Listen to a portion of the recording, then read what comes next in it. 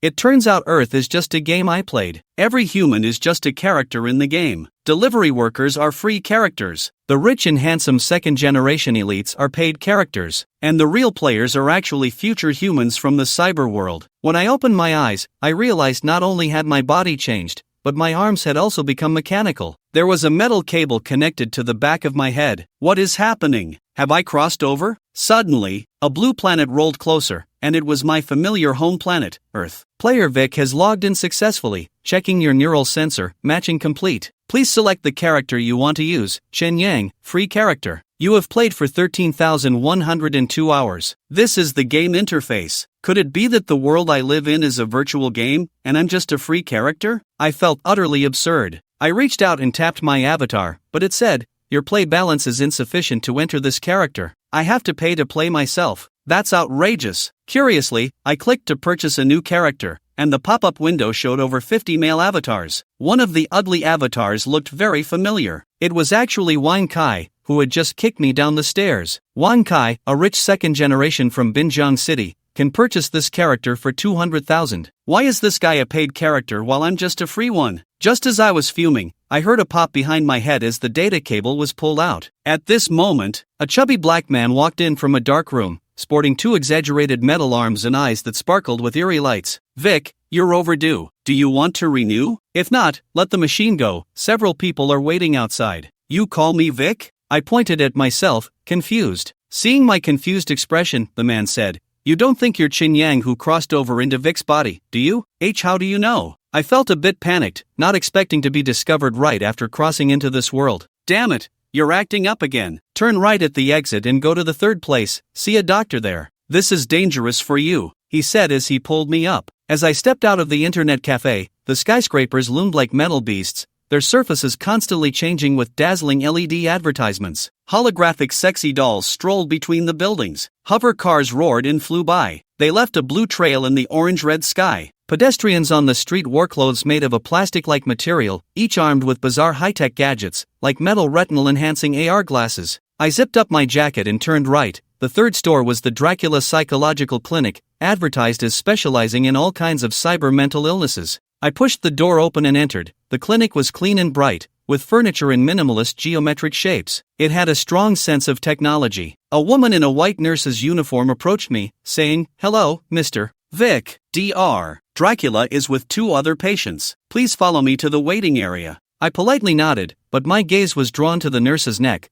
where a pink barcode lizard tattoo was visible. I scratched my head and walked to a waiting area filled with broadleaf plants and fabric sofas. In the waiting area sat a female patient who looked about 17 or 18, with bizarre hair. A ring of metal wires circled her temples, and she had 3 lip rings. I couldn't appreciate this kind of aesthetic. I nodded at the girl and sat down on a sofa near the broadleaf plants. Thinking that the Earth world was actually a virtual game and that I was just a free character in the game, a sense of absurd unreality coiled around me like a python. To relieve my stress, I lifted my hand and fiddled with the leaves beside me, only to see my metal fingers pass through them, leaving a faint light spot on the leaf. This tree was actually an illusion. The girl sitting across from me pointed to a projector on the ceiling, saying, "That tree is augmented reality. How could this shabby clinic have a real tree?" He scrutinized my appearance. Smiling, he asked, "What's your name?" "Although this body is called Vic, I don't identify with it. My name is Chen Yang." "Well, that's quite a coincidence." The girl smiled oddly and said, "I'm also named Chen Yang. I graduated from Binhai University and I'm currently working at Shandong Logistics." "You're also Chen Yang?" I was completely bewildered. "That's right, I'm also a free character from Earth,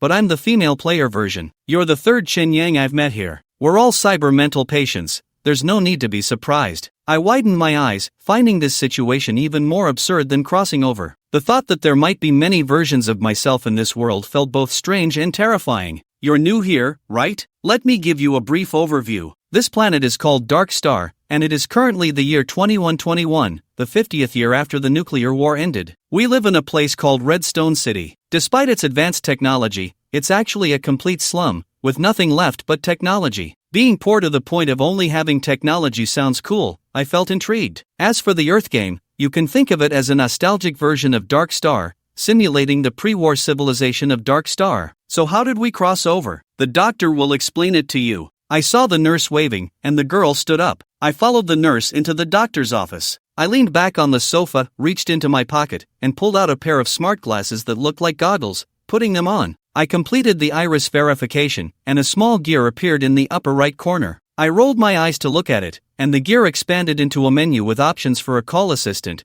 augmented reality personal account settings, and more. I forgot my identity anxiety and shifted my focus to the smart glasses. These glasses were produced in 2109, making them a 12-year-old product, yet they still amazed me. What shocked me even more was that this guy named Vic was so broke that he only had 280 left. Judging from the spending records of the past week, he had been spending every day in the internet cafe without working. As I was examining the smart glasses, the nurse approached me and said, "Mr. Vic, you can see Dracula now." I followed the nurse to the doctor's office. While wearing the smart glasses, I noticed a barcode on the nurse's neck, which scanned and revealed some information. Blue Whale Life Biomimicry Model 3, Biomimetic ID, Inner 9215. Data check date, June 20th, 2121. Current status, safe. This nurse turned out to be a cyborg. Upon reflection, her mannerisms and micro-expressions while speaking did seem somewhat rigid. I walked into the office in surprise, where Dracula, dressed in a white coat, was waiting behind the desk. "It's good to see you again, Vic. From your expression, it's clear you are no longer the Vic I knew. It's better to call you Chen Yang, right?" "That's correct." I sat down across from the doctor, wondering what was wrong with me and what illness I had. "It's a form of personality recognition disorder, a deteriorating symptom of cyberpsychosis." To put it simply, Vic became so immersed in the Earth game that he unintentionally created the Chen Yang personality based on the character's setting. When he detached from the game and returned to reality, the Chen Yang personality continued to dominate the body, leading to the phenomenon of the game character crossing over into reality. If my personality recognition disorder is cured, does that mean Chen Yang, or the current me, will die? Yes, the dual personality of cyberpsychosis has a use it or lose it characteristic. If you continue to dominate the body, Vic's primary personality will gradually die off over time, and vice versa. If I want to live as the Chen Yang personality, do you have any suggestions? Can I take that to mean you want your condition to worsen?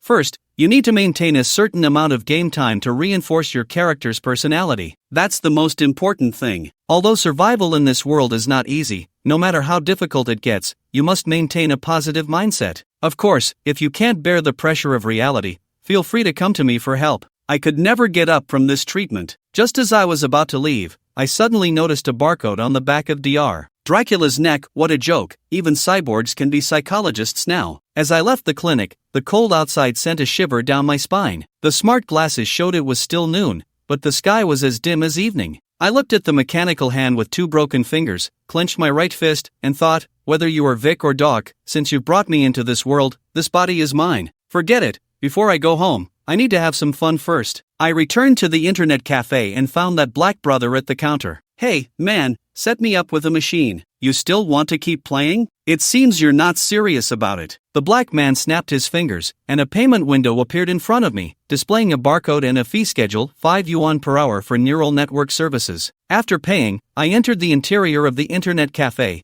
which looked like a ghostly mortuary. I found an unoccupied reclining chair, adjusted myself into a comfortable position, pulled out the cable from the machine with my left hand, and plugged the metal connector into the port at the back of my neck. In an instant, the game's interface appeared before my eyes. Player Vic successfully logged in, checking your neural sensors. Matching complete. Please select the character you wish to use. Chen Yang, free character. You have played for 13,102 hours. Your current network balance is 4 hours. You can enter the game now, with 2 paid options available. There are also paid options. I clicked to take a look, and a mall-like interface popped up before me. The first category of goods is cash recharge at a 1:5 ratio, exchanged for Earth currency. The second category includes purchases such as physical abilities and other additional attributes. The third category is purchasing characters of the opposite sex. It's all too real. What they say about enduring hardship to become a better person, or that hard work pays off, is just nonsense to fool the foolish. With money, you can obtain everything. Unfortunately, I have no money. I sighed helplessly, carefully read the game instructions, and clicked to enter the game. Suddenly, the earth before my eyes began to spin and enlarge,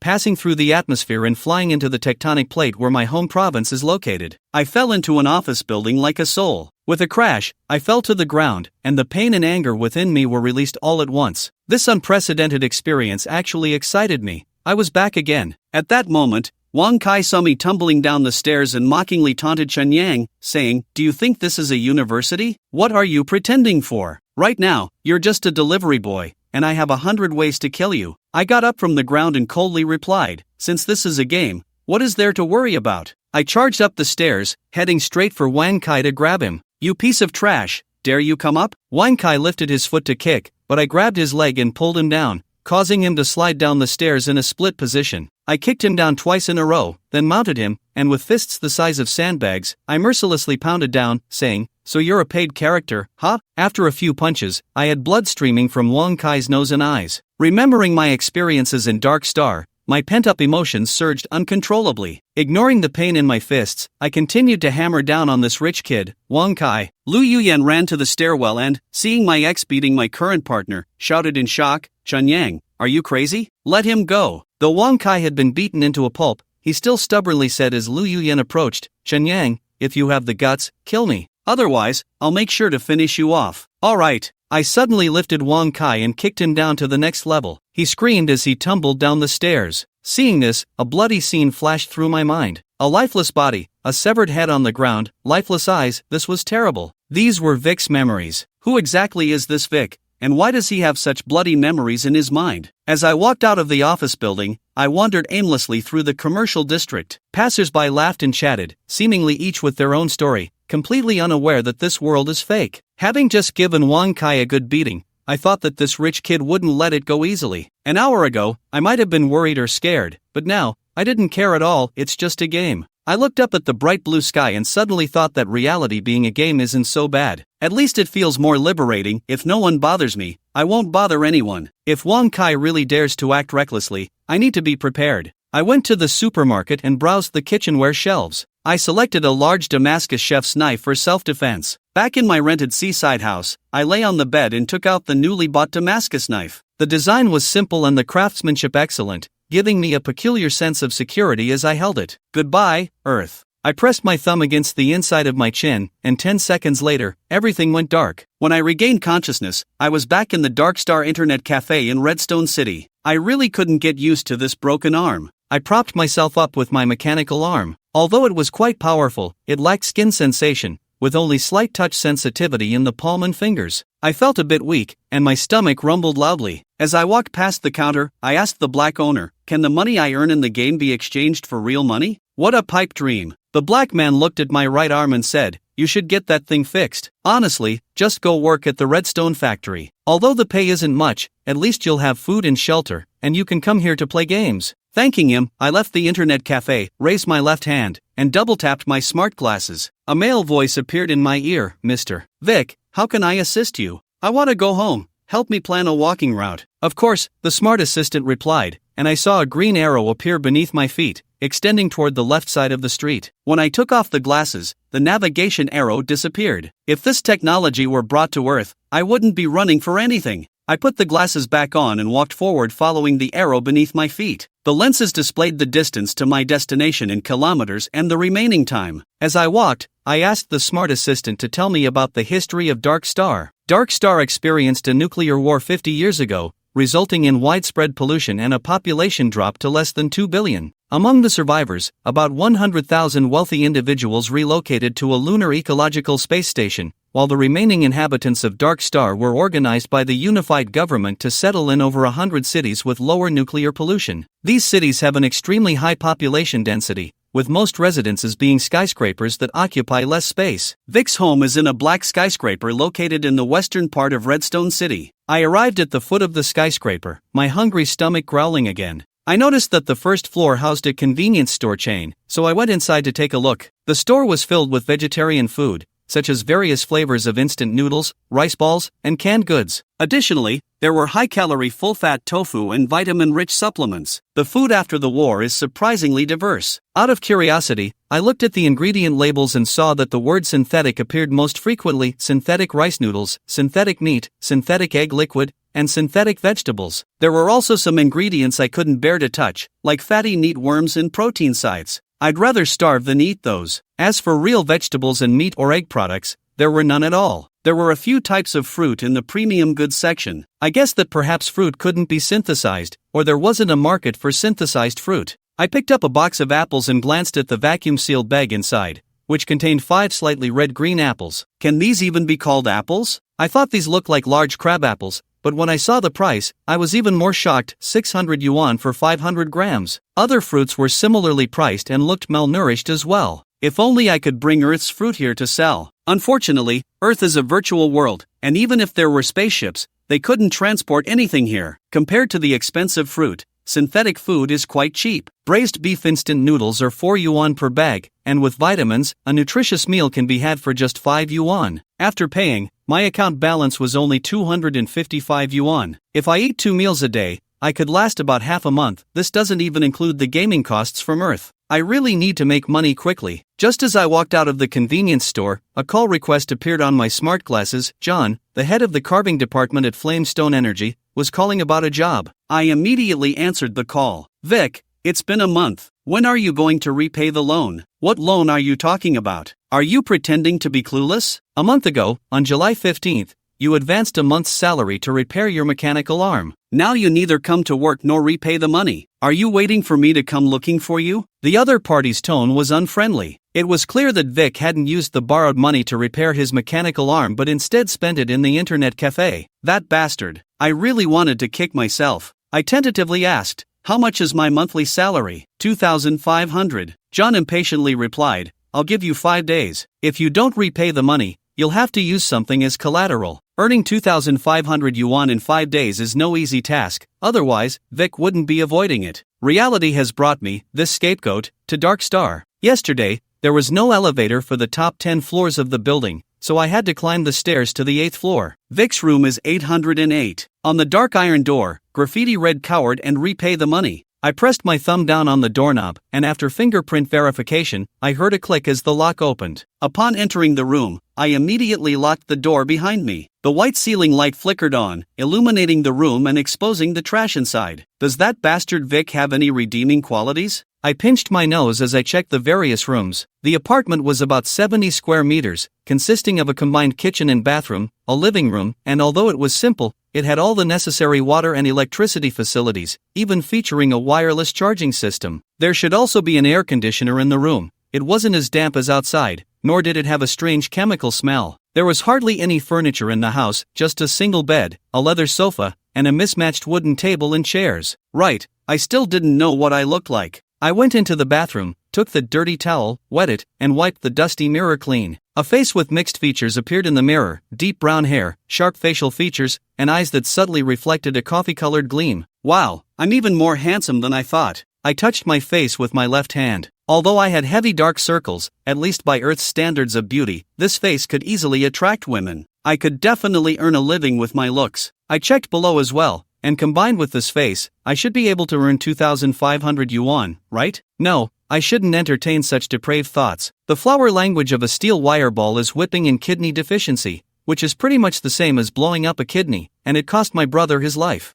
My stomach reminded me to hurry up and cook some noodles. The instant noodle cake had an even texture that felt like plastic, but it did smell a bit like wheat. Inside the package, apart from the noodles, there was only a seasoning packet, which contained braised beef-flavored wontons and 3 pieces of dry beef jerky, probably also synthetic. I had no expectations for its taste. As the pot of noodles bubbled, I cleaned the room while switching on the AI assistant in my smart glasses, asking how to earn a lot of money in a short time. Maximizing profits in a short time is one of the most frequently asked questions. You see, 95% of the world is poor, so such methods simply don't exist. What about using illegal means? At this point, I can't afford to be picky. You're joking, right? Using illegal means to make money is a privilege reserved for the rich. I think you should just be a good, law-abiding person. The smart assistant continued, while success cannot be replicated, it often has one commonality: luck. You could try going to the lunar garbage dump to scavenge. The lunar garbage dump. I went to the kitchen to turn off the heat and brought the pot of noodles to the wooden table. The privileged class of Dark Star resides in the lunar space station. Their household waste is not processed on the moon but is instead dumped on Dark Star through logistics support. These guys are really bad.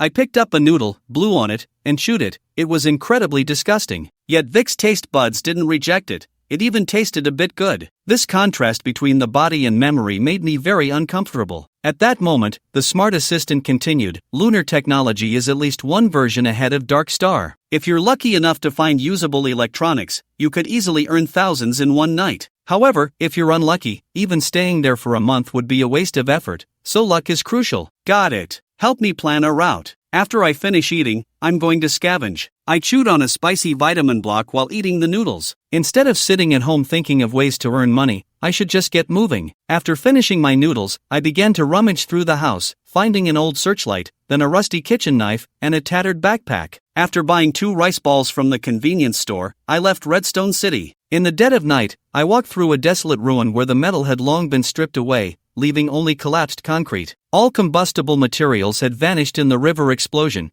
and there were no cockroaches or rats. This land was lifeless, showing no signs of revival. As I walked through the ruins of the city, a rotting stench gradually filled the air. "Vic, you should pick up the pace, otherwise, you won't catch the fresh garbage," the smart assistant urged. "Do you know how long I've been walking? I'm sweating all over, and the searchlight in my hand is getting heavier. My legs are slipping. As of now, you've been walking for 8 hours, 32 minutes, and 12 seconds. Just imagine, there are 2,500 people ahead waiting for you to scavenge. That should motivate you. There's an old saying, there are treasures in trash heaps, beauty among the rubbish." Shut up, I'm too tired to talk. If only I could find some gold bars. I motivated myself and began to quicken my pace. A mechanical hum sounded in the distance, and I immediately turned off the searchlight. I saw a person riding something like a hoverboard, flying low toward the garbage dump. It looked like a professional scavenger. Just as I was on my guard, my smart glasses scanned the person's flying device and inappropriately pushed an ad, AM35 low-altitude hover version, hot sale for 8,999 yuan. Can we be a bit smarter here? Do you think I can afford that? I complained. For safety reasons, I took the knife out of my backpack. As the stench in the air grew stronger, the garbage dump gradually rose in the darkness, casting an imposing shadow. Old metal parts appeared one after another beneath my feet, along with cracked plastic containers and spoiled food scraps. Suddenly, a dull roar reverberated overhead, the pressure waves making my scalp tingle. A dark shadow appeared in the dim night sky, growing larger with each roar, as if a huge hole had been drilled into the night sky. It was enough to make anyone shudder. That was the garbage pipeline from the lunar space station. Those bastards on the moon weren't processing the garbage up there. Instead, they were laboriously dumping it onto the home planet. What arrogance! I felt a surge of inexplicable anger. With a rumble, the black hole spewed out a mass of garbage, crashing to the ground like a nuclear bomb, creating a wave of air bladders. The flying debris scattered everywhere, covering the entire garbage dump,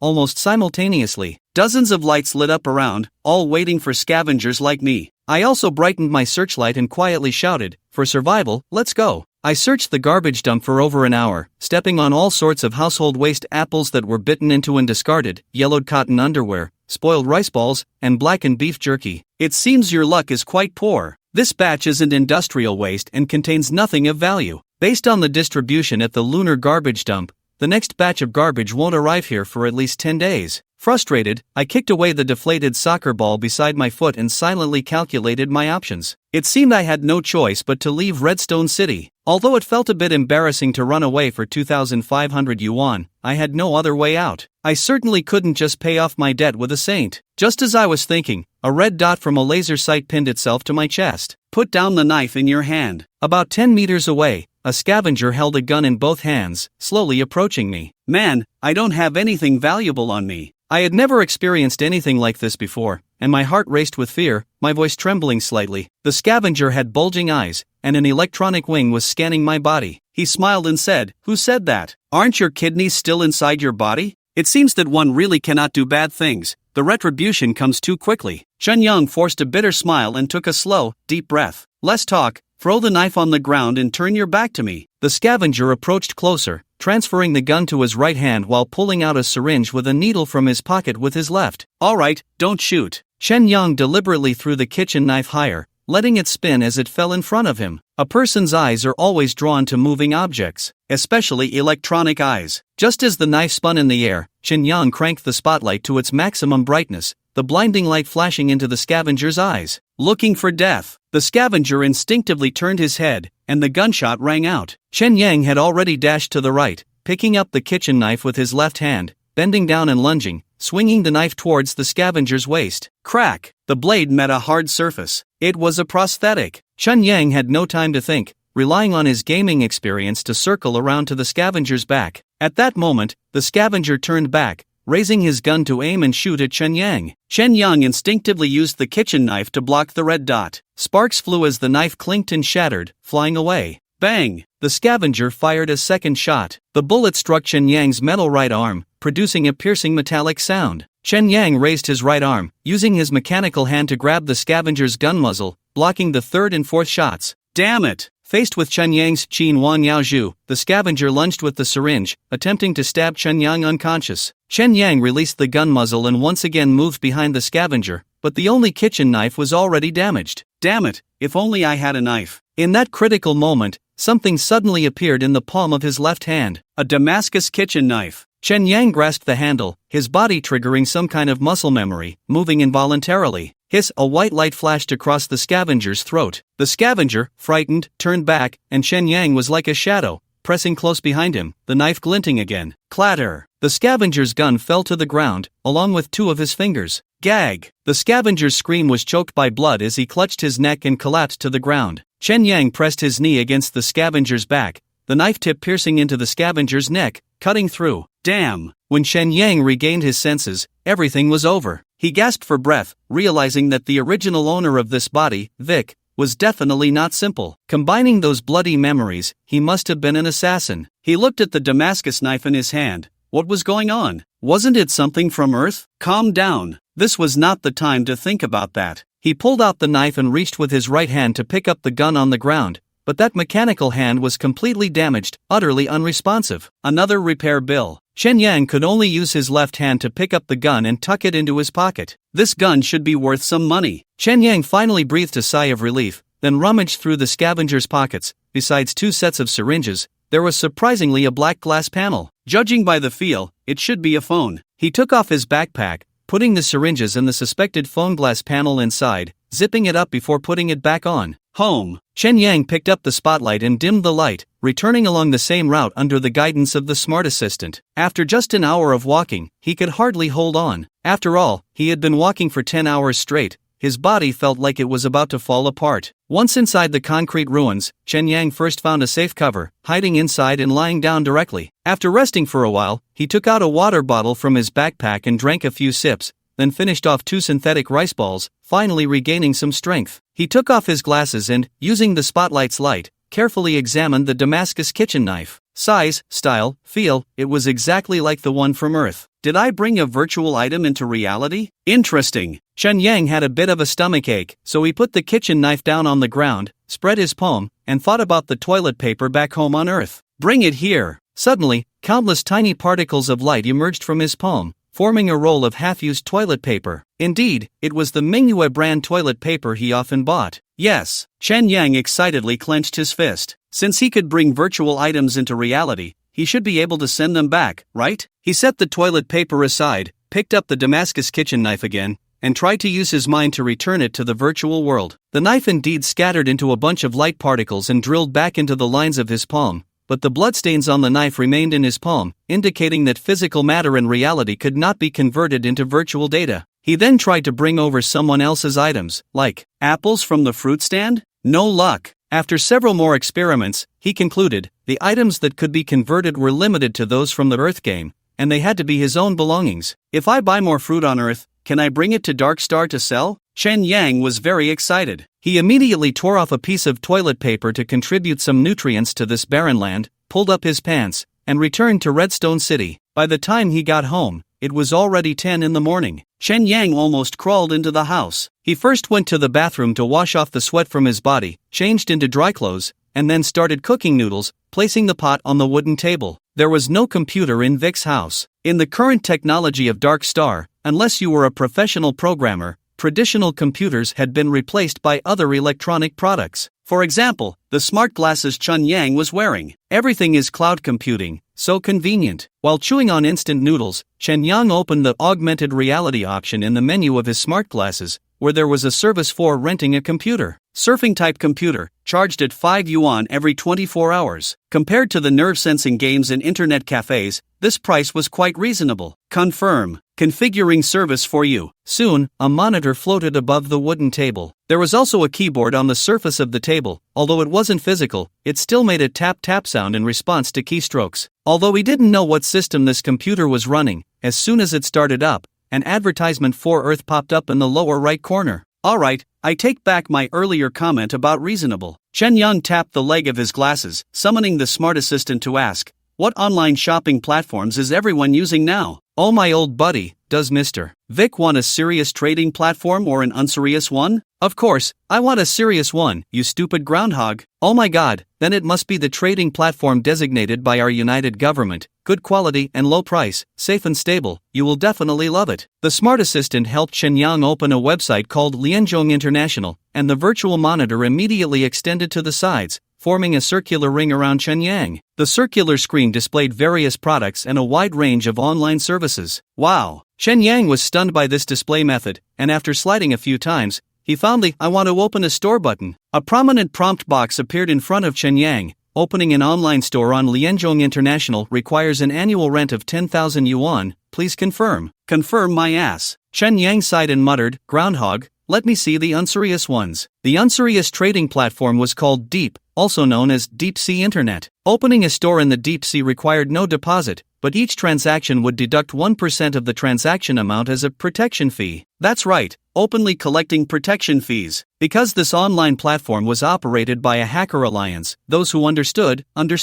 Compared to Lianzhong International, Deep Sea Interconnection enforces anonymous transactions and also offers confidential shipping services, with transaction volumes far exceeding those of Lianzhong International. It seems everyone enjoys something a bit unorthodox. As a science and engineering guy, Chen Yang knows well that there is no such thing as network security in this world, but with no other options available, he registered an account on Deep Sea Interconnection under the name Vic886. As for what to sell, Chen Yang first thought of fruits. Dark star fruits are scarce, while those from Earth are easy to buy, store, inconspicuous, and consumable. So, he filtered the product list for the best-selling fruits, and naturally, apples topped the list. Although fruits like strawberries are easier to grow, they are also more fragile, overly picky about soil, temperature, and light, with shorter shelf lives and poorer storage capabilities. Given the current low-temperature environment of dark star, sturdy, cold-resistant, and easily stored apples are clearly more suitable. The best-selling variety is the Guoguang apple, priced at 680 yuan for 500 grams,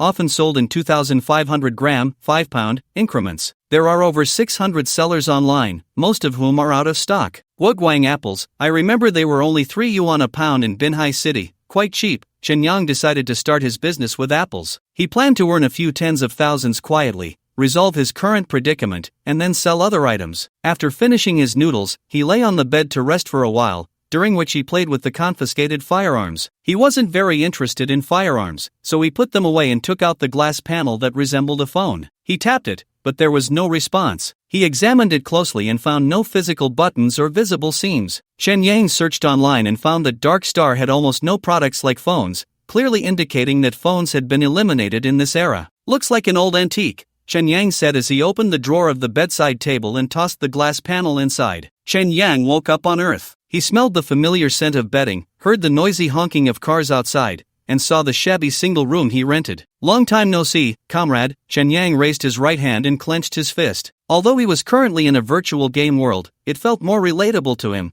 Dark Star seemed more like a game. Brain-machine interfaces, augmented reality, prosthetics, scavenging, killing. These bizarre experiences gave Chen Yang the illusion that over there is the real game. He sat up, and the Damascus kitchen knife that had been right there was already gone. He got out of bed and went to the bathroom, but that half roll of toilet paper was also missing. Could it be that all this game data has been in my head? Otherwise, how could it possibly affect the game company's server data? Chen Yang stopped dwelling on the matter of the golden finger, took his phone, and went downstairs, heading straight for the nearby farmer's market. He originally planned to squander his money and start a new round, but now that he had a golden finger to make money, he was no longer afraid of Wang Kai's situation. At worst, he could play this round like GTA, and if he found himself in a dead end, starting a new round wouldn't be too late. However, he decided to put off the footbath city plan for a while. To compensate for his desires, Chun Yang bought a luxurious hand-grab pancake, savoring its sweetness as he strolled through the fruit stalls. "Hey, little brother, what fruit do you want to buy?" The enthusiastic shopkeeper's wife initiated a conversation. "Apples. We have freshly arrived Fuji, Huanggi Wanchue, Jonagold." "No need, I just want the cheapest guaguang." Chen Yang chewed on the pancake as he walked toward the corner of the fruit stall. "You really like guaguang, huh?" The shopkeeper's wife guessed Chen Yang wanted to buy something cheap and quickly said, "These guaguang are just right to eat now, not sour. If you want them, I can give you a discount, 3 yuan a pound. Money isn't the issue, it's just this fruit." Chen Yang picked up a few and slowly shook his head. "Little brother, I have even better ones in stock, let me get them for you." The shopkeeper's wife turned to leave. "No, wait a minute, sister." Chen Yang called the boss lady and picked up an apple, saying, "This fruit is still too good. Do you have any smaller ones? The more lumpy the better." "Little brother, buy a bit more, and I'll give you a discount." The boss lady misunderstood Chen Yang's intention. "Sister, to be honest, I'm buying apples for." Chen Yang didn't want to continue the misunderstanding, so he simply said,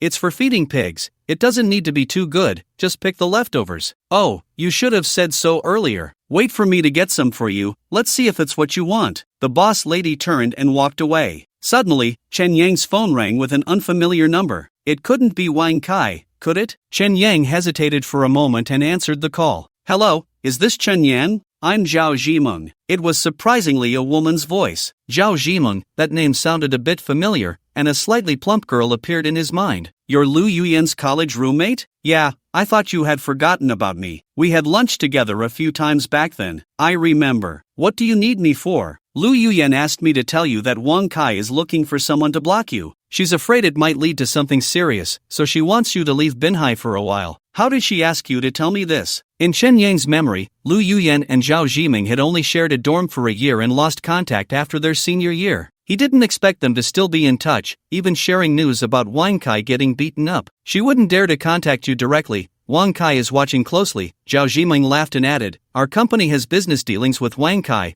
and Lu Yuyan secretly asked me for help." "Ah, thanks then." Chen Yang didn't take Wang Kai's matter to heart. After all, in his paid services, he could directly purchase skills like sanda, judo, and wrestling. As long as he made money, all problems would be easily solved. "Chen Yang, I heard you beat up Wang Kai pretty badly. Is it that you're rekindling old feelings for Lu Yuyan?" Zhao Zhimeng asked jokingly. "Rekindling my ass. That guy Wang Kai is just insecure. He made the first move." "Really?" Zhao Zhimeng paused and said, "I remember you were quite good to Lu Yuyan in college. Our dorm was quite envious of you too. By the way, you weren't hurt, were you?" This sounded a bit off. Chen Yang thought carefully but still couldn't recall Zhao Zhimeng's appearance, smiling as he said, "I'm fine, thanks for reminding me." Hearing that Chen Yang was about to hang up, Zhao Zhimeng hurriedly said, "Chen Yang, let's add each other on WeChat. We should keep in touch as old classmates." "Sure, goodbye." When he saw the boss lady returning with a cardboard box, Chen Yang immediately hung up the phone. "Little brother, these are all the leftover small guaguang apples. Do they suit your taste?" The boss lady opened the box, revealing small, unattractive guaguang apples. Yes, this is exactly what I want." Chen Yang picked one up and looked at it.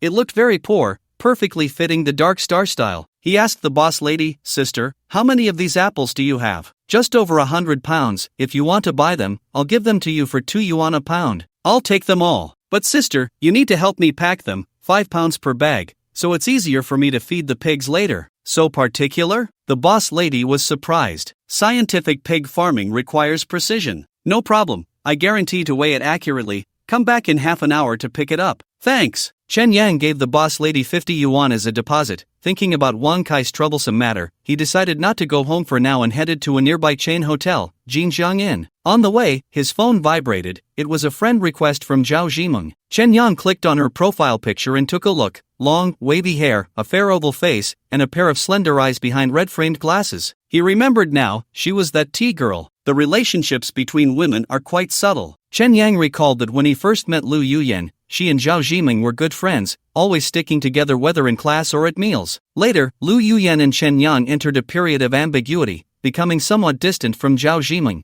although they often mentioned her in their conversations. They hinted that Zhao Zhimeng was a bit of a green tea girl. They also said that Zhao Zhimeng's boyfriend came from a wealthy family, was considerate and generous towards her, and that they would get married right after graduation. However, Chen Yang only found out at graduation that Zhao Zhiming didn't actually have a boyfriend at that time. Everything was a lie fabricated by Lu Yuyan to guard against her good friend. Now, due to work reasons, the two of them had become friends again, posting photos of their shopping trips together on social media. Women are really practical, Chen Yang sighed. Zhao Zhiming chatted with him on WeChat, superficially speaking well of Lu Yuyan, but actually subtly criticizing her for being vain and materialistic. Actually, I envy Lu Yuyan quite a bit. She enjoyed love while in college and then pursued her career relentlessly after graduation. Women like her are rare. Unlike me, I'm often told I have a love-struck brain. Chen Yang casually responded to Zhao Zhiming, entered a convenience store, bought 2 pairs of underwear, a large pile of instant noodles, ham sausages, milk, and mineral water. Since his golden finger could bring in goods, he no longer touched synthetic food. He carried these items into Jinjiang Star, and the hotel receptionist, seeing Chen Yang in a charmed uniform and carrying a large pile of instant noodles, hurried over and said, "Hello,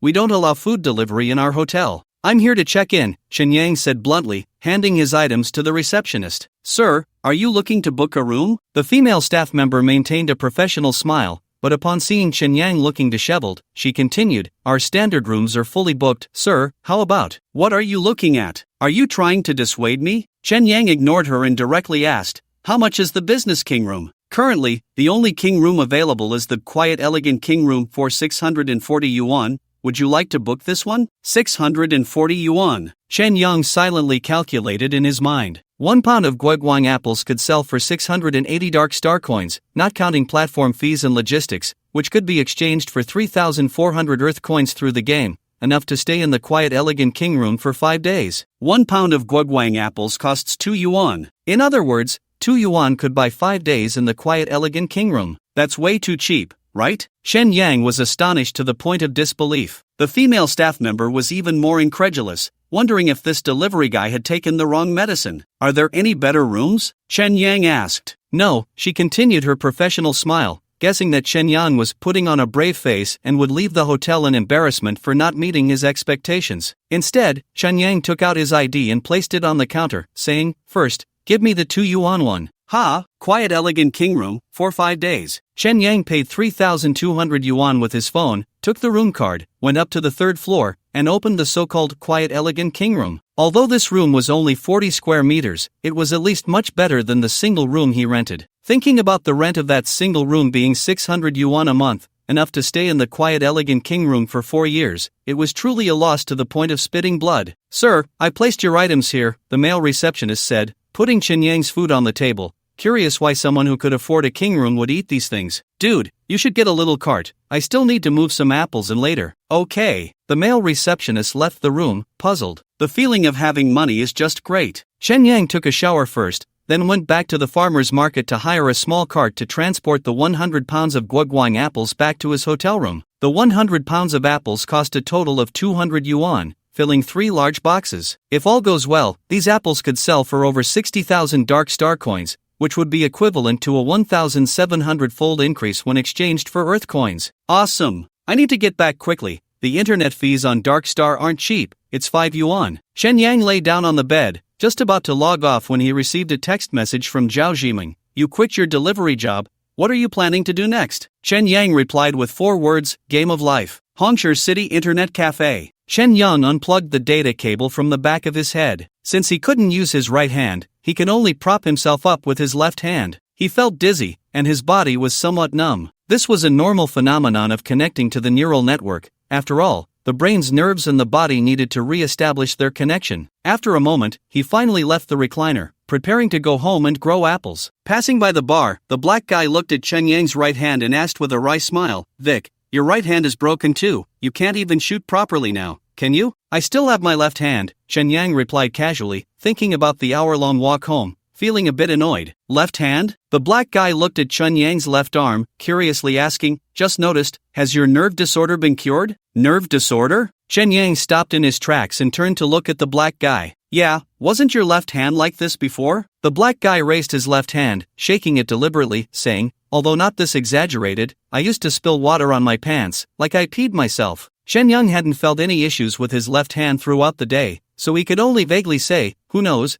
maybe heaven took pity on me and let it heal itself." After saying that, he waved goodbye to the black guy and walked out of the internet cafe. Nerve disorder. Shen Yang gained another key piece of information about the original owner of this body. Through the Smart Assistant's query, he learned that nerve disorder is actually a psychosomatic illness, often stemming from a significant psychological blow, manifesting as psychogenic nerve disturbances in the body. This was also the reason Shen Yang couldn't feel it. He speculated that Vic was originally a mercenary or assassin. He must have suffered severe injuries in a battle, losing not only his right arm but also developing a nerve disorder in his left hand, ultimately fleeing to Hongshire City to do hard labor. No wonder his contact list was so empty. Shen Yang looked at the dim orange sky, feeling that so much had happened that day, as if in a dream. He yawned and groggily returned home. Although he wanted to sleep, he had to make every second count. If he didn't earn 2,500 yuan within 5 days, he would be in trouble. Shen Yang tossed his smart glasses into a drawer, then went to the corner of the room, opened his left hand, and envisioned the 3 boxes of apples. His palm felt a bit itchy, and countless light particles drifted from his palm lines, condensing into 3 rectangles. Thud! The 3 boxes of apples fell to the ground with a heavy sound. Shen Yang opened the boxes to check. Inside were black plastic bags, each containing guoguang apples bought from the farmer's market. Success! Shen Yang breathed a sigh of relief, immediately stuffing the 3 boxes into the kitchen cabinet, taking out only 1 bag of apples to place on the table. He then went to the bathroom to wash his face, feeling more alert before putting on his smart glasses, taking the apples out of the bag, and photographing them with the camera. He logged into Deep Sea Internet on the virtual computer, using the photo to post a new product, guoguang apples, 2,500 grams, priced at 3,400 yuan. Stock, 20. Shen Yang checked again, confirming that the price and appearance of the apples were unremarkable, then clicked the list button. So tired. Shen Yang hadn't slept all day. He lay down on the bed, took off his glasses, and after closing his dry eyes, he could no longer open them. He fell asleep almost instantly. In his dream, he was in a bustling city, riding a motorcycle through the streets. He felt someone hugging his waist. Shen Yang looked in the rearview mirror, but he couldn't see anyone behind him, yet the feeling of being tightly embraced around his waist was exceptionally real. Boom! The motorcycle suddenly leaped up, plunging into darkness. Shen Yang opened his eyes in fright, hearing the prompt from his smart glasses.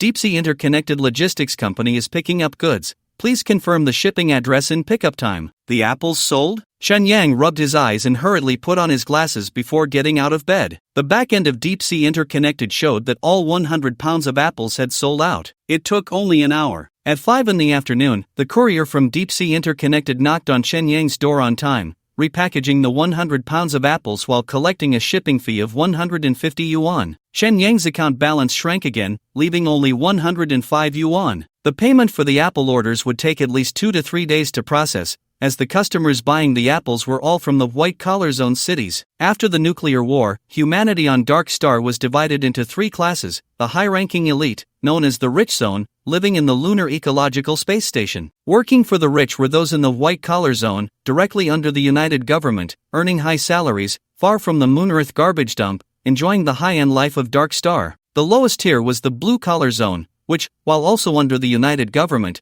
was actually governed by various multinational companies. For instance, the Redstone City where Shen Yang lived was actually a giant industrial park of the nuclear energy company. 70% of the people in the city worked for the nuclear energy company, earning low wages, only able to fill their stomachs with synthetic food, as high-consumption goods like fruit had too low a cost-performance ratio and no market. After all, there was a game called Earth to comfort them. If they wanted to eat well, they could just go into the game, with no need to actually eat fruit. As for the resulting cyberpsychosis, no one cared. Shen Yang waited patiently at home for 2 days, and while showering, he discovered that Vic had 7 scars from bullets on his body, with a pair of bloodstained wings tattooed on his back wrapping around to his chest. Considering that Vic might be a hitman, these tattoos seemed quite reasonable. Even if he wasn't a hitman, tattoos and cybernetics were 2 major aesthetic features of cyberpunk culture, which was one of the reasons Shen Yang found it hard to accept this world. Over the past 2 days, he had cleaned his home thoroughly, eating instant noodles and milk from Earth when hungry, and searching online for various information every day, trying to adapt to this future world as quickly as possible. On the 5th day after his crossing, profits from various orders began to arrive, and after deducting a 1% commission and logistics fees, the net profit from the 100 pounds of guoguang apples was 61,050 yuan. Shen Yang immediately repaid the 2,500 yuan debt to the Red Stone Factory, saving his own skin. When John asked where he got the money, Shen Yang simply said he found something valuable in the garbage dump. That morning, Chen Yang headed to No. 9 Street, the most prosperous commercial area in Redstone City, where the flagship stores of major tech companies were gathered. No. 9 Street was crowded with pedestrians, filled with bizarre advertisements. Above, there was a holographic projection of Earth, and huge humpback whales drifted between the buildings, while several underground idol groups performed on the street. The idol culture on Dark Star was rampant. Due to advanced bionic technology, fans could bring home a replica of their favorite idol. Technology changes life. Chen Yang sighed again about the importance of money. He didn't spend too much time on the idol performances. As a Yanghua, his first concern was his severed arm, and only then the sculpture brother. Guided by the smart assistant, Chen Yang followed the arrows to find a prosthetic company called Gecko Technology. Gecko Technology was a small to medium-sized enterprise that focused solely on the realism of prosthetics, making it the most cost-effective choice among all lifestyle prosthetics. A scruffy middle-aged man approached him and, seeing Chen Yang's damaged right arm, asked, "Hey buddy, want to try our company's prosthetic arm? Can it replicate the same sense of touch as a real arm?" Chen Yang looked at the high-fidelity prosthetics of eyes, arms, and legs on the counter and walls, feeling a bit creeped out. "Just like a real arm?" The middle-aged salesman slowly shook his head and smiled, saying, "Our company's latest sensor Type 3 has already surpassed the nerve feedback of the human body itself." He casually put his arm around Chen Yang's shoulder and whispered in his ear, "If you use it to touch a woman, you will definitely have a different experience. Can I try this sensor Type 3 you mentioned?" Chen Yang felt a bit tempted. Of course. The middle-aged salesman took out a white arm and introduced, "This is a sample of the sensor Type 3. If you decide to buy it, we will customize it just for you. Let's try it out first." As he spoke, he led Chen Yang to the workshop behind the counter, unscrewed his right hand, and replaced it with a tool hand made entirely of screwdrivers. Once Chen Yang lay back in the chair, the salesman began to remove Chen Yang's mechanical right arm, continuing, "This type of tool arm cannot be worn for long periods. Its weight and tactile feedback can disrupt your brain's nerves, causing issues with your left hand as well." "Does the sensor Type 3 have side effects?" Chen Yang asked. "We use desensitized materials, and the weight will match your left arm. The only side effect is..." The middle-aged salesman smiled proudly as he removed Chen Yang's right arm, saying, "Because its tactile sensation is so good, you will gradually come to dislike your own left hand." That shouldn't be a problem, Chen Yang thought. How would I use my golden finger without a left hand? He turned his head to look at his right shoulder, seeing the prosthetic arm interface for the first time. Aside from 3 nerve sensor cables, the metal connector in the middle was no different from a Lego toy joint. At that moment, he also felt that the bones in his right shoulder and spine were supported by metal. The middle-aged salesman quickly connected the sensor Type 3 to him and pinched the skin on his forearm, asking, "How does it feel?" "It hurts." Chen Yang felt the pain from the pinch on his right arm. He tried to scratch his nails, and the subtle sensation felt no different from a real arm. He clenched his fist again, and the power gathered in his palm was even stronger than that of the tool arm. The middle-aged salesman picked up Chen Yang's old arm and said, "This arm was specially made for red stone carving. It has no advantages except for being heat-resistant, and it can't compare to our company's arms." "Weren't you saying its tactile sensation is more sensitive than a natural arm?" Chen Yang touched his left hand with his right, feeling no difference. "Because the current sensitivity is at 75%. I'll adjust it to 100%, and you'll feel like Spider-Man." The middle-aged salesman tapped a few times on a tablet. Chen Yang instantly sensed every pore in his right arm amplifying, and the faint airflow in the store became exceptionally clear. Additionally, he could feel the subtle wrinkles on his wrist with his right index finger, and the temperature difference between his palm and the back of his hand was very noticeable. In contrast, his natural left hand felt very dull. "It feels so subtle." He found it incredible and quickly asked, "How much is this sensor Type 3? The basic model is 35,000. You can also customize other features, like embedding a multifunctional display, upgrading the battery, or directly purchasing the top-spec Plus version for just 50,000. The middle-aged salesman patted Chen Yang's shoulder and said with a sense of nostalgia, "You should know that for the same configuration,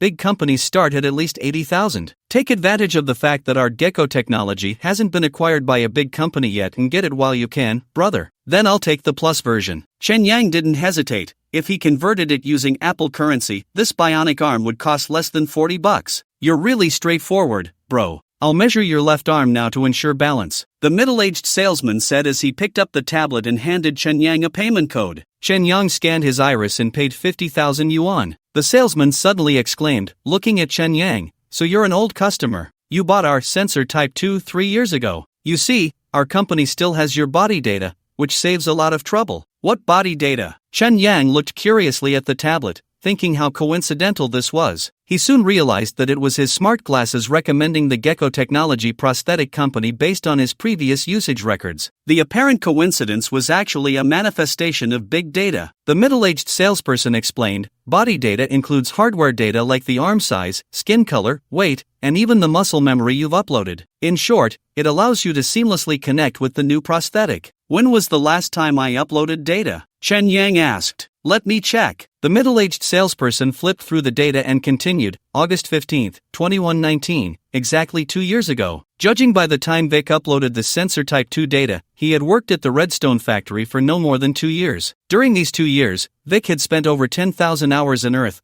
playing at least 9 hours a day. With such a level of neural network connection, it's no wonder he developed severe cyberpsychosis. Shen Yang didn't want his body to retain Vic's memories and told the attendant, I don't want to load the body data from the server. I want to start everything over. No problem. I'll measure your arm again right away. The middle-aged attendant led Shen Yang to a body scanning device and had him extend his left arm into the machine. Soon, a model of Chen Yang's left arm appeared on the tablet, along with the relevant data. He looked at the data and said, looks like the guy is left-handed. Compared to 2 years ago, the muscle tissue has weakened a lot. Remeasuring the data is the right call. Vic was left-handed. This was evident when he killed that scavenger in the junkyard. Is the new right palm print consistent with the left? Chen Yang asked. The default texture is a replica, but you can also define it directly. Just sketch a rough idea from memory. No need, just make it like the left hand. Shen Yang hoped the right hand could also use the golden finger transformation function. Drawing complete. The middle-aged attendant turned off the scanning device and, while operating the tablet, said, I'll place the order now. After the factory makes it, it will be shipped here. It will take about 10 hours. The middle-aged attendant patted Chen Yang's right arm and added, you can use this trial product for now. Just return it when you come to pick up your order. Chen Yang glanced at the time. It was 10 a.m., and 10 hours later would be 8 p.m. Then I'll come back to pick it up tonight. Chen Yang left Gecko Technology and wandered around Street 9. As he entered various malls, he experienced a more detailed cyberpunk culture, such as tattoo shops, decorative prosthetic processing, and lifelike bionic pet stores. Chen Yang was surprised to find that many common brands from the Earth game, like Are You Hungry?, Fishing in the Sea, and Rice Technology, had corresponding companies in reality. It seemed that there was a significant amount of advertising business in the game Earth. Even a free character like Chen Yang was generating profits for the game company. As elements from Earth continued to appear in reality, Chen Yang felt a blend of illusion and reality, even questioning his own existence. To pass the time, he found a low-key hair salon in the mall, intending to cut off Vic's beggar-like long hair. Despite Chen Yang repeatedly emphasizing that he wanted a simple, low-key hairstyle, Teacher Tony still seized the opportunity to show off his skills, not only dyeing his hair gray white but also writing the English letters VIK above his left temple. Thankfully, he didn't ask me if my name was Chen Yang. After leaving the hair salon, Chen Yang bought a new outfit in the mall. In the age of technology, clothing is increasingly leaning towards electronic products, with both apparel and accessories featuring additional functions that often surpass their decorative purposes. As a result, clothing stores are now more commonly referred to as equipment stores, with all garments categorized by model rather than style. The black coat he just bought is full of technological flair. It not only allows for customizable textures and patterns but also has built-in surround sound in the hood and an electronic heating function in the lining, sufficient to handle the low temperatures of all seasons in the Dark Star. He overheard the staff chatting about optical cloaking garments, a type of high-tech clothing. However, such items are not available to the average person. They are considered military supplies and, like firearms, are classified as contraband, at least in name. Chen Yang watched an idol girl group's performance on the street before finally finding the official flagship store for the game Earth. This flagship store occupies 5 entire floors of the building, with the first floor selling various gaming equipment, the second floor offering game-related merchandise, and the 3rd to 5th floors dedicated to gaming experience zones. Ah, my dear Earth. Chen Yang felt a sense of coming home as he looked at the floor guide. As soon as he entered the store, he was taken aback. A Chen Yang was walking towards him. Welcome to Earth, I am your old friend Chen Yang. Chen Yang, you bastard. Seeing that this staff member looked exactly like him in the game made Chen Yang feel like a counterfeit, his mood plummeting to the depths. Curiously, he asked, are you a replicant? Of course, all characters in Earth are virtual digital lives. The staff member smiled warmly and gestured inside the store. Please come in, Mr. Vic, how do you know my name? Chen Yang was surprised and then pointed to his eyes. Did you scan my iris? To provide better service to users, We have specified in the game terms of Earth that in the official flagship store, there is no need to apply, we can directly scan the user's iris. The staff member maintained his smile and politely said, Mr. Vic has played for 13,107 hours in the game. It seems you really like my character. Please change my staff member, I can't stand your face. Chen Yang took off his glasses and rubbed his eyes, feeling for the first time that his own face was so annoying. I understand your feelings. Please wait a moment. The staff member who looked like Chen Yang then entered the store. Damn, I feel like I'm surrounded by Fujiko everywhere I look. Chen Yang complained as he entered the store, and as a familiar fragrance approached, Lu Yuyan came to Chen Yang's side. Hello, may I serve you? Damn, that Chen Yang bastard did this on purpose, right? Chen Yang had watched some game resources for Earth over the past few days and knew that this game had no storyline, characters move through the world like chess pieces, and significant changes could occur due to some butterfly effect. On the surface, players had a high degree of freedom, but limited by time, space, and funds. The number of people they could interact with was not many, among which Lu Yuyan was quite special. At the start of the game, she appeared as the protagonist's current girlfriend, making her the easiest character for players to pursue. Therefore, Lu Yuyan was very popular among the player community, and even the flagship store had her staff image. Chen Yang carefully examined the ex-girlfriend. Although her appearance and figure were consistent with the game, her skin tone seemed a bit whiter, and the texture of her skin appeared more delicate, which seemed to be a characteristic of replicants. Suddenly, Chen Yang had an idea and tentatively asked, Excuse me, does your game company sell replicants of game characters? We are a game company, we do not have a replicant business, Lu Yuyan replied with a smile. Chen Yang deliberately glanced at the back of her neck, and the smart glasses scanned and displayed, Blue Whale Life Bionic Type 3, Bionic ID Sale 8479, Data check time, June 24, 2121, current status, safe. Just like the nurse at the Dracula Psychological Clinic, she was also a bionic person made by the Blue Whale Life Company. He tried to guess, is it because the profit point for Earth companies lies in the games? That's just one of the reasons. The specifics are quite complex. For instance, the competition between neural networks and digital networks for users, and the patents for making bionic people are mostly held by idle companies, while our business overlaps significantly with idle companies. So, Lu Yuyan shrugged and said helplessly, user experience is sacrificed due to commercial competition,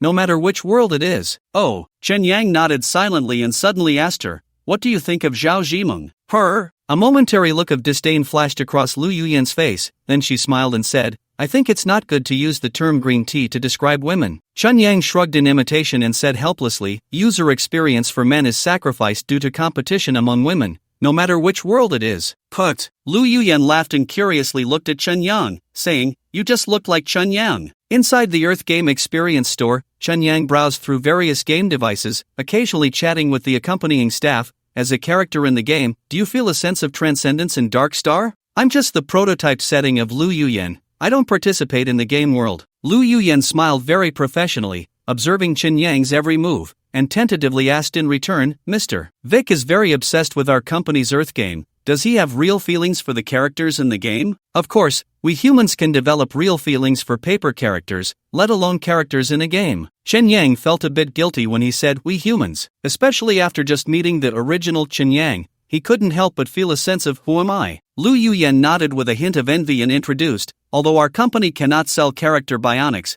there are holographic models of all characters in the game on the second floor. That includes me too. Sorry, I prefer Zhao Zhimeng. Chen Yang deliberately tried to provoke her. TCH. Lu Yuyan pouted, pretending to be angry. If I want to play Earth at home, which device would be more suitable? Chen Yang asked. Mr. Vic's home has a digital Wi-Fi network, so you can only purchase the home digital version of Earth. Lu Yuyan led Chen Yang to a blue device. This game console was half a meter tall, with a cylindrical appearance resembling a giant battery. She introduced, this digital version of Earth is suitable for all digital networks, and it costs 100,000 yuan. Wow, that's so expensive, Chen Yang instinctively said. Lu Yuyan smiled and explained, the digital version device requires a neural network converter, which makes it more expensive compared to other game consoles. Looks like I need to save up some more money. Chen Yang silently calculated, 100,000 yuan would roughly require 150 pounds of apples, about 300 Earth coins. It didn't seem so expensive after all. He suddenly remembered that there were game consoles available in this store, which would be a good way to pass the time, and he could buy some apples to sell back, so he hurriedly asked,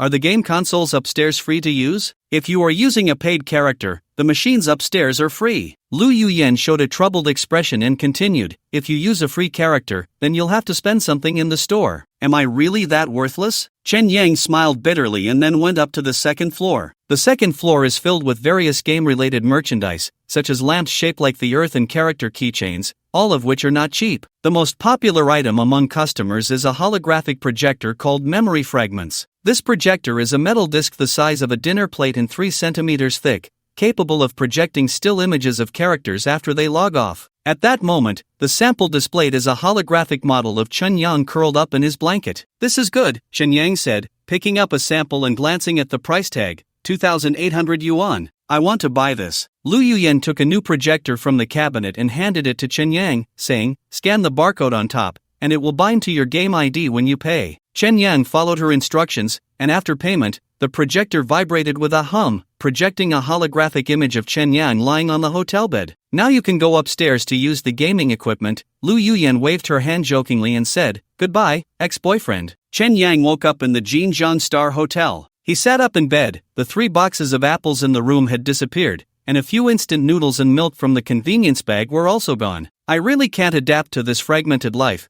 Chen Yang stretched after getting out of bed. In fact, it had only been 5 hours since he had beaten up Wang Kai at noon, but his actual experience felt like 4 days. His phone vibrated, displaying a series of messages from Zhao Jiming that she had just sent. Living the game life sounds so carefree, I really envy you. Are you planning to leave Binhai? Wang Kai has connections in both the underworld and the legitimate world. You should hide for a while, just think of it as a vacation. As an old classmate, I'm quite worried about you. Chen Yang looked at the messages one by one, thinking, sister, are we that close? If you want to flirt with me, just say it directly. Recalling memories from university, Zhao Jiming indeed had some feelings for him. That kind of gaze couldn't be hidden. Otherwise, Lu Yuyen wouldn't be so protective of her like a wolf. He read through the chat history again, confirming that Zhao Jiming indeed had intentions to flirt with him. In the past, Chen Yang might have hesitated due to economic status or pride, not daring to pursue such women. But now, it was just a game. A piece of meat served on a plate should not be wasted. Even if there were traps, he could face them head-on. You, Wang Kai, are a rich second generation, but I have my own advantages. Let's see who is more rogue. Chen Yang picked up his phone and replied, since I dared to beat up Wang Kai, I'm not afraid. How about we have dinner together, old classmate? He then put his phone in his pocket and left the room. As he entered the elevator to go downstairs, he received Zhao Jiming's reply, great, just in time to catch up. She then sent more messages,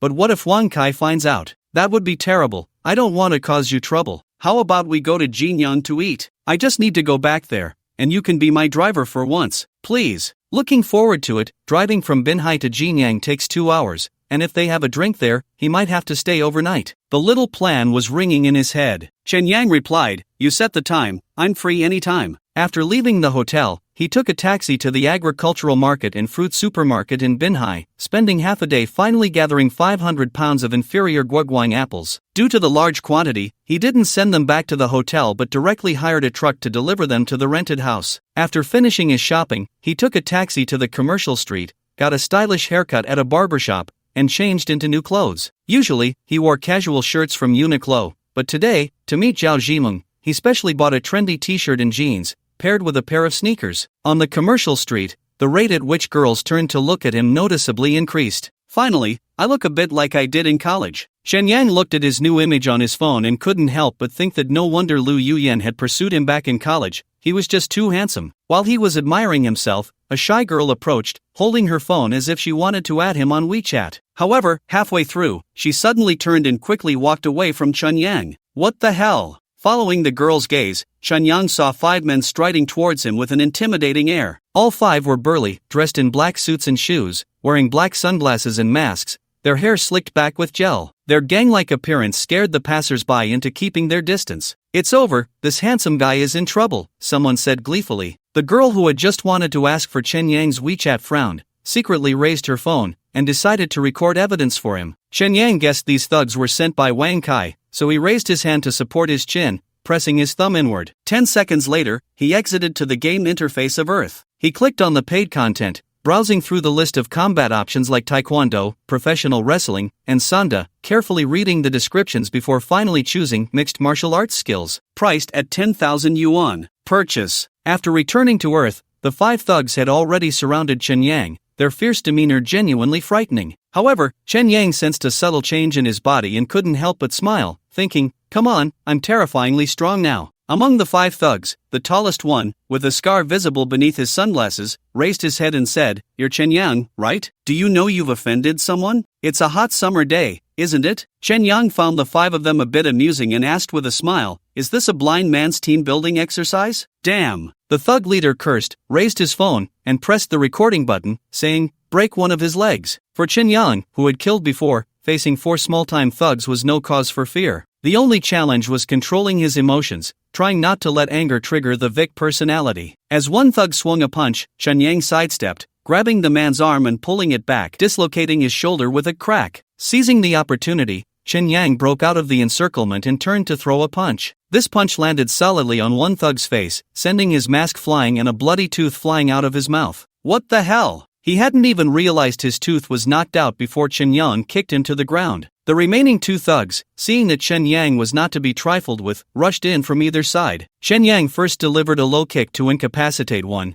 then grabbed the collar of the other and executed a clean shoulder throw. This series of movements flowed seamlessly, causing the 4 thugs to retreat in fear. "Wow, this young man, wow." An old man in the crowd clapped, and cheers erupted around him. "Who is this guy? A retired Special Forces soldier? He's so strong. It's a shame he isn't a star in action films. This is too fake, right? Those 4 are clearly actors. Are they filming a short video?" Amid the discussions, several people were holding their phones, clearly having recorded the recent fight. "You guys go." The once arrogant thug leader felt his pride slipping. The 4 thugs exchanged glances and charged at Chen Yang together, but before they could even touch him, they were beaten to a pulp, limping away and no longer daring to fight. What a bunch of useless trash. The thug leader stuffed his phone into his pocket and pulled out a butterfly knife from behind his waist, pretending to flick it open. Seeing him draw the knife, Chen Yang focused intently on the thug leader. The surrounding girls screamed in fright, and more onlookers gathered, all pulling out their phones to record the scene, hoping to capture some bloody content for views. "Kid, I was going to break your leg, but you brought this on yourself. Remember your identity in the future. Don't be so impulsive. Not everyone can be hit." The black boss waved his knife, stepping forward cautiously in his leather shoes towards Chen Yang. Always chattering, truly a villain who dies from talking too much. Chen Yang suddenly tilted his head to look behind the black boss, his face lighting up with surprise as he said, "The police are here. Who are you trying to fool?" Although the black boss said this, his gaze still shifted slightly backward. In an instant, Chen Yang lunged forward, his right fist thudding into the black boss's face, followed by a stylish spinning kick. "Wow!" As everyone gasped in surprise, the black boss elegantly flipped in the air and crashed to the ground, unconscious. His 4 subordinates immediately surrounded him, not daring to look at Chen Yang again. "Disperse, disperse." Chen Yang waved to the people around him and quickly entered a shopping mall, climbing several floors before shaking off his pursuers. Meanwhile, Wang Kai was at home waiting for good news. His friend Zhang Hao lay on the sofa and, seeing Wang Kai's already chubby face swollen like a pig's head, couldn't help but laugh. "You got beaten up just for that, Lu Yuyan? That's not worth it at all. You don't understand a thing. I just can't swallow this anger." Wang Kai spoke with such intensity that he pulled at the wound on the corner of his mouth,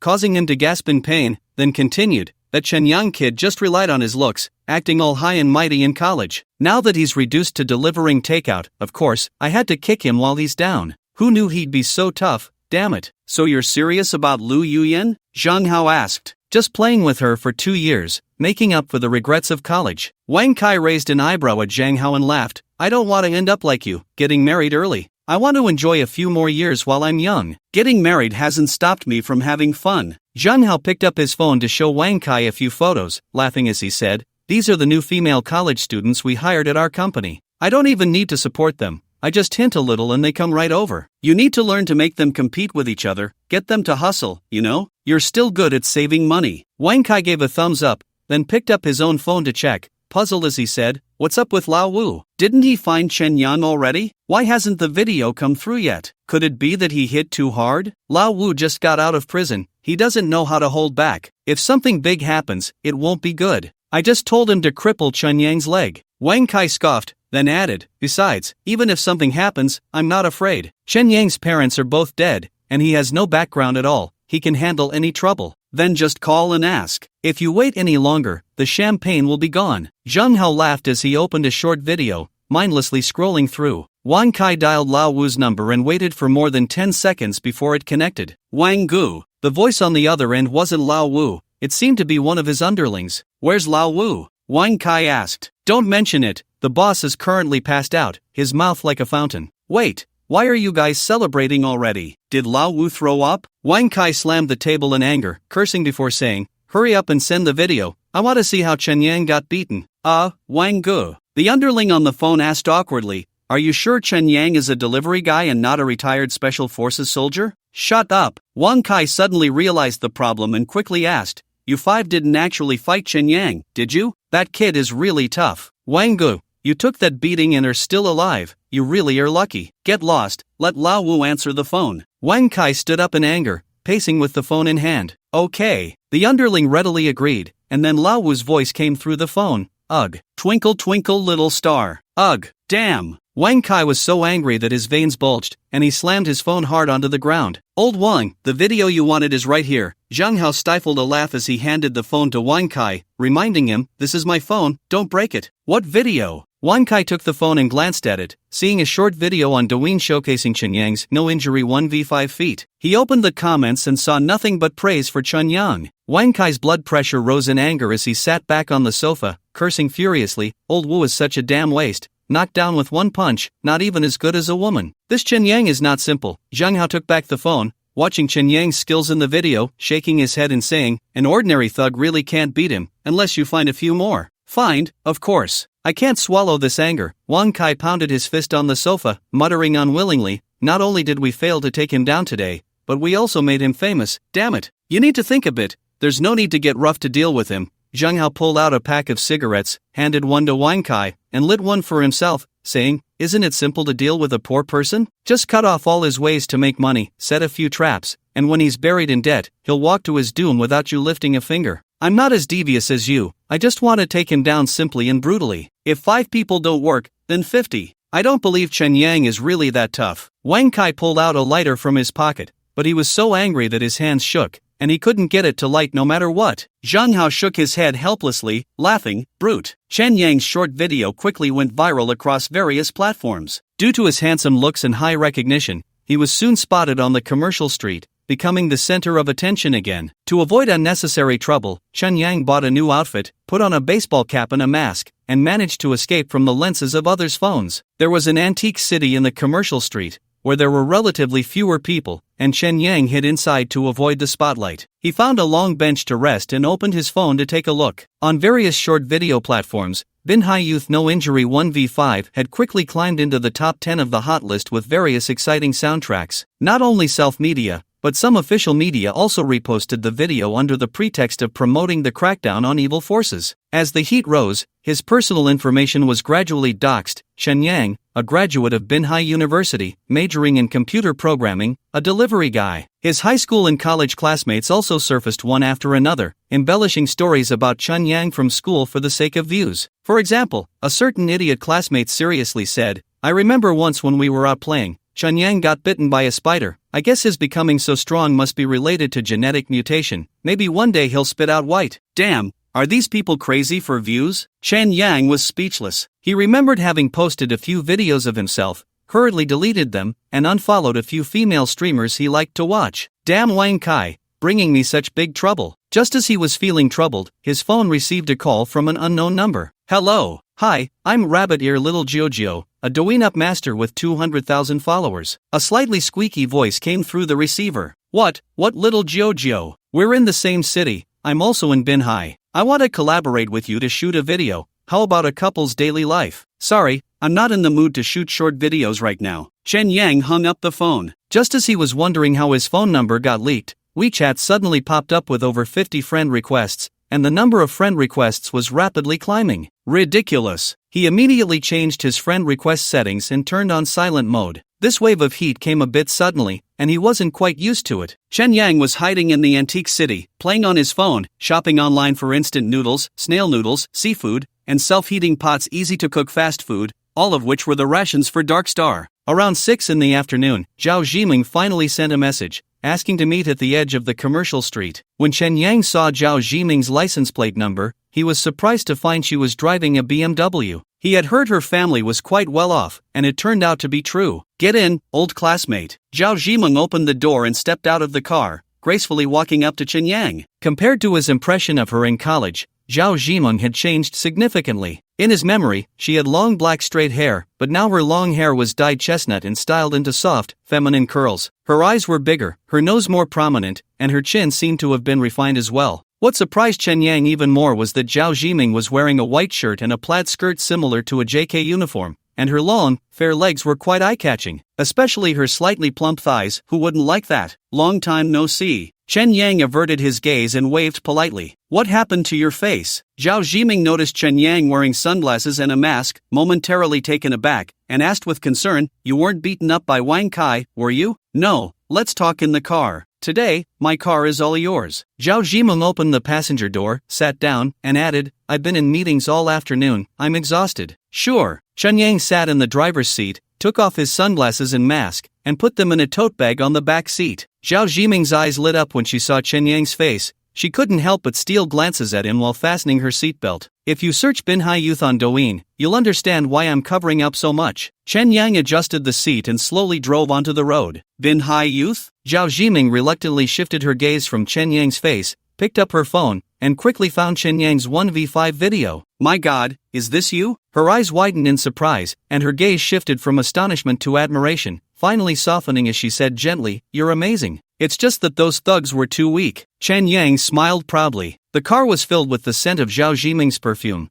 making Chen Yang feel a bit tense and restless. "I really feel sorry for Lu Yuyan. She missed out on such an outstanding person like you." Zhao Zhiming pretended to sigh, casually fiddling with the hem of her skirt, drawing Chen Yang's attention. "Is there any water in the car? I forgot to buy some." Chen Yang felt a bit thirsty. "I have some." Zhao Zhiming took out a bottle of mineral water from her bag, twisted it open, and handed it to Chen Yang. Chen Yang was indeed thirsty. He took a big gulp and felt a sticky sensation around his mouth after drinking. He looked down and saw a red lipstick mark on the bottle's opening. "Oh no, I forgot. This bottle is one I've used. I'm so sorry." Zhao Zhiming took back the water bottle, showing an apologetic yet shy expression, and quietly asked, "You must think it's disgusting, right?" "It's fine." Chen Yang had nothing much to say, thinking that nowadays, aren't all lipsticks waterproof? She probably prepared it on purpose. By the way, Zhao Zhiming's car was really nice to drive. It had smooth curves and decent headlights. He wondered how it would handle on a night drive. Seeing that Chen Yang didn't mind drinking from the water she had used, Zhao Zhiming showed a pleased expression and jokingly said, "Chen Yang, with your conditions, you should definitely make some short videos.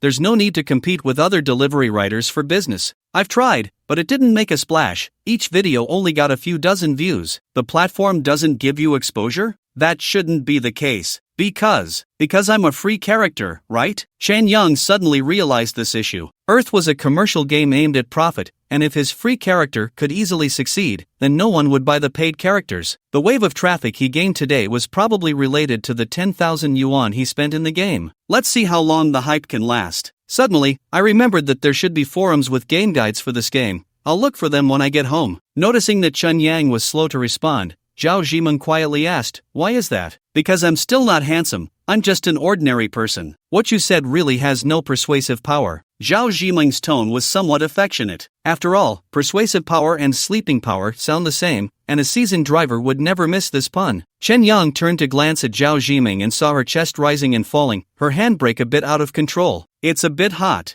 Zhao Zhiming tugged at her collar and smiled at Chen Yang. The male god from university was so close. She couldn't miss this young fresh meat that was right at her lips. Although she also disliked Wang Kai at this moment, she completely understood why Wang Kai was infatuated with Lu Yuyan and was willing to support her with a high salary. All because of the regrets from university. The BMW entered Jinyang at night. They talked a lot about university on the way, and various memories came flooding back. Chen Yang felt a strange yet terrifying sensation because he had mostly forgotten about the Dark Star and was completely immersed in the scenario of being an Earthling. If he hadn't deliberately thought about it, he would have even forgotten that his real body was still lying in the direct store of Earth. No wonder Vic would lose his own personality. Chen Yang occasionally fell into silence, while Zhao Zhiming lowered her head to play with her phone, occasionally contacting someone via WeChat. The traffic in Jinyang's urban area was dense, and it was especially difficult to move once they entered the main road. Zhao Jiming's hometown was in Jinyang, and under her guidance,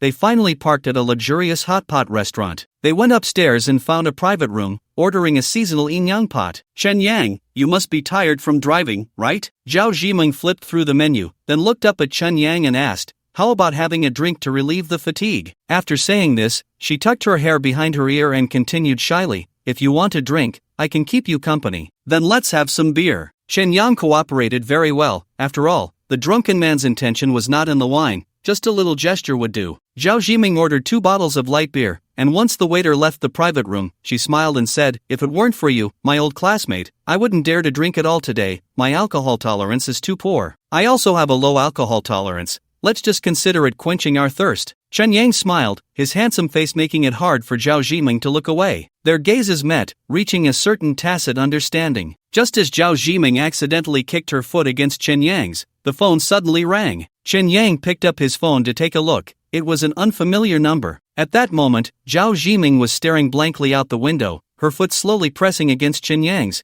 transmitting an ambiguous atmosphere. Although Chen Yang had the heart of a thief, he lacked experience. He simply answered the call to find something to do. "Hello, who is this?" "It's me, Lu Yuyan." The voice on the other end was very clear. Zhao Jiming's eyes lit up, and she leaned forward, excitement showing on her face. "What do you want?" Chen Yang asked. "What do you think?" "It's because you acted foolishly and hit Wang Kai. Now the situation is getting worse." Lu Yuyan's voice was filled with anger as she continued. "The leader among the 5 people you hit during the day is called Old Five, and I heard he just got out of prison. You've offended him now, and no one can help you. Are you speaking human language?" Chen Yang was also angry, coldly saying, "They came to provoke me. How is it that I offended them? Should I just let them hit me? It's been 2 years since graduation. How can you still not see reality? People like you, poor as you are, can you reason with the rich? You take a beating, and Wang Kai gets his anger out. This matter would just pass. Why make it so unresolvable? So what exactly do you want from me?" Chen Yang was somewhat impatient. Lu Yuyan sighed helplessly, her voice softening as she said, "I know you still care about me. It must be hard for you to see me with Wang Kai, but you can't risk your life for me, can you?" Poof! Zhao Zimeng laughed out loud, quickly covering her mouth. "Hey, who are you with?" Lu Yuyan asked cautiously. Zhao Zimeng hurriedly put her finger to her lips, shaking her head at Chen Yang with a look. "Who I'm with is none of your business. I'm hanging up." Chen Yang threw the phone onto the table, feeling inexplicably annoyed. He recalled that Lu Yuyan wasn't this materialistic in college. How had she changed so much? "Lu Yuyan still cares about you. She's just sharp-tongued but soft-hearted. Don't take it to heart," Zhao Jiming said in a comforting tone. "She hasn't cared about me for a long time," Chen Yang replied with a carefree smile, his foot moving under the table in response to her. Zhao Jiming leaned over to pour Chen Yang a cup of barley tea, softly saying, "If you ask me, you should stay in Jinyang for a few days. Your previous job was so exhausting, you deserve a break to adjust yourself." "I will never bow to evil forces," Chen Yang laughed. The broth in the hot pot was already boiling, and the waiter began to bring over the meat, vegetables, and beer. They ate the hot pot hurriedly, and after satisfying their appetites, they headed to a nearby hotel, everything proceeding in an unspoken agreement. Chen Yang booked a room with a big bed. Once they entered the room, the two stopped talking. After all, everything that needed to be said had been said, and now their mouths had more important things to do. Any words felt hollow and pale. Chen Yang had thought Zhao Jiming was the prey, but it turned out she was the powerful predator. Once the room fell into darkness, she took the initiative like a wild beast. She was not a green tea, she was a strong shot of vodka. Chen Yang felt her drink was too strong. Once it entered his stomach, it ignited a fire. He felt like the Monkey King trapped in a furnace, repeatedly consumed by the scalding flames. Even the legendary staff was of no use. In the end, he was burned away. In the darkness, Chen Yang couldn't help but fall into a whirl of thoughts. He had no real feelings for Zhao Jiming. It was simply a relationship of mutual need, a predator-prey dynamic. In the past, he would never have dared to do such a thing. But knowing that everything was just a game made it all seem trivial. As long as he could feel light again, that was enough. Surviving was more important than anything else. Realizing this made everything much easier,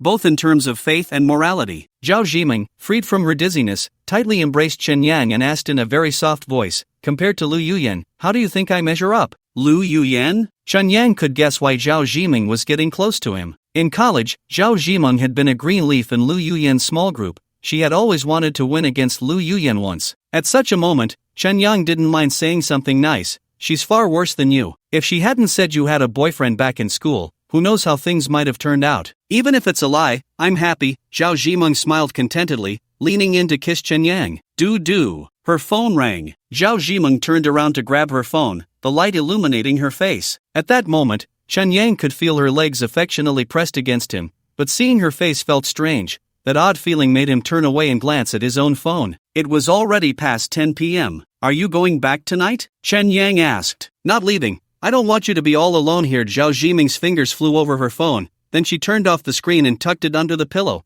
pulling Chen Yang closer and reaching into the blanket restlessly. Chen Yang was stirred by her teasing, but thinking about the sensor Type 3 prosthetic should have been completed, he decided to save that for next time. He pressed his hand against his chin, and after 10 seconds, he returned to the game interface and logged out. Chen Yang woke up in the official store of Earth. He felt dizzy, the ceiling in front of him spinning endlessly in a blur. After a few seconds, his brain finally recovered from the neural transition of leaving the game, and his body regained sensation. Chen Yang instinctively checked his pants. Fortunately, the physical body in reality did not react to the sensations in the game. It would have been embarrassing if something had happened here. He walked downstairs with the memory fragment projector, and the clerk Lu Yuyan came over to ask, "Are you leaving?" "Yeah, I'll come back next time to buy that game console." As soon as Chen Yang finished speaking, the projector in his hand beeped, and the device connected to the server, updating to the latest scene. In a hotel room, Chen Yang and Zhao Zhimeng were lying on the bed, a small tent set up on the blanket. Wow, the clerk Lu Yuyan smiled. Chen Yang switched to his exclusive sensor Type 3. The new right arm was almost a mirror image of the left arm, with identical dimensions, weight, skin color, and texture. The biggest difference was in the forearm. The Plus version of the sensor Type 3 had a built-in microcomputer,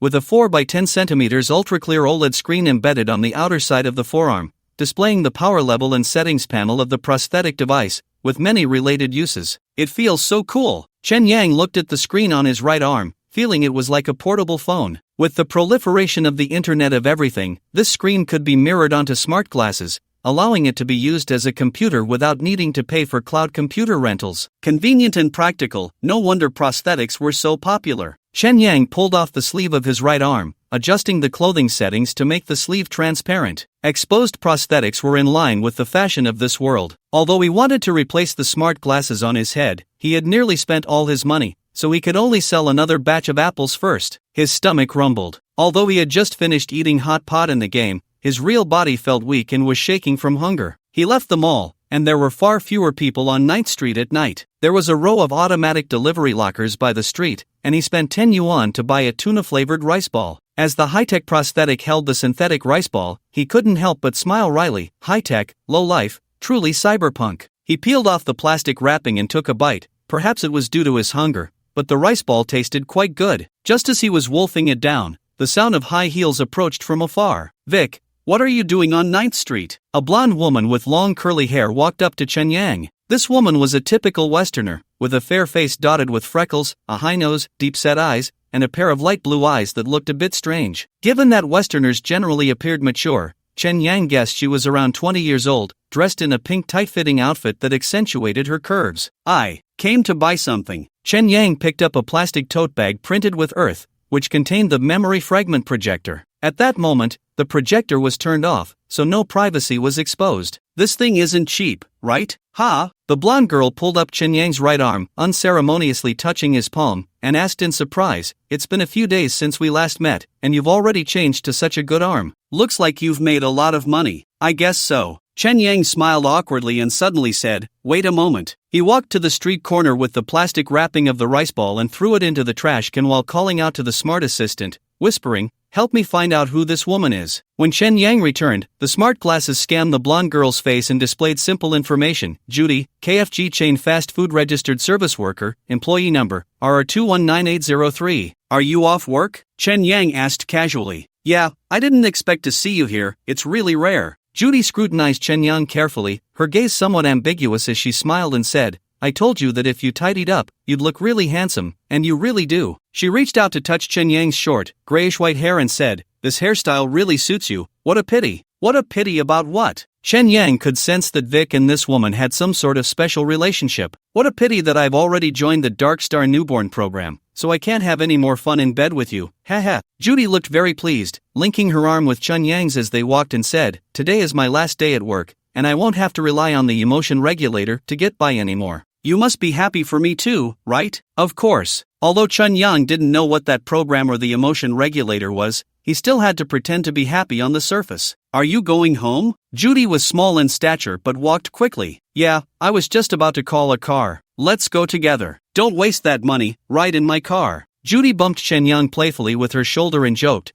but you have to keep your hands to yourself. My body is worth a lot now. Is it related to the newborn program? Of course, joining newborn means you get a living allowance every month, and you can live well without having to work. Judy led Chen Yang into an underground parking lot, where many motorcycles were parked haphazardly. While Judy was getting her bike, Chen Yang used his smart assistant to search for newborn program. It turned out to be a remedial plan led by the United Government to address the global issue of declining birth rates. Simply put, the United Government of Dark Star funds the program to encourage young people to have children. The newborns are raised jointly by the United Government of Dark Star and the Newborn Company, with an additional subsidy of 200,000 yuan for women. For ordinary women in Redstone City, 200,000 is several years' worth of salary, and there are extra benefits during pregnancy, making it very tempting. Judy was naturally very happy to escape her life of poverty through this program. She drove a red touring motorcycle, slowly stopping beside Chen Yang, and said coolly, "Get on." Chen Yang sat behind Judy, stepping on the foot pegs and wrapping his arms around her waist. Feeling a bit awkward, he tried to find a topic and asked, "Is the emotion regulator a type of cybernetic? Haven't you used it too? You even told me it was like electronic drugs and advised me to use it less." Judy revved the motorcycle and burst out of the garage, speeding through the neon lights of 9th Street, raising her voice to continue, "But everyone has times when they're in a bad mood. To provide customers with a smile, the emotion regulator is essential, otherwise, it would be troublesome if customers complained. Then congratulations on getting rid of this job." Chen Yang raised his voice in the wind, leaning forward as much as he could while holding her waist. "You too, congratulations on making money. Yay!" Judy cheered excitedly, weaving through traffic and advertisements on the motorcycle, as if it were an exhilarating game. Chen Yang rode back to the black building on Judy's motorcycle, and they went upstairs together. It turned out Judy was his neighbor, living in room 809 next door. "Good night, Vic." Judy opened the door, looked at Chen Yang with a flirtatious smile, and added, "If you really can't hold it in, come find me, I can help you out." She made a hollow fist with her hand and moved it up and down. "Ha, you too." Chen Yang waved at her, opened the door, and locked it behind him. He didn't expect that bastard Vic had a hookup. Being handsome certainly has its advantages. Zhao Zhiming and Judy were prime examples. After entering the house, Chen Yang took off his smart glasses and rubbed his slightly sore nose. He turned on the memory fragments switch, and a tantalizing holographic projection was cast onto the metal disc. He held it in his hands and leaned in to take a closer look. The hotel room was displayed in all its detail without any blind spots. Even the knotted rubber bag on the bedside table and the crumpled paper on the floor were shown in detail. Next time, save something more exciting. Chen Yang set the projector on the wooden table, took off his jacket,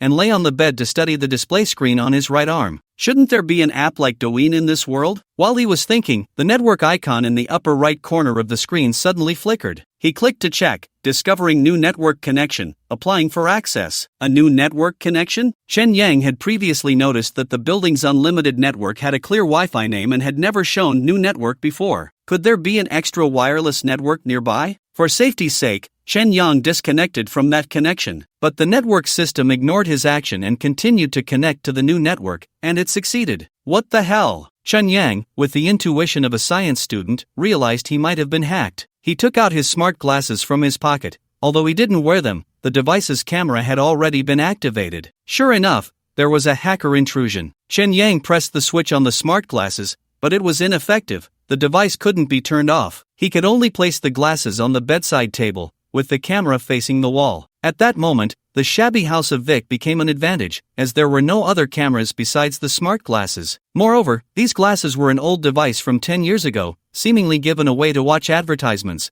with a small storage card filled with non-deletable ad caches. Which hacker is so bored? Chen Yang went to the window to look outside. Several red dots flickered in the pitch-black night sky, and he could hear mechanical rumbling. It was a swarm of drones. These drones must have been sent by the hacker. What could they possibly want in a slum like Redstone City? Big data collection? Chen Yang raised his arm to take a look, thinking that if the hacker had invaded his arm, could they even access my sense of touch? That would be too perverse. However, touch is connected to the brain through a special neural network, so these hackers shouldn't be able to access it. On the other hand, his prosthetic arm had a touch memory function, capable of actively saving a segment of touch as a digital file. Such digital files could be replayed to the brain through the arm, making them susceptible to theft by hackers. This new prosthetic arm hadn't saved any touch memories yet, so it was quite safe. Chen Yang sighed in relief and suddenly remembered that there was another electronic device at home, a phone he had confiscated from a scavenger. However, that phone was out of battery and should not be vulnerable to intrusion. Even so, he still opened the drawer of the bedside table to take a look. The moment the drawer was pulled open, the phone lit up with a white halo. It was charging? Bang! Chen Yang instinctively pushed the drawer back. He ran back to the window, staring at the drones, surprised that they were actually looking for this phone. After about 10 minutes,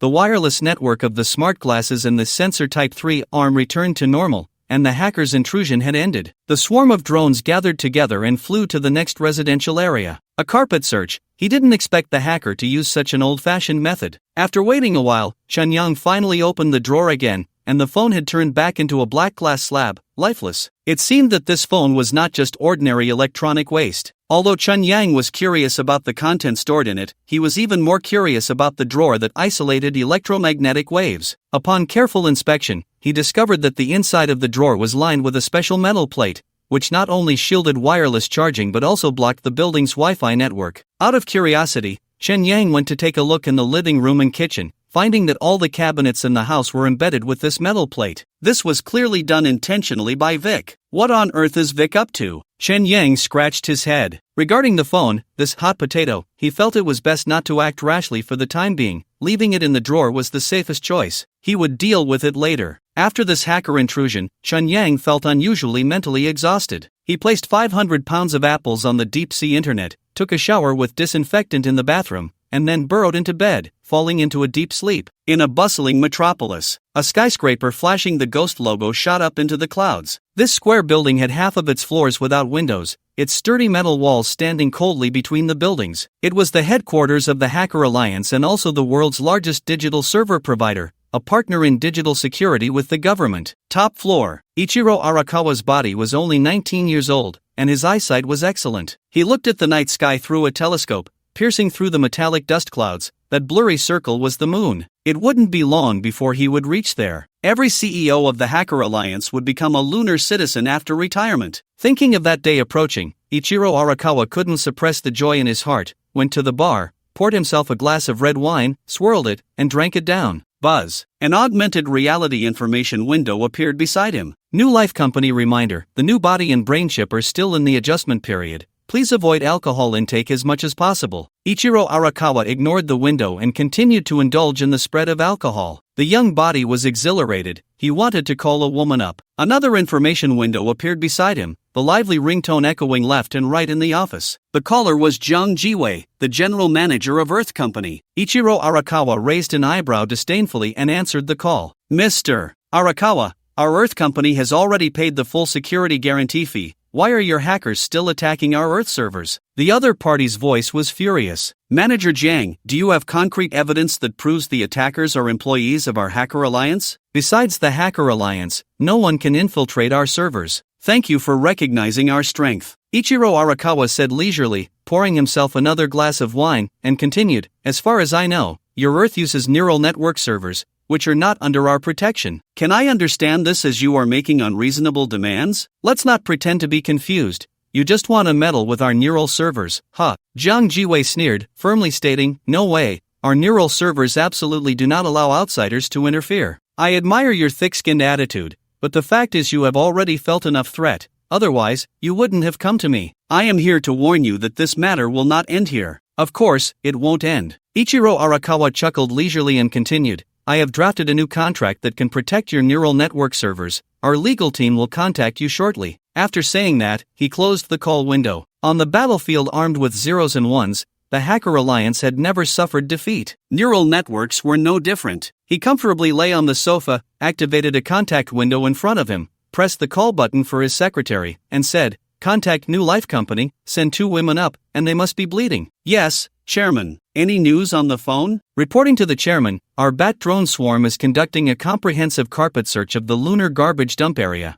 We have completed 30% so far and will need another 2 weeks to obtain all results. Too slow, Ichiro Arakawa said, somewhat displeased. The residents of the slums do not have brain machine chips. We cannot explore their memories and can only use this most primitive search method. The secretary paused and tentatively asked, shall we bribe some members of the joint government to push the brain data security bill, so we can search without any blind spots? Let's talk about it later. Ichiro Arakawa decided to leave this troublesome matter to the next CEO. Before retiring, he just wanted to enjoy his last days in the Dark Star life. Chairman, is there anything else you need? The secretary asked. Have the tech department continue attacking the nerve servers of Earth and implant the script I prepared. Don't let them rest until a new contract is signed with the Earth company. Yes, Chairman. Hurry up with the new company, get people up here quickly. Ichiro Arakawa closed his eyes, familiarizing himself with his brand new body, and began to envision the next stage of his life. Morning. Given the current state of the Dark Star, this term might not be appropriate, even somewhat ironic. Perhaps calling it murky morning would be more fitting. It was raining, and the humid air added a sharp metallic rust smell to the chemical-laden atmosphere. The air purification system of the skyscraper ramped up its power, buzzing like a giant beast growling, waking Chen Yang from his slumber. He opened his eyes, watching the rainwater flow down the glass window, feeling as if his brain were a dried-up sponge, constantly absorbing moisture from his body. His body was exhausted, and desire erupted in restlessness. Chen Yang took some paper tissues from Earth and used his new arm to address his new body. However, it was futile. The desire was not expelled but instead coiled around him like a python, tightening its grip. He couldn't help but think of Zhao Zhimeng, the wonderful feelings that woman brought him. Clearly, the pleasure threshold in his brain had been raised in the game, making it difficult for his real body to satisfy him. Experience and reality were disconnected. This is how cyberpsychosis emerged. I need to find a woman in reality. Chen Yang left the warm bed, and for now, he could only release that anxiety through high-intensity exercise to burn fat. 100 push-ups, here we go. However, he could barely manage the 10th before he was too exhausted to continue. The body of Vic had long suffered from malnutrition, compounded by the torment of cyberpsychosis, leaving him extremely weak. Fortunately, that anxiety eased considerably. He needed to quickly restore his body, otherwise, he would be just a silver-plated wax gun head. Chen Yang boiled 2 eggs, heated some milk, and paired it with a box of instant yellow braised chicken rice for a hearty breakfast. He put on his smart glasses, connected to the computer in his right arm, and logged into the deep-sea internet to check. 500 pounds of apples were sold out, expected to ship tomorrow, and he wouldn't see the money for another week. This transaction netted him 300,000, and after deducting the 100,000 for the game console, he could still enjoy himself on Street 9. As a computer science major, Chen Yang decided to return to his old profession. Once he got this money, he would buy the most popular B language. B language, short for brain nerves, is a high-level programming language that converts digital programs and brain nerve signals. In the Dark Star, all prosthetic designs rely on B language, and Earth was developed using it. As a genuine Earthling, mastering this language would be akin to grasping the source code of the world. After breakfast, Chen Yang began to clean the house. His new right arm fit perfectly with his body. Considering the potential dangers of cyberpsychosis, he lowered the sensitivity of the sensor Type 3 to match his left arm. This way, he completely ignored the existence of the prosthetic during labor, just like the original. Given the rampant hacking in this world, Chen Yang sent all the Earth trash back to the virtual world, leaving no trace. The holographic projection of memory fragments still shone on the wooden table in the living room, with Zhao Zhimeng waiting for him in the Earth bed, ready for the next round. The perfect figure of 28, with a waist that could wield a sword to slay commoners. I, Chen Yang, am a dignified traveler. How could I be a mere commoner controlled by the second brother? Chen Yang smiled slightly, stuffed the gun into his backpack, and headed to the internet cafe for an overnight stay. He locked the door to his home, and next door, Judy happened to open her door. Good morning, Vic. Judy flashed a radiant smile. In Chen Yang's life, he rarely saw Westerners, especially beautiful blondes like Judy with high noses and deep-set eyes, whom he had only seen in movies and TV shows. Compared to yesterday's revealing outfit, today she wore a thick white trench coat and high-waisted rain boots, looking quite plain. Good morning, Chen Yang replied politely. Judy pulled a rice ball from her pocket and handed it to Chen Yang, saying, "Here's your breakfast." Thank you. Chen Yang noticed the plastic packaging of the rice ball had the words "special meal for pregnant women" printed on it and couldn't help but ask curiously, "Are you pregnant?" "No, I'm currently in the preparation stage. I'll match with a male partner once my body is ready," Judy said, her face beaming with happiness, lowering her voice as if afraid the neighbors would hear. This is a nutritional meal provided by the newborn company, The rice and meat floss are all non-synthetic. You haven't had this in a while, have you? That's true. Chen Yang had just finished his earth meal that morning and couldn't help but burp. He was a bit concerned about Judy's mention of matching with a male partner and tentatively asked, "The newborn program you're participating in, is it about having children with strangers?" "Yes, you have to find the best DNA partner to ensure the child's health." Judy didn't see anything wrong with that. She linked her arm with Chen Yang's and skipped down the stairs. "Will you be able to see the child you give birth to in the future?" Chen Yang asked. "No, I heard they take the child away right after birth, and it's impossible to see them again in this lifetime. I think that's fine. After all, that child is meant to make money, and minimizing emotional investment is a form of protection for us," Judy said casually. That's true. Chen Yang felt that Judy didn't want to face this issue. Speaking of which, the newborn program was ostensibly aimed at solving the low birth rate problem,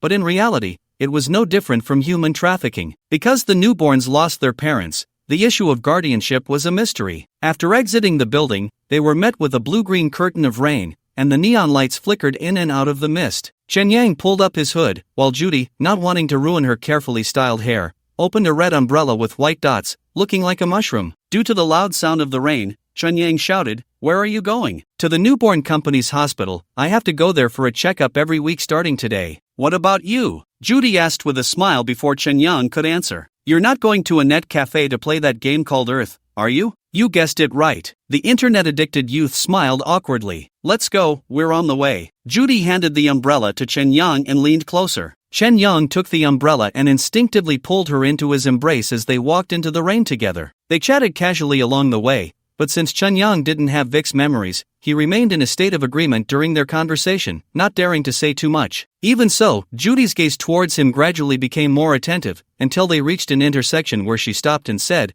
"We should part ways here." "All right, here you go." Chen Yang offered the umbrella. Judy didn't take it, her light blue eyes fixed on Chen Yang, revealing a strange smile. Suddenly, she wrapped her arms around Chen Yang's neck, stood on her tiptoes, and kissed him. Chen Yang caught her enthusiasm, responding cautiously to her frantic heartbeat, gradually becoming entranced by her strong perfume. After their lips parted, Judy poked Chen Yang's chest with her finger and said, "Vic isn't as gentle as you." Hearing her words, Chen Yang felt his temperature drop. "It just feels like something's off with you." Judy took the umbrella from Chen Yang, kissed his cheek again, and said, "It's okay, it's not our first meeting, but you probably don't remember me, right?" "What do you mean?" Chen Yang asked, somewhat confused. "Aren't you Chen Yang? It seems Vic is acting up again." Judy's gaze held a hint of pity as she patted Chen Yang's chest and said, "I hope you can last a bit longer this time." "Goodbye," she smiled, turned, and walked away. Chen Yang stood in the rain, surrounded by the sound of raindrops. His consciousness returned to the hotel room. The air conditioning was cool, and Zhao Zhiming was snuggled warmly beside him, her breath still a bit hurried,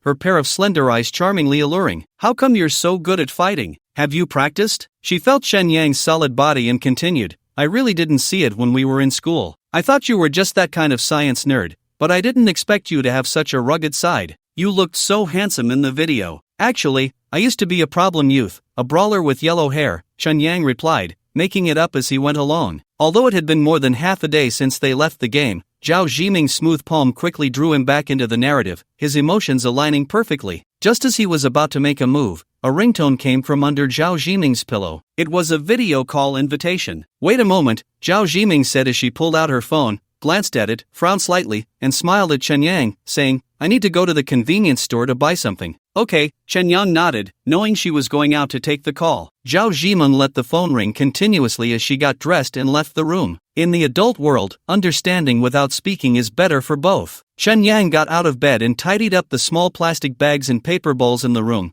Living in such a mess was uncomfortable. Thinking that Zhao Zhiming might not come back tonight, he also got dressed and left the hotel. At this time, Jin Yang was already in the early morning. The number of vehicles and pedestrians on the street had significantly decreased, and aside from a few barbecue stalls still doing business, other shops had already closed. Chen Yang found a barbecue stall and said to the owner, "Boss, give me 10 skewers of lamb, 10 skewers of meat tendon, and a bottle of chilled beer." The owner, in his 40s, smiled broadly and said, "Sure, you can sit anywhere, I'll grill them for you right away. Add more spice." Chen Yang found a dimly lit empty table. Besides him, there were 2 other tables of customers at the barbecue stall, one of which had 4 guys who had drunk a case of beer and were loudly chatting. "I was watching videos during the day, and there's a guy from Binhai called Chen Yang who became famous, taking down 5 thugs all by himself, like the Dragon King returning. I saw it too, it was clearly staged, fake. Exactly, 90% of these short videos are fake. The faces are fake, the chests are fake.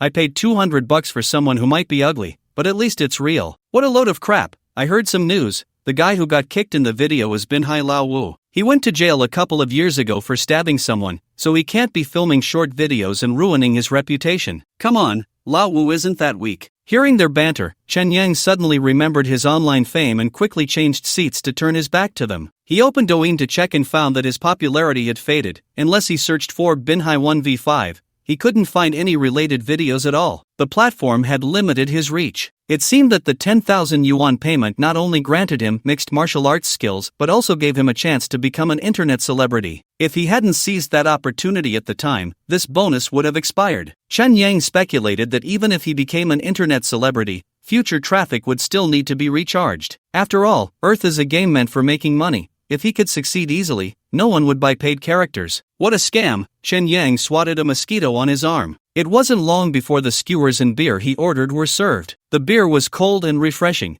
and the skewers sizzled with aroma. Just as Chen Yang was enjoying his meal, the barbecue stall owner suddenly sat down across from him, staring at Chen Yang with a strange smile. What's up? Chen Yang guessed he recognized him as the star of Binhai 1v5. Don't be nervous, I just want to ask you something. The owner pulled out a black object from his pocket and placed it on the table, saying, have you seen this thing before? Chen Yang glanced at the table, where a pitch-black glass panel lay. To be precise, it was the phone he had confiscated from a scavenger, the one that the drones had been searching for last night. How did this thing end up on Earth? Chen Yang's eyes involuntarily showed a hint of panic as he looked at the boss, who was staring at him, and immediately realized that his emotions had been exposed. He quickly sighed and said, I thought you recognized me. Recognized you? The boss continued to stare at Chen Yang, trying to probe his thoughts. Look at this. Chen Yang handed his phone to the boss, pointing at the video of himself, and continued, this person is me. I thought you had recognized me. Oh, the shop owner looked at the video and compared it to Chen Yang, letting out a somewhat disappointed chuckle. Chen Yang took a slow, deep breath, adjusted his emotions,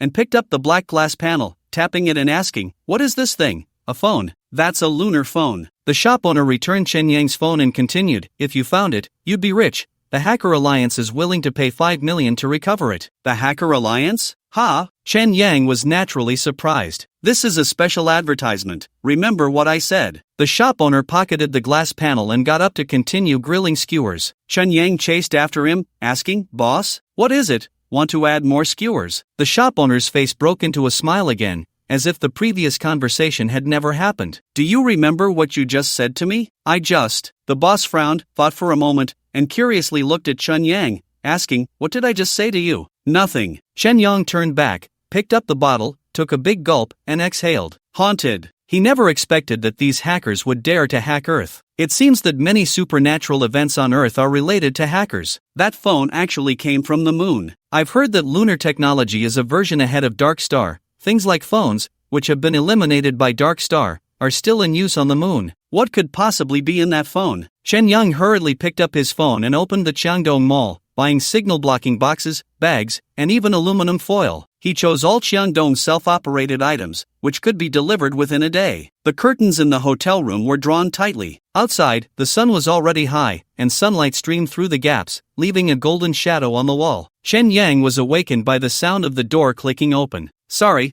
I couldn't accompany you last night. Zhao Zhiming entered the room, placed a laptop bag on the table, took off her sunglasses, and looked at Chen Yang on the bed with an apologetic smile. It's fine, serious matters are more important. Chen Yang rubbed his eyes and noticed that Zhao Zhiming had changed into a pink t-shirt and denim shorts today, her slightly plump thighs looking strikingly white. It was already the best morning, and it was hard to resist. Chen Yang sat up straight, took a sip of mineral water, still feeling parched. I had to rush to prepare a contract yesterday, I had no choice. Now I'm here to apologize to you, okay? Zhao Zhiming sat next to Chen Yang, offering her lips while reaching under the blanket to check the situation. She was very satisfied. Chen Yang suddenly remembered the barbecue stall owner who had been possessed last night, and he couldn't help but feel a lingering fear. He pushed Zhao Zhiming away and asked, have you heard of the lunar phone? What lunar phone? Zhao Zhiming blushed, breathing heavily, and flirtatiously said, the phone is in my hands. Do you want the moon? Earth game interface, paid content, partial defense duration level 2,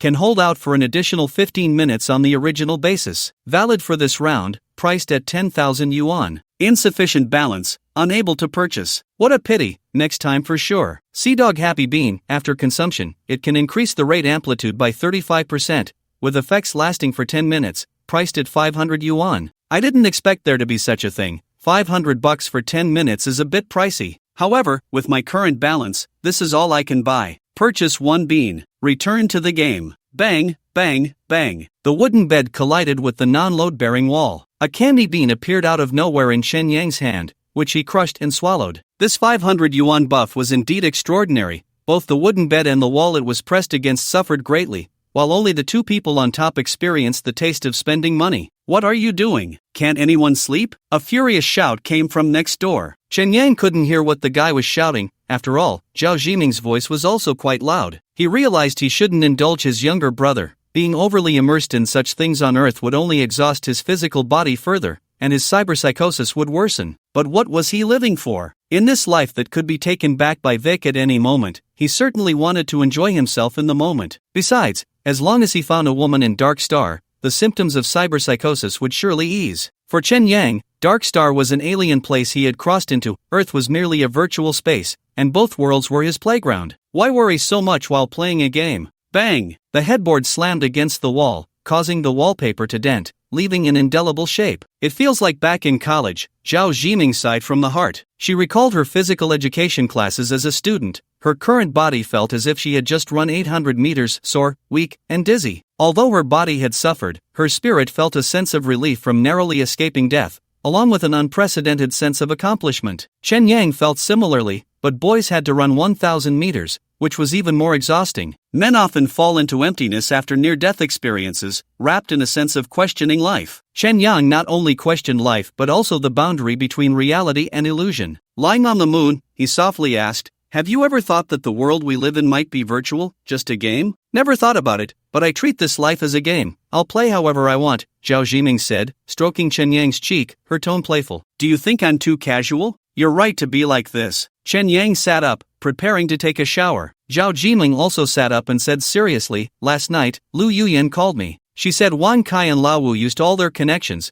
As long as you show up in Binhai, you'll be caught. You should stay in Jinyang." Chen Yang could certainly take the hint and even end this round, but that would mean retreating, avoiding, and that his free character was ultimately not as good as a paid character. He couldn't accept that. "Life and death are nothing to me. If I don't agree, I'll fight. You know I'm not a coward." Chen Yang smiled handsomely and went to take a shower. When he came out, he found Zhao Jiming sitting on the bed, bent over typing on her laptop. "Chen Yang, can you help me connect to the internet?" Zhao Zimeng pouted, looking helplessly at Chen Yang. "My laptop can't connect to the internet, and I have a file that needs to be sent urgently. Doesn't the hotel have Wi-Fi?" Chen Yang walked over, picked up the laptop, and checked it, opening the Wi-Fi settings. "It's up to you now." Zhao Zimeng took her phone into the bathroom, and soon the sound of the shower could be heard. Chen Yang entered the password on the wall, but it still couldn't connect to the internet. It seemed the hotel's network was down. Thinking that Zhao Zimeng only needed to send a file, there was no need for the internet. He could just transfer it via Bluetooth to her phone. He opened the Bluetooth connection, and the first device on the list was Zhao Jiming's iPhone. Additionally, there was another name on the device list, Zhang Hao's iPhone. Afternoon. Chen Yang drove his BMW straight in, entering Binhai City through the highway exit. Compared to Zhao Jimeng yesterday, she now appeared vibrant and charming. Holding a mirror, she finished applying her lipstick and curiously asked, "Why did you buy so many apples? And they're all worthless guoguang." "For feeding pigs," Chen Yang joked. Following the principle of don't miss out if you pass by, he collected 200 pounds of guoguang in Jinyang. After all, this low-quality guoguang was hard to come by unless he went to the countryside.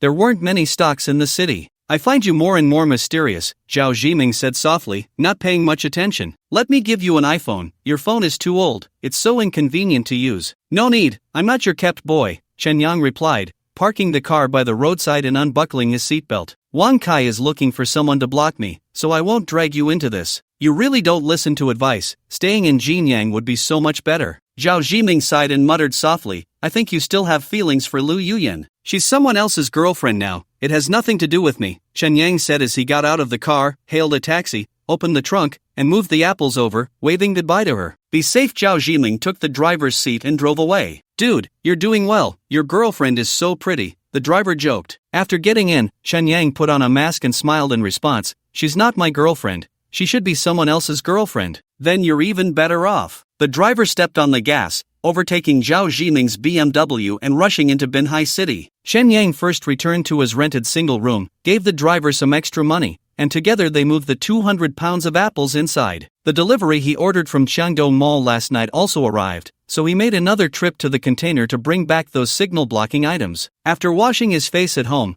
Shen Yang recalled the hard days he once spent here, feeling as if it were a lifetime ago. Speaking of those tough days, they were also endured by Vic. Compared to his factory life, the takeout life on Earth was nothing. Even if he only had a 10 yuan lunchbox or a hand-grabbed pancake for lunch, the taste was much better than the synthetic food from Dark Star. "I'm going back to my quiet and elegant big bedroom." Chen Yang locked the door and went downstairs. Just as he stepped out of the community, a black Volkswagen surged onto the sidewalk, heading straight for him. Instinctively, Shen Yang jumped aside and rolled on the ground to dodge. The Volkswagen slammed to a stop, the door was kicked open, and Lao Wu stepped out aggressively. He wasn't wearing a mask or sunglasses today. A scar ran across his fierce face as he glared at Shen Yang and shouted, "Shen Yang, you're dead today." At the same time, 4 more cars stopped by the roadside, and over 20 people got out, surrounding him menacingly. "A gentleman takes revenge. 10 years is not too late. You all wait for me." Shen Yang slowly backed away, waiting for those thugs to get out of the cars before he turned and ran back to the park. "Damn,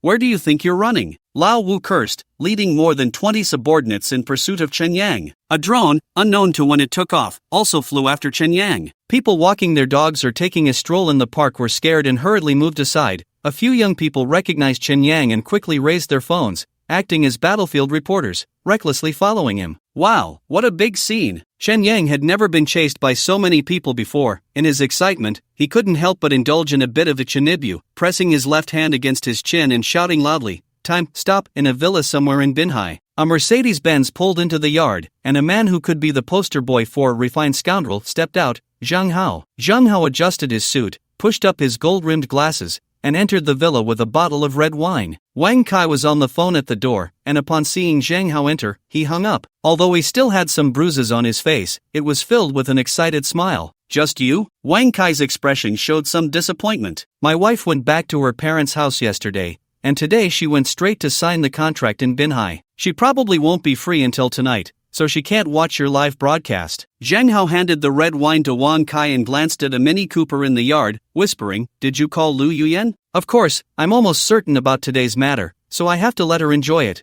Wang Kai said with a mischievous smile. "She doesn't know yet, it'll be a surprise for her." "Aren't you making me the third wheel? Who told you not to bring your wife? Otherwise, Lu Yuyan would have a companion. We're all old classmates. My wife wouldn't watch even if she came. She'd probably give me the cold shoulder." Zhang Hao followed Wang Kai into the villa, curious, and asked, "How did you find Chen Yang?" "He didn't hide? Hide? That guy knew we were waiting for him and still boldly went home, completely disregarding me. Besides," Wang Kai winked at Zhang Hao and said with a smile, "You know what my brother-in-law does? The cameras on the street are our eyes. Can Chen Yang really escape? That's quite a strong connection." Zhang Hao gave a thumbs up. "Offending the Wang family is like offending half of Binhai. Just watch how Chen Yang meets his end today." Wang Kai led Zhang Hao upstairs into his private cinema. Lu Yuyan was sitting on the sofa playing with her phone, her long hair piled on top of her head, revealing her slender neck, wearing a white shirt and a black short skirt, with long legs wrapped in black stockings. She quickly stood up to greet Zhang Hao when she saw him. "Hello, Manager Zhang. No need to be polite, we're all friends." Zhang Hao's gaze briefly flicked to Lu Yuyan's black stockings, silently comparing her to his own wife. "Everyone sit tight, the show is about to begin." Wang Kai excitedly picked up his phone and projected the screen onto the wall. "What exactly do you want me to watch?" Lu Yuyan asked softly. "The Prince's Revenge." Wang Kai lay back on the sofa, crossing his legs, and added, "The visuals might be a bit bloody, so you'd better be mentally prepared." Zhang Hao smiled, although his face was towards the projection wall. His peripheral vision kept darting to Lu Yuyan, whose long legs and slim waist were incomparable to his wife. At that moment, the projection on the wall began, showing a tiled floor, and as the camera rose, the view shifted to a bird's-eye perspective. It was the entrance of a rundown community. A handsome young man was leisurely walking out of the community. Lu Yuyan's eyes widened when she saw the handsome guy, then she frowned and fell silent. "Does this person look familiar?" Wang Kai asked her deliberately. "I don't know him," Lu Yuyan replied, a bit annoyed. "Chen Yang, you just saw him a couple of days ago and you've forgotten?" "I've long forgotten him." Just as Lu Yuyan finished speaking, a black sedan rushed towards Chen Yang, causing her to gasp and widen her eyes, asking, "Is this a recording or a live broadcast?" "Live broadcast," Wang Kai said sourly. "Are you reluctant to watch? What does it have to do with me?" Lu Yuyan's face stiffened, her gaze fixed on Chen Yang in the footage, taking a deep breath. "It's not good to completely distance yourself. At least he's a fellow alumnus." Zheng Hao joked, watching the tense Lu Yuyan with interest, and deliberately asked Wang Kai, "Old Five won't kill Chen Yang, will he?" "That shouldn't happen, he'll just break a couple of legs." Wang Kai laughed wildly a few times and continued,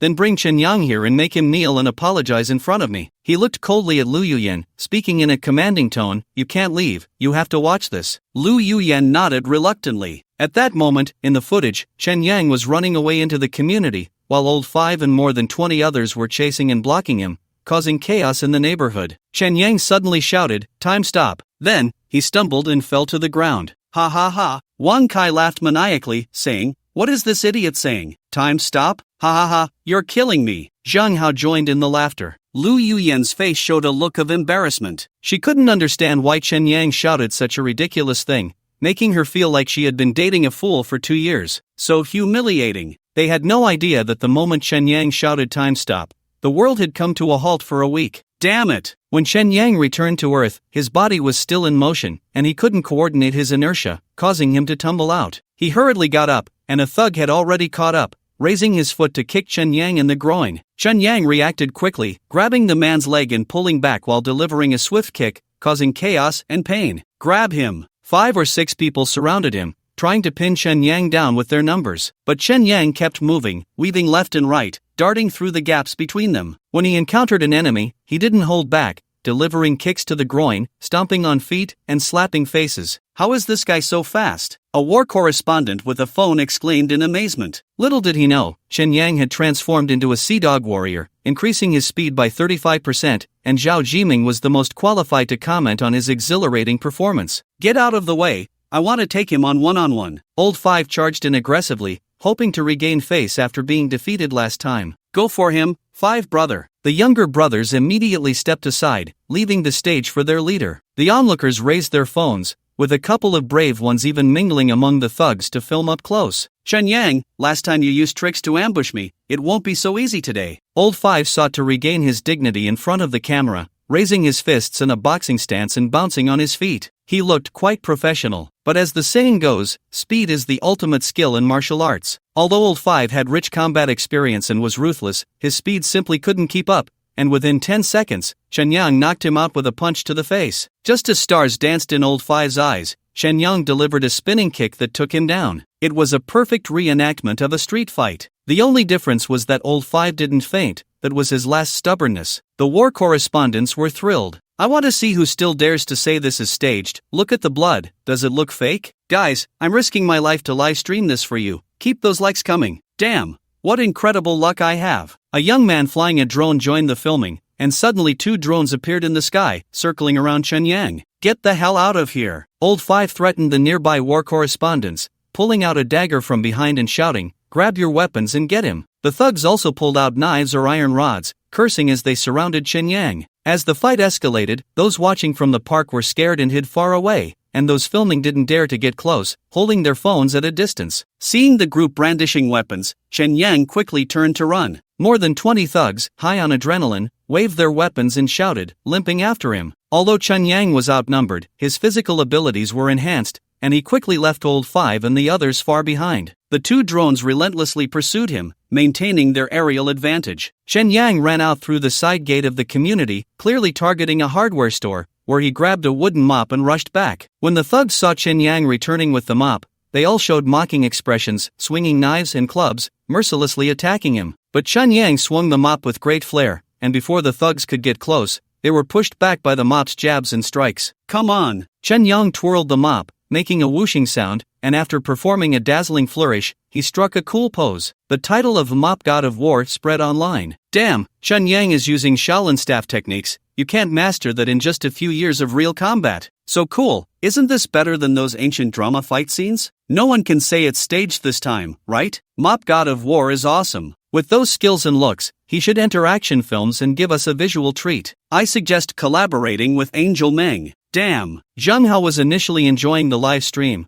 but he couldn't hold back after that last comment and cursed before shutting off the stream. On the wall's projection, the battle had ended. Chen Yang was scanning the QR code to pay the hardware store owner for the mop. As for Lao Wu and those thugs, they were sprawled out like firecrackers that had exploded, lying in disarray. Damn it! Wang Kai, who had just been smug, now had a face ashen as if he had eaten something foul. Lu Yuyan, your ex-boyfriend graduated from Shaolin Temple? Zhang Hao, enjoying the drama, deliberately mentioned the words ex-boyfriend. Lu Yuyan pretended not to hear, she was just as confused. She knew about Chen Yang's staff techniques. Otherwise, his looks alone wouldn't have been enough for her to date him for 2 years. The 1v5 incident on the commercial street a couple of days ago had already shocked her, and today's staff techniques were even more outrageous, completely different from her impression of Chen Yang. Could it be that after graduating, he really went to Shaolin Temple for further training? It's possible. Because I dumped him, he became troubled by love and went to the temple to become a monk, thus learning these skills. No wonder he dared to offend Wang Kai, the rich second generation. After all, it was still for me. The corners of Lu Yuyan's mouth couldn't help but curl up. Damn! Wang Kai turned off the projection screen, angrily throwing his phone. Lu Yuyan glanced disdainfully at Wang Kai. Apart from being rich, he couldn't compare to Chen Yang in any way. She picked up her LV bag and phone, casually saying, "I'm going back to work." Then, she strutted away with her long legs. "You say this Chen Yang, he. Wang Kai's eyes twitched as he looked at Zhang Hao, momentarily at a loss for words, finally saying, "Isn't this guy too much of a cheat? With these skills, he could deliver takeout in a hurry, deliberately coming here to play the pig to eat the tiger?" Zhang Hao thought to himself, "Do you even qualify to call yourself a tiger?" After all, they were friends who had gone to the foot massage city together, so he cooperatively frowned and nodded, empathizing. "Indeed, this Chen Yang has exceeded our understanding. Alright, his popularity online just cooled down, and now he's back in the spotlight." Wang Kai laughed in anger, slumping on the sofa and muttering, "Should I change my approach and call the police to have him arrested first? Bro, with the current public opinion, you should just be honest." Zhang Hao pushed up his glasses, a mischievous smile appearing on his seemingly refined face as he whispered, "Actually, it's not that complicated. I can help you deal with Chen Yang. But, you need to help me with some connections with Director Zhang. Just a meal's worth." Wang Kai leaned closer to Zhang Hao, asking in a low voice, "Do you have a good plan?" "So easy." Chen Yang woke up in the internet cafe. He waited a few seconds in dizziness,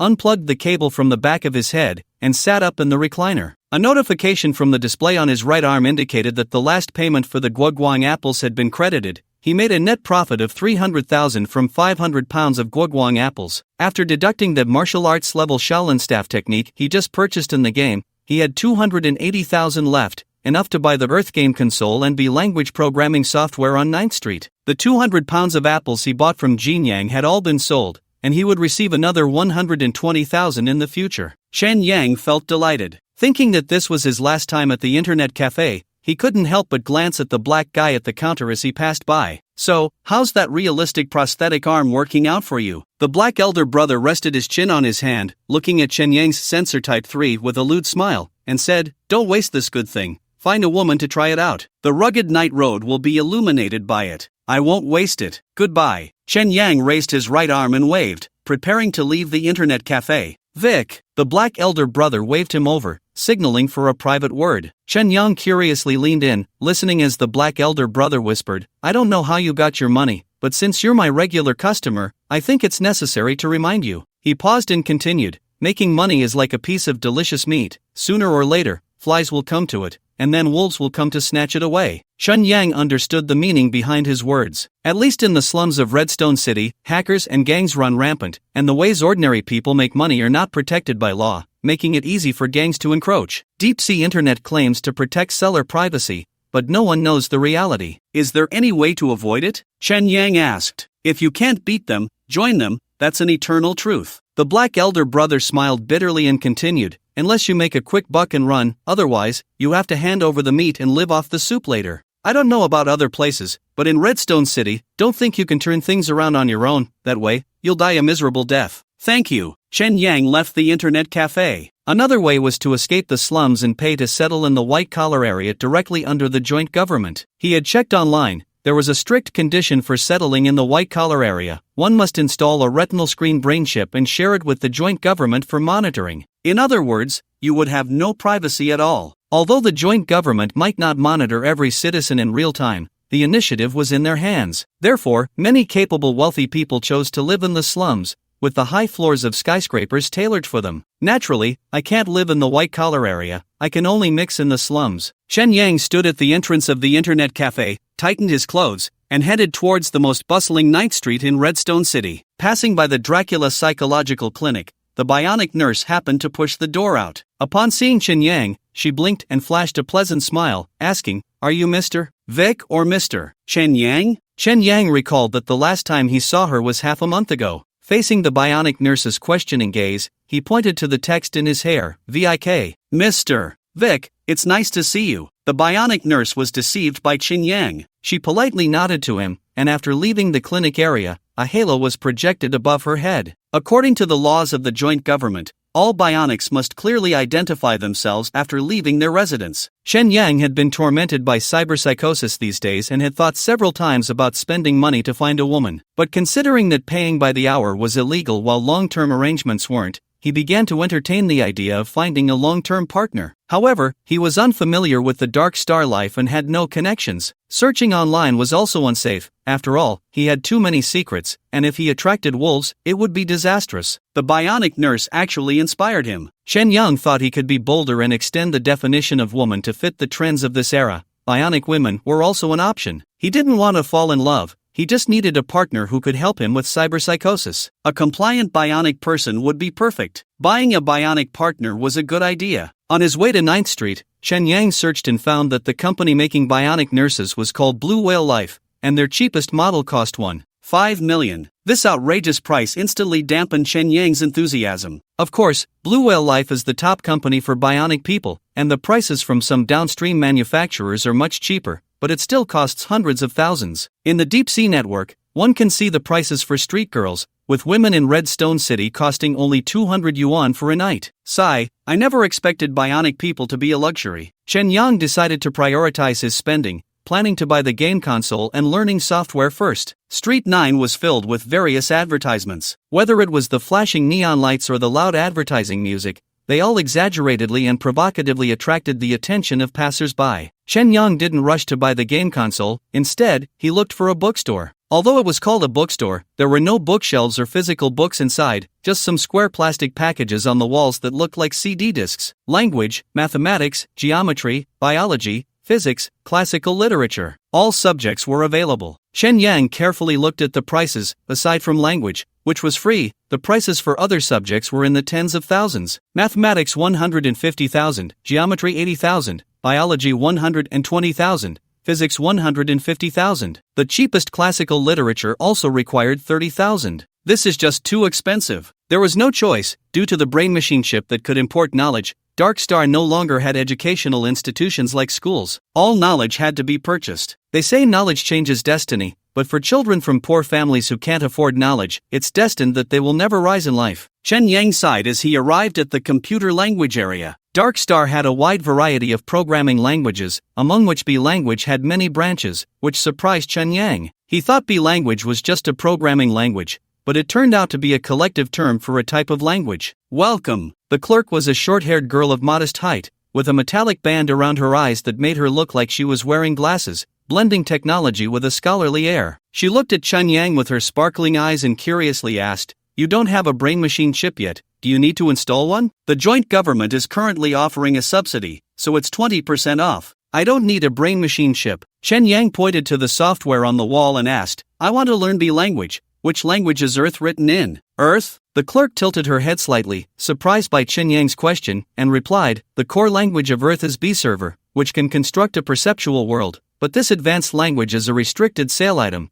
and our store is not allowed to sell it." "Knowledge monopoly?" Chen Yang frowned and asked, "Can it be bought in the white-collar area?" The clerk sighed helplessly and said, "B server is an exclusive language controlled by the Lunar Space Station. Unless you obtain authorization from the moon, like large groups such as Earth Company or Hacker Alliance, even the wealthy in the white-collar area can't buy it." As an Earthling, Chen Yang instinctively asked, "Is there a pirated version?" "You're asking for trouble." The female clerk's expression turned serious as she explained, "All B languages need to connect to the brain during testing. If pirated software is detected, your brain nerves will be waiting to face punishment." "All right then." Chen Yang gave up on becoming the GM of Earth. As a compromise, he pointed to a language on the wall called B-Model and asked, "That software is for game modeling, right?" "That's right, B-Model can create neural sensory models, such as animals and plants in games, and if you're lucky, you might even enter large manufacturing companies. Its uses are very broad." The clerk smiled proudly and said, "I am a junior modeler." "Modeler?" "That's right, after learning B-Model, you can take an exam, and if you pass, you'll receive the title of modeler." Well, a cunning glint flashed in Chen Yang's eyes as he asked the shop assistant, "Can the models I create be put into the game Earth?" If he could place his created models into Earth, he could use his golden finger to bring them into reality. If that were possible, wouldn't he become a living 3D printer? The more he thought about it, the more excited he became. Therefore, he looked expectantly at the female shop assistant, hoping for an ideal response. The shop assistant's expression was somewhat subtle, as if she wanted to say something but hesitated. Finally, she spoke. "In theory, it's possible. For example, if you work for the Earth Company, you can create models as required, and if they pass inspection, they can be placed in the model database." Chen Yang noticed her micro-expressions and quietly asked, "There should be other ways, right? Bypassing the Earth Company would be considered a violation." "I've heard." The shop assistant glanced around to see that there were no other customers in the store before continuing. "I've heard that some people can tamper with the game console to bring their homemade models into the game, but that's just online gossip. I haven't seen it myself." Clearly, the someone she referred to was a hacker. "Got it." Chen Yang glanced at the price of the B model, which was 120,000, more expensive than the Earth game console. "How much is the interactive simulator?" he asked. "Just a moment." The shop assistant took out a metallic device resembling a soda can, with a black cable connecting to a brain-machine interface. She introduced it, saying, "This is the latest interactive simulator, compatible with all cache formats of the brain-machine interface, priced at 50,000. "The brain-machine interface has a cache?" Chen Yang instinctively touched the metal circular hole at the back of his neck. "One set of BM language and one interactive simulator," he said, rolling up the sleeve of his right arm to reveal the display screen of the sensor Type 3, and asked, "Can I install BM software on this computer?" "Of course, no problem. BM is just a model editor. All rendering calculations are done on the interactive simulator." The shop assistant's eyes sparkled with cunning as she took the opportunity to promote, "But without a brain-machine chip, searching through the massive material library of BM will be quite troublesome. Don't you want to install one? It's 20% off." "No, that's all for now." Chen Yang didn't want to expose his memories to anyone. As a genuine Earthling, he still preferred the most traditional way of learning. After payment, with the help of the shop assistant, Chen Yang installed the BM editor, database, and learning assistant onto the computer in his right arm. Before leaving the bookstore, Chen Yang, relying on his thick skin and good looks, asked the shop assistant for her contact information. Having this senior's help would make it much easier to tackle problems in his studies later on. Networking is important. The shop assistant's name was Molly, and Chen Yang added a note of Junior Model Maker to her contact in his phone. On his way to the Earth Game Experience store, Chen Yang couldn't suppress his inner joy, his lips curling into a grin. In the world of Earth, whether it was the apples he bought or the women he interacted with, everything that could be seen, touched, or tasted was modeled using the BM language. Including his own body, Chen Yang was created with this software. If he mastered this language, he could create wonders in Earth and then use his golden finger to transfer them to Dark Star. This was not something that could be described as merely a model maker. Calling oneself a creator would not be an exaggeration. The official Earth store was surrounded by a crowd. Even from a distance, he could hear the commotion inside, with a loud voice shouting, "What's going on?" Chen Yang squeezed into the store and saw Chen Yang the shop assistant slumped awkwardly in the corner. His eyes were a dead gray, and several wires were exposed in the cracked neck, with two of them still sparking. "Why am I so unfortunate?" Chen Yang couldn't bear to look directly and turned his head to the arguing counter. A burly man in a pink coat, with golden hair tied in twin ponytails,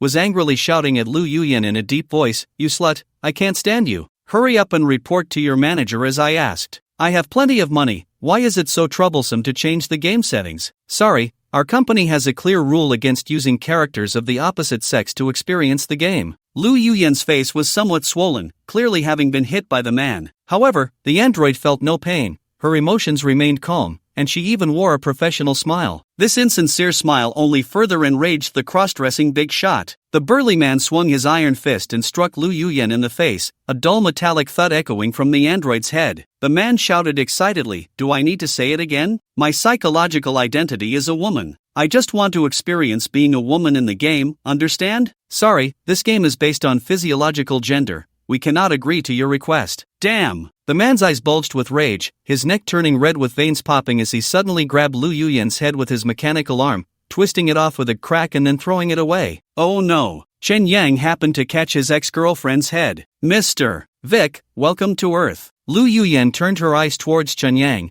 her gentle voice and smile vanishing. This bizarre scene sent chills down Chen Yang's spine. However, it was also a rare opportunity. He took the chance to touch the android's skin. It felt delicate, with the texture of the skin very clear. Turning Lu Yuyan's head to look at the severed neck, he saw the hollow metal skeleton, with about 20 cables of various thicknesses. At the bottom of the artificial body was a thin layer of metal membrane. Although there were no blood vessels in the fat, a red liquid was contained within. Curiously studying it for a moment, he placed the android's head on a nearby counter. Meanwhile, the cross-dressing big shot was still shouting, while the other staff members kept their distance, not daring to approach. Damn Earth Company! The cross-dressing big shot spread his arms and began to address the crowd gathered around him. The Earth Company shows prejudice against our minority group. Remember, during the public beta of the game, we players faced no restrictions. You could choose to be a man or a woman, that is freedom. The surrounding customers began to discuss among themselves. That's right, I also want to be a woman for a change, Neural and physical mismatch will exacerbate cyberpsychosis. Don't forget the previous hyperdimensional case. That's just an extreme case. We shouldn't give up our freedom because of it. Even if it's hyperdimensional, it was still quite enjoyable. Quick, the riot police are coming. Suddenly, the crowd dispersed. Just as the cross-dressing big shot escaped the store, his body became sluggish, and he ultimately collapsed to the ground. Damn riot police, you invaded my body, this is illegal. The burly man's face turned pale, gasping for breath. All the cybernetics in his body had shut down, including the lung box in his chest, which had lost control to the riot police. Seeing this, Chen Yang's belief in the necessity of extra cybernetics grew stronger. Realizing that the riot police here were not to be trifled with, he hurriedly made his way up the stairs to the second floor, where he encountered a staff member none other than his ex-girlfriend, Lu Yuyan. Chen Yang turned to look back at the first floor. Lu Yuyan's body still lay sprawled on the ground. Mr. Vic, welcome to the Earth flagship store. Lu Yuyan calmly glanced at the body on the first floor and smiled at Chen Yang, saying, no need to be surprised, all our android staff have backup bodies. Now I will continue to serve you. I'm here to buy a game console. Chen Yang stated his purpose, recalling that a customer had mentioned hyperdimensional, and asked her, could you tell me what the cyberpsychosis related to hyperdimensional is about? You must be referring to the hyperdimensional dream syndrome, which is the most extreme symptom manifestation since the birth of cyberpsychosis, Lu Yuyan said, waiting for Chen Yang to nod before continuing. In the early days of Earth, some players created characters of the opposite gender to experience the game as the opposite sex. Transgender, Chen Yang had also created female characters in World of Warcraft. However, Earth was a fully neural simulation game, and creating a female character here could truly lead to being treated as the opposite sex. Just thinking about it was quite thrilling. Seeing Chen Yang's daydreaming expression, Lu Yuyan couldn't help but laugh and continued. Later, a strange phenomenon occurred that still cannot be scientifically explained. After capturing Chen Yang's attention, she went on, a male player logged off from Earth, and his body actually transformed into the female character from the game. The female character from the game? Chen Yang found it hard to believe and tentatively asked, what about his personality? His self-awareness didn't change, only his body underwent a transformation. Lu Yuyan sighed as if feeling sad and continued, although this phenomenon has only occurred once, the United Government issued a decree prohibiting the use of opposite-gender characters, and our Earth Company had no choice but to comply. Oh, what a pity, Chen Yang nodded in agreement. Thinking about that hyperdimensional case, it was actually the opposite of Vic's personality recognition disorder. Hyperdimensional was a physical crossover, while one's personality was a crossover. However, personality disorder could be explained by psychology, while hyperdimensional could not be explained by science. Speaking of which, his golden finger could also be considered a kind of hyperdimensional. Could I bring my body from the game into reality? Chen Yang took a taxi home with the game console. He originally wanted to switch to a smart pair of glasses,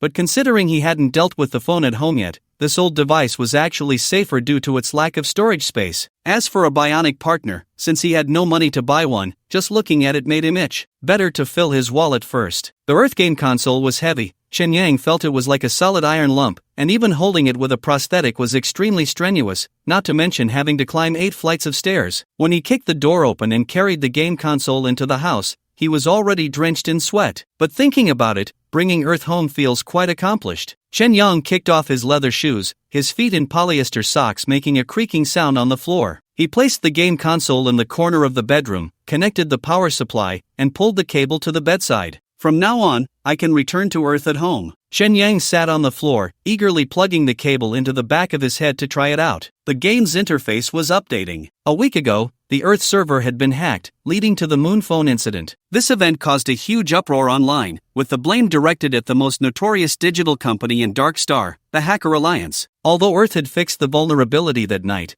Chen Yang's newly purchased game console hadn't had a chance to update yet. Thinking about the Moon Phone, Chen Yang couldn't help but open the bedside cabinet to take a look. That phone had been wrapped in 10 layers of tin foil, placed in a signal-blocking bag, and stuffed into a signal-blocking metal box. Now, even if he put the phone charger in the room, not a single electronic signal could get through. Super safe. Since there was nothing to do, Chen Yang curiously raised his left hand, trying to see if he could hyperdimensionally replace his body with the Chen Yang in the game. If successful, it would completely solve the unfulfilled desire of cyber psychosis. Chen Yang. He imagined bright light particles floating from his palm. Chen Yang was halfway successful. He did bring the body from Earth into reality, but he couldn't replace his real body. Instead, he threw it onto the ground. The Chen Yang on the floor lay there like a corpse. No breath, no warmth. Fortunately, there was no smell of decay, just a simple body. To be precise, the Chen Yang before him was a character model from a game, a doll that could have a soul injected into it. Feels a bit creepy. Chen Yang immediately transformed him into light particles and withdrew him from the virtual world. In fact, his own golden finger also belonged to a higher dimensions,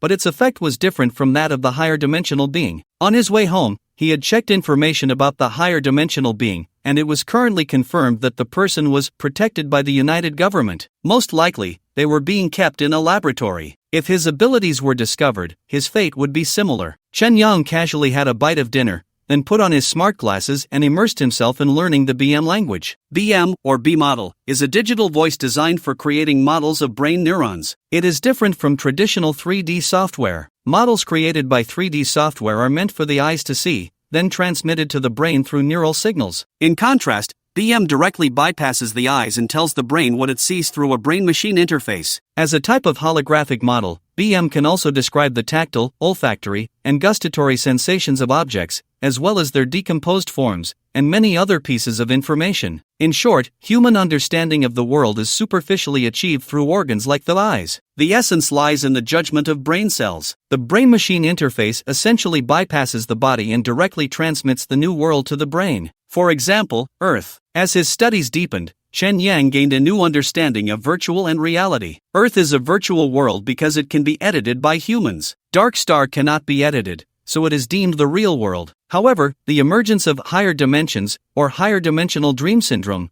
raises a question mark over the notion that Dark Star is the real world. Learning has no end, it's too profound. Although Chen Yang was in a technologically advanced future world, his feelings were particularly metaphysical. Since he hadn't installed a brain-machine chip, he could only use the most traditional learning methods, slowly gnawing at his studies. For the following week, he stayed at home. During this time, aside from experimenting with the game console and playing on Earth for a few hours, he spent the rest of the time self-studying the BM language. Although his learning progress was slow, he finally managed to get a foothold. One morning, Chen Yang dreamt of that strange dream again. Vic rode a motorcycle through the city, and although he clearly had someone behind him, he could never see her face. In this world, besides humans and bionic people, were there ghostly spirits? He couldn't care less. While his desires hadn't peaked yet, Chen Yang jumped out of bed and started doing push-ups. After these days of training, he could do 15 in a row. Then he did squats, sit-ups, and ran in place, trying every way to exhaust himself. An hour later, he finally wore himself out, and his desires, along with the fat, burned away, transforming into a vigorous appetite. The appetite was easy to satisfy. Chen Yang's nutritional meals were very rich: eggs, milk, tomatoes, pizza, and hamburgers, all alternating, plus a handful of goji berries, covering all aspects. As he watched the food disappear, he lay down on the bed and connected the data cable of the game console to restock on Earth. When he entered the game interface, he glanced at the female character purchase options, which were filled with various beauties, from the charming landlady to the innocent girl with an ID, and even some taboo types. In short, as long as you paid, you could play with them lavishly. The prices were in the thousands, seemingly not expensive, but the money needed to conquer them was definitely not small. Chen Yang felt a bit tempted. However, he didn't want to play this game for too long at the current progress, so there was no need to invest more funds. But who wouldn't want to be 4 years younger and return to college life? Next time for sure. Chen Yang exited the payment options and entered the game. Noon, 12 o'clock. Bulma Supermarket in Coastal City. Chen Yang pushed the shopping cart through the various shelves, continuously placing items into it as he faced a wide array of foods. With a credit card limit of 20,000, he had to make the most of it. Since the Mop God had gone viral online, he wore a baseball cap and a mask today, feeling somewhat like a celebrity. In fact, he had received a call from a stranger early this morning, claiming to be a director from a certain entertainment company, inviting him to star in a historical romance movie. Moreover, there were even more offers for short videos, many from beautiful women. Chen Yang declined them all. After all, this game wouldn't last long, and there was no need to waste energy. He planned to enjoy a meal with Wang Kai before returning to university. Just as he was thinking, a beautiful woman's figure ahead caught his attention. She was tall, with long hair casually pinned up, revealing her slender neck. She wore a light pink fitted t-shirt, the outline of her underwear faintly visible, with a slim waist and long legs, her washed denim jeans hugging her perky backside. Quite the sight. The nearby shelf held packaged fruits, and as the beauty turned to grab a dragon fruit, she inadvertently glanced at Chen Yang. His vision darkened for a moment, and he quickly looked away. Chen Yang? Lu Yuyan's eyes widened in surprise, her pretty face showing astonishment. Chen Yang pulled his mask up slightly, forcing a bitter smile as he said,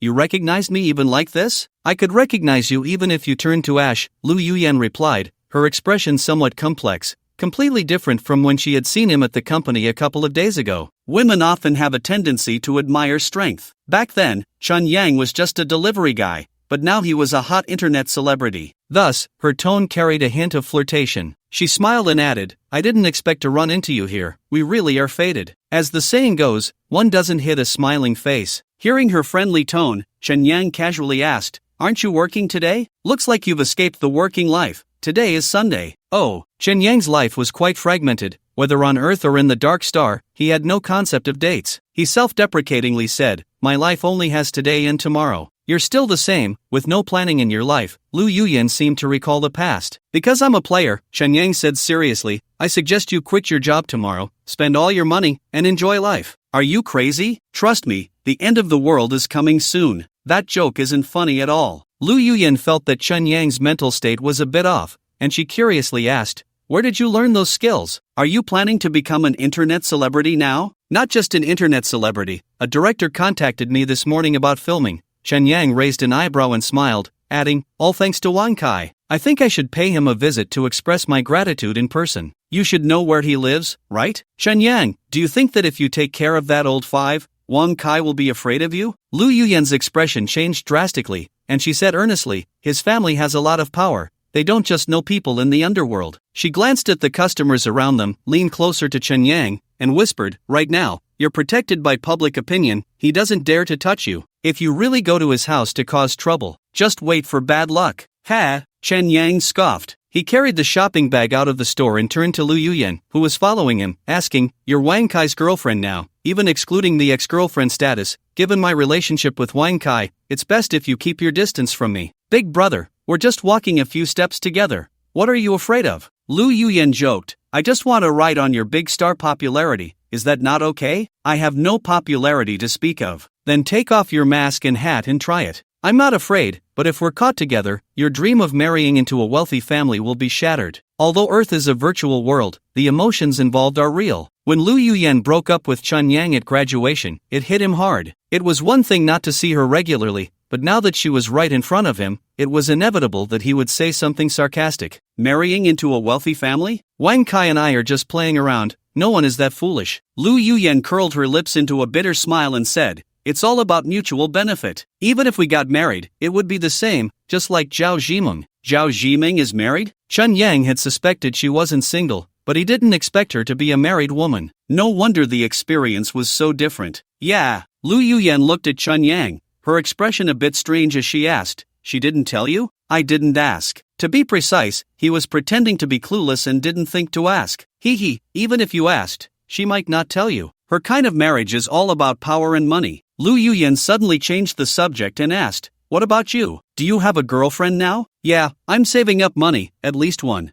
5 million. Chen Yang couldn't say something disheartening like "I'm single" in front of his ex-girlfriend. Oh, Lu Yuyan's expression was blank. After that, the two fell silent, the awkwardness hanging in the air until they finally reached the ground floor, and she asked, "My car is in the parking lot. Do you need a ride?" "No, I'll take a taxi back." Chen Yang put the shopping bag in one hand and waved. "Be careful." Lu Yuyan had just taken 2 steps toward the parking lot when she hurriedly turned back to call out to Chen Yang, "Wang Kai and Zhang Hao are looking into you. Be careful these next few days." Zhang Hao. It seemed he had seen this name in Zhao Zhiming's phone. Chen Yang quickly asked, "Who is Zhang Hao?" "He's Zhao Zhiming's husband, a businessman, quite a cunning person." After Lu Yuyan finished speaking, she turned and left. Chen Yang returned to the hotel with the groceries he bought from the supermarket. After a simple lunch, he took a taxi to the largest flower, bird, fish, and insect market in Binhai City. In the more than 20 days he had spent in Dark Star, he had earned nearly 500,000 just by selling guoguang apples. Continuing this highly profitable business would easily attract the attention of hackers. Moreover, given Dark Star's natural environment, it would be hard to explain the source of his hundreds of pounds of apples. For now, he decided to pause the apple business and observe for a few days. Now that he had money, he could easily open an online store in the official mall of United International and buy items with even higher profits. For example, pets. Chen Yang had visited the pet store on 9th Street and conducted a survey in Deep Sea Internet. Currently, 90% of pets in Dark Star were electronic products, like bionic animals resembling real ones. He had held a physical bionic cat in the pet store. In terms of appearance, sound, feel, and even interaction, it was indistinguishable from a real cat. Other pets like dogs, mice, and lizards were just as perfect. The only type of pet that couldn't be replaced by machinery was small underwater pets. These small, agile animals that could swim in water were a technological black hole. Not to mention Dark Star, even lunar technology couldn't produce them. Unfortunately, these freshwater creatures exposed to natural environments had the highest mortality rate during nuclear wars,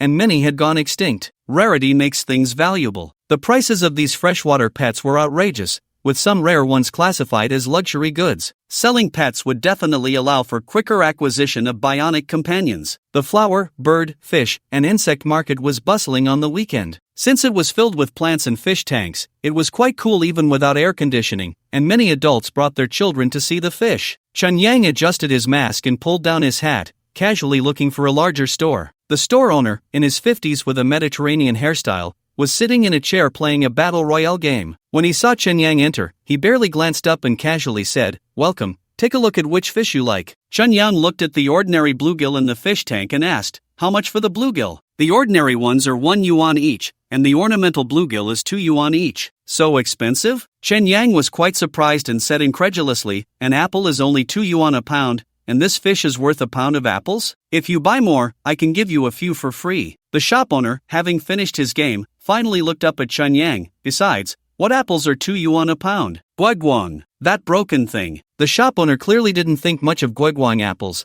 unaware that they were a hot-selling item in Dark Star, only affordable to the wealthy in the white-collar district. As for the seemingly unremarkable bluegill in the shop, the price of a 2-centimeter-long fish could probably cover a street girl's expenses for a week. Chen Yang calculated that the profit was only twice that of apples. The problem was that the packaging and delivery of the small fish were inconvenient, and in Dark Star's polluted environment, they could easily die on the way, leading to troublesome disputes. Since he had to take risks anyway, he might as well go all in and sell luxury goods directly. He moved to the cabinet where the turtle tanks were placed and pointed at a type of turtle that looked dazed and could be raised in deep water, asking, "How much for this swamp side-neck turtle?" "The size you're looking at is 120 each. That's not bad." Chen Yang remembered that the price for this species of water turtle was around 100,000. The benefit of selling such pets was that, on the surface, he was only selling one water turtle, but the subsequent turtle food, medicine, and even the water for raising turtles could still yield long-term profits. "Thanks." Chen Yang left the shop and wandered to other stores. He came today to inquire about prices and get a feel for the market. There were still many troublesome matters to consider before actually opening a pet shop. For instance, the turtle tanks absolutely couldn't be from Earth. Since he was in the luxury goods business, he naturally needed to customize a batch of high-end products in Dark Star. If the business went smoothly, 15 turtles could be exchanged for a synthetic partner. "My turtle." Chen Yang was in a store that specialized in koi, feeling the fish, when his phone rang with a call from Zhao Zhiming. "Hello, what are you busy with, my big internet celebrity?" Zhao Zhiming's voice was a bit excited. Chen Yang hadn't heard her voice for over a week, but on Earth's timeline, they had only parted ways yesterday afternoon. He smiled and said, "I'm hiding outside, feeling the fish so I don't become an internet celebrity." Feeling fish? Zhao Zhimeng didn't understand what Chen Yang was saying and continued, "I just chatted with Lu Yuyan. She said she saw you at the supermarket. You two really have a connection." Chen Yang chuckled, thinking, "What does that have to do with you, married woman?" Not hearing Chen Yang respond, Zhao Zhimeng hurriedly said softly, "You're not angry, are you? I was just joking." She paused and continued with a smile, "To apologize, I'll treat you to dinner and we can watch a movie too. Are you free?" Chen Yang's words had a double meaning. Zhao Zhimeng was silent for a few seconds, responding ambiguously, "If you're free, then I'm free." In the evening, two people walked out of the back door of the Jinjiang Star Hotel and got into a black Bentley. After turning on the high beams, they drove out of the alley, weaving through the crowded traffic without a care. Daring to drive in the wrong direction? Zhang Hao lit a cigarette and opened the passenger window. "What's there to be afraid of? My license plate number has already jumped out of the 3 realms. It's not in the 5 elements anymore, it's fine." Wang Kai proudly pressed the gas pedal, the Bentley once again overtaking in the wrong direction, shouting, "Awesome. This time Chen Yang is definitely going to fall into my hands. Just watch how I play with him. He's just a delivery guy. What else can you do? It's a secret. I'll take a video and send it to you afterward." Wang Kai's excited, chubby face flickered in the streetlight, his gaze cold as he said, "Lu Yuyan definitely has contact with Chen Yang. She's a traitor. This time, we'll deal with them together. Don't go too far, my wife is classmates with them. If she comes back and makes a fuss, it'll be a pain. Then you have to endure it. Who told you to come up with this rotten idea, haha?" Wang Kai asked with a triumphant smile, "Why didn't you bring out that good stuff earlier? That's really not very friendly of you. That thing is everywhere in the bar, you just haven't used it." Zhang Hao exhaled a puff of smoke, adjusting his gold-rimmed glasses. "But you found Chen Yang's place so quickly and even contacted the hotel manager. Impressive. The coastal city is this small, it's nothing special." Wang Kai glanced at his watch and asked Zhang Hao, "Do you have plans later? Shall we wait at a nearby club?" "I need to make a call first." Zhang Hao sighed helplessly and picked up his phone to dial his wife. The line kept ringing. Just as he was about to hang up, the call finally connected. "Hello." Zhao Zhimeng's voice came through the receiver. "Wife, where are you?"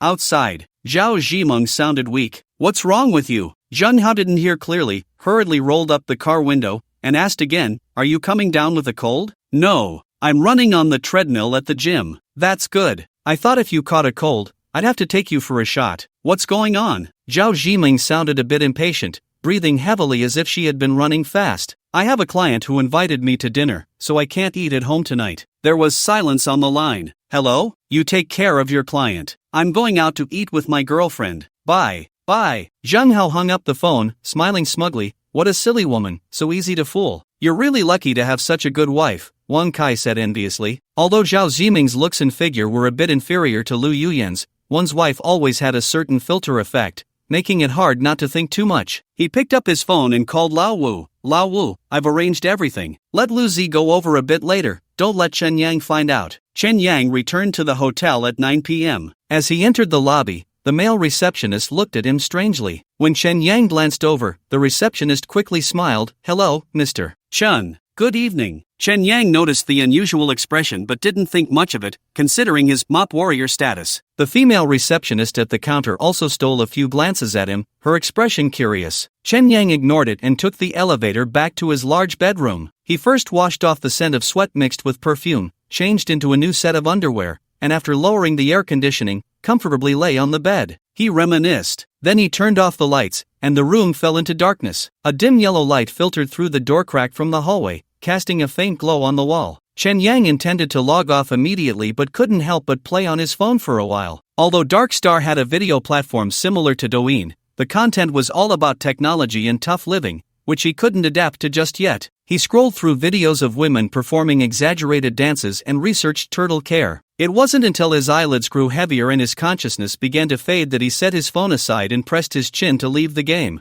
After shaking off a brief dizziness, Chen Yang sat up in bed. The sky outside was a dull and dirty orange due to the pollution from the red stone factory. Why isn't it raining yet? Isn't cyberpunk supposed to be all about gloomy weather? Chen Yang felt a bit disappointed. He was waiting for a heavy rain to take that phone out of Redstone City and throw it into the ruins outside the city. After getting out of bed, Chen Yang did some simple stretches. His body felt rusty and numb after lying in bed for 9 hours, both thirsty and hungry. As he entered the living room, The memory fragments on the wooden table updated to a new offline scene, with a holographic projection of Chen Yang's quiet, elegant bedroom, where he was lying in the dim room, propping his chin up with his hand. Tomorrow, I'll deal with Wang Kai and end this game cycle. Chen Yang rubbed his hungry stomach and went to the kitchen. Before long, he returned with a bowl of curry chicken rice, opening deep-sea internet to look for an ecological tank for raising water turtles. Since turtles are a luxury, the accompanying equipment is naturally not cheap. A regular deepwater turtle ecological tank costs several thousand,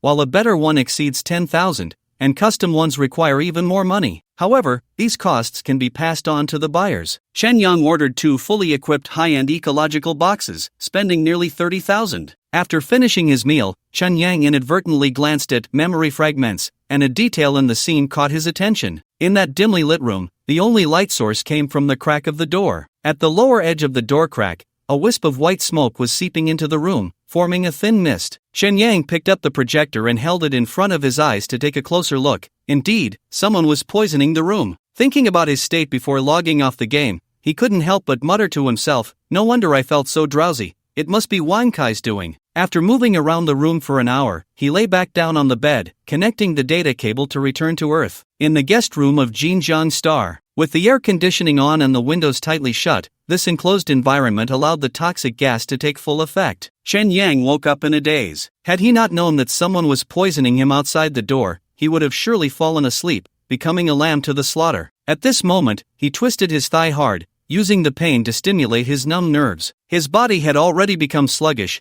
He barely managed to grab a bottle of mineral water from the bedside table, twisting it open and splashing it on his face. Damn it! Chen Yang cursed inwardly, finally feeling much more awake. He held his breath and quietly got out of bed, barefoot approaching the door. At this point, he could clearly see the toxic gas flowing in through the crack. Click! Chen Yang turned the door lock and swung the door open, throwing a right punch at the moment. The man squatting outside the door was just about to stand up when Chen Yang's punch knocked him down. Before he could get back up, Chen Yang grabbed him by the collar and dragged him into the room. Bang! The door closed again. 2 cries of anguish came from the room before it fell silent, returning to quiet. The door opened again, and Chen Yang peeked into the corridor, picking up a spray can that looked like insecticide from the floor before returning to the room. The window in the room was already open, and the thug who had poisoned the room was unconscious in the bathroom. Chen Yang took off his clothes and changed into those of the thug, then used his pants to tie up his hands and feet, stuffing a towel from the bathroom into his mouth. Done! Chen Yang looked closely at the thug, who seemed to be the one he had knocked a tooth out of. Buzz, buzz, buzz, the sound of a vibrating phone came from the thug's pocket. Chen Yang picked up the phone and answered the call, hearing Lao Wu's voice on the other end. "Lu Zi, did you succeed?"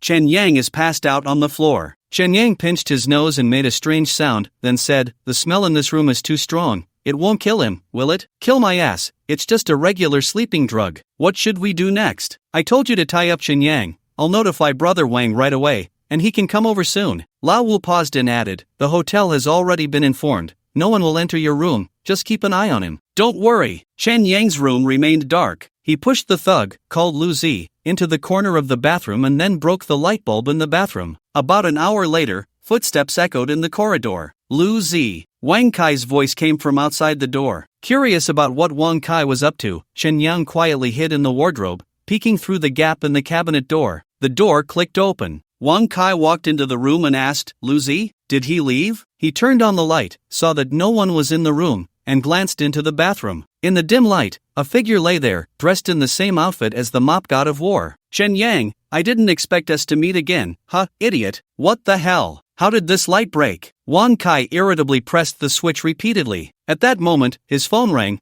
prompting him to leave the bathroom and return to his room to answer the call. "Zheng Hao, it's done, your trick really works." Right, the person is lying in the bathroom, just wait for my video, I guarantee it'll be exciting." Wang Kai is going to shoot a video? Chen Yang, curious from inside the wardrobe, thought about how Zheng Hao was indeed Wang Kai's accomplice, feeling no remorse for what he had done to him. At that moment, Wang Kai took out a bottle of red wine from his bag, pulled out the cork, and poured half a glass into a hotel glass. Is he starting to celebrate already? Chen Yang decided he had to teach Wang Kai a good lesson, to return the favor in kind. He saw Wang Kai lift the glass, swirl it, and continue speaking to Zheng Hao. "Don't worry, I'll help you contact Director Zhang next week." Hanging up now. He put the red wine back on the table and dialed another number. "Old 5, you guys ambush well, wait until I finish torturing Chen Yang, then come up and take him away." Whether he lives or dies is up to you, handle it yourself, wait for my call. Torture me? How is Wang Kai going to torture me? Chen Yang was both angry and curious, his eyes wide open as he saw Wang Kai take out a small square box from his bag, a sledded screw-on cap. Damn! Chen Yang retracted his earlier thought of returning the favor. He had underestimated Wang Kai, not expecting this guy to have such a kink. Chen Yang, tonight I guarantee you'll have an unforgettable experience. Huh? Wang Kai laughed lewdly as he picked up his phone and entered the bathroom. Chen Yang quietly left the wardrobe, catching up to Wang Kai as he entered the bathroom, only to see the fat guy squatting on the floor, holding his phone up to Six's face. Bang! Chen Yang punched down, and Wang Kai's head hit the toilet seat, knocking him out cold. What the hell? How did he faint? Chen Yang wanted to take the opportunity to deliver a blow, but seeing Wang Kai unconscious left him stunned. Since that's the case, let's give him some SM, tying his left foot to his right hand, and his left hand to his right foot, making a flower basket out of Wang Kai. Do. Wang Kai's phone rang. Chen Yang hurriedly picked it up and silenced it, only to see the caller was Lu Yuyan. Suddenly, the sound of high heels echoed in the corridor. Chen Yang immediately turned off the phone, remembering the door hadn't been locked, and quickly got up to lock it. Too late. The high heels had already stopped behind the door, and the lock clicked open as a girl walked into the room. Chen Yang instinctively retreated back into the bathroom, gently closing the door. Wang Kai, can you stop messing with me so late? It's a hot day. It was Lu Yuyan's voice. How did she get here? Did Wang Kai invite her over? Chen Yang panicked, quickly stuffing a corner of his bathrobe into Wang Kai's mouth. At that moment, the sound of high heels being kicked off echoed in the room, and it seemed Lu Yuyan had drunk that glass of red wine, making a gurgling sound in her throat. Then she poured another glass, finishing it before placing the glass back on the table with a clatter. Where did the person go? Lu Yuyan walked towards the bathroom, the sound of her slippers shuffling. Damn! Chen Yang remembered there were still 2 meat tickets behind him and hurriedly pushed the door open. Ah! Lu Yuyan screamed in fright, seeing Chen Yang come out of the bathroom, and was even more startled. Chen Yang quickly shut the bathroom door tightly. Lu Yuyan in front of him had light makeup on, making her already stunning looks even more radiant. She wasn't wearing the outfit from the supermarket but had changed into a white shirt and a denim bodycon skirt, with black stockings that made her legs look long and straight. What are you doing here? Lu Yuyan, a bit unsteady, looked at Chen Yang with wide, confused eyes. No kidding, this is my room. Chen Yang pointed to the door and said, you should leave, it's not good for us to be alone together. Pfft, alone together? Don't act innocent with me. Lu Yuyan's tone had a hint of flirtation. After hesitating for a moment, she picked up her handbag from the bed and put on her high heels. Just as she was about to leave, she suddenly saw the men's leather bag on the table. She looked at Chen Yang and asked, who are you trying to fool? This is Wang Kai's bag. It is his bag, but the room was indeed booked by me. If you don't believe me, ask the front desk. Then where is Wang Kai?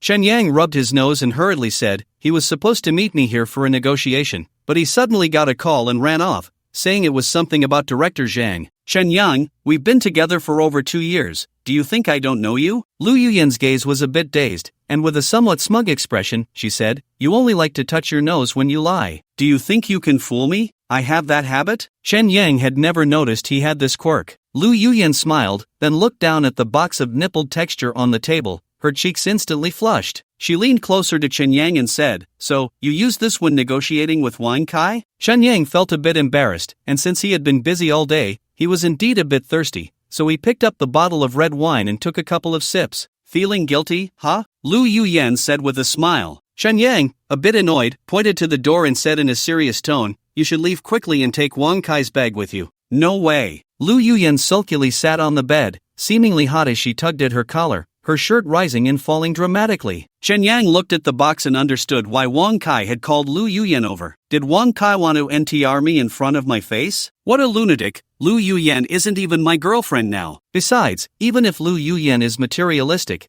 she wouldn't do something so low. Could it be that Wang Kai wants to force himself on Lu Yuyan? Chen Yang frowned slightly, really wanting to go into the bathroom and kick Wang Kai a few times. Turn on the air conditioning. Lu Yuyan kicked Chen Yang lightly with her toes and picked up her phone to call Wang Kai. No answer. What's going on? She hung up and looked at Wang Kai's bag, feeling that something was off. Clearly, Wang Kai had invited her here to book a room, yet he had run off, leaving Chen Yang in his place. Could it be that there was some deal between them? Impossible. Lu Yuyan's mind was in a jumble. Whether it was the effect of the alcohol or not, the familiar scent from Chen Yang reminded her of their university days, and those sweet memories flooded her mind uncontrollably. The room fell silent for a moment. Suddenly, there was a slight movement from the bathroom. Ahem! Chen Yang hurriedly coughed to cover it up. Seeing Lu Yuyan sitting on the bed refusing to leave, he smiled and said, "You should quickly take Wang Kai's things and go. If he finds out we're together, he might misunderstand you." "Let him misunderstand then." Lu Yuyan raised her eyes to look at Chen Yang, her beautiful face appearing even more enchanting in a slightly tipsy state. She stared directly into Chen Yang's eyes and said, "You're not afraid of him, so I'm not afraid either." "So what?" Chen Yang sensed something unusual in his body, unable to help but lean closer to Lu Yuyan, whispering to her, "Are you staying here to catch up with me?" He thought this would make Lu Yuyan leave. Unexpectedly, the woman leaned towards him, close enough for him to feel her warm breath and the alluring scent of her body. "I was just thinking of catching up with you." Lu Yuyan wrapped her arms around Chen Yang's neck and closed her eyes. Chen Yang suddenly realized that bottle of red wine was suspicious. Wang Kai must have been afraid Lu Yuyan wouldn't cooperate, so he drugged the wine to achieve his husband's current crime goal. Now that it had come to this, he would definitely make her eat her fill of this dish. Just as the game console at Chen Yang's home vibrated violently, on the top floor of the Go's building, Akagawa Ichiro sat naked on the sofa, listening to his secretary's report. The projector on the ceiling cast a dynamic photo in front of him, showing a white male in his 40s,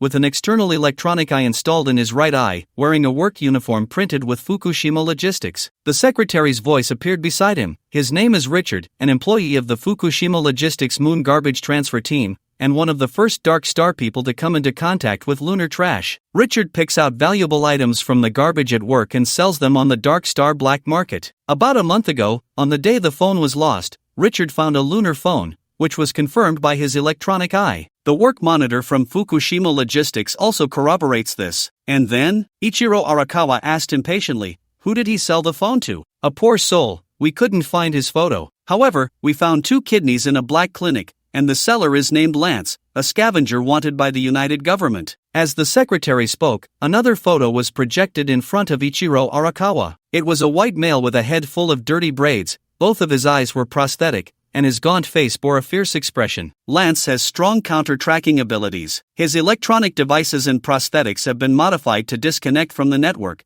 so we can't track him online." Hearing this, Ichiro Arakawa frowned. "So the trail has gone cold?" The last sighting of Lance was 21 days ago at the No. 19 lunar garbage dump. At that time, 2 scavengers were killed, and one of the deceased's electronic eyes captured Lance's appearance. We contacted the black clinic that worked with Lance, and they said they hadn't seen him in a month, so we deduced that Lance is likely dead. "Nice." Ichiro Arakawa clapped his hands in resignation. As he stood up from the sofa and walked past the 2 photos to the window, he muttered to himself, if Lance was killed, something as valuable as a lunar phone wouldn't just end up in his hands unless the killer didn't know its worth. He thought for a moment and asked the secretary, "Where is the No. 19 lunar garbage dump?" "East of Redstone City, what used to be Sankey City. It was leveled during the nuclear war and has been buried as a garbage dump due to high contamination, with lunar transport ships delivering every 10 days. Send someone to look for it. The phone might still be at the No. 19 lunar garbage dump, and don't miss the surrounding ruins." Ichiro Arakawa paused and added, "Deploy more charging drones to ensure the phone can charge smoothly." "Yes, Chairman. Also, check who has been to the No. 19 garbage dump in the past month and conduct a separate search." "I'll take care of it right away." The secretary's voice faded from the office. Ichiro Arakawa stood in front of the glass window, admiring that 19-year-old new clothes when a raindrop hit his face. Jinjiang Star Hotel. 2 pieces of a puzzle that had been separated for a long time came together again, fitting perfectly. Chen Yang and Lu Yuyan had broken up a year ago, but once muscle memory awakened, they had a deeper understanding of the phrase to review and learn anew. The effect of that bottle of red wine was astonishing. The 2 were like frenzied beasts, desperately biting at each other. "You're still the same as before, Wang Kai can't compare." "Shut up." Such a simple exchange was like a flying knife piercing Wang Kai's heart from the bathroom. Brother Kai felt pain. The war of men is not just about fighting and killing, it also involves control and excavation of territory. At this moment, Lu Yuyan's voice felt unfamiliar to him. After a long torment, the outside finally stopped its clamor. Finally, it was over. Wang Kai decided that as long as he could resolve the situation, he would use all his power to crush Chen Yang, that poor wretch, underfoot. "That's it. It's okay." After the simple exchange, the 2 began again. Just as Wang Kai was getting furious, the bound Lu Zi scooted over. Lu Zi had long been awake, and the sounds outside had made him restless. He didn't even know who the chubby person next to him was. They were fated to meet, so why need to have known each other before? The dim space was filled with the scent of soap. Get lost. Wang Kai shed unmanly tears. Afterwards, Lu Yuyan glanced at the bottle of red wine on the table and realized that this review had turned out to be a bit unexpected. However, now that it had come to this, she couldn't pursue it any further. After all, she hadn't lost anything, whether physically or emotionally. The sense of fulfillment that Chen Yang provided was what she longed for, something Wang Kai could not give her. I'm leaving, I have to work tomorrow. Lu Yuyan lifted the blanket, got out of bed, and started getting dressed. Chen Yang also got up to dress, though his legs felt a bit weak, and he had to prevent Lu Yuyan from going to the bathroom. The two remained silent until Lu Yuyan started to head towards the bathroom, at which point Chen Yang stopped her and said, "There are two big clumps of poop blocking the toilet, you should go to the first floor instead." "That's disgusting," Lu Yuyan muttered. She quickly tidied her clothes, glanced at Wang Kai's leather bag on the table, and decided to ignore it. "Let's keep in touch. Goodbye." Chen Yang watched Lu Yuyan enter the elevator and then returned to the room to lock the door. He opened the bathroom door, and a foul smell hit him. Wang Kai and Lu Zi were already too exhausted to struggle, nearly gasping in the dim light. Chen Yang pinched his nose and went in, grabbing Wang Kai by the collar and dragging him into the room. "Woo woo!" Wang Kai squirmed like a pupa. Chen Yang kicked the bastard a few times, only stopping when Wang Kai was crying and snotting all over. If it weren't for discovering Lu Zi using drugs on the projector, the outcome would have been entirely different. Not to mention the humiliation he would face. Even if he handed it over to Lao Wu afterward, he wouldn't die, but his life would be ruined. As for whether this rich second generation would face appropriate punishment, Chen Yang smiled bitterly. "Do you remember what I said the last time I beat you?" He squatted in front of Wang Kai, poking his head with his finger. "Remember this feeling, you too will have your moments of suffering." "Woo woo woo." Wang Kai kept nodding, hoping Chen Yang would let him off the hook. "The biggest advantage of you rich people is that you have plenty of room for trial and error, even when doing illegal things." Chen Yang stood up, looking down at Wang Kai. "But here with me, don't think you'll get a second chance. Don't think I won't dare to kill you. I'm letting you fully experience pain and despair for the time you have left, understand?" Wang Kai nodded at first, then shook his head vigorously. Regret and anger alternated in controlling his emotions, ultimately culminating in a wail of despair. A vibration sound from a phone echoed in the bathroom. Chen Yang picked it up from the floor and saw that the caller was Lao Wu. He answered the call. Lao Wu's voice came through the receiver. "Brother Wang, I saw Lu Yuyan take a taxi and leave. Should we hand that kid Chen Yang over to me now?" Chen Yang turned on the faucet, using the noise as cover to ask, "How many of you are there?" "3, enough to carry someone. Get them all in." After saying this, Chen Yang hung up the phone and dragged Wang Kai back into the bathroom. A few minutes later, there was a knock on the door. "Brother Wang, we're here." "Brother Wang?" Lao Wu pushed the door open, followed by two subordinates, one of whom grinned and said,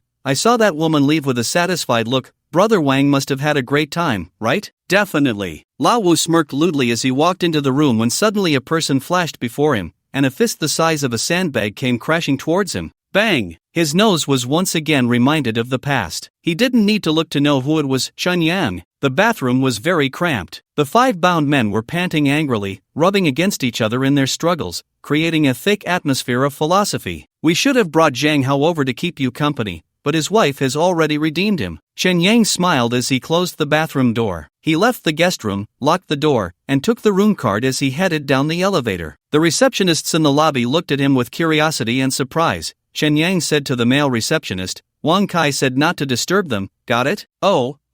The male receptionist nodded awkwardly. Chen Yang left the Jinjiang Star Hotel and returned to his rented single room, washed up, and went to sleep. The next day, thinking about the new game about to start, Chen Yang went to the supermarket and bought 2 sets of pillows and bedding, as well as dozens of seasonal underwear and cotton socks. Due to the limited cotton production in Dark Star, all pure cotton products were scarce high-end goods. Chen Yang also sold a truckload of cooked seafood, maxing out his credit card before hiring a vehicle to move everything back to his rental. "I actually miss this broken place a bit." He looked at the shabby room and couldn't help but recall the hard days of delivering takeout, which now made his nose tingle with emotion. Just as he was feeling sentimental, his phone rang with a call from an unknown number. "Hello." Chen Yang answered politely, but a cold voice came from the receiver. "Is this Chen Yang? This is the Public Security Bureau of Binhai City. You are suspected of illegal detention. Please come to our bureau to cooperate with the investigation." "No problem." Chen Yang pressed his hand against his chin and said lightly, "But the world is about to end, and now we start the countdown. 10, 9, 8. Boom! The moment Chen Yang exited the game, he heard thunder. Raindrops pounded heavily against the glass window, and the building's air purification system ramped up, once again filling the room with a buzzing sound. I'm back! Chen Yang unplugged the data cable. He raised his right arm to check the screen. It was midnight. Just in time, he had just finished dealing with Earth matters and was ready to dispose of this bomb of a phone. This rainy day was just right for it. The ideal way to dispose of a lunar phone was to throw it outside and let the Hacker Alliance find it. As for what content was on the phone and what impact it might have on society, that was not something ordinary citizens like him needed to worry about. Without any delay, Chen Yang immediately got out of bed and got dressed. He stuffed the signal blocking box containing the phone into his backpack, grabbed a gun and a flashlight, and left the building. Outside, the rain was pouring down, with visibility under 10 meters. He put on his smart glasses and activated the AI assistant, saying, "Help me navigate to the nearest lunar waste disposal site." "Oh, today isn't a lunar waste day, my old buddy. Cut the nonsense, you stupid groundhog." "Alright, the roads are slippery in the rain. Mrs. Susan's house up ahead sells raincoats and umbrellas.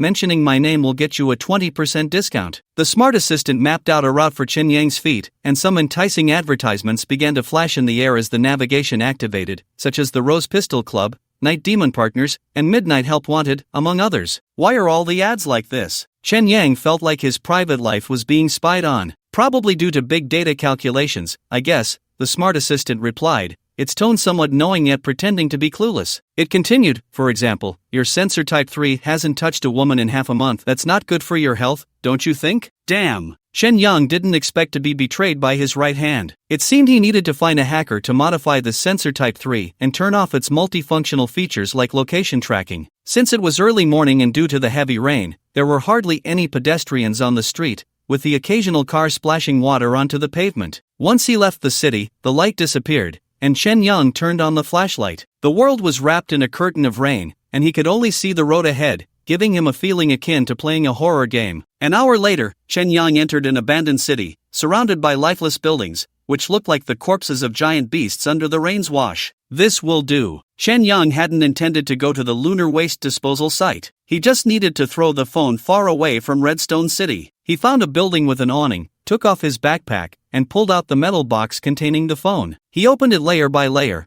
finally tearing off the layers of foil and placing the phone on a stone platform that wouldn't get wet. Beep! The phone screen lit up with a white halo. "Is it charging now?" Chen Yang was so scared that his heart stopped. He hurriedly transformed the items that shielded signals, like aluminum foil, into light particles and retracted his palm print. After confirming that no one was around, he immediately left. It seemed that there were Hacker Alliance drones nearby. He turned back towards Redstone City, raised his right arm to check the network status of the sensor type 3, which was still connected to the exclusive satellite network of Gecko Technology. Amid the sound of rain, he heard the pat-pat of footsteps ahead. Chen Yang quickly turned off his glowing glasses, extinguished the spotlight, and wiped to the right. He remembered there was a relatively intact residential building nearby, so he stealthily made his way over and hid in the doorway. "Hurry up, don't get caught by the hounds," someone said in the rain. "What bad luck, is the Hacker Alliance crazy, bringing so many hyenas over? Because drones can't be used in heavy rain, these hyenas must have picked up some scent. Is there something blowing up ahead?" 5 beams of light quickly swept across the street corner. Chen Yang leaned out to guess that those people had seen a phone. It didn't matter, it was better if they took the phone away. Thinking about what they said about hyenas nearby, he didn't know what that was, but he decided to hide for now. Chen Yang turned back on the spotlight and began to explore the abandoned residential building. The convenience store on the first floor had been completely looted. Even the shelves were emptied, leaving only 2 tattered discount ads on the wall. He climbed the stairs to the second floor, and it was the same. All the rooms had been emptied,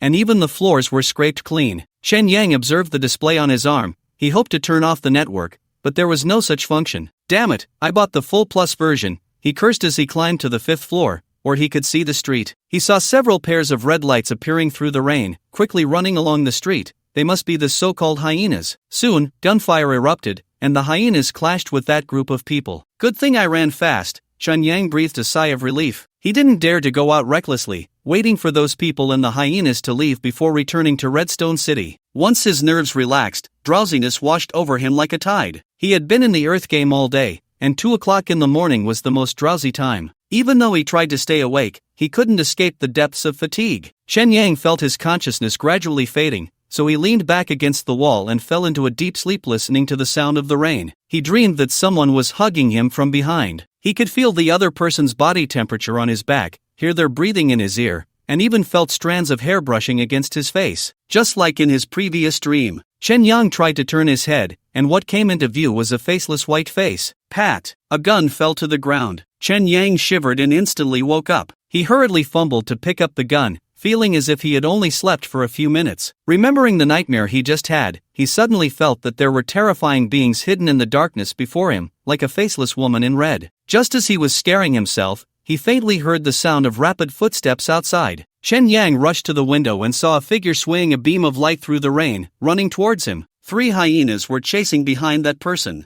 Just as that bastard was about to enter the building, Chen Yang shouted in his heart, "Don't come over." What a coincidence! If he led the hyenas in, it would be disastrous. Chen Yang gritted his teeth, launched himself out of the window, and fired 3 shots at that bastard. However, with his marksmanship, even 30 shots wouldn't help. "Who the hell are you?" came the person's curse in the rain. Chen Yang thought that seeing an ambush would make the person leave the building, but that bastard recklessly dashed inside, with 3 hyenas following closely behind. "We're done for." Chen Yang thought about jumping out of the window, but this was the 5th floor. Going down would probably mean death. He wanted to run downstairs again, but as soon as he dashed out of the room, he remembered that the building only had one side with a staircase. Wouldn't going down mean running into that bastard? Footsteps echoed in the building, along with the sound of gunfire. That hyena must be a mechanical creation. Although there were only 3 of them, the footsteps sounded dense, like crawling spiders. Chen Yang panicked. He never expected that a moment's nap would lead him to a dead end. He hurriedly turned on the spotlight and leaned out to explore outside the window. The platform where the air conditioning units were placed gave him hope. If it were Jackie Chan, he could probably jump over. If it were Vic, I can only give it a shot. Chen Yang stuffed the gun into his pocket and climbed onto the windowsill with the spotlight. The footsteps grew closer. It seemed that the person had used the narrow space of the staircase to shoot down 2 hyenas one after the other. With the sound of mechanical explosions, metal parts clattered down the stairwell. That person was fierce. Chen Yang felt a twinge of envy, but thinking about how he had just shot at that person, he knew he couldn't stay here any longer. Here goes. Chen Yang leaped with all his might, his body cutting through the rain like a water line, and surprisingly landed easily on the 4th floor platform. He shone the spotlight towards the 3rd floor balcony. It was just within reach. So, Chen Yang jumped back and forth between the air conditioning platform and the balcony, returning to the ground safely while that person led the hyenas up the stairs. I have the potential of Spider-Man. Chen Yang didn't dare to linger and hurriedly fled into the rainy night. But just a few steps away, he felt something hit his head hard. Bang! Chen Yang's vision went dark, and he collapsed into the mud. Almost simultaneously, a hard object fell beside him. Was it that hit me? He shook his slightly dizzy head and picked up the object to take a look. Although it was too dark to see clearly, the touch of his fingers already told him this was the moon phone. He never expected this phone to return to his hands. Damn! Just as Chen Yang was surprised, the phone's screen activated. The lock screen displayed a dynamic photo of a young girl. The girl looked about 18 or 19, taking a selfie while casually tossing her flowing long hair. Although it wasn't the time to admire beautiful women, this girl was so stunning that it was almost infuriating, flawless like an AI painting. What caught Chen Yang's attention was a beauty mark at the corner of her right eye. Additionally, the background of the girl was a blue sky and green trees,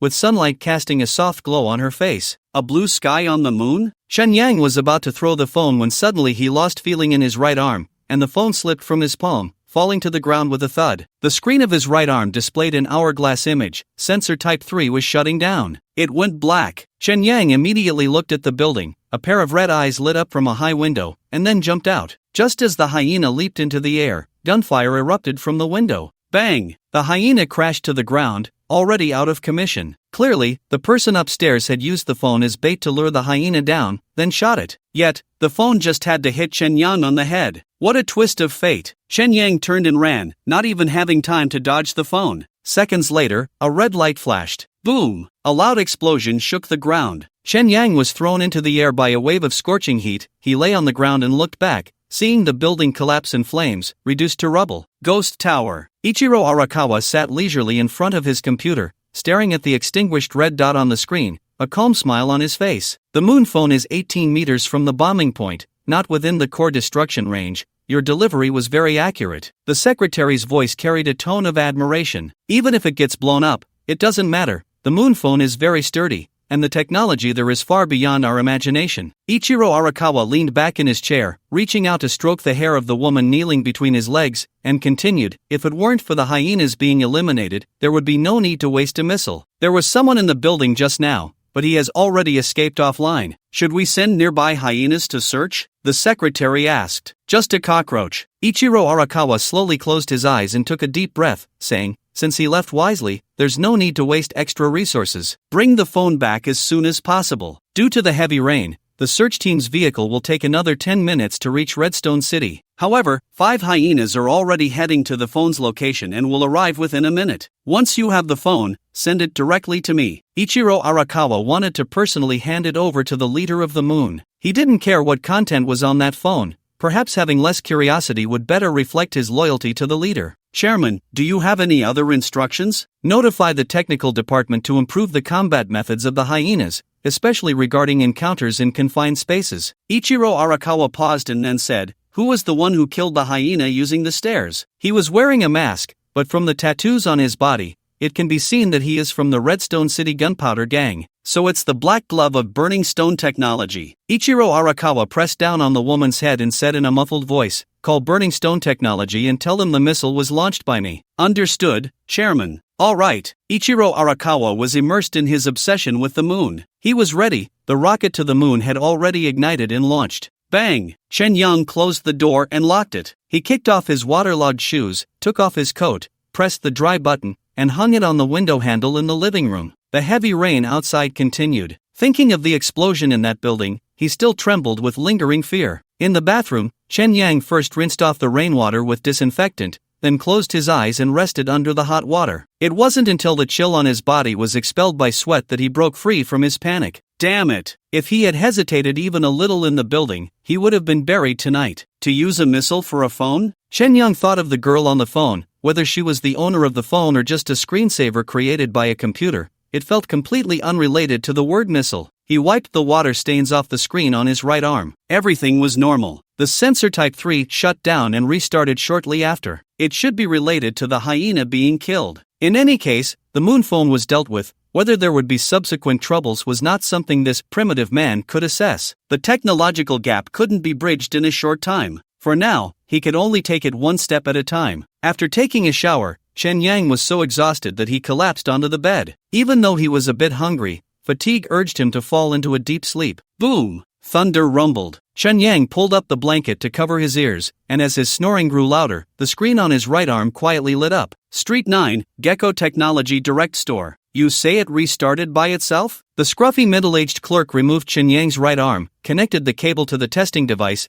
and tapped a few times on the tablet, frowning slightly. Yeah, it's inexplicable. Chen Yang sat in the lounge chair, not mentioning the encounter with that hyena last night. The middle-aged clerk flipped through the report on the tablet, occasionally pressing key points on the arm, murmuring, the device check is fine, the driver is also the latest, let me check the fault log. Could it be a hacker intrusion, with malicious code implanted? This was Chen Yang's biggest concern. He continued, recently, drones from the Hacker Alliance have been flying around my house, and once the network connection was tampered with. That kind of thing is quite normal. All connected devices can't escape hackers. The middle-aged clerk suddenly brightened his eyes and said, found it. At 2 hours 35 minutes and 29 seconds this morning, the sensor Type 3 experienced a data blockage, which was automatically repaired by rebooting. What does data blockage mean? A bug caused by a memory leak. It's not very common, but it's a fairly normal device malfunction. I'll help you replace the corresponding components right away, it won't take long. The middle-aged clerk put down his tablet and prepared to make the repairs. Wait, I want to replace it with a new one. Chen Yang didn't dare to use this arm anymore. Who knows what the hyena had done to it? If the Hacker Alliance had indeed compromised his arm, it's likely that Gecko Technology wouldn't be able to detect it either. It would be safer to just get a new one. A new one? The middle-aged clerk had a look that said, is that really necessary? After thinking for a moment, he said, you've only used this arm for less than a month. Replacing it with a new one will cost 25% of the original price. Are you sure? No problem. I want a new one. Chen Yang wasn't short on money. He tentatively asked, can you make it a disconnected prosthetic? That way, I wouldn't be threatened by hackers, right? Buddy, not just Gecko Technology, all prosthetic companies prohibit disconnection from the network. Even if you find someone to modify the sensor Type 3 to a disconnected model, you can't guarantee that the electronic components used don't have hidden network access. If you replace all those components, the middle-aged clerk patted Chen Yang's shoulder and smiled, then your arm wouldn't be a sensor Type 3 anymore. Can't it be made a bit safer? Chen Yang felt a bit helpless. Even members of the International Union have been attacked by hackers. There's no absolute network security in Dark Star. The middle-aged clerk handed the tablet to Chen Yang. Pay up. Replacing the new device will cost 12,500 yuan. All right. Chen Yang scanned his iris to pay. The middle-aged clerk proceeded to install a sample of the sensor Type 3 for Chen Yang while saying, the new arm will still use the existing regenerative muscle. It can be replaced in no more than 5 hours. Thanks. Chen Yang left Gecko Technology, quickly trimmed his hair, and boredly went to watch an idol performance on 9th Street. Although these young girls were lively and energetic, their decorative prosthetics and tattoos didn't align with Chen Yang's aesthetic. It wasn't that he was against prosthetic culture, he just found it a bit strange. From the electronic flyers distributed by the idols, Chen Yang found the Starlight Mall located on 9th Street, a hub for selling replicants, where top-tier companies like Blue Whale Technology had direct stores. The first floor of Starlight Mall was filled with businesses offering replicant rentals or replicant services, such as the ads Chen Yang had seen last night, Rose Pistol Club, Succubus Partners, and Erupting Coffee House, among others. Chen Yang wasn't interested and went straight upstairs. Starting from the second floor, there were small to medium brands primarily selling replicants,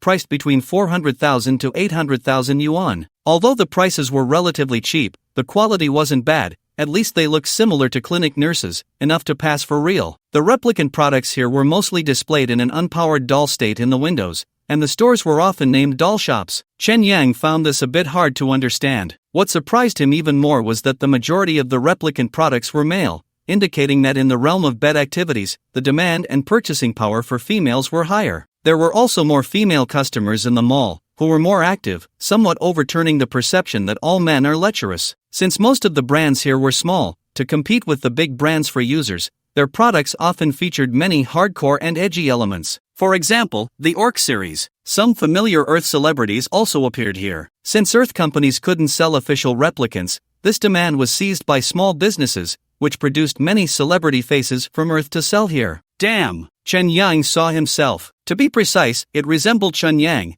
but it was a bionic doll with prosthetics and tattoos. Damn, this is so embarrassing. Chen Yang hurried upstairs, where from the 5th floor onward were large brand stores. Due to the ample space, their bionic products were no longer displayed in windows but roamed freely inside the stores. Besides Blue Whale Life, there were also various idol star companies, and the words doll store no longer appeared. What's going on? As Chen Yang walked through the area selling idol replicas, the psychedelic electronic music surrounded him, and in front of him were not only bionic girls but also various holographic projections and augmented reality displays. After circling the 5th floor, he felt as if someone was following him, so he stopped and turned around. A white-haired bionic person also stopped in their tracks. Are you following me? Chen Yang asked directly. Our electronic perfume just opened in Redstone City. Could you come by the store to show your support? The white-haired bionic person immediately smiled. This bionic had no regenerative skin covering, exposing a metallic body pieced together with black, white, and pink segments, its smooth surface resembling a wetsuit made of metal. Its neck was not covered by a metallic shell, revealing bones and cables, and beneath the silver short hair was a delicate and stunningly beautiful face. Electronic perfume? Chen Yang noticed that this bionic had no sexual characteristics. A pink barcode glowed on its flat chest, and after scanning with glasses, a pop-up window appeared. Electronic perfume bionic type 3, bionic ID sale 10155,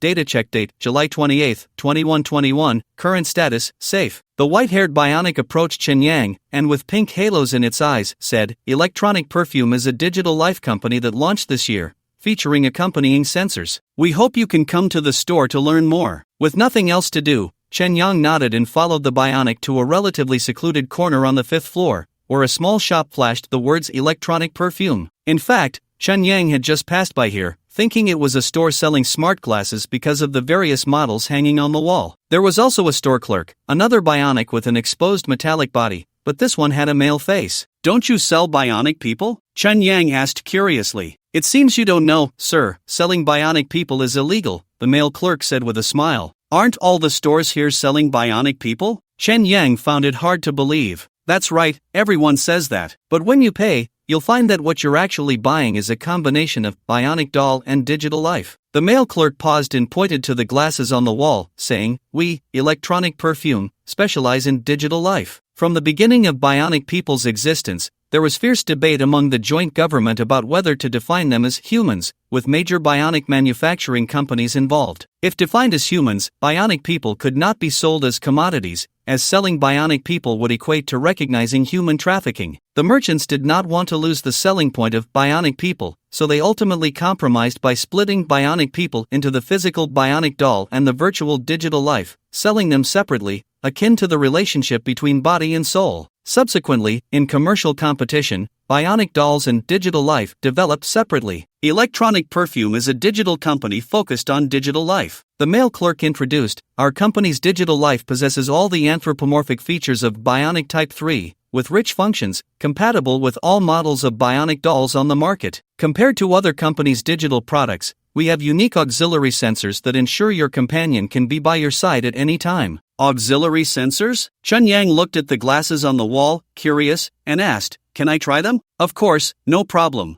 I see you are wearing a pair of old glasses from 10 years ago. You can try our latest Azure fragrance, which will provide you with an elegant and comfortable experience." The male attendant did not take the glasses from the wall directly but instead pulled out a large box from under the counter. Inside were not only smart glasses but also a curved, plate-like metal device. Chen Yang noticed that the device had a metal plug in its concave part, seemingly for connecting to a brain-machine interface. "This is the auxiliary sensor, a patented product unique to our electronic perfume." The female attendant helped Chen Yang put on the new glasses, and after obtaining his consent, she inserted the auxiliary sensor into the brain-machine interface, fitting perfectly against his neck. At this point, the male attendant continued to introduce, "Our auxiliary sensor can achieve harmless neural signal transmission in the real world, allowing you to fully experience the unique charm of a phantom companion." He paused and added, "Our technology has passed joint government inspections, so you can use it with confidence." Phantom companion? Chen Yang couldn't help but chuckle. Hearing such a term in a technologically advanced world felt somewhat strange. Compared to his old glasses, the Azure fragrance of the electronic perfume,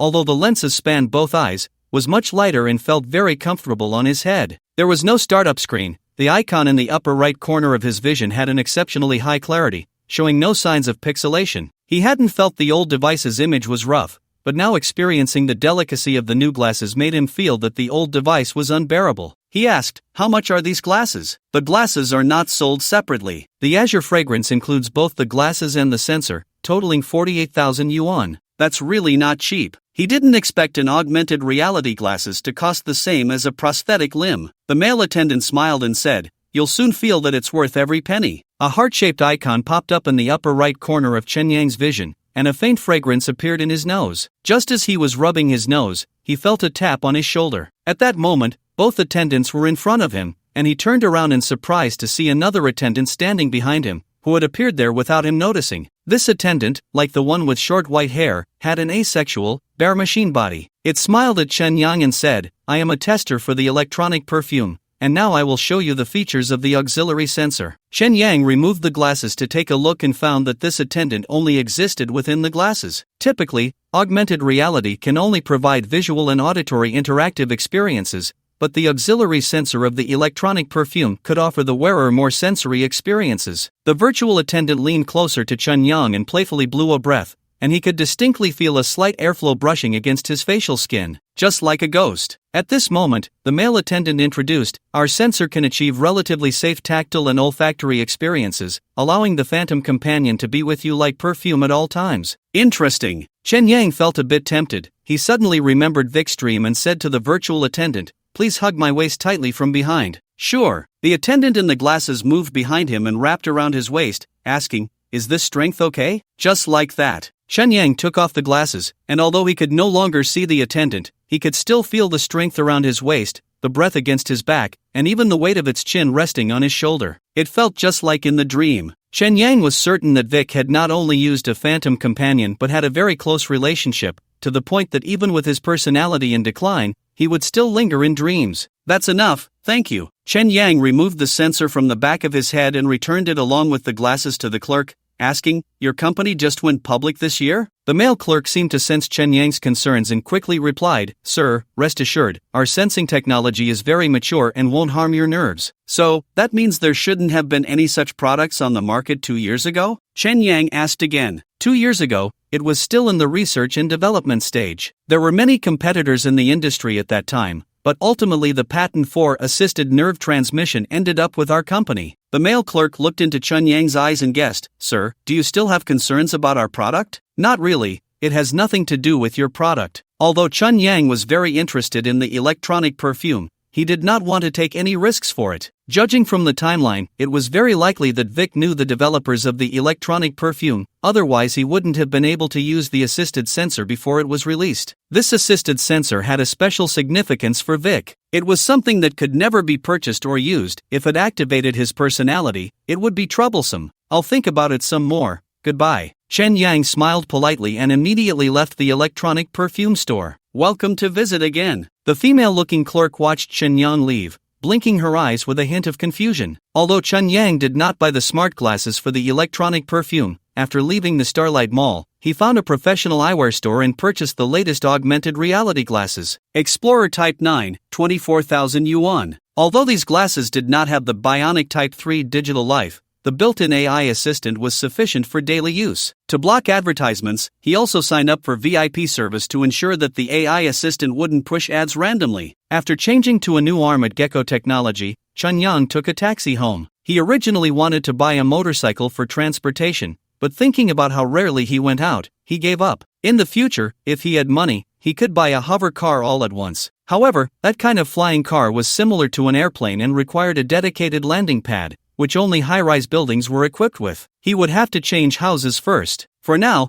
he needed to solve his younger brother's basic needs and save money to buy a bionic person before considering transportation issues. Although the Earth game could start a new cycle, considering the aftereffects of cyberpsychosis, he decided to let the brain-computer interface rest for a few days. So, Chen Yang stayed at home for another week, studying BM language. After half a month of study, he was already able to create the simplest geometric plaster models and test the code using an interactive simulator. The interactive simulator was essentially a simple game console that, when plugged into the brain-computer interface, allowed Chen Yang to enter a special white room to check the authenticity of the BM model. He planned to return to Earth to start a new cycle only after the 3 ordered turtle eco boxes arrived. This time, he would return to his university days. Before starting a new cycle on Earth, he had to retrieve the items from the old save file. For example, the bedding, pillows, underwear, and cotton socks that Chen Yang had bought. If these items were not retrieved in time, they would be deleted with the game's reset. Chen Yang pulled the curtains tightly in his home, stuffed the smart glasses into the drawer of the bedside table, ensuring that these high-end items would not be exposed on the internet. After everything was checked, he raised his left hand, and white light particles surged from his palm. They landed on the bed, transforming into sheets, blankets, pillows, underwear, and socks. "I wonder if these items can be stored in the new save file." Chen Yang felt that keeping these items at home was a bit dangerous. After all, in Dark Star, these were all pure cotton products that only the wealthy could afford. He hid these items in the wardrobe before lying down on the bed,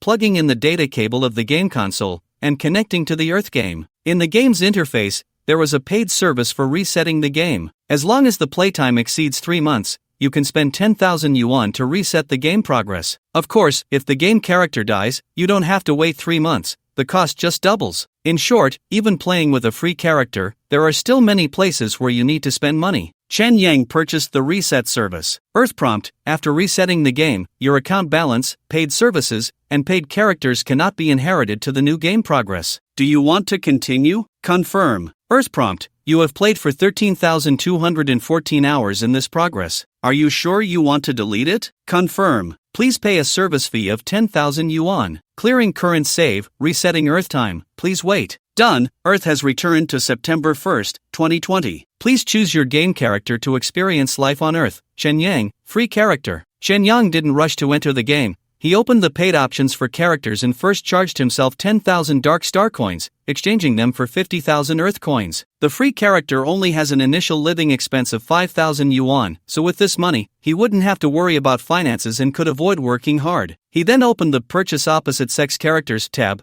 where the paid characters are essentially no different from the characters that come with the game. The only difference is that they have better figures and higher attractiveness, with all sorts of types available. These characters cannot be played just by purchasing them. After buying, they are only added to the game, and whether they can be pursued still requires personal effort. Chen Yang checked them one by one, and among those he was interested in was Zhang Meihon, 36 years old, recently divorced landlady. Purchase price 30,000, valid for this round. Strategy suggestion: be sure to purchase Physical Fitness Type 3 to ensure your health, and pairing it with Local Defense Level 3 will yield better results. This character has a very mature appearance and figure, a mature woman style that would explode with just one more glance. For Chen Yang, this kind of woman, fierce as a wolf, he had already experienced with Zhao Zhimeng. Considering that being too intense could worsen cyberpsychosis, he decided to hold off for now. Chen Yang resolved to choose a type different from Zhao Zhimeng and Lu Yuyan in this round. He wanted something pure, best to have the feeling of a first love. As Chen Yang flipped through the character list, an avatar of a glasses girl caught his eye. Is this girl an adult? Opening the character card, he saw a girl who was not very tall, with a round face and a plump figure. Wang Jia, 20 years old, a junior who wants to become an internet celebrity. Purchase price 40,000, valid for this round. Strategy suggestion: increasing affinity can significantly lower others' guard and increase attraction. A college student's age, a high school student's appearance. Although the character is not very tall, seeming to be just over 1.5 meters, her body proportions are good, and her slightly plump legs do not appear short. After all, she is a paid character, and the design is very detailed. Not white, thin, and young, but white, plump, and young. Purchase character: Wang Jia has been added to the game, waiting for your encounter. Based on Wang Jia's strategy suggestion, Chen Yang also purchased the passive attribute Affinity Increase 75%, priced at 20,000 yuan. Before the game even started, he had already spent 70,000 yuan. There was no way around it. To live comfortably on Earth, he had to spend money. Enter game. The Earth before Chen Yang suddenly spun and enlarged, and he fell into the boys' dormitory of Binhai University like a soul. The morning breeze was a bit cool. The familiar smell of bedding filled his nose, and the dormitory was filled with snoring, the sounds of Honor of Kings, and the quiet chatter of someone on the phone with their girlfriend. Chen Yang opened his eyes. Next to him was his cheap Android phone.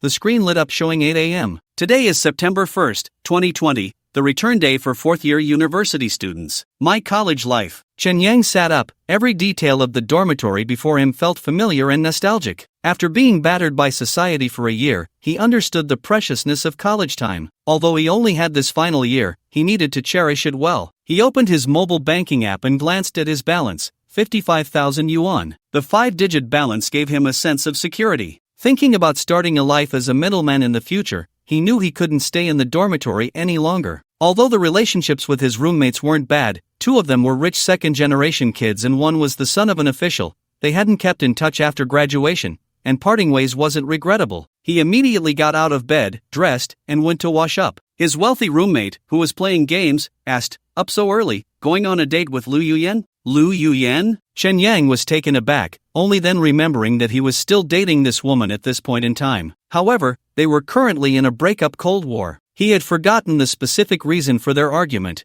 It was just some trivial matters. Essentially, the woman needed emotional reassurance, while the man was used to solving problems rationally, leading Lu Yuyan to feel like "you don't care about me" and the like. Thinking about how she would dump him after graduation, Chen Yang simply said, "I broke up with her," and went to the bathroom to wash up. When Chen Yang left the dormitory, he felt that this brand new body was very light, nothing compared to the fatigued body that had endured a year of hard work. Although he was only 2 years younger, the difference in condition was like heaven and earth. He strolled happily around the campus of Binhai University, opened his phone, and browsed through chat records on WeChat, trying to familiarize himself with the plot at the current time. Just as he walked out of the school gate, a black BMW 6 Series stopped by the roadside, and a familiar classmate got out. Zhao Zhimeng, with long black straight hair, was wearing a light green dress. She had obviously just returned to Binhai from Jinyang, pulling out a large suitcase from the car. Upon seeing Chen Yang, she hurriedly said a few words to the driver, and the BMW slowly drove away. Then, she struggled to lift the suitcase with both hands,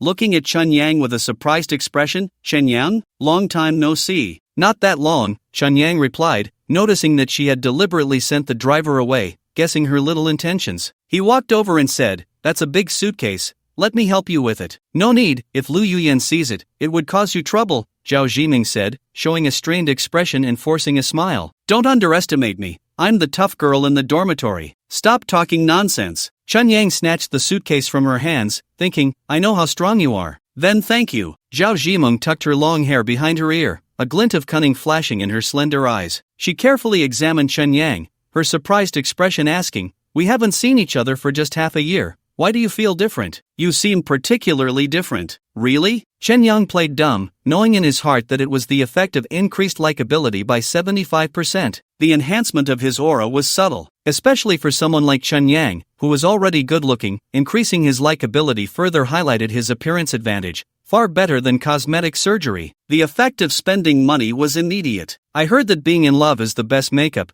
It seems to be true. Zhao Zhimeng deliberately leaned closer to Chen Yang, letting the scent of her perfume effectively waft over. She gazed at Chen Yang's handsome face, jealousy evident in her expression. All of her best friend's boyfriends were top-notch products. Moreover, Lu Yuyan was the kind of woman who was both vain and picky. Her boyfriend was even more attractive. Oh, let me take this suitcase myself. Zhao Zhimeng reached out to take back the suitcase, deliberately brushing against Chen Yang's hand, and whispered, Lu Yuyan cares about you a lot. I don't want her to misunderstand. It's fine, we have nothing to hide, let her think whatever she wants. Chen Yang felt her hand was cool and smooth. Amidst his heartbeat, he couldn't help but scrutinize Zhao Zhimeng closely. Compared to the version of a young married woman, her face at this moment had not been touched by a knife, lacking some delicacy and charm, appearing more simple and natural. Zhao Zhimeng detected Chen Yang's tone, clearly indicating he had quarreled with Lu Yuyan, and couldn't help but smile. Where are you going after leaving school? She asked. Renting a place. I don't plan to stay on campus for my senior year. I really envy you. I also want to live outside, but my family won't allow it. Sigh, I'm not a child anymore. Zhao Zhimeng sighed and tentatively asked, are you going to look at the house by yourself? I'm living alone. Chen Yang glanced at Zhao Zhimeng, and in their exchanged looks, he felt that this woman could be easily won over. Although his younger brother was eager to try, he didn't want to mess around in this game. Right now, he only wanted to pursue that paying character, Wang Jia. He just didn't know where to find her. Chen Yang helped Zhao Zhimeng carry her bag to the girls' dormitory. Along the way, Zhao Zhimeng made various hints, giving plenty of opportunities in her words, but Chen Yang, having seen her upgraded version and having communicated deeply, was completely uninterested at this moment. Thank you for helping me carry this big guy.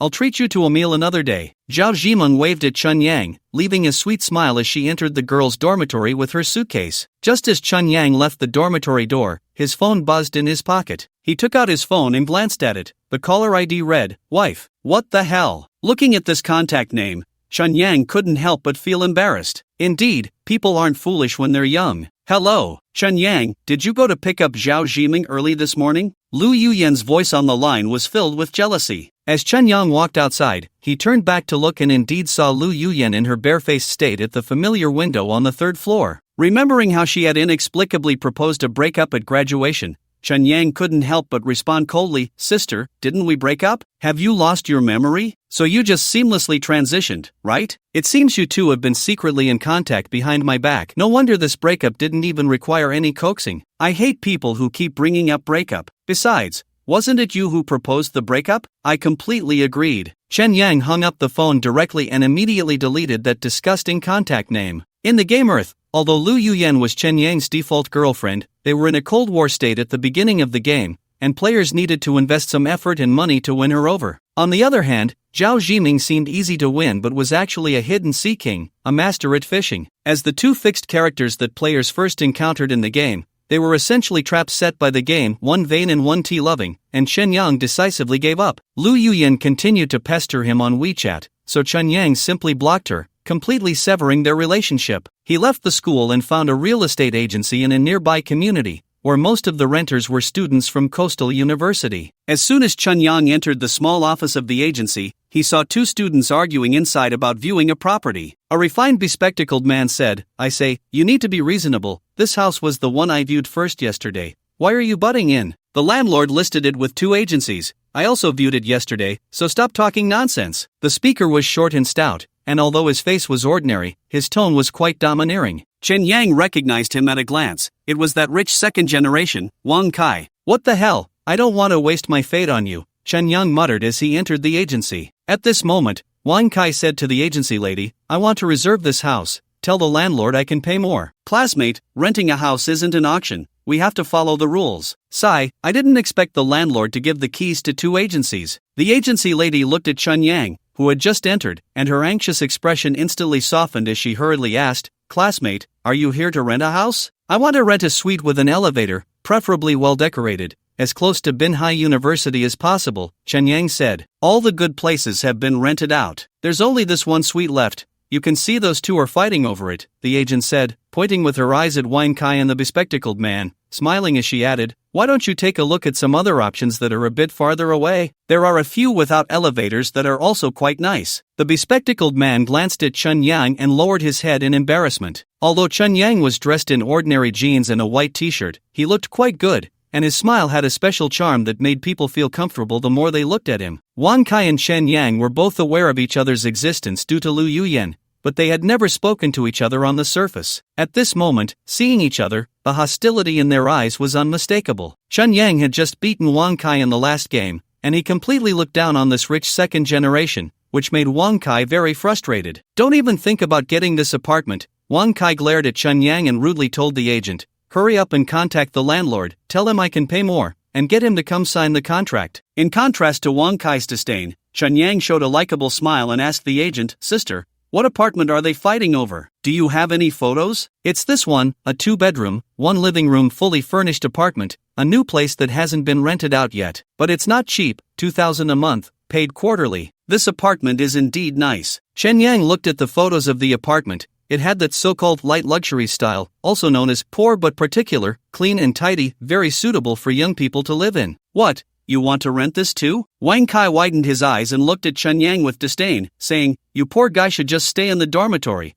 What are you messing around for? Who are you? Why are you talking to me like we're close?" Chen Yang shot back, "What bad luck." The bespectacled man saw the tension between the two and sighed, leaving the agent and giving up. The agent, seeing the bespectacled man withdraw from the competition, didn't want the deal to fall through, so she picked up her phone and called the landlord. Half an hour later, the landlord arrived at the agency by car. The landlord was a woman in her 40s. After entering the room, she greeted the agent and then looked at Wang Kai and Chen Yang in turn. She didn't think much of Wang Kai, but when her gaze landed on Chen Yang, she was drawn to this handsome guy and couldn't help but smile, asking, "Are you a web celebrity? You look so familiar." "No, I'm very busy with my studies and don't have time for videos," Chen Yang said, making full use of the charm he had gained. Seeing the landlord favoring Chen Yang, Wang Kai quickly interjected, "Hello, landlord, I can pay more to rent your apartment. We can discuss the specifics. Are you living alone?" The landlord seemed not too concerned about the money. "No, I'm living with my girlfriend. If you agree, I can pay a full year's rent up front." Wang Kai looked smug, as if he was sure to win. "Okay," the landlord nodded and turned to Chen Yang, asking, "Handsome guy, what about you? Are you living with your girlfriend too?" "I don't have a girlfriend," Chen Yang replied just as Wang Kai interrupted, "You're full of crap." The landlord and the agent both looked at Wang Kai, showing disdain for his rude behavior. Chen Yang had rented a place twice after graduation and understood the landlord's mindset and requirements much better than this rich second generation. He displayed a completely different attitude from Wang Kai, smiling as he said, "I'm a bit of a neat freak and don't really like living with others. Although I'm not as rich as that guy, I promise to keep the place clean." Yes, that's more important to our landlord. The landlord found Chen Yang more and more likable and grew increasingly annoyed with Wang Kai. By the time Chen Yang received the keys, it was already afternoon. In the first quarter, the total rent and deposit amounted to over 8,000, which was unimaginable in the past. This apartment is the newest development near Binhai University, located on the 5th floor, and is almost in brand new condition. It has 2 bedrooms and a living room, with all appliances and furniture being brand new. Previously, Chen Yang's university life had been fragmented by part-time jobs,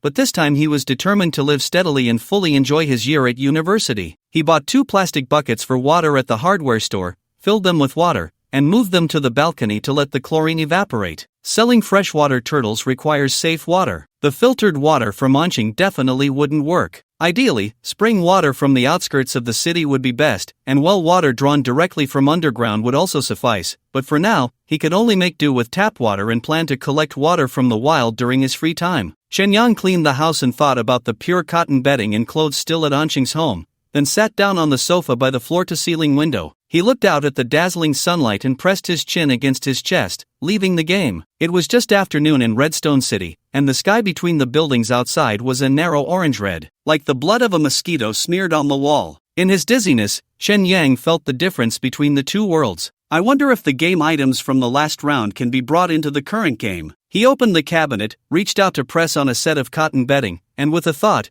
the bedding burst into a cloud of light particles, which he collected in his palm. Chen Yang was delighted and hurriedly gathered all the cotton products in his home into the game world. He didn't rush back to the Earth world but first had lunch, during which he searched online for strategies about Wang Jia. Although the game Earth had no storyline, character preferences were fixed. The official game website had detailed profiles of each character, making it convenient for players to strategize and spend money. Additionally, on the character introduction page, there was a discussion area for players, with popular characters like Lu Yuyan having hundreds of thousands of comments. However, since Wang Jia was a paid character and the image of White Fat Young was not well received in Anshan culture, the discussion was much lower, with only over 30,000 discussion posts. Chen Yang glanced at the discussion group. Apart from insults, nonsense, and lewd jokes, there was no serious content. After a month of living in Anshan, he gradually realized how isolated the current internet was. The online data was filled with fabricated answers, and social platforms like short videos were breeding grounds for rumors. People's trust in the internet had plummeted. From the perspective of online search,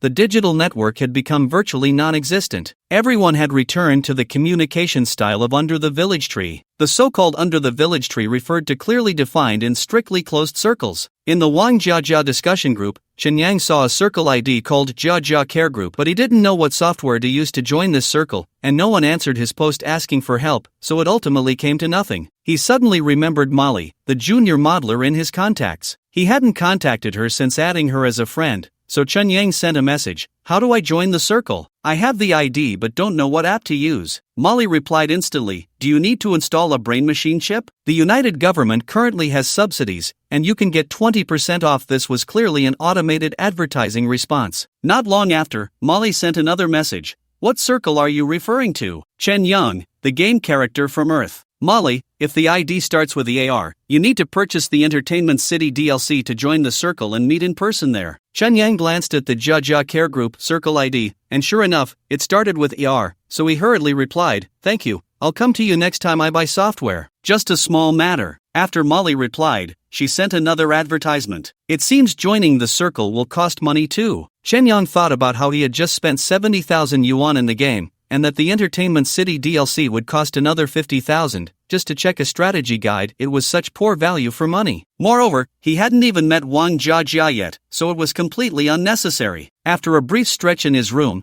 he lay down on the bed, returning to his university life on Earth. Outside the metallic dust of the dark star, on the dead celestial body of the moon, a white plum blossom was blooming. That plum blossom was formed by the connection of 5 lunar ecological space stations, covering a total area of 1,200 square kilometers, with about 100,000 people living here. The ecological space station had an artificial atmosphere, which could simulate a 24-hour day-night cycle by controlling the transparency of the solar canopies. It was currently 4:30 p.m. The sky displayed a clear blue-purple hue, and sunlight slanted into the classroom, allowing Binbi and Meiyu to breathe a sigh of relief. School was finally about to end. She yawned out of boredom, resting her head on the desk, just about to fall asleep when she was awakened by a few boys in the class. The lunar inhabitants, having undergone genetic modification, were all handsome and beautiful, and those boys were among the most attractive in the class. However, they seemed to be discussing some dark and sordid matter. Their voices were low but annoying like mosquitoes at night. The girls in the class cast them disdainful glances, and Binbi and Meiyu glared at them even more fiercely. "What are you looking at,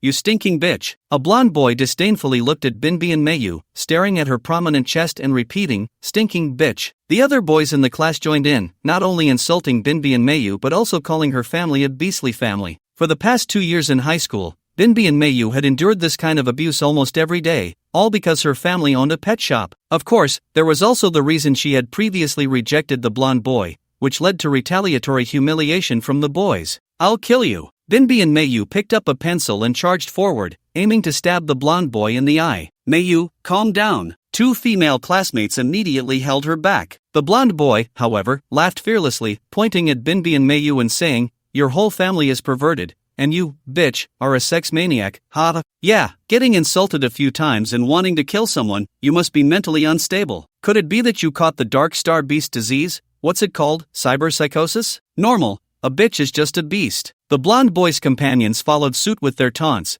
and the rest of the class watched the spectacle with amusement. "Let go, I want to kill these little bastards." Binbi and Meiyu struggled fiercely, but the girls holding her wouldn't let go, making her suspect they were in cahoots. Thinking about having to endure another year in such a class, Binbi and Mayu's eyes inevitably moistened, but she bit her lip to keep the tears from flowing. Ding! The school bell finally rang. The boys rushed out of the classroom with their backpacks. The girls, however, took their time organizing their bags, stealing glances at Binbi and Mayu's sadness, their whispers filled with glee. Who told her to be so eye-catching in class? She deserved it. In fact, it wasn't just in class, even at Jingsua High School, Binbi and Mayu was the most beautiful one. As long as she was present, the other girls became mere supporting characters. For such a beauty, the only way to let everyone relax was to ruin her. When only Binbi and Mayu was left in the classroom, she wiped her eyes and picked up her backpack to leave. On the playground under the setting sun, some people were playing soccer, but neither their cheerful laughter nor the fragrance of the grass could bring her a shred of joy. Mayu! Just as she stepped out of the school gate, a familiar voice called out to her. Binbi and Mayu looked up and saw a car with Binbi and Pet Hospital printed on it slowly stopping by the roadside. Her brother poked his head out of the window and said, "Get in,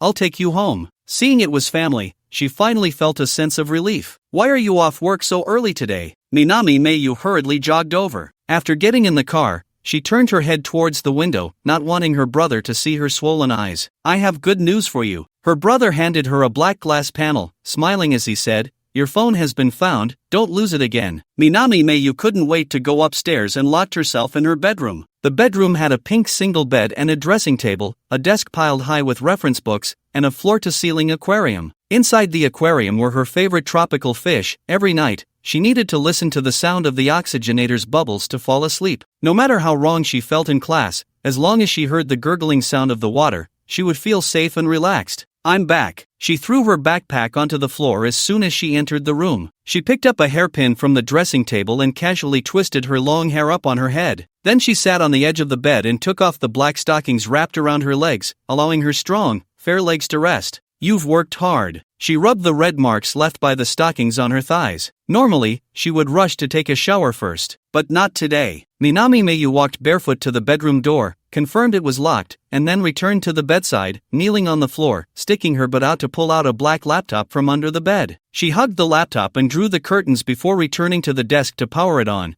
switching the internet connection to Perfume 009 and entering the password. The laptop popped up a system prompt. "You are connecting to a non-moon network, which has significant security risks. Do you want to connect? Confirm connection." Seeing the laptop's network icon turn green, Minami Mayu's eyes sparkled with anticipation. "I hope I have good luck this time." She took out the recovered phone from her backpack, lit up the screen, and paired it with the laptop. Opening the command box, she typed in a string of commands, and the phone responded with a message, verifying dynamic password with remote. Starting to search for infected devices and attempting to connect. Infected red spider ultra clear eye, lost connection. Infected chlorophyll lung box, lost connection. Infected mantis metal arm, lost connection. Infected IPX heart pacemaker, lost connection. Watching the lost connection prompts one after another, the light in Minami Mayu's eyes gradually dimmed. Infected sensor 3 arm, lost connection. Infected Earth digital game console, connecting. Ha! Minami Mayu suddenly jumped up,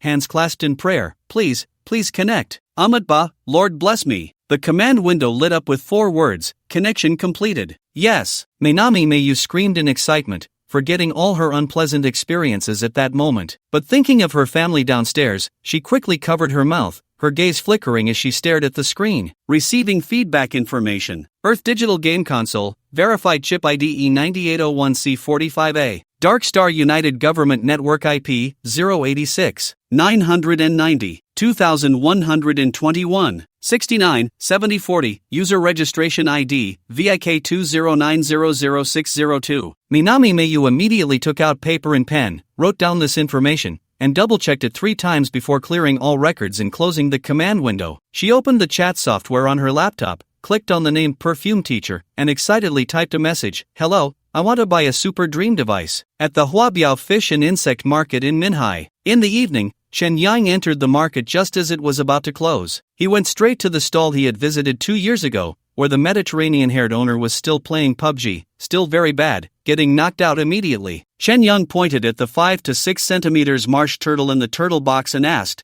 "How much for this size of marsh turtle?" 100 each. The shop owner, seeing that Chen Yang had a good vibe, added, "If you buy 2, it's 180. I didn't expect it to be so cheap after 2 years, Chen Yang muttered softly. He remembered that the price 2 years later was 120 yuan each. It's not cheaper. This type of turtle has recently become popular through short videos. It wasn't this expensive before. The shop owner couldn't imagine that Chen Yang was comparing it to the price 2 years later. He continued to promote, this type of turtle is easy to raise, has good water quality, and seems to resemble some actor. In any case, it's particularly popular online. Boss, get me a good ecological tank and pick 5 sturdy marsh turtles. Chen Yang decided to start the pet turtle business tonight, make more money, and buy a humanoid robot to take home as soon as possible. Sure, all my turtles are sturdy, so you can rest assured. We'll add each other on WeChat, and if you have any questions, just ask me, and I'll ensure your turtles are safe. What? I'll ensure the turtles you buy are safe. The shop owner immediately began preparing the ecological tank for Chen Yang, filling it with water to test it, and helped him catch 5 lively marsh turtles. During this time, Chen Yang called a taxi online. It was the evening rush hour, so he had to book a ride early. The 5 marsh turtles, along with an ecological box, 5 boxes of high-quality turtle food, and medicine, cost over 1,200 yuan in total. If all went well, the 5 turtles could be sold for 500,000, a huge profit. Chen Yang felt that everything today was going smoothly, but just as he stepped out of the market holding the ecological box, the clear sky suddenly opened up with rain. The downpour was fierce. Large raindrops pelted the ground like bullets. Just when Chen Yang had nowhere to hide, the taxi he called arrived. He hurriedly ran over with the box and got into the back seat. Driver, to Binhai University. Chen Yang looked out at the rain and suddenly saw a short girl running along the roadside with 2 shopping bags, looking a bit flustered. The girl was wearing a pink and white checkered t-shirt and a beige short skirt, her slightly plump legs exceptionally fair, with white cotton socks around her ankles, and a pair of pink sneakers splashing water as she ran. It seemed to be the paid character he bought, Wang Jia. He didn't expect her to appear so soon. Driver, slow down. Chen Yang quickly rolled down the window and shouted to the girl, "Hey, are you a student at Binhai University?" Hearing Chen Yang's voice, the girl looked around and finally spotted him in the car, nodding, "Yes, get in, I'm also from Binhai University." At this moment, Chen Yang could see clearly that this petite girl was indeed Wang Jia. "Thank you." Wang Jia's youthful face lit up with surprise as she hurried over to get in, taking the passenger seat. The driver looked at Wang Jia, curiously asking, "Are you really a college student? You look more like a middle schooler." "I look young," Wang Jia replied with an awkward smile. She turned to look at Chen Yang and was a bit surprised when she saw his face, pausing for a moment before saying, "Thank you so much, I was worried I couldn't get a taxi." "How did you know I was from Binhai University?" "I've seen you at school." Since they were sitting so close, Chen Yang was taken aback by Wang Jia's youthful appearance. Her face had a bit of baby fat, her eyes were big and round, and her charming dimples were quite endearing. With a rounded nose and clear lip shape, paired with 2 ponytails, she indeed didn't look like a college student. To be honest, when Chen Yang thought about trying to win her over, he felt a bit guilty. Wang Jia was also sizing up Chen Yang,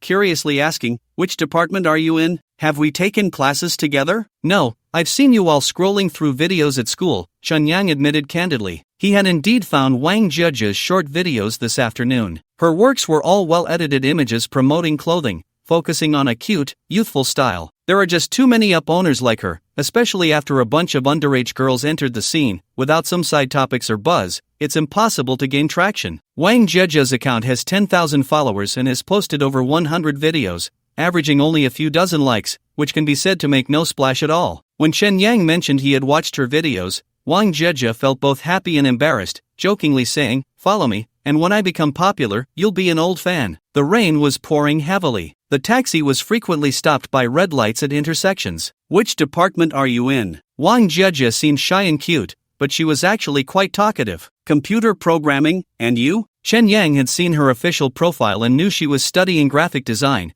but the necessary formalities still had to be followed. "I'm studying graphic design." Wang Jia smiled politely, looking at Chen Yang through the rearview mirror, and tentatively asked, "I'm moving up to my sophomore year this semester. You must be a senior, right?" "I look old, don't I?" Chen Yang rubbed his face and joked, "You look young, I look old." His words made both the driver and Wang Jia laugh out loud. No, I didn't mean it that way." Wang Jia shook her hand with a smile, her youthful appearance blooming under her smile, like a flower opening up. "I'm in my senior year, and I'm about to be unemployed." Chen Yang didn't want to continue talking about himself and asked her, "Since you're studying graphic design, how did you get into making short videos?" "There aren't many job prospects in my major, The only thing I can use it for is editing my own photos, hee hee. Wang Jia smiled shyly. I really couldn't tell where you edited them, otherwise, I wouldn't have recognized you at first glance. Chen Yang offered a sincere compliment, jokingly adding, it seems like you haven't even utilized the only purpose of your major. Turning it into short videos was a good call.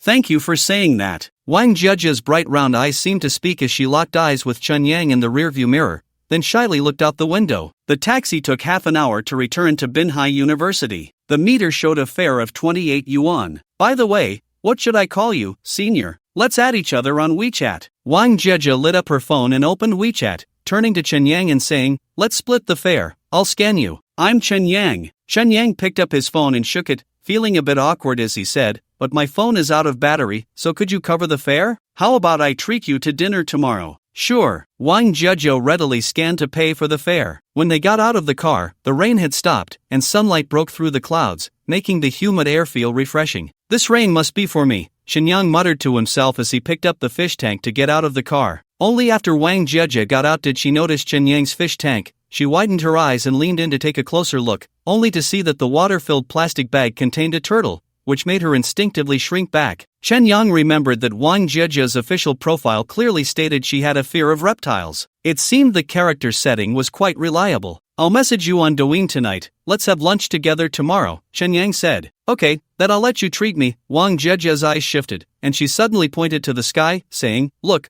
there's a rainbow. Chen Yang turned back, and sure enough, a rainbow arched across the sky, adding a romantic touch to his first meeting with Wang Jia. He murmured, this rainbow is worth 70,000 yuan. Late at night, even though the windows were sealed with several layers of weather stripping, the noisy advertisements outside still seeped into the room. After a month of living here, Chen Yang had grown accustomed to this environment. At that moment, he was wearing smart glasses, sitting at a wooden table, registering as a user on Lianzhong International, paying a deposit of 10,000 yuan, and opening an online store on the joint government's trading platform. The store was named Turtle Treasure Pet Shop. The product features the swamp side-neck turtle, measuring 6 centimeters, priced at 100,000 each. Additionally, ecological boxes, turtle food, and medicines are also for sale. After some thought, he decided to put spring water on the shelf as well. In the current dark star environment, pollution-free spring water is also a rare resource. Done. After finishing the online store tasks, Chen Yang went to take a shower, turned off the lights, and crawled into bed. The dark room was occasionally illuminated by distant neon lights. From the other side of the bedside table, the game console emitted low-power operational sounds, and Chen Yang guessed it might be updating automatically. After all, it housed a planet, and rotation was normal. Although he was very tired, his brain was too excited to sleep, not only because of the newly listed swamp side-neck turtle but also due to Wang Jia, whom he met today. Compared to Lu Yuyan and Zhao Zhiming,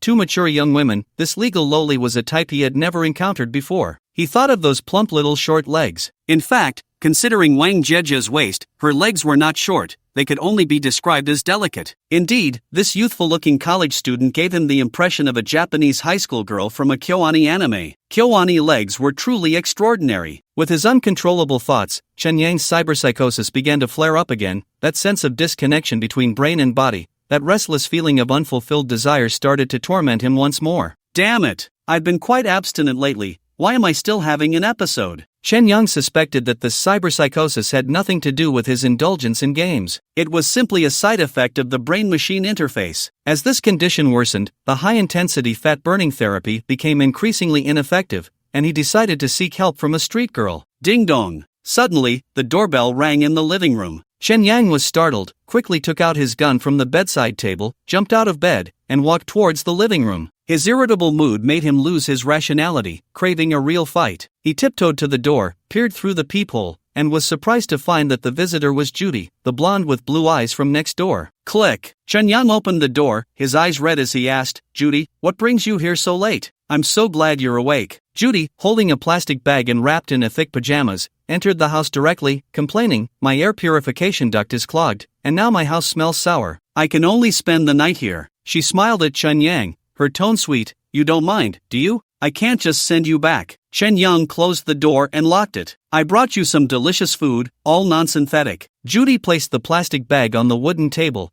curiously fiddling with the memory fragment projector. When she turned back to look at Chen Yang, A strange and ambiguous expression appeared on her face. She then glanced down at Chen Yang and asked with a smile, "Are you having an episode?" Chen Yang's condition was visibly bad. His face was flushed, breathing rapid, and his eyes were bloodshot to a frightening degree. "Did I often have episodes before?" he asked. "Vic has been addicted to games since moving here 2 years ago. That stuff is similar to an emotional regulator, it's electronic drugs." Judy took off the sleeve from her wrist, tied her golden hair back, and continued, "I heard the Moon people banned playing games like Earth, which shows the harm of neural simulation technology to the human body. Are there any medications that can treat this, like inhibitors?" Chen Yang felt a bit scared. To maintain the stability of his personality, he had to keep a certain amount of gaming time. Quitting games was not an option. "Come here, I am your inhibitor." Judy pulled Chen Yang into the bedroom, pushed him down on the bed, and said, "Be good and don't move. To be honest, I miss you a lot, even though you're not Vic." The faint light from outside streamed into the room. This was the most peaceful sleep Chen Yang had in the Dark Star. He only realized after waking up that he had been living in varying degrees of anxiety for the past month. He let out a long breath and shivered from the cold. The warm quilt was tossed aside, and Judy grabbed the water cup from the bedside table,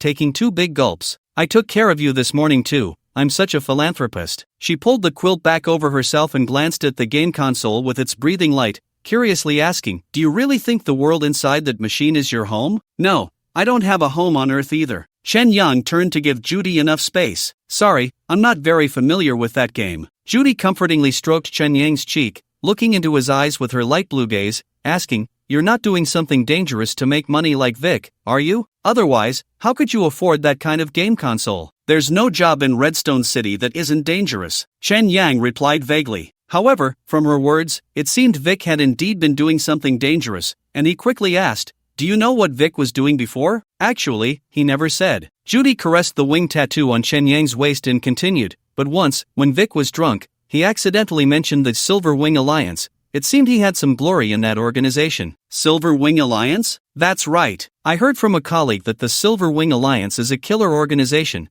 quite famous on the dark web," Judy said, resting her head on Chen Yang's chest, pulling his right arm around herself, and in a tone of advice said, "I don't know what you're doing, but just be careful. After all, Vic must have gotten into big trouble to be hiding here."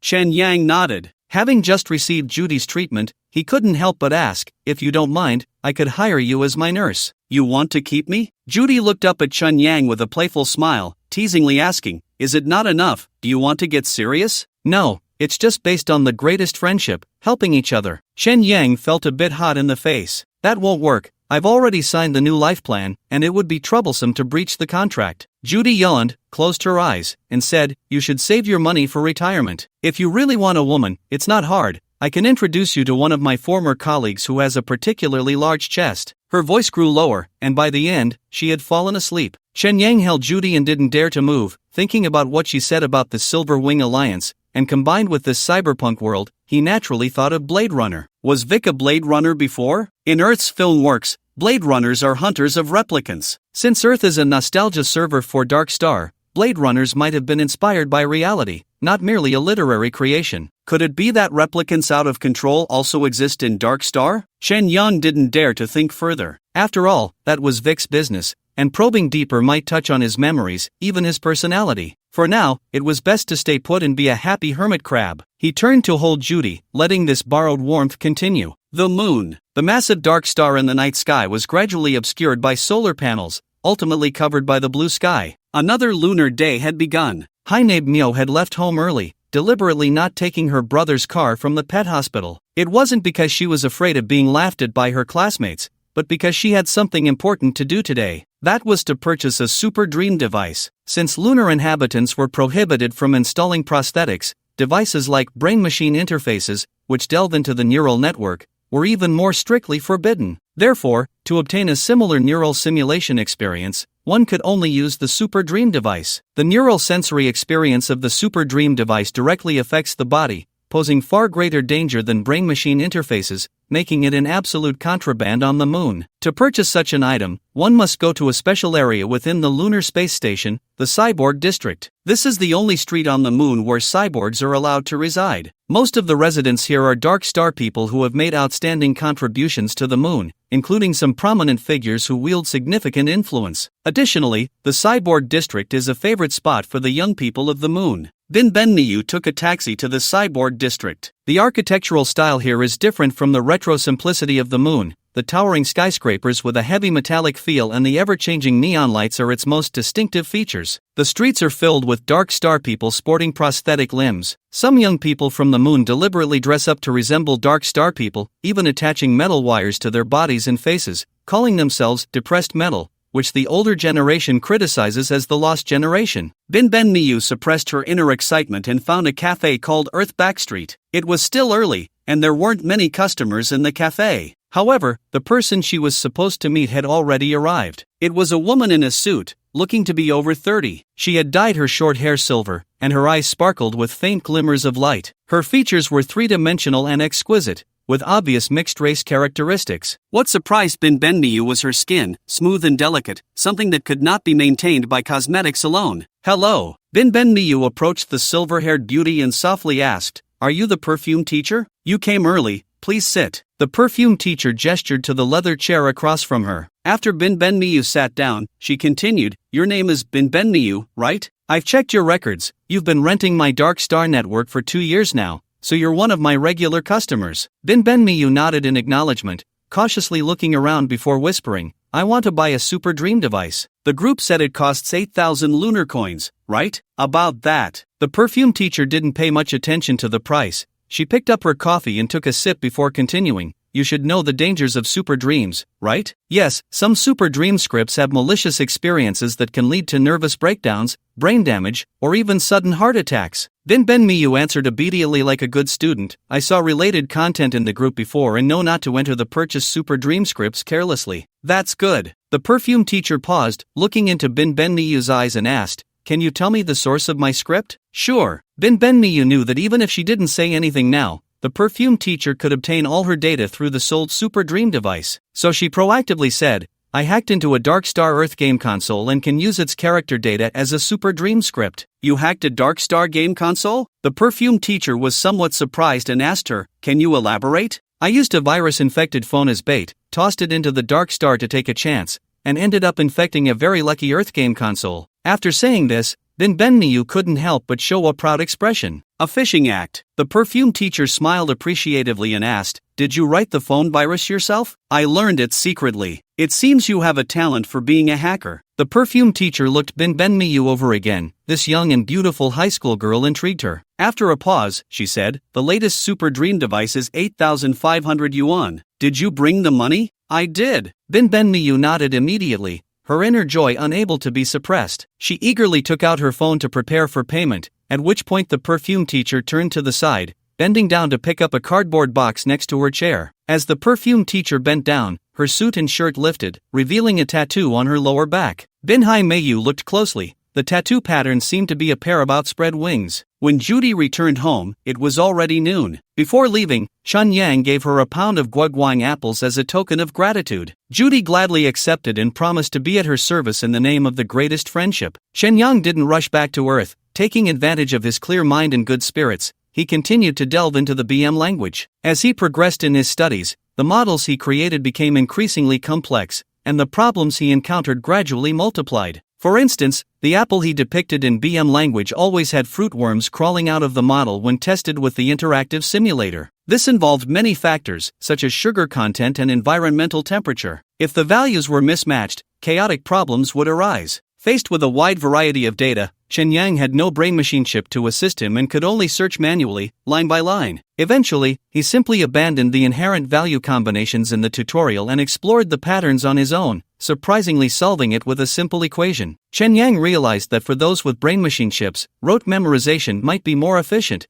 but this high efficiency came at the cost of sacrificing thought. As for the problems he couldn't solve, he shamelessly sought advice from Molly. At worst, he could just give her another pound of apples next time. At 5 p.m., Chen Yang logged onto the United Government's trading platform and took a look. Although his swamp turtle had nearly 10,000 views, no one had inquired, let alone placed an order. After all, it was a luxury item worth 100,000, and a new store like his with a trading record of 0 was bound to be this way. Looks like I need to get some cheap goods to boost my sales. Chen Yang quickly ate some rice balls that Judy had brought and connected the data cable to return to Earth. C language has extensive applications in game engines and underlying logic. Let's summarize the examples from this class. The teacher was lecturing, and the sound of keyboard tapping occasionally echoed in the classroom. Chen Yang sat in the lecture hall of Binhai University, with his old laptop and battered Android phone on the desk. This was a true reflection of his impoverished life. He had originally wanted to buy a new computer and replace his phone as well. But thinking about the digital products on Earth,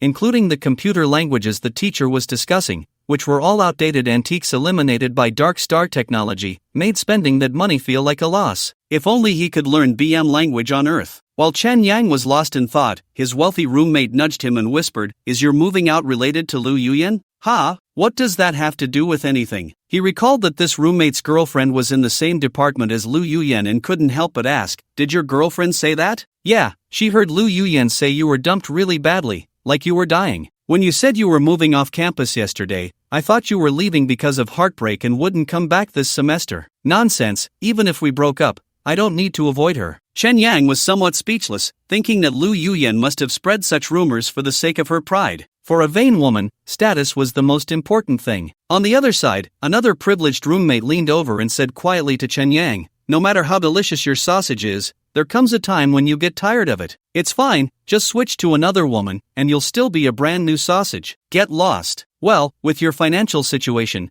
being played by Lu Yuyan for a year isn't a loss. The wealthy roommate patted Chen Yang comfortingly, jokingly saying, "Being dumped doesn't feel good, huh? Want to drink a bit tonight to cheer us up? Get lost, get lost." Just as Chen Yang was feeling down, his phone popped up with a WeChat message notification. This class was the 4th period in the morning, and he thought it was a message from Wang Jia. But when he opened it, it turned out to be another friend in the dorm at him in the class group, sending a comforting head pat emoji. Soon, over 40 people in the class copied this emoji at Chen Yang, comforting head pat. Chen Yang looked at the orderly formation in the chat box, and even the counselor had sent a message, so he could only reply, "If you keep touching, it'll go bald. Thank you all for the comfort, it really warms my heart." Just as he sent this message, he was once again patted on the shoulder in line. "Thank you all." It seemed that today's love was both a gain and a loss. Chen Yang felt helpless. After class, he quickly packed up his computer and left the lecture hall at the first opportunity. As soon as he stepped out of the teaching building, a message from Wang Jia came in. "I'm on the 2nd floor of the South District cafeteria. I've already secured a table, no rush." This kid is really thoughtful. Chen Yang smiled and envied the carefree life of art students. Binhai University has 3 living areas, each with a sizable cafeteria. Even so, it was still crowded at noon, especially with the new students in military training,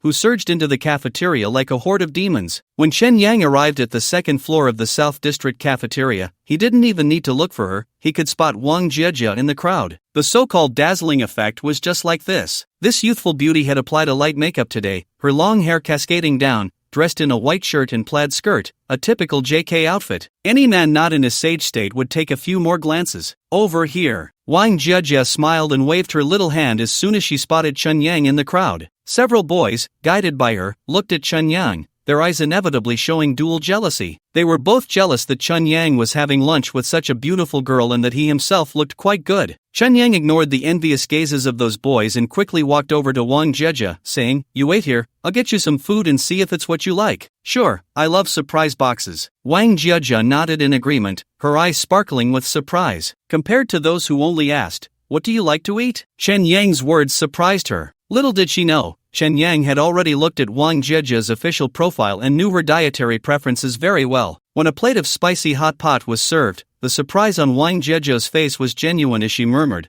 "Wow, I've been thinking about this spicy hot pot for a long time, but I never dared to order it. If you want to eat it, just eat it. What's there to be afraid of?" Chen Yang handed her a small bowl of rice and a cup of chilled sour plum soup to cleanse the palate. "I have a tendency to gain weight and I break out easily." Wang Jia eagerly picked up her chopsticks, and seeing that Chen Yang only ordered an omelette rice, she quickly said, "I can't finish this big bowl, you should have some too." "No thanks, this is only our second meeting, I'd feel embarrassed to take food from your bowl." Chen Yang's words clearly hinted that there would be a third and fourth meeting in the future. Wang Jia seemed not to catch on. She used her new chopsticks to pick 2 pieces of meat and place them on Chen Yang's plate, smiling. "I don't mind, just think of it as eating hot pot." At that moment, Chen Yang heard laughter from the nearby table. He turned to look, and 3 female classmates were teasingly looking at him and Wang Jia. One of them with a ponytail was even holding her phone, seemingly taking candid shots. "What are you doing?" Wang Jia protested cutely to the 3, her face turning red with embarrassment. "So handsome, so handsome,"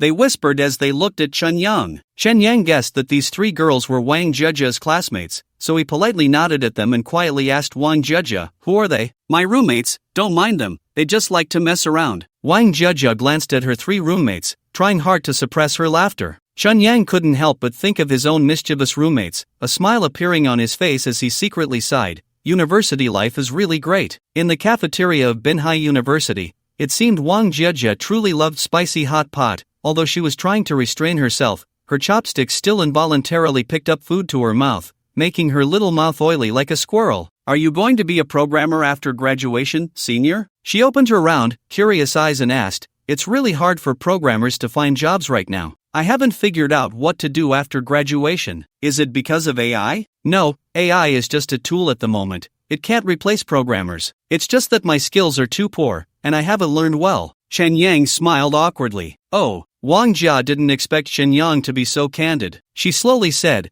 "But AI has a significant impact on our art industry. I'm only a sophomore now, and I estimate that in 3 years, the technology will be more mature. I really can't compete with AI design things." "So you switched to being a video creator early on?" "Yeah." Wang Jia sighed and continued, "I just didn't expect the competition in video creation to be even fiercer. Not only do I have to compete with people, but I also have to compete with AI. It seems like it's tough no matter what field you choose." She leaned towards Chen Yang and whispered, "Especially now that kids are entering the scene. My little youthful looks advantage has completely vanished. I can't compare with them." "Indeed. Those who want to see Lolis are watching those kids. And for those who want to see legal Lolis, Wang Jia doesn't cross any lines, so there's really not much to see." Chen Yang realized the topic was getting a bit heavy, so he said seriously, "If you want to become popular, I can give you a suggestion." After catching Wang Jia's attention, he mysteriously added, "You could try singing, dancing, rapping, and basketball." "Ha, you're showing your true colors, little blackie." Wang Jia laughed, and then they started chatting about lighter topics, like trending internet memes. Since they were enjoying their conversation, they didn't notice when Wang Jia's 3 roommates left until the cafeteria gradually became less crowded, and they finished their meal. "Thanks for the spicy hot pot, senior. It really hit the spot today." Wang Jia exaggeratedly patted her little belly, looking satisfied. "Calling me senior feels a bit strange. I prefer when people call me by my name," Chen Yang said as he slung his computer bag over his shoulder and stood up. "Let's go." "Okay, Chen Yang." Wang Jia walked beside Chen Yang, needing to slightly lift her head to look at him due to their 30-centimeter height difference. Although Chen Yang wasn't the kind of strikingly handsome star, he had a very appealing look. She wasn't particularly into looks, but his face was indeed rare. Wang Jia hesitated for a moment and cautiously asked, "Do you have a girlfriend?" Chen Yang was thinking about what excuse to use to ask her out again, not expecting Wang Jia to hint first, so he replied, "If I had a girlfriend, I definitely wouldn't be having a meal alone with you." "What about you?" "Me too," Wang Jia nodded. With that, everything was understood without needing to say more. The two walked out of the cafeteria in an ambiguous atmosphere, and Chen Yang suddenly asked, "Do you have class this afternoon?" "I have a class on Introduction to Western Art, but it ends at 2. Wang Jia looked up at Chen Yang with a hint of expectation in her eyes. Chen Yang thought that if he wanted to pursue Wang Jia, he couldn't appear too shabby, especially since she was a short video creator. So, he picked up his phone and said, "I need to go to the commercial street to buy a phone and also visit the pet market. Do you want to come along?" "Sure," Wang Jia answered without thinking, then felt a bit embarrassed for agreeing so readily and lowered her head, saying, "I just happen to want to browse too, to check out some cosmetics." "Then text me after your class," Chen Yang said. "Definitely." Since their teaching buildings were not in the same direction, Wang Jia smiled and waved goodbye, heading towards the art department's building. Watching her figure, which looked like a figurine, Chen Yang couldn't help but smile wider. He didn't expect things with Wang Jia to progress so smoothly. It could almost be described as falling for her at first sight. But when he thought about the 60,000 yuan he had invested in Wang Jia, which was equivalent to 300,000 on Earth, everything suddenly made sense. Otherwise, the gaming experience would be too poor. At 2:30 in the afternoon, Chunyang and Wang Jieja took the subway to the commercial street in Binhai City. Along the way, the two chatted and laughed, getting to know each other's family situations, which served as a tacit foundation. Chen Yang's backstory was that of an orphan, with both parents deceased, no siblings, and no home, a typical protagonist in a novel. Wang Jieja's family lived in a city far from Binhai, and she had a younger brother. Perhaps because of this, even though she looked very young, her thoughts were quite mature. She was already contemplating employment issues just after starting university. Upon arriving at the commercial street, Chunyang and Wang Jieja entered an official Huawei experience store. The store was bustling with customers, and many male customers were drawn to Wang Jieja, with some even sneaking photos with their phones. Wang Jieja paid no attention to their gazes, simply following Chunyang and curiously looking at the digital products in the store. "Hello, sir. Is there a product you would like me to introduce to you?" A male staff member approached them. As a digital enthusiast, Chunyang was well versed in the products here and directly said, "I'll take a top-spec P40. "Okay, please wait a moment." The male staff member was momentarily taken aback and, before he could take another look at Wang Jieja, he had to return to the counter to fetch the item. Wang Jieja noticed that Chunyang was dressed quite ordinarily, and the laptop bag he carried at noon was very worn out, so she was surprised that he was so generous when it came to buying a phone. She silently stood beside him, captivated by the sleek laptops on display. Chunyang was contemplating whether to buy a pair of headphones when he suddenly heard two familiar voices.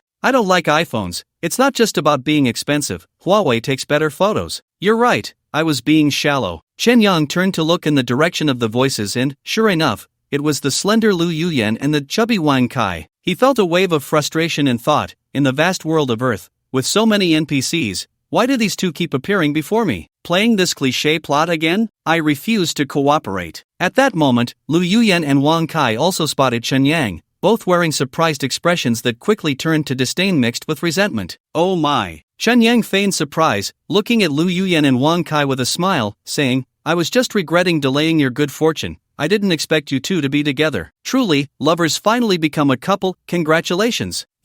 Are you sick?" Wang Kai was taken aback by Chunyang's words. Lu Yuyan glanced around and, with a hint of jealousy in her voice, said, "Stop being so sarcastic. Isn't Zhao Zhimeng with you?" "My relationship with her. Does that concern you?" Chunyang deliberately glanced at Wang Kai behind Lu Yuyan and said in a pitiful tone, "We've broken up. Why do you still care about me? You're making it awkward for brother Kai." "Damn it, don't be so arrogant. It's just that you took one of my apartments." At this point, Wang Kai had not yet developed the bitterness of post-society life. He transformed into a pure love warrior, wrapping his arm around Lu Yuyan and saying, "Let me tell you, Yuyan and I are officially together now. I will prove to you with my actions that she made the right choice in picking me. I'm not her dad. What good does it do for you to prove anything to me?" Chunyang was speechless. Wang Kai felt stung by Chunyang's retort and, naturally, was unwilling to back down, especially with Lu Yuyan right beside him. He raised his head and said, "Chunyang, you only rely on your good looks to get by in school. Wait until next year when you graduate,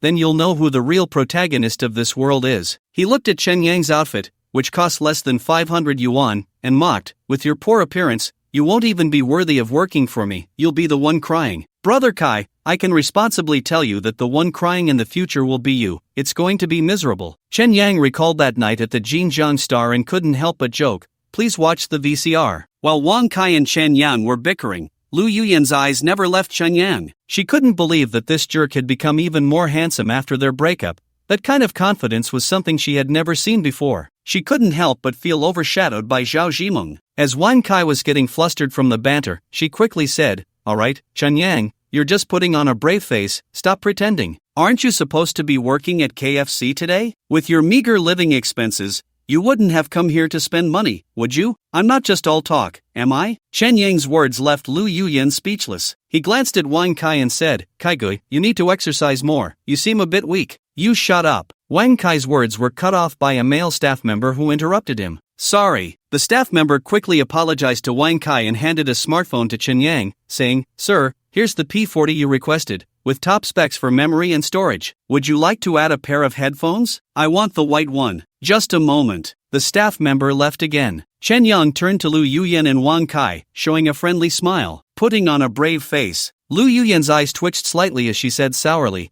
"That green tea girl is quite willing to spend money on you. Where is she? Is she deliberately avoiding me out of guilt? Is this world only made up of you two women?" Chunyang was once again at a loss for words. If this woman's heart were to shrink, it could collapse into a black hole. Lu Yuyan sneered, do you really think Zhao Zhimeng would like you? She only likes what others say about you. Besides me, who else would look at you? Yen, what are you talking about? Wang Kai interrupted Lu Yuyan. After all, he was a rich second generation. Even as a sycophant, he had his dignity, and hearing his girlfriend say such things was hard for him to bear. Lu Yuyan also felt guilty and could only shut her mouth, linking her arm with Wang Kai's. Seeing Lu Yuyan back down, Wang Kai immediately held his head high with pride. He wanted to take this opportunity to show off again. After all, money was his strong suit, and he could buy 10 P40s. Just as he thought he was looking down on the world while glancing at Chen Yang, he noticed a pure-looking Japanese high school girl standing behind Chen Yang. When the girl turned her head, he couldn't help but exclaim, wow, Chen Yang,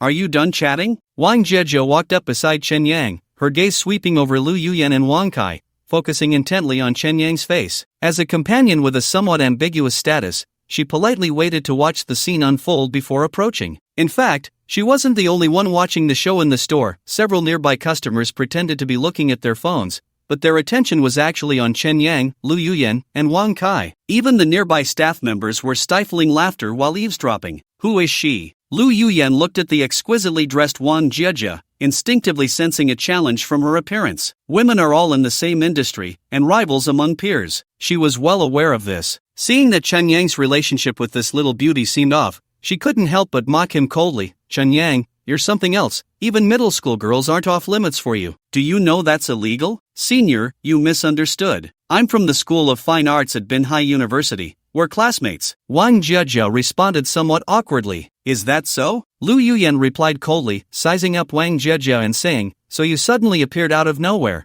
and you're not saying you're Chen Yang's girlfriend, coming in for a gender-swapped hero saving the beauty, right? Who would believe such a cliché? Wang Jieje showed an expression of being innocently caught in the crossfire. She didn't respond to Lu Yuyan but turned her gaze to Wang Kai, widening her eyes and saying, hello, senior, I didn't expect to see you here. You two know each other? Chen Yang asked, curious, already guessing a bit about the situation. As Lu Yuyan showed a wary expression, Wang Kai's previously straightened back instantly softened, and he stammered, she's not a little internet celebrity from our school, named Wang Jieje, everyone knows her. I'm not a celebrity at all, Wang Jieje said, embarrassed, raising her hand to dismiss the notion. She looked up at Chen Yang and explained, the senior invited me to dinner before, and I told him I already have a boyfriend. Her words were cleverly phrased, not revealing who the boyfriend was. But to the ears of those nearby, this boyfriend was clearly Chen Yang. Lu Yuyan's expression turned sour as if she had eaten a bug. She looked at the current Wang Kai and the ex-Chen Yang, momentarily unsure of whom to blame. Chen Yang had moved on with Wang Jieje. Wang Kai hadn't caught up with Wang Jieje but had instead caught up with himself. In short, today was a complete loss. Lu Yuyan forced herself to deny this fact, staring coldly at Wang Jieje and sneering, are you filming a skit here? You internet celebrities will do anything for views. How embarrassing to come here halfway through. She shot a glare at Wang Kai and stormed off in anger. Chen Yang quickly patted Wang Kai and pushed him, saying, Kai, go comfort her. With that donkey brand bag, you'll be fine. You damn. Wang Kai stumbled as Chen Yang pushed him. He didn't have time to argue with Chen Yang. Seeing Lu Yuyan rush off like she was on fire, he hurriedly jogged after her. So dramatic, Wang Jieje remarked, watching the two retreating figures, then turned back to Chen Yang with a somewhat strange expression. She smiled and asked, what did you think of my performance just now? Is it worth a meal of spicy hot pot? I'll treat you to a month of spicy hot pot, Chen Yang affirmed, turning to the male staff member watching the scene and said, dude, can we settle the bill now? Ah, right. The male staff member quickly grabbed the payment device to bill Chen Yang. In a high-end Western restaurant, the environment was elegant, with soothing piano music playing in the background. Lu Yuyan was tidying up her old handbag, carefully placing its contents into the donkey brand bag. Seeing her upturned lips, Wang Kai finally breathed a sigh of relief. Women are easy to appease. As long as the money is right, there's nothing that can't be resolved. In contrast, that girl Wang Jieje was far too ungrateful. He had to get back at her. Wang Kai quietly took out his phone, opened Douyin, and a social shake song instantly ignited the atmosphere. Damn! He quickly turned down the volume. Noticing the disdainful glances from those around, Lu Yuyan shot Wang Kai a glare, her lips moving. So embarrassing. It's fine, I'm a VIP here, Wang Kai said, though he felt a bit embarrassed. He couldn't show weakness. He opened the likes on Douyin, found Wang Jieje among a bunch of beautiful videos, and wrote in the comments, she has a boyfriend now, all you otaku, stop dreaming. After posting the comment, he copied it and kept pasting it on all of Wang Jiejia's videos. At this point, Lu Yuyan had finished packing her bag and placed it on the table. Then she picked up her phone and took a side selfie, seemingly unintentionally revealing the donkey brand bag, smiling as she snapped the picture. She added a fresh little caption, saying bye to the old times, and shared it to her friend's circle. She glanced at Wang Kai and frowned, asking, "What are you doing? Are you watching that middle school student video?" "No, I just happened to come across her." Wang Kai quickly clicked on Wang Jiejia's profile and unfollowed her. Lu Yuyan scoffed, opened the Douyin app, and asked, "What's her username on Douyin?" "Let me see. It's Pinyin Jaja 1001. Wang Kai, you must be really good at studying, right?" Lu Yuyan laughed in anger, typing Jaja 1001 into the search box while speaking in a cold tone. "You remember the username of a beauty you just happened to come across so clearly. I really don't deserve you." "Don't." Wang Kai felt a bit frustrated, wondering if he should also get her a top-spec P40. But seeing Lu Yuyan's increasingly serious expression, as if fire were about to burst from her eyes, he couldn't help but be curious. What did she see? Chen Yang and Wang Jiejia had grown a bit tired from wandering around the commercial street, so they headed to a nearby pet market. Soon, Chen Yang walked out of the market holding a large fish tank. "You really like keeping fish, huh?" Wang Jiejia teased, following closely beside him. "When you say keeping fish, do you mean it seriously?" Chen Yang thought that since she had been close to the action in the Huawei store, she must have heard all about Zhao Zhimeng, so he continued, "Actually, it's nothing much. My ex-girlfriend's best friend has a crush on me, but I have nothing to do with her. At least not in this game's progress," he silently added in his mind. "Oh, really?" Wang Jiejia blinked and playfully said, "I didn't mean that. I was just curious why you have so many fish." She pointed to the fish tank Shen Yang was holding, which contained at least 100 guppies in a plastic bag. "You didn't mean that?" Shen Yang pretended to sigh in disappointment and joked, "It's precisely because I don't know how to keep fish that I'm learning to keep fish." Just then, his phone in his pocket buzzed a few times. With both hands holding the fish tank, he couldn't answer the call. However, thinking about how he had almost no relatives in this world, and that no one contacted him except for class notifications, he let the phone buzz on. Wang Jiejia's phone also rang. In fact, ever since they left the Huawei Experience store, her messages hadn't stopped. "Did Lu Yuyan and Wang Kai bother you? I'm really sorry they dragged you into this," Chen Yang said apologetically. "It's not them, but," Wang Jiejia said mysteriously, "it actually has to do with you." "Really? We'll talk about it on the way." Wang Jiejia hailed a taxi for Chen Yang, and they both sat in the back seat, with the fish tank in between them. After Chen Yang told the driver to go to Binhai University, he took out his phone to check and saw that 3 people in the dorm group had tagged him. "I can't believe it. Chen Yang, you dumped Lu Yuyan. What a scumbag. No wonder you moved off campus, living with a little internet celebrity. Damn, come back and bow to apologize." Moreover, the class group was lively as well. Although no one tagged him, every message was about him. The words scumbag and playing dumb were everywhere. What the hell? Chen Yang scrolled up through the chat records and saw someone had posted a video in the group. Opening the video, it was actually footage of him and Wang Jiejia having lunch in the cafeteria. It included a clip of Wang Jiejia adding meat to his plate and her shy, silly smile. With both of their good looks, this short video, lasting only a few seconds,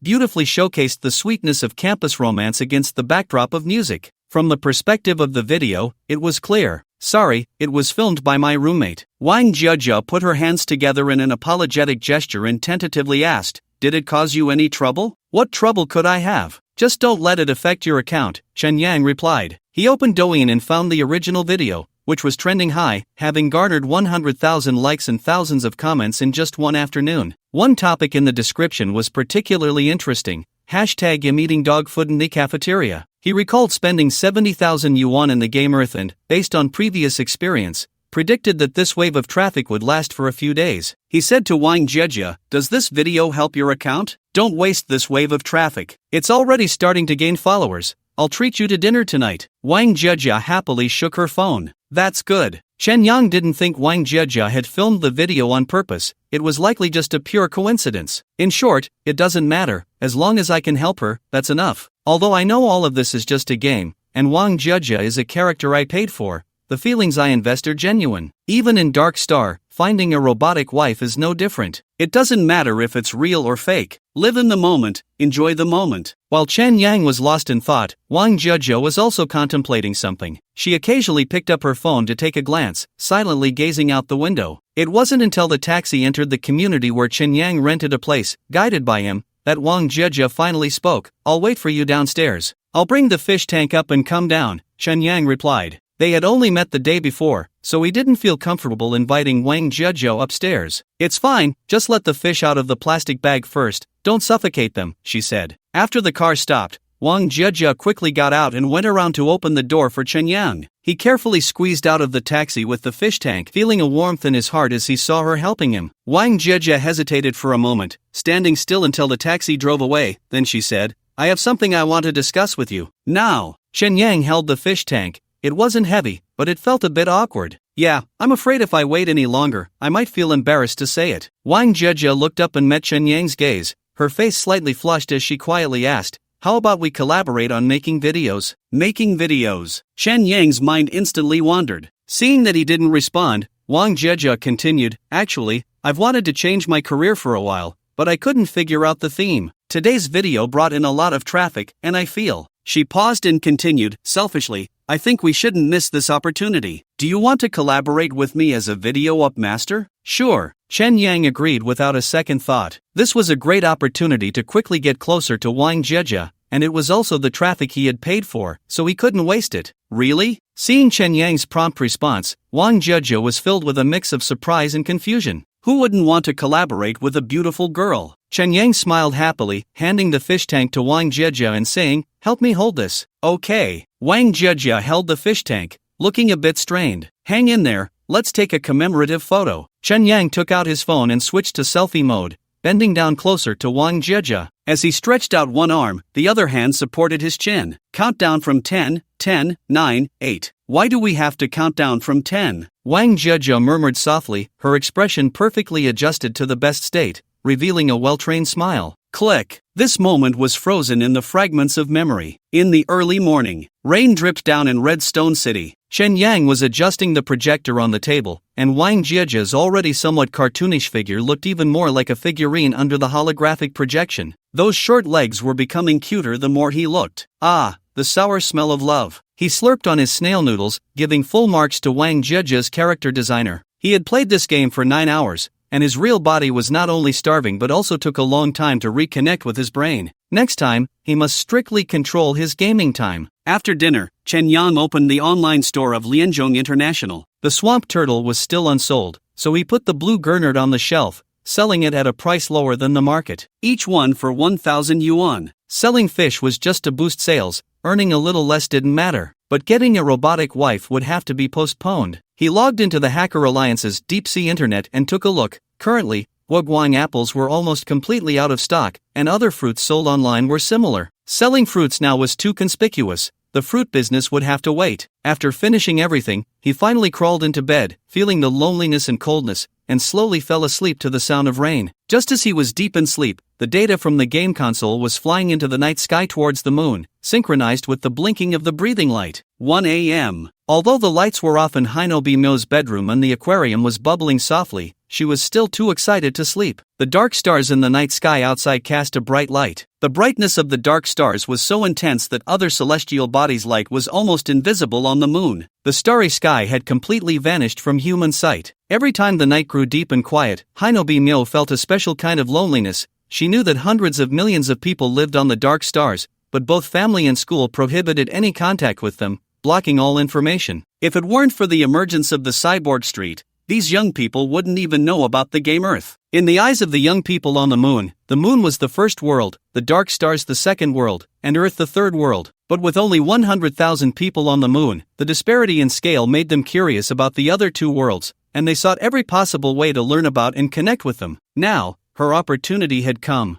Hainobi Myo glanced at the Super Dream device beside her pillow. The data from the Dark Star game console had already downloaded to 95%. The Super Dream device was a metallic collar, resembling a U-shaped pillow. Tonight, she would begin her first Super Dream experience. Her phone screen lit up. Teacher Xiang Shui sent a message. The first class starts this Sunday. Bring your notebook to Earth Backstreet to find me. Okay, teacher. Hainobi Myo replied. She had already signed up to learn network technology from teacher Xiang Shui. Although there was no space for hackers to operate on the moon, the technology of remote connection was far more interesting than the knowledge in textbooks. Teacher Xiang Shui sent another message, just a reminder, Super Dream will immerse you in the character, bringing real emotions into the role. do not use it for more than 4 hours a day. Copying emotions can be troublesome. The term copying emotions made Hinobi Mo pause. Although it sounded dangerous, it also had an inexplicable allure. She typed a reply, I will use it cautiously. Thank you for the reminder, teacher. Hinobi Mio turned off her phone screen, drew the curtains, and the only light in the bedroom came from the display of the Super Dream device. The data download was complete. She put the device around her neck, feeling a slight coolness where it fit against her skin, lying on the pillow just right to support her neck. After taking 2 deep breaths, she reached for the switch on the Super Dream device and pressed it. At first, there was no sensation, but as the device began to operate, she felt a constricting sensation in her neck, the metal plates at the fitting point growing hotter,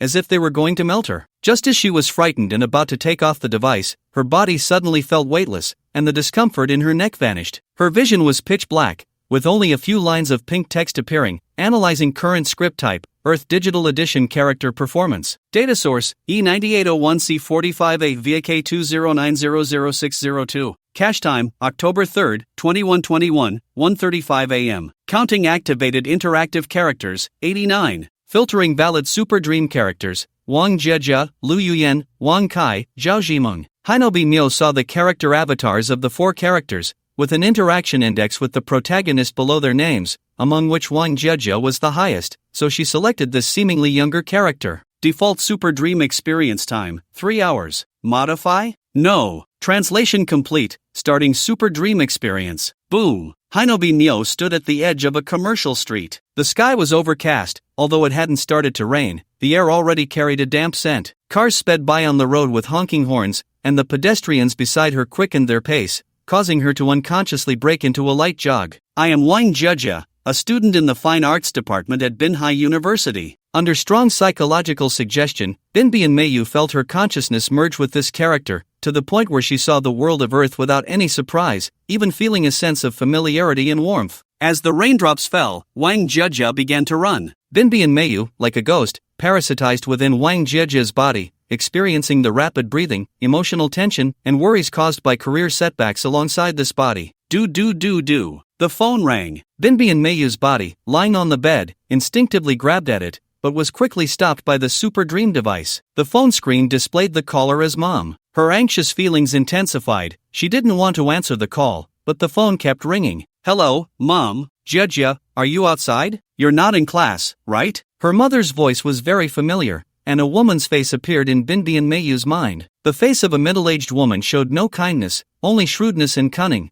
making her feel both angry and helpless. I'm not in class, it's going to rain. Call me later, Wang Jie said while running, out of breath. I'll be quick. Her mother's tone was commanding, then she softened the atmosphere with a smile before continuing. I heard from Aunt Lin that her daughter not only makes money from videos but seems to pull clients through group chats. She can earn hundreds just from chatting privately for an hour. Oh, she responded somewhat annoyed. Your brother is in junior high this year, and the tutoring fees are getting more expensive. Just relying on your dad and me is not sustainable. You're a college student now. Your parents have spent a lot on your education, so you need to put in more effort and help ease some of the financial pressure at home. I'm already trying hard. What good is just trying hard? Your parents raised you so well, don't waste it. Aunt Lin said that video chatting is very safe and you can earn money quickly. Don't throw away the money you earn.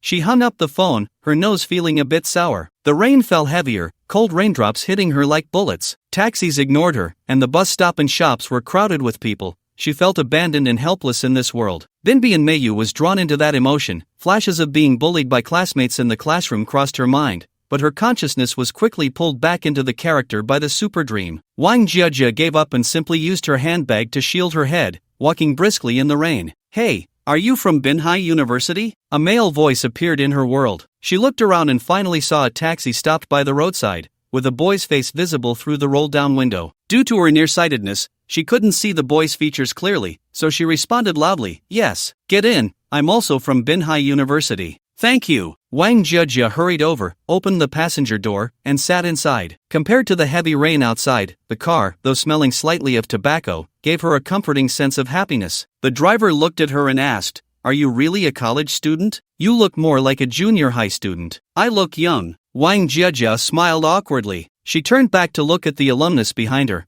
and saw that the boy was curled up in the back seat, appearing quite tall. He was dressed very simply, in a basic t-shirt and jeans, but his exposed arms showed that he had a strong build. Finally, she focused her gaze on the boy's face. Neatly cut short hair, a clean appearance. Though he wasn't the kind of strikingly handsome guy, he gave off a very friendly vibe, creating an illusion of trustworthiness. For some reason, her heart raced. Shen Yang was not infatuated with women. He had gotten up early to study the BM language, completing his first biodegradable model, an apple, according to the tutorial. The interactive simulator is only the size of a volleyball and can convert digital signals into neural signals to check the integrity of the model. Shen Yang imported the Apple model he had created into the interactive simulator, then plugged the simulator's cable into the brain-machine interface. Soon, he found himself in a white room. The walls of the room had a black display screen where various testing tools could be selected, and there were no other decorations. The apple he created floated in the air, looking very surreal. Shen Yang picked up the apple, weighed it in his hand, brought it to his nose to smell, and then took a crunch bite, slowly chewing. The fragrance burst open between his lips and teeth, and the juice flowed down his throat into his body. I actually ate the model I made. How amazing. If I study hard, maybe in the future, I can also create a woman for myself. The joy of being a model maker lies in this. Shen Yang smiled proudly, tapped the display screen on the wall twice, and exited the interactive simulator. Just as he unplugged the data cable from the back of his head, his smart glasses popped up an electronic bill. It turned out to be a reminder from Fuel Core Technology to pay the property fee for October. Redstone City is considered an industrial park of Fuel Core Technology, and all the resources here belong to them. The rent for this room, along with utilities and services like air purification, costs 600 yuan per month. Employees of Fuel Core Technology can get a 50% discount. Since Vic had been fired from the factory, and with the arrears from September, he had to pay 1,200 yuan this time, otherwise, he would face the risk of having his water and electricity cut off. Life is not easy. Thinking about how he hadn't had any income for half a month, Shen Yang couldn't help but feel a bit emo. He checked his account balance, 100,000. That's not too bad. The bluefin tuna he had just listed online yesterday was bought by a white-collar worker for 10 pieces, but the efficiency of the official courier service from the joint government was too low. He would have to wait 3 days for them to pick up the goods, which was far inferior to the Hacker Alliance's service. I wonder when my bionic wife will be able to come through the door. Just as he was lamenting, the doorbell rang. It was Judy from next door. When he opened the door, Judy was dressed warmly as if she was going out. Upon seeing Shen Yang, she frowned and said, "Darling, can I borrow some money? My living allowance won't be available until the 15th and I just paid the property fee, so I'm a bit tight." "No problem, come in and we can talk." Shen Yang pulled Judy into the room, locked the door, and asked, "How much do you need?" 2,000 will do. Okay. Shen Yang transferred 2,000 yuan to her and asked, "Are you going to get checked at the hospital?" "Yeah, I go every week." After receiving the money, Judy happily kissed Shen Yang and asked in a flirtatious tone, "Do you want the little nurse's services tonight?" "Not today." Shen Yang thought for a moment.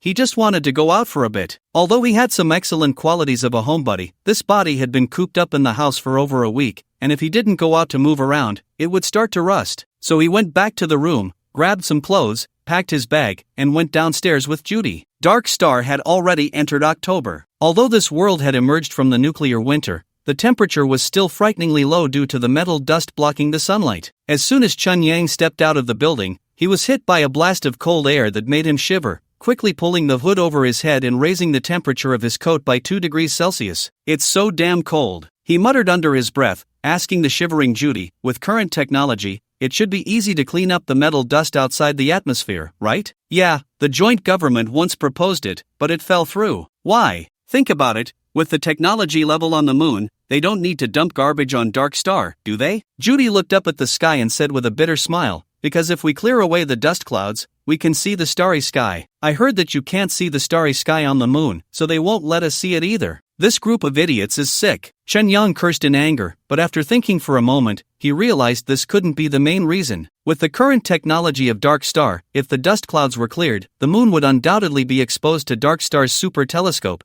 and their technology and way of life would be laid bare before Dark Star. It was likely that the wealthy people on the moon had failed to keep their secrets. Shen Yang called a taxi to take Judy to the New Life Hospital, then headed to 9th Street in the center of Redstone City. As soon as he got out of the taxi, he saw the advertisement screen of a skyscraper in the distance displaying the words electronic perfume, with 2 genderless androids appearing in the ad, introducing their core product, the Bionic Type 3 Ghost Companion. It seems that the business of electronic perfume is developing rapidly in Redstone City, Shen Yang thought, recalling the sensations from Vic's dream. That experience was indeed very tempting. Due to the drop in temperature, the roadside idol performances had been replaced by androids. These bionic idols, molded from real people, looked completely non-mechanical. Their clothing was more revealing, their dances more synchronized, and they appeared even more dazzling with the embellishments of cybernetic technology. Chen Yang suddenly realized that although he stayed at home every day, he had passively accepted the culture of cybernetics in terms of aesthetics. It turned out that, when in Rome, do as the Romans do could also be passive. He wandered aimlessly down the street and walked into a bookstore that sold BM software. The clerk, Molly, was sitting behind the counter, eating lunch from a plastic food container. When she saw Chen Yang come in, she said, "Welcome." Her voice was a bit muffled as she was chewing. After about 4 or 5 seconds, Molly looked up at Chen Yang again, her eyes widening as she said, "Oh, it's you, Mr. Vic from 100,000 Ys. Ha, I really have troubled you a lot during this time, sorry about that." Chen Yang walked over to take a look. Molly's food container had fried rice with meat chunks, topped with a piece of green vegetable and a segment of sausage. However, the quality of the sausage indicated it was synthetic. "Are you here to buy some software today?" Molly closed her food container, stood up, and looked up at Chen Yang. She had tied her short hair back today, and the metallic wires around her eyes glowed a dark red, resembling a pair of red-framed glasses. Because she was also petite, Chen Yang inexplicably thought of Wang Jiajia. "To continue bothering you in the future, I brought you a little gift." Taking advantage of the fact that there were no other customers in the store, Chen Yang took off his backpack and handed her a black plastic bag, saying, "Just a small token of appreciation, please accept it." Molly looked a bit confused, opened the bag, and saw it contained 5 guoguang apples. Such a grand gift. She widened her eyes at Chen Yang and calmly said, 3 questions a day, any question answered. After a pause, she added, "For a month." "Really?" Chen Yang leaned closer to Molly and whispered, "How do I get the models I made into the Earth game?" He added, without going through official channels. "The first question is already so scary." Molly's eyes flickered, and she raised her right hand to touch Chen Yang's smart glasses with her index finger. A progress bar appeared on Chen Yang's lens, followed by a prompt, "Molly is sharing Secret Forest with you. Would you like to install this application?" "What is this?" he asked. "It's our modelers' private chat group, which includes some impressive hackers. They can do what you mentioned, but the fees are also astonishing," Molly said with a sly expression, continuing, "You've already asked 2 questions. Does that count?" Chen Yang regretted saying it as soon as the words left his mouth. "That's 3 now." "Okay." Chen Yang confirmed the installation, and a green icon appeared in the system on his arm. He opened Secret Forest and took a look. It turned out this was not just a simple chat group, but also had several sub-discussion groups, such as Earth Players Gathering Place, and the Apricot Idol True Love Discussion Group. The mysterious forest has no member list, and it's impossible to see how many users there are. Its chat history is only saved for 1 minute, and the experience is very much like chatting in real life. If you don't immediately join the conversation, you almost miss the opportunity to communicate, and there are no chat records to refer back to. Many group contents are in a cleared state, including the Apricot group, which has no information at all. This left Chen Yang, who was eager to learn, feeling regretful. He left the bookstore and found a coffee shop, where the coffee was naturally synthetic. However, drinks are primarily about emotional value. As long as the taste and texture are good, it doesn't matter whether they are synthetic or not. Even in the earthly world, many beverages are already synthetic foods. Chen Yang didn't have a habit of drinking coffee. He came here mainly because the coffee shop had excellent soundproofing, making it less noisy than outside. He casually ordered a latte, elegantly blew on the coffee cup, and took a sip, feeling nothing but the heat. He opened the Mysterious Forest app and entered the BM Voice Technology Exchange group. As soon as he entered the group, his ears were filled with a cacophony of sounds, and text bubbles generated by AI kept popping up in the lens. The text bubbles had no names, only distinguishing speakers by different colors. It seemed they were discussing some kind of metal. "Stop talking nonsense. Helium gold is not an earthly metal. It can't be in the earthly material library." "Dude, I saw it a week ago. The number was X9023. I'm not joking." "Bro, the X group limit is 9011. How did you get 12 more materials? Is there a bug in the software's material library?" "No way, I just updated." The people in the group continued discussing the material library. In BM language, the material library is equivalent to the core of the model. For example, the apple Chen Yang made has its flesh part sourced from material library F3096, where specific values like moisture and sugar content can be manually adjusted. He listened for a while, but their discussion became increasingly complex, and he eventually couldn't understand anything. So he directly asked, "Brothers, can anyone put a homemade model into the Earth game? Important questions should be asked 3 times. Sure enough, someone replied in his text bubble, "You need to modify the Earth game console. it's only for the digital version. That person then added, only great God can do it in the forest, but he's not online, you should prepare about 300,000. Great God, just the name sounds impressive. Thank you very much. Chen Yang felt like throwing an apple at him. He listened in the group for a while longer and realized these people were well-off white-collar workers, so he asked, does anyone like to raise turtles? Healthy swamp side-neck turtles system prompt, advertising ban for 24 hours. Chen Yang was kicked out of the group chat. Damn, awkward. Chen Yang instinctively took a sip of coffee and burned himself again. At this moment, many people entered the coffee shop, filling the already limited tables. A woman with dyed white hair, wearing a white trench coat, came in holding a coffee and found no available tables. After scanning the shop, her gaze landed on Chen Yang. She glanced at him and walked over, sitting directly across from him. I hope you don't mind if I sit here, the woman said confidently. She was very beautiful, her mixed-race features giving her a three-dimensional Western look while retaining the delicate charm of an Eastern person. Even though she was no longer a young girl, her skin still had a tender texture, making Chen Yang suspect she was a bionic person. However, she was neither a staff member nor did she have a halo above her head, so she should be a real human. I don't mind. Chen Yang shook his head slightly. He had intended to leave immediately, but he had only taken 2 sips of the coffee he just ordered and hadn't tasted it yet, feeling somewhat reluctant. Moreover, leaving right away seemed a bit rude, so he decided to wait another 2 minutes. Is the latte here good? The woman suddenly spoke up. It's too hot. I haven't drunk it yet. Chen Yang thought for a moment and added, I usually don't drink coffee, so I can't tell the good from the bad. Oh, the woman maintained her indifferent expression and shifted her gaze to the window. Her stone-green eyes sparkled with light, her left hand resting on the table, occasionally dragging or clicking,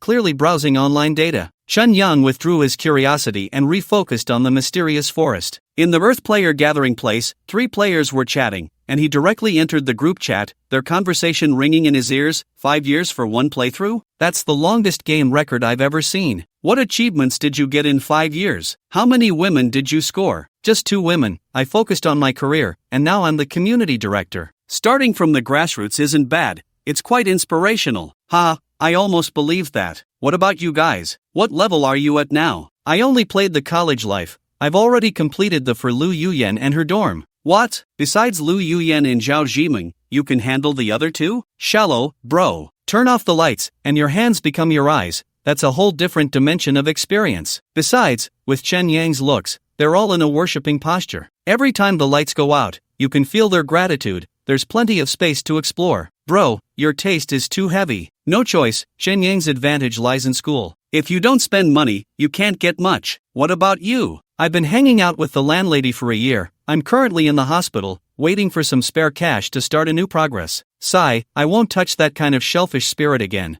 Better focus on your career, dear. Being obsessed with women will only worsen the symptoms of mental illness. That feeling of unfulfilled desire is hard to bear. $200 of happiness is worth having. Our night city can still be a bit cheaper. The voices of these 3 were different, and their positions in his ears varied, making it easy to distinguish between them. Compared to the technical exchanges of BM voice, the discussions in Earth were almost entirely about women. Chen Yang was also unable to escape the topic of women, but he was more about action and didn't like discussing such matters. Hearing that these 3 weren't talking about anything substantial, he considered leaving the group chat when the player focused on his career said, I want to copy a few films. Do you have any places to download them? Sure, I'll give you a website. You can download as long as you have the number. Bro, come on, playing a game and still lacking courage? Just film it yourself. Damn, why didn't I think of that? Yeah, why didn't I think of that? Chen Yang scratched his head, suddenly realizing that their conversation had taken for granted one thing: the data in the game could be copied to reality. Do they also have a golden finger? Chen Yang immediately clicked on the text bubble of the player focused on his career and directly asked him, Bro, how do you copy the films out? Before the career-focused player could answer, that heavy taste player said, Mirror the computer, you must be a new player, right? I'm a newbie. How do I mirror a real computer into Earth? Chen Yang needed this function, so he hurriedly asked, Is it an official service from Earth Company? How much does it cost? Of course, it's not an official service. You can find any hacker on deep sea internet to do it. The price shouldn't exceed 10,000. Thanks a lot. Chen Yang picked up his cup and took a sip. This time it wasn't hot, and it tasted pretty good. At that moment, the woman across from him looked over and tapped her hand on the table in front of him. I can do it. In the coffee shop, the white-haired woman leaned toward Chen Yang, pointing at her right eye. Chen Yang looked into her eyes and saw her stone-green pupils light up with a circle of barcodes. His smart glasses immediately zoomed in and scanned, displaying an electronic business card floating in the lenses. Lucy, digital security programmer, level 5, deep sea internet ID, DPUR 1120. Add to contacts. Mirror the computer into the Earth host, 8,000 yuan, the woman said in a calm tone. Is this modification safe? Will the Earth company ban my account? Chen Yang was more concerned about safety. If he couldn't play the game, his golden finger would be useless. Ban your account? That would mean the game company wouldn't make any money, Lucy said with an incredulous smile. She took a sip of coffee, chewing on ice, and continued. Mirroring a real computer into the game is something the Earth company's developers did first. Moreover, data can only be written, not copied to the Earth system, so it won't affect the game at all. They might just shut down that port, but they would never ban your account. Is there any preparation work needed? Chen Yang asked. First, you need a game console. You can't use a net cafe machine. Lucy glanced at the screen exposed on Chen Yang's right arm and added, if you're using this Sensor Type 3 built-in computer, you'll need to install a driver to keep it directly connected to the game console. She paused and continued, then you'll need to spend some money. Buy the Entertainment City DLC, and bring your computer to me in the game. I'll connect your computer to the Sensor 3. That totals nearly 60,000 yuan. This game really burns money. This cost far exceeded Chen Yang's budget. Think it over before contacting me. Lucy smiled at Chen Yang and got up to leave the cafe. Chen Yang slowly savored his coffee and logged into deep sea internet to check Lucy's ID. This hacker named Lucy had taken over 2,000 tasks, most of which were confidential. However, tasks like installing a mirrored computer for Earth were not confidential. With dozens of orders and a full 5-star rating, there were too many places to spend money. Fortunately, he had sold another 30 bluefin fish, which would bring in 40,000 yuan in the future, so spending 60,000 wouldn't hurt too much. Thinking that purchasing the Entertainment City would also bring in a wave of traffic, he wasn't in a hurry to buy. He could wait until the heat from the video eating dog food in the cafeteria passed before making the purchase, which would also generate another wave of traffic. Chen Yang left the cafe and strolled around the street for the entire afternoon, needing to adapt to the technological culture of this world while also buying some clothes and shoes. Remembering how Judy had been shivering at noon, he bought her a heated jacket. After all, he would need her help in the short term. For Chen Yang, although Judy was a bit monotonous, she was much safer than those 200 yuan options. At least he didn't have to pretend to be Vic in front of her, and that was enough. At 5 in the afternoon, Chen Yang took a taxi home. He knocked on Judy's door, but she wasn't home, so he took the clothes he bought for her back, had a simple meal, and returned to Earth. The apartment complex where Chen Yang rented was called Hengtian Xingyuan. Due to its proximity to Binhai University,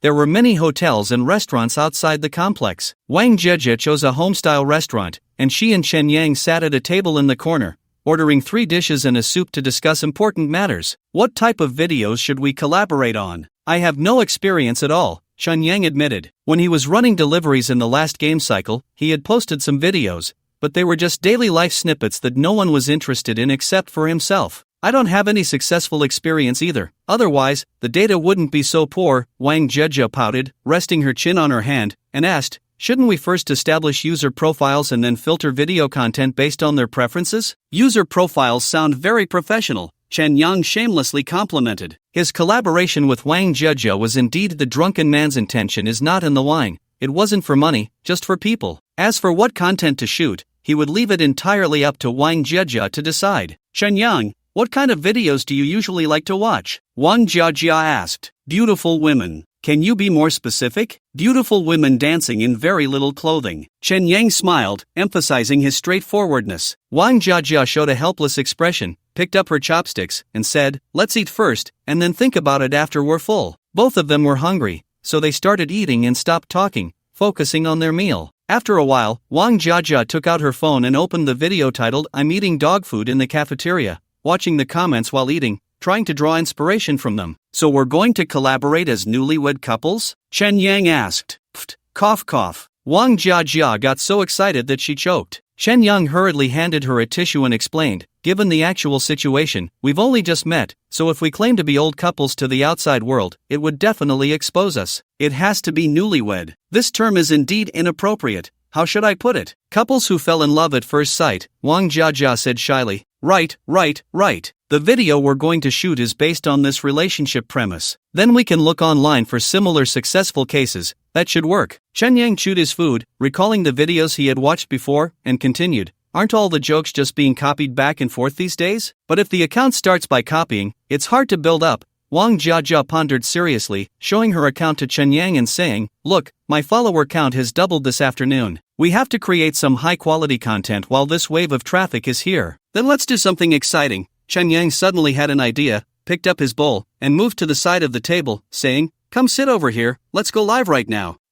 Now. Wang Jiajia was taken aback but quickly moved over to comply. "Come a little closer." Chen Yang pulled her chair towards him until they were sitting close together, saying, "Couples shouldn't sit so far apart. Are you already getting into the mood?" Wang Jiajia's round little face turned even redder. Although she said that, her body didn't resist. She was quite generous even when their arms occasionally brushed against each other. Since they were pursuing excitement, they might as well go all in. Besides, with Chen Yang's looks and charm, it was hard to say who would benefit more. Chen Yang tidied up the table and said, "Since we have traffic now, let's go live and ask the viewers what they want to see. That's definitely better than us racking our brains trying to come up with ideas." "Yeah, you're really smart." Wang Jiajia first took out a mirror to touch up her makeup before placing her phone on the table and clumsily opening the live stream feature. The name of the live stream was "I'm eating dog food in the cafeteria." "Have you ever done a live stream before?" Chen Yang asked her. "I've never done a proper live stream. After all, I have too few followers." It was clear that Wang Jiajia was very nervous,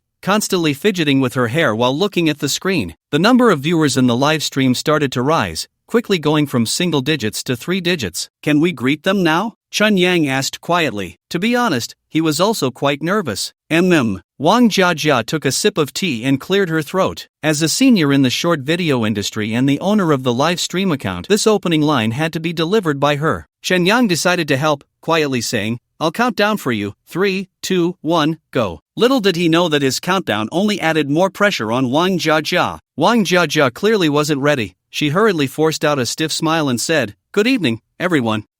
We are newlyweds." Put. Ha ha ha ha ha ha. I fell in love with Jiajia at first sight. We've only known each other for a couple of days, and then my roommate caught us having a meal in the cafeteria and it unexpectedly went viral. Thinking about this massive traffic, we didn't want to waste it, so we thought we'd shoot something. We hope everyone can give us some suggestions. The number of viewers in the live stream had reached 1,000, and the comments from netizens kept refreshing. Chen Yang spoke confidently into the camera, emphasizing his frankness and sincerity, answering every question. "Has Jiajia been drinking?" He glanced at Wang Jiajia, who was still blushing from her slip of the tongue about being a newlywed couple. "She's just shy, ha ha ha, and you're still laughing." Wang Jiajia playfully punched Chen Yang and quickly smiled at the camera, saying, "What kind of video content do you all like? Help me and Chen Yang come up with some ideas." "Folks, we haven't even held hands yet, cough cough." Chen Yang hinted wildly. The comments section immediately exploded with messages like hug and kiss. "Jiajia, why don't you read some comments?" "Oh, this netizen says they want to see us break up." Wang Jiajia stifled a laugh, deliberately choosing a different angle. "Who is that? It can't be your ex-boyfriend, right?" Chen Yang scrolled through the comments and glanced at the profile picture, which was a woman. "Isn't it your ex-girlfriend?" Wang Jiajia shot back. "You know, they might actually be in the livestream," Chen Yang said seriously. "Really?" Wang Jiajia said with a sly look, "But I don't have an ex-boyfriend." "You don't?" The two of them joking about their exes fit perfectly into the more than friends, less than lovers stage of their relationship, and the netizens joined in the fun. Although the livestream wasn't exactly booming, it gradually gathered nearly 2,000 viewers. Due to Wang Jiajia's awkward handling, she forgot to enable the beauty filter for this livestream, making her youthful face look very real, unlike the typical influencer look. Chen Yang was already good-looking, and his charm, enhanced by the gifts he received, attracted a lot of female viewers. However, the more viewers there were, the more opinions varied, with all sorts of comments flooding in. "I want to see daily life of a cohabiting couple," Wang Jiajia shyly said, "but I'm still living on campus, and it's still early in our relationship. How embarrassing." "You want me to do the cat's meow dance? What kind of dance is that?" Chen Yang was a bit confused. "Talent show, travel diary, home dance." Wang Jiajia read through the various comments, becoming increasingly unsure. She turned to Chen Yang, her confused expression seeming to ask, "What should we do?" Chen Yang also felt that the viewers weren't giving constructive suggestions, so he said, "How about this? Besides updating vlogs regularly, we can do a challenge periodically and randomly select a video to shoot." "A challenge?" Wang Jiajia asked, a bit worried yet excited. "How do we choose?" "It should be something random, that way it seems more interesting." Chen Yang mainly wanted to pique the viewers' interest. After thinking for a moment, he said, "Let's have the friends who send gifts decide. How about that?" As he spoke, He clicked on the gift leaderboard on the screen. Wow, so many people are sending gifts. Sorry, we're not very skilled at our first livestream. Let me see, the top donor is called Sun666. Ha, no way, it can't be you, right? Who is it? Wang Jiajia asked curiously. My roommate. Thinking about his roommate who always sent gifts of real beauties and random awkward dances, Chen Yang felt a wave of embarrassment. But since he had already said it, he could only try to connect. Sure enough, his roommate appeared on the screen, or rather, his roommates. The moment the three roommates appeared, their laughter filled the livestream like a barrage of comments, haha overflowing the chat. Damn! Chen Yang's face turned red, bursting into laughter. Wang Jiajia also covered her face and laughed. Laughter has a contagious quality, and the livestream was overwhelmed with haha both in sound and in the comments. I didn't expect you, Chen Yang, to become an internet celebrity. Damn, did you see the class group? Classmates and teachers are all in the livestream. You're going to be socially dead tomorrow. Since you're seeking excitement, why not just dress as a girl? The three mischievous friends teased him mercilessly. Fortunately, they had enough decency not to mention Lu Yuyan's breakup with him. I can't, I'm laughing through my tears. Wang Jiajia wiped the corners of her moist eyes and shyly waved at Chen Yang's three roommates, saying, hello, everyone. Hello, sister-in-law. The three of them immediately grinned seriously. Hurry up, it's better to have a short pain than a long one. Chen Yang took a deep breath to calm his emotions and said to his roommate Sungu, you scroll through 10 videos on Douyin and Jiajia and I will imitate the 10th one. If it's about kittens or puppies, we'll keep going until we find something we can film. I'm live streaming on my phone, so let's use old Wang's. Sungu took old Wang's phone, opened Douyin, and said to the camera, starting to scroll now. As he scrolled through, the videos were all about various borderline beauties, dressed scantily, revealing more, with movements that sparked the imagination. Damn, why am I the one who's socially dead? Old Wang covered his face and fled from the live stream screen. Old Wang, you're done for. Let's see how your girlfriend deals with you, huh? Chen Yang felt avenged. The comments section was filled with praises like real and true man. In contrast, Wang Jiajia looked worried, as if her soul had left her body. She tugged at Chen Yang's shirt and said, what should we do? I'm really nervous. I'm doomed. Seeing Wang Jiajia's face turn ashen, Chen Yang covered his mouth and said, don't be afraid, no one said you have to jump. Implicitly, he meant he would jump. Wang Jiajia imagined it and let out a pfft laugh. At that moment, Sungu swiped the screen and said, the 9th one. Old Wang's Douyin still showed a beautiful girl doing a hip dance in a short skirt, exceptionally alluring. Chen Yang raised an eyebrow,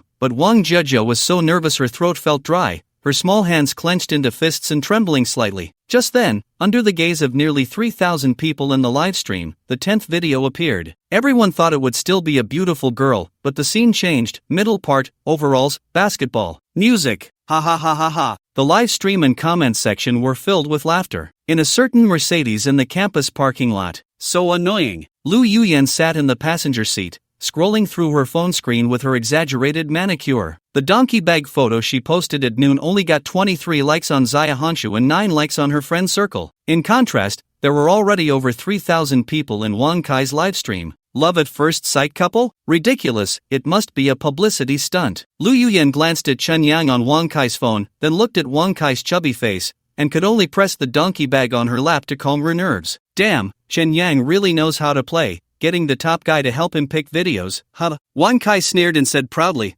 alright, just wait, next time you livestream, I'll be the top guy, give you some intensity. Forget it, there's no need to compete with him. Lu Yuyan knew Wang Kai's worth. Besides being rich, he was nothing. Letting him compete with Chen Yang would be self-degrading. As the saying goes, when you beat a dog, you should look at its owner, and in the end, it would be her who would be embarrassed. What's wrong? You're not feeling sorry for him, are you? Wang Kai said defiantly. Feeling sorry for what? Aren't your Douyin videos all about beautiful women? What's so difficult about it? Lu Yuyan rolled her eyes at Wang Kai and said softly, don't waste that money. Money is just a number. Wang Kai took the opportunity to show off, reaching for Lu Yuyan's thigh and saying, I can create another Douyin account, just to scroll through videos he's not good at, and see how he challenges himself. Boring. Lu Yuyan moved her leg away, opened the door, and got out. Damn. Wang Kai cursed, got out, and chased after her, asking, tell me, what flaws does Chen Yang have? Let me vent. Binhai University. Couples holding hands could be seen everywhere on campus. Chen Yang was escorting Wang Jiajia back to her dorm, and along the way,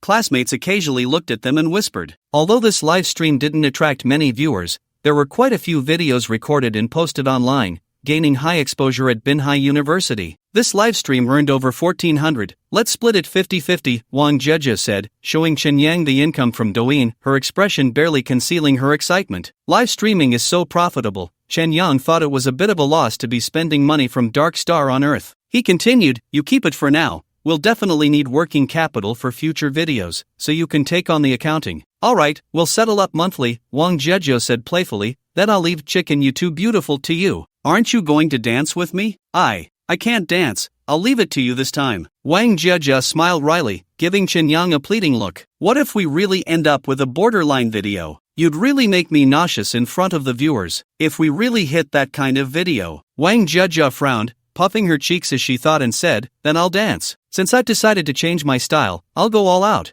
I'll sign up for a dance class tomorrow to prepare. Exactly. If you want to make money, you have to shed that skin. Chen-Yang recalled his struggles with delivering takeout after graduation. He picked up his phone, opened the camera, and pointed it at the golden sunset, slowly sweeping across the campus scenery before finally focusing on Wang Jieja. What are you filming? Wang Jieja instinctively fixed her hair. Chen-Yang adjusted the angle, letting the sunset cast a soft curve on Wang Jieja's face, and asked her, can I interview you? How do you feel after the live stream? Relieved, since the dancing task is on you, you've worked hard, Wang Jieja said, smiling naturally as she walked forward. But I have a little regret about this live stream, Chen-Yang said. What regret? You see. Chen-Yang held the phone in his left hand, raised his right hand between the camera and Wang Jieja, and sighed, it feels empty. Wang Jieja didn't understand Chen-Yang's meaning, and it took her 3 seconds to show a shy smile. She pressed her lips together in a smile and continued walking, placing her small hand into Chen-Yang's palm. Successful hand-holding, brothers. Chen-Yang grasped Wang Jieja's slightly cool palm, switched the camera to the front-facing mode,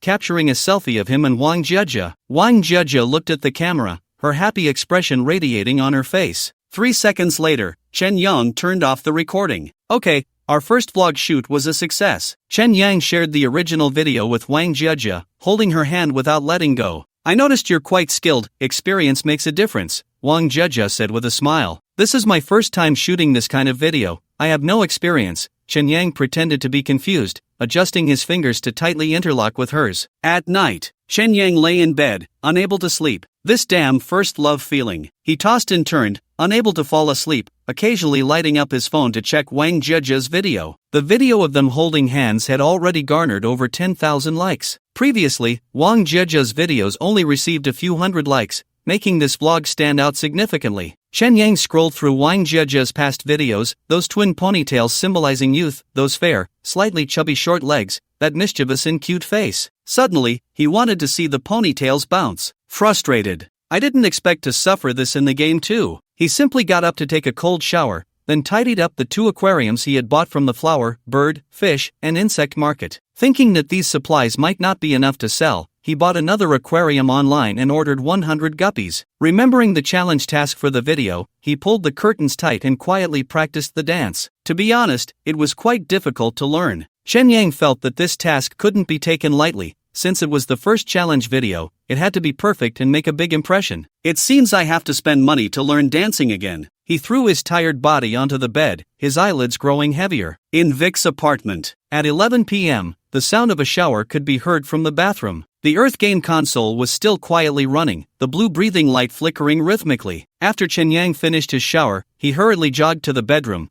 The old hen soup noodles in the pot were almost burnt dry, so he quickly added some water and 2 eggs, then returned to dry himself off. A loud bang from next door indicated that Judy had just come back. Just as he placed the noodles on the wooden table, the doorbell rang. Chen-Yang clicked his tongue in annoyance, hurriedly stowing the pot of noodles in the cupboard and closing the cabinet door tightly. What are you doing here so late? Chen-Yang peeked through the peephole and, sure enough, it was Judy. He opened the door and asked, did you just come back from the hospital? Yeah, I was on an 4 drip all afternoon. Judy forced a smile, revealing the needle mark on her left wrist, and said, I passed my health check, and starting today, I need to supplement with nutrient solution. In another half month, I'll have to go into confinement. Confinement means having a baby? Chen-Yang felt that Judy looked like a product of the New Life program. Yes, the doctor said I can't ride a motorcycle anymore, and I thought you might need it. Judy handed Chen Yang a set of keys with a barcode and added, I saw your lights on downstairs and guessed you weren't asleep yet, so I came up. I hope I didn't disturb you. I actually have some things to do. Chen Yang supported Judy's shoulder and pushed her back into her apartment, saying, you wait at home first. I'll finish my business and come over, and I'll bring you a gift. You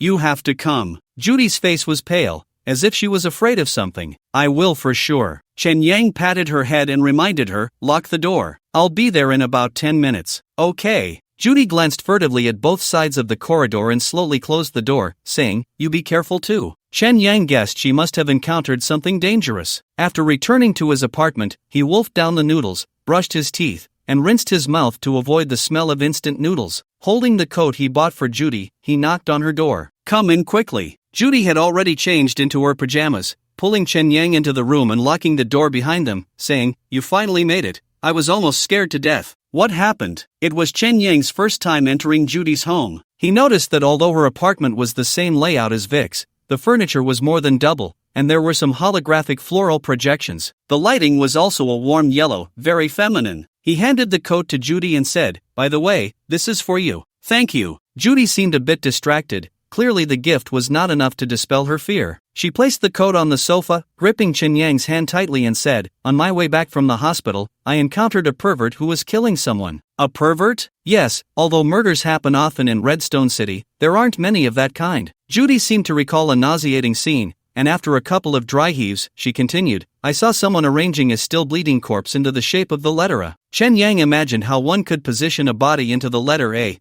but no matter the method, it was gruesome. Where did you see this? Right at the intersection where we kissed last time. I had just left the New Life Hospital for less than 10 minutes. Judy slumped into Chen Yang's arms, weakly saying, I ran all the way back. My legs are so weak. Why didn't you take a taxi? Isn't it to save a bit of money? Judy sounded a bit aggrieved. It's okay, you made it back safely. Chen Yang comforted Judy, patting her back, and helped her to the sofa, asking, did that person see you? Judy shook her head, thought for a moment, and said with certainty, no, he was busy setting up the lights, making that corpse very bright. Ha! Chen Yang recalled that the intersection was quite spacious. Although it wasn't as lively as 9th Street, it was still a street with many pedestrians. He incredulously asked, he killed someone and then openly posed the body there for photos? Yes, the people on the street kept their distance from him. He didn't pay us any mind, just focused on arranging the body and the lights. That's too arrogant. Chen Yang found the scene very bizarre. Considering that although Redstone City wasn't a directly governed city of the United Government, it still had a police station and security organizations from nuclear technology, he asked, didn't anyone call the police? I ran away the moment I saw him, so I don't know if anyone called the police. After saying this, Judy muttered, if there's no benefit, the police probably won't get involved. She sighed, took off her pajamas, and crawled into bed, waving at Chen Yang, at least tonight, don't leave me, okay? No problem. Chen Yang also took off his clothes and got into bed, wrapping his arms around Judy's cold body, saying, let's sleep. Just treat this as a nightmare, tomorrow will be better. It must be a nightmare. Judy comforted herself, tucked her hair behind her ear, and nestled into Chen Yang's embrace, soon emitting soft snores. Chen Yang gently stroked Judy's shoulder that was exposed outside the blanket, pondering the perverse murderer. The killer didn't kill for money but posed the body like performance art, indicating he was a wealthy person. In fact, cyberpunk isn't the whole world, it specifically refers to a certain area within the world. For example, the cities directly governed by the Dark Star United Government, those so-called white-collar districts, are not cyberpunk but rather normal technological cities. Areas like Redstone City, which are abandoned by the government and ruled by corporate dictatorships, are the main settings for cyberpunk stories. The people here are as lowly as insects. Those wealthy individuals come here to kill, which is not much different from stepping on a bug. They only need to bear the risk of being bitten. No one will hold them accountable. This is so messed up. Chen Yang thought about how he had been flaunting himself outside yesterday, feeling a bit uneasy. Since the pervert had posed the body in an A shape, perhaps he would follow up with B and C, meaning at least 26 unfortunate souls would be killed. It would be best to stay home these days. Once Judy fell asleep, he put on his smart glasses, opened the online store of Lianzhong International, and found that all 100 blue guppies listed had been sold out. Chen Yang then restocked with another 100, feeling satisfied as he took off the glasses and set them aside, forcing himself to sleep. The moon. The dark star had not yet disappeared from the night sky. The metallic device on Minami Mei's neck stopped functioning. Under the dim light, she opened her eyes wide, reached to touch her chest, her heart still pounding rapidly. Through the super dream experience, She had copied Wang Jia's feelings of love onto herself, and that unprecedented experience made her smile shyly. How wonderful! She turned over and pressed against the wall, using it to cool herself down. Although she wanted to continue the experience, the perfume teacher had warned her not to exceed 4 hours a day, so she could only wait until tomorrow to continue this interesting super dream. While it was still dark, Minami May put the super dream device away in her wardrobe. The device had drained all her savings, and she had to hide it well to avoid trouble if her family found out. On the moon, students faced strict constraints before entering university, with precise management over their use of the internet and understanding of society. In high school, just focus on studying. You'll naturally know about other things when you get to university. This was something adults often said. Benhama Mayu occasionally asked her brother about Dark Star. He admitted that Dark Star was very important to the moon, but he also warned her, remember, you are the 7 fairies in a mythological novel. You can understand worldly matters, but do not develop feelings for it, or you will violate heavenly laws. She did not understand why the fairies in myths could not marry and have children with mortals. It was already 2121. How could such backward thinking still exist? Benhama Mayu packed her laptop into her backpack, sneaked downstairs to wash up, and left home with her backpack as soon as it was light. Today was the first class with teacher Xiangshui. She was filled with anticipation. As she passed through the living room, the sounds of her father bustling in the kitchen reached her ears, and a meaty smell wafted into her nose. Her father was stewing dog meat. Benhama Mayu did not like that smell. She never dared to eat that kind of dog meat, even the smell made her feel nauseous. Yet her father and brother loved it, insisting on making it at home once a month. Where are you going so early? Her father's voice came from the kitchen. I'm going to a classmate's house to play. Benhama Mayu lied. She had no close classmates. That's fine. We're having dog meat at home today, so you can eat out, her father said as he walked out of the kitchen. This man, nearing 50, looked only 30, his mature demeanor completely at odds with his youthful appearance. He looked at his daughter, dressed in jeans and a thick coat, her face unmade up, and nodded reassuringly, don't come back too late. Don't worry, I'm not interested in dating, Benhama Mayu said, forcing a smile as she looked at her father's unchanging face. After leaving, with plenty of time, she rode her bicycle to the Cyborg district. The shops on both sides of the street had started to open, convenience stores, restaurants, and coffee shops whizzed past her. Passing a breakfast shop, Benhama Mayu parked her bike by the roadside, went in, ordered 2 vegetarian buns and a bowl of porridge, and sat at a table by the window. Outside was her bicycle, and across the street was a sky-blue 5-story building, with a sign on the roof displaying 4 inconspicuous characters, Blue Whale Technology. This was a company that made bionic people. Many households on the moon employed their products as domestic workers. Additionally, the robots building the ecological park on Mars were also developed by Blue Whale Technology. Many classmates hoped to intern there after university. However, Benhama Mayu had a very poor impression of this company. The reason was simple. The yellow-haired bully in her class was the child of the head of Blue Whale Technology. Just as her buns and porridge were served, the door of Blue Whale Technology opened, and a blonde boy jogged into the breakfast shop. Is it him? Benhama Mayu instantly lost her appetite. She instinctively turned to the side, but fortunately, the yellow-haired boy did not walk into the shop. Instead, he sat down at a table by the door and said loudly, Daegu, give me 4 beef buns and a bowl of lean meat porridge. His voice was just as annoying as it was at school, full of self-satisfaction. Benhama Mayu wanted to ignore that trash, but the more she tried, the more she focused on that voice behind her. Even when the yellow-haired boy made a phone call and lowered his voice, she could still hear him clearly. She heard him say, hey, did you see the photos I sent you? Ha ha ha, the new game console is super awesome. You can come over later, and we can play a word chain game. Judy, waking up, tightened her embrace around the person beside her and stretched comfortably. As a newborn who had been without parents since childhood, she was quite indifferent to concepts like family and love, but when lonely, she still needed someone to keep her company during that time. The person next door, Vic, was her partner. She reached down to touch, but it didn't feel right, so she curiously opened her eyes. Chen Yang lay beside her, wearing smart glasses, with rows of characters scrolling across the lenses. Are you studying computer programming? BM language, used for brain modeling. Chen Yang's right hand rested on his leg, his 5 fingers issuing different commands. If his left hand were also fitted with a prosthetic, he could issue 10 commands simultaneously, doubling his efficiency. But for Earthling Chen Yang, it was already fast enough. This software must be expensive. Judy lifted her hand from where it rested on Chen Yang and asked him, what's going on? There's no reaction at all, you just handled it yourself? Ah ha. Chen Yang yawned, took off his glasses, rubbed his eyes, and looked at Judy with his bloodshot eyes, saying, what do you think? Your eyes are so red. Judy reached into the blanket, fiddling around, and said, "If you're this sick, why aren't you reacting?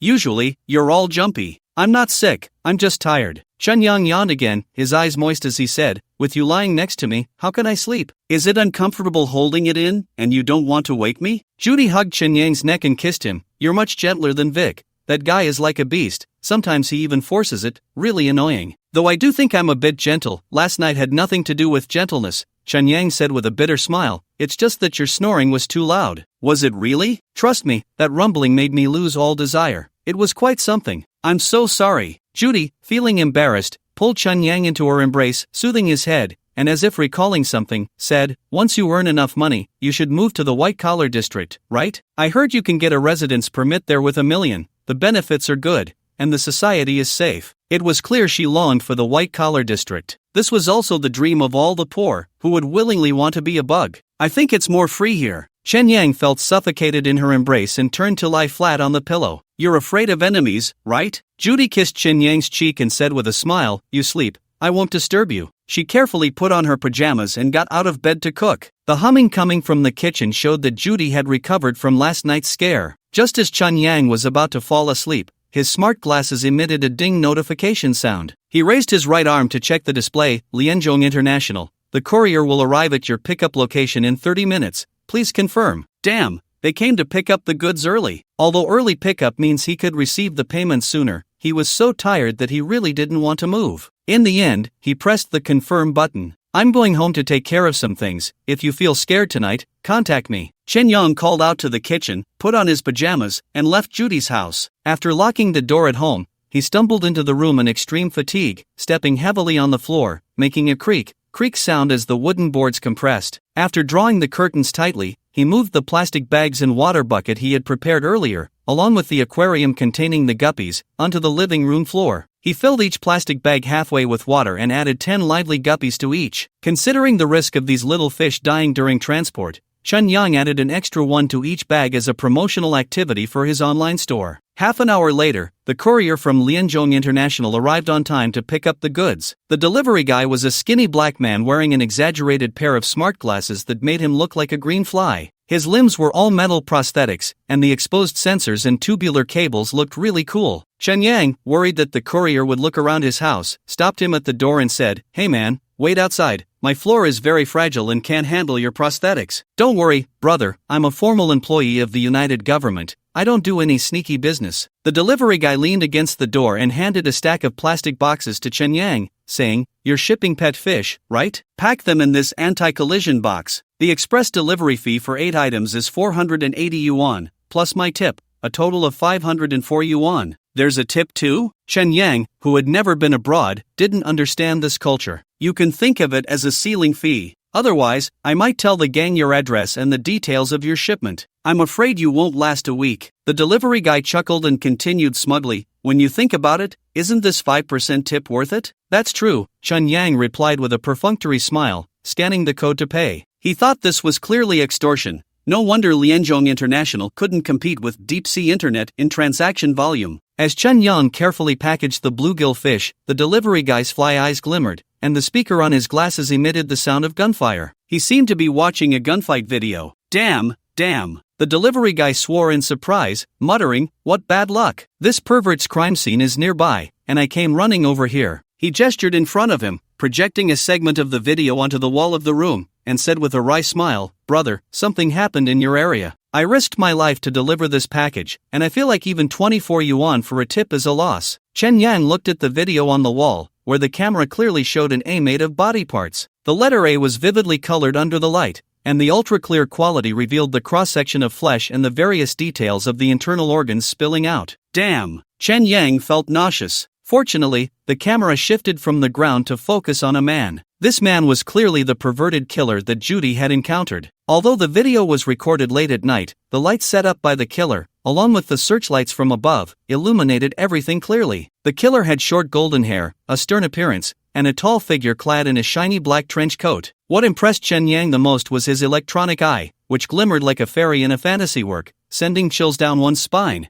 In the background of the video, the warnings from the speakers intertwined. The nuclear riot squad has arrived at C35 Street. Deployment at the alley entrance is complete. Drone entering tracking mode. sealing off target electronic devices. Warning, please raise your hands above your head immediately, or shooting mode will commence in 10 seconds. 10, 9, 8, 7. The video switched to drones flickering in the night sky, armored vehicles blocking the alley, and nuclear riot squad members fully armed with metal prosthetics. The killer looked around, a smile appearing on his face, seemingly satisfied with the current situation. As the riot squad counted down to 3, he suddenly pulled out a uniquely shaped firearm from his trench coat, and with each shot fired, the video image shook. Meanwhile, bullets and lasers continuously hit him, but these attacks could only pierce his trench coat, making a harsh metallic clanging sound against his body, revealing that this killer was fully equipped with prosthetic armor. In the flashing footage, nuclear riot squad members kept falling, the mechanical explosions and the screams of the injured intertwining. Electronic interference ineffective, requesting armed support. Use digital grenades. A flash of white light, and the video ended. After the delivery guy left, Chun Yang quickly forgot about the video.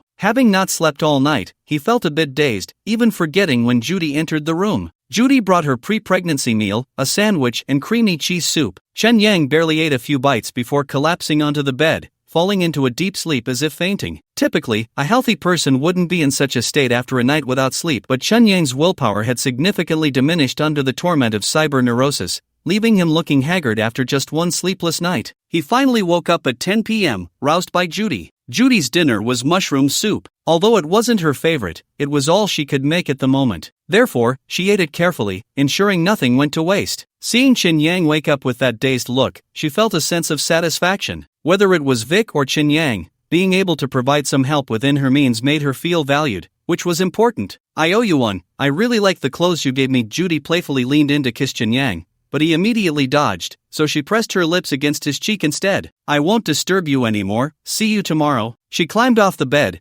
wearing the slippers and the coat Chun Yang had given her, leaving his house with a clop-clop sound. This is the feel. Chun Yang felt an emptiness, his mind unusually clear. He first locked the door and immediately began his BN language study, determined not to waste a second of this sage moment. With the experience of making apples, this time the small fish model went very smoothly, only encountering a slight issue with that action characteristics, which was easily resolved after asking Molly. It wasn't until the sound of distant thunder filled the room that he left the wooden table and pulled back the curtains by the bed. Redstone City was pouring with rain. The bloodstains at that street corner should have been washed away by now, right? The image of the letter A flashed in his mind, along with old memories hidden in Vic's mind, as if he could smell the bloody shark swimming towards him from the depths of his recollections. Damn it, that bastard is still alive. Chun Yang immediately lay back on the bed and connected the data cable to the game console. Game interface, paid content, street dance mentor level, can easily master all types of street dance. Valid for this week, priced at 15,000 yuan. Purchase. Enter the game. Chen Yang woke up in the house he rented from Hengtian Xingyuan. It was 7 a.m., and the sky outside was bright. This 2,000 yuan monthly rental was worth it. It was a new house, just renovated and never lived in, still carrying the scent of new furniture. Although he felt somewhat like a human air purifier,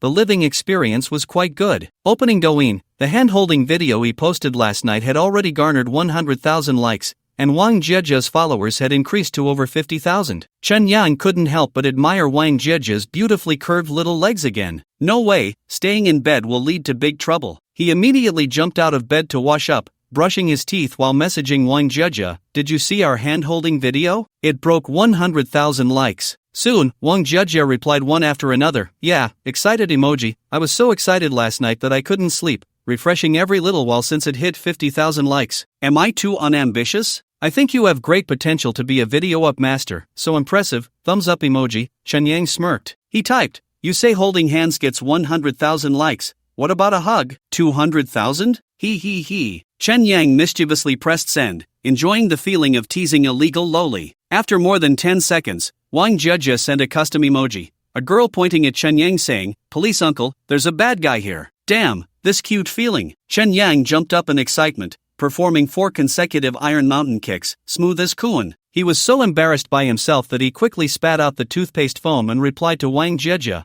"How about we have a celebratory lunch together at noon?" "Okay, see you at noon." Chen Yang thought that this video challenge not only needed to surprise the netizens but also to impress Wang Jieja. He had to dance like Chicken Essence. Having spent money, he tried dancing Chicken You Too Beautiful in the living room, and it was a breeze. The enhanced body was exceptionally agile, each movement perfectly in sync with the rhythm of Chicken You Too Beautiful, even more polished. However, there were too many content creators online dancing to Chicken You Too Beautiful, making it nearly impossible to stand out with this dance alone. Since it was a challenge video, it naturally needed to be more difficult. Chen Yang remembered a reggae dance by Mars Brother that he had watched before, which was very engaging. If he could merge that dance with Koen's moves, the effect should be explosive. So he found Mars Brothers' dance and practiced it. But without a large mirror at home, he had no idea how he was doing. By 10 o'clock, he rushed to take a shower and head to class. When he saw his classmates again, he was inevitably teased. But fortunately, Chen Yang had thick skin. All those deliveries that year were not in vain, and he laughed it off. Before class started, Chen Yang asked Sungu, "I remember your last girlfriend was from the music department. Do you still have her contact information?" "A man as devoted as I am has long since deleted my ex's contact information," Sungu replied, looking righteous. Chen Yang scoffed, "Let's make a bet. Open the hidden items in your photos.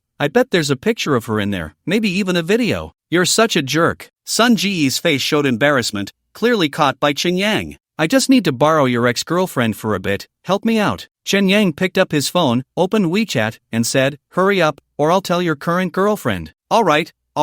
Sungu, helpless, found a contact in his WeChat labeled Aunt Zhao from the Zhao family and recommended her to Chen Yang. "Wow, bro, that label is pretty discreet." Chen Yang was impressed. "Ugh, my wife always checks my phone, it's so annoying," Sungu said again, feeling helpless. He then asked Chen Yang, "You're not thinking of learning Chicken You Too Beautiful from her, are you? She really has practiced it. She always wanted to be a female streamer. I just want her to help me edit some audio. Aunt Zhao is from the music department. It's better than me messing around." Chen Yang sent a friend request to Aunt Zhao from the Zhao family and waited for verification. "Wang Jia and I are also moving off campus. Let's find a day to gather in our dorm and drink to our heart's content," Sungu said with some emotion. Definitely, Chen Yang also missed that brief friendship. Soon, Aunt Zhao from the Zhao family accepted Chen Yang's request. It turned out her WeChat nickname was Bunny Ears Little Tangle. That sounded a bit familiar. Bunny Ears Little Tangle sent a message, "Is that you, newlyweds?" Chen Yang replied, "Hello, I'm Chen Yang, we've met before. I remember you, Lu Yuyan's boyfriend, right? I know her. What do you need me for? Want to learn dance? I'd like to ask you for a favor,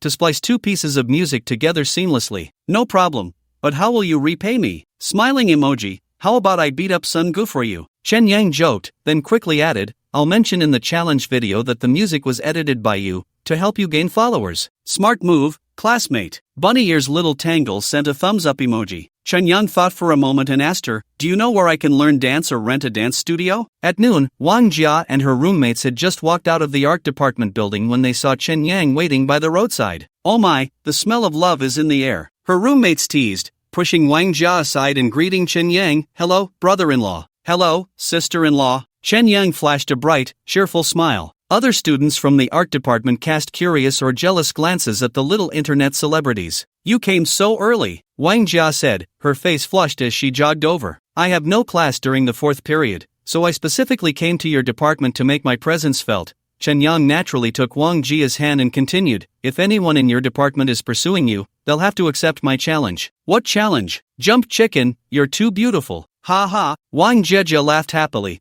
pinching the hand that Chen Yang was holding and said, "You're so skilled, it's scary. Have you had a few girlfriends before?" "Jieja, I've worked so hard to level up, enduring the pain of heartbreak time and again, just to give you the best experience." Chen Yang looked at Wang Jieja's suppressed laughter and pretended to be aggrieved, saying, "I've worked so hard, are you still going to blame me? Wow, you're really good at this, it's scary." Wang Jieja pretended to shy away, but the smile on her face betrayed her. Chen Yang was right, for men, being a rookie in love is not appealing. Bad boys are more attractive to women, especially those who wear sincerity like a mask. They have a huge impact on girls like Wang Jieja. As they walked to the cafeteria, Wang Jieja's heart raced with the release of dopamine. Just a glance could make her explode, and getting closer felt like melting. After arriving at the cafeteria, they each ordered a meal of 1 meat and 2 vegetables. Since the military training crowd hadn't arrived yet, it was relatively easy to find an empty table. Once they started eating, Chen Yang brought up a serious topic. "My roommate knows a girl from the music department. She helped me find a dance studio where they also teach dance. Do you want to sign up?"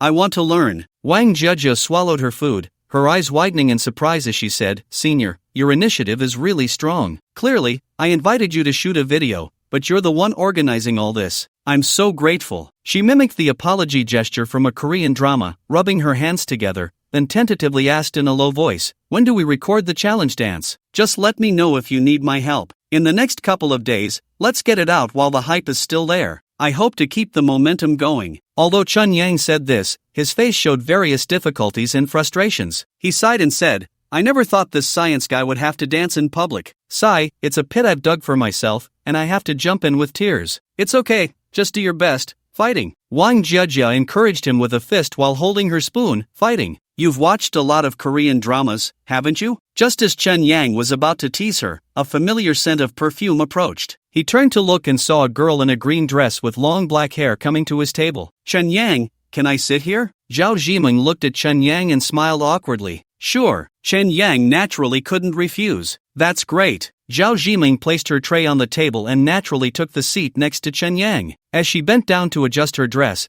her heavy chest bumped against the tray, making a pop sound that caught Chun Yang's attention. "Who is that?" Wang Jia moved her lips. "This senior is Zhao Zhiming. We've attended a public class together." Chun Yang felt a bit awkward and introduced Zhao Zhiming to Wang Jia, saying, "This is Wang Jia, my girlfriend." "Hello, senior." Wang Jia politely nodded in greeting. "I watched the replay of your live stream. It was so interesting. Let me know in advance next time you go live, and I'll send you some gifts." Zhao Zhiming spoke in a tone like an old friend, then looked at Wang Jia and said in a senior manner, "Sorry to interrupt your lovey-dovey moment." No.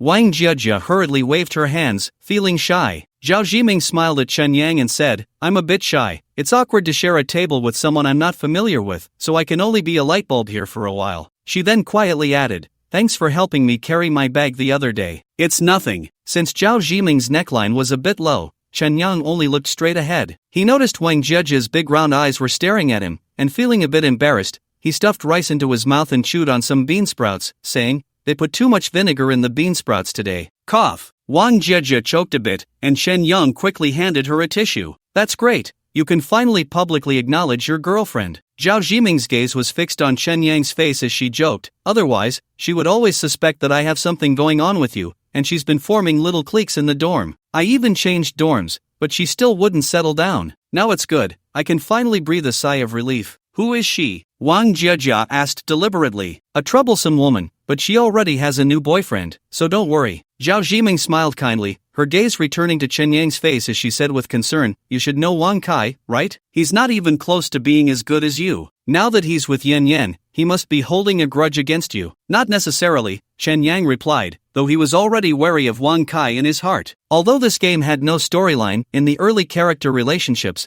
Brother Kai would likely become a stumbling block for the protagonist. "Just wait, he'll definitely cause trouble during your next livestream." Zhao Zhiming suddenly laughed and said, "What if I make it to the top of the rankings? Wouldn't you have to challenge me on my Douyin?" Before Chun Yang could respond, she continued, "Forget it, my Douyin is filled with yoga, piano, calligraphy, and painting. There's no entertainment value." "Yes, those are too challenging for you," Chun Yang replied perfunctorily. "The things senior likes are so sophisticated." Wang Jia said with an envious expression, then asked seriously, "My hometown produces tea. Do you like tea, senior? I can send you some." "I drink coffee." Zhao Zhiming smiled kindly. Chun Yang found the meal tasteless, and finally relaxed when Zhao Zhiming finished eating and left. After they finished eating and walked downstairs, Wang Jia noticed Chun Yang's expression was off and said with a smile, "It's normal for someone as handsome as you to have admirers. I can understand." "Really? Of course, I'm not that narrow-minded. Don't underestimate people." Wang Jia raised her head and smiled, stopping at the supermarket at the entrance of the cafeteria. She patted Chun Yang's arm and said, "You wait here, I'll go buy some water. I like to drink." Chun Yang started to say, "I like to drink cola," but Wang Jia interrupted, "Wait, you guessed what I like to eat before, so let me guess what you like to drink." She smiled mischievously and skipped into the supermarket. As Chun Yang admired Wang Jia's petite figure, his phone buzzed with a message from Rabbit Ear Little Bunch.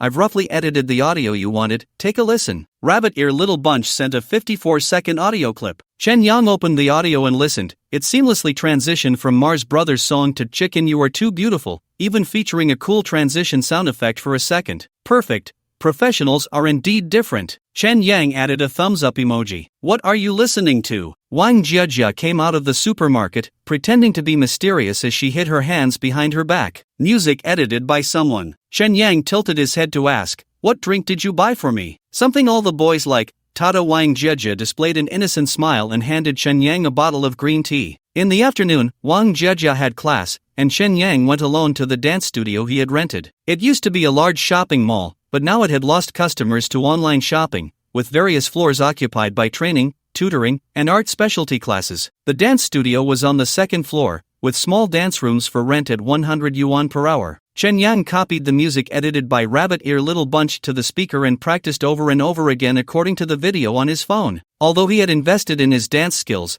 achieving a smooth effect in that ghost step dance was not easy. Experience is something that cannot be directly acquired. After practicing for a full 2 hours, he finally memorized the nearly 1-minute dance and completed it skillfully in front of the mirror. To Chen Yang's surprise, he initially thought that men dancing was somewhat shameful, but once he immersed himself in it, he began to enjoy the rhythm and the feeling of sweating. Life is about experiences. Indeed, everything should be tried at least once. The entire afternoon, Chen Yang was busy outside of school, practicing dance, getting a haircut, buying a decent outfit and shoes for the audience, and even purchasing over 100 guppies before heading home to rest. Click! Chen Yang unplugged the data cable from the back of his head and awakened from the dark star. This gaming session lasted 8 hours, and it was already 7 a.m. the next morning in Redstone City, with the rain still pouring outside. He still needed to eat and relieve himself, first addressing the most basic physiological needs. With Judy's verbal assistance over the past 2 days, the symptoms of his cyberpsychosis had alleviated significantly. Indeed, the working-class people at the bottom of society needed to help each other. Before sleeping, Chen Yang put on his smart glasses and entered the mysterious forest to see if the formidable hacker Great God was around. The BM Language Technology group was surprisingly lively,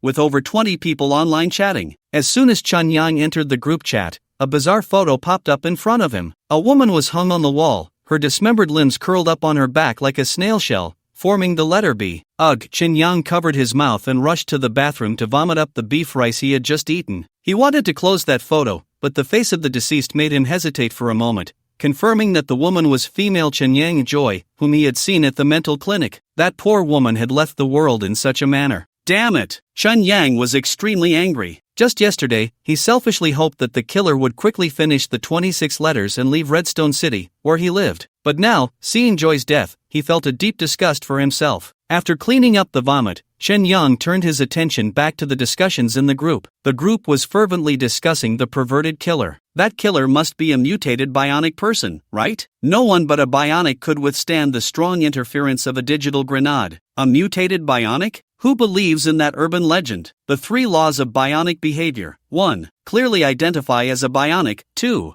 No lying. 3. No attacking humanoid life forms. That golden retriever didn't follow any of those rules. If it really is a mutated bionic, that would be terrifying. It's absolutely impossible for it to be a mutated bionic. If a bionic truly awakens self-awareness, the first thing it would do is hide. How could it be so brazen as to attack humans? Calling it a killing bionic would be more appropriate. That makes sense. Blue Whale Technology just released a message stating that they did not detect a bionic chip on the killer, nor did they find titanium alloy metal used in the bones, denying the possibility of it being a bionic.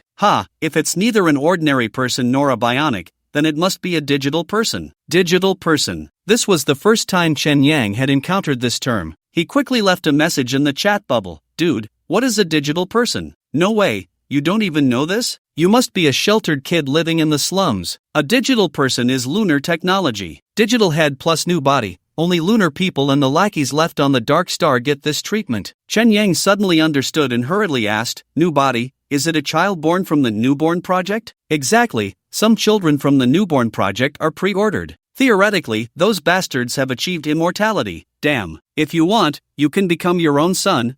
You could also be your own grandson. The rich have too many tricks up their sleeves. Damn. Chen Yang thought of Judy, wondering what fate her future child would have. The others joked a bit more and then ignored Chen Yang, the country bumpkin, continuing to discuss the perverted killer. First the letter B, then the digital person. Chen Yang felt his CN value had been emptied. He decided to ask about God Wei before leaving the group chat. Excuse me, is God Wei here? Not here. Someone replied to him in the chat bubble, continuing to message, what do you need God Wei for? I want to put my homemade model into the Earth game. A private mod, huh? You'll have to wait a bit. Recently, the Hacker Alliance has been attacking the Earth company's nerve servers, and they've made a lot of changes because of it. As the saying goes, when two armies go to war, the fish in the pond suffer. Many of our hacker modifications have been banned. Even if Godway were here, he couldn't modify the host for you right now. Just wait a little longer. Thank you. Chen Yang exited the group chat, feeling disappointed and regretting his decision. He opened the drawer and tossed his smart glasses inside, then fell asleep. During morning self-study time,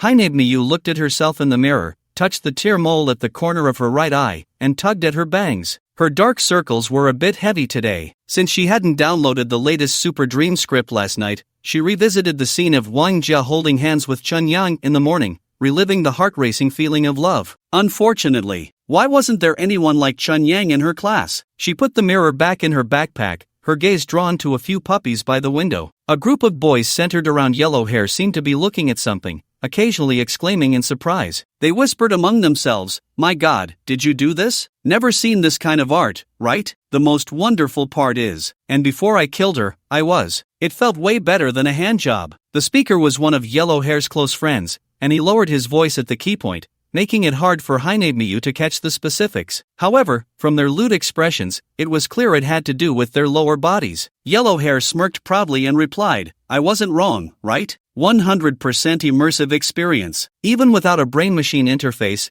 you can achieve the same effect as the Earth game console." "Boss, I want to play too." "Me too, I'll do C, since my name starts with C as well." "Boss, I'll pay to play, or what do you want? I can trade with you. Do you want to try my girlfriend?" The group of boys, like hungry mad dogs, scrambled around Yellow Hair, flattering him for scraps. Yellow Hair enjoyed this feeling of being on high. Although Haineb Miyu didn't know what game they were discussing, hearing about an experience similar to the Earth game console made her guess it was Super Dream. The thought of using the same device as those puppies felt extremely unpleasant. Where did they get their script from? Haineb Miyu opened her phone, searching for Perfume Teacher. Right, she had changed Perfume Teacher to her real name yesterday, Lucy. Golden sunlight poured into the Earth Backstreet Cafe. Lucy inhaled the steam wafting above her coffee cup, the aroma of moon-ground coffee far surpassing the flavorings of Dark Star. She leisurely fiddled with the pot hose on the table, took a sip of her coffee. A message alert appeared in her view. Night City 02, manager. A guest wants to customize his deceased wife into a ghost companion. Lucy, sure. Price increases by 50%. Night City 02, but this guest cannot provide his wife's voice file, only a few photos. I have found her citizen ID. Lucy, I authorize you to purchase data from the Hacker Alliance. Their historical database must have all the information about that wife when she was alive. Night City 02, I suspect the photos provided by the guest are not of his wife. Lucy, doesn't matter, price increases by 100%. If he is willing to pay double, then let's do it for him. Night City 02, understood, I'll take care of it right away. She swallowed her coffee and licked her lips. Feelings can be bought and sold, just like this coffee. Lucy shook her head slightly, continuing to savor the rich flavor. Boss the employee, Sanshan, came over with a cheerful smile, shyly gathering her ponytail as she sat down across from Lucy. I have a friend who met a handsome guy at a barbecue party, and she really likes him, like love at first sight. Friend. Lucy nodded, seeing through but not saying anything. Yeah, it's just my friend, not me. Sanshan blushed and lowered her head, whispering, my friend wants to edit a Super Dream script, just use the Rich Passion script number 5 and swap the male lead's face with that handsome guy. Why don't you just ask him out directly? He refused. Sanshan stuck out her tongue and scratched her head. Rich Passion script number 5, so you like those high difficulty actions? I really underestimated you. Lucy teased with a smile. Boss, just give me the in-store price. You see, I don't earn much, and I work hard, so consider it an employee benefit. Sanshan pouted cutely, tentatively asking, swapping just a face shouldn't be too expensive, right? About half a month's salary. Lucy shook her head helplessly, sipping her coffee, and said seriously, I have to warn you, using the Super Dream to experience characters around you can throw your emotions out of balance. Don't get too deep. It's fine, I'll just experience it a few times, and if I get tired of it, I'll delete it. Tired of it? Lucy stared into Sanchuan's eyes, questioning her. Is it that easy for women to get tired? Usually, the more you play, the more addicted you get, right? You should save your money for some good food. Sigh. Seeing the boss wouldn't help her edit the Super Dream, Sanshan immediately looked dejected and lowered her head. I guess I won't be in a good mood to work today, all because of the boss. TCH. Lucy ignored her, and seeing Sanshan lingering, she couldn't help but ask curiously, "What does he look like?" "Super handsome, the kind that makes it hard to close your legs." Sanchuan's gloom vanished, and she quickly pulled out her phone, showing Lucy a photo. "How about this? That face could rank in the top 10 on the moon, right?" "Him?" Lucy handed a file bag to Sanchun, smiling. "There have been several commissions from him recently, including the Rich Passion script number 5, take it and enjoy." "Thank you, boss. I'll work hard." Sanchun rushed over to hug Lucy and gave her a quick kiss before bouncing away. "Damn." Lucy wiped her face in disgust, muttering, "Is it so hard to let me drink a cup of coffee in peace?" Just as she said that,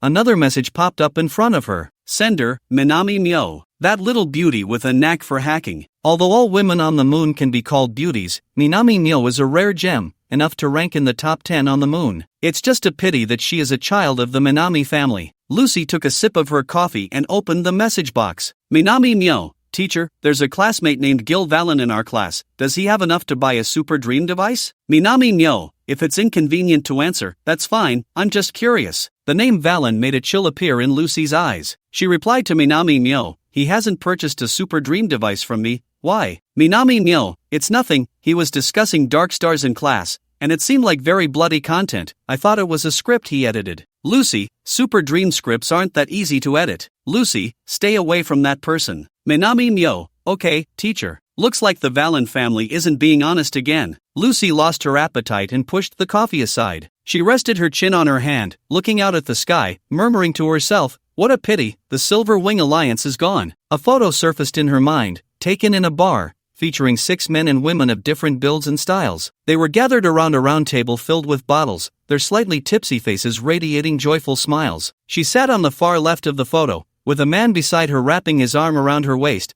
his mischievous fingers slipping into her waistband, pressing against her hip bone. At that time, the man's right arm was still intact. Redstone City. Chen Yang's left hand had gone numb from sleeping, and he could only prop himself up with his Type 3 sensory right arm. This metallic prosthetic had just awakened from energy-saving mode, the electronic screen flashing the Gecko Technology logo, the current time being 2 p.m. He reached behind to scratch his back, where several scars were visible beneath the tattoo of wings, his fingertips feeling the raised texture. "Relax." Chen Yang patted his face. Whether it was the pressure from the letter corpse or not, he had just dreamed of Vic's memories again. He rode a motorcycle, crossing the city with his ghostly girlfriend, ultimately leaping off the dock into the pitch-black sea. Compared to that perverted killer, the real enemy was Vic in his head. He must not let the pressures of reality disrupt his current state of ease. He needed to lighten himself. Even if it meant staying at home for a few months, he would deal with the Vic personality first. Chen Yang sat on the bed to calm down for a while before getting up to eat something, exercise, and by 4 p.m., he lay back down,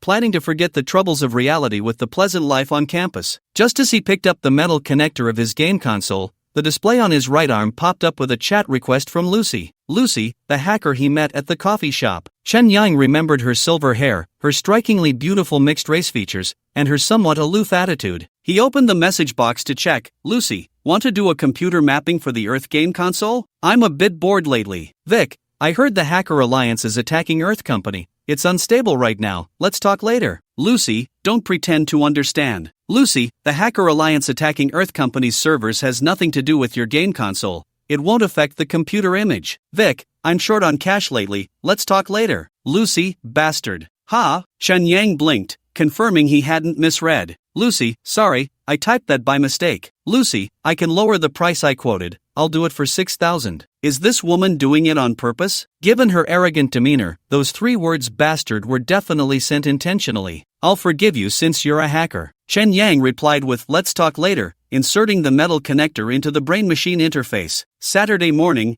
dance studio. Wang Jejia had her hair tied in a ponytail, wearing a pink short-sleeve shirt and black shorts. Her unique baby face combined with her 152 centimeters height made her blend in perfectly among the high school students. Today was the first day she signed up for the beginner dance class. Under the teacher's guidance, her seemingly soft yet actually stiff body moved like a puppet, resembling the primitive stage of human limb training. No wonder she only posted photos in her videos. Chen Yang truly understood the reason. He stood at the classroom door watching the battle, while the parents beside him whispered, "That girl is really pretty, but her hands and feet look like they're not from the same person. She must be here to let loose from the pressure of high school. She's dancing, she's summoning spirits." Put. Chen Yang couldn't hold back and quickly covered his mouth. Wang Jejia's face turned bright red, frantically signaling to Chen Yang, "Get out!" Chen Yang picked up his phone, opened the camera, focused on Wang Jia, pressed the shutter, and said, "Family, Jia has started learning dance, look how serious she is. Jia says her dream is to become a dancer. I hope the next live stream challenge video can pick her,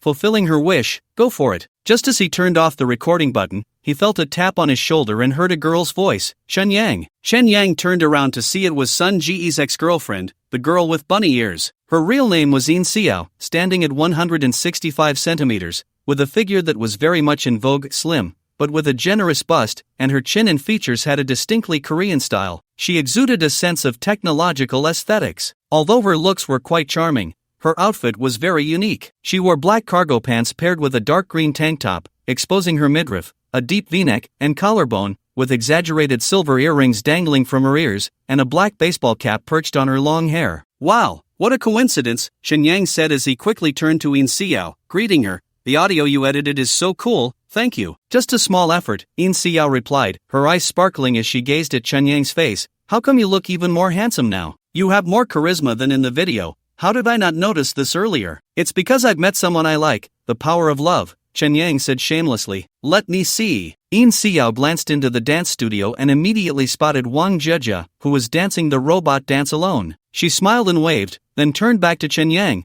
"How's your challenge dance practice going? It must be tough for a science and engineering guy like you to dance, right?" "Yeah, it's quite challenging." Chen Yang pretended to struggle, then continued, "I can only grit my teeth and give it a shot. I hope I can live up to the audio you edited." "Perfect timing, my classmate can't make it, so you can help me shoot a video. I can also guide you a bit," Yin Xiao said, her outgoing personality pulling Chen Yang towards the adjacent dance studio. Before leaving, Chen Yang pointed to Wang Jia, signaling her to wait for him over there. Wang Jia nodded. Although she was looking forward to Chen Yang leaving the dance studio to avoid embarrassing herself, seeing him being taken away by a beautiful girl stirred a different feeling in her heart. Yesterday it was Zhao Zhiming, and today it's the Deep V Senior. Chen Yang seems to have too much luck with women, right? Wang Jia felt an inexplicable pressure and a possessive jealousy. Inside the adjacent dance studio, as soon as Chen Yang entered, he was enveloped by the upbeat music. At that moment, two male classmates were dancing in front of the mirror, dressed similarly to Yin Xiao in black cargo pants and dark green short sleeves, apparently fellow students filming a video together. Yin Xiao introduced, "I need to shoot a video, but the classmate responsible for filming has something come up, so I can only ask you for help." She picked up her phone and opened a video, continuing, "You need to move the camera with the beat. It's just over 20 seconds, very simple." Chen Yang watched it once, memorized the camera movements, and nodded, "No problem, I can give it a try." "That's great." Yin Xiao turned off the music and introduced the two male dance partners. "Xiaowu can't make it, so I asked my friend to help us record this dance. His name is Chen Yang. I know him, he's Wang Jia's boyfriend, a little internet celebrity." One boy with dyed blonde hair looked at Chen Yang, emphasizing with a hint of jealousy, "You said you were going to dance during your live stream, but you haven't learned, just trying to ride the trend." "Here we go again. Did you come with a mission?" Chen Yang smiled wryly and asked Yin Xiao, "Did this guy just get dumped?" "That's just how he is, like a brat, don't mind him," Yin Xiao said, affectionately linking her arm with Chen Yang's, addressing the blonde, "This is my buddy, so stop being sour and annoying. After we finish shooting the video, I'll teach him that dance." TCH, I can't stand people who don't take their profession seriously. They think just moving their arms and legs is impressive, the blonde scoffed, like a shrew. The other male dance partner, wearing glasses, glanced at Chen Yang and said to the blonde, "What he's doing isn't really dancing, it's just following the trend and being funny." The bespectacled guy asked Chen Yang kindly, "Hey buddy, did you and your roommate collude beforehand? Did you intentionally choose Chicken You Too Beautiful? Otherwise, you wouldn't be able to dance anything else. Don't underestimate Chicken You Too Beautiful, you two little blackies." Chen Yang joked, continuing, "I've actually practiced seriously. Don't just stand there like a deer in headlights when I start dancing. I can't stand that showing off and slapping faces routine." "Damn," the golden-haired guy said rudely to Yin Xiao, "Sister, did you hear that? He's just the type who looks down on professionalism. Didn't he say he practiced? Chicken You Too Beautiful isn't that hard." Yin Xiao tried to smooth things over, but then thought about the audio she edited for him, which had large segments of Mars Brothers' Ghost Dance. To be precise, 80% was Ghost Dance. She also asked with some doubt, "Chen Yang, how long have you practiced?" "Just yesterday." Chen Yang emphasized his honesty, adding, "But I paid to learn, the tuition was 15,000, and the results are quite good." "Ha ha ha ha ha ha." The golden-haired guy laughed out loud, saying to Yin Xiao, this poor guy spent 15,000 to learn chicken you too beautiful, I'm really impressed. Foolish and rich, no wonder he's popular with girls, the bespectacled guy said sarcastically. Chen Yang, you spent over 10,000 on a challenge video? The speaker was Wang Jiajia. She happened to be on a break and ran over to see what Chen Yang was doing, only to hear about him spending 15,000 to learn koan dance. A few other girls from the same class were with Wang Jiajia, simply attracted by Chen Yang's looks. Can we come in to learn? A high school girl pushed the door and asked. Come in, this brother is going to dance chicken you too beautiful, you can enjoy it with him, the golden-haired guy waved to his sisters. The junior and senior high school students hurriedly entered the room, eager to watch. Wang Jiajia also followed in, looking at Chen Yang with an apologetic expression. What are you doing? Are you forcing me to play the fool? Chen Yang said to Yin Xiao, let me record a video for you first, so the little kids can see the strength of a professional dancer. No, we can record our dance anytime. You first dance chicken you too beautiful so we can guide you. The golden-haired guy naturally couldn't miss this opportunity and clapped to boost the atmosphere. The kids watching immediately responded. What are you cheering for? Yin Xiao glared at the golden-haired guy and then said to Chen Yang, don't listen to him, just help me record the video first, and later I'll teach you separately. Wang Jiajia also didn't want Chen Yang to embarrass himself here, so she simply grabbed Chen Yang's arm and said, I'm hungry, let's go eat. No way, the atmosphere is at this point, leaving now wouldn't be manly. The golden-haired guy stared at Chen Yang, full of provocation. Alright, I'll satisfy you, you old tigress. After saying that, Chen Yang looked at Wang Jiajia and joked, looks like I really have to show off my chicken feet today. I'll familiarize myself with the moves first. Chen Yang stood in the middle of the dance studio, stretching his limbs in front of the mirror. Yin Xiao took out her phone, connected it to the speaker's Bluetooth, and played the audio she edited for Chen Yang. As the music started, the golden-haired guy said in surprise, isn't this Mars Brothers song? It's quite popular online. Sister, did you play the wrong one? Chen Yang wouldn't be dancing to this, right? What a joke. The bespectacled guy also smiled at Yin Xiao. In their minds, Chen Yang was just a clumsy dancer who could pull off a few Tai-Shan cow moves, completely unrelated to professionalism. It's this song, Chen Yang asked me to help him edit it. Just watch, Yin Xiao said irritably. Although Chen Yang was her ex-boyfriend's roommate and they hadn't spoken much before, he was good-looking and had a certain popularity online, so she naturally didn't want to offend him. Seeing Chen Yang warming up seriously, Yin Xiao couldn't help but feel curious. Wang Jiajia, on the other hand, was focused on Chen Yang the whole time, so nervous that her palms were sweating, her heart racing, and her throat dry. As the music began to play, Chen Yang swayed his body slightly, as if he were reviewing the movements of each beat. He looked a bit awkward, which made her more worried. With a burst of electronic music, the song transitioned to Chicken You Too Beautiful. The bored middle school students immediately perked up, giggling and mimicking the moves, drawing the parents to gather at the doorway. The music ended and looped automatically. Come on! The music started again, and Chen Yang suddenly spread his arms, stepping forward with his legs in time with the beat, while his body strangely slid backward. The seemingly casual movements were a perfect blend of grace and power. The previously playful middle school students all stopped, their eyes wide, not daring to breathe. Wang Jiajia was frozen in place. She couldn't imagine Chen Yang could dance so well. The stark contrast made her feel as if the world before her had become unreal, like a dream. Chen Yang's movements merged with the music, his silky dance steps never pausing on the ground, flowing as if he were floating. Damn! The blonde and the bespectacled boy were dumbfounded. Compared to the group of middle school students and Wang Jiajia, the three of them could better appreciate the difficulty of the dance. Chen Yang's dance seemed simple, but executing it well was extremely challenging,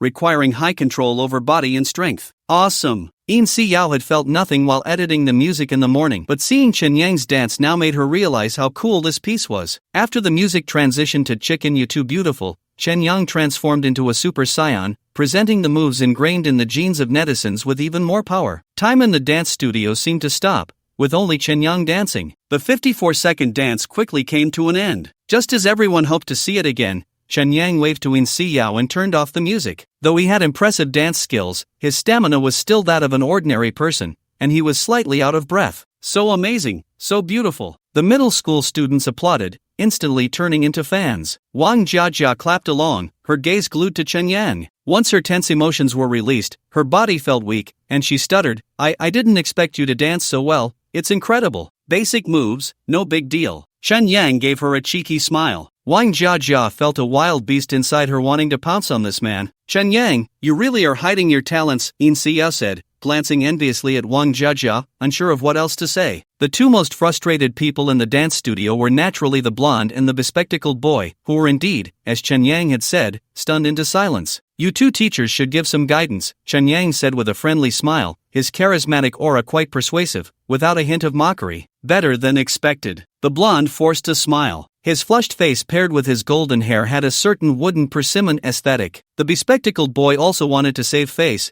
but just as he opened his mouth, a woman's voice came from behind. "You can tell he has a solid foundation. He must have practiced dance since childhood." The speaker was the dance studio teacher, who had been drawn over by the music and watched the entire performance. "Thank you for the affirmation, teacher." Chen Yang seized the moment and turned to In Siyao, saying, "Let me film a video for you, and you can help me film one too." "Sure." In Siyao, realizing Chen Yang was a treasure boy, quickly added, "You should collaborate with me sometime to help me gain some followers." "You need to ask my wife. She has to agree first." Chen Yang turned to the dazed Wang Jiajia and asked, "Wife, can I film a video with this senior?" "Ha!" Wang Jiajia had been in a daze, and only then did she remember Chen Yang had just called her wife, her face instantly turning red. The nearby middle school students also exclaimed in surprise, not expecting this classmate to be so openly in love at an early age, and with this handsome college guy as her partner. Envious and jealous glances all focused on Wang Jiajia. Wang Jiajia was taken aback, every cell in her body blooming with excitement. In her eyes, there was only Chen Yang. She had to secure this quality man as soon as possible. Buzz, the super dream device stopped operating. Minami Mayu stroked her hot body, the goosebumps on her skin still not settling down. In the super dream experience,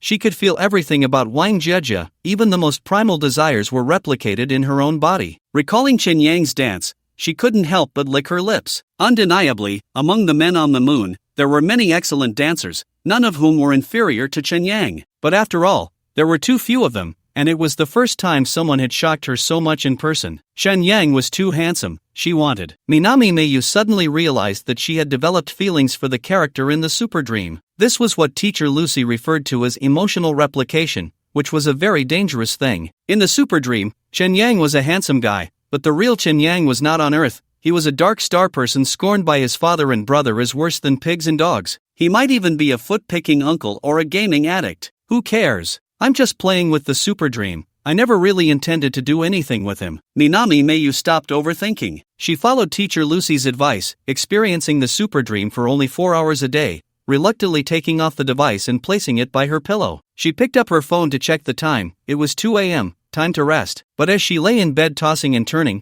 she couldn't sleep, Chen Yang's face frequently appearing in her mind. His face was clearly very ordinary, yet the more she looked, the more she liked it. It must be due to being immersed in Wang Jiajia's psychology. Based on the super dreams plot, he and Wang Jiajia should be about to kiss, or even engage in more intimate actions. The super dream could experience it all. Oh my god! Minami Mayu shyly pulled the blanket over her face, kicking her legs in excitement. She couldn't sleep. She sat up and looked out at the night sky. Although the dark star was wrapped in a layer of metallic clouds, its brightness was still enough to dispel the surrounding starlight, dominating the entire night sky. After some inner turmoil, Minami Mayu could not resist the temptation of the super dream. She picked up the device and rewound the timeline by 5 minutes, deciding to repeat Chen Yang's dance before going to sleep. Thus, she put the super dream device back on and pressed the play button. With the transmission of nerve signals, Minami Mayu once again merged with Wang Jiajia. At Binhai Daiyue Mall, Chen Yang and Wang Jiajia held hands as they took the elevator to the 6th floor. "What were you doing just now while eating?" Wang Jiajia curiously asked, pressing her right thumb against the inside of her chin. "Is there an acupoint here? I saw you pressing it for quite a while. You noticed that?" Chen Yang had secretly logged off to rest on the dark star while eating dinner. He didn't expect this small action to be noticed by Wang Jiajia, casually saying, "It's a habit of mine when I'm deep in thought." Oh, Wang Jiajia found Chen Yang's little habit quite interesting. Ever since she saw Chen Yang's challenge dance in the morning, she had been unable to control herself, like when she took the initiative to hold his hand while shopping, and it was also her idea to watch the current movie. After exiting the elevator, they arrived at the Starry International Cinema. Chen Yang opened his phone to check Douyin. The video of him filming Wang Jiajia learning to dance had already received 20,000 likes and over 200 comments, all entertainingly mocking Wang Jiajia's dancing talent, with a good response. He had announced the release of the challenge video in the comments section and pinned it. It would be released at midnight tonight. What movie should we watch? Wang Jiajia pulled Chen Yang towards the ticket booth, looking up at the movie promotions currently showing. A romance film would be nice, an action film is fine too, but a romantic action film would be the best. Chen Yang's attention was still on his phone. Do you like watching horror movies? Wang Jieja leaned closer to Chen Yang, pretending to have a mysterious expression as she said, super scary ones, like The Ghost Shadow. Horror movies, huh? Chen Yang turned off his phone screen and looked at Wang Jieja's small round face, saying, are you trying to take advantage of me by creating a spooky atmosphere with horror films? Are you scared? I'm not afraid of you taking advantage of me. I'm really scared of horror movies. Chen Yang chuckled awkwardly and continued, I've been afraid of ghosts since I was a child, and this newly rented place makes it hard for me to sleep at night. Oh, I'm really sorry to hear that. Wang Jieja showed a guilty expression and walked to the ticket counter, telling the staff, 2 tickets for Night in the Haunted House, Dream of Terror, for the next showing. Damn, Chen Yan wasn't naive. He could clearly feel the change in Wang Jieja's attitude. Once this woman took the initiative, her excess hormones were impossible to hide. It had only been 4 days since he met Wang Jieja. Wasn't this progress a bit too fast? Chen Yang scratched his head. This time, in the second round of the Game Earth, he wanted to experience a pure romance. He had thought Wang Jieja was the innocent type, but it turned out she was quite bold at heart. He looked at Wang Jieja's petite figure, her lively twin ponytails, slender waist, proportionate little legs, white cotton socks, and pink sneakers. If something really happened, it wouldn't affect the purity of their romance, right? Damn, why worry about a game? He could always start a new file. All done. Wang Jieja returned with 2 movie tickets, grabbing Chen Yang's hand and saying, the show starts in half an hour. Let's find a place to wait. Is it really a horror movie? Chen Yang took the tickets and glanced at them. Sure enough, it was Night in the Haunted House, Dream of Terror. It's fine, these domestic horror movies aren't scary. The ending is definitely a dream or something like a split personality. There's definitely no ghost. Wang Jieja patted her chest in assurance. Chen Yang estimated it was about a B-level film. However, she was not tall, and the same B-level was clearly more noticeable than Lu Yuyan. This is the beauty of relativity. Chen Yang sighed, noticing some empty resting chairs nearby, and pulled Wang Jieja over to sit down. They unconsciously sat very close, their arms touching, and when they realized it, they couldn't move away, making the atmosphere a bit awkward. Wang Jieja tucked her hair behind her ear, her big eyes darting around, and quietly asked, do you believe in fate? Chen Yang thought to himself, you're someone I paid for, this has nothing to do with fate. But when he looked into the distance, the appearance of a figure made him sincerely say, I do. When fate comes, it's like a tornado, reckless and unrestrained. In his line of sight, Brother Kai was taking the escalator up to the 6th floor with his phone in hand, talking on the phone as he headed to the Starlight International Cinema. Wang Jieja didn't see Wang Kai. She was immersed in the joy of love, shyly saying, I just feel that we have a strong connection. It feels like that rain was meant for me. Of course we have a connection, otherwise, how could we become a couple? Chen Yang held Wang Jieja's small hand in his, quietly asking her, does this count as fake acting turning real? I don't think it's fake acting. I've always been quite serious. Wang Jieja blushed a little, quickly opening her phone to change the subject, saying, I've decided to change the name of my video account to Chen Yang and Jieja. What do you think? How about Jieja and Chen Yang? After all, you're the main character, I'm just a moving camera. Then how about Jieja and Yang Yang? Ugh, the straight man got goosebumps all over. At this moment, Wang Kai had arrived at the cinema. That guy was dressed very sharply today, wearing sunglasses, and his hair was slicked back with gel, looking like he was on a date with Lu Yuyan to watch a movie. However, he hadn't seen Lu Yuyan yet. Not long after, Wang Kai circled over to Chen Yang's side, speaking intensely into the phone, Dad, what nonsense is this that I have to go? I already made plans to watch a movie. Director Zhang from Jinyang? Sigh, fine, I'll head over now. Due to Wang Kai's agitation, he didn't notice Chen Yang and Wang Jieja, and after hanging up, he quickly walked towards the escalator and went downstairs. Seeing Wang Kai leave, Chen Yang finally breathed a sigh of relief. It wasn't that he was afraid of this rich second generation, it was just a bit off-putting, and he was tired of the boring drama that kept playing out. The two of them watched some comments on Douyin videos before checking their tickets and entering the cinema. This horror film was showing in a small screening room, and surprisingly, there were quite a few people, likely couples with ulterior motives. There are really a lot of people, Wang Jieja said, a bit surprised, and after finding their seats, she realized they were in the second to last row. Chen Yang led her to their table, smiling as he asked, Can you see the screen from here? I'm not that short. Wang Jieja pouted playfully, and after sitting down, she patted the back of the chair in front of her, saying, Besides, there's no one blocking the view, it's easy. That's good, Chen Yang said just as the lights in the screening room suddenly went out. Aside from the big screen still shining, Some latecomers were using their phones as flashlights to find their seat numbers. The horror atmosphere is really here now. Chen Yang held Wang Jiejia's small hand without hesitation, plotting mischief. To his surprise, the plot of this horror film was quite engaging. Although the props were somewhat shoddy, the female lead was really impressive, and Chen Yang found himself getting into it. Just as the first scary scene was about to appear, he instinctively looked away and noticed Wang Jiejia was looking at him with a strange expression. Her face seemed to ask, "Are you really watching?" Chen Yang also felt it was a bit impolite to ignore her efforts, so he tried to wrap his arm around her shoulder, and seeing that she didn't resist, he slowly pulled her closer while leaning his face in. Wang Jiejia's tense body stiffened, and she trembled as she closed her eyes. Watching her youthful face draw near, Chen Yang felt a twinge of guilt. Should he sneak a glance at her ID? There was no time. Just as their moment was intensifying, footsteps came from the front row, and a beam of light flashed by. "Is this for watching a movie?" A woman mumbled as she sat down in the empty seat in front of Wang Jiejia. Chen Yang recognized the voice, pulling away from Wang Jiejia's lips and turning to look ahead. However, as soon as he turned his head, Wang Jiejia's small hand pushed him back, and he fell back into the delightful suffocation. Since they were so close, they could feel each other's warm breaths, and even though the film was loud, they could still hear the rapid and intense beating of their hearts. Compared to the dark environment of the screening room,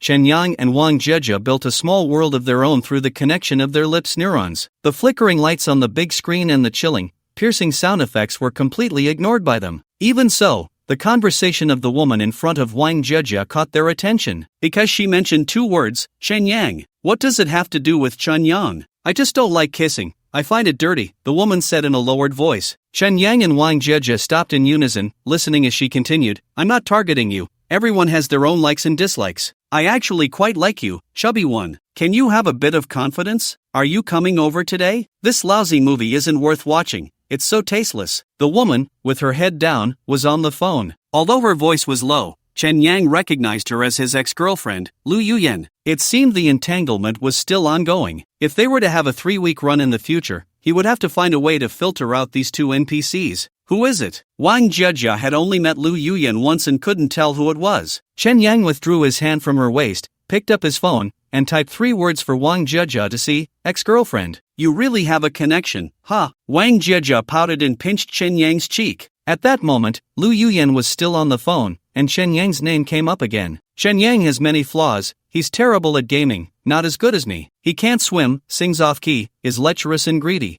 and is a clueless straight guy. Didn't you ask me to say it? And now you're jealous, so annoying. You can do whatever you want during his next livestream, just don't drag me into it." It seemed that Wang Kai really intended to stir things up. Chen Yang wanted to talk to Wang Kai's character designer about how he managed to create a rich second-generation character who was both wealthy and insecure. "Let's go." Chen Yang kissed Wang Jiejia and smiled. "Since you've achieved your goal, there's no need to watch the movie anymore, right? You clearly kissed me first, and you were so clumsy." Wang Jiejia mumbled softly, tidying up her slightly disheveled clothes before pulling Chen Yang up to leave. Just then, Lu Yuyan also stood up to leave, and the 3 of them got up almost simultaneously. "Ah!" The female lead in the movie let out a sharp scream. A face without features appeared on the screen, and the bright light instantly filled the entire screening room. The 3 of them exchanged glances, seeing everything clearly. "You." Lu Yuyan hesitated, wanting to sit back down, but her bent waist stubbornly straightened. Holding her head high, she walked out with her bag. Wang Jiejia and Chen Yang exchanged looks, feeling there was no need to deliberately avoid her, so they followed her out. As they exited the screening room, Lu Yuyan walked ahead with her tall figure. Her long hair swayed, her legs were long and her waist slim. Even Wang Jiejia found her pleasing to the eye. In the minds of women, Chen Yang's worth was once again elevated in her eyes. Lu Yuyan suddenly stopped, turned around, and said to Chen Yang and Wang Jiejia, "Watch the movie civilly, pay attention to your manners." "What did we do?" Chen Yang wanted to retort,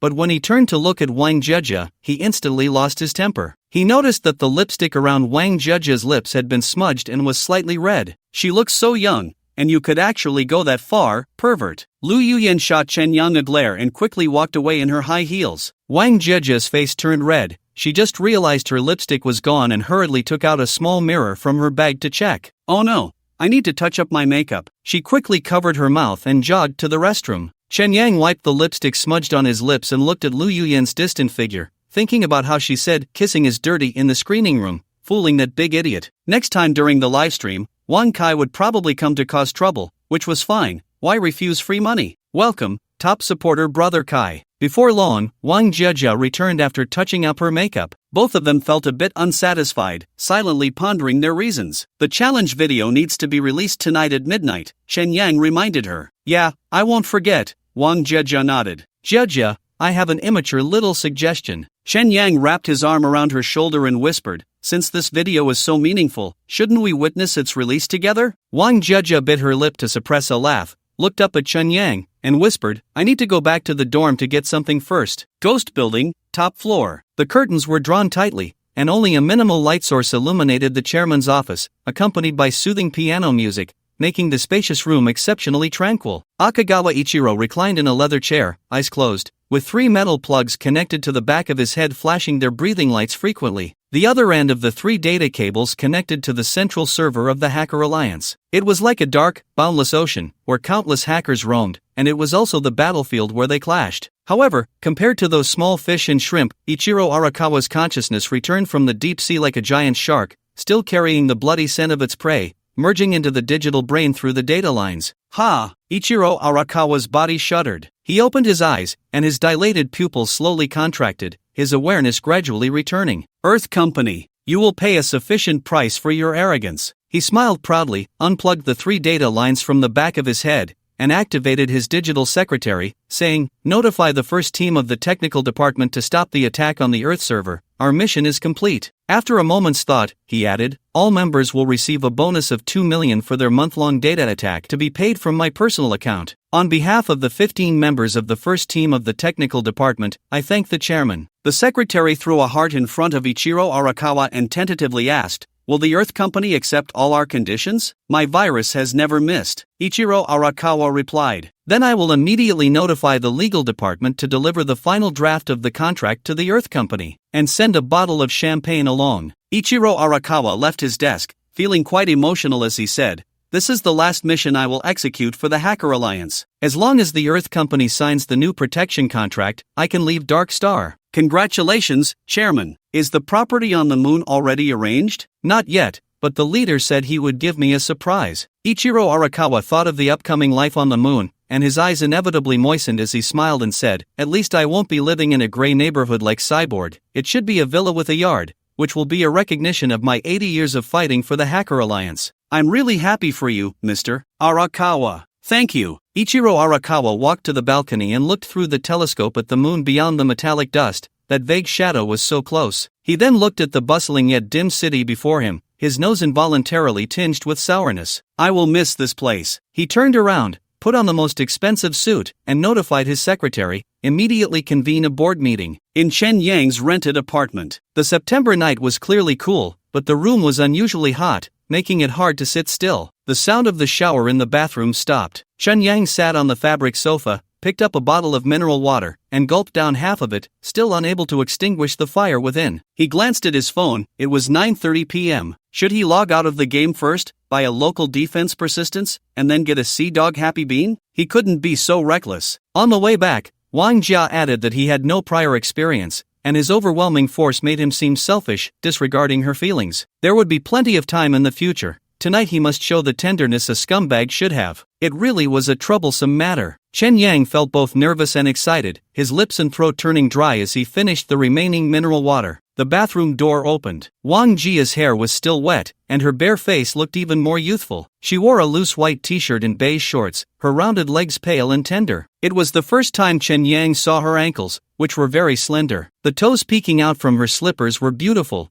painted with pink nail polish. There's still enough hot water, you can go wash. Her cheeks were slightly flushed as she took a hairdryer from her red backpack and started drying her hair in front of the mirror. Okay. Chen Yang immediately stood up, his steps toward the bathroom a bit unsteady. The bathroom was filled with dampness and the scent of Wang Jia's shower gel, which was enough to stimulate Chen Yang. He swallowed hard, took off his clothes, turned on the water valve, and boiling hot water poured down from above. Damn, is Wang Jia a monster? How can she use such hot water? What's wrong? It's fine. Chen Yang adjusted the water temperature lower, tested it, and then stood under the shower. He washed carefully, and outside, the sound of Wang Jia's hairdryer stopped, followed by the ringing of her phone. Mushroom, hiding in the corner of the market. Mushroom, let me take you home. Hello, Mom. Wang Jia answered the call, and it was surprisingly her mother on the line. Chen Yang felt a bit guilty and instinctively turned down the shower, perking up his ears like a puppy. He could hear that Wang Jiejia's accent while talking to her mother was a bit strange, but he could still understand. Yeah, Chen Yang is a classmate I found. We're shooting a video together. We have a good relationship, like a boyfriend and girlfriend. Oh, I'm already in college. Why are you still worried about this? What era is this? Don't meddle in my affairs. Wang Jiejia hung up the phone in a bad mood. It seemed Jiejia had her own troubles. Chen Yang could roughly guess her family issues. He had heard that the bride price there was quite high. Speaking of which, since Earth is a game, this bride price would eventually end up in the pockets of the Earth Company, those despicable capitalists. However, things that can be solved with money are ultimately easier to handle. A few £100 of apples could do the trick. The premise is that this game round lasts long enough. Chen Yang quickly finished his shower and walked out of the bathroom. Wang Jiejia was sitting obediently on the sofa, scrolling through Douyin videos. Did your family call? Chen Yang asked. You heard that? My mom is an old fossil. It's nothing. Wang Jiejia adjusted her mood, picked up her phone, and shook it, saying, my dance video has already gotten 50,000 likes, and the comments are super funny.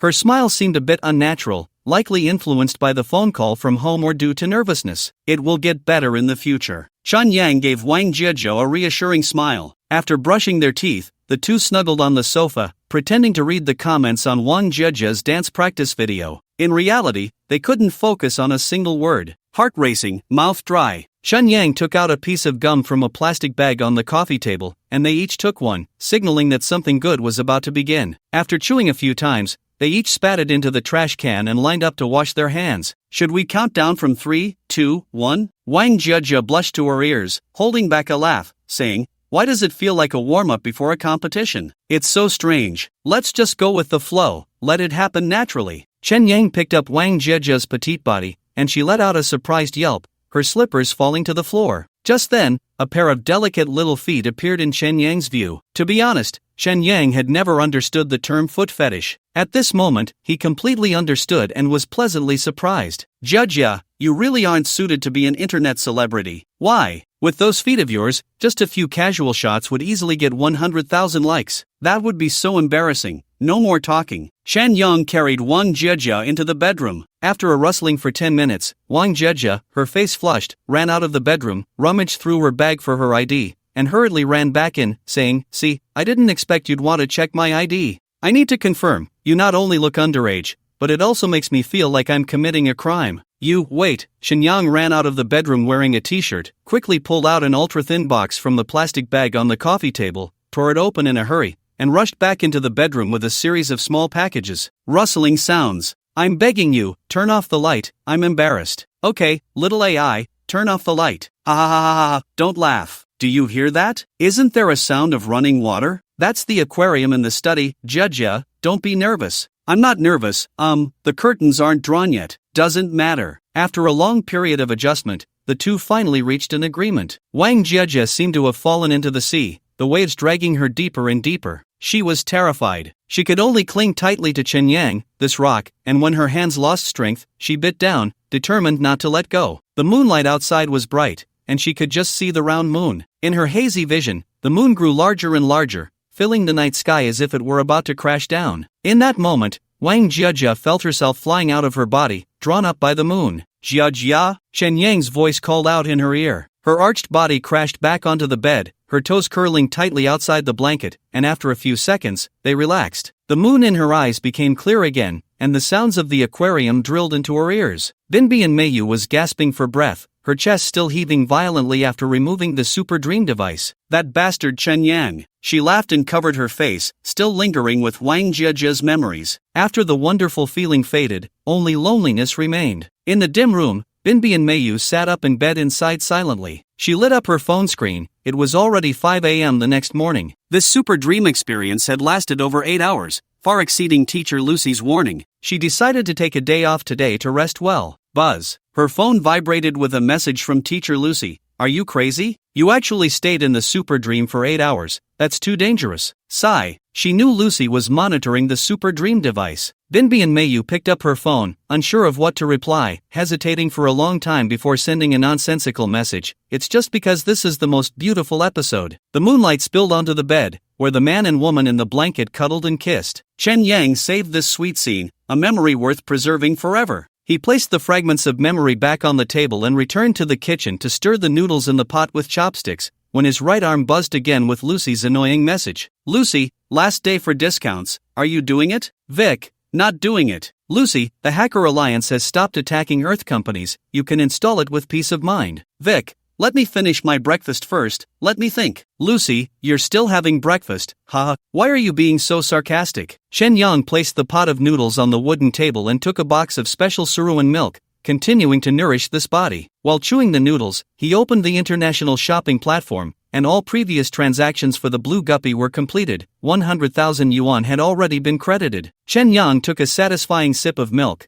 fully aware of the importance of money. All 10 orders received 5-star reviews. After all, the buy 10 get 1 free promotion was quite rare in the pet fish market. The subsequent 100 blue guppies had also sold out, and a courier would come to pick up the goods today. Thinking about the 100,000 yuan that would come in over the next week, it seemed he could finally resolve the computer image issue, allowing him to study the BM language on Earth and fully enjoy his university life. Just like some people enjoy working in Starbucks, studying in the university library was also an ideal pretentious scene. Shen Yang glanced at another seller of blue guppies, who had ample stock, and decided to list 500 directly. The breeding cycle and quantity of fish were far superior to apples. Selling more was fine. As for whether the buyers could keep them alive, that was another matter. In the matter of fish keeping, water was far more important than the fish. After finishing the online store tasks, Shen Yang joked with Molly for a bit. He couldn't waste the 3 Q&A sessions each day. Only after everything was done did he message Lucy. Vic, let's do the image today. It's 6,000 yuan after the discount, right? Lucy, real men never discount. Vic, haha. Vic transferred 6,000 yuan. Lucy, I'll send you a program package. Your computer will prompt for dangerous data.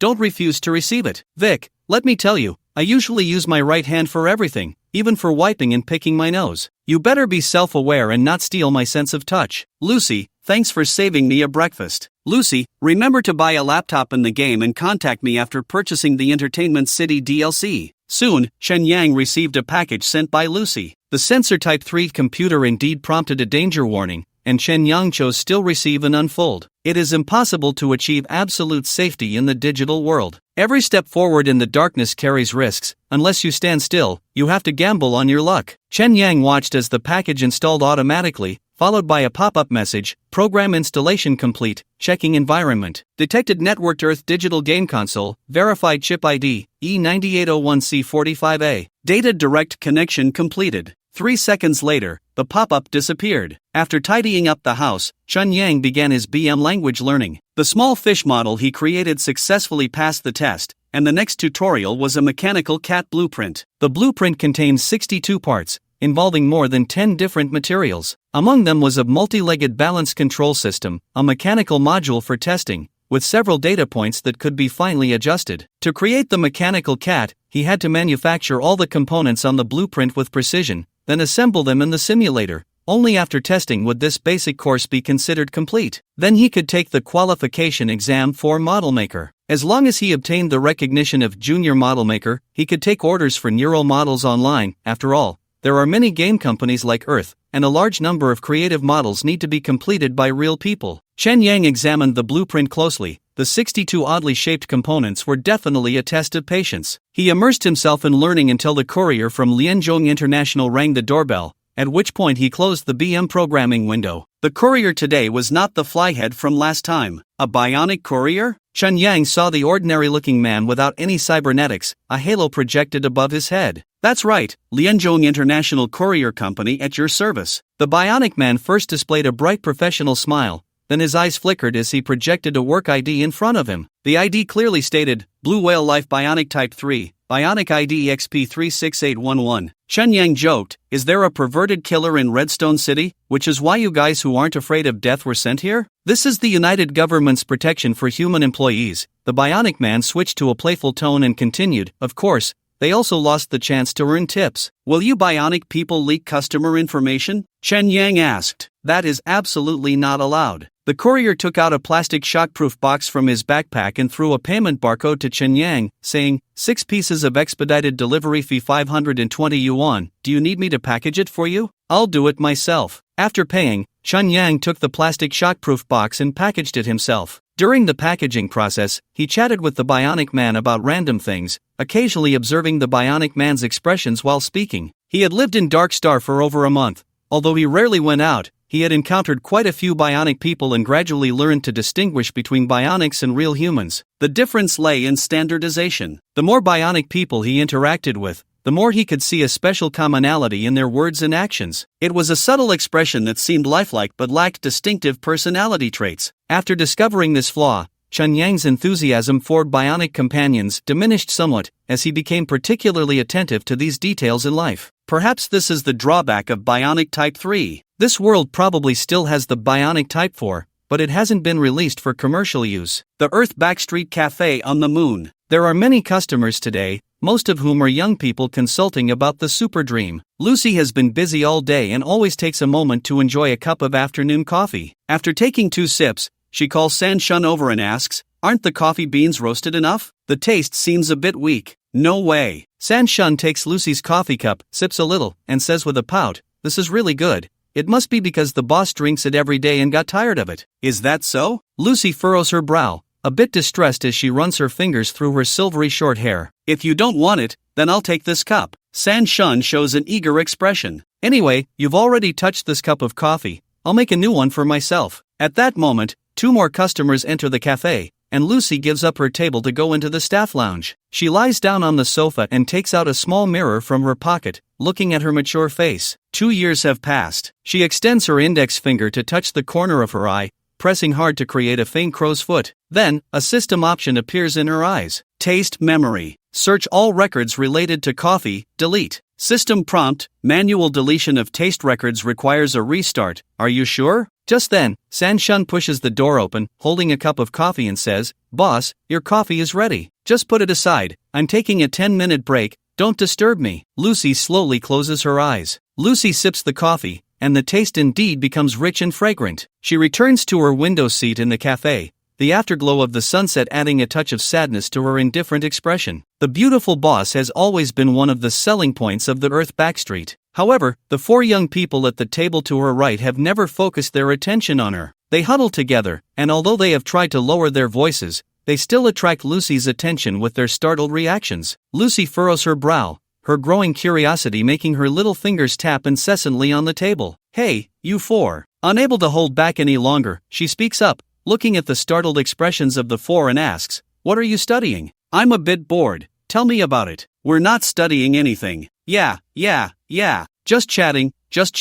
The 3 boys hurriedly deny it, while the 4th, a bit bolder, says to Lucy, "If the boss can add me as a friend, I can tell you." "Ha!" The other 3 seem to feel betrayed and regretful, all looking at that jerk. "No problem. I'll only add you." Lucy rests her chin on her hand, a charming smile seemingly commanding him with magic. "You can just scan my eyes." Her green eyes light up with a barcode. "Wow, the electronic eye is so cool. I want to install one too," the 4 boys exclaim. The bold boy scans Lucy's eyes, adding her contact information to his address book, and Lucy's photo appears in his friend circle. "Oh my." The 4 boys huddle together, seeing a picture of Lucy in a swimsuit. By the pool, Lucy's long legs and arms reveal metallic threads of her prosthetic limbs, and the wing tattoo on her back merges with the metallic threads, flowing with a bright sheen. "Save the photo and send it to me, or I'll unfriend you," the 3 threaten in low voices. Lucy smiles and says to the bold boy, "I'll be waiting here." "Got it, but.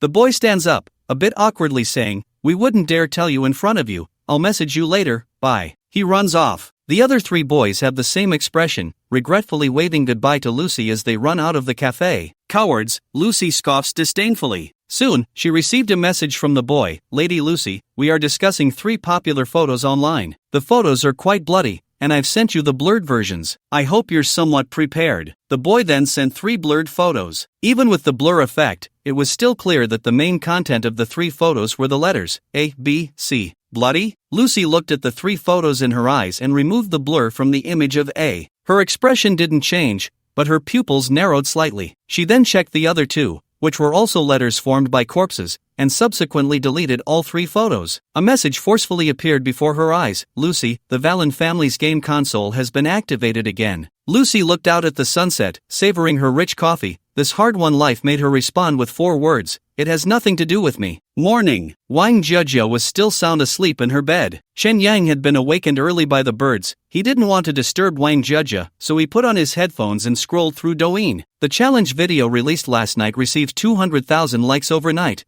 with over 6,000 comments, and the Jia and Yang Yang account was rapidly gaining followers. It seemed that the money he had recently spent on traffic was still effective. After purchasing the Entertainment City DLC, along with the 50,000 yuan worth of traffic, he could use it for the next livestream. After all, gifts from netizens could help recoup some funds, which was much better than spending his own money at a 1-to-5 ratio. In Xiao sent a message of thanks, as Chen Yang's traffic had also increased by over 200 followers, while also inquiring about collaborating on a dance. Regarding the invitation from this Korean beauty, Chen Yang decided to listen to Wang Jia, as she was the main character in this game cycle. He didn't want to complicate their relationship. Seeing the results of the challenge video, he couldn't help but feel a bit proud, so he opened the class group chat to take a look. Classmates were expressing, Chen Yang's code may not be the best written, but the program is definitely the most flamboyant. I feel like Chen Yang didn't come from a serious high school. I remember once when we were out, Chen Yang got bitten by a chicken. He probably dances so well because of genetic mutation, maybe one day he'll lay eggs. Chen Yang cursed, damn it, it's you again spreading rumors. The dorm group chat was even more explosive. The 3 roommates were preparing to unite, stating that when Chen Yang livestreamed next time, they must make him dress as a girl and dance. Chen Yang's figure is perfect for twerking, proud and cold, deeply appealing to me. No, I want to see girls' generations GE. In comparison, Sun Go had better taste, he said. No way, I'm allergic to Korea right now. I want to see Chen Yang and Twin Tails Duong. Chen Yang suddenly didn't want to stream anymore. These shameless bastards could definitely pull it off. Just as he was passionately arguing with his roommates, Wang Jia's hand wrapped around him from behind, sliding down to grab his gearshift. Wang Jia was surprised, and Chen Yang jumped in shock. Sorry. Wang Jia's little face turned red, and she hurriedly jumped out of bed, saying, I need to go to the bathroom, I'm really sorry. As she stepped into her slippers and took a step, her legs went weak, and she collapsed onto the bed, showing a pained expression as she said, ouch, my legs are so sore. Chen Yang stifled a laugh and mimicked her tone, saying, sorry, it's all my fault. It's not you, it's me who was tired from dancing yesterday. I hate you. Wang Jia wobbled out of the bedroom. Looking at her petite figure, Chen Yang picked up the ID card on the bedside table and glanced at it. Legal, no problem. Reflecting on last night, it was truly an experience he had never had before. Chen Yang hurriedly got dressed and got out of bed, lifting the blanket. On the gray sheets were 3 strawberry-shaped marks of varying sizes. It was actually real. He pulled the sheets off, folded them neatly, and set them aside. Opening the wardrobe, Chen Yang pulled out a new quilt from the bedding he had bought earlier at the supermarket and laid it out. When he turned back to grab the old bedsheet, he found it was gone. What the hell? Chen Yang was startled, and then he heard the sound of someone scrubbing clothes coming from the bathroom. No way. He ran over to take a look, and sure enough, it was Wang Jia scrubbing the most important part of the bedsheet. He couldn't help but feel annoyed and said, Sister, are you a ninja? Your hands are too quick, how come there's no sound at all? Sigh, with me being so diligent, shouldn't you praise me? Wang Jia pretended to be clueless. Alright, just wait until tonight. Chen Yang gave her a playful slap on the backside, changed his clothes, and said, I'm going to buy some breakfast. Is baozi, youtiao, and tofu now okay? Wang Jia was indeed hungry. She quickly said, Is there any egg pancake downstairs? I want it with egg and sausage. I'll add it for you tonight. Chen Yang left the house with a mischievous smile. The breakfast shop outside the community was bustling, and Chen Yang bought baozi, youtiao, rice porridge, and tofu now, then went to a roadside cart to buy an egg pancake. Thinking about having meat tonight, he couldn't help but smile, filled with anticipation for the day. He needed to study her little feet tonight. Bang! A car rear-ended a truck waiting at a red light. Chen Yang looked over worriedly and saw the car driver get out, cursing, damn it, how did I fall asleep? Noon. Chen Yang and Wang Jia appeared on the commercial pedestrian street. They weren't exactly internet celebrities, but in the eyes of young people who frequently scrolled through Douyin, they had some popularity, and with their good looks, they attracted the attention of passers-by. To mirror the Sensor Type 3 computer, Chen Yang specifically went to the Huawei store to buy a MateBook. The mirror computer had no requirements for the laptop's configuration. It essentially used the computing power of the right-arm computer, and this MateBook only provided a display and input capability. After leaving the Huawei Experience store, Chen Yang held the laptop, his face beaming with happiness. Wang Jia asked with a smile, "Don't you boys all like electronic products, just like we girls buy clothes and cosmetics? It's different, this is our equipment as men, which can provide attribute points. For example, this laptop gives me plus 10 intelligence, plus 10 confidence, plus 20 emotional value, and plus 1 charm. Then what attribute does my white dress have?" Wang Jia asked curiously. She was wearing a white pleated short skirt today, paired with white cotton socks and white sneakers, making her calves look clean and delicate. "Well, that's hard to say." Chen Yang pretended to ponder seriously and whispered, "To me, that's Schrodinger's dress, with charm value in a superposition state of plus and minus 50. "What do you mean? Isn't it Schrodinger's cat?" Wang Jia clearly didn't understand, tugging at her skirt and asking, "Isn't today's dress not pretty?" "It's pretty, of course it's pretty." Chen Yang raised his hand and quickly gestured beside her face, saying, "Look at all the men on the way here, their eyes are all on you, swooning. Ha ha ha." Wang Jia wrapped her arms around Chen Yang's, laughing happily. Women love men who can make them happy, especially when they are good-looking and capable. She still cared about her dress and chased after the question, "So what does superposition state really mean?" "It's something you can only understand, not explain." Seeing her skip along, Chen Yang asked with concern, "Is your body alright?" Of course, young people recover quickly. Wang Jia was 3 years younger than Chen Yang,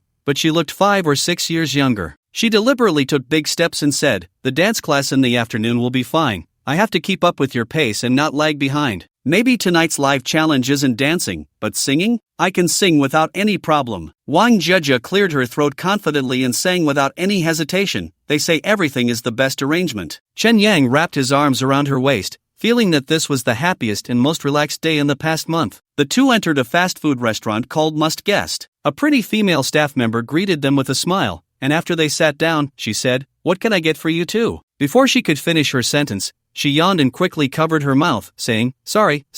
"May I ask what you would like to order?" "We have a special couple's meal if you'd like to take a look." "Let's get the couple's meal," Wang Jia said, her eyes sparkling at the mention of couple. After the waitress left, she whispered to Chen Yang, "How about we buy a couple's outfit to wear during the live stream tonight?" Couple's outfit? Chen Yang wasn't fond of such formal things, but since Wang Jia liked it, he could only nod in agreement. "I'm going to wash my hands," Wang Jia said with a smile as she headed to the restroom. Chen Yang opened the packaging of his notebook, took out the mate book, and touched it. As a straight man from a science and engineering background, the metallic texture felt as smooth as a woman's skin. He pressed his chin and, after 10 seconds, returned to the game interface. Paid content. Entertainment City. You can enter exclusive buildings in various cities, connect with friends in the area, with a limit of 20 people, priced at 50,000 yuan. Purchase. Reminder, in the Entertainment City area, non-player game characters cannot enter. Payment successful. Would you like to grant access to your contacts and add friends who are also worth players to the Entertainment City list? Chen Yang thought about his contacts, which only included Judy, Molly, and Lucy. Judy wouldn't spend money on games, Molly was uncertain, and Lucy was the person he wanted to contact, so he granted access to his contacts. Entertainment City installed successfully. You can now enter Entertainment City and communicate in real time with Dark Star friends via your phone. Enter the game. Inside the Must Guest fast food restaurant, Chen Yang received a text message, "Welcome to the Silk Rain Pavilion of Binhai Entertainment City. Our address is 35, Guanyi Street, Binhai City. All navigation apps have our coordinates, and the Entertainment City is always waiting for your visit." It looked like junk advertising. Chen Yang opened his contacts, and sure enough, the names Judy, Molly, and Lucy appeared. This counts as cross-dimensional, right? It feels so magical, Chen Yang thought as he tried to call Lucy. After a few seconds, he heard Lucy's somewhat cold voice. "I received your message about activating the Entertainment City. Did you buy the notebook?" "I bought it, this afternoon." Chen Yang remembered that Earth and Dark Star's time were not synchronized, so he changed his words. "Can we go online in 3 hours?" "No problem, see you in 3 hours at our Entertainment City." Lucy hung up directly. Wang Jia just finished washing her hands and curiously asked, "Who did you call?" Chen Yang looked into Wang Jia's round, bright eyes and scratched his head, saying, "Would you believe me if I said it was an alien?" Binhai City's Entertainment City is called Silk Rain Pavilion. It is an unassuming 2-story building, decorated in the style of the Jiangnan water towns, with white walls and black tiles. In the lobby, there was a female staff member dressed in a qipao. "Hello, Mr. Chen Yang," the female staff member approached and said like a secretary, "A lady named Lucy is waiting for you upstairs." "Okay." Chen Yang walked directly toward the stairs with his laptop, but the female staff member called out to him, "Mr. Chen Yang, you are a member of the entertainment city, please use the elevator over here. It's only 2 floors, why use an elevator?" Chen Yang didn't understand, but seeing the staff member still smiling and pointing to the elevator, he walked over and entered it. The elevator's floor buttons only had 1 and 2. Chen Yang pressed 2, and as the elevator doors closed, he saw the floor indicator change from 1 to 2, then to 3. Wasn't this building only 2 stories? After a moment of thought, he realized that the so-called special area of the entertainment center was this non-existent 3rd floor. The elevator doors opened to reveal a space resembling a bar. Dim lights shifted between red and purple hues, making the abstract paintings on the walls appear eerie. Sofas and tables were scattered around, and lively jazz music filled the bar with a relaxed atmosphere. Chen Yang noticed 3 doors labeled lounge around the room. They were likely for online friends to meet and chat. There was only one woman in the bar, her slender silhouette dressed in a white shirt and black jeans, sitting by the bar savoring a glass of red wine. "Hello." Chen Yang walked over and sat on the bar stool next to her, looking at her face and asking, "Are you Lucy?" The woman's face looked familiar. She was the female version of Chen Yang, the character with the highest screen time in the promotional video for the game Earth. Lucy turned to Chen Yang and said meaningfully, "Of course, should I call you Vic or Chen Yang? You can call me whatever you like. Names are just code names," Chen Yang replied calmly. After chatting with Lucy a few times over the past couple of days, he was no longer surprised by her cryptic remarks. That may not be the case. Lucy took a small sip from her glass of red wine, her deep brown eyes fixed on Chen Yang as if searching for something. Seeing her like this, Chen Yang couldn't help but ask warily, "Do we know each other? Don't you find your words strange, as if you've lost your memory?" "I did lose my memory," Chen Yang said, adding, "but only temporarily. I might remember." "Amnesia, that's an old trope." Lucy didn't respond to Chen Yang's words, tapping the bar and saying, "Bring your notebook over, let's get to work." Chen Yang pushed his matebook toward her and said, "Please, no need to be so polite." Lucy smiled coldly, although she resembled the approachable female Chen Yang. Her expression and demeanor still carried the air of that aloof white-haired character. She opened the notebook, plugged in a flash drive, and quickly typed commands into the black window that popped up on the screen. "Hackers usually tamper with devices they've accessed, right?" Chen Yang asked. "Of course," Lucy replied succinctly, continuing, "all devices are battlegrounds and weapons. We must mark their ownership permissions. This is what we call never let your guard down, and all hackers are the same." "So my right arm has your backdoor, then?"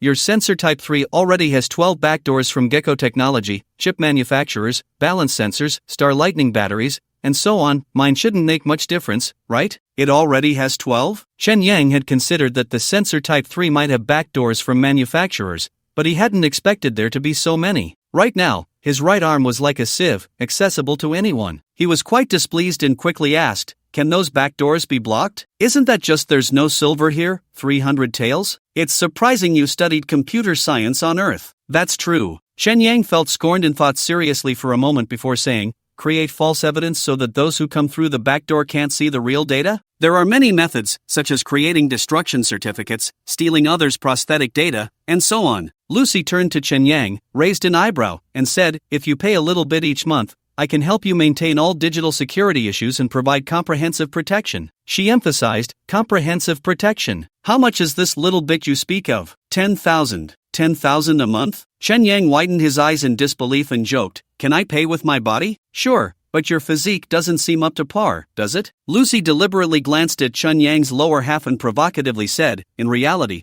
you can't buy localized persistence. Do you think I'm easy to deal with?" She hit the enter key and pushed the notebook towards Chen Yang, saying, "Done." The screen of the matebook displayed the Galaxy system, and from the BM software and the document titled Mechanical Cat Blueprint, it was clear that it was the sensor type 3 that Chen Yang used. "Thanks a lot." Seeing the familiar system interface gave Chen Yang a sense of the virtual and real worlds intertwining. Lucy rested her chin on her hand, looking at Chen Yang, and said in a casual tone, "You have an Earth game console at home, installed with the sensor type 3 prosthetic, and you're still learning the BM language. You should have a pretty lucrative path, right? 10,000 a month is quite a deal. I at least need to see the value of that 10,000, right?" Chen Yang wasn't short on money, he just wasn't sure about this hacker's capabilities. "To be honest, I've investigated you." Seeing Chen Yang's expression change slightly, Lucy continued, "You're selling some trendy items online. It probably won't be long, maybe even tomorrow, before the gang from Redstone City comes knocking. Do you believe it?" She smiled and added, "The data I can access, other hackers can probably access too. How about you try it out for 3 months first? Since you put it that way, can I refuse? Chen Yang felt threatened by this woman. Then it's settled. I'll be waiting for your transfer. Lucy enjoyed Chen Yang's dejected mood, finishing the glass of red wine and saying, goodbye. After she finished speaking, she stood up and walked towards the elevator. Hey, didn't we know each other before? Chen Yang turned back and looked at Lucy's departing figure. We just met. Lucy waved her hand and entered the elevator. Once the elevator doors closed, she smugly curled her lips and muttered to herself, 10,000 a month, just consider it your breakup fee. The scumbag deserves it. By the time Chen Yang brought Wang Jiejia home with the computer, it was already dark. Having made an announcement online, the two casually had dinner before starting a live stream in the living room. With the popularity of the challenge video and Chen Yang's cash flow, over 1,000 people flooded into the live stream room instantly, and within 10 minutes, it exceeded 5,000, with the number still growing. Thank you, everyone, thank you for the likes. For someone like Wang Jiejia, 5,000 viewers was a level of popularity she had never imagined. Today, we'll stream for half an hour and select a video challenge from the top-ranked mobile phone.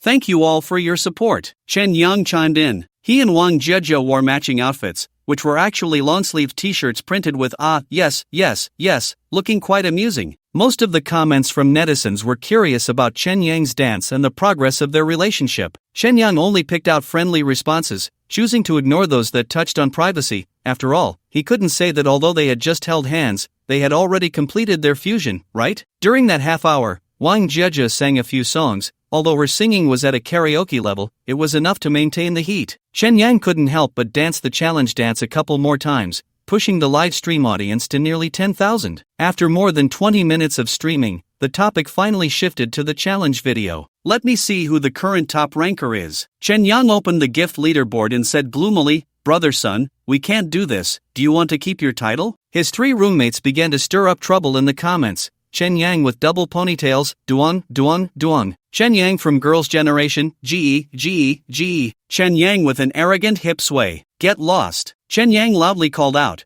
which hero can push these three bastards down? Speaking of which, if it's really a dance like this, Jiejia should be the one to dance it. Aren't you afraid of it being a bit too much to look at? Ah, right, this is something that should be danced by girls. Wang Jiejia immediately chimed in. Netizens who had seen Wang Jiejia's dance videos responded, as most of them were drawn in by her looks. At that moment, a netizen named Meng365 sent 5 carnivals, shooting straight to the top of the leaderboard. Chen Yang glanced at his phone and saw it was indeed Zhao Zhimeng, thinking to himself, what are you stirring up, big sister? If Zhao Zhimeng's Douyin is really as she claims, filled with high-class videos like piano and yoga, not to mention that I would have to spend money, no one would want to watch such challenge videos, and they definitely wouldn't bring any heat. Just as his roommate was about to take the top spot, another strong contender broke through, surpassing both his roommate and Zhao Zhimeng to claim the number 1 position. Chen Yang looked at the name of the top guy. Your Kai Huang is infinitely rampant. The leaderboard in Wang Jiejia's livestream began to alternate upwards. Zhao Zhimeng, brother son, Wang Kai, and 2 other jungle heroes started a chaotic battle. Funny, I don't believe you can keep up with this. Wang Kai was sending out carnivals, flaunting his wealthy status. Thank you for the gifts, Kai Huang. Chen Yang sincerely expressed his gratitude. TCH, poor guy, now you know how cheap your face is, worthless in front of money. Wang Kai felt a bit of soreness in his eyes, unable to suppress a yawn, murmuring, did I stay up too late yesterday? Why am I so tired today? Although he was publicly dating Lu Yuyan, he had plenty of female classmates he could call to a hotel at any time. After all, as a rich second generation who spends money like dirt,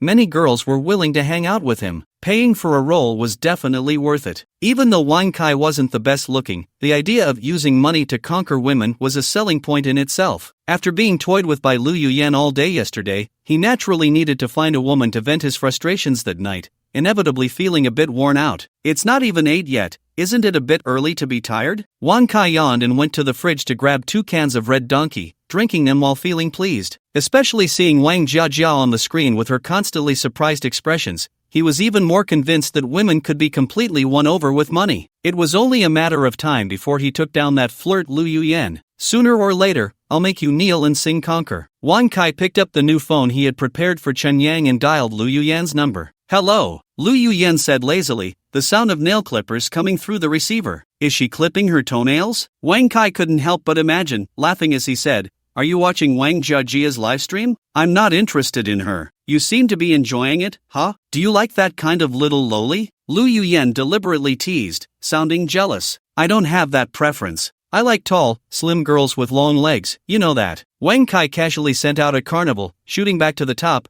proudly saying, I'm number one in the live stream right now, about to give Chen Yang a challenge. He paused and continued, my new Douyin account is all about diving, exploring haunted houses, and those self-harm slap videos, not a single dance video. Impressive, right? What's wrong? You wouldn't be feeling sorry for him, would you? I feel sorry for the money, Lu Yuyen said helplessly. Yen, as long as you move in with me, whatever I tip today, I'll give you 10 times that. Who are you paying for? Lu Yuyen hung up the phone. Damn, what's with the act? Wang Kai was frustrated, downing the red donkey in one go. Lu Yuyen always used the excuse of a short time together, not enough feelings to keep him at bay, not even allowing him to kiss her, leaving him only to satisfy his urges. But the more she did this, the more Wang Kai became infatuated. I really am cheap. Wang Kai rubbed his dry, irritated eyes, feeling a bit sad. At that moment, Chen Yang on the screen was also feeling troubled. Is Wang Kai crazy? Does he like me? As he watched Kai Ji's number one position becoming more and more stable, it was clear that no one could shake it. Thinking of Lu Yuyen's call with Wang Kai in the cinema, that bastard's Douyin must be filled with videos aimed at her or some degrading, low-class content. What should we do? Wang Jia asked Chen Yang in a low voice, a hint of worry in her tone. Money is hard to earn, and shit is hard to eat. Brother Kai has already spent 70 to 80,000, let's just satisfy him a bit, Chen Yang replied quietly, maintaining a smile on his face. He had secretly discussed with his roommate that if the videos on Brother Kai's phone were too outrageous, they would immediately report the live stream. They would restart the live stream and select a new challenge video. Chen Yang glanced at the time and then at the number of viewers in the live stream, which had already reached 12,000. He quickly said, alright, family, we have the last 5 minutes. At 8 o'clock sharp, we will choose the challenge video. Jia and I guarantee that the video will not be half-hearted. Just like, chicken you too beautiful, it's something everyone can look forward to. Let me sing an old song for everyone. The story of time is dedicated to you all. Wang Jia was getting more and more into the groove, easily wrapping up these 5 minutes. Okay, the exciting moment has arrived. Chen Yang opened the gift leaderboard, feigning excitement as he said, today's number one big brother is your Kai Emperor, infinitely rampant. It feels like Kai Emperor hasn't commented in a long time. Wang Jia kept staring at the comment section. Is he holding back a big move? Chen Yang sensed something was off and smiled as he said, is Kai Emperor here? I'm applying to connect. He asked 3 times, but Wang Kai didn't respond. Kai Emperor? Brother Kai? After another minute, Chen Yang was really confused and speculated,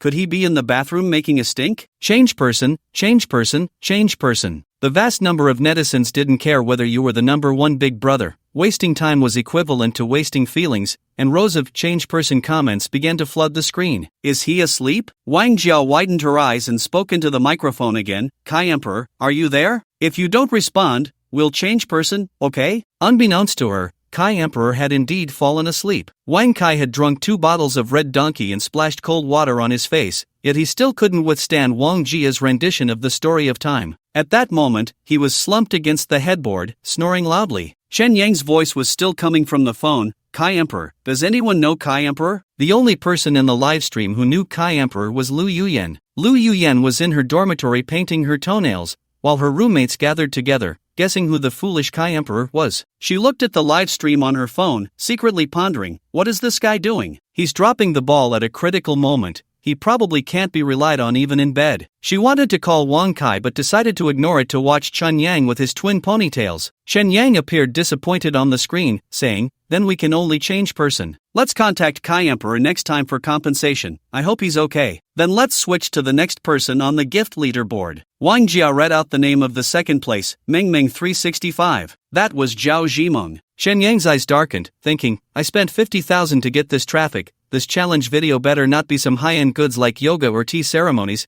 as no one would want to watch that. But at this point, Chen Yang could only ask, is Mengmeng 365 here? I'm applying to connect. Soon, Zhao Zhiming's image appeared in the live stream. On the screen, Zhao Zhiming seemed reluctant to reveal her identity, wearing a black mask and smiling at the camera. Hello everyone, I'm Mengmeng 365. She really is a beauty. Although Wang Jia knew this was Zhao Zhiming, she could only pretend not to recognize her. The male netizens in the comments section did not disappoint, flooding the comments with, beautiful rich lady, please support me, giving Zhao Zhiming plenty of face. Zhao Zhiming shyly covered her face and said with a slight lisp, sorry, my phone is live streaming, so I can only use my friend's phone to scroll Douyin. Is it the friend from I Have a Friend? Wang Jiejiao said jokingly, then let's use this friend's Douyin and scroll through 10 videos to help us choose the next challenge video. Chen Yang laughed along, silently praying that it wouldn't be a boring video. Okay. Zhao Zhimeng picked up her phone and opened Douyin. Before she could start scrolling, the first video pushed by Douyin made Chen Yang's eyes widen. The video played a sultry saxophone tune, and a handsome guy appeared from the blur. The handsome guy lifted his white shirt, revealing his V-line and 8-pack abs,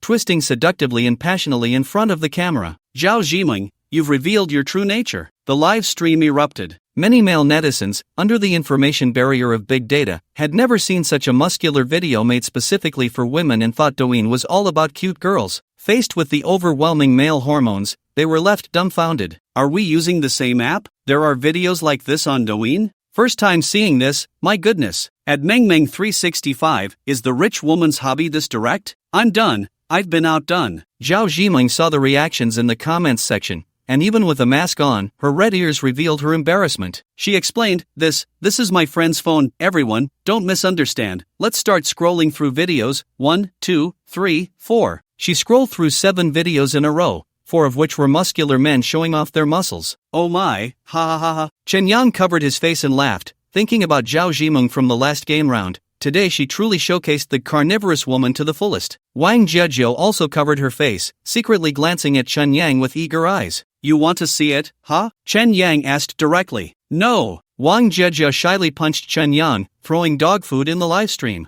The 8th video Zhao Zhimeng scrolled to was about outdoor camping, the 9th was a muscular man dancing, the 10th. Let's see what it is. She swiped her finger, and on the screen was a little cat, the next was a sunrise scenery, and the next 3 were all types of videos that couldn't be used for challenges. Chen Yang guessed that because Zhao Zhimeng scrolled through the initial few muscular videos too quickly, Douyin's algorithm thought she wasn't interested in that type of video and started pushing other categories. Finally, when they reached the 16th video, the system pushed a girl's home dance video. The dancing girl had twin ponytails, wore a JK uniform, and white stockings, which happened to be Wang Jiejia's strong suit. Chen Yang breathed a sigh of relief. The vast majority of male netizens in the livestream also relaxed. Who wants to watch muscle men when a cute girl dancing is so much better? Of course, some girls sighed, wondering why they would want to see a cute girl when Chen Yang could dance and show off his muscles, which would be even better. Zhao Zhimeng's disappointment was evident in her eyes as she jokingly said, let Chen Yang dress as a girl and dance to this. Are you serious? Chen Yang was speechless. Let me take on this challenge video. I may not dance as well as Chen Yang,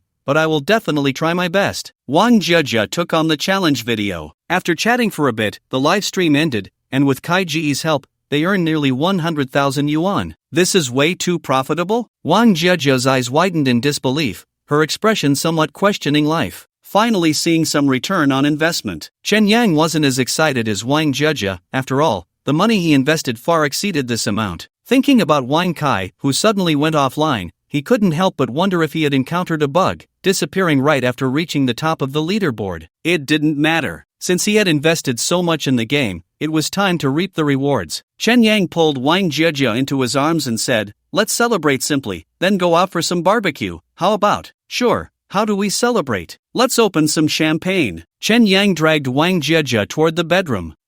Right now? The time is too early, isn't it? Wang Jiejiao's face flushed, but having just tasted the benefits, she felt a bit eager to try. It's much better to eat skewers after doing that kind of thing. Trust me. Shen Yang closed the bedroom door. Awesome. Shen Yang exited the game, and before he could even unplug the data cable from the back of his head, he sat up on the bed and punched the air in celebration. Compared to the cautiousness of the first time, this time was finally exhilarating, reaching new heights together. At the moment he popped the champagne, he felt that all the money spent was worth it. 100 thumbs up for the Earth Company. He excitedly jumped off the bed, swaying his body and humming, I love Jiejiao, Jiejiao loves me. What does Lin Jilin mean to me? He followed along with the dance from the challenge video, and Vic's body was surprisingly agile, moving as smoothly as if he had spent money on it. You are too beautiful. Chen Yang jumped in place, but as soon as his feet hit the ground, there was a crack. His right foot suddenly sank, and he stumbled onto the bed. Looking back closely, he saw that a piece of the floor had collapsed under his weight. The floor in Vic's house was very old.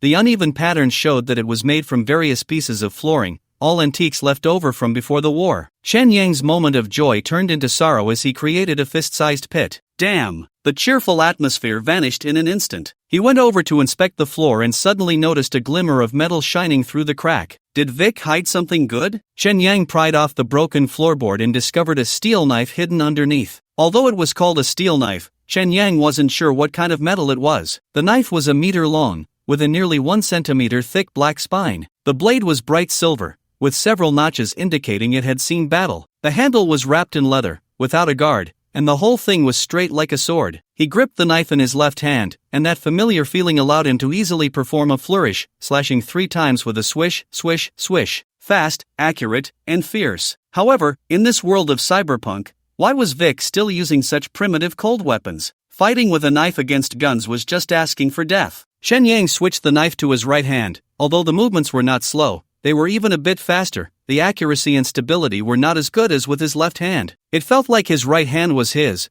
while his left hand belonged to Vic. Chen Yang smiled wryly. After more than a month of living as Vic, information about him gradually surfaced. Vic had a severed right hand and a left hand with nerve damage. His personality was like a beast, seemingly having overpowered Judy. He was a member of the Silver Wing Alliance, once in the limelight. He had a never-released version of a ghost girlfriend, but after suffering a heavy blow, he hid in Redstone City, living off games and wallowing in decline. Additionally, there was a cabinet at home that blocked signals, and a knife hidden beneath the floor. To summarize simply, Vic was a retired silver-winged killer due to injury. Considering the dangers of this profession, Vic likely had many enemies. However, since he had lived safely in Redstone City for 2 years, it was evident that it was safe here. Otherwise, he would have been caught by his enemies long ago, unless someone was secretly protecting him. But thinking about how badly Vic was doing, unable to even maintain his own personality, it seemed unlikely that anyone was helping him in the shadows. Speaking of protection, Chen Yang suddenly thought of Lucy. It was time to send that woman some money. He transferred 30,000 to Lucy and left a message, "Remember, it's all around protection." Lucy replied instantly,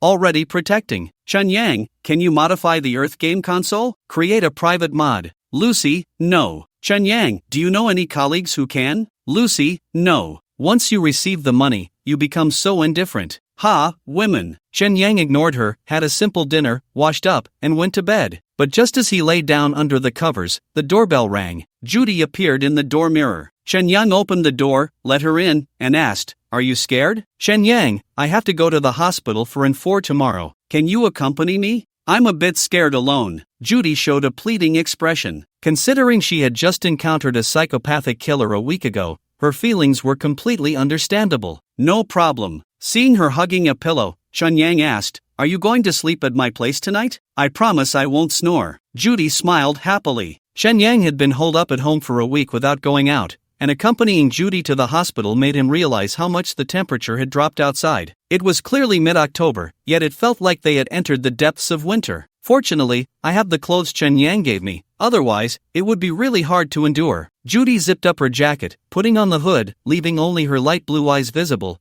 her breath freezing her eyelashes with frost. Chen Yang tightened his clothes and put on his glasses. The lens indicated that a taxi was on its way, along with a battery status for the jacket. The Little Magic Fish Black Coffee Model 9 had 96% battery left, capable of keeping warm for 135 minutes in the current environment. Let me buy you a pair of shoes. I don't know your size. No need, I'll probably report to the new company's campus in November. They have everything there. Judy looked very happy, hugging Chen Yang's Sensory Model 3, and once again recommended her friend, "If I leave, no one will help you with your little problem. Have you considered my former colleague? We'll see." This time, Chen Yang didn't immediately refuse. If Judy really left, the symptoms of cyberpsychosis would always require assistance, especially when it was impossible to purchase a replicant in a short time. Reliable fast food was a good choice. In the current Dark Star world, at least in the slums, fast food was nothing special. He thought for a moment and asked Judy, "Is there a risk of disease?" "Shouldn't be, she's joining the New Life program and won't mess around." Judy hesitated and said, "Since we're going to the New Life hospital, you can buy some medicine,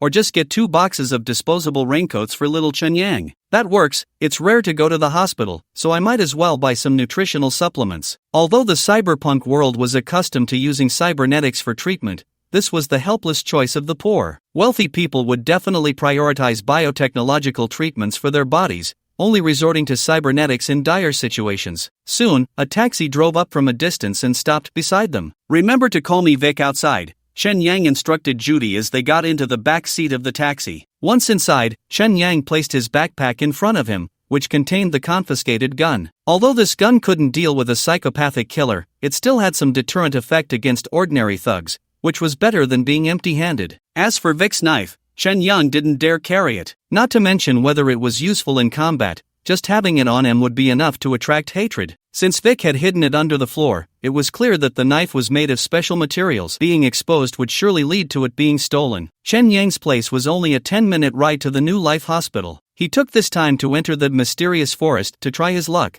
hoping to encounter that great god. However, he was once again disappointed. As the saying goes, a dragon shows its head but not its tail. Finding this god-level hacker was indeed not easy. Amidst his disappointment, Chen Yang heard even more frustrating news in the mysterious forest. That psychopathic killer was still committing crimes in Redstone City, with the latest letter D found in a single apartment in Redstone City. Disappointingly, the nuclear riot squad and the police of Redstone City had given up resistance. Ever since the incident with letter B, they had allowed this killer to slaughter freely in Redstone City. Perhaps they had reached some kind of unspoken agreement. In any case, as the common people of the slums, their life choices had no multiple-choice questions. They could only choose acceptance. The New Life Hospital was a 6-story building in a tender green color, standing out remarkably amidst the surrounding skyscrapers, making it quite unique in the entire Redstone City. The hospital environment was very clean, with even the annoying poor being a rare sight. Only the wealthy can afford to see a doctor in the hospital, like those white-collar residents living in the upper floors of skyscrapers. Then there are members like Judy who participate in the New Life program. Judy took Chen Yang to check in at the exclusive outpatient clinic for the New Life program. Chen Yang noticed that the participants in the New Life program were all young people with decent looks, good health, and no prosthetics. Some didn't even have brain-machine interfaces. Judy said those people had been preparing for the New Life program since the day they were born, making a living from it. Few, like her, who signed up at the last minute, could pass smoothly.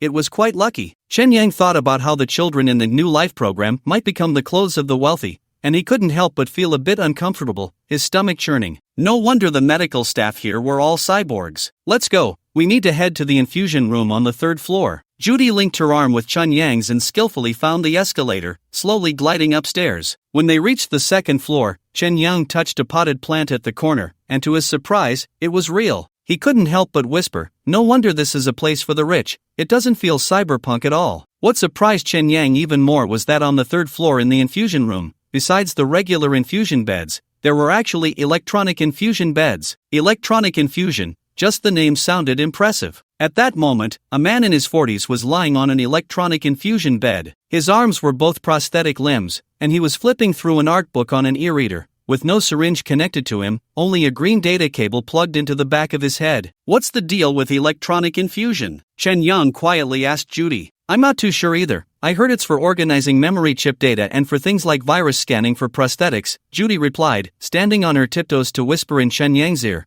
"I heard electronic infusion is completely unnecessary, just a kind of mental placebo." Chen Yang nodded. It was like some people who like to run antivirus software for no reason, squeezing out something unnecessary. It could be considered a mild case of cyberpsychosis. Judy found an empty bed and lay down, and soon a cyborg nurse came over, skillfully hanging up the nutrient solution for her. "You go buy the medicine, I'll take a nap," Judy said, taking off her jacket and using it as a pillow, smiling. "I was afraid of snoring last night, so I hardly slept." "You kept me up all night too. We're both worse off," Chen Yang said, touching her high nose and tucking her in. "Sleep. I'll take a stroll and be back." Leaving the infusion room, Chen Yang sent a message to his security consultant. "Is it okay for me to get a blood test at the New Life Hospital?" "Lucy, sure." "Vic, got it." Chen Yang scanned the barcodes visible throughout the hospital to schedule a blood test. Considering he would have to coexist with Vic's body for the rest of his life, he needed to understand this body thoroughly. Moreover, only by obtaining a health report could he use targeted medication and avoid the dangers of consuming allergens. The blood collection room was on the 1st floor. On the way, he passed the emergency room, which was relatively busy in the hospital. In Redstone City, ordinary medical care could be found at various private clinics, but in real danger,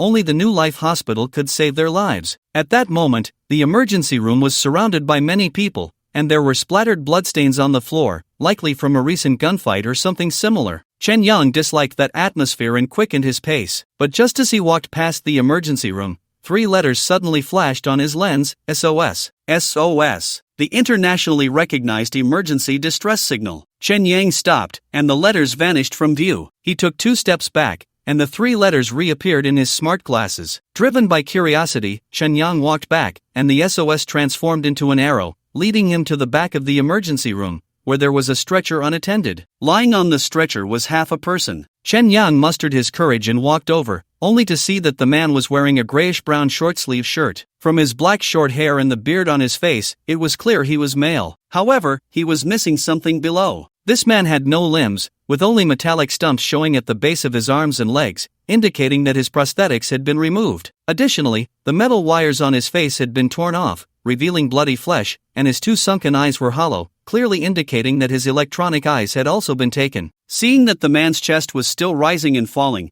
Chen Yang couldn't help but ask, "Are you still alive? Finally, someone is willing to talk to me." "Amitba, God bless," the man sobbed, tears no longer flowing, only mucus dripping from his nose. "Were you robbed?" Chen Yang asked. "I was set up by friends, they almost took all my prosthetics." Although the man was crying, he still muttered under his breath, "Even my second brother was taken away, those bastards." Chen Yang couldn't help but chuckle and said, "At least you're still alive, that's a blessing in disguise. They deliberately left me this life, otherwise, if I die, my personal account would freeze automatically, and they wouldn't be able to access my money." The man's throat was dry as he swallowed, continuing, "Help me out, if I can get an electronic eye installed now, I can keep my account. I'll pay you back tenfold. Doesn't this hospital take care of you? They won't even give you a painkiller without payment, let alone install an electronic eye. Who brought you here?" Chen Yang asked again. "Buddy, if you keep asking, I'm going to die." The man sighed helplessly, pleading, "Just help me get an electronic eye installed,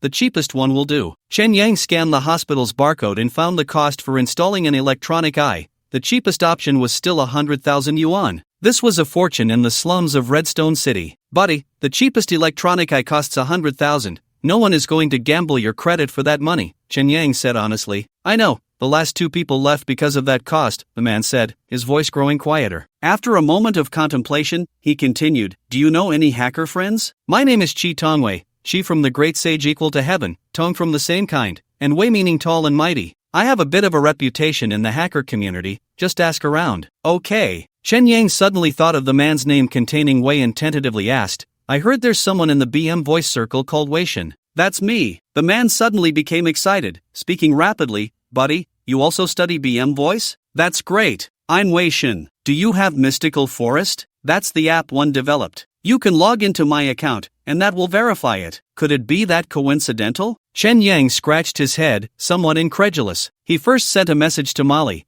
asking if Weishin was named Chi Tongwei. Then he asked Lucy to help look up information on Chi Tongwei, and finally logged into the Mystical Forest account using Chi Tongwei's method to confirm that the name was indeed correct. Not long after, Lucy replied, "Lucy, Chi Tongwei, senior modeler, senior mechanical repair technician, previously worked in the maintenance department of Earth Company, but was fired for sleeping with his boss's wife. Lucy, this information is worth 500 yuan, please pay as soon as possible. Vic, put it on the tab." Molly also sent a message, "Molly, Weishin's name is unknown." It seemed this was the difference between a modeler and a hacker. Compared to that, Lucy's 500 yuan was not an outrageous price. "You slept with your boss's wife?" Chen Yang asked curiously. "That bastard, it was clearly her who forced herself on me, and I ended up, otherwise, I wouldn't have been able to install the mechanical bird, that damn bitch." Chi Tongwei cried again, looking very aggrieved. Chen Yang looked at the incomplete body of Godwei and murmured, "It really is a dragon that shows its head but not its tail." Although there were still many questions, now was not the time. He pushed Chi Tongwei's stretcher towards the emergency room, suppressing his inner excitement, and said in a calm tone, "I'll help you install the electronic eye today, and you don't have to pay me back. Just help me modify the Earth game console. Buddy, as long as you help me get through this level, I won't shortchange you a single cent." As for modifying the Earth game console, Chi Tongwei smiled slightly, "That's nothing." When Chen Yang returned to the infusion room, Judy was fast asleep, snoring loudly. He sat by the bed, the lens displaying Vic's blood test report, most of which were normal, with only a few vitamins and trace elements showing low levels. The hospital's AI assistant provided a medication bill, which could be resolved for 8,000 yuan. Additionally, there was a red-flagged entry in the blood test report stating meth salt 5C residue at a concentration of 0.1%. The hospital's AI assistant indicated that the meth salt 5C residue suggested the patient had previously taken a large amount of stimulants that triggered adrenaline secretion. This substance could not be degraded by medication and could only be metabolized naturally. Shen Yang gained further insight into Vic, a drug-using swordsman. It seemed this guy really did fight with cold weapons. The Cyber Brotherhood, huh? Quite impressive. Shen Yang paid for the medication. He had to take care of his own body,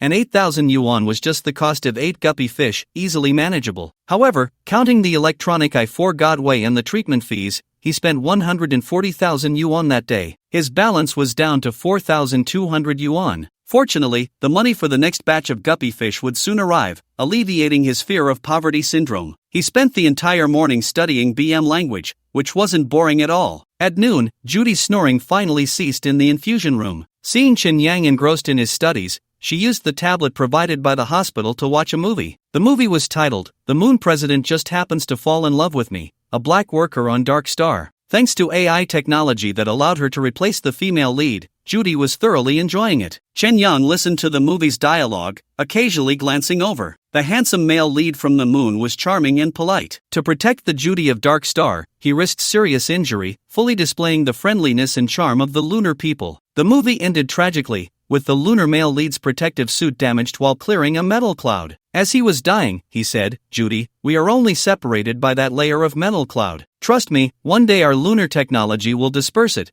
and my love will return to your side with the moonlight. Don't you feel embarrassed, sister?" Shen Yang couldn't help but comment, then added, "You know that layer of metal cloud was intentionally left by the lunar people. Do you really believe this ridiculous plot? But it's so touching." Judy wiped her tears and sniffled, saying, "Maybe that rumor is false. The lunar people are also working hard to clear the metal cloud." "Ha, women." Chen Yang sighed helplessly, "A movie has brainwashed you." At that moment, a hospital notification popped up in his glasses. "Your friend Chi Tongwei has completed the eye installation surgery. Please proceed to room 609 to confirm the surgical results." Newborn Hospital, room 609. Chi Tongwei lay on the bed, the electronic eyeball embedded in his eye socket constantly flickering with light spots. To prevent him from experiencing phantom limb pain, the hospital had connected special data lines to his limbs, periodically transmitting signals to his brain. Along with the brain-machine data lines, nutrient drips, and catheters, there were more than 10 cables connected to his body, making him look like a fleshworm ensnared in a spider's web. "Is that you, Brother Vic?" Chi Tongwei turned his head to look at Chen Yang, who had just entered. His face, with the metallic threads restitched, now bore a resolute appearance, exuding the charm of an East Asian man. "How are the new eyes working?"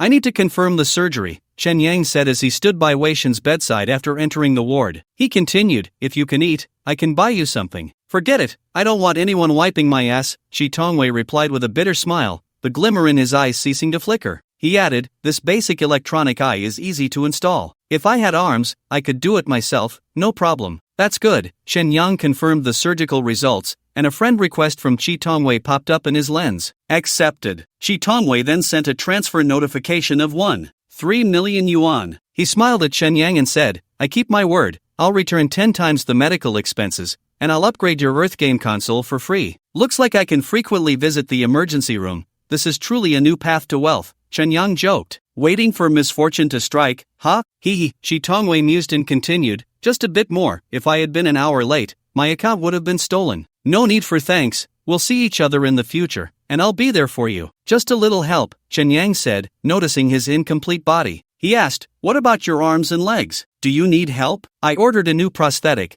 but the hospital stock is incomplete, and the surgery won't be until tomorrow afternoon. Sigh, I wonder where my little bird has flown off to. Is it really that valuable?" Chen Yang asked curiously. "Of course, its nerve feedback is just like the original, with controllable sensitivity, hardness, and so on, plus sensory preservation and night vision effects. Hee. Chi Tongwei raised an eyebrow at Chen Yang, speaking with enthusiasm. "You can see how brave it is, can you imagine?" "You'll see. That's cutting-edge prosthetic technology. You can imagine how valuable it is. My 2 legs together aren't worth as much as one of those." A little brother with a camera, Chen Yang imagined, not daring to think further. Having spent so long in the cyberpunk world, he couldn't help but be influenced by its culture. Those bizarre prosthetics always tempted him in unexpected ways. "By the way, there's something I really need your help with," Chi Tongwei said somewhat awkwardly. I'm hesitant to use the mechanical bird sold by the New Life company. They must have left a backdoor in the chip. What if my woman becomes their woman? That absolutely cannot happen. If you say that, these hackers can really steal anything, Shenyang thought, surprised by this method of stealing women. He truly underestimated cyberpunk. Exactly, otherwise, how could those bastards in the Hacker Alliance be so hated? Chi Tongwei paused and continued, I just customized one at the Archaeopteryx in Redstone City. I'm familiar with their chip data, so it's easy to modify.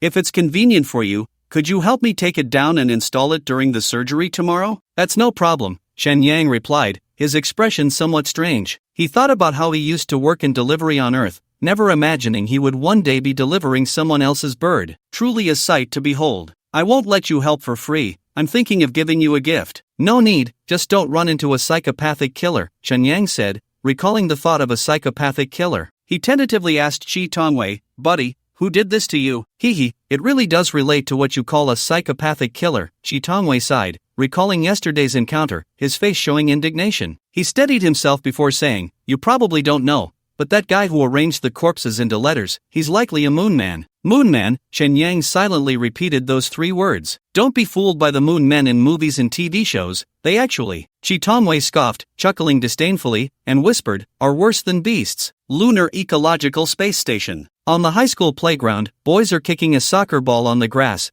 while girls gather in small groups on the benches, discussing various gossip. Binben Meiyu is also out for a walk during the break, her mind occasionally drifting back to the plot of the super dream from last night. After Chen Yang's livestream, he pulled her into his bedroom, and she replayed the subsequent scenes 3 times, which is why she was late this morning and got scolded by the teacher. Sigh. Lucy, the teacher, was right, being obsessed with Super Dream would eventually lead to problems. Binben Meiyu decided that starting tomorrow, she would strictly control her experience time with Super Dream and not let the emotional replication continue. If only there were a drug to treat it. Just like the weight loss pills at the pharmacy, as long as you take them, you can indulge your appetite without suppressing your desires due to physical side effects. That's Chen Yang. A sentence caught Binben Meiyu's attention. She instinctively stopped and turned to look, realizing the speaker was a classmate. This annoyed her a bit. The 3 girls were sitting on the bench, huddled together looking at their phones, completely engrossed and unaware of Binben Meiyu. She overheard them whispering, Shen Yang is so ugly, how can the Dark Star people even play with him?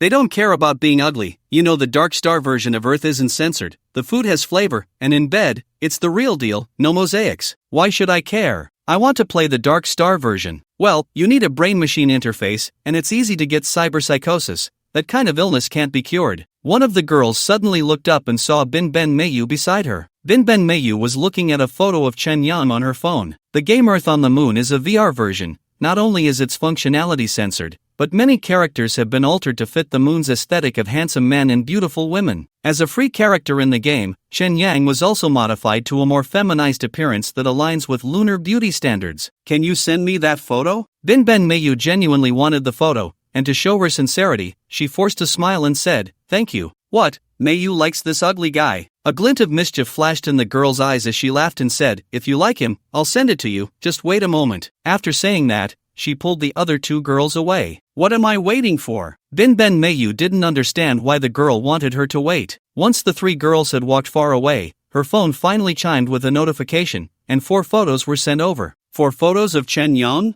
Binben Meiyu's eyes lit up as she hurriedly opened the photos to check. But instead of Chen Yang, the photos showed a letter A made out of body parts. Ugh, she hadn't even seen the details of the image before her body reacted, her stomach contracting and causing her to vomit. Binben Meiyu quickly ran to a tree, crouching down to expel her recently eaten lunch. She turned back to see the 3 girls laughing at her from a distance. Damn it! Binben Meiyu's gaze was sharp as she suddenly recalled what that yellow hair, also known as Jill Warren, had said in class that day, and she couldn't help but endure her physical discomfort to finish looking at the 4 photos. A, B, C, D, 4 photos made of body parts. Did Jill Warren do all this? Binben Meiyu found that yellow hair on the playground, picked up a stone from the ground, and rushed over. The commercial bionic people we use in Dark Star are all Type 3, this mainly refers to their manufacturing process and body materials, not involving AI programs. Those big shots among the commercial giants, the bionic people they use are Type 4. And this time, the bionic people controlled by the moon people are at least Type 4,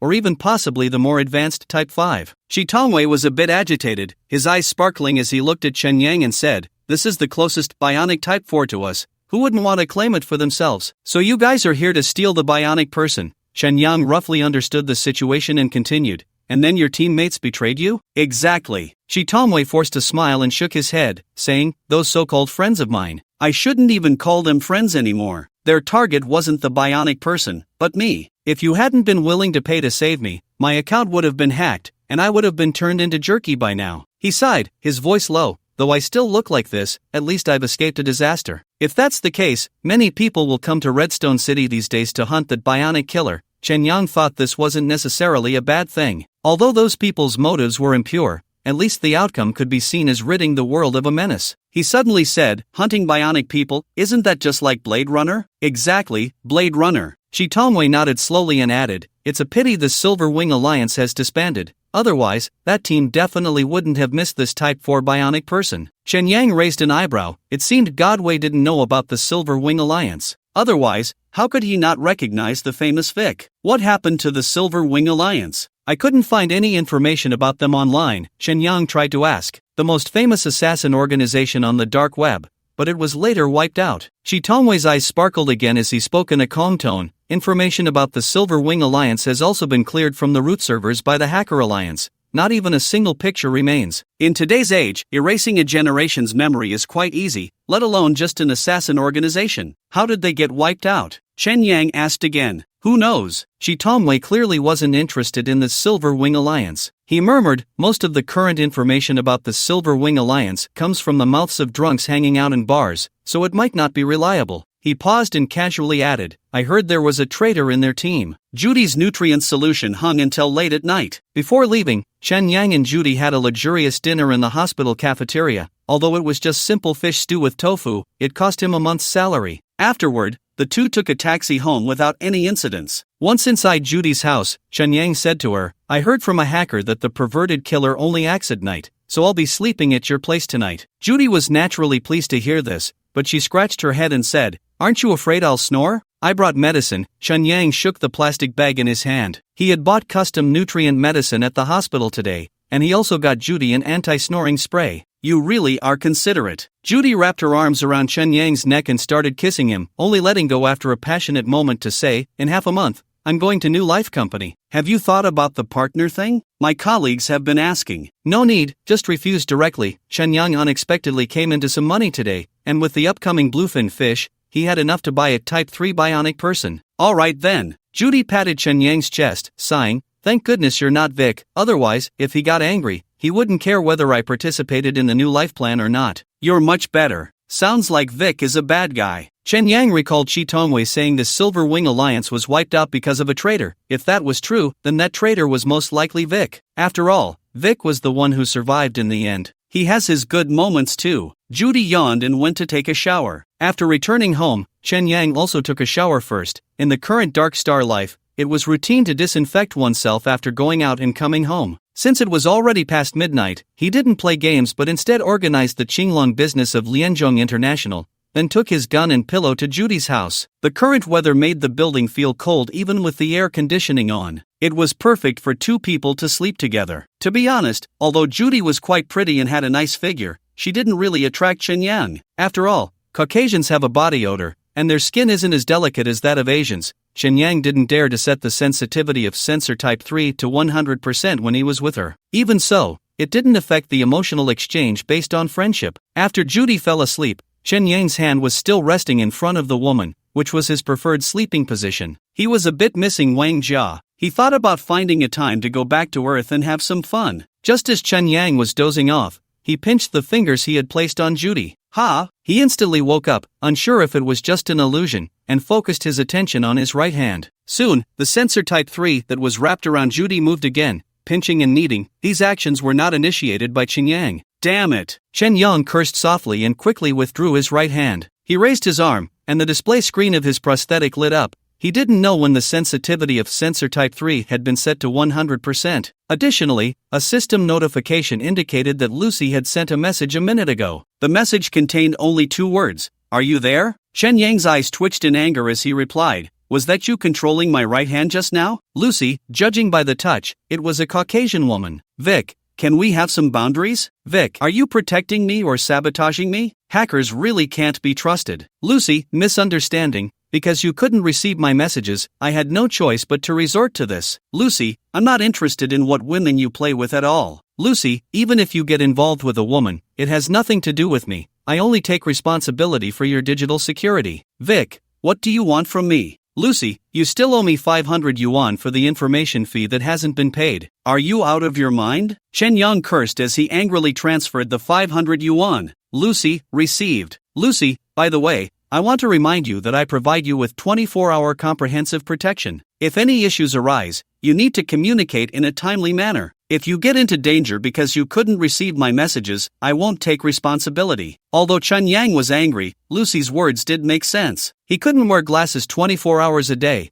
Although Sensor Type 3 had a computer, this arm didn't have speakers or a microphone, so it couldn't provide timely alerts. Shen Yang, how about I buy a watch? Lucy, I'm going to sleep, don't disturb me. Damn it! Shen Yang was completely awake because of this woman. He could only put on his smart glasses and wander around in the mysterious forest, finally falling asleep after more than an hour. The next morning, when Shen Yang woke up, he found his right hand resting below. This shouldn't be the woman's doing, right? It seemed that the mechanical bird could never be installed, it was too scary. In the faculty office, Minami Mio was somewhat bored, fiddling with her hair, until her brother deliberately cleared his throat, prompting her to put down her long hair and feign a look of repentance. Blondie Gil Valen had bandages wrapped around his head, and his left cheek was bruised and swollen. He glared fiercely at Minami Mio, as if he wanted to eat her alive. The homeroom teacher was a woman nearing 40, but she still maintained a youthful appearance. She sighed before saying, "Sai, Mio, have you been under too much pressure from your studies lately? Otherwise, how could you have acted so violently?" "Sorry, teacher, our Minami family is willing to pay all medical expenses." Minami Wanji pushed up his black-framed glasses, revealing a look of shame on his refined and handsome face. "Calling the parents today is to resolve the issue.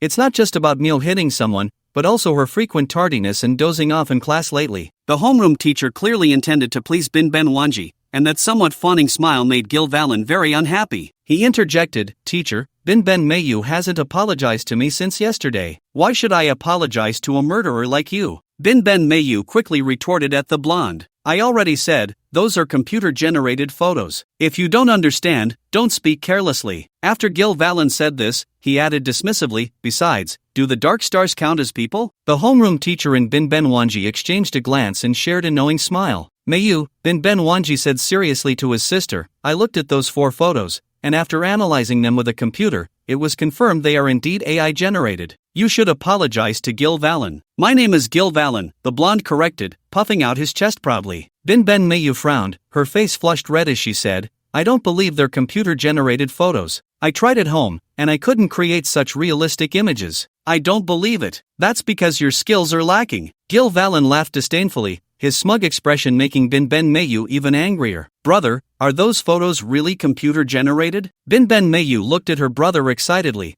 hoping he would support her belief. Bin Ben Wanji comforted his sister with a gentle gaze, saying slowly, "Such photos can be generated. I can show you when we get home tonight." Gil Valen laughed, saying, See, even your veterinarian brother says so." Gil Valen, Bin Ben Wanji glared at Gil Valen, his eyes behind the lenses radiating a chilling light as he coldly said, "When your parents return, I will visit them and explain everything you've done these days. TCH, I'm scared of you." Although Gil Valen said this, a worried expression had already appeared on his face. "I will never apologize." Bin Ben Mayu turned and left, slamming the door behind her. "Mayu." Bin Ben Wanji pretended to sigh dramatically and smiled at Gil Valen, saying, "Don't worry, no matter how much Mayu hits you, I will pay for your treatment. Even if she scatters your gene chain, our Bin Ben family has ways to fix it." "Perverted family," Gil Valen scoffed and also left the office. Mayu's parents, the homeroom teacher said with an awkward smile, "Children fighting and playing isn't a big deal. The main reason for asking you to come today is to discuss Mayu's studies." "Understood." Bin Ben Wanji pushed up his glasses and quietly slipped a small bottle into the teacher's hand from his pocket, smiling as he said,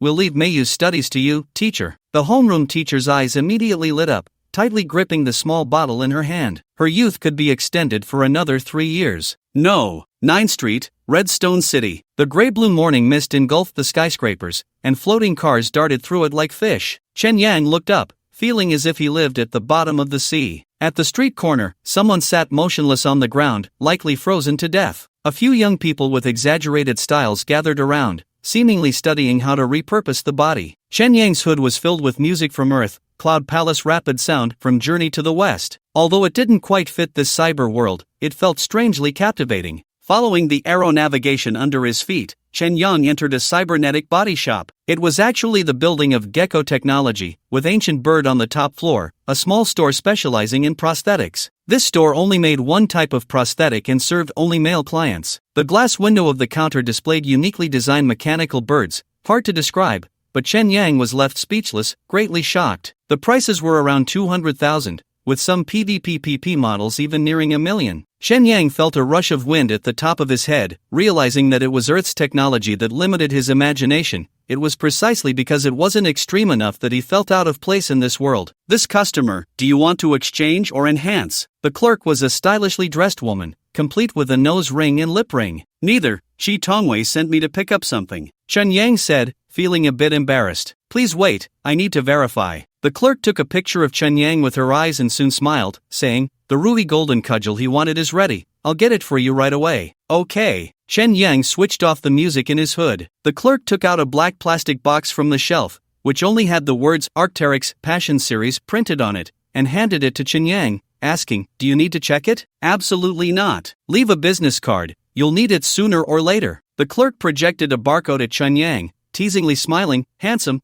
how about I measure your size tonight? No thanks. Chen Yang escaped from Arc'teryx, facing a cybernetic company called Hive. Goodness. Suddenly, he felt as if living without cybernetics was a waste. It seemed that without a firm belief, it was hard to resist the temptation of cybernetic limbs. I want this iron rod. What use is it? I want this change. What does it matter? He hummed a tune as he went downstairs, stopping by Gecko Technology to do a hardware check and conveniently copied the muscle memory from Vic that he had 2 years ago, storing it in the Sensor Type 3 computer. Perhaps there were records of using the knife inside, which might come in handy later. After leaving the cybernetic mall, a navigation location popped up in his lens from Chi Tongwei, with an additional message, bro, I bought you a gift, go pick it up. Chen Yang felt a bit warm inside, not expecting that his first gift in Dark Star would come from Meatworm Wei Shen. This gift had to be accepted. Vic, you're too polite, bro. Chi Tongwei, this is a carefully selected gift. You must accept it. Wei Shen's carefully selected gift. It was indeed full of mystery and allure. In a pleasant mood, Chen Yang quickened his pace, following the navigation for more than 10 minutes, entering the Starlight Mall filled with cheerful electronic music. Wasn't this a place that sold dolls? Chi Tongwei couldn't be extravagant enough to send me a bionic person, could he? He felt a bit puzzled as he followed the arrow to the 5th floor, stopping at a relatively secluded corner. The navigation ended. The store in front of him was not large, with an LED sign flashing 4 words, electronic perfume. Electronic perfume. Chen Yang didn't expect to come here again. Although he hadn't dreamed of Vic recently, that ghost companion left a deep impression on him. Welcome. A bionic person with mechanical parts below the neck approached. The bionic clerk's silver short hair and beautiful face inexplicably reminded Chen Yang of Lucy. It was just a fleeting moment. I remember you. You came to try the Azure fragrance half a month ago and seemed unsatisfied. Have you changed your mind today? The female-faced bionic smiled at Chen Yang. No, Chen Yang shook his head and said, but I have a friend named Chi Tongwei, who said he would send me a gift. Then you must be Mr. Vic? Another male-faced clerk in the store took out a plastic box and handed it to Chen Yang, saying, Mr. Chi Tongwei said you already have smart glasses, so he sent you this electronic perfume auxiliary sensor. Just install the driver on the package, and you can experience all the functions of the ghost companion. I really have a connection with it. Chen Yang opened the plastic box to take a look. Inside was a curved square metal piece with a metal connector for a brain-machine interface in the recessed area, resembling a large thumbtack. Since it was a gift from Wei Shen, Chen Yang could only say thank you and leave the electronic perfume specialty store. Although I still wanted to check out the bionic dolls at the Starlight Mall, thinking of Chi Tongwei waiting for surgery, I went to buy a new outfit and left Street 9. On the way to the hospital, Chen Yang sent a message to his security guard. Vic, is the electronic perfume product safe? Lucy, there are no safe digital products in this world, but if you want to use it, I can help you modify it. Vic, I'll send you the installation package. Vic, using Ghost Girlfriend should allow for instant communication, right? Lucy, yes. Lucy, but I feel like you're taking advantage of me. Vic, getting a bargain and still acting coy. Bah! Lucy raised an eyebrow disdainfully, a knowing smile curling at the corners of her mouth. She was lying on the sofa in the Earth Backstreet Lounge, raising her right hand, rubbing her thumb and index finger together, saying, "Just Vic, easily handled." As for the installation package Vic sent, she didn't even glance at it. The electronic perfume was developed by her own hands, and there was no need to modify it, though it could add some fun. Just as she was thinking, the door clicked open, and Sanchun peeked in, saying, "Boss, that little beauty is here to see you. Shouldn't she be in class at this time? She doesn't look too happy." Sanchun tentatively asked, "Do you want me to tell her you're not here?" "No need." Lucy stood up from the sofa, adjusting her white suit and black shirt, murmuring, "She's just in time." As she walked out of the lounge, she saw Binbi and Mayu standing at the door in her school uniform, with a backpack on her back. "Teacher Lucy." Upon seeing Lucy, Binbi and Mayu's eyes lit up, and her tense expression relaxed. She then walked into the cafe, her legs wrapped in black stockings, even making Lucy feel an impulse to touch them. It could be said that Binbi and Mayu, this flawless beauty, was the perfect embodiment of the Binbian family's genetic technology. "Did you not have class today?" Lucy waved to Binbi and Mayu and walked to a table by the window in the cafe. After sitting down, Binbi and Mayu placed her backpack aside and took out her phone, saying, "I took a leave of absence and wanted to confirm something with you, teacher." "Sounds like a troublesome matter." Lucy rested her chin on her hand, gently rubbing the faint crow's feet at the corners of her eyes with her middle finger, softly saying, "Since you're here, let's take a look. But what I want to show you is quite bloody, so Teacher Lucy should be mentally prepared." "Very bloody? I should have seen what you're talking about." Lucy frowned slightly. "Is it letters made from corpses?" "Yes, it would be great if the teacher has seen it." Binbi and Mayu opened her phone, pulled up the 4 photos, and, suppressing her stomach discomfort, said, "Do you think these photos are computer-generated, teacher?" Lucy picked up the phone, looked at it once, then put it back on the table and asked, "Is it important to you whether it's generated or not?" "I had a classmate over these photos, the one I mentioned before, Gilvelin."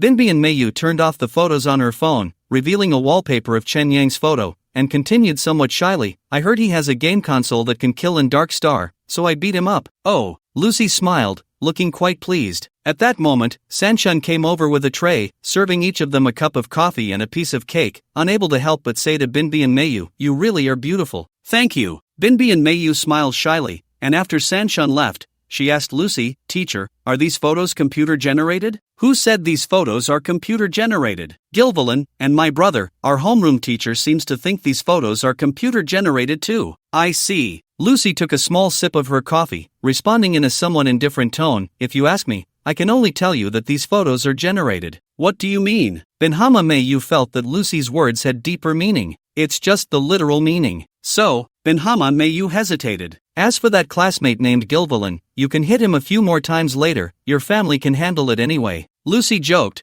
her light green gaze flashing with mischief as she continued, "You're just in time, help me with something in a bit." "What do you need help with?" Benhama Mayu's eyes widened, unsure of what Lucy wanted. "Just take a few photos and record a few lines for me." Lucy stared intently at Benhama Mayu, her pupils turning pitch black like a camera lens. New student hospital. Chi Tomwei's limbs were fully installed, and when he walked out of the operating room, he was already a strong man. A flesh worm had evolved into a man. "Let's get to know each other again." Chi Tomwei extended his hand to Chen Yang, a confident smile reappearing on his face, which was embedded with metal wires. "My name is Chi Tomwei, a senior mechanical engineer and also a BM modeler. If you need any help in the future, just let me know. I won't waste words. I'm Vic." Chen Yang shook his hand, thinking about how to introduce himself, and simply said, "I sell pet fish. That's a profitable business." Chi Tomwei patted Chen Yang's shoulder, his demeanor very friendly. He smiled and said, "If it's convenient, let's go check your game console first. I have some preparations for how to modify it." "That sounds great. Let's go to my place." Chen Yang and Chi Tongwei walked out of the hospital, where a military green hovercar was already parked at the entrance. This was Chen Yang's first close encounter with a hovercar. Its shape was very similar to an ordinary sedan,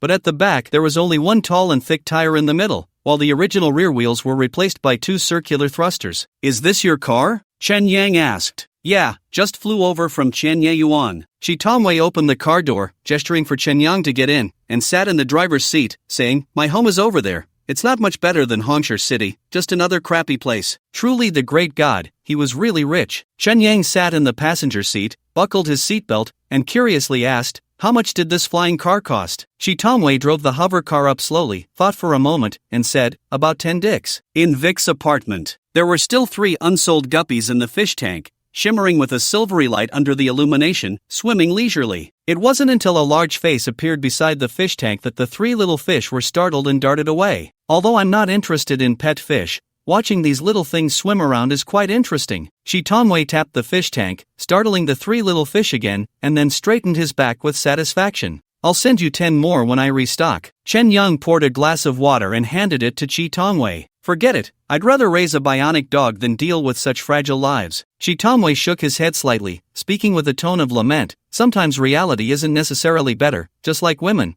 My game console is in the bedroom. Chen Yang led Shi Tongwei into the bedroom and turned on the light. Digital network version, classic model. Shi Tongwei recognized the Earth game console at a glance. He placed his laptop on the floor, pulled out a data cable, and plugged it into the back of the game console, typing on the keyboard as he said, I'll check your game console's hardware first, then look at the data security situation. This game console can install custom mods, right? Chen Yang asked. Of course, no problem. Shi Tongwei looked at the continuously scrolling code on the laptop's display, and the retina screen in his eyes was also flickering. Chen Yang squatted down to look at Shi Tongwei's computer. Although he didn't understand what those codes specifically meant, he had learned BM language and felt a sense of familiarity with these codes, which were also developed based on B language. My game console is fine, right? He asked. No problem. Shi Tongwei slowly shook his head and smiled oddly, very healthy. Chen Yang felt that his words had a strange tone. Shi Tongwei patted Chen Yang on the shoulder and explained, this closed gaming console is hardly ever attacked because all the financial data is on the server side, so it won't affect your account at all. Soon, the code on the display screen stopped scrolling, finally showing the detailed hardware information of the console. I will replicate a console with exactly the same hardware information for you. It will only take a week,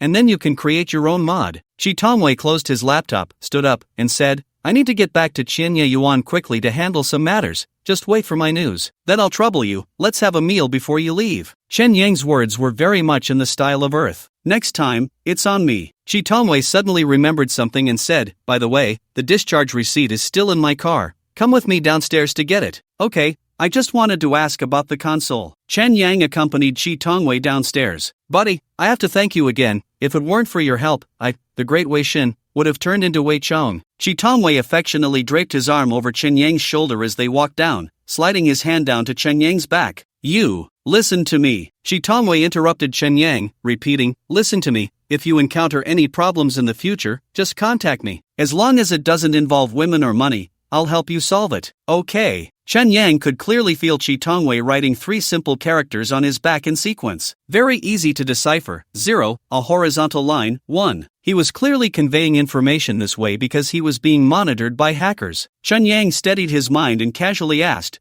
what if the matter I ask you to help with is illegal? Then you're raising me too high. That's a privilege of the rich. Don't be fooled by my golden staff and flying car. I'm a genuine poor guy.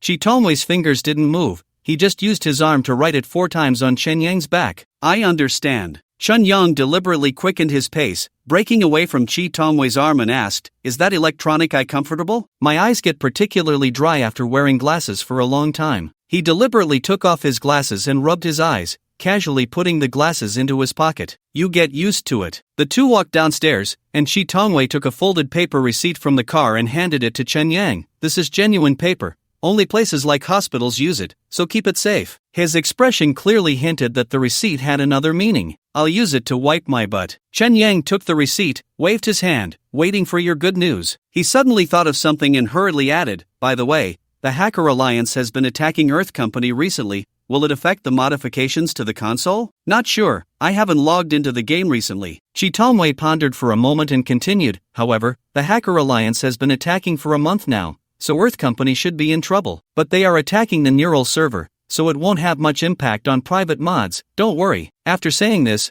Wei Shin drove the floating car into the night sky, disappearing in the southeast with 2 trails of flames. Chen Yang returned home with the receipt. The hospital receipt was an A4-sized copperplate paper, printed with Shi Tongwei's medical details from the hospital. Since Shi Tongwei paid for his limbs himself, this receipt mainly recorded Chen Yang's payment of 130,000 yuan, along with the postoperative report for the installation of the electronic eye. The 0 to 1 written by Shi Tongwei must be related to this receipt. There were many entries about 0 and 1 on the receipt, but there was no mention of 0 to 1. Chen Yang carefully looked over the document but found no clues. However, he inadvertently discovered something. The way the ticket was folded was uneven, it wasn't aligned at the top and bottom. He then focused on the 3 creases, and the only entry involving numbers was Electronic Eye Intrusion Record 0, protection system operating normally. 0 to 1 could be understood as turning 0 into 1. So, Chi Tongwei's electronic eye was hacked after the surgery, but the New Life Hospital didn't detect it. He had already sensed it but didn't tell me. Clearly, this intrusion was directly related to me. Chen Yang recalled his conversation with Chi Tongwei,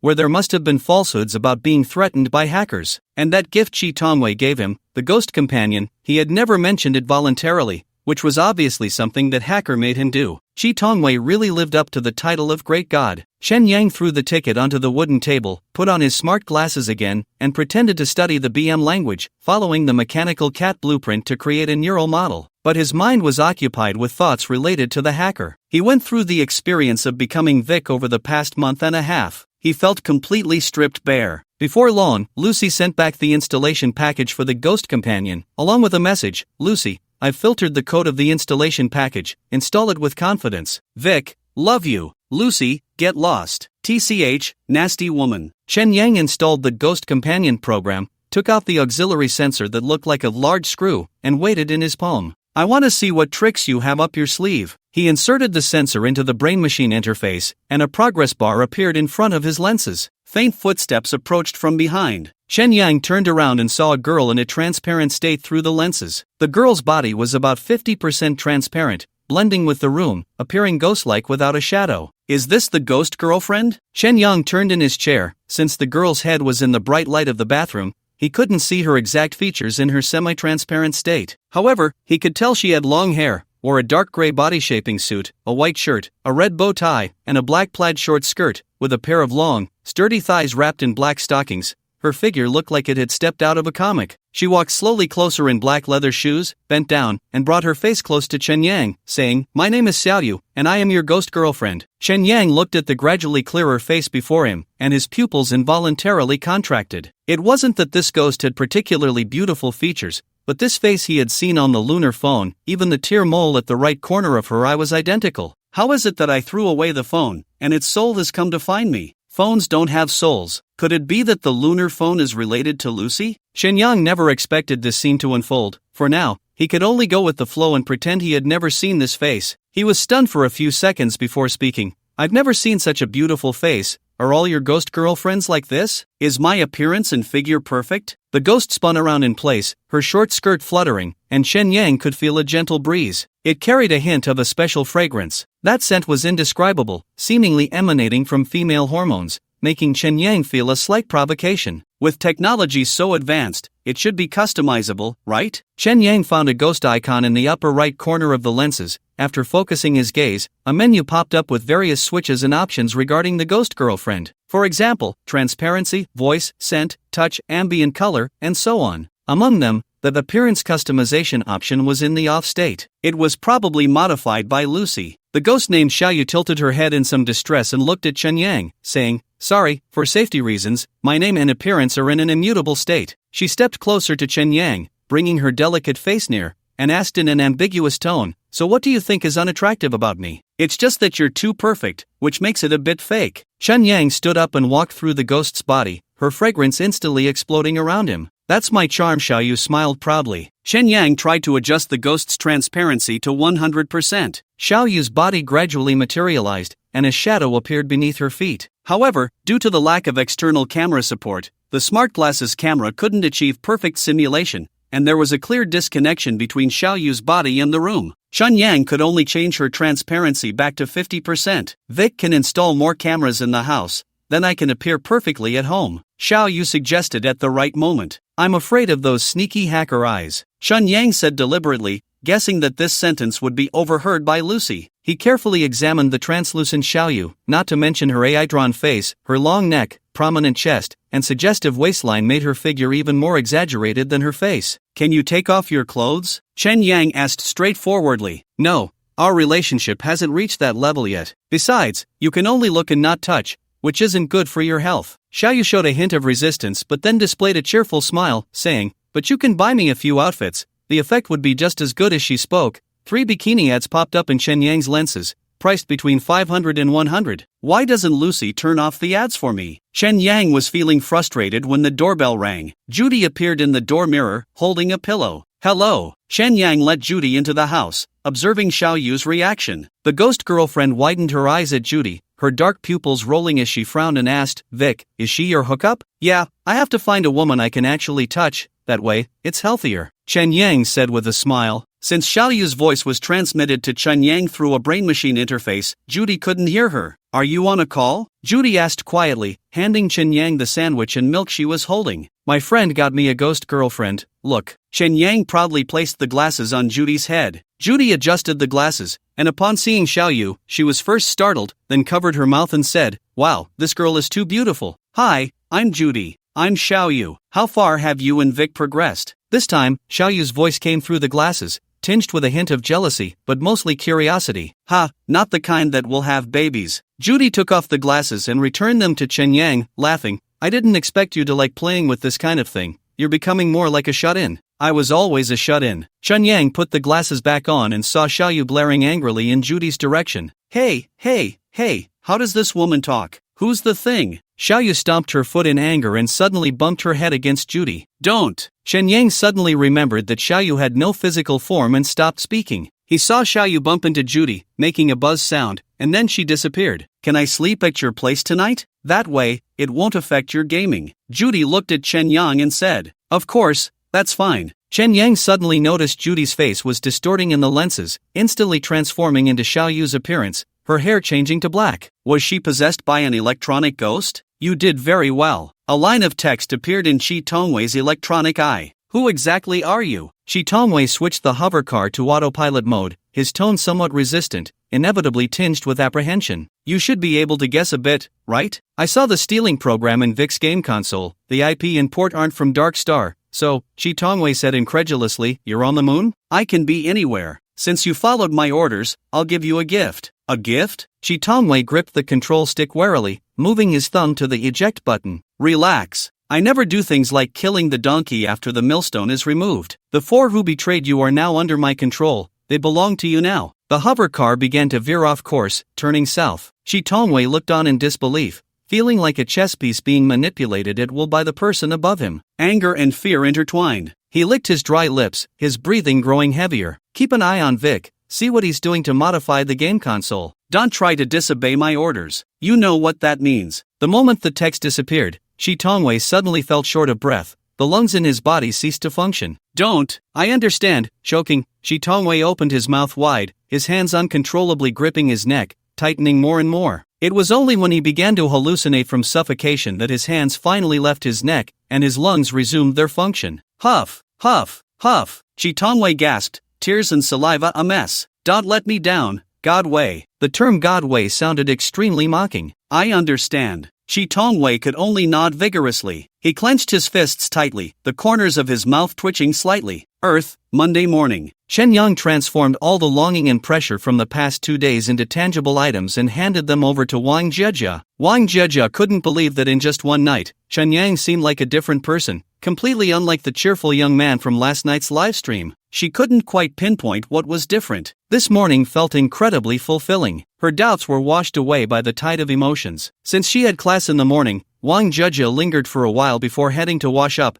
and soon the sound of a shower came from the bathroom. Chen Yang, wearing only a short-sleeved shirt and shorts, heard the sound of the aquarium in the study and went over to check on the side-neck turtle that had never sold and the bluegill that was about to be shipped out. Taking advantage of his clear mind, Chen Yang moved a chair to sit in front of the fish tank, silently pondering. He had a bold guess. The hacker Lucy should be the one secretly protecting Vic. They must have known each other for a long time. Moreover, Vic's survival held certain value for Lucy. But if that were the case, why did she remain indifferent to Vic's miserable life, even to the point of losing his personality and being cut open? Chen Yang suddenly thought of Lu Yuyan. In the last game cycle, when he delivered food to Wang Kai's company, he remembered the expression Lu Yuyan had when she deliberately didn't open the door for him. That kind of psychology of it matters to me that you're not doing well. Could it be that Lucy and Vic were once a couple? That would explain why she always had such a strange attitude. But did she really need to protect her ex-boyfriend for over 2 years? After all, when he broke up with Lu Yuyan, she was completely done with him and would never secretly take care of him. Besides, How could the little you in that lunar phone be explained? Was Lucy a moon person? Did she send a ghost girlfriend to her ex-boyfriend? Dizzy. Chen Yang scratched his head, the sage buff gradually fading, his mind becoming more and more chaotic. What are you doing here? Wang Jieja returned from washing up, wrapping her arms around Chen Yang's neck from behind. This sage is comprehending the mysteries of the universe, Chen Yang said seriously, fabricating nonsense. Have you realized the secrets that can be shared? Yes. Chen Yang reached out to touch Wang Jieja's calf, thinking of her as a character living in a video game, and said, the fish probably doesn't know it lives in a fishbowl. You're not a fish. How would you know if the fish knows? Wang Jieja laughed and simply sat in Chen Yang's lap, saying, the fish definitely knows. Don't they always swim around the fishbowl? I feel like they want to leave the fishbowl. That's because the glass is transparent. If we replace the fishbowl with an opaque ceramic one, the little fish wouldn't see outside, and they would think the whole world is as big as the fishbowl. Chen Yang wrapped his arms around Wang Jieja's waist and asked, do you want to see the world outside the fishbowl? Leave Binhai? Further. Go abroad? Further. Even further. Wang Jieja shook her head in disbelief, pinching Chen Yang's cheek and said, you're not planning to leave Earth, are you? Do you want to see places beyond Earth? Chen Yang slid his hand under Wang Jieja's shirt and continued, I can show you the scenery outside the fishbowl. Are you joking? Wang Jieja's breath quickened, her round eyes darting around. She whispered, actually, I've been to farther places, but it was for a very short time. Really? Chen Yang was surprised and curiously asked, when? Just. Wang Jieja leaned in close to Chen Yang's ear and whispered in a very small voice. At that time, it felt like I was detached from reality. What you said really disrupts my tranquility. Chen Yang picked up her petite body, changed his sitting position, and busied himself. Wang Jieja didn't refuse, feeling shy to meet Chen Yang's gaze, so she simply hugged his head and turned to look at the bubbling fishbowl beside them. She awkwardly tried to find a topic, saying, I like kittens, but I don't like raising them. I just love watching them on my phone. This is called cloud cat raising. There's something I've always found hard to understand and am very curious about. Don't think I'm shallow when I say it. It's fine. Am I not doing something shallow right now? Annoying. Wang Jieja's vision became a bit blurry as she looked at the fish in the fishbowl and slowly asked, the little fish you raise are small and not pretty. You can't even touch them. You can only watch them swim back and forth. What's the point? The joy of raising fish is just like this. Chen Yang's mind was filled with other thoughts, and he could only say intermittently, buy a fishbowl, add water, add fish, feed them. If they get sick, give them medicine, pair them up and let them breed. Oh, Wang Jieja couldn't absorb it either. Once she got into the mood, she didn't care about being shy anymore and held Chen Yang's face, leaning down. The study began to stir. Chen Yang occasionally glanced at the fishbowl, the flow of blood bringing him some inspiration or revelation. The Earth he was on was, after all, a fishbowl for the Dark Star people. The Dark Star was also a fishbowl for the Moon people. Lucy might have already jumped out of the Dark Star fishbowl, and Vic, who remained in the water, became her ornamental fish. Chen Yang felt an indescribable resentment. He held Wang Jieja tightly, dissolving in her heated heartbeat. In the afternoon C language class, the teacher inexplicably went missing, the phone was unreachable, and the students left after waiting for 10 minutes. Chen Yang left the classroom with his notebook, strolling through the Binhai University campus. He looked at the dazzling sunlight above, a scene that would never appear in the Dark Star, unless that cloud of metallic dust was cleared away. Regarding the hacker Lucy, regardless of her stance, at least for now, she is beneficial. Whether it's the trade of guaguang apples or qingyang fish, she can resolve potential dangers and prevent other hackers or gangs from coming after them. Of course, the cost of all this is the secret of the source. Clearly, Lucy already knew that Vic had changed, and that this fish had mutated, so she appeared in Vic's life and tried to insert spies to investigate Chen Yang's source of goods. Fortunately, whenever Chen Yang used his golden finger, he would throw his glasses into the drawer, and his left hand, which used superdimensional abilities, could not be monitored, so he was still safe for now. As long as he kept the secret of the golden finger, Lucy would continue to protect him, monopolizing the entire secret. I hope she's a patient person. Chen Yang couldn't help but smile wryly. He had thought he could live a leisurely life in both worlds with the help of the superdimensional golden finger. It seemed that the word leisurely had nothing to do with cyberpunk. I must have oversimplified things. Next, he needed to find a way to free himself from others' surveillance. Chen Yang pondered for a moment, picked up his phone, and glanced at the time. He had been playing this game for 8 hours.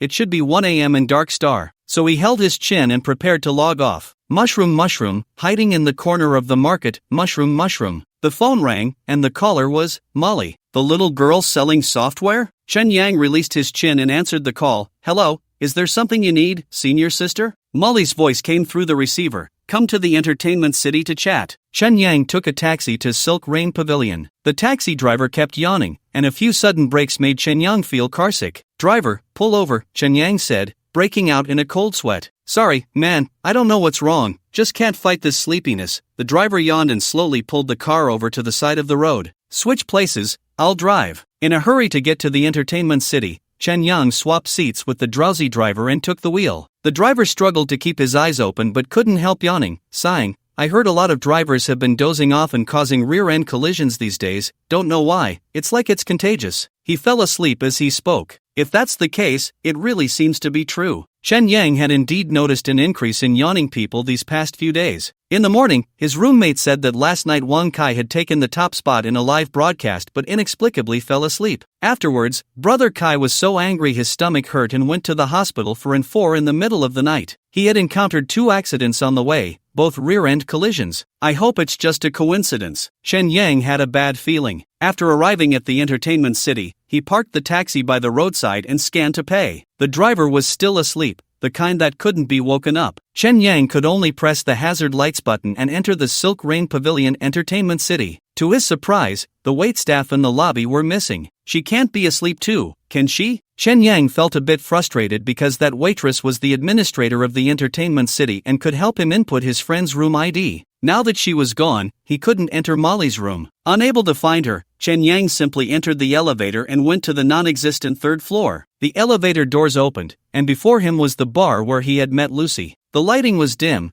and jazz was playfully being performed. Ha! After entering the bar, Chen Yang saw someone. It wasn't the short Molly, but the robust Chi Tongwei. Yes, it was that godwei with metal lines on his face and prosthetic limbs. Don't be surprised, I had Molly invite you in, Chi Tongwei said, drinking beer and smiling. I saw in the mysterious forest database that she invited you to the group, so I asked her to bring you here to meet. He smiled wryly and murmured, there's nothing I can do. I've been monitored by hackers. So that's how it is. Chen Yang sat down on a bar stool, curiously examining Chi Tongwei's body, and asked, how can you enter the game looking like yourself? He. Chi Tongwei raised an eyebrow and said proudly, don't forget I'm the great god of the BM world. Right now, I'm actually using a mod model, which is slightly different from reality. If you don't believe me, look at my mechanical bird. Forget it. Chen Yang immediately shook his head and asked him, is it safe for us to talk here? Absolutely safe. Chi Tongwei took a big gulp of beer and wiped his mouth, saying, the entertainment city you entered was created by me. I guess that hacker can't get in. You guess? Chen Yang widened his eyes in surprise, incredulously continuing, you're playing with fire here. It could be dangerous if you're found out. I'm telling you, there are no all-powerful hackers. The more skilled a hacker is, the more specialized they are. Chi Tongwei recalled his experience of being controlled by that hacker, still showing a bitter expression, and continued, that hacker made me monitor what you were doing with the Earth game console, which shows she doesn't understand the B language of Earth games as well as I do, otherwise, hackers would do it themselves. He finished the beer and slammed the empty glass to the ground,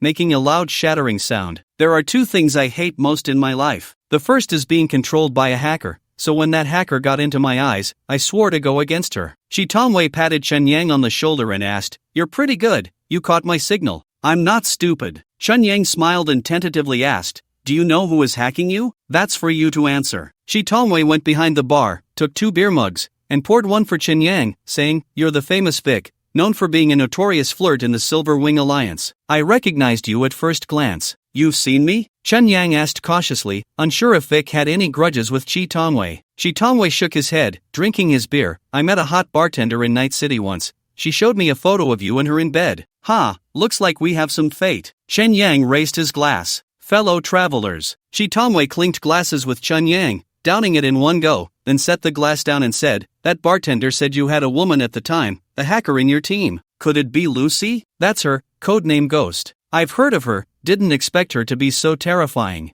Chi Tongwei bitterly cursed, damn it. Ha! Chen Yang also smiled bitterly, thinking, just as I guessed, damn it. So, Chi Tongwei stared into Chen Yang's eyes, frowning, you're not Vic, right? At 2 in the morning. Chen Yang was still in the game, unable to download the cache. Binbian Mayu was very anxious because she hadn't been able to download the latest plot for 2 days. She was having a hard time in bed. Ever since she and Wang Jiajia were developed by Chen Yang, her body had undergone subtle changes, and her desire for forbidden fruit had gradually intensified. But Binbian Mayu was different from Wang Jia. That game character could stop time in the game, while she had been suffering for 2 days during the passionate moments. Damn Qin Yang! She picked up her phone, looking at the man on the screen, her right hand slowly reaching into the covers. In the dark bedroom, only the silvery light from the dark stars shone through. About 10 minutes later, the phone fell and hit her face. Binbian Mayu covered her face, her body twitching in pain. She glanced at the download progress again. It was still 0%.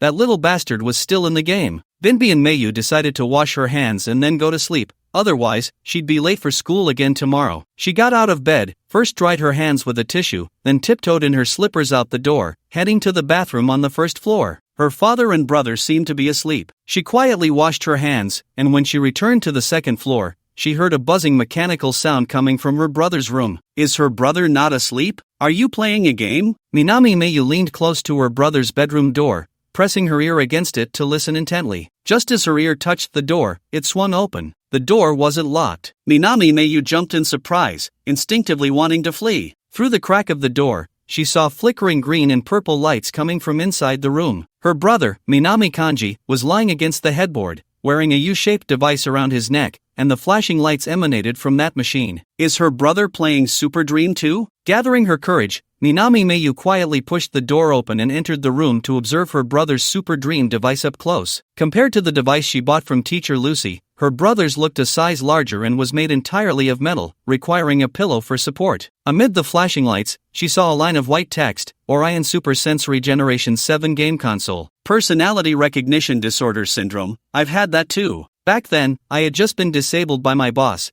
and I could only get by day through gaming. Shitomwei sipped his beer, reminiscing about his past life, and continued, the character I used was a veteran who had taken my place on Dark Star for 2 months. Sigh, I'm very grateful to him. He paused and looked at Chen Yang, asking, how long have you been on Dark Star? Chen Yang slowly savored the bitterness of the beer and replied, not even 2 months. Well, you're doing pretty well. Hang in there. Shitomwei clinked glasses with Chen Yang, took a sip, and continued. Do you know why Lucy wants me to say there are traitors in the Silver Wing Alliance? She wants me to think Vic is a traitor, to make me feel guilty. Chen Yang thought for a moment and added, right now, I'm on Dark Star, and she's on the moon. Isn't it obvious who the traitor is? He paused and slowly shook his head. Actually, it has nothing to do with me. I'm not Vic. I'm just the one facing the consequences. As long as you understand, don't offend that woman. Shitomwei set down his glass and said helplessly, Lucy is on the moon, where there are higher-level network permissions. What's more terrifying is that our understanding of the moon is just the tip of the iceberg. The moon people are different from the capitalists on Dark Star. They are exceptionally united. By the way, she seems to care a lot about your actions in the game. Chen Yang speculated, maybe because she can't see my actions in the game. Wrong, brother. Shitomwei's tone became serious.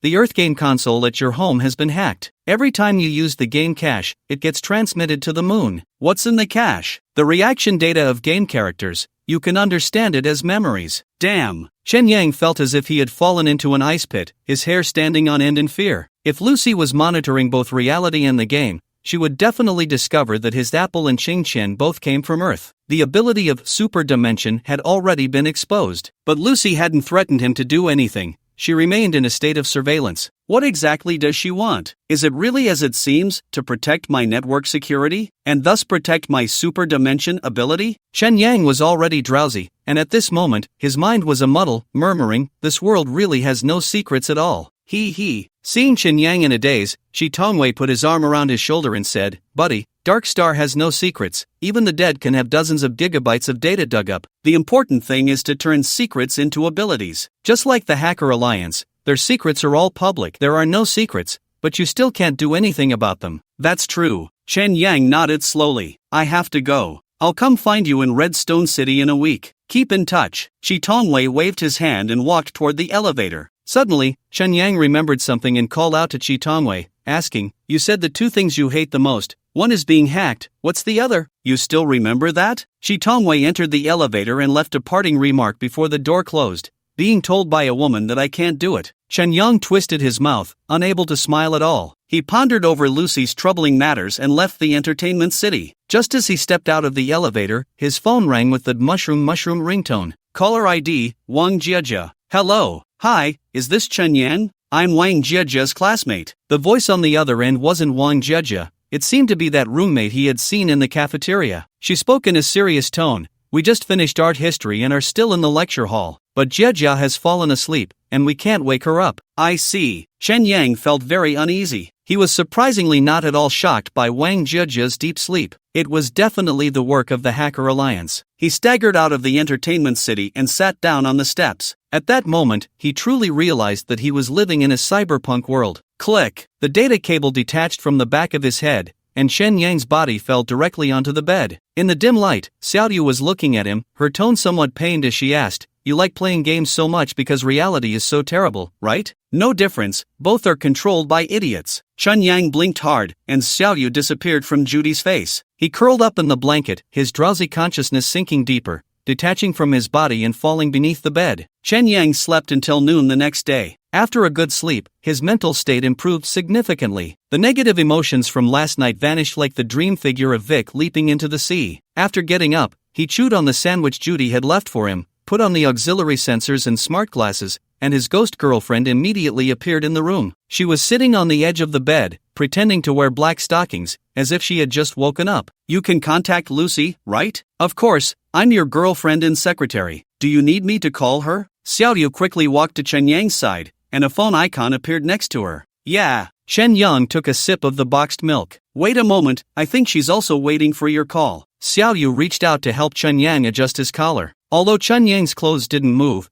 he felt a friction against the skin below his throat, as if it were real. "Can you kiss me?" "Ha?" A puzzled voice came from his ear. "Not you, I was talking to Xiaoyu," Chen Yang hurriedly explained. "Looks like you're quite satisfied with your ghost girlfriend." Lucy's tone remained arrogant as she continued, "What do you want from me? If it's a service outside of digital security, there will be an extra charge. My game data should fall under your protection, right?" Chen Yang sighed, "The game character I bought in Earth got a virus. Your game data cannot cause you personal harm. It doesn't fall under the security category. But I would be sad. A breakup is a form of emotional harm, right? You can treat it with an emotional regulator." Lucy coldly added, "In this day and age, there are still people who get heartbroken. How childish." Chen Yang threw the empty packaging into the trash can and said angrily, "A breakup means investment in feelings. You don't understand a thing." "Is that so? But the character you bought won't lose anything, not a single bite. Your breakup is a losing deal." Lucy mocked, "Dating in the digital realm is not as good as touching your friend's Nico. Aren't you, as a security guard, meddling too much?" Chen Yang felt this ex was much more fierce than Lu Yuyan. After a moment of silence, Lucy finally spoke, "I know what you're talking about. The Hacker Alliance attacked the Earth Company's nerve servers. Right now, the Earth Company's character servers are all infected with the sleeping sickness virus. Don't even mention me. I doubt the Earth Company can handle it either. So, I can't help you." "Will the characters infected with the virus die?" Chen Yang asked. "I'm not that proficient in B language," Lucy said frankly. After a moment of silence, she continued, "However, the purpose of the Hacker Alliance is to force the Earth Company to cooperate. This disease shouldn't kill directly. It will leave time for the Earth Company to negotiate. If the Earth Company is willing to cooperate, then this disease can be cured, right? The Earth Company will never compromise," Lucy said decisively. When Chen Yang returned to school, Wang Jiejia was waiting for him downstairs in the lecture hall. She waved at Chen Yang as soon as she saw him, apologetically saying, "I'm fine, I just fell asleep for no reason." "Did I make you worry?" "I was worried sick," Chen Yang said, gripping Wang Jiejia's hand tightly. "I don't have classes this afternoon. We can go practice dancing." Wang Jiejia was excited about the challenge video, her eyes shining as she said, "I can't embarrass myself this time. It's rare for the live broadcast to be this good, right?" "Yeah, I'll be with you the whole time." "Why do you have that expression? Are you going to cry?" "I just finished watching a sad movie, and my mood hasn't adjusted yet." Chen Yang's nose felt a bit sour. Shi Tongwei received news from an old colleague at the Earth Company that the sleep time of characters infected with hypersomnia would gradually increase, predicting that they would fall into a deep sleep after 7 days of illness and never wake up again. In other words, Wang Jiejia had at most 7 days left to live. The actual situation would be even shorter. The Earth Company was already preparing to roll back the server, at which point millions of players in the game Earth would have to restart, forced to end their current game progress. For Chen Yang, although it was a vibrant campus and a bright sunny afternoon, there was already a sense of impending doom. Wang Jiejia curiously asked, "What movie did you watch?" "I'll watch it when I go back tonight." "A low-budget sci-fi film called Moon. I doubt you'll be interested. Let's watch it together tonight. Wang Jeje's expression turned shy as she quietly asked, "Can I stay at your house tonight?" "Of course. From this moment on, we'll be together all the time." Chen Yang forced a smile. "So cheesy," Wang Jeje said, staring at Chen Yang's red eyes, unsure of what had happened to him. Chen Yang suddenly said, "Jeje, let's go to the amusement park. Now." Wang Jeje was taken aback at first, but the words amusement park brought an excited expression to her face. What girl could resist the charm of an amusement park? "Let's go, let's have an impromptu trip." Chen Yang laughed after saying this, murmuring, "Though it's not really a trip, it's close enough." That day, Chen Yang took Wang Jeje to have a great time. 3 days later on Earth, the hypersomnia virus was spreading, continuously increasing the sleep time of game characters. Human sleep time on Earth exceeded 12 hours, interpersonal relationships became disconnected, and society was in a state of paralysis. In response to player protests, the Earth Company adopted an indifferent attitude. Capital always prioritizes profit, that is the only thing they care about. Don't even mention the virtual lives in the Earth game, even the real lives in Dark Star wouldn't make them hesitate for a second. As for the Hacker Alliance,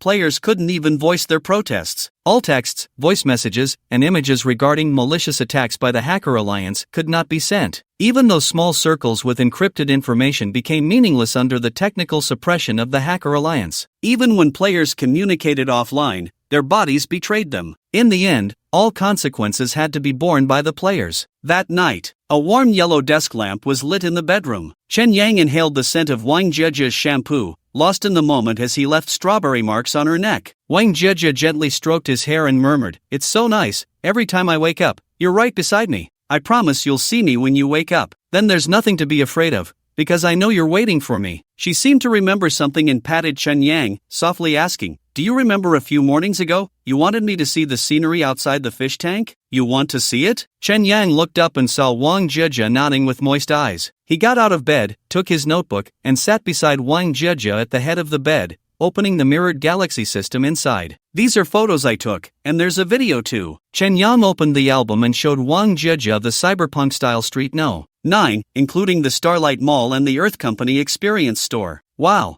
this is what you call the outside world. It's so beautiful. It just looks that way. Is this where you live?" Wang Jeje looked at Chen Yang's house, her eyes widening in disbelief as she quietly asked, "You must have a hard life there. This house isn't even as good as ours." "It's just a place to live. Actually, I live quite easily." Chen Yang carefully observed Wang Jeje's expression and curiously asked, "Aren't you surprised by what I told you?" He had shared the Earth game with her over the past couple of days, hoping to comfort her and lessen her fear of death by letting her know that life could restart. "It doesn't matter, because we're just fish in a fish tank, right?" Wang Jeje looked at Chen Yang's photos again, then closed the notebook and set it aside. "Look," she said, opening her right hand, bringing her thumb and index finger together, her pinky and ring finger together, while her middle finger stood alone. "What is this gesture?" Chen Yang didn't understand what she was doing. Wang Jeje leaned forward, extending her right hand towards the desk lamp, letting the warm yellow light shine through the gaps on either side of her middle finger, illuminating her face. She turned to Chen Yang and said, "This is my most charming moment. Quickly take a photo of me." "Ha?" Chen Yang was a bit confused. Because there was a shadow of her fingers on her face, half dark and half bright, it was far from beautiful. He frowned but still picked up his phone and took 2 pictures of Wang Jeje's current pose. "Let me see." Wang Jeje took Chen Yang's phone, checked the photos, then switched to video mode, shyly handing it back to Chen Yang and saying, "Record tonight, and put it in your album too." As she spoke, she lifted her skirt and climbed onto Chen Yang. Wang Jeje left Chen Yang with the most enchanting, unforgettable, and final night. It was over. Haineb Miyu covered her face, warm tears streaming through her fingers. Disappointment, unwillingness, fear, and other emotions erupted from Wang Jeje's body, all presented through the super dream device on her. She hid under the blanket, silently wailing, her mind filled with thoughts of Chen Yang from the Dark Star. Wang Jeje could forget everything, could restart her life with the server, gaining new life once more. But Chen Yang could not. He had to bear the pain alone in that shabby house, with no one to comfort him. Haineb Miyu wanted to jump down from the moon, to find that player in the Dark Star, to embrace him, no matter how pitiful he was. But all of this was impossible. In the heart-wrenching feeling of unwillingness, Haineb Miyu felt a sense of despair that she couldn't go on living. At this moment, she finally felt the danger of emotional replication. She endured through the night, and as dawn approached, she went downstairs to wash up, deciding to skip class today and seek comfort at the Earth Backstreet Cafe.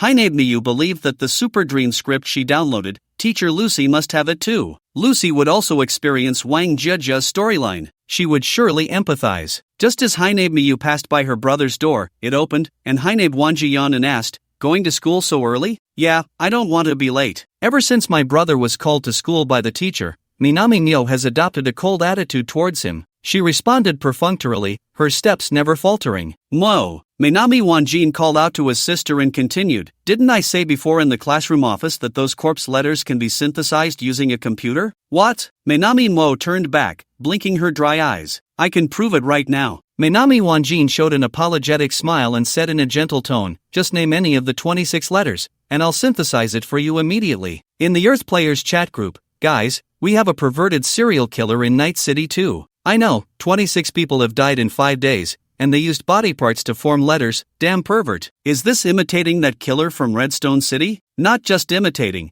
it has already surpassed it. Redstone City only formed the letter G, this one has formed all the English letters. I heard the killer in Night City is very experienced, leaving no footage behind, eerily silent and terrifying. It must be that bastard from the moon. Aren't those killer organizations on the dark web taking action? They wouldn't be going into hiding again, would they? Sigh, no one dares to go against the moon people. It's been proven that with the emergence of the letter killer, the value of the Silver Wing Alliance is still increasing. No one else dares to confront the moon people. Damn it, the game server is shutting down. I've been playing this round for over 2 years, finally climbed to community director. Damn, it was all for nothing. F******, the Hacker Alliance. Same day. Chen Yang silently typed 2 words and exited the mysterious forest app. He took off his glasses and placed them on the wooden table. The projection scene of memory fragments was his rented room, where Wang Jiejia was sleeping in his arms. "Will this make you feel better?" A voice came from behind him, and as the scent approached, Chen Yang felt her fingers gently massaging his temples. "Unless you can massage my heart, it won't do any good." Although Chen Yang wasn't completely despondent, he couldn't muster any interest in anything at the moment. Even the newly emerged perverted killer in Night City didn't surprise him at all. It was like the jokes on Douyin, as soon as one goes viral, a series of imitators follow. It seems the idiots from the moon are of the same ilk, utterly uncreative. He picked up memory fragments, saved the current scene, thinking this was Wang Jiejia's last memory, and couldn't help but sigh. "What does heartbreak feel like?" Xiao Yu asked cautiously. Chen Yang frowned, heading to the kitchen to prepare breakfast, and countered this ghost. "Are you asking, or is Lucy asking?" "It's me, Xiao Yu." Xiao Yu's footsteps followed closely,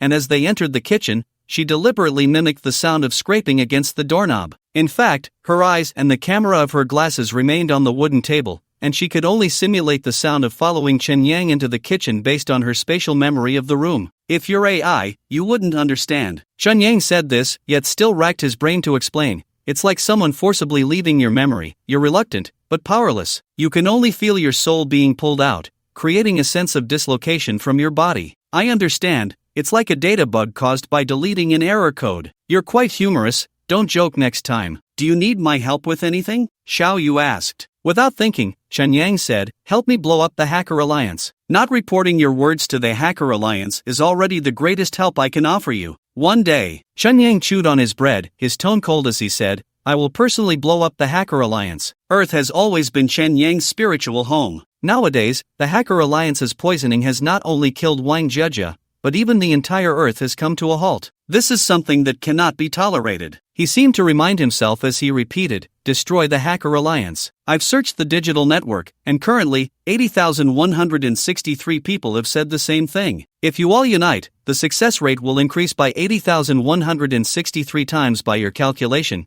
The common people of Dark Star would have already overthrown the capitalist oppression. Chen Yang crumpled the empty milk carton in his hand and said with a tone of disdain, "Your IQ isn't that great either. Contact the customer service for electronic perfume and request a refund." "No way, I was just joking with you." "Joking? Can't you see my expression? I'm very angry." "Sorry, I can only see that dirty wall across the wooden table." Xiao Yu added softly, "This time I'm not joking. I can't, I have a headache. You should be quiet for a while." Chen Yang got dressed, tucked his smart glasses into his pocket, and knocked on Judy's door after stepping outside. "Are you awake?" Judy was tying her golden long hair into a ponytail with a headband. She put on her leather shoes, grabbed her bag, and said, "I can go to the hospital by myself today, you should rest well." "It's fine, staying at home is also annoying." Chen Yang put on his glasses and said to Xiao Yu, help me call a taxi to the nearest newborn hospital.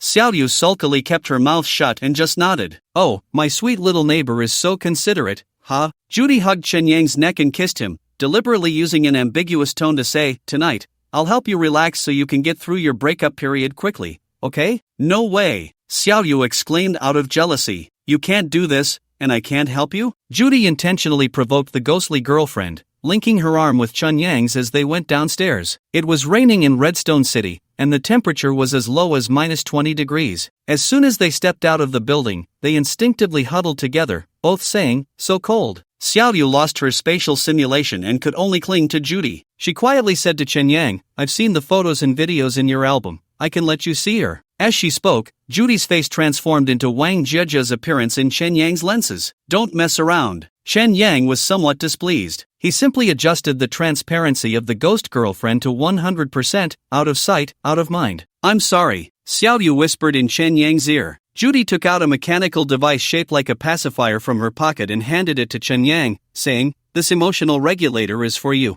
When you're feeling down, choose emotion 72 or 85, and it will help you easily get through this painful time. No need, it's not that painful. Chen Yang hesitated for a moment but still put the emotional regulator in his pocket, murmuring, I want to carefully experience this feeling because it proves that Wang Jieji did exist, that she lived. Moreover, this feeling will also urge me to move forward, with the goal of taking down the Hacker Alliance. He thought silently. If you play the game again, will you still choose Wang Jieji as your character? Judy asked. No, because she's already dead. For you, if she reappears, she wouldn't be human anymore, would she? I guess this is my self-deception. Chen Yang smiled bitterly and looked up at the gray sky. He raised his right hand, mimicking Wang Jiejia's gesture of bringing the thumb and index finger together, the ring finger and little finger together, leaving the middle finger standing alone. What does this gesture from Wang Jieji mean? W? Three-fingered alien? Just as he was thinking, Xiaoyu pulled up a photo of Wang Jieji at that time, displaying it in the lenses. Wang Jiejia's face was divided by light and shadow. He remembered she had said that this was her most charming moment. Ah, I really hate riddlers. Minami Myo saw the AI synthesis that her brother was showcasing. The effect of the photo was consistent with that of Gil Valen, equally real, terrifying, and disgusting. These are the three letters B, M, Z. Do you want to generate other letters? Hamanabe Kanji reopened the AI command window and tentatively said to his sister, or, you could regenerate the same letters. Forget it. Hamanabe Myo slowly shook her head, her gaze sweeping around her brother's room, not seeing that game console. A terrible suspicion arose in her heart. But after all, the person in front of her was her own brother. She couldn't believe such a possibility. So she suppressed that thought and said softly, I'm going to school. Hamanabe Myo turned to leave her brother's room. Seeing his sister's departing figure, Hamanabe Kanji secretly breathed a sigh of relief, got up, and followed her out, saying, I'll drive you to school. I can walk by myself. What, do you want to skip class? Wait for me to get the car keys. Oh, really? It's not necessary, Hamanabe Myo said irritably. There was no way around it. Seeing that Hamanabe Kanji was insistent on driving her, she could only walk out of the house with her head down. The dark stars above had been blocked by solar panels, replaced by the morning light. Hamanabe Myo suddenly noticed a stack of wooden boards in the corner of the yard, along with 2 paint buckets and a toolbox. As her brother came out turning the car keys, she asked,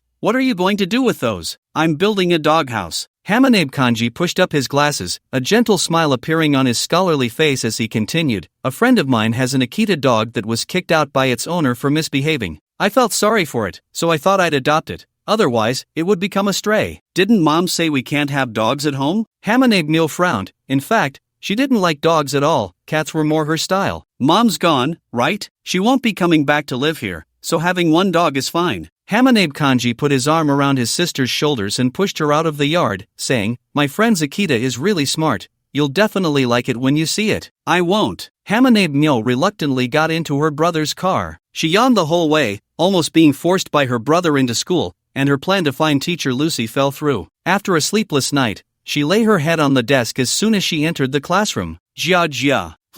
Hamanabe Myo heard someone calling her and realized she wasn't Wang Jieji. That Jieji was just a classmate inadvertently shouting while discussing a math problem. Sigh. She sighed and closed her eyes again. A group of male classmates burst into the classroom like wild dogs, barking and crowding around Gil Valen's desk, chattering away. Hamanabe Myo wanted to cover her ears but was curious about what they were saying. She overheard those boys talking. Gil, did you see the letters in Night City? Shut the hell up. I told you not to talk about this at school. I don't want to get scolded by my brother again. Okay, then it's my turn to play today, right? You've already tried it with my girlfriend. I know, my brother's not home today, so come over a bit later. Ha, tonight I want to pick a loving couple and do it in front of them. Scumbag. Hamanabe Myo cursed. She hoped those boys would come and provoke her again so she could vent her frustrations, like smashing a chair over those little brats. However, ever since she had beaten Gil Valen until he was bloodied, the boys in the class no longer dared to provoke her, scurrying away like mice from a cat. At that moment, hearing Hamanabe Myo's curse, they all fell silent, which made Hamanabe Myo very frustrated. She desperately wanted to fight. New student hospital. In the infusion room late at night, there were only 5 or 6 people, all pregnant women participating in the new student program. To keep warmer, Chen Yang and Judy lay closely together on the bed. Judy was watching a melodramatic romance drama again. This time she transformed into a lunar beauty, entangled in a love triangle with 2 handsome guys from Dark Star, occasionally murmuring,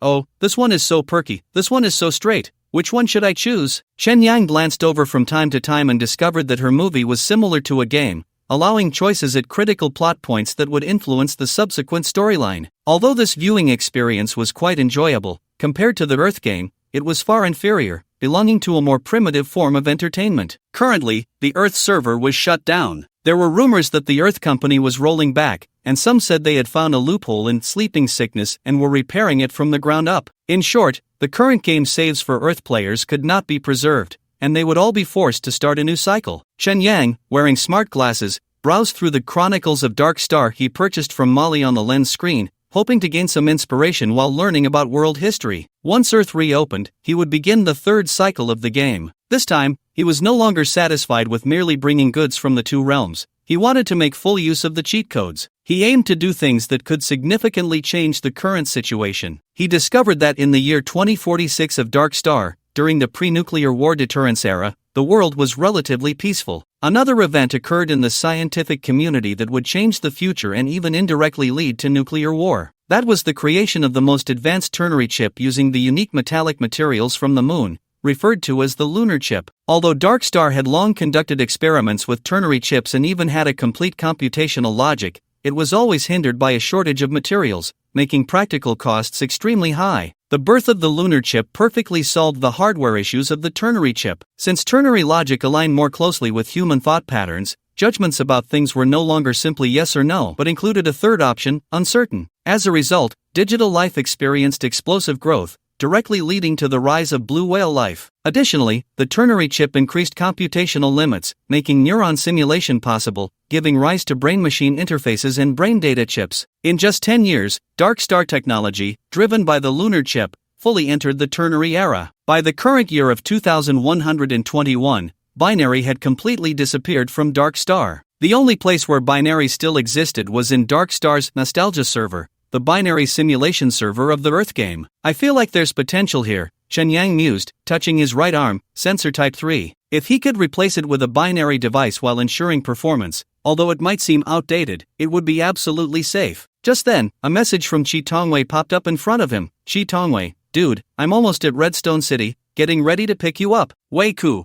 I thought you were arriving tomorrow. Chi Tongwei, it's now 23 hours 59 minutes and 55 seconds on October 18th. Chi Tongwei, okay, it's already tomorrow as you call it. Wei Ku, alright, actually, there's no need to be so precise, just come to my place. Chen Yang glanced at Judy's nutrient solution, which happened to finish at that moment. The two quickly tidied up and left the New Life Hospital. The rain was still falling outside, and Judy felt frost forming in her nose, hugging her arms and saying, if I have to report to the New Life Park again, at least I won't have to trudge through the snow to work this winter. That's great. Chen Yang had complex feelings for this special neighbor. He sincerely said, I hope you get assigned a good male partner when you get there. It doesn't matter, it's just a few times, I can endure it, Judy replied just as a taxi drove up in the rain. She hurriedly hugged Chen Yang and said, get in quickly, it's freezing. Chen Yang also wrapped his arms around Judy's waist and opened the car door to climb in. Boom! With a thunderous sound, the taxi slowly left New Life Hospital. Almost simultaneously, a hover car silently glided by, following closely behind. Chen Yang and Judy returned to their skyscraper residence. The two shook off the rain from their coats and chatted as they climbed the stairs to the 8th floor. A person stood in front of room 808. Good to see you again, Vic. Chi Tongwei waved at Chen Yang, then looked in surprise at Judy, who was following Chen Yang, and quickly smiled, saying, I can stay somewhere else tonight, I won't disturb you. She's my neighbor. Chen Yang didn't expect Chi Tongwei to arrive so early. The hover car was indeed fast. Hello. Judy waved enthusiastically. Are you a friend of Vic? I'm Judy. Chi Tongwei glanced at their faces, raised an eyebrow, and said, I'm Chi Tongwei, nice to meet you. Are all those things yours? Chen Yang saw that Chi Tongwei had brought 4 large and small boxes, went over to open the door, and said, I didn't expect changing a game console would be so troublesome. I wouldn't dare to be careless with your matters. As soon as Chen Yang opened the door, Chi Tongwei carried the largest box inside. Chen Yang stacked 2 boxes together and carried them in, saying, Be careful, my floor is all antiques. Crack. Too late, brother, you've already stepped on one of my antiques. Crack. 2 pieces, don't worry, I'll compensate you. Let me help you guys. Judy stacked the last 2 small boxes and struggled to move them into the house. Chen Yang turned around to take Judy's box and said, Don't strain yourself, this is the most critical time, go back and rest. Judy took the opportunity to ask quietly, Who is he? He's the one I saved a week ago, the game console repairman. Are you two staying together tonight? Judy hinted, extending 2 fingers and rubbing them together, saying, Your bed is so small, don't get too close. Don't joke around, I'm sleeping at your place tonight. Chen Yang laughed as he pushed Judy out of the house. After Chen Yang closed the door, she took off her coat, shook off the rain, and entered room 809. At the moment she closed the door, she seemed to see someone coming up the stairs. Click! She locked the door and took off her hair tie, preparing to take a shower. Next door. When Chen Yang entered the bedroom, Chi Tongwei was opening the largest plastic box, pulling out a game console identical to Chen Yang's and gently placing it on the floor. I didn't expect you to be playing with the neighbor, quite romantic, Chi Tongwei joked. She joined the freshman program, and we are friends. Close friends, I understand. Chi Tongwei threw his coat onto the sofa, revealing arms that were not covered in skin but were metal prosthetics instead, not the bionic type installed at the freshman hospital. These 2 mechanical arms were very robust, painted in black and red, with streamlined sensory lights that seemed to swirl around the arms like magic, even cooler than Iron Man's armor. He proudly clenched his metal fist, raised his head, and said, Pretty cool, right? This is the King Kong Heavy Punch GT5, and I've overclocked it. Incredibly powerful. How much is it worth? Chen Yang indulged his desire to show off. Probably. Chi Tongwei's words suddenly stopped, his electronic eye flickering with light, and his expression froze instantly. Chen Yang felt the hairs on his body stand up, and a voice echoed in his ear, Vic, Judy is in danger. Bang! A blast sounded outside the door, followed by Judy's scream. Damn! Chi Tongwei grabbed a firearm from the box and rushed out. Chen Yang had already pulled out his gun from his backpack, and as he remembered Vic's knife while heading out, he hurried to grab it and dashed out of the house. Judy's scream ignited his fury. No matter who it was, someone had to die today. The door to room 809 had been kicked down, and red flames flickered inside the room, the gunfire making Chen Yang's scalp tingle and his breath quicken. Judy lay convulsing in a pool of blood, a gaping wound in her abdomen still bleeding profusely. The brilliance in her eyes was slowly fading. It's a lunar replicant. Chi Tongwei held the gun with both hands, continuously unleashing bullets on the enemy. Bang bang bang bang. Chen Yang joined in the shooting, and at that moment, he realized that the enemy was the blonde replicant he had seen in the video. So you were next door. I was wondering why there were only women at home. The replicant stood firmly between the living room and the bedroom. He completely ignored the gunfire from the two, even as the bullets tore through the muscles on his face, revealing the metal skeleton beneath. He remained unafraid. Damn it! Chen Yan fired off the last of his already limited bullets, then swung the handgun at the replicant. He wanted to use a knife to slash, but Chi Tongwei's bullets kept coming, so he raised his right arm and infused the muscle memory of Vic into sensor type 3. What a damn monster! Chi Tongwei cursed, and the gun in his hand emitted a buzzing sound as it shot out a crimson laser. The scorching light ignited the replicant's trench coat, burning black marks into his body, yet it still couldn't damage the internal armor. What kind of metal is that? Chi Tongwei's voice was filled with confusion and fear.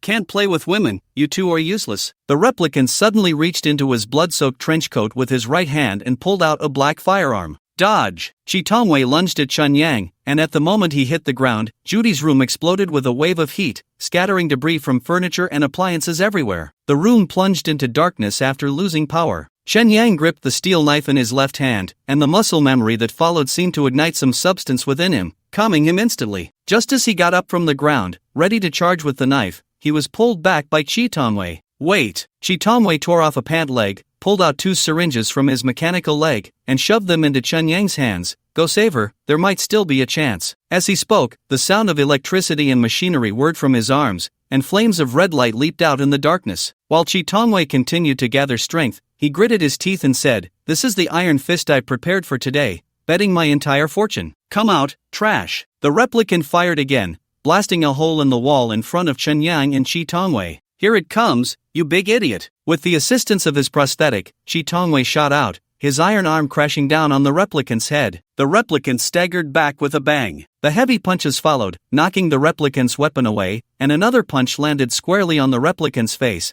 completely toppling the metallic body. Boom, boom, boom, boom. Listening to the deafening sound of the hammering, Chen Yang had already inserted the emergency needle into Judy's vein, injecting the medication. The smart glasses displayed instructions for another syringe. "Xiao Yu, call the trauma team. I've already called for you, they are expected to arrive in 7 minutes. Too slow." Chen Yang picked up another syringe without a needle and sprayed white foam onto Judy's abdominal wound, the hemostatic and analgesic medication immediately taking effect as it mixed with her blood. Hearing Judy's faint breathing, Chen Yang turned to look at Chi Tongwei. Under the night vision display of the smart glasses, the burly man was straddling the replicant, continuously hammering the replicant's head into the floor. One punch after another, sparks flew. Just as Chen Yang felt a bit relaxed, the sound of metal clashing brought the replicant's question, "You should be out of strength by now, right?" The replicant grabbed Chi Tongwei by the collar, head-butting him solidly in the face. After getting up, he followed up with a kick, sending Chi Tongwei flying like a kicked ball, crashing against the wall. Chi Tongwei grunted, gasping for breath. Just lost a layer of skin, not painful at all. The muscles on the replicant's face, battered and torn, completely fell away, revealing a fully metallic skull, with a pair of electronic eyes glowing with a bluish light. As Chi Tongwei got back up from the ground, the prosthetics on his body made a creaking sound as if they were about to fall apart. He noticed that the bionic man's head showed no signs of damage and couldn't help but raise his hands to take a look. The indestructible fist had actually deformed. How could this be? Face your fate, you group of technologically backward, lowly beings, only fit to be our playthings for release. The bionic man chuckled and muttered to himself, that line was so cool. Just as he bent down to pick up the firearm, Chi Tongwei's arms emitted an overload sound that exceeded the limit, and dazzling light illuminated the entire room. "Fuck you!" Chi Tongwei shot out like a bullet, crashing into the bionic man. The sounds of mechanical collision and compression overlapped. Amidst the sparks, the bionic man flew sideways, crashing through the glass window and falling from the 8th floor. Damn! Chi Tongwei collapsed on the ground, his indestructible arm twisted and deformed, the breathing light already extinguished. He gasped for breath, stammering, "He won't die, run, there's only this way out." Chen Yang witnessed all of this, clearly realizing the gap between Dark Star and the moon. Judy's weak voice emerged from the darkness, her tone laced with tears, "My rebirth plan can't be completed. I'll owe a lot of money. Don't save me. Living like that would be worse, I beg you. This isn't the time to talk about that." Chen Yang turned back, his body already rushing out the door. The anger with no outlet ignited within him, and in that moment, he felt he could exceed the second cosmic velocity and rush to the moon. A shadow fell through the rain curtain. Bang! The bionic man crashed heavily to the ground, shattering the surrounding tiles. He looked up at the dark room on the 8th floor, and after a 3-second self-check, his body resumed operation, showing no signs of damage. Although his body was unharmed, it was quite embarrassing, and he would undoubtedly be mocked by his classmates. "Damn it, just wait until I pull your bones out one by one and keep them in a jar." Had ha! This idea is so creative, I'm a genius. The bionic man laughed as he stood up,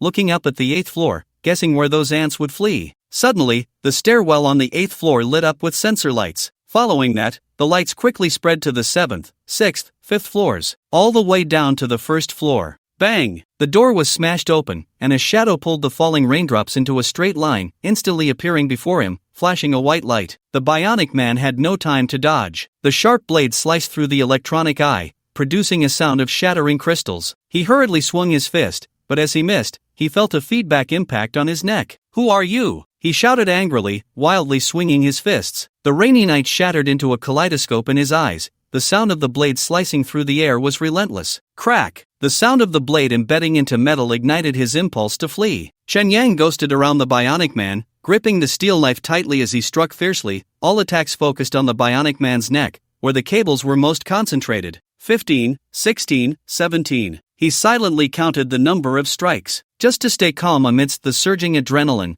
wary of Vic escaping from his head. 21. The steel knife finally cleaved into the bionic man's neck, the blade transmitting the tactile feedback of severed cables. Bang! The bionic man collapsed like a puppet, its head rolling to the ground. The electric sparks from the exposed metal wires in its neck were quickly extinguished by the rain. Chun Yang took a deep breath, his whole body trembling with exhaustion, the sound of rain quietly ringing in his ears. Tell me your name, I will come for revenge. The bionic man's eyes shone with their last light. Chen Yang stepped on the bionic man's head, grinding its face into the mud, coldly saying, I am your father. The signal from the moon was cut off. The bionic man's body ceased to function, lying on the ground like scrap metal. So this is what it means to be a Blade Runner. Shen Yang looked at the broken steel knife in his hand and finally understood why Vic used cold weapons. The material of this knife must be rare. Using it to make bullets would be too inefficient. Without the guarantee of hitting the target, it was far safer to hold it in his hand. A call request popped up on the screen, and he heard Chi Tongwei's excited voice say, Brother, what you have under your feet is a genuine bionic Type 4, worth nearly 10 million. Quickly put it away. Is it really that valuable? Chen Yang raised his head and, through the rain curtain, vaguely saw Chi Tongwei crouched by the window. This is something priceless and hard to find. Hurry up. As Chi Tongwei spoke, the hovering vehicle worth 10 million slowly approached and stopped beside Chen Yang, popping open the trunk. What about Judy? Chen Yang asked. She's still alive. If you had called the trauma team, her life would definitely be saved. That's good. Chen Yang's left hand trembled violently, barely able to hold the knife. He used his right hand to throw the bionic's head into the trunk of the hovering vehicle, then dragged the bionic's body, straining greatly to stuff it inside. White lights flashed overhead. The trauma emergency team from the New Life Hospital had arrived. The white hovering vehicle reached the 8th floor, and the medical personnel jumped into the room through the broken window. You idiot! Gilvilan kicked Matsui Masao in anger, incredulously asking, You mean the bionic from the game console was killed? Killed by the Dark Star people? Yes, I didn't even see what the other person looked like. Is it haunted or something? Matsui Masao carefully placed the heavy game console he had around his neck onto the bed, observing Gilvilan's expression and asking, How much was that bionic? I can compensate you. Seeing Gilvilan's gloomy face, he tentatively added, At worst, let my girlfriend accompany you a couple more times. I still have 2 pills left. That kind of thing gets boring after one use. Gilvilan rubbed his head irritably, muttering, Great, now I'm going to get scolded by my brother again. He specifically told me not to touch the game console. How much was that bionic? Matsui Masao asked. That doesn't matter. Gilvilan replied irritably, lying back on the bed and saying, What's important is not to let my brother find out. If he knows I secretly used the game console and lost to the Dark Star people, he'll laugh at me for the rest of my life. The more he thought about it, the angrier he became,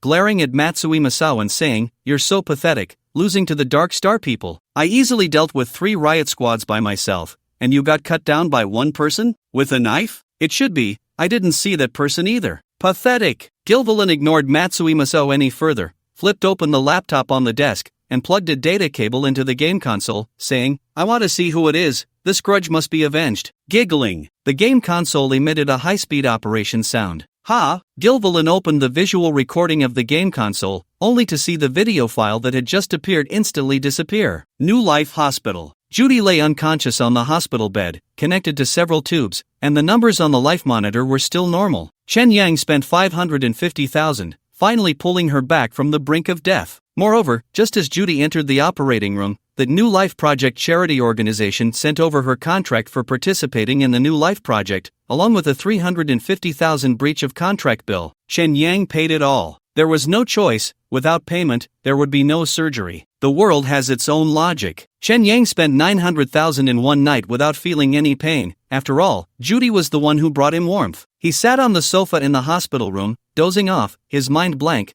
unwilling to think of anything. Vic, you need to move soon. Lucy's voice broke into his ears.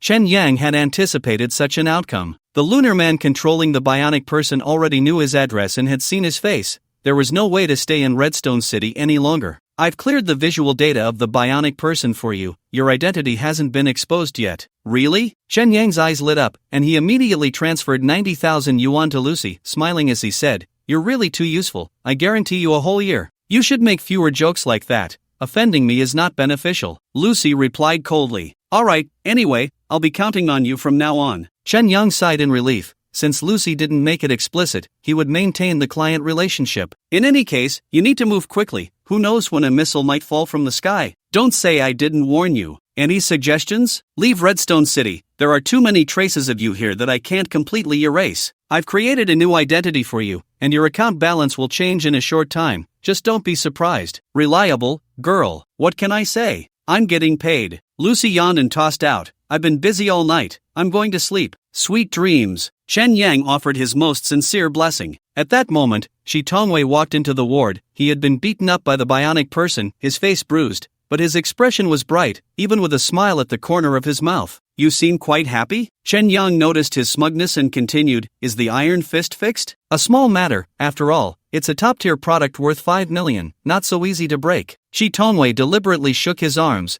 Although they were somewhat deformed, they didn't affect daily use. He grinned and leaned closer to Chen Yang, raising an eyebrow. Let's be honest, didn't I almost suppress the lunar bionic person throughout the battle and ultimately achieve victory? You've really mastered the art of subtlety. Chen Yang patted Shi Tongwei's shoulder and said sincerely, buddy, your contribution is significant. If it weren't for the syringe you provided, Judy probably wouldn't have made it this far. Thank you so much. A life for a life. I consider my debt of gratitude repaid. Shi Tongwei sat beside Chen Yang, looking at Judy on the hospital bed, and said, the location of Redstone City has been exposed. You should move to Chiba Source and take that woman with you. I feel unsafe anywhere. Chen Yang felt a bitter sense of nowhere to go, especially after the Earth server shut down. It felt like being kicked out of home. That's the truth. But there's another truth. As long as you have money and power, you'll be safe anywhere, Shi Tongwei said. That's true. Chen Yang opened the map on his smart glasses and found Chiba Source, a city near the No. 20 lunar garbage dump. In the northern part of Chiba Source, there was a metropolis called Jigging. Is Jigging a directly governed city of the United Government? Chen Yang saw the star and moon emblem on the city, which was the symbol of the United Government. That's right, that place is considered a safe haven, but you need to install a brain data chip and be monitored 24/7. There are many troubles. I used to live there, and it was a bit of a hassle. Shi Tongwei paused and added, by the way, the Earth Company is located in Jigging. Being neighbors with Earth was too tempting. 4 days later, the military green hover car passed through the gray mist and entered the No. 20 lunar garbage dump. Chen Yang looked down. On the chaotic heaps of garbage, he could occasionally see scavengers trying their luck. He recalled the night he first arrived at Dark Star, digging through the trash like a bug for 2,500 yuan. This inevitably made him feel emotional. It's not easy to be alive. Shi Tongwei was awakened by his own snoring. He rubbed his dry eyes and stared blankly for a moment before saying, up ahead is Chiba Source. It's different from the industrial park in Redstone City. The public security isn't as good, or rather, it's very poor. However, it is as unruly as the City of Night, allowing you to play madly. After saying this, he took a bottle of eye drops from the drawer in the car and dripped a few drops onto his electronic eyes, maintaining a tilted head position as he asked, how should we deal with that bionic type for? If you have reliable connections, sell it for money. Keeping this bionic person will cause problems sooner or later, Chen Yang said. I checked in the black market. The metal skeleton used in this bionic type 4 is called titanium steel, one of the strongest metals in Dark Star. Shi Tongwei snorted coldly and continued, the moon people slightly modified the refining process, turning it into the pinnacle of Dark Star's defense. If it hits the black market, those wealthy bosses will definitely fight over it. Moreover, the bionic person's chip and battery are genuine lunar technology. If I weren't afraid of chip tracking, I would want it myself. Then sell it quickly. Get your diamond fist repaired. I also need some money. Chen Yang was preparing for the third round of Earth. The Earth server had been reopened. Shi Tongwei also helped him modify the game console, allowing the use of homemade mods. From then on, the use of cheat codes was no longer limited to buying and selling. The playability was much higher. Thinking about bringing his designs into reality,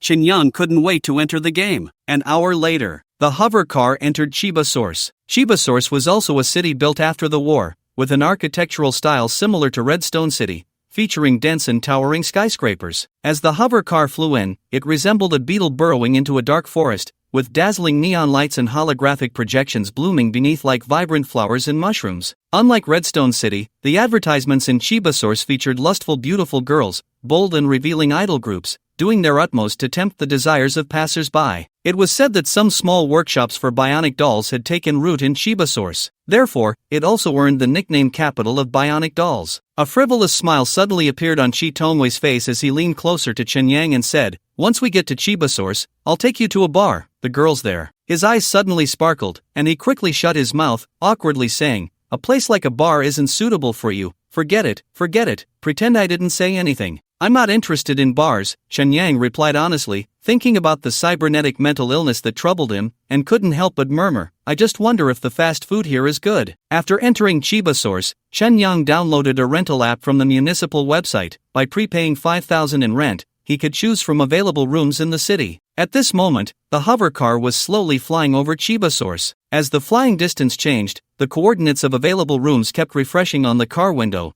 with rent and room sizes clearly marked. "Why do you only pick small houses? The second brother can live in a small unit, but the elder brother must enjoy a big house," Shi Tongwei said as he showed Chen Yang 7 or 8 empty rooms, none of which Chen Yang was satisfied with. "I prefer to live in a small place, it's safer." Chen Yang pointed to a square skyscraper ahead. "Let's check that 32nd floor. That light luxury wild dog single apartment? Only 100 square meters, and it costs 36,000 in rent per year. It's not cost effective at all." Shi Tongwei turned the hover car towards it, and as they got closer, he laughed. "Goodness, that balcony with a parking space takes up 30 square meters, leaving less than 70 square meters of usable area. That's too unwise. Do you understand? This is called understated luxury with depth," Chen Yang said with a pout. "Let me correct you. This is a light luxury wild wolf single apartment, not wild dog. Pay more attention. It's about the same." Shi Tongwei brought the hover car closer, elegantly drifting to a stop on the balcony. After Chen Yang got out of the car, he first knocked on the glass of the floor-to-ceiling window and muttered to himself,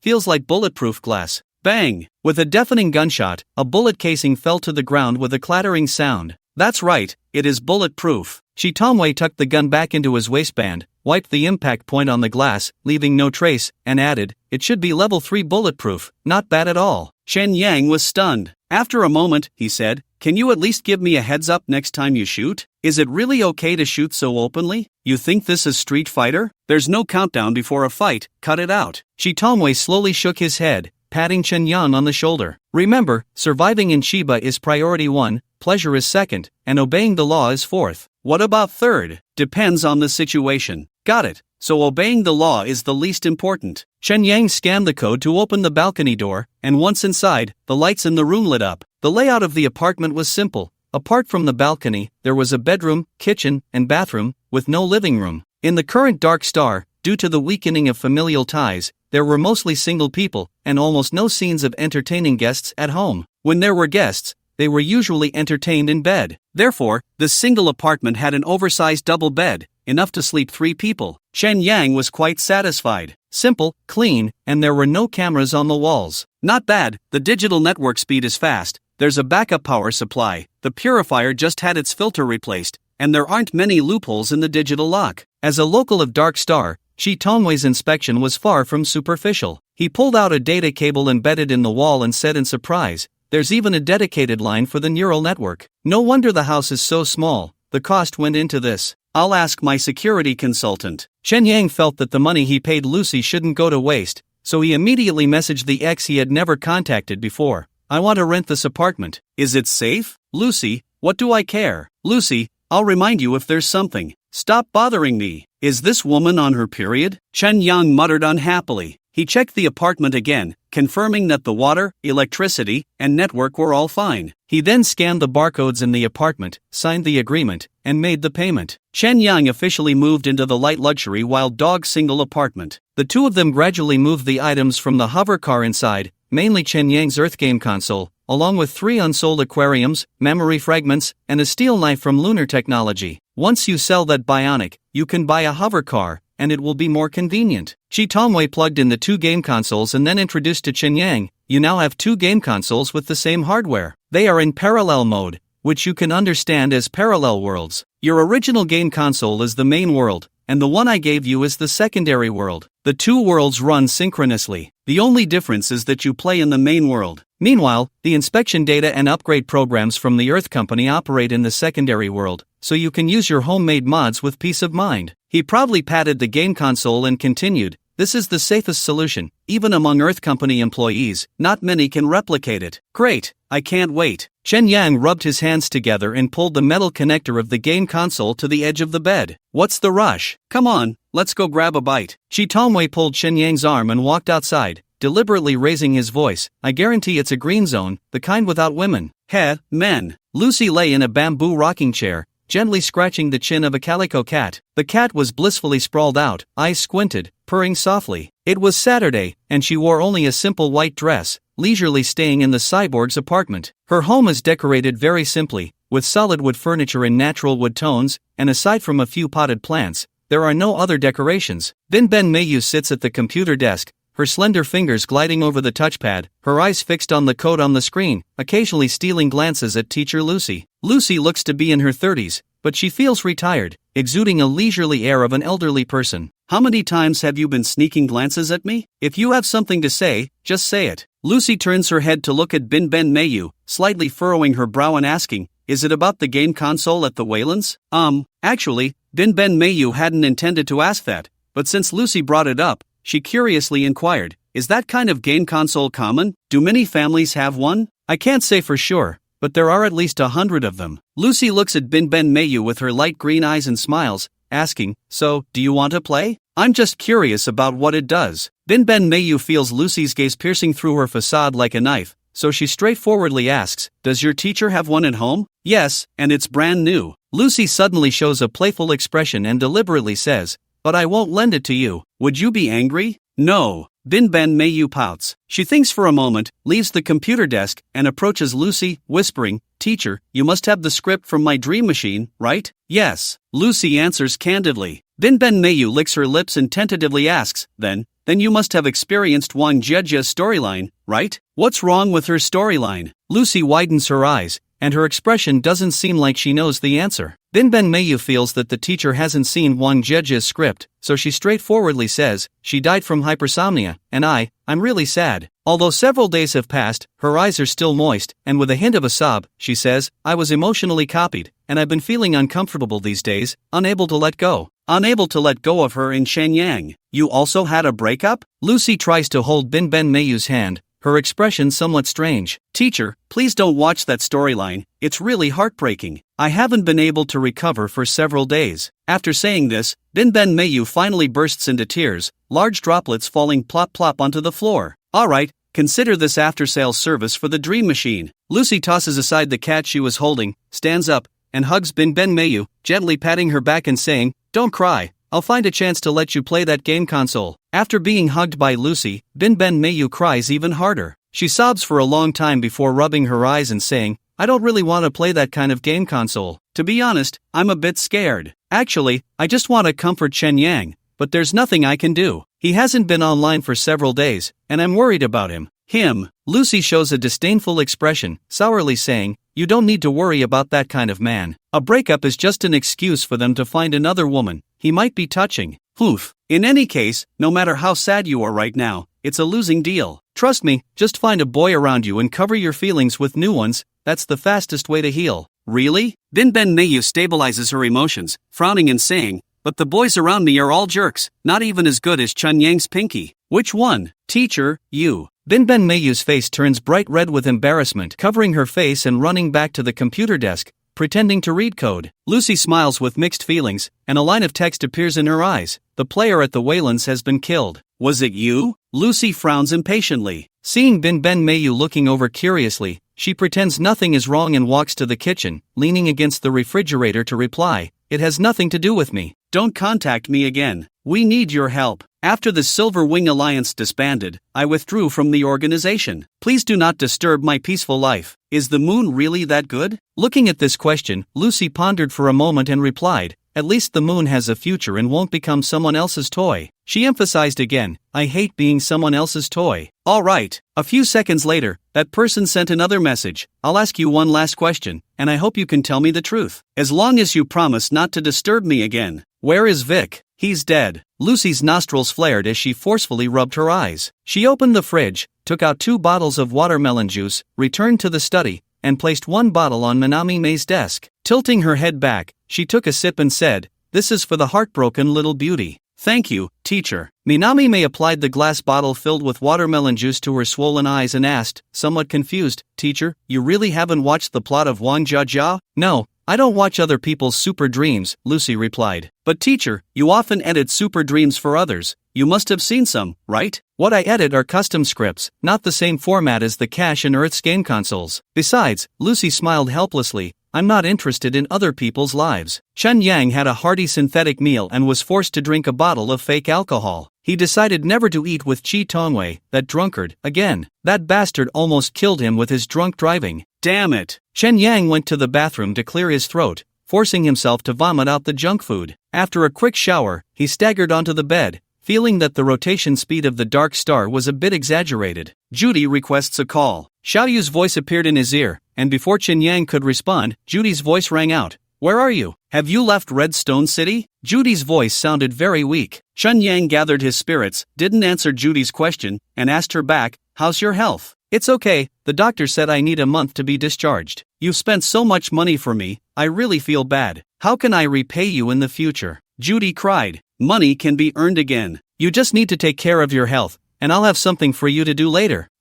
I'll do whatever you say. It's definitely not a bad thing. Just stay in the hospital and wait for news. Chen Yang comforted her a few more times, unplugged the auxiliary sensor from the back of his head, and connected the Earth game console's interface. The Earth login screen popped up with a game announcement. Due to character service upgrades, your current game progress has been forcibly terminated. As compensation, the system refunds the amount of 40,000 for the paid character Wang Jiajia, plus an additional 100,000 Earth coins, which can be used in the new game. Seeing the name Wang Jiajia, Chen Yang felt a pang in his nose. He didn't want this 40,000 compensation, but the system didn't give him the right to refuse. He opened the Purchase Opposite Sex Characters tab. Chen Yang quickly searched through dozens of avatars, pausing for a few seconds on Wang Jiajia before quickly finding a girl named Yang Dong. The character's avatar was a beauty with tired-looking eyes and casually styled long black hair. Opening the character card, he could see Yang Dong's full-body picture. Her figure was quite curvy, and she should be around 1.7 meters tall. Like Chen Yang, she liked to wear hoodies, black denim shorts, and a pair of slightly plump long legs wrapped in thick black stockings, which were very alluring. Yang Dong, 21 years old, a genius coder who loves playing games. Purchase price, 50,000, valid for this week. Strategy suggestion, increasing game luck can quickly bring you closer to her. Purchasing C language mastery to quitting can academically conquer her, and maintaining good physical condition is the key to conquering her body. As expected from what was said online, Yang Dong is one of the top pay-to-win characters among all female roles. To increase game luck, it costs 20,000. Mastering C language to the point of quitting the game, 30,000. Having abundant physical stamina, 10,000. To pursue her, one must spend at least 110,000 yuan. There's no choice, she is a key character in the third playthrough and must be captured. However, the money for C language can be saved, as Chen Yang wants to bring a new programming language to 2020, giving her a little shock. After deducting the money returned by Wang Jia, Chen Yang actually only spent 40,000 yuan. Even so, his account balance still only has 4 digits left, and he is out of money again. Hopefully, the lunar bionic person will sell soon. Sigh, he enters the game. Ian Xiao, if we're breaking up, then let's break up, don't think I'll beg you. Brother Sun hung up the phone and cursed, damn. Another rich second-generation student in the dorm was being affectionate with his girlfriend, seemingly discussing living together. The official second generation didn't stay in the dorm last night. It seems that every time the game starts, the character events are slightly different. Chen Yang smelled the familiar scent of the blanket, and this time his feelings about university life had faded a lot. Today is still September 1st, 2020. He thought of the compensation from the Earth Company and couldn't help but check his mobile banking. The balance was as high as 105,000 yuan. However, he couldn't feel completely happy. His phone rang. Caller ID, Big Baby. Damn it, Chen Yang felt embarrassed seeing that note and answered the call. Hello, is this my most adorable Big Baby? Are you disgusting or what? Lu Yuyan's tone was disdainful and impatient as she sighed. Chen Yang, let's break up. Standard plot. Chen Yang adjusted his emotions and said in an exaggerated tone, Huh? That's too sudden. What exactly did you do wrong? What did I do wrong? What did I do wrong? Lu Yuyan was completely caught off guard. Forget it. Anyway, you're the most annoying in my fish pond. Breaking up is fine. I'm tired of it. Chen Yang hung up the phone. Refreshing. Chen Yang didn't linger with Lu Yuyan and directly blacklisted her. After getting up, he went to a real estate agency near the school and rented the apartment in Hengtian Xingyuan again. Due to the slightly different game start, Lu Yuyan hadn't hooked up with Wang Kai yet in this playthrough, and that bespectacled guy hadn't come to see the house, making the rental process very smooth. After getting the keys, he went to the flower, bird, fish, and insect market, bought an aquarium and 100 guppies, and took a taxi back. He busied himself for most of the day. As for the paid character Yang Dong he purchased, he wasn't in a hurry to find her. Fate, money, would bring them together. He couldn't wait to experiment with his homemade mod. Click. Chun Yang unplugged the data cable, feeling dizzy and nauseous. It wasn't just the side effects of using the brain-machine interface, mainly, it was because of the fake liquor Chi Tongwei had given him, and even after 6 hours, the alcohol hadn't dissipated. He lay on the bed, silently watching the swaying room. This light luxury wild wolf apartment was exquisitely decorated, with deep gray walls complemented by hidden lighting, creating a strong atmosphere. Although this room was on the 32nd floor, holographic projection advertisements still shone into the room, painting the indoor furniture in shades of pink or orange. There was a desk in the room, but it was made of synthetic board, not looking as high-end as the old wooden desk in Redstone City. Chen Yang put on his glasses, sat in the chair, opened the Sensor Type 3 Galaxy system, and began editing the software installed by Chi Tongwei. This software could access the database of the Earth game console, allowing him to replace similar items with his own created BM models. At the moment, he opened the form 4-player Chen Yang, which included 3 main options: character model, all items, and pets. Among them, the character model was Chen Yang's body. With a BM expert like Chi Tongwei, he could easily use the rich second-generation character Wang Kai and create a handsome model to replace it,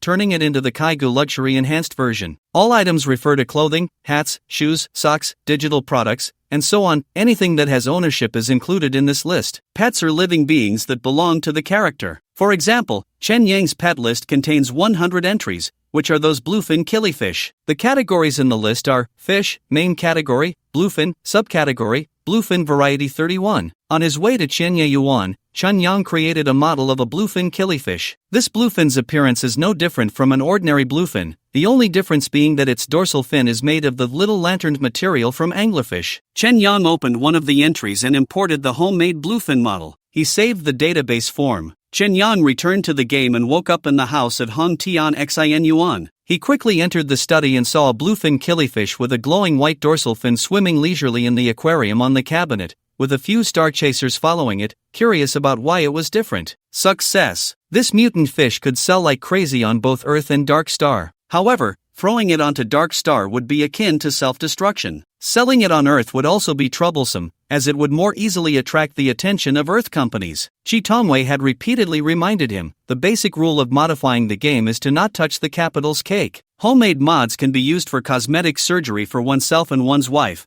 making life a bit more fantastical, but they absolutely cannot affect the profits of Earth companies. Players' incomes on Earth are dynamically controlled, and for a player like Chun Yang with a civilian background, soaring to the sky and plummeting into the abyss can be equated, which is extremely dangerous. Therefore, using homemade mods must be low-key. Moreover, whether on Earth or Dark Star, money is just a number. There's no need to take that risk. Changing the skin of a model is a simple operation. Theoretically, homemade mods can modify the subcategory, meaning re-editing the bluefin killifish variety under the basic rules of fish. For example, making the bluefin killifish grow teeth, changing its habits, and becoming a new subcategory. However, that is beyond what BM language can do. It requires learning other B languages. First, arm myself, Chen Yang thought, feeling that the pervert on the moon wouldn't stop there. If he encountered him again, he needed to be prepared. This golden finger must be put into practical use. Chen Yang didn't sleep soundly in the new house. Fortunately, he woke up from his drunken state, and the pure cotton bedding provided him with enough warmth. He just lacked a woman. He didn't dare to lie in bed, getting up early to eat and exercise. After fighting with the bionic, he realized that Vic's body was too weak. Recalling that rainy night, he realized that after he struck 10 blows, his body had clearly slowed down. If it were Vic himself, in peak condition, the battle wouldn't have ended after just 21 strikes. He wanted to ask Lucy,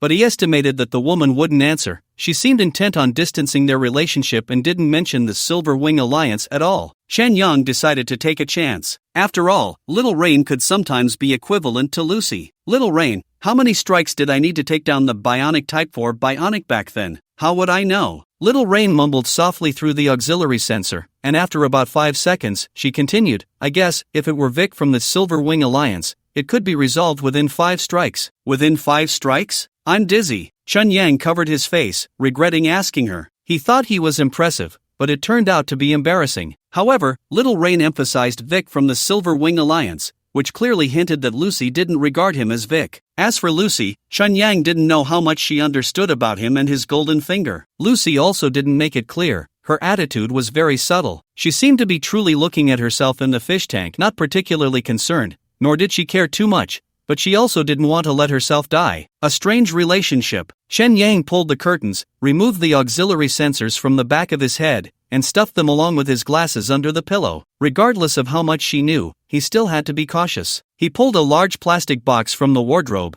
filled with items brought back from Redstone City. He set up the memory fragment projector on the table, along with a laptop that mapped the Milky Way system, and retrieved a Huawei P40 to collect light particles back to Earth. Finally, he took out the knife from Vic. It could destroy the titanium alloy, known as the Dark Star defense ceiling, within 5 strikes, indicating that its material was harder and definitely not made of Dark Star materials. Chen Yang carefully examined the several nicks on the blade, where a fine crack was hidden. This knife wouldn't last much longer. It's best to make another one. Chen Yang successively took out a measuring tape, carbon pen, and notebook from Earth, measured the dimensions, and replicated the model in BM software, as solid items like knives were easy to code. He completed the shape in just half an hour. The challenge lay in the material. In the material library of BM software, the hardest metal was titanium alloy, with no materials related to the moon. I remember someone discussing the material library in the mysterious forest. Chun Yang couldn't recall clearly. At that moment, Shi Tongwei sent a message. A buyer has been found for the bionic Type 4. Let's go take a look. A big shot contacted me. He's interested in purchasing your bionic Type 4. Let's meet and talk. Shi Tongwei's tone was somewhat excited, adding, this is a big figure in the dark web.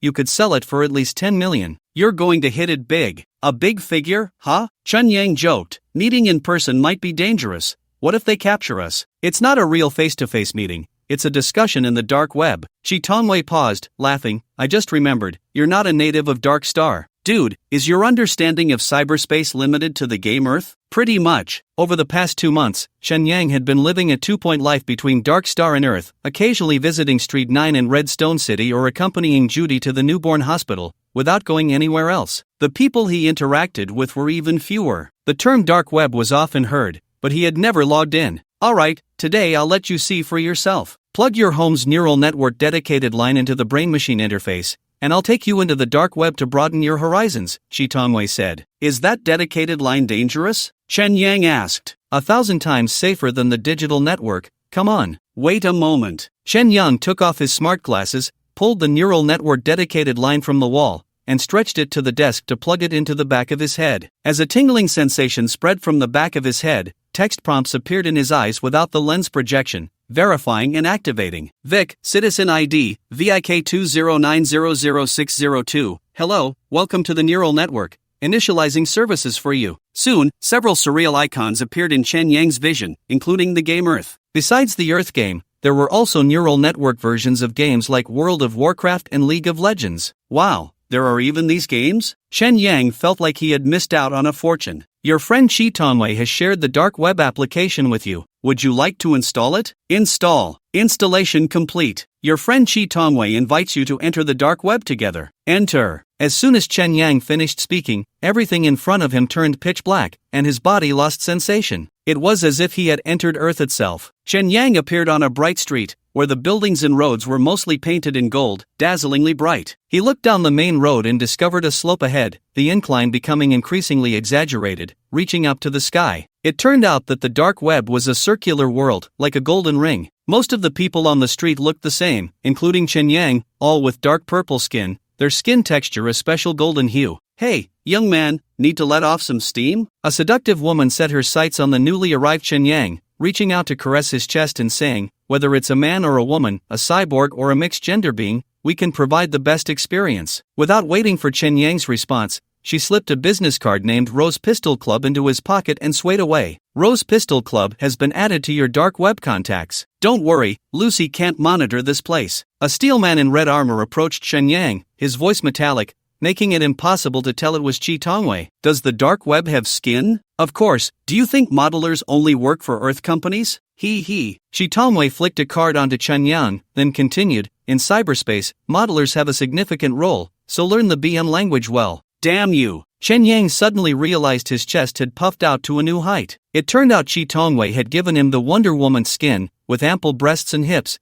making even his second brother feel insignificant. Don't worry, the sensory system of the dark web isn't as refined as Earth's. After all, this is just a trading platform. Shi Tongwei put his arm around Chen Yang's shoulder, walking and talking. Here, anonymity is the most important thing. Don't care about your appearance. Really? I feel like you keep staring at my chest. That's your illusion. Bullshit, change me to Captain America, or Falcon will do. Sorry, I only have Wonder Woman and Scarlet Witch. How about? Forget it. Let's stick with Wonder Woman. Chen Yang touched his chest and indeed felt nothing special. The dark web's sensory system was not as realistic as Earth's, unable to perform such operations. The two walked to the other end of the world, entering a building called Earth Dragon Mall. Along the way, Chen Yang saw various bloody and slick shops, where 18+ restricted items could be openly sold. There were also some assassins and information brokers on the roadside. Shi Tongwei said those were all NPCs, including the woman who sent Chen Yang suggestive advertisements, all part of the intelligence services provided by the dark web to businesses. Who runs this dark web? Wonder Woman asked. No one knows. In short, this is a place the United Government can't manage, and the Hacker Alliance can't do anything about. Don't think about useless things.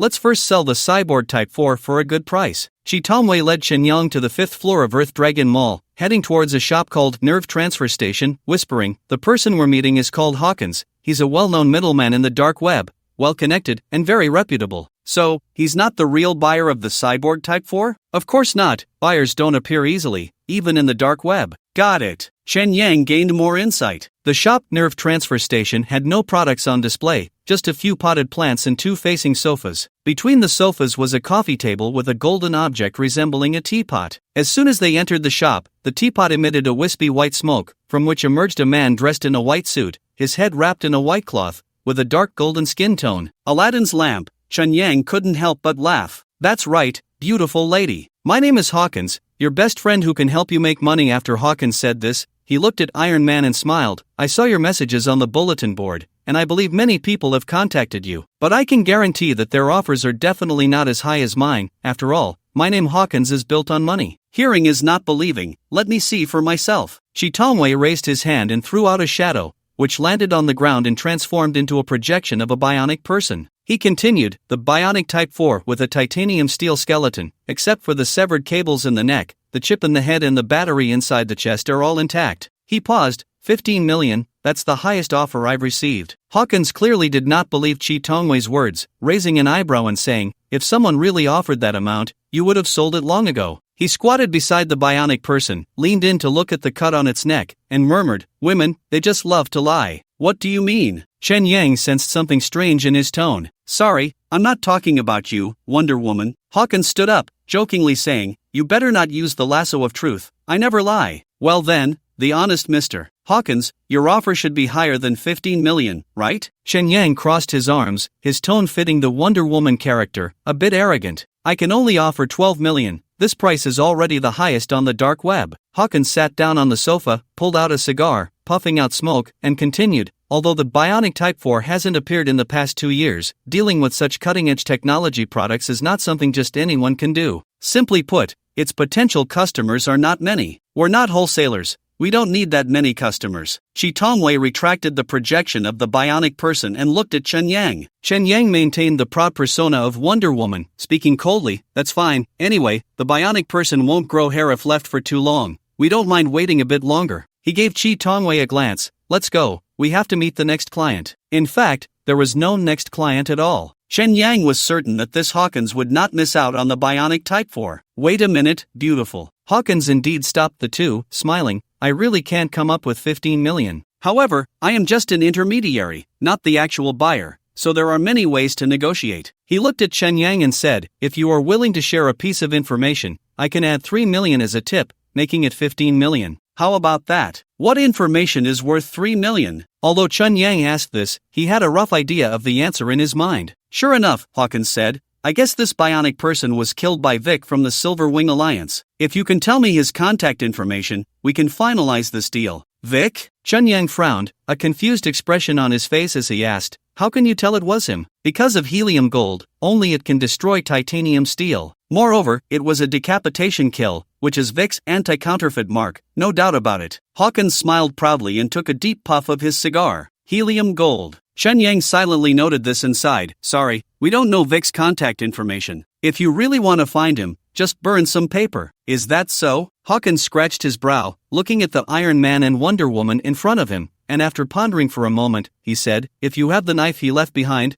I can offer 50 million to buy it back. 50 million. This price shocked the fish seller greatly. Chen Yang instantly felt that the Dark Star currency had depreciated. Shi Tongwei noticed the change in Chen Yang's expression and reminded him, helium gold, that stuff is scarce even in the entire Dark Star. We don't have any. Let's go, meet the next client. Chen Yang turned and walked outside. All right. Hawkins sighed helplessly, flicking away the cigar in his hand and said, I'll just consider myself a fool this time. Bionic Type 4 Android, 15 million deal. You just made a little less profit, making it sound like you lost money, Shi Tongwei scoffed. Making less profit is losing money. As a businessman, one must have the awareness that not taking advantage means suffering a great loss. Hawkins walked towards Chen Yang, smiling as he said, if I'm not mistaken, this money should be transferred to you, right? Next time there's a Bionic Type 4, just contact me directly, the price won't disappoint you. He raised his hand, igniting a glimmer of golden light that touched Chen Yang's nose. A system prompt appeared before him. Hawkins has transferred to you 14T, 317G dark web currency, 80% frozen.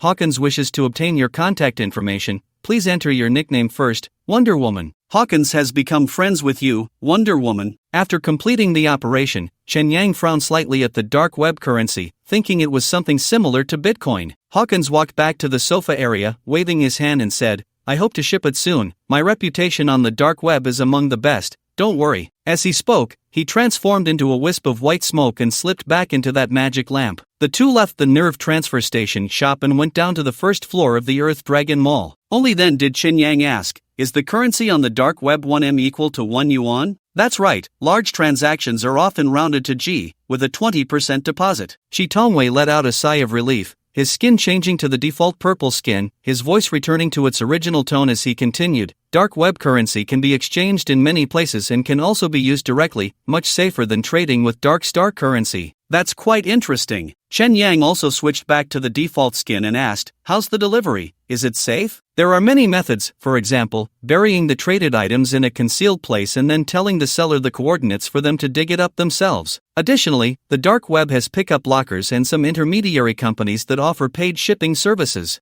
I'll handle the shipping this time, and I'll give you news as soon as tonight. Shi Tongwei patted Chen Yang's shoulder, giving him a skeleton skin and said, I need to log off. Remember to change your nickname often on the dark web. After saying that, his body became ethereal. Thanks, I'll browse a bit more. Chen Yang looked at his skeletal form, feeling quite fresh. Although there were no muscles on his body, he could still feel the sensation of skin. It was evident that even though they were in a cyber network, the sensory technology of Earth Company was far ahead, likely making the realism of Earth unmatched by games like World of Warcraft. He thought he could try those games sometime, wondering if he could bring the data from there into reality. Chen Yang continued to wander around the circular city of the dark web, where besides some 18+ products, there were also factory direct sales, such as hover cars and android dolls shipped through non-standard channels, as well as some second-hand ships, etc. He remembered that the material of the knife from Vic was helium gold. If the material library of the BM software had this lunar material, then helium gold could be mass-produced. Then what would be the point of selling fish? However, if it came to that, it would be quite dangerous. A person who could mass-produce kryptonite wouldn't be safe even in this dark web.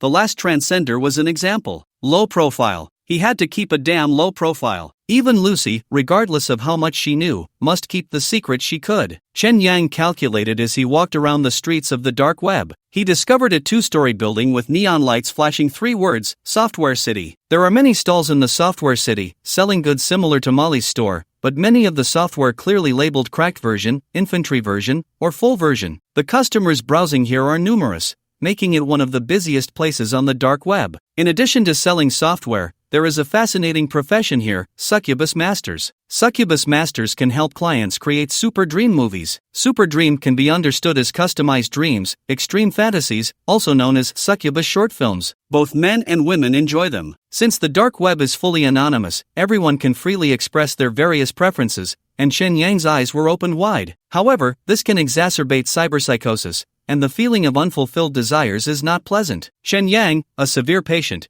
could only stay away from that area and went to the second floor of the software city. After wandering around the second floor, he finally found what he was looking for, the full version of BM. In the dark web software city, on the second floor, the skeletal Chen Yang saw the full version of the BM software. The stall owner was a rabbit-headed person in a gray tracksuit. Noticing Chen Yang's intention to buy, he hurried over and asked, "Welcome to the BM software special area, successful weight loss customer. I'm sure there are great things here that you need, whether it's the cracked version of BM software, material library, texture library, or model customization, I can provide the best service." The rabbit-headed person showed two big front teeth and continued with a smile. "Although I'm currently working at a software company, that doesn't affect our transaction." "You're an employee of the BM software company?" Chen Yang caught the implication in his words. "That's right, right now I'm in an unattended AI state, so let me hear what you want to buy." The rabbit-headed person rubbed his hands, revealing an expectant look. "I want the full version of the texture library, the kind with lunar material helium gold." Chen Yang deliberately emphasized the helium gold material. "Of course, we have that. It seems you are a researcher. I'm glad to serve you. Purchasing the complete BM requires 10G, ensuring official updates, and there will be no issues." The rabbit-headed person extended his finger and continued, "Can I have your contact information?" "No problem." Chen Yang touched the rabbit-headed person's finger and added him as a friend with the nickname Norgefuge. Thinking about the rabbit boss's mention of researcher, he asked, "How do you know I'm a researcher?" "Most people who need the lunar material library are unofficial researchers hoping to use the game Earth to leverage their work." "Can you elaborate?" "Of course, but..." The rabbit-headed person smiled slyly and rubbed his hands, saying, "If you're willing to pay for the material library first, I don't mind chatting more with clients." "All right,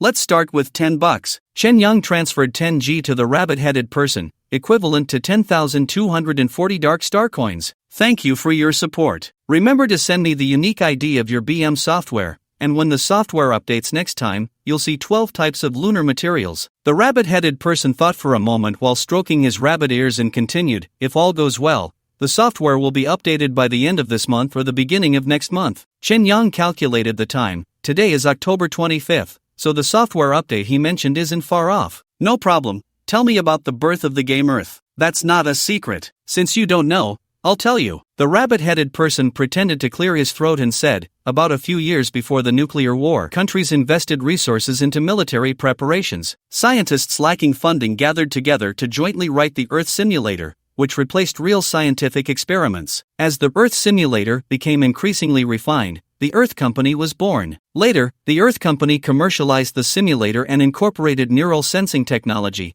which led to the creation of the super game Earth." The rabbit-headed man paused for a moment, then continued with a smile. "Not long ago, the Hacker Alliance attacked the Earth Company's neural servers. Their goal was not as simple as collecting protection fees, they actually wanted the core of the Earth simulator." Ghost Tower. Former Hacker Alliance chairman Ichiro Arakawa was waiting for his successor. This was his last day in Dark Star. Although the Earth Company had not signed a new contract, his mission was complete. The Moon Leader did not blame him. After all, he had preserved the name Ichiro Arakawa and the hacker legend of never missing a shot. Ichiro Arakawa donned the black suit he had prepared long ago and wore the gold ring from his only marriage. He hoped to tell his wife, who had died in the nuclear war, "I made it, I went to the moon. Congratulations, Mr. Arakawa." The AI secretary presented a bouquet of digital carnations to Ichiro Arakawa and continued, "Thank you for your 80 years of service to the Hacker Alliance." "Yes, 80 years. Ichiro Arakawa sighed with emotion, recalling the experiences of those years,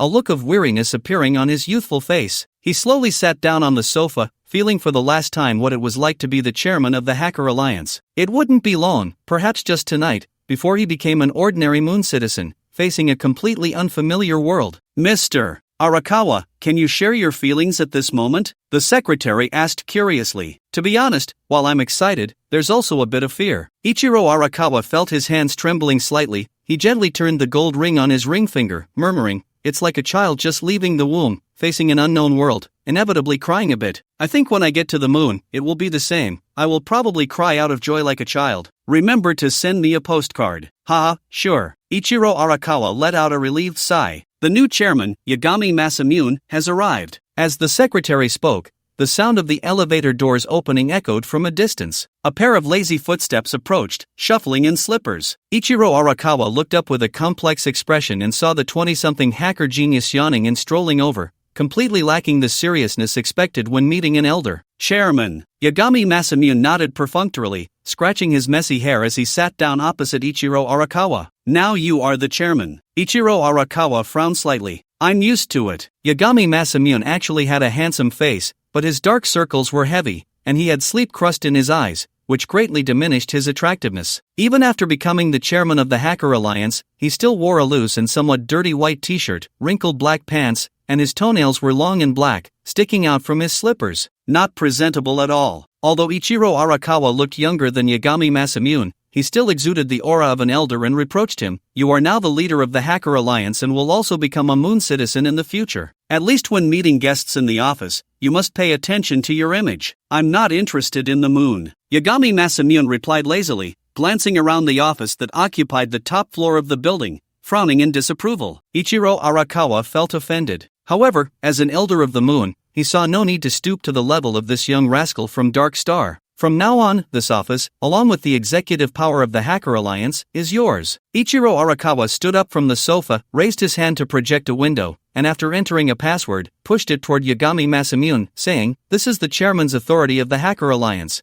Take good care of it." Oh. Yagami Masamune extended his palm, drawing the window closer, and coldly looked at Ichiro Arakawa. Poof. Arakawa Aikiru scoffed and calmly left the chairman's office, stepping into the elevator. The moment the elevator doors closed, he let out a sigh. Finally, it was over. Inside the office, Yagami Masamune re-entered the password and verified his iris. "Chairman, do you need my assistance?" The secretary's voice appeared beside him. "Tear down this useless office and convert it into the Earth Project team. Have the 6th group of the technical department come up to work." Yagami Masamune walked to the balcony, looking out at the cityscape, then turned around and kicked over the telescope. "Just an old fool who only wants to climb higher." Chen Yang unplugged the neural network dedicated line. Due to the prolonged online time, the brain-machine interface was noticeably overheating, causing a dizziness akin to oxygen deprivation. Clearly, the neural network dedicated line had side effects as well. Throughout the afternoon, he had experienced the neural network versions of World of Warcraft and League of Legends. Although they were fun, their neural sensing technology was nowhere near that of Earth,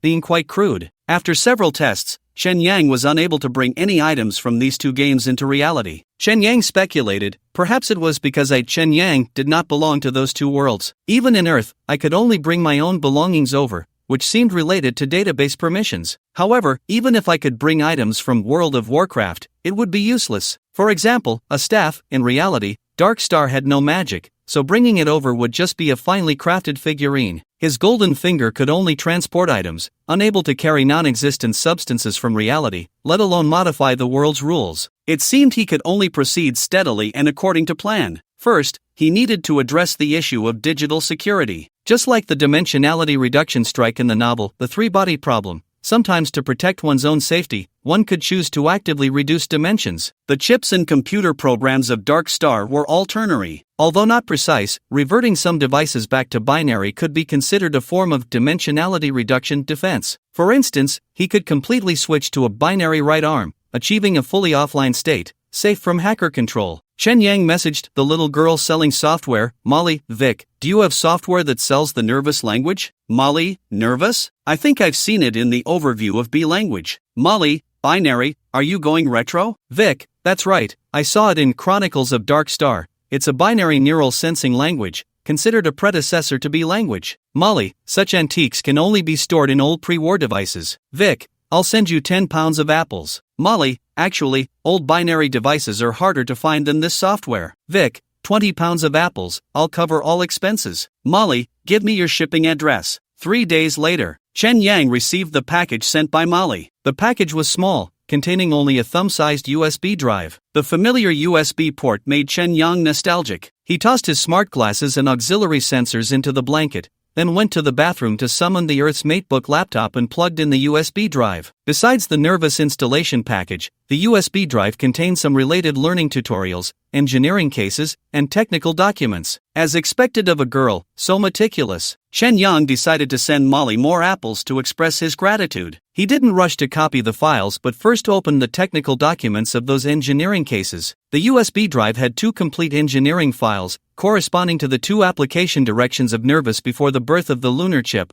When Dark Star was still in the binary era, one was a neural sensing model applied to prosthetics. The other was the neural docking technology for controlling remote robots, facilitating lunar operations. Goodness, Chen Yang felt he had struck gold. These engineering cases are far more important than the software itself, as they can save him a lot of learning costs. The only problem is the hardware issue. Since the game Earth starts in 2020, computers at that time could hardly run the Nervous program. Just copying the contents from the USB drive filled up the storage space of his matebook. No problem, I can build a laptop. Chen Yang smiled slightly. The BM software, in addition to the material library, also has a resource library, which comes preloaded with many devices and modules. For example, the multi-legged balance control module used when creating the robotic cat can be run in the Earth world. Earth was once a testing ground for scientists, so these computational tools are naturally indispensable. Let's get started. Chen Yang retrieved his matebook and entered the game. On a sunny afternoon, in the library of Coastal University, Chen Yang found a seat away from the glass window.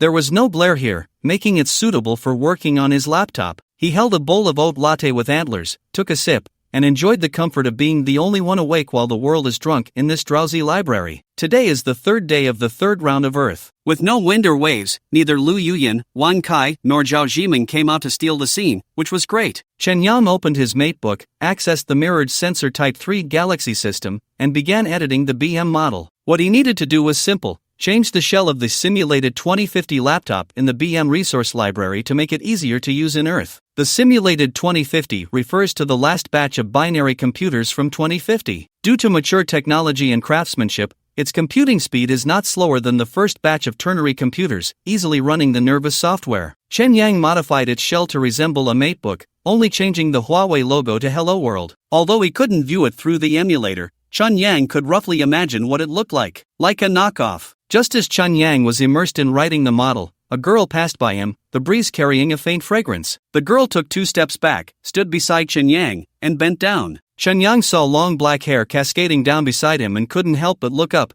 only to find a nearly barefaced girl staring at his screen. Yang Dong. He almost forgot about this paid character. Since they were so close, Chen Yang could clearly see a small mole on the tip of Yang Dong's nose and her rounded jawline. She was dressed casually, wearing a cultural t-shirt with the Horde logo from World of Warcraft, black denim shorts, and a pair of white Crocs on her long legs. Compared to Wang Jiajia's delicacy, this science girl gave off a tall impression. "What language are you writing in?" she asked, holding a stack of books, her attention focused on Chen Yang's code. "Brain Nerves Model, abbreviated as BM language," Chen Yang replied, his gaze unabashedly examining her fair ears and neck. Although her ears had piercings, she wore no jewelry, and her neck was clean. "BM? I'd never heard of it." Yang Dong turned to look at Chen Yang. Although Chen Yang had a decent face and had gained some favor, she quickly turned back to the code on the screen, murmuring, "Are you messing with me? This is all over the place. What is it used for?" "To model brain nerves," Chen Yang answered honestly. "Is that so?" Yang Dong straightened up, not a small movement. She gestured to the empty seat to Chen Yang's right. "Is anyone sitting there?" "No one." Chen Yang immediately picked up his coffee cup and placed it on the left side, shifting his chair to the left. "Thank you." Yang Dong placed a stack of reference books about Swift and Object-C on the table,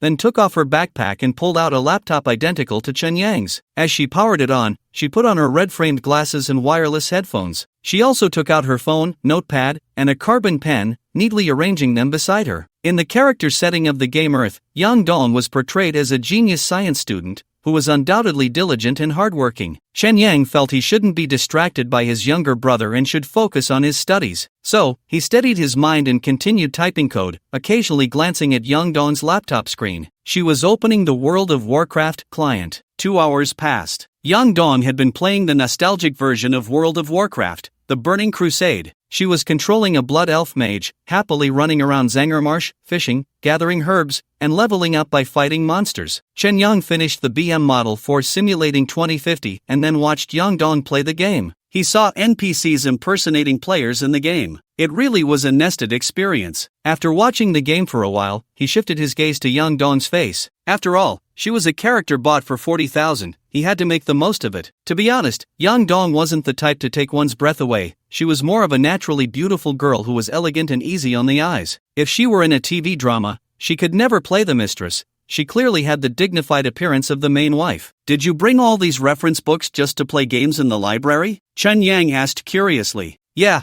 just like how it's more comfortable to sleep with books at night and more thrilling to play games secretly in class. Compared to playing in the dorm, being in the library gives me a feeling of everyone is studying while I enjoy myself." When the topic turned to games, Yang Dong's expression lit up with excitement. Chen Yang doubted he had chosen the wrong character. She was not the genius coder he thought but rather a gaming-obsessed homebuddy. "Do you play World of Warcraft?" she suddenly asked. "Yeah, I was playing this afternoon," Chen Yang nodded. "This afternoon?" Yang Dong glanced at the sky outside, thinking Chen Yang was exaggerating, and continued, "Which server are you on? We should team up in TBC." Chen Yang, with a sincere attitude and serious tone, said, "I'm playing World of Warcraft, Neural Network Edition. We're not in the same dimension." "What did you say?" Yang Dong looked at Chen Yang, puzzled, and asked, "Neural Network Edition?" Neural network. It's a sensory simulation through brain-machine interfaces, maximizing the simulation of a real game world. "Oh." Yang Dong slowly nodded, guiding her character to a safe corner before picking up her phone and saying to Chen Yang, "If you want my WeChat, just say so. There's no need to make up all this nonsense." "I'm telling the truth." Chen Yang thought for a moment, picked up his phone, and said, "Alright, I do want your WeChat." "No way." Yang Dong turned back and continued focusing on her game. "Damn it." Chen Yang cursed inwardly, feeling played. Although he had met Yang Dong today, his emotions were still in a post-breakup phase, and he had no intention of pursuing her. Moreover, he didn't buy the character Yang Dong to date or sleep with her. He simply needed her talent. It was a transaction, not a romance. At least, that was the plan from the beginning. The subsequent developments would depend on the situation. In any case, he wasn't as eager as he had been when he first saw Wang Jia rushing to get closer to her right away. Right now, he needed to buy a laptop, so he packed his things and prepared to leave. "Hey." Yang Dong looked at Chen Yang's matebook with great interest and curiously asked, "What exactly is that code you wrote? I see your operating system is quite special. I've never seen it before." Chen Yang packed his laptop into his bag, lit up his phone, and said, "Add me on WeChat, and I'll tell you." Yang Dong frowned, hesitated for a moment before picking up his phone. "Alright, it's a deal. No add-ons." Chen Yang smirked, feeling secretly pleased as he walked away. Late at night, Chen Yang opened the database of the Earth game console and found the 5 newly purchased laptops under the player Chen Yang entry. All 5 laptops were low-spec, cheap models. His intention in buying these junk items was simply to create 5 new entries categorized as laptops in his database. This way, he could import the prepared Simulate 2050 and replace the existing entries. This is what they call turning stone into gold. "Aren't you going to sleep?" Xiaoyu appeared in the room like a ghost. She came up behind Chen Yang, wrapped her arms around his neck, and said, "Your brain-machine interface hasn't stopped all day. That's not good for your health." Chen Yang could feel the fabric of her clothes brushing against his neck, and the warmth of her breath in his ear made him instinctively push her away. However, his outstretched hand touched nothing, which felt a bit eerie. He said impatiently, "Get off me, I've been pent up for over a week, don't tease me." "TCH, do you really lack women?" Xiaoyu pinched Chen Yang's cheek and sat down on the sofa. The ghost girlfriend's auxiliary sensors could only produce a slight touch and wouldn't cause real pain. Her pinch had a flirtatious undertone. Chen Yang looked at Xiaoyu and couldn't help but think of Lucy, the white-haired ex-girlfriend of Vic. In fact, she was the real ghost. Although she had never done anything bad to him and even helped him, the feeling of being watched was quite uncomfortable. After all, one is not a fish. Eyes outside the fishbowl still matter. Chen Yang saved the Earth game console's database and closed the program. The hardware issues had been resolved, and now it was time to recruit more people to study the nervous language and quickly complete the dimensional reduction work for Sensor Type 3. Software engineering couldn't be done by one person alone. Even if Yang Dong was a genius programmer, she couldn't complete such a large project by herself. He needed to find other helpers and make the most of Earth's resources. "Xiaoyu, help me check which characters in the Earth game have exceptional talent in software development and aren't too bad in character." "I think they are all in big companies like Microsoft and Huawei," Xiaoyu replied instantly. "That's true." Chen Yang continued to narrow down the search. "Then let's limit it to Binhai City, looking for characters with low salary expectations. That can only be poor students. Let me see what I can find." Xiaoyu pretended to think. Chen Yang prepared to wash up and sleep. Just as he was about to take off his glasses, a call invitation from Chi Tongwei popped up in front of him. "Hello." Chen Yang yawned as he answered the call. "Buddy, Hawkins has received the goods. Tomorrow you need to confirm on the dark web. The dark web currency will be unfrozen in 3 hours. Chi Tongwei's voice was a bit excited. "Okay, I'll split it 3 ways for you and upgrade your iron arm." Upgrading is just scraping the surface. Chi Tongwei sighed helplessly, then cheerfully added, "But once we get the money, we can celebrate. I know a tavern called the Three Sisters of Tall Trees that's quite famous in Chiba." He immediately added, "Green bureau, absolutely green. Forget it,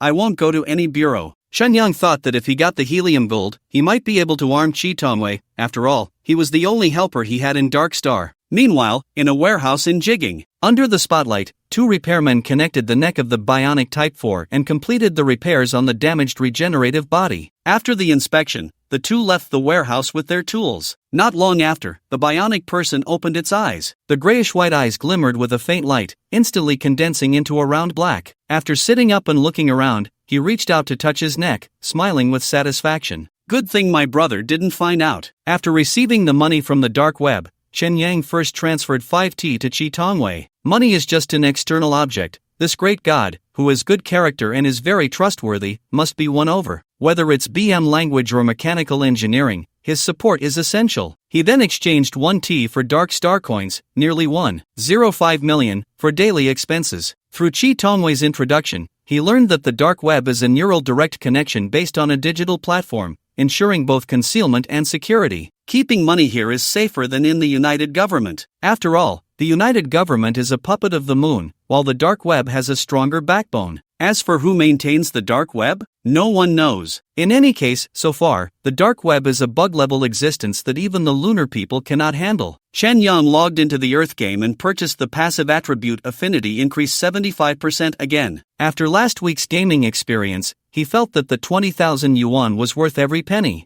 Who wouldn't want to be a bit more popular? At Binhai University, Chen Yang took an outdoor survival course to earn credits. After completing 2C language classes in the morning, he went to the second floor of the lecture hall, ready to attend this elective course for credits. Many enthusiastic juniors and seniors had arrived. Chen Yang continued to choose a non-reflective seat and opened his homemade simulated 2050 notebook. The notebook had a space gray metal shell, although the logo looked quite fake. Its configuration was enough to crush 99.999% of computers and servers on Earth. It ran nervous with ease. While he was browsing the nervous tutorial, a few more students entered the classroom, and their playful chatter caught Chen Yang's attention. Among them was a tall girl, Yang Dong, who was wearing body-shaping jeans and a white t-shirt that read, "Hello World." Due to her great figure, the letters undulated.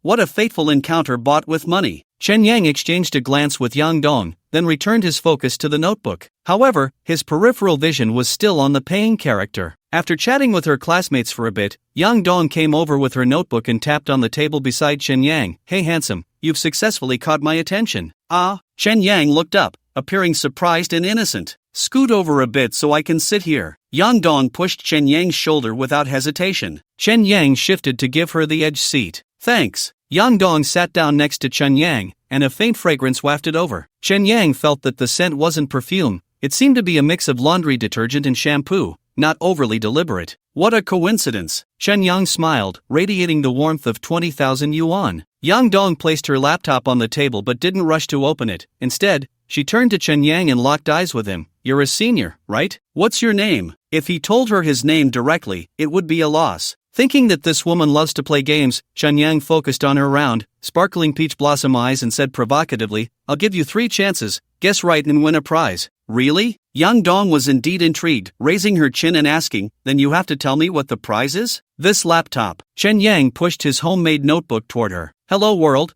what brand is this?" Yang Dong didn't dare to say knockoff, after all, her clothes also had the same English print. She lifted the screen to take a look and was quickly attracted by the quality of the notebook's display. "What kind of screen is this? So delicate. Are you looking at the nervous language? It seems different from yesterday's. Wait, what version of Linux are you using? That's strange." She opened the command window and typed in 2 lines of code, instantly retrieving the laptop's configuration information. "What the hell?" Yang Dong exclaimed, shocked. She wore her astonishment on her face, staring blankly at Chen Yang. 100 PB storage, this laptop must be fake, right? Ha ha. Chen Yang laughed, as if he saw himself from yesterday. Just yesterday, when he opened the Simulate 2050 computer configuration in the game, he had the same reaction. Yang Dong closed Chen Yang's laptop and pushed it back, saying, "Alright, give me a hint, and I'll guess your name." 2 characters, 50% overlap, neon. After Chen Yang said this, he raised an eyebrow. This hint is already quite obvious. Yang Dong silently repeated Chen Yang's hint, then rolled her eyes, asking with a skeptical look, "If I guess right, will you really give me this laptop?" "Of course." Chen Yang thought for a moment and said in a serious tone, "But you have to keep it a secret. After all, you should know the value of this laptop." "Really give it to me?" Yang Dong looked at Chen Yang with suspicion. She pondered for a moment, opened her own laptop, and slowly shook her head, saying, "Forget it. I can't accept something so valuable." "Chen Yang, you got it right, Yang Dong." "Ha, how do you know my name?" Yang Dong's suspicion deepened, and she cautiously stepped back. "You haven't been watching me all along, have you? Are you fishing for me?" "Sister, whether it was yesterday or today, it was you who took the initiative to strike up a conversation and forced your way to me, right?" Chen Yang said with a smile. "Even if I were fishing, it would be like Zheng Taigong fishing. You bit the hook yourself." "Well, that's true." Yang Dong scratched her head awkwardly, still a bit unwilling, and asked, "But how did you know my name?" Chen Yang pointed to her system login screen, where the username was Yang Dong. "Sorry." Yang Dong's face flushed, and she hurriedly typed in her password to log into the system and opened World of Warcraft. Class had started. The teacher was lecturing about outdoor safety, while most students were looking down at their phones. Chen Yang was quite engrossed. After spending so long in the dim world of Dark Star, it was inevitable to yearn for the green nature. While Yang Dong was playing Warcraft, her laptop emitted the sound of the fan running at high speed. She occasionally glanced at Chen Yang's laptop, finally unable to contain her curiosity, and quietly asked him, "Where did you buy this laptop, and how much was it?" Chen Yang was still listening to the teacher's lecture and replied softly, "Even if I told you, you probably wouldn't believe it." "Then tell me." "This laptop was bought in 2121, no matter how much you offer, you can't buy it." Chen Yang pushed the laptop towards Yang Dong and met her gaze, saying, "I'm not joking, this laptop is a gift for you, but you have to help me with one thing." "What is it?" Unable to resist the temptation, Yang Dong opened the laptop and saw the nervous tutorial, asking again, "You want me to learn this language?" Smart. Chen Yang felt that the 40,000 yuan was well spent. Yang Dong's blood elf mage in World of Warcraft was killed by a monster, but she didn't pay attention, her focus solely on Chen Yang's laptop. She concentrated, muttering to herself, "It's actually a language for converting digital signals to neural signals, how amazing." The creation date of the tutorial document is 2045, and the modification date is 2121, such a large gap. She looked at Chen Yang in disbelief and asked mysteriously, "You must be a time traveler, right?" While wandering in the mysterious forest, Chen Yang often communicated with people from the Earth Game discussion group. Although the Earth Game itself had no script, players could still divide the game into 3 storylines based on their self-defined experience roles. First is the era plot. Players are completely immersed in their character settings, believing they are people from the 2020s of the 21st century. This is the most common way to play. Second is the time traveler plot. Players refer to themselves as travelers in the game, using information gaps to gain special status, which is the fastest way to elevate their social standing. Typically, players experience this plot after playing a few rounds. Third is the player plot. Players reveal their identity as players and, through spending money or showcasing their Dark Star life, make the Earth characters believe they are superior players. Ultimately, players become public enemies on Earth or are revered as saviors. This is the hardest plot to play, with the highest deletion rate. Because players cannot single-handedly confront Earth civilization, nor can they lead game characters to escape the Earth game, it always ends in a bad ending. The Earth game has been running for over 30 years, encountering various player antics, and the design and permission management for characters are very refined. In the last 20 years, only Ichiro Arakawa has truly struck at the Earth Company, causing errors in the game. However, sleeping sickness merely exploited a time loophole in the server and is unrelated to the game characters. Therefore, these 3 gameplay directions for players pose no security risks to the Earth Company and fall within reasonable gameplay boundaries. This time, Chen Yang's game round is to start the time traveler plot, although he is a Schrodinger's traveler. After class, Chen Yang left the lecture hall, and Yang Dong followed him, occasionally observing their classmates and quietly asking, "Are you really a traveler? What, is the evidence not enough?" Chen Yang deliberately glanced at her chest, where the laptop was tightly held. "That's enough, this laptop is amazing, but I still can't believe there are actually travelers in this world." Yang Dong's surprise turned into excitement as she muttered, "I thought it was just Wang Mang." She still seemed puzzled and curiously asked again, "Did you come here just to teach me nervous?" "Why? It's a bit complicated, I'll tell you later. Remember to learn nervous, that is, and language well." Seeing Yang Dong holding the laptop like Gollum with the One Ring in The Lord of the Rings, Chen Yang couldn't help but feel a bit worried. He had to restrain her, otherwise, once she got the laptop, she would definitely spend all day playing games. So Chen Yang stopped and said to Yang Dong, "From today on, you can work part-time for me. Come to my rented place on weekends." "Part-time? So there's a salary?" Yang Dong's expression turned strange, and she worriedly said, "You're not going to make me follow any unspoken rules, are you?" "Ha, I'm quite popular in this world, there's no need." Before Chen Yang could finish, he was interrupted by a voice calling Chen Yang. Lu Yuyan quickly walked around from behind, wearing a fitted off-shoulder t-shirt and a pleated skirt, blocking Chen Yang's path and launching into a tirade. "Finally found you. What does it mean that you blacklisted me? You even moved off campus to avoid me, right? Are you living with Zhao Zhimeng? You really are something. She glanced at Yang Dong and immediately shot her a hostile glare, asking, who is she? I'm Yang Dong. Yang Dong immediately took a step back, smiling as she said, don't misunderstand, I just met him. We have no relationship,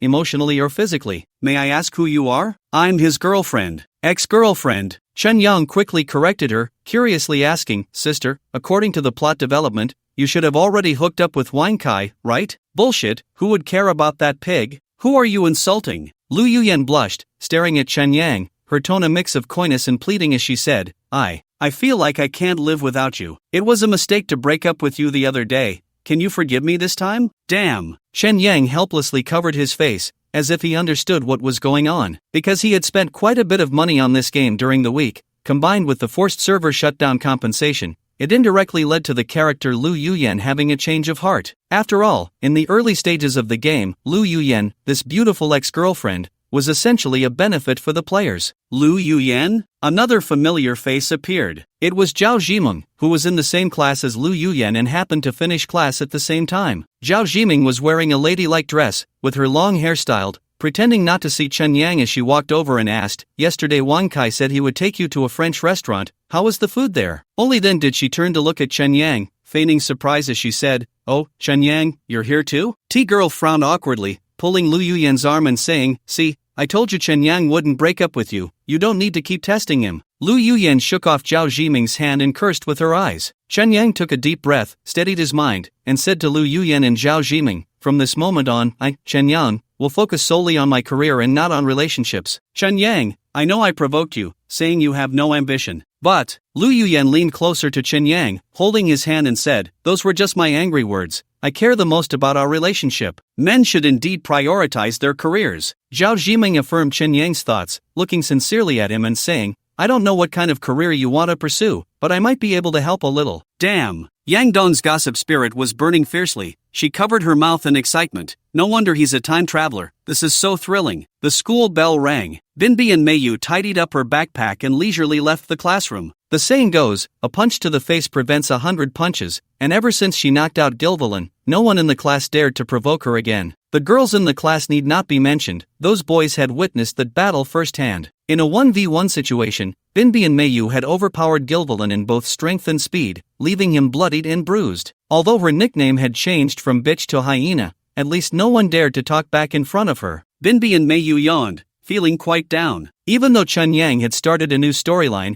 she couldn't immerse herself in it. The emotions of heartbreak still lingered every day. Over the past few days, she had replayed Wang Jiejia's storyline. Sweet yet painful. She picked up the fish tank that had arrived at the school gate and decided to bring a few fish to teacher Lucy this weekend. After all, the teacher said she would lend her the game console when they met again. She hoped that the novelty of the game console would help dilute the unresolved feelings of heartbreak. Sigh. Clearly, she didn't even know who the other person was, yet they had inexplicably engaged in a tragic love affair. Binbi and Meiyu unknowingly returned home. Before she even entered the yard, she heard the woof woof of a dog barking. It seemed her brother had brought the Akita home. Although she didn't like dogs, she quickened her pace to look at the doghouse in the yard. A light yellow, fluffy Akita was dragging a chain, walking back and forth in the yard. The dog looked at Binbi and Meiyu, paused for a few seconds, then wagged its tail and ran over. Good boy. Binbi and Meiyu patted the Akita's head and noticed a gold ring hanging from the collar around its neck. Woof. The Akita whimpered. Its dark eyes were somewhat moist, filled with sadness. Binbi and Meiyu played with the Akita for a while. She had thought she didn't like dogs, but this Akita seemed very understanding, perhaps due to its status as a discarded dog. As soon as she opened the door,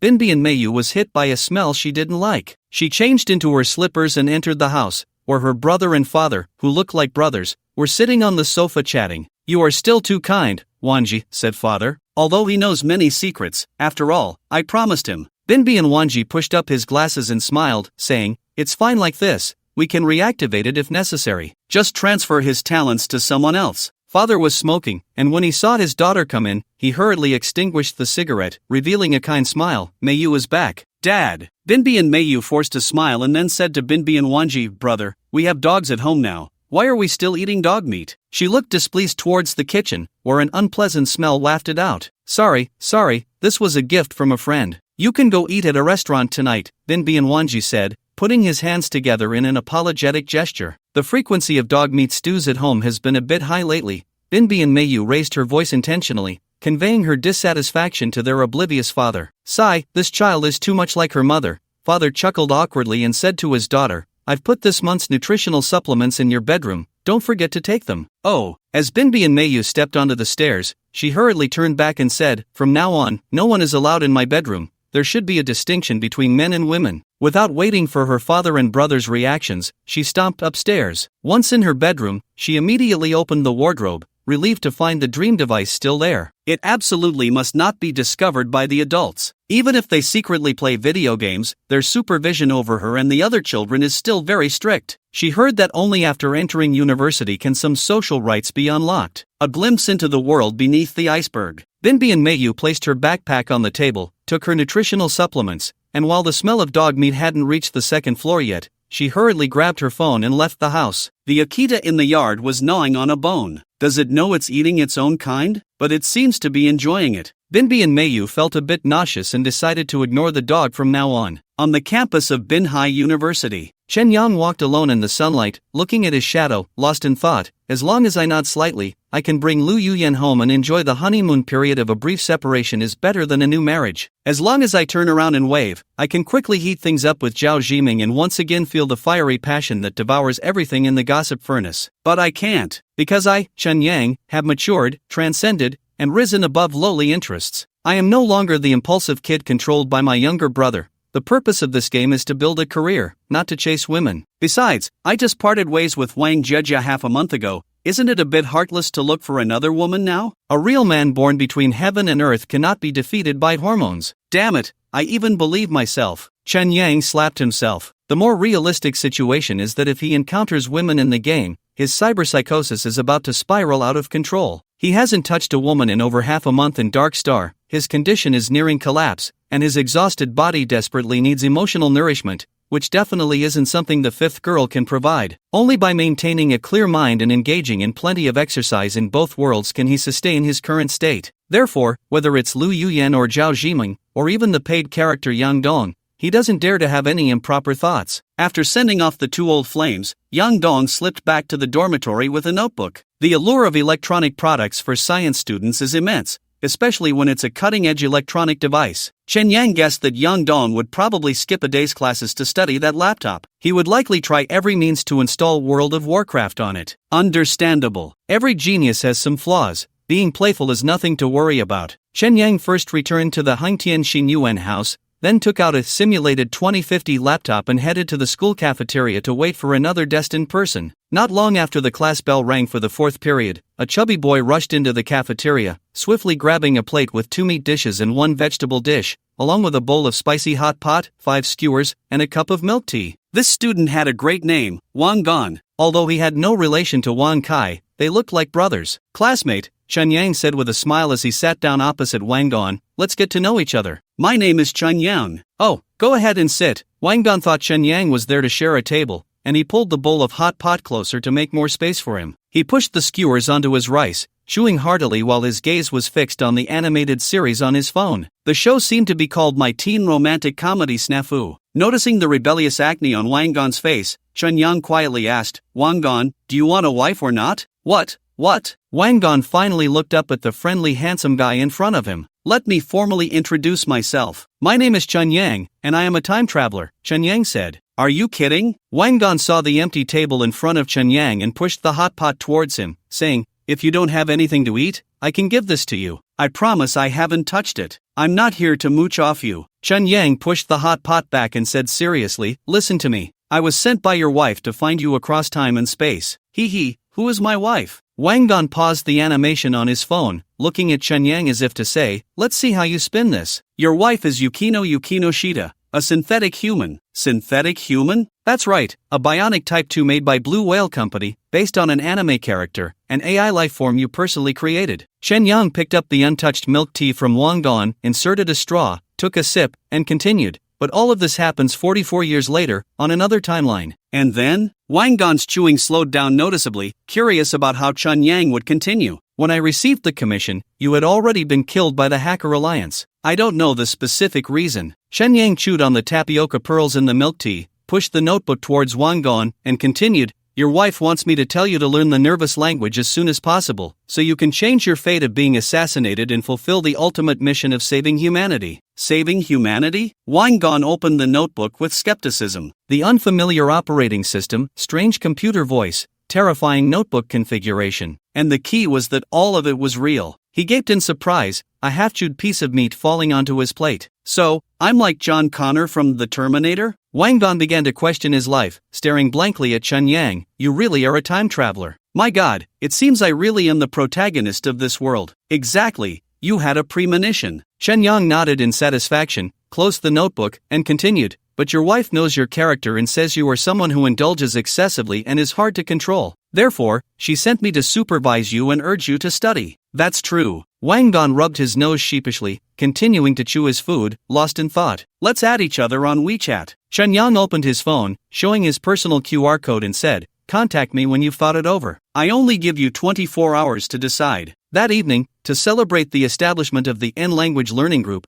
Chen Yang invited Yang Dong and Wang Gan to eat hot pot. The broth was heating up. The dishes were all set, and Chen Yang opened a chilled beer, filling a cup for the three of them. Yang Dong and Wang Gan were both third-year computer science majors. Although they weren't in the same class, they were somewhat familiar. Facing the beautiful Yang Dong, Wang Gan felt a bit ashamed. Compared to Yang Dong's elegant and appropriate face, my own face belongs to the type that requires effort but yields no reward. My figure occupies 2/3 of the bench, forcing Chen Yang to sit on the edge. He tries hard to pull in his stomach, his eyes wanting to look at Yang Dong but feeling too shy. But thinking that he is the protagonist of this world, he musters his courage, and his belly, clears his throat, and says to Yang Dong, "I didn't expect you to be the helper that the time traveler found. You'll also share in the credit for saving the world in the future." "Oh." Yang Dong's eyes twitched slightly as she looked at Chen Yang and asked, Wang Kai, is the savior, right? I thought it was you." She looked a bit disappointed. Wang Gan turned red with embarrassment comparable to a spicy hot pot. Chen Yang quickly intervened, saying, "I'm just responsible for communication and logistical support." He patted Wang Gan on the shoulder and continued to Yang Dong, "In our team, you are Sun Wukong, and I am Zhu Beiji. We will assist this Tang Seng in completing the mission together." "But Tang Seng is a handsome guy, right?"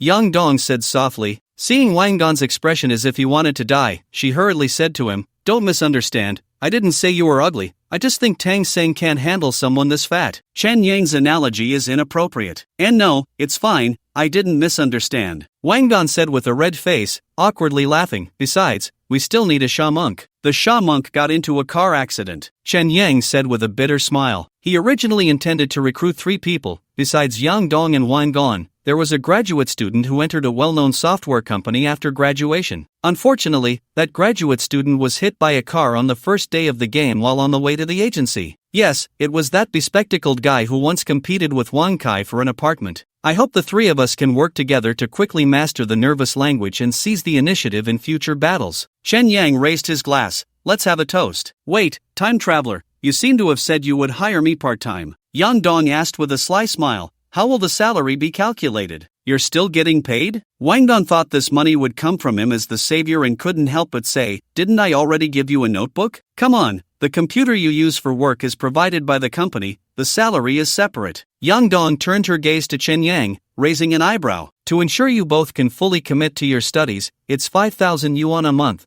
which is the average here in Binhai." "Ah, I get that too? Well, that's really good, I'm in," Wang Gan exclaimed joyfully, raising his glass to drink. Yang Dong smiled and waved at Chen Yang, shifting to the side and saying, "Chen Yang, come sit over here, it's too cramped for you two to sit together. I just happen to have something to ask you." "You're right, I can sit over there," Wang Gan joked. "Don't start, I don't want to be jealous of a paper figure." Yang Dong shot a glance at Chen Yang and patted the spot beside her. "Aren't you disturbing my focus?" Chen Yang was a bit reluctant but sat over and asked, "What do you want to ask?"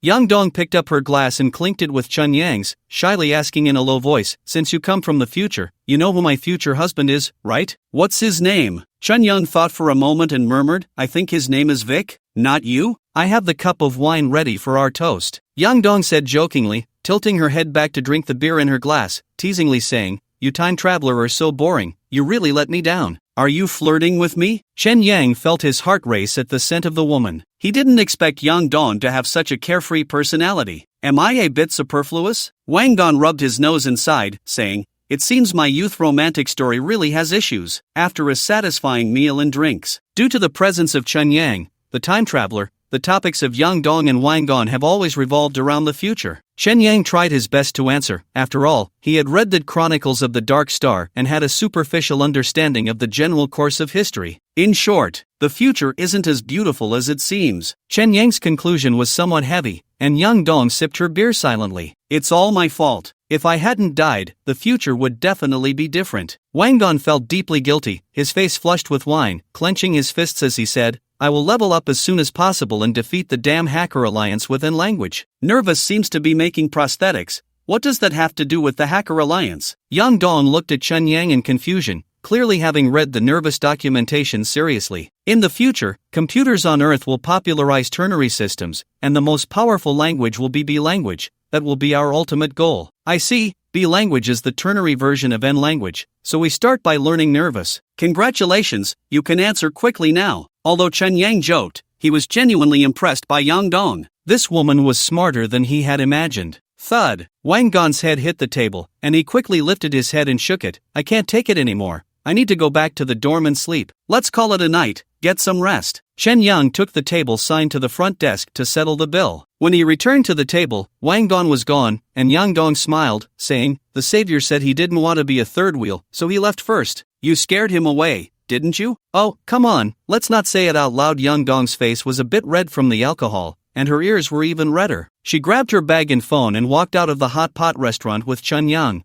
where the cool evening air greeted them. Let me walk you back to the dorm. Chen Yang glanced at his phone. It was just past 8 p.m. Time to log off. No need. What if I run into your ex-girlfriend or your ambiguous girlfriend? I don't want to stir up trouble. Yang Dong kept a distance from Chen Yang, then tentatively asked, you said my future husband is named Vic? What kind of person is he? He's a scumbag. Ah, Yang Dong exclaimed in disappointment, murmuring, good thing it's just my future self. I need to be careful of anyone named Vic in the future to avoid scum. After a moment, she curiously asked, do you have a photo of him? Scumbags should be handsome, right? If you promise to study hard, I'll let you see. Chen Yang indeed had a photo of Vic on his phone. He couldn't help but take a few selfies of that handsome face. And language is nothing. I watched a lot this afternoon and didn't find it difficult at all. Yang Dong said confidently, then smiled at Chen Yang, trying to please him. Send me Vic's photo so I can recognize him if I run into him in the future. If he doesn't go by Vic in this timeline and ends up scumming me, it's all your fault. Alright. Chen Yang found a frontal selfie of Vic on his phone. Just as he took the photo, a neon light flashed, casting a light purple hue that sculpted his features sharply. Whoosh! The photo was sent. Yang Dong eagerly opened her phone and clicked on the photo Chen Yang sent.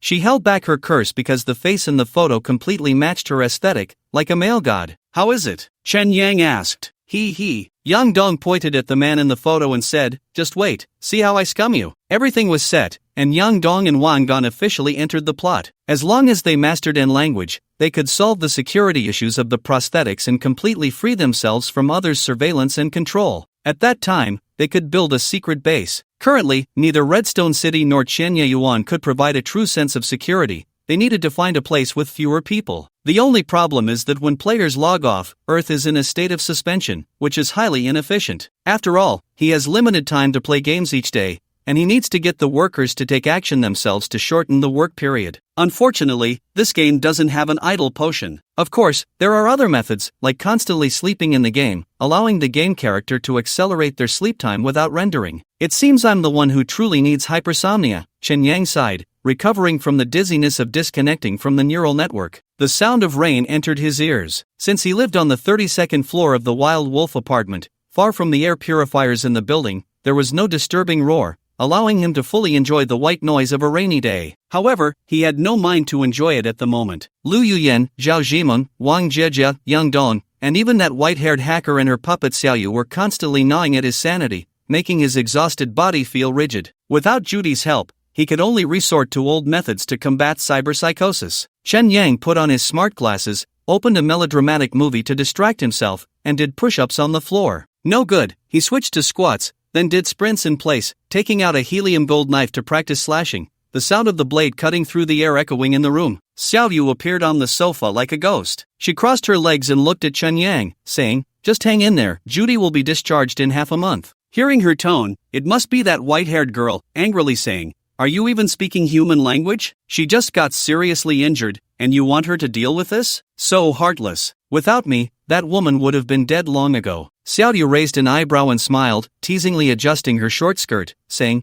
as long as you buy a synthetic doll, Xiaoyu can help you solve these daily troubles. You're not short on money. That synthetic person should have sold quite a bit, right? Ha, just because I have money, I don't want to settle for just one woman. Chun Yang entered the persona of a scumbag, swinging the knife and saying, men, at their core, are meant to sow seeds and spread love to everyone. Trash. The moment Xiaoyu stood up, she transformed into Wang Jieja, crying, I didn't expect you to be this kind of person. Do you even deserve me? Get the hell out. Damn it. Shit. Shen Yang felt a pang in his nose and threw his glasses to the ground. The glasses flipped twice on the floor, and Xiaoyu's voice still came through. You're becoming more and more like Vic. I'm not. Shen Yang looked at the knife in his hand and threw it away as well. He firmly believed he wasn't like Vic. Everything was due to the conflict between his mind and body. That kind of restless frustration stemmed from the backlash of cyberpsychosis. Shen Yang had indeed planned to buy a synthetic person, but with Lucy, this ghostly presence, the synthetic person he bought would undoubtedly become her spy, a mobile eye that could observe his every move. His greatest concern about Lucy was her ambiguity. She seemed to know everything but never spoke plainly or made any demands. This led Chen Yang to start doubting that while Lucy knew he had special sources,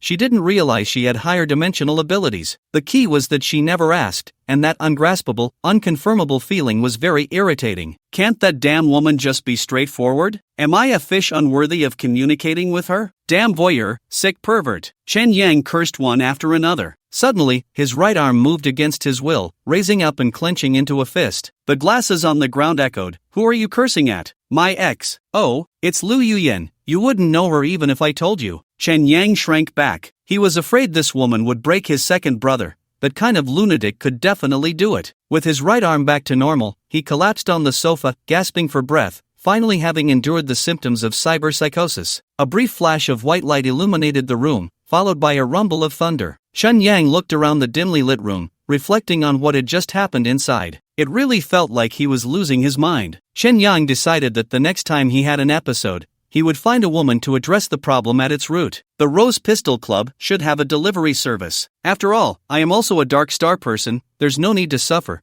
bound by the laws and morals of the game. But isn't that thought, in essence, pushing himself towards Vic in terms of personality? Damn. Chen Yang cursed, tilting his head to look at the ceiling, murmuring, Lucy, can we talk? No. The next day, Xianye Yuan Nuclear Technology Building. Nuclear Technology is a multinational company specializing in engine research, and it is also a Dark Star factory for lunar technology. For instance, the rover currently operating on Mars has its engine and battery sourced from nuclear technology. Shen Yang lived on the 32nd floor of the high-rise, and a hover car was a necessity. Today, he had invited Chi Tongwei, the veteran driver, to come here to choose a flying car to take home. Dude, do you think this badge looks good on me? Chi Tongwei had repaired his diamond arm, repainting it in a red and gold Iron Man color scheme. Moreover, embedded on his left deltoid was a glowing golden star emblem. Does it represent that you took down a Type 4 bionic? Chen Yang guessed. Exactly, this is proof that I knocked out a lunar person, huh? Chi Tongwei threw an arm around Chen Yang's shoulders and walked into the car sales hall, saying, You should get out more, don't just stay cooped up at home, it'll drive you crazy. I'm already crazy, it's best for me to recuperate at home, Shen Yang joked. There are plenty of crazy people in Dark Star,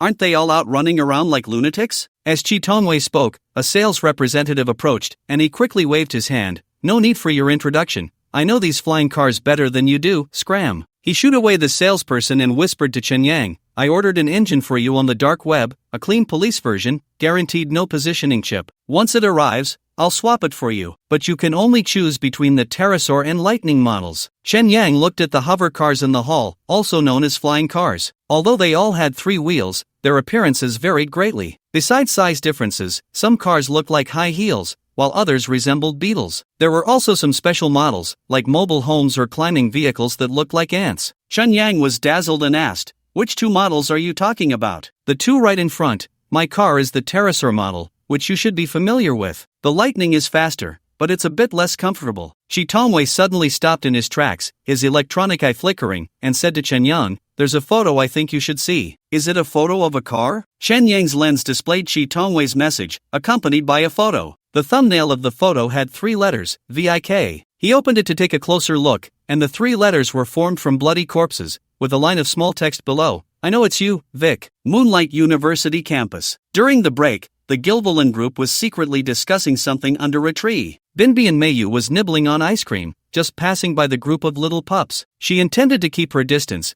but her keen ears caught a word, Vic. These two characters seemed to have a magical power, instantly reminding her of that man's photo. Just this morning, she had used Yang Dong's eyes to see what that scumbag looked like, a man completely different from Chun Yang, a bit wild, like a wolf. In this, Hainebe Miyu found herself deeply immersed in a peculiar happiness. Because the player behind Chen Yang was not an old man or some other despicable jerk, but a rugged man rarely seen on the moon. What made her feel even more wonderful was that she was actually dating two men at the same time. That sense of guilt exhilarated her, successfully dulling the pain of heartbreak. At that moment, upon hearing the name Vic, she couldn't help but stop in her tracks, stealthily sneaking behind a nearby tree like a cat to listen to what those guys were saying. Are you saying the one who tried to kill me is named Vic? The speaker was Matsui Masao, a scoundrel who loved to play with women. I heard from the middleman that only he can use a knife to chop off a cyborg's head, and the knife is made of helium metal, no doubt about it. Gilvilan let out a soft hum and continued, I've heard of this person, he's part of the Silver Wing Alliance, and he used to be my brother's rival. Your brother? The other classmates gasped, clearly intimidated by Gilvilan's brother. Anyone who has fought with my brother must be quite formidable. Gilvilan held his brother in high regard. After all, his brother worked on Mars and was quite famous on the moon. Then I guess my loss isn't unjustified. Matsui Masao sighed in relief and asked, can we find Vic so I can get my revenge? Shut up, you loser. Gilvilan's words drew laughter from his companions, and with a proud tone, he said, this time, I'll take Vic down myself, proving I'm stronger than my brother. When he comes back from Mars, let's see what he has to say about me. Heh, your brother couldn't kill him, do you think you can? Someone muttered. I could ambush him, sneak up from behind and stab him, or smother him while he sleeps. The safest method is to use a missile, just find the coordinates and drop it. Missiles are for adults, we can't use those. A few of them started brainstorming ideas, but Gilvilan said, you all shut up. If I want to prove I'm stronger than my brother, I can't use an ambush. It has to be a fair one-on-one duel, only then will my brother look at me differently. When do we start? Can we apply for a satellite live broadcast? Matsui Masao asked eagerly. The other classmates chimed in, eager for the spectacle. I've ordered a helium sword, it'll probably take a week to get it. I still need to figure out how to get it to Darkstar and let him live a few more days. Just as Gilvilan was speaking, something suddenly hit him on the head, and cold liquid dripped down his scalp onto his face. Damn it, who threw the ice cream? It was me. Hainebe Miyu stormed over, kicking aside the classmates blocking her path. She grabbed Gilvilan by the collar and pulled him along, saying, come with me, I have something to ask you. You bastard. Gilvilan was so scared he shut his mouth, desperately signaling to his classmates, who all ran toward the school building, shouting, Gil, hold on. We'll get the teacher for you. Help. Oh crap. Gilvilan was like a wild rabbit caught by a tiger, dragged to the edge of the playground in fear and struggle. Hainebe Miyu pinned Gilvilan against the wall, gripping his neck and said, you tell me the truth, those photos of the letters are real, right? You're being too outrageous. Gilvilan clutched Hainebe Miyu's wrist tightly, but her strength was terrifying, and he could only relent, saying, ask your brother about this. I'm asking you, tell me. Hainebe Miyu squeezed harder, and Gilvilan's vision went dark. The poor blonde could only grasp at her hand, begging, I was wrong, if you let me go, I'll tell the truth. At that moment, Hainebe Miyu finally recovered from her surprise and anger, quickly releasing her grip and saying, if you lie, I'll kill you. Gilvilan took a few deep breaths before saying, I can tell you the truth, it's nothing serious, but don't tell the adults, it's useless. I know. Alright, I'll tell you. Actually, I was playing a game console, controlling a character in Darkstar. Gilvilan leaned against the wall, forced a bitter smile, and stared into Minami Mei's eyes, asking, you're from the Minami family, you should know what Darkstar means, right? Of course. Minami Mei didn't really understand what Minami family meant, but she didn't want to be looked down upon by this brat, so she said, it's like the mortal realm in myths, a second-rate civilization. You're being too polite. Gilvilan didn't want to waste time with Minami Mei, as many classmates on the playground were paying attention to them. He straightened up, pretending to be strong, and said, let me tell you, at least for those who own a game console, Darkstar is a playground where you can slaughter at will. Ha, your brother has a game console too, he even teamed up with my brother. So it's useless to report me. The adults have their own set of game rules. Let's talk about this when we get to college. Then, Minami Mei confirmed her suspicion, her brother was indeed playing the letter game. and because of her guess, so many people had died. She panicked, unsure of what to ask, and stared at Gilvilan for a long time before asking, "What's going on with Vic? Why did you kill him?" Vic is a silver-winged killer, a member of the organization fighting against game consoles in Dark Star. Gilvilan felt unlucky. He frowned and continued, "This time it was a coincidence. I didn't expect to run into him." Coincidence? It really was a coincidence. Minami May had the same thought. "You heard about Vic from your brother, right?" Gilvilan asked with a smile. "Yeah, don't tell your brother. If he finds out Vic is still alive, he'll probably rush to take action. If you dare." Minami May shut her mouth, swallowing her words, and continued, "How do we contact the middleman you mentioned?" "The real middleman is on the dark web. We can't connect from the moon. If you want to find him, you'll have to go to the cyborg district to look for a client. It's very troublesome." Gilvilan saw the teachers and classmates coming out of the school building, and he couldn't help but subtly step aside, escaping while Minami May was lost in thought. Minami May didn't chase after him, instead pondering the cause and effect of these matters. She gradually realized that the adults on the moon shared a consensus similar to pheromones, like ants: father, brother, teacher. Even Lucy in the cyborg district was the same. In this light, they were all enemies of Vic, including her future self. Nuclear Technology Building. On the rooftop parking lot sat a brand new hover car. This was the Lightning 86 flying car that Chen Yang purchased for $2.8 million, nicknamed the Fugitive. The appearance of the Fugitive resembled a black scarab, with the front two wheels designed for forward thrust, allowing for not only high flying speed but also maintaining balance on water. However, this car was quite small, with only room for the driver and passenger, and limited trunk space. There's no way around it. Speed comes at the cost of comfort. Shi Tongwei walked around the new car, slowly shaking his head. "I still think the Pterosaur is better. You don't need to choose this model just to differentiate yourself from me. You don't understand the allure of the 86 in Lightning 86 for Earth players." Chen Yang opened the car door, sat in the driver's seat, and said, "Let's go. I'll take you for a spin around Akina Mountain." Takumi, right? I've seen that old anime too. But his wife seems quite ahead of her time. Now there are summer trees all over Chiba, full of support energy. Shi Tongwei sat in the passenger seat and fastened his seatbelt. After the car door closed, the vehicle emitted a hissing sound as it released exhaust, and the air purification function activated inside. Chen Yang proceeded to bind his iris and fingerprint, while the car windows projected various information such as battery level and maps. Xiaoyu's voice also came through the speakers. "The Ghost Girlfriend provides you with intelligent driving services. You are currently at the Nuclear Technology Flight Transfer Station. Please select your flight altitude based on your destination's direction. You can also choose intelligent driving,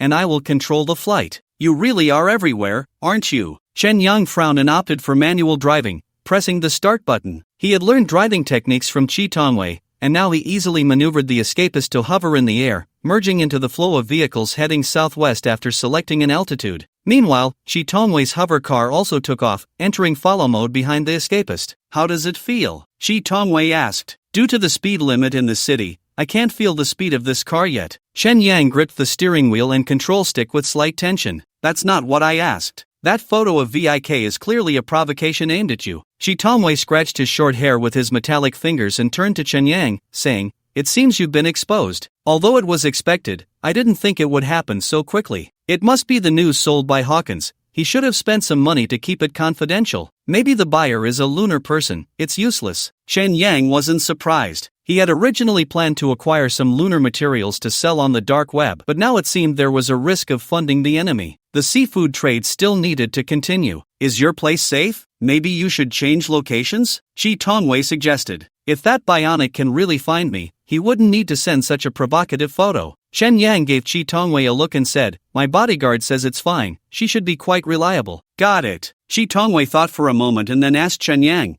"But can that knife still cut? There shouldn't be many places Dark Star can repair it." Chen Yang pondered for a moment and replied in a steady tone, "The knife doesn't matter. What's important is a brave heart." "Damn. Put in some effort." Chen Yang opened the BM software, but the update option still didn't pop up. The time had entered the early hours of November 1st, 2121, and Chen Yang's personality had occupied Vic's body for a full 2 months. Right now, the personality was preserved, but the body was in danger because of the lunar people. He needed to obtain helium gold quickly. Otherwise, if that foolish bionic killed him, he would suffer a great loss. In a certain sense, I am still a precious virgin in the Dark Star. Virgin. Would there be a critical hit bonus? Chen Yang sat on the sofa with a beer bottle, which actually contained cola, lost in thought. He took off his glasses and rubbed the bridge of his nose. Even though these glasses were light, they were still uncomfortable after wearing them for a long time. He needed to buy a physical monitor. The sofa beside him vibrated as someone sat down, and a fragrant breeze wafted over. Xiaoyu's voice appeared in his ear. Do you need me to find a place where you can repair your knife? She emphasized, any material knife can be repaired, and it's safe and reliable. No need, my knife is very healthy. Chen Yang contemplated a countermeasure and said emotionlessly, order me a monitor online and have it shipped as soon as possible. Okay,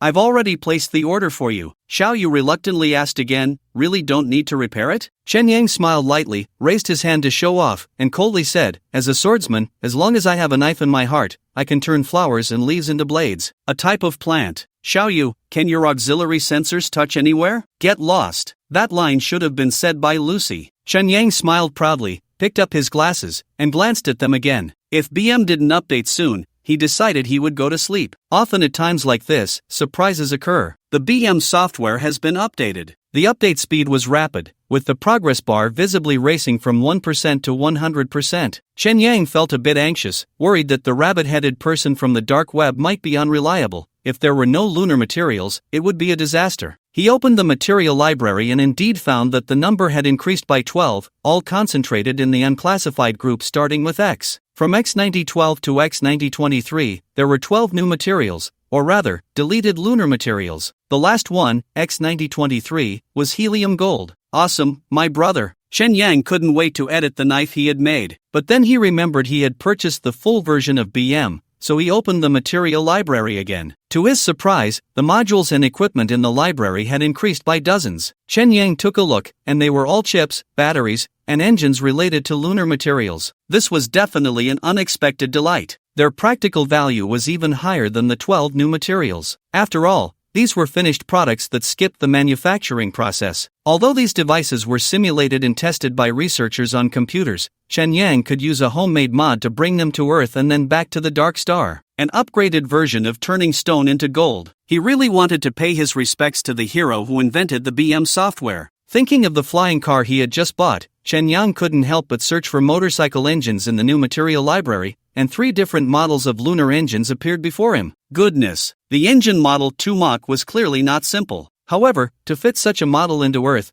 he needed to have an engine on Earth as well. He could go to a repair shop and pick up a scrap engine. Even a tractor engine would do. Damn it, there's no way I'm sleeping tonight. Chen Yang was extremely excited. He opened the 1:1 replica model of the helium gold knife from Vic. Just as he was about to change its material to helium metal, he suddenly remembered what Lucy had said through Xiaoyu, you are becoming more and more like Vic. So he deleted Vic's knife model and opened a browser to search for current technology in knife making, designing his own knife. Chen Yang's knife. Dark web. The Golden Ring City slowly rotated in space. Chen Yang confirmed the order in the BM software, unfreezing 10G of dark web currency and transferring the full amount to the rabbit-headed person. Shi Tongwei came online beside him. He still had the Iron Man skin, but on his left shoulder, there was an additional star-shaped emblem identical to the one on the King Kong arm. Upon seeing Chen Yang, Shi Tongwei popped up a skin that transformed Chen Yang into an ordinary-looking boy. He smiled and said, Takumi, do you want to spray your runner into an AE-86? No need. Chen Yang touched his face, which felt a bit long, resembling the character Fujiwara Takumi from the anime. What did you call me to the dark web for? Is it to complain about your ex? Shi Tongwei asked. That woman hasn't been tormenting you lately, has she? No,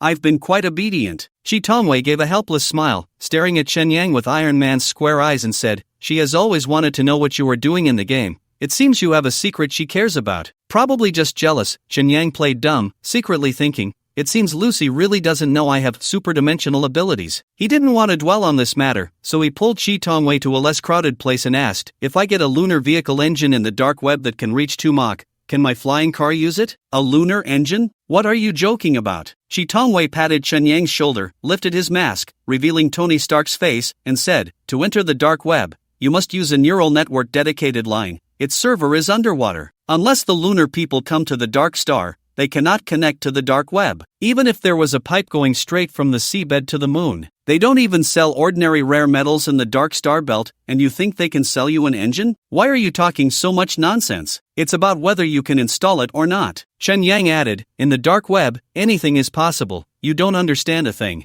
2 Mach, that's supersonic. the speed of a regular military aircraft. Shi Tongwei said without thinking, I estimate that at the moment of the sonic boom, your hover car will fall apart, and the fugitive will completely turn into a dead man. Don't even think about cramming an aircraft engine into a flying car unless you're insane. He thought for a moment and realized, saying, you must have seen the complete material library of BM, right? Damn, that's for scientists' experiments. You actually believed it. I don't believe the lunar rover can reach to Mach. There's no need in such a tiny space like the space station. That's true. Chen Yang scratched his head, realizing he still knew too little about the moon. The metallic dust between the dark star and the moon had isolated too many things. However, he wasn't giving up. He had to try out the lunar equipment when he had the chance, but first, he needed to deal with this lunar bionic person. Chen Yang pointed to the firearms special section ahead and said to Chi Tongwei, I want to buy a gun that can kill a bionic Type 4. Give me a recommendation. Why are you saying such silly things today? The bullets from the Dark Star can't even penetrate titanium steel. You've seen that before. Shi Tongwei pinched Chen Yang's face and tugged at it, saying, have you changed? Did your IQ get pulled out with the dung? What if I melted the knife and made it into bullets? Chen Yang said, you'd make bullets out of such valuable things? Each shot would cost hundreds of thousands, just to hear a bang, right? Shi Tongwei was so frustrated he held his head, saying in a helpless tone, do you think the bionic Type 4 is a target, standing still for you to shoot? Even if there's network latency between the moon and the dark star,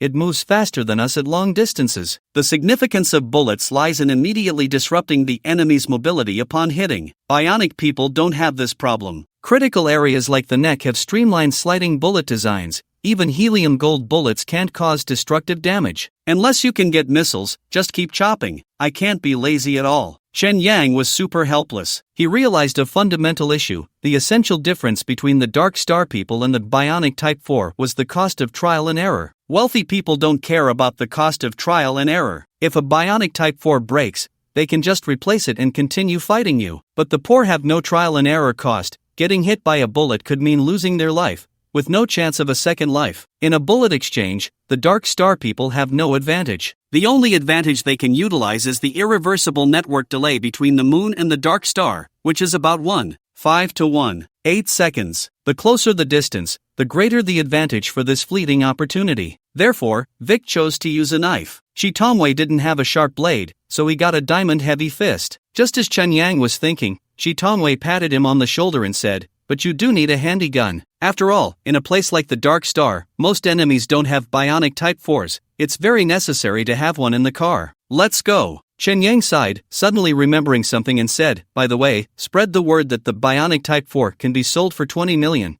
Don't let that bastard sit idle. Cyborg District. Hainade Miyu had arrived early at teacher Lucy's apartment, bringing her gift, 2 Ranchu goldfish. Thank you. Lucy placed the fish tank on the solid wood table in the living room, then saw the cat running over and immediately pulled up the control menu for Pet Cat, setting the entire range of the fish tank to no touch. Meow the kitten jumped onto the table, circled around the fish tank, and unwillingly reached out a paw to tap it, but its claws always kept a distance of 5 millimeters from the fish tank. Lucy seemed uninterested in the goldfish. She looked at the 2 lives, one red and one black, in the tank and tried to ask, is the joy of keeping fish also in observing them? Yes, when I was a child, I liked to squat by ant hills, and when I stood up, I would feel dizzy. Minami Mayu recalled her childhood, unable to help but smile. It seems that observation itself is a kind of joy. This is an unchanging aspect of human nature. Lucy nodded in agreement. She carefully examined Minami Mayu today. Although she was as beautiful as ever, it was evident that she had put on light makeup, so she curiously asked, you seem to be in a good mood. Have you moved on from your breakup? Not too bad. Minami Mayu forced a smile. Meaning Vic did help her step out of the pain of her breakup, but the subsequent blow was even greater. Vic turned out to be a classmate, a brother, and even an enemy of all the adults on the moon.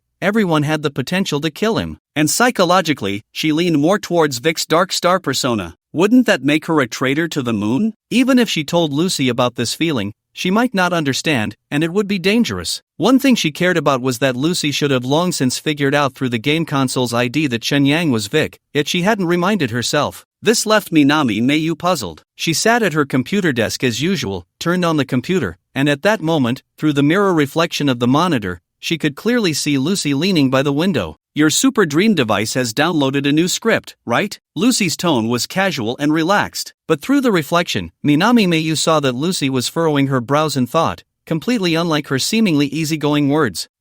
It started again. Minami Mayu felt a sense of vigilance. Has the teacher really not seen the Super Dream script I downloaded? Minami Mayu asked this question again. I've said it before, I'm not interested in other people's lives. Lucy went to the fridge, took out 2 bottles of apple juice, and handed one to Minami Mayu, saying, who is the character you're experiencing this time, Lu Yuyen, or another paid character? Yang Dong. Minami Mayu took the juice from Lucy's hand, but Lucy hesitated and didn't let go. After 2 seconds, Lucy smiled and released her grip on the juice bottle, saying, I thought Chen Yang would choose Wang Jieja. I'm a bit surprised. I guess he doesn't dare to face the unfamiliar Wang Jieja. Minami Mayu turned back and continued to observe Lucy through the screen's reflection. Her intuition told her that Lucy was very concerned about the character Yang Dong. Men really are fickle. Just after a heartbreaking separation from Wang Jieja, he chooses a new paid character. Lucy leaned against the fish tank, chatting casually, but her expression was not relaxed. If it were usual, Minami Mayu might have argued a bit, saying a few good words for Chen Yang. Because she hadn't felt Chen Yang's pursuit of Yang Dong in the plot, apart from the 2 teasing remarks about being a scumbag,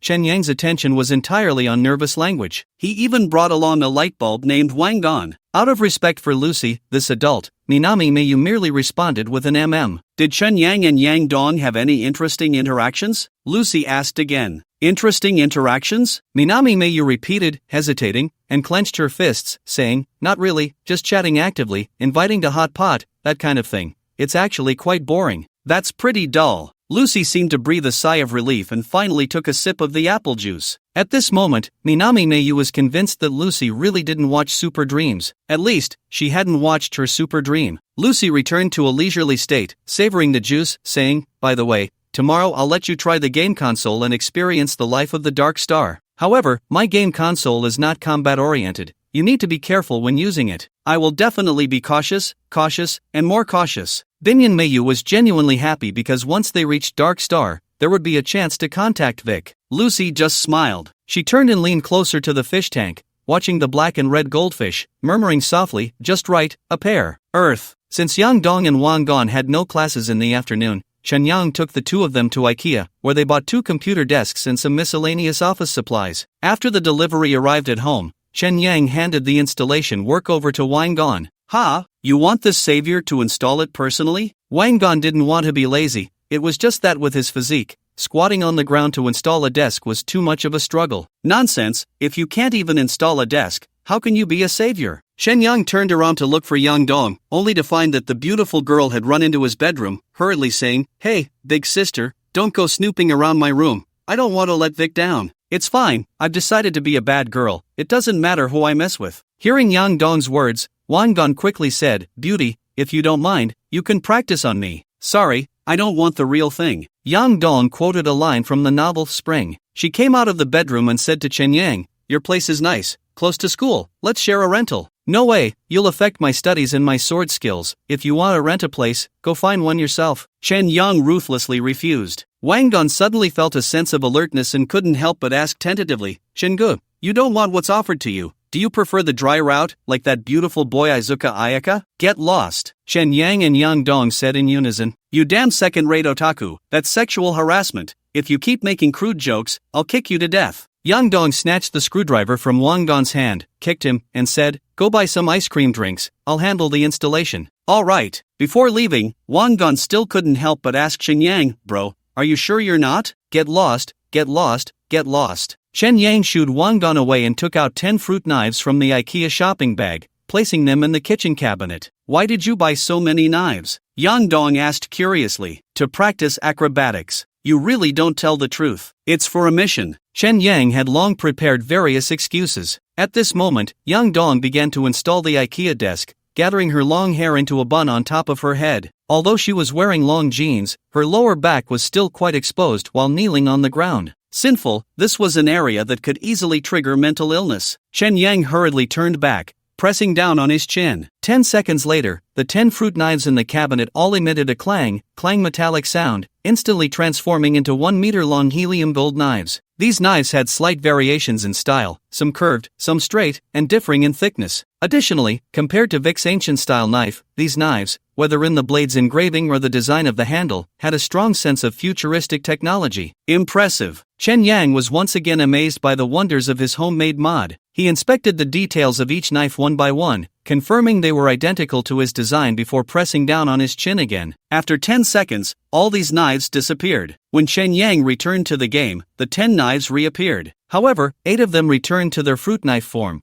while the other 2 were straight knives with different weights and styles. This was the result of filtering those 10 knives, each suitable for Vic's left and right hands. He hid these 2 knives deep in the cabinet before stepping out of the kitchen to help Yang Dong install the desk. Yang Dong had no idea that in the past minute, 3 supernatural phenomena had repeatedly occurred in the kitchen. She only heard the clang of metal. She thought Chen Yang was really practicing acrobatics. From time to time, she glanced at this traveler, feeling that this handsome guy was a bit suspicious. Being so close to this stunning beauty, he surprisingly had no thoughts at all, and those eyes were so well behaved it was almost unbelievable. Could he really be gay? The savior was in danger. The entire afternoon was spent in study. Yang Dong learned the unfamiliar language of nervous very quickly, insisting that Chen Yang purchase testing equipment after just one afternoon. Chen Yang found this reasonable. Testing in N language required a cybernetic body to verify correctness. He had already found a testing module in the DM material library, but he didn't expect Yang Dong to want it so soon, so he promised to help her solve it by tomorrow. Although Wang Gong wasn't as quick as Yang Dong, he also made some progress that afternoon, and it would be no problem for him to be an assistant in the future. This was the difference between paid roles and free roles. Chen Yang hadn't learned in language. He had been hiding in his bedroom writing BM models, continuing to refine the details of those 2 knives, and trying to use the modules in the material library to add enchantment effects. Yang Dong and Wang Gong thought he was secretly downloading adult content. Late at night, Chen Yang took the 2 knives to a nearby park. He chose a secluded spot, holding a helium gold knife in each hand. The blades danced, and the sound of slicing through the air echoed in the night. He had purchased all the abilities related to swordsmanship that afternoon, spending over 100,000. Although the muscle memory from the game couldn't be transferred to reality, some moves and techniques could still exist in his mind. For the next battle, he didn't want to be cautious, nor could he afford to be. All he could do now was 2 words: prepare for battle. Sunday, 9 a.m. Hainab Miu swallowed a packet of meal replacement pills and lay back in a bamboo rocking chair. Lucy put a black U-shaped game console around her neck and reminded her, "Remember what I said, never reveal your identity as a lunar person, including everything about the moon." "I will keep that in mind."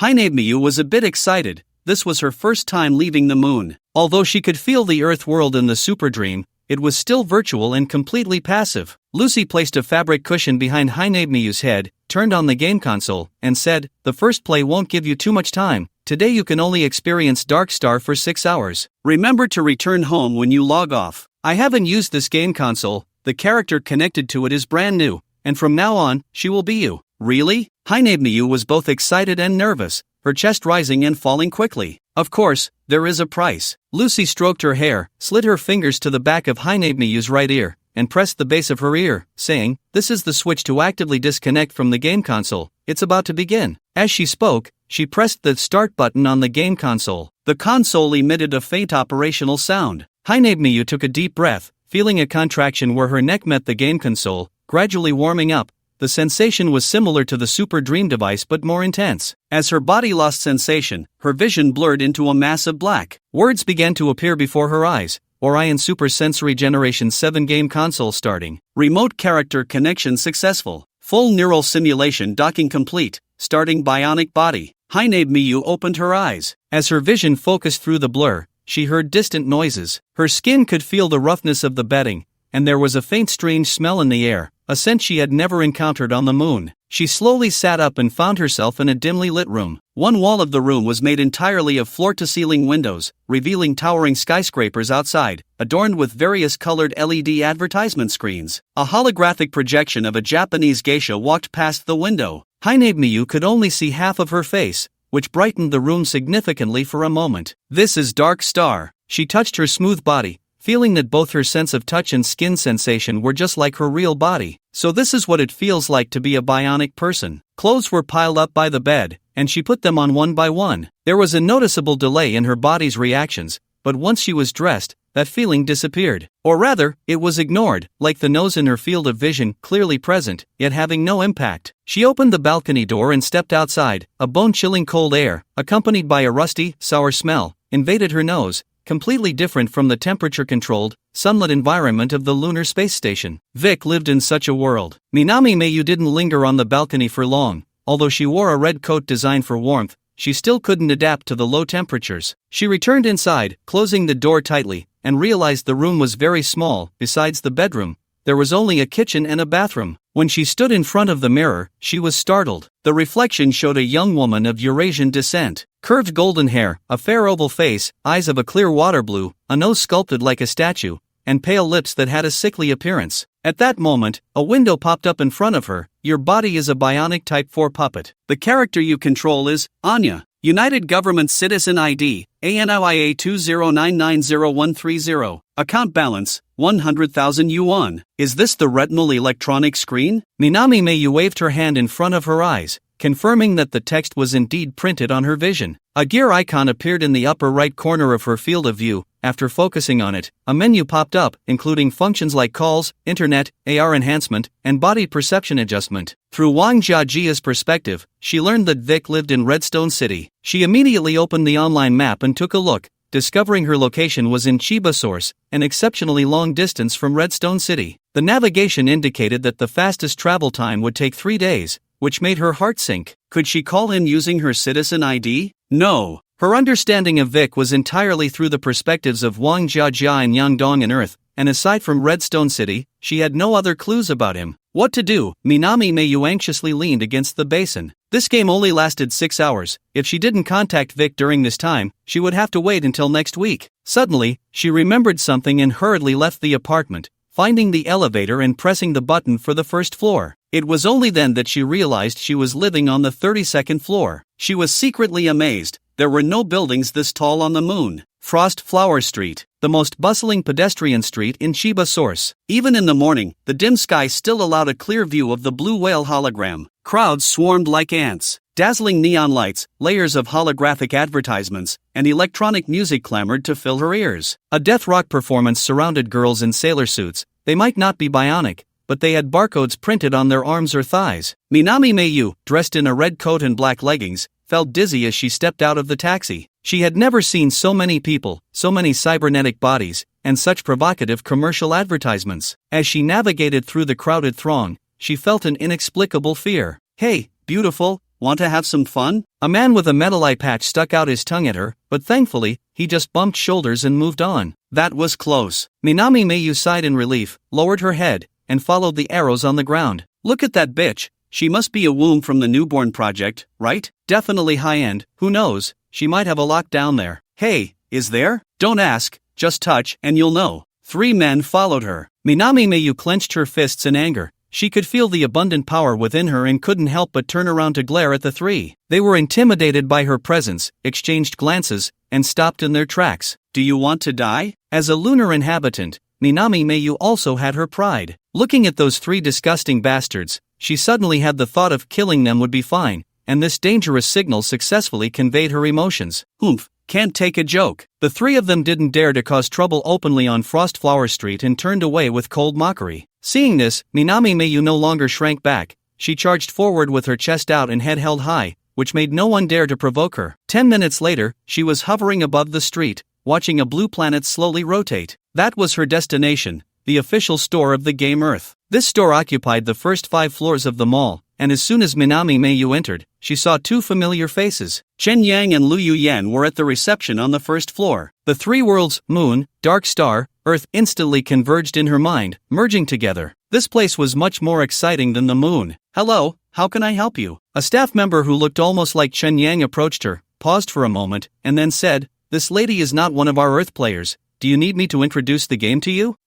Minami Mayu reached back to touch the back of her head, realizing she didn't have a brain machine interface. I want to find someone. She looked at the Chen Yang in front of her and curiously asked, "You're not a character in the game, right?" "I am a bionic staff member of the company, never participated in the game, so I am not considered a character in it." Chen Yang displayed a very friendly smile. Minami Mayu could tell that this Chen Yang had a very formulaic expression. It was like printed text, neat, but not written by a person, lacking a sense of soul. May I ask who you are looking for? Is it a staff member of our Earth company? Chen Yang inquired. I'm looking for a player, his name is. Minami Mayu whispered, his name is Vic. You're looking for a player? I'm sorry, but we cannot disclose player privacy. Chen Yang's expression was one of helplessness. He's in danger, I must notify him. Sorry, leaking player information would make him even more dangerous. Do you have any other matters? Why are you like this? Minami Mayu found this Chen Yang very annoying. Miss, Liu Yen came over, pulling Minami Mayu to a nearby sofa lounge, and quietly asked her, the player you mentioned, is it VIK Vic? Yes, his citizen ID starts with that. Minami Mayu actually didn't have a good impression of Liu Yen, but given the special circumstances, she pleaded, can you help me contact him? He should be my client, but I think you don't need to remind him. Because there are 3 pictures online, he will definitely see them and know he's in danger. While Liu Yen spoke, she projected 3 photos in front of Minami Mayu, continuing, they're very bloody, you'd better not look closely. The 3 photos all formed the letters VIK using body parts. Minami Mayu guessed that the atrocities were committed by Gilvillain just by seeing the letters in the photos. These 3 photos were different from the previous letters, each had a line of small text below. The first one, I know it's you, Vic. The second one, people die every day because you are still alive. The third one, one-on-one in 7 days. I think Vic will definitely see these photos because they are spreading wildly online. Liu Yen carefully examined the blonde beauty in front of her and tentatively asked, are you his friend? Sort of. Then you should also pay attention to your safety. Liu Yen patted Minami Mayu's shoulder and returned to the reception. Minami Mayu sat dazed on the sofa. It was at this moment that she realized that she and Vic were essentially strangers.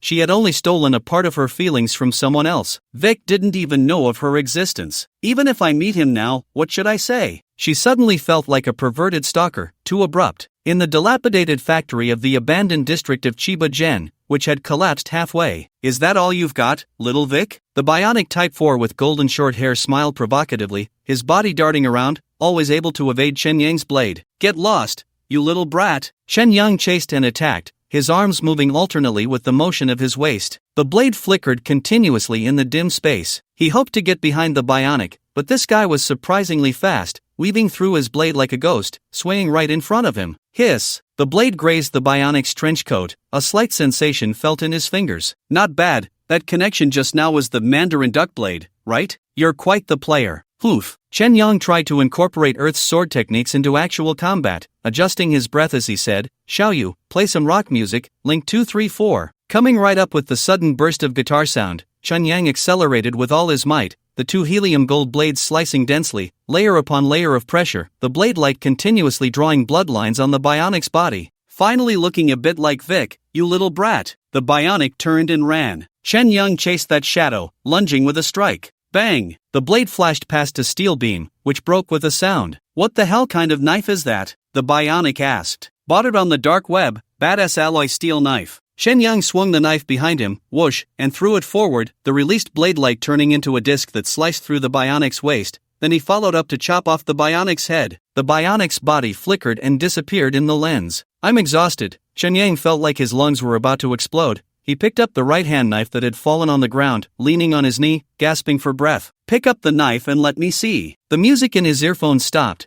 Xiaoyu's voice carried a commanding tone, clearly Lucy was speaking. What do you understand, damn it? Chen Yang's right hand lifted involuntarily, and at the same time, his smart glasses turned on the spotlight, illuminating the helium gold knife brightly and carefully. See, should I take off my pants and show you the third knife? Chen Yang said defiantly, raising his left-hand knife to the light as well. These 2 knives, the left hand short and the right hand long, had their backs thickened by Chen Yang to enhance the chopping advantage, making it easier to block and increasing the weight. Additionally, both knives were coated in Vanta Black by Chen Yang, capable of absorbing 99.9% of visible light. Therefore, even under strong light, the blades appeared as 2 shadows, only the bright edges visible. Even just the edges had fine textures added by Chen Yang, completely obscuring the characteristics of helium gold. This knife is pretty good, cost me quite a bit, Chen Yang said proudly. Bought it on the dark web? Lucy's voice sounded somewhat reluctant, coldly saying, how much? Get me 2 as well. That depends on luck. Let's talk later. Chen Yang glanced at the time, it was already afternoon. He was both tired and hungry, so he picked up the knife and walked out of the factory. The fugitive was parked at the door, and as he approached, the car door opened automatically. Going home to play games? Xiaoyu's voice came from the flying car's speakers. Going home, but not to play games. Chen Yang sat in the driver's seat, placing the 2 knives on the passenger seat, fastening his seatbelt as he said, I won't play for this week, need to recuperate and avoid getting sick. For the showdown a week later, he had to give it his all. If he couldn't even save his life,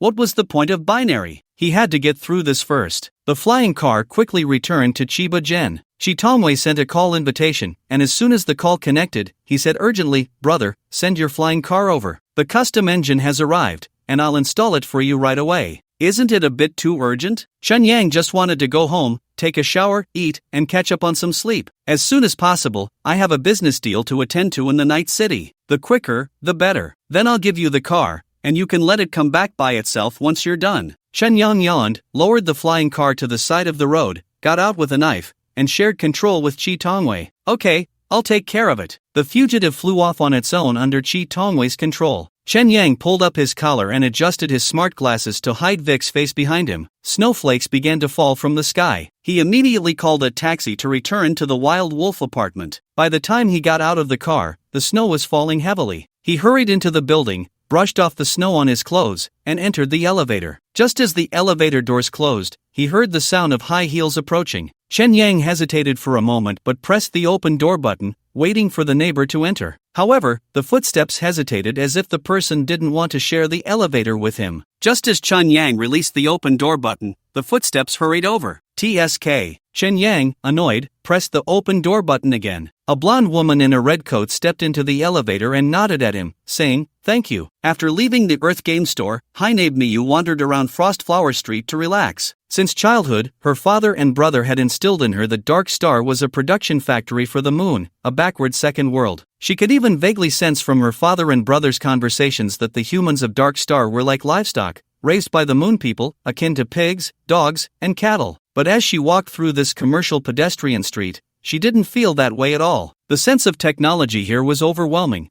Although people seemed a bit indifferent, they were all real lives striving for survival. She admired the highly artistic holographic projection advertisements and the ultimate aesthetics of cybernetic technology. And there was the towering Hacker Tower in the center of the square. It was a physical statue built by the Hacker Alliance to commemorate the greatest hacker, Arakawa Aikiru. All of this left Hainebe Miyu feeling curious and shocked. Then it started to snow. This snowfall completely dispelled the gloom in her heart. After all, while artificial rain could be made on the moon, it never snowed. However, time was running short, and she had promised teacher Lucy to play for only 6 hours, so she had to go home and log off. Although she hadn't been able to contact Vic today, this snowfall could be considered a perfect ending to this gaming session. Hainebe Miyu called a taxi and returned to her apartment in this body, the skyscraper called Light Luxury Wild Wolf Single Apartment, amidst the falling snow. As soon as she got out of the taxi, she saw a man walking ahead of her. After he entered the building, the elevator doors were closing. She quickened her pace, hoping to catch the elevator. But being in an unfamiliar city and sharing an elevator with a stranger felt somewhat awkward and unsafe, so she slowed down. The elevator doors opened again, seemingly waiting for her. It would be rude not to enter, so she jogged a few steps and got into the elevator. "Thank you." Hainebe Miyu immediately expressed her gratitude upon entering the elevator,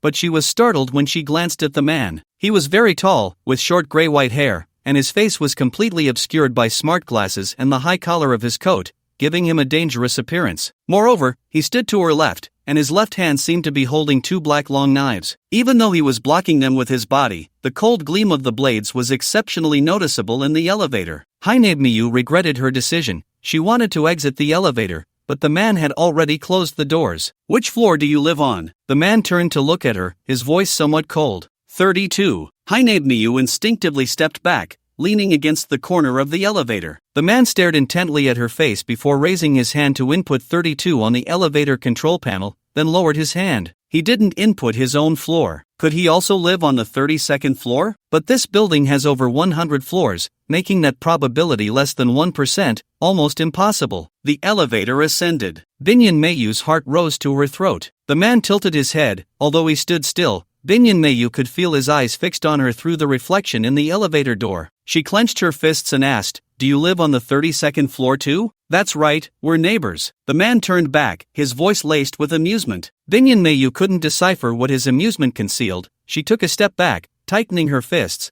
ready to strike first if the man made a move. "Oh, still a little lion, huh? What? Are you going to make a move?" The man picked up 2 knives in his left hand, smiling as he added, "Is it because of these that you're scared? Don't worry, these 2 won't harm a beautiful woman." Smooth talker. Binyan Meiyu focused on the man's hands, glancing at the elevator's floor display, which had already reached the 25th floor. and she could feel a noticeable deceleration. "Don't be nervous, you're making me afraid to turn around." The man sighed helplessly, tilting his head as he whispered, "But this is good, after all, this face is quite pleasant to look at.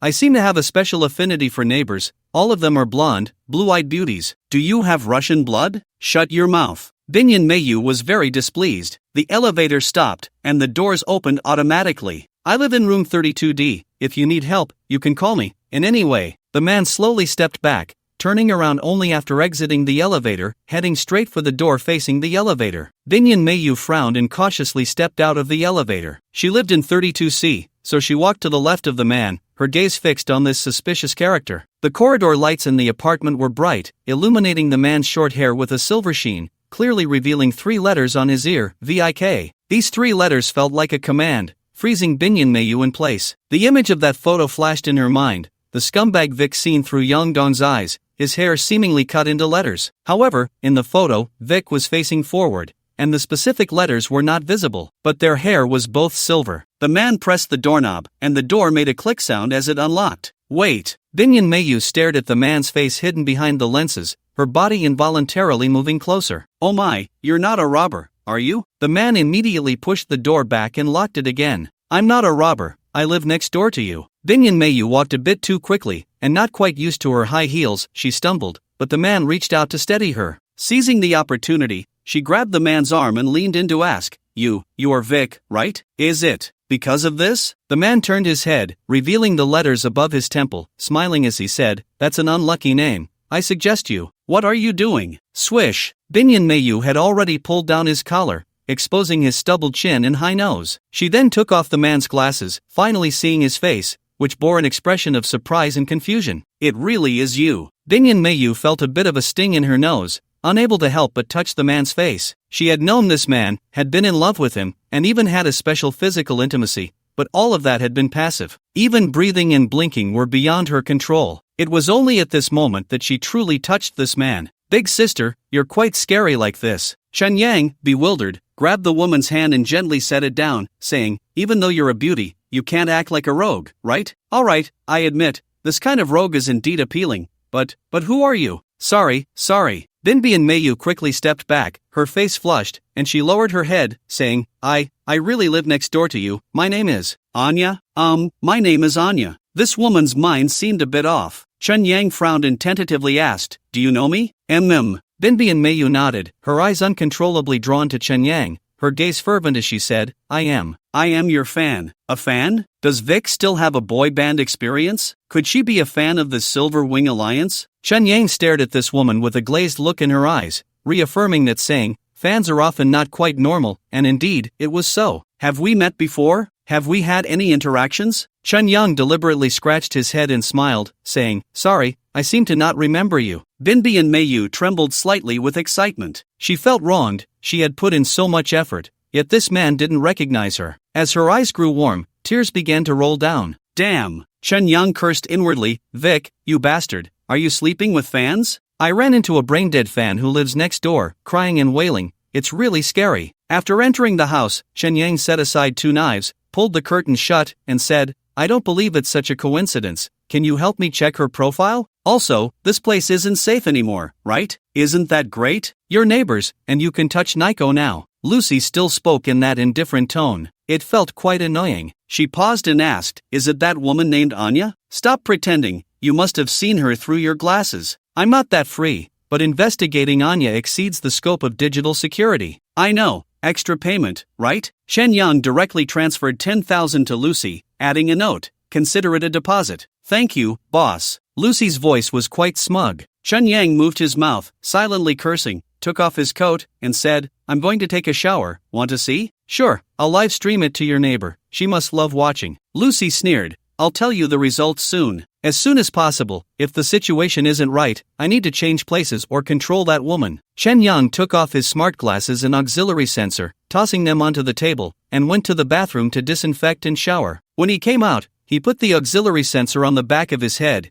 and Xiaoyu's voice immediately appeared beside him. "Lucy sent you a document, and Shi Tongwei also shared an app called Lucky Dice with you." "Lucky Dice? Just the name doesn't sound legitimate. Did that guy get a virus?" After finishing his shower, Chen Yang felt a bit drowsy as he pulled out a chair and sat at the wooden table. His newly bought physical monitor lit up immediately. This monitor was 2 meters wide, and the ultra-clear curved screen filled his entire field of vision. The only downside was a camera, which he had covered with a band-aid. The document sent by Lucy in the Galaxy system had opened, containing Anya's investigation file, including her employment history and medical report. Anya, a clerk at the archives of Night City, is now unemployed. 4 years ago, she had a relationship with Vic, and the medical records from the newborn hospital indicated a close relationship with the female party suffering both mental and physical harm. There were many other records, and Lucy's final security assessment was, under surveillance, no threatening actions detected. She wasn't even an adult 4 years ago, right? What a scumbag Vic is.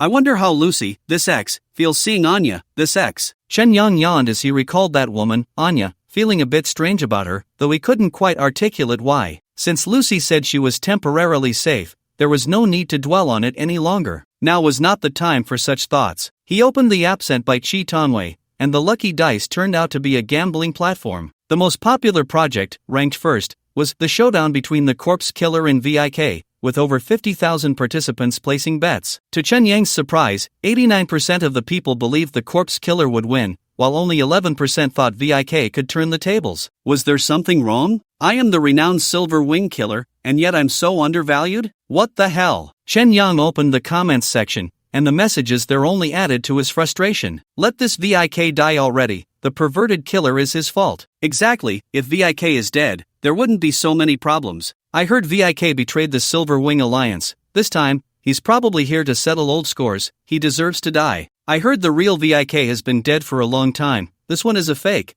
and his strength is definitely not on par with the real Vik. Who cares if he's real or fake? Just let him die. It's annoying to look at. Rumor has it that Vik was the first to complete the 26 letters in Night City, which offended the corpse killer. No wonder, flies don't buzz around an egg without cracks. This Vik must have issues. No wonder your sister, you bunch of idiots. Chen Yang posted a comment, which was deleted just 1 second later, and he was muted for 48 hours. Chi Tanwei messaged him, dude, you got the villain script this time, don't let everyone down. Vik, do these fools know the corpse killer is a lunar person? Chi Tanwei, it's not about knowing or not, it's about believing or not. Chi Tanwei, not to mention the media hype from the moon, people are better at finding virtues in the rich and flaws in insignificant characters like you. Vik, isn't the Silver Wing Alliance quite famous? Chi Tanwei, that's right, it's quite famous, but only within the circle. Chi Tanwei, the so-called legend of Night City, is only remembered by a few. It's more of a topic for drunks and barmaids. Maybe someone will make a drink in your name, and that's about it. Vik, good job, this villain is going to sleep now. Chi Tanwei, the car has been sent back to you. I heard the Earth Company has had some issues, be careful. Vik, I won't log into the game for the next week. I'll deal with that idiot later. Chi Tanwei, good luck, you can still make 15 million in a week. Vik, not selling this time. I want to use its corpse to make a big pile of dung. Chen Yang cursed as he stripped off his clothes and crawled into bed, his eyelids growing heavier. He initially had a bit of a Silver Wing Killer star mentality, thinking how cool it was to help the Dark Star people fight against the moon, but now all he could think of were curses, dirtier than before. Go die, who cares about you? He felt warm all over. The moment Minami Bay Mayu exited the game, she felt the afternoon sun. She raised her hand to touch her ear, with a few drops of undried tears still lingering in her ear canal. Meow. The calico cat reluctantly kicked its legs and jumped off her. Why are you still crying? Lucy's voice came through. Minami Bay Mayu turned to look. Lucy was holding the kitten, looking at her with a strange smile on her face. It's nothing. I saw snow in the Dark Star. Minami Bay Mayu carefully took off the game console and placed it on the table. She thought about how Vik lived next door to the game character. This couldn't be a coincidence but rather something Lucy had arranged on purpose. This made Lucy's smile even more inscrutable. Should she ask about this person Vik? I think you must be shocked by the culture of Dark Star. It looks completely different from the moon, but essentially it's made up of people, so it's pretty much the same. Lucy spoke in a deliberately casual tone, looking at the somewhat hesitant eyes of Minami Mayu, and continued, fortunately, the place you live in is a high-end community, and the neighbors are nice people, so you can play around without worry in the future. Minami Mayu could hear the implication in Lucy's words. The neighbor is a nice person, but why didn't she say it outright? This vague communication was confusing. Do you like this game console? Lucy pointed to the Orion game console and looked at Minami Mayu, saying, actually, it's been with me for over 2 years, and I've never used it. If you like it, I can transfer it to you. It's expensive, right? Minami Mayu was super tempted, but she also knew the value of this device. Its price was definitely not comparable to the dream device. Moreover, she had already spent all her savings to buy the dream device. Many transactions don't require money. You can help me with some simple tasks, like checking out stores in Dark Star, or taking care of my cat when I'm away. And Lucy paused, placing the game console in Minami Mayu's hands, and continued, hacker skills are usually not taught, they are learned in practice. You can help me complete some simple tasks. Using it, in Dark Star? Minami Mayu gently stroked the Orion game console, which still had the warmth of being used. If you're willing. Lucy sighed and murmured, after all, I'm already retired. November 6th. Chun Yang flew overnight to a ruined city between Jigging and Chiba Source. In the lifeless city center, dozens of drones were already hovering in the air, and some curious onlookers like him had arrived in flying cars, all parked in nearby blocks waiting. Because in 3 days, there would be a gamble concerning nearly 1 million people. Corpse Killer vs. Silver Wing Killer. In the latest VIK photo, in addition to the coordinates of this location, there were 2 lines of small text, duels here in 3 days. If VIK doesn't come, kill 100 people daily until he arrives. After this photo was released, this ruined city became a gathering place for onlookers. Chen Yang arrived early to prevent that lunar person from playing tricks, wanting to check if there were any traps set up. However, upon his arrival, he found that the place was packed with people and drones. These nosy bastards were even more enthusiastic than he was. Thinking about it, after all, if he lost, he would just lose his life, but if they lost, they would genuinely lose a lot of money. Chen Yang realized again, no one in this world actually cares about you. Your life is worth less than $1 in their pockets. At the same time, he speculated that this bionic Type 4 should be the one he sold, because the corpse with VIK was found in Chiba Source. The delivery location from Chitonway was also near Chiba Source. He must not sell it again after killing him. With nothing to do, he wandered around this ruined city, eventually finding a secluded underground parking lot to rest, eat hot pot, and practice his knife skills. He spent 3 days in such boredom. November 9th. This day happened to be a Sunday. Gilvillain felt confident of victory, announced a preview in class ahead of time, and started a satellite live broadcast that day. Your live broadcast has only a 2-second delay. My dad set up a dedicated line for me, so there won't be any issues, a classmate from the Satellite Management Bureau assured. Good buddy, I'll let you play a couple of times in the future. Although Gilvillain had not yet won, for him, this was a duel he was sure to win, with almost no suspense. He invited his close classmates to his home, prepared snacks and beer, and together they would witness this boss battle. Indeed, the killer VIK that even my brother can't handle is definitely the boss of the Dark Star Gaming Arena. Defeating him would mean conquering my brother. Unfortunately, I can't call that bitch Minami Myo over, or else I could prove my strength to her as well. It would be even better if I could hook up with her. Who wouldn't want to conquer a woman who was both beautiful and powerful? Just as Gilvillain was lost in thought, Matsui Masao quietly asked him, Gil, how did you sneak that sword into Dark Star? Isn't that illegal? Are you kidding? I just threw that sword away like garbage. What happens to it after that is none of my business. Ha, where's the illegality in that? Gilvillain glanced at the time. It was noon. He then stood up and said to his classmates, the show is about to begin, so get ready to enjoy my gaming performance. Wait for you to pop the champagne. Make your entrance cool and stylish. Go for it. Encouraged by his classmates, Gilvillain put on the Orion gaming console. Watch the live stream. Watch the live stream. Everyone took out their phones and opened Gilvillain's social channel, where the shared view of the gaming console was being streamed live. Gilvillain was entering the game. The dark screen lit up with the words Orion Super Sensory Generation 7 starting. Seeing this, Minami Mo's heart raced with anxiety. She was sitting on her bed in her bedroom. Although it wasn't cold, she was still wrapped in a blanket, holding her phone and trembling unconsciously. Knock knock. The bedroom door was knocked twice, and her brother entered with a fruit platter filled with mangoes, smiling as he asked, Myo, are you cold? Not cold. Minami Myo shook her head, but her hands were shaking so much that she placed her phone on her lap. What are you watching? Minami Wanji set the fruit platter on the table and curiously glanced at her phone. On the screen was a first-person view of someone looking at the gray sky and surveying the desolate city below. Then, a sword appeared on the screen. The sword was dark gray, with a straight blade that still shimmered with white light even in the dim light. Minami Wanji noticed a protruding button on the guard of the sword, raising his eyebrows in interest. Bro, do you want to watch too? Minami Mo's tone had a hint of disdain, almost saying, you can leave now. I don't want to watch. He's not as good looking as my rebellious little sister, Minami Wanji said with a wry smile before turning to leave her room. Click. Minami Myo followed him and locked the door. She then quickly ran back to her bed, continued to wrap herself in the blanket, and stared at the screen on her phone. She originally wanted to enter Dark Star through the gaming console and watch the scene in Anya's body, but she didn't have the resolve, fearing a bad outcome, because Minami Mo's understanding of VIK was only through the game's Chen Yang. In Chen Yang's interactions with Wang Jiajia, this big boy left her with an impression of being cheerful and optimistic, a bit lecherous, almost completely unrelated to the term killer. Even when she had seen VIK in real life, there wasn't much change in her perception. On the contrary, she knew how powerful the bionic Type 4 controlled by the gaming console was. During last week's game, she could feel that extraordinary power just by clenching her fist, something no human could compare to. VIK, don't come. Please don't come to your death. In the torment of waiting, Minami No gradually developed this thought. Half an hour passed. On her phone's screen, Gilvilan was still standing atop the mall's high roof. He looked down boredly at the dozens of people standing in the plaza of the commercial center, all waiting for VIK's appearance just like him. Boring. Under the focus of countless drones, Gilvilan leaped down, landing with a thud that sent bricks flying. The people waiting on the ground were startled and scattered, only to see the golden-haired man descending from the sky, his expression unchanged. He merely blinked and raised his chin to survey the surroundings. "Where's Vic?" he asked. "We don't know either. We're all waiting for him," a man said, trying to get close. Another person beside him chimed in, "We're all betting on your win, hoping you can take down Vic." "We're on the same side." "Same side?" Gilvilan smirked, his lips curling as he attached his longsword to his back,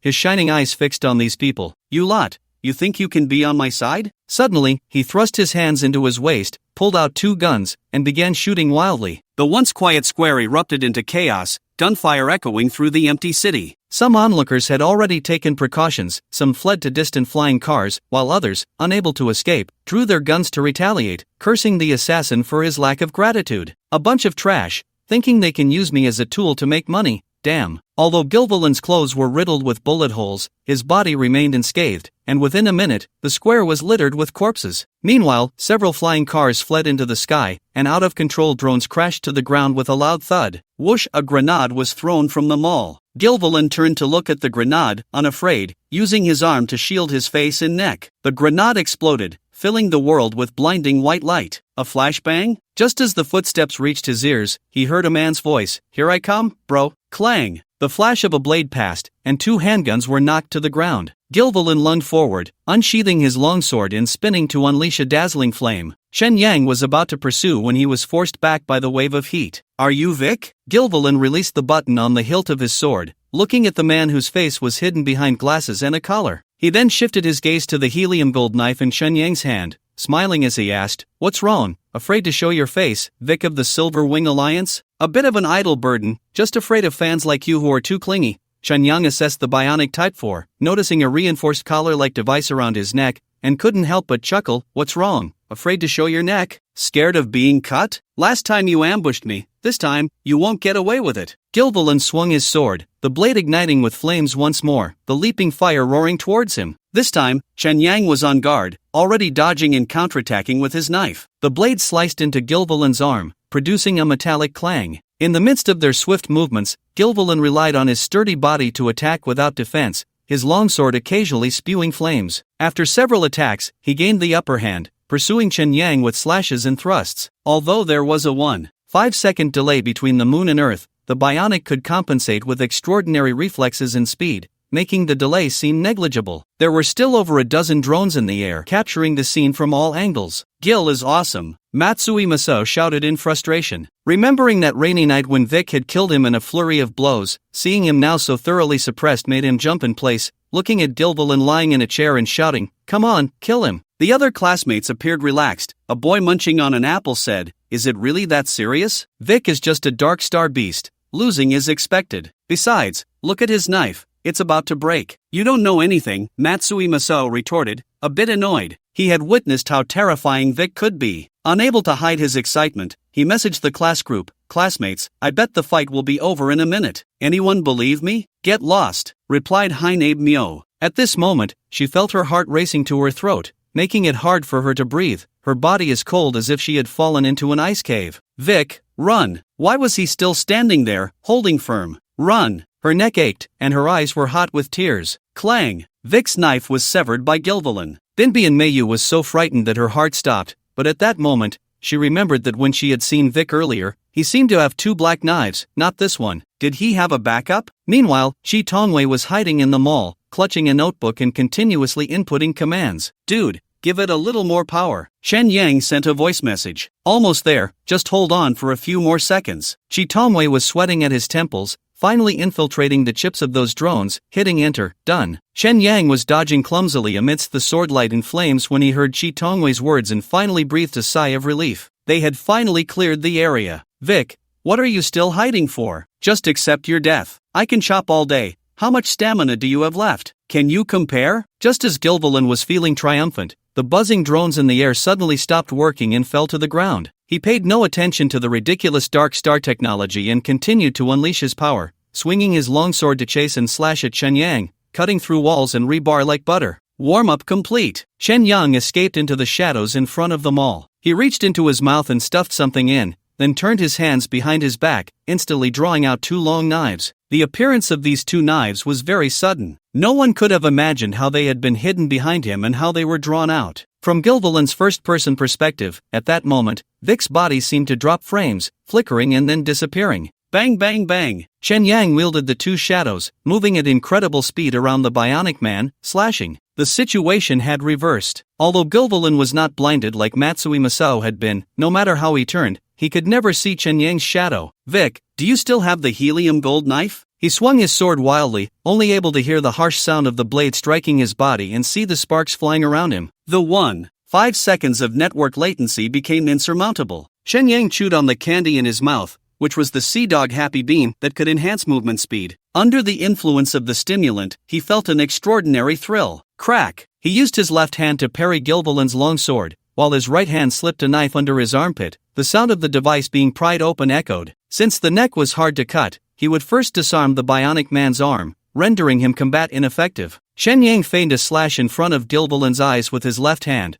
while his right hand aimed again at his shoulder. However, as he swung this knife, it unexpectedly changed direction, slicing empty air before the blade turned inward, whoosh, and swiped toward his own neck. Ha! Shen Yang's right arm betrayed him. He was so scared that he immediately twisted to the right, his body tumbling to the ground like a spinning top. Gilvilan seized the opportunity to swing his sword down, but Shen Yang rolled up and once again turned the knife to self-inflict. Damn! What the hell are you doing? Shen Yang used his left-hand knife to block his right-hand knife, the 2 blades forming a cross in front of him in a struggle. It's not me. I'm working on it. Lucy's voice flashed in the lens. At this moment, in Shen Yang's sensor Type 3 chip, a swarm of worms had blocked the nerve signals from the brain, and a black beetle was gnawing at the chip's core, extending its tentacles inside. The white phantom appeared. Her figure flickered among the worms, and the web she had laid immediately intercepted and shredded those viruses. You really came. The black beetle sent a text message. We agreed to stop the game. Why aren't you keeping your word? Lucy replied. The white phantom shot out silk to bind the beetle, pulling it out of the chip. The game wasn't started by me, and besides, you didn't fulfill your initial promise. The beetle was constricted by spider silk and instantly split into several new beetles. It regained control of the chip and sent out messages one after another. Vic is still alive. You said he drowned in the sea 2 years ago. Clearly, you are deceiving us. With the beetle's control, a large number of worm viruses once again proliferated in the chip's neural pathways, rushing towards the ghost. This person is not Vic. If he were really Vic, this bionic would have already lain down. The white ghost geometrically replicated like a shadow, instantly covering the entire chip and signal transmission path with spider webs. The beetles and worms were all eliminated under the slicing of the silk. The white ghost remained stationed in the chip. The right arm returned to normal. Shen Yang seized the moment and attacked with all his might. 2 helium gold knives slashed in turn, and the bionic's right shoulder burst with electric sparks, its uncontrolled arm tearing out a cable that fell to the ground. Clang! Gilvilan's helium gold sword also slipped from his hand, emitting a gradually weakening rumble on the ground. Gilvilan put down the game console, ending the duel early. Losing an arm meant defeat, continuing would only bring humiliation, so it was better to leave the bionic as intact as possible. Perhaps it could still be bought back. However, this time it would require borrowing money for the ransom. He sighed silently, unable to hide his disappointment as he placed the game console on the table. The classmates exchanged glances, the atmosphere awkward. Matsui Masao had just been very excited, but now he was filled with disappointment towards Gilvilan. However, he thought for a moment and lightened up, saying softly, "Let's just say Vic is really impressive. I lost to him in a sneak attack before, and you lost in a direct challenge today too. What era is this? Still using swords to fight, it's impractical and flashy. Next time, just use a gun and you'll win. Right, use a sniper, a quick shot guarantees victory. Faced with his classmates' doubts, Gilvilin's face flushed red and pale. He tried hard to convince himself, that person is not Vic, he just confused me using Vic's knife. He is even stronger than Vic, with 2 helium gold knives, he is definitely not Vic. This way, his brother wouldn't mock him for overestimating his abilities. Thinking about that bionic being captured again, he looked at his close classmates and forced a smile, saying, to restart the game requires a fee. I just spent my money on the helium gold sword, so if you all want to play, could you lend me some money first? Gil, talking about money hurts feelings. I need to tell my dad, that live broadcast line can be shut down, I'm leaving now. I haven't finished my homework yet, I need to hurry home to catch up, see you tomorrow. Wait, I haven't finished either, let's go together. Me too, me too. Seeing his classmates bolt at the mention of borrowing money, Gilvilin angrily shouted, you guys are so ungrateful. There was no homework assigned this week, you bastards. In the end, only Matsui Masao remained sitting there eating a banana, and he followed up, those guys just take advantage. What kind of friends are they? You're still my bro. Gilvilin gratefully sat beside Matsui Masao, putting his arm around his shoulder and saying, how much can you lend me? 1,000 is fine, I'll figure out the rest. I can lend you a maximum of 1,500, I don't have any more. Good brother. Gilvilin was deeply moved, his nose feeling a bit sour. True feelings are revealed in times of hardship, but not just here. Matsui Masao nodded silently and suddenly said, but you played with my girlfriend twice before, this time you have to return the favor and let me play twice. Gilvilin was stunned, frowning as he said, I don't have a girlfriend, just owe me for now, let's write a note. You owe me 1,500 yuan, plus 2 times with your girlfriend. Get lost. Meanwhile, another person on the moon was very happy. Hainab Meal was dancing to Chicken You Too Beautiful in her bedroom. Although Chen Yang did not see how he chopped off Gilvilin's arm, the moment he drew his twin blades, she was so excited that she almost cried out. Vic's draw was no less impressive than Chen Yang's ghostly dance. She really wanted to jump into the game and celebrate with Vic as a fan of Anya, but she didn't dare use the game console during the day. She could only wait until nightfall. Benhama Mayu opened the door to go to the bathroom on the first floor. As she passed by Benhama Wanji's room, she saw her brother staring blankly at the computer, deep in thought. In the dim sky, the fugitive was approaching. The cyborg lay on the ground, its severed right arm still sparking with electricity, extinguishing only after the battery stopped supplying power. Chen Yang removed the reinforcement device from the neck of Cyborg Type 4, wielded his blades, and struck down 10 times before finally severing its head. A finishing blow was necessary. He raised his right arm to take a look, still feeling a lingering fear from its recent betrayal. Who was controlling my right arm just now? He asked. From the moon, Xiaoyu replied with just those 4 words, offering no further explanation. It seems to be in cahoots with that cyborg, too cunning. Chen Yang clenched his right fist, feeling in control. It seemed he had to resolve its security issue as soon as possible. Even with Lucy's protection, there were still those who could briefly control that arm. Too dangerous. He picked up the cyborg's helium gold sword, which was heavy, and pressing the button on the hilt could shoot flames. Although it wasn't very handy, this flame-spewing device was quite nice. Not to mention its practicality, the key point was that it looked cool. What a pity for this sword, but a little money can reforge it. Shi Tongwei picked up Vic's broken sword and looked at Chen Yang's shadowy twin blades, muttering in confusion, can you really buy such good stuff on the dark web? Anything is possible. Chen Yang knew Shi Tongwei didn't believe him, so he said, will that broken sword satisfy your curiosity? This sword? Shi Tongwei looked at the helium gold sword in his hand, instantly understanding, and quickly smiled, saying, what curiosity? My biggest problem is being dull. I have absolutely no curiosity. This sword is also a gift for you, but leave the flame device in the hilt for me. Chen Yang tossed the sword to Shi Tongwei. Compared to the easily obtainable helium metal, a capable and reliable teammate was more important. After all, this was something that a golden finger couldn't handle. However, perhaps in the future. Chen Yang looked at the cyborg on the ground, harboring a bold fantasy. At this moment, Shi Tongwei, holding the sword and knife, slapped himself in the face to confirm this was not a dream. So much helium gold? All for me? He needed Chen Yang to confirm again. Yes, use it to arm yourself well, just don't use it on mechanical birds. Chen Yang pointed at the cyborg Type 4 on the ground and continued, later, help me dismantle it. I want to watch the whole process. No problem, whatever you say goes, I'm all ears. Shi Tongwei was overjoyed, tapping the helium metal with his fingers to make a ding-ding sound, saying, I will have the most badass golden arm in the world. when I encounter Cyborg Type 4 again, just leave it to me. To be honest, I was itching to do something when I saw you dealing with that guy. At this moment, the fugitive slowly descended. Chen Yang opened the trunk and, together with Chi Tongwei, tossed the cyborg inside. Let's go, or someone might come to pick up the scraps soon.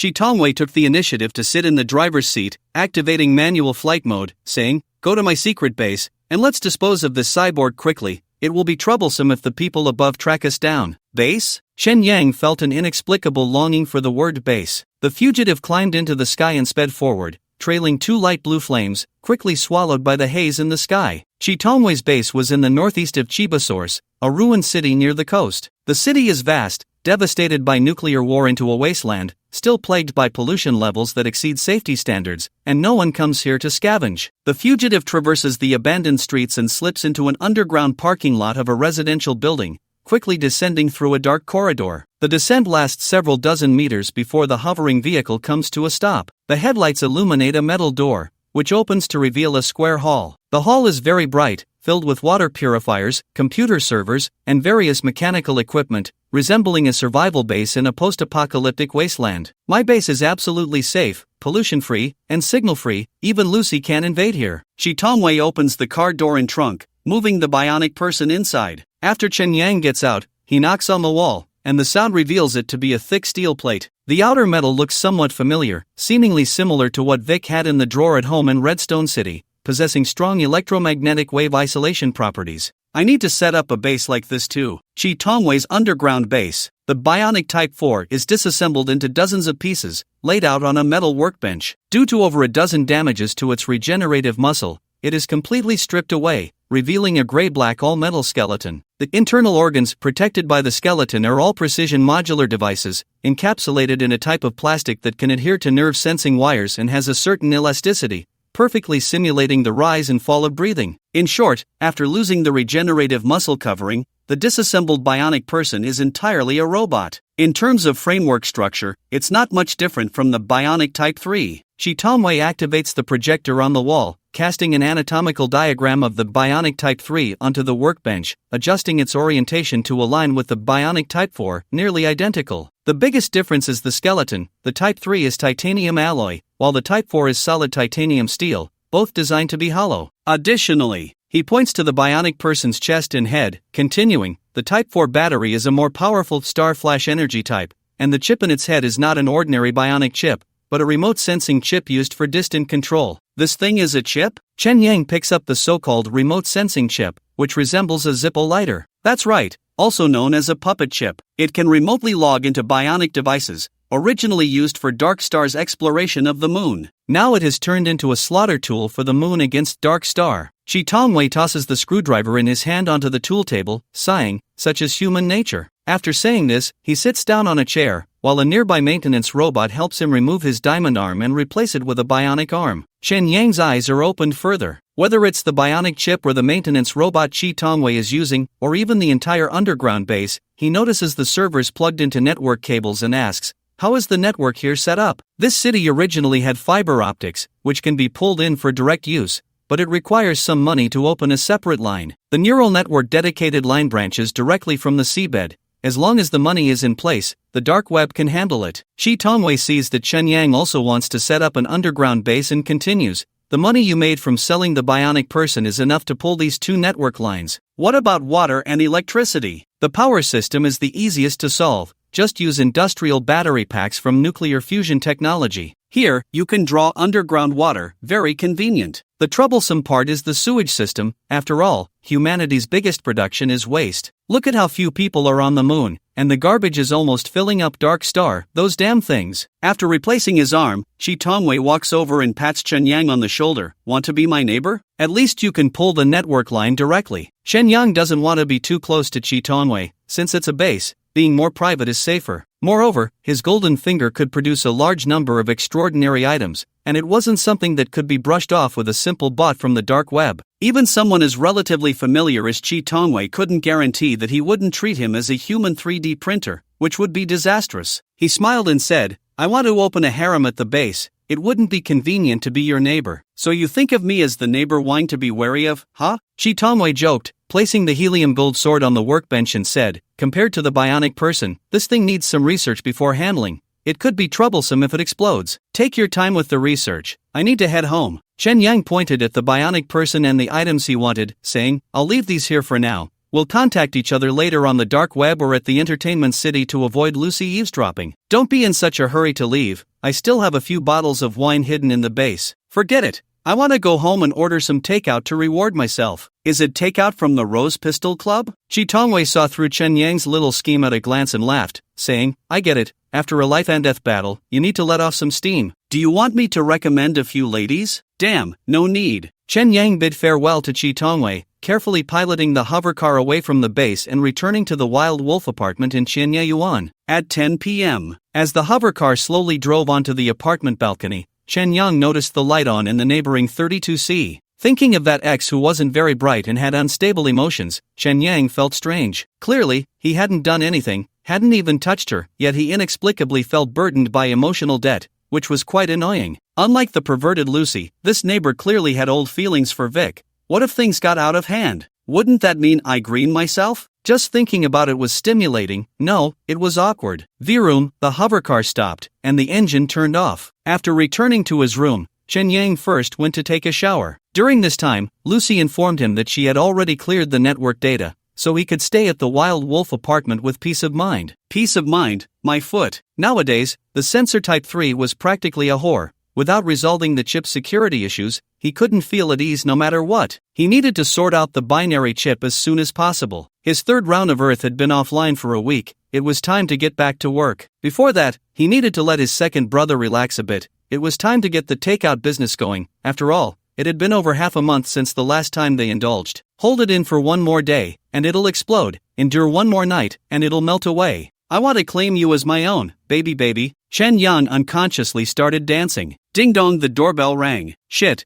it can't be that woman, right? Chen Yang's spider alert was already up. He hurriedly dried himself off and put on a clean set of home clothes, just simple sweatpants and a long-sleeve t-shirt. Since the light rain connected to the home access control, she answered through the auxiliary sensor. It's your neighbor, a beautiful blonde. What does she want? Chen Yang just wanted to eat takeout and had no mood to reminisce with her. Peeking through the peephole, it was indeed Anya. She was holding a cake and a bottle of red wine, looking like she had spent quite a bit of money. Anya, right? What brings you here? Chen Yang opened the door. Although his mind was on takeout, this European-style beauty was still quite eye-catching. I wanted to celebrate with you. Anya held up the cake and wine, her shy expression saying, I know you won. I'm really very happy. You this. Chen Yang rubbed his face in frustration and asked her, It's the middle of the night, just a man and a woman. Do you dare come into my room? Going to my room is fine too. I didn't mean it that way. Forget it, just come in. Sorry for the intrusion. Anya blushed and smiled as she entered Chen Yang's apartment. Chen Yang cleaned the table, moved the monitor to the floor, and placed the memory fragment on the game console, thinking it had turned off since it didn't display any scenes. Is that the Earth game console? Anya asked curiously, looking at the console by the wall. There are two. One is a backup. Chen Yang fetched 2 wine glasses and brought over a chair for her, saying, Please sit. Once she was seated, he added, Sorry, I don't remember much about the past. Did I hurt you? Anya looked at the Vic in front of her, and AR enhancements appeared in her eyes, slowly transforming Vic's face into Chen Yang's. In an instant, emotions from Wang Jiajia surged in her heart,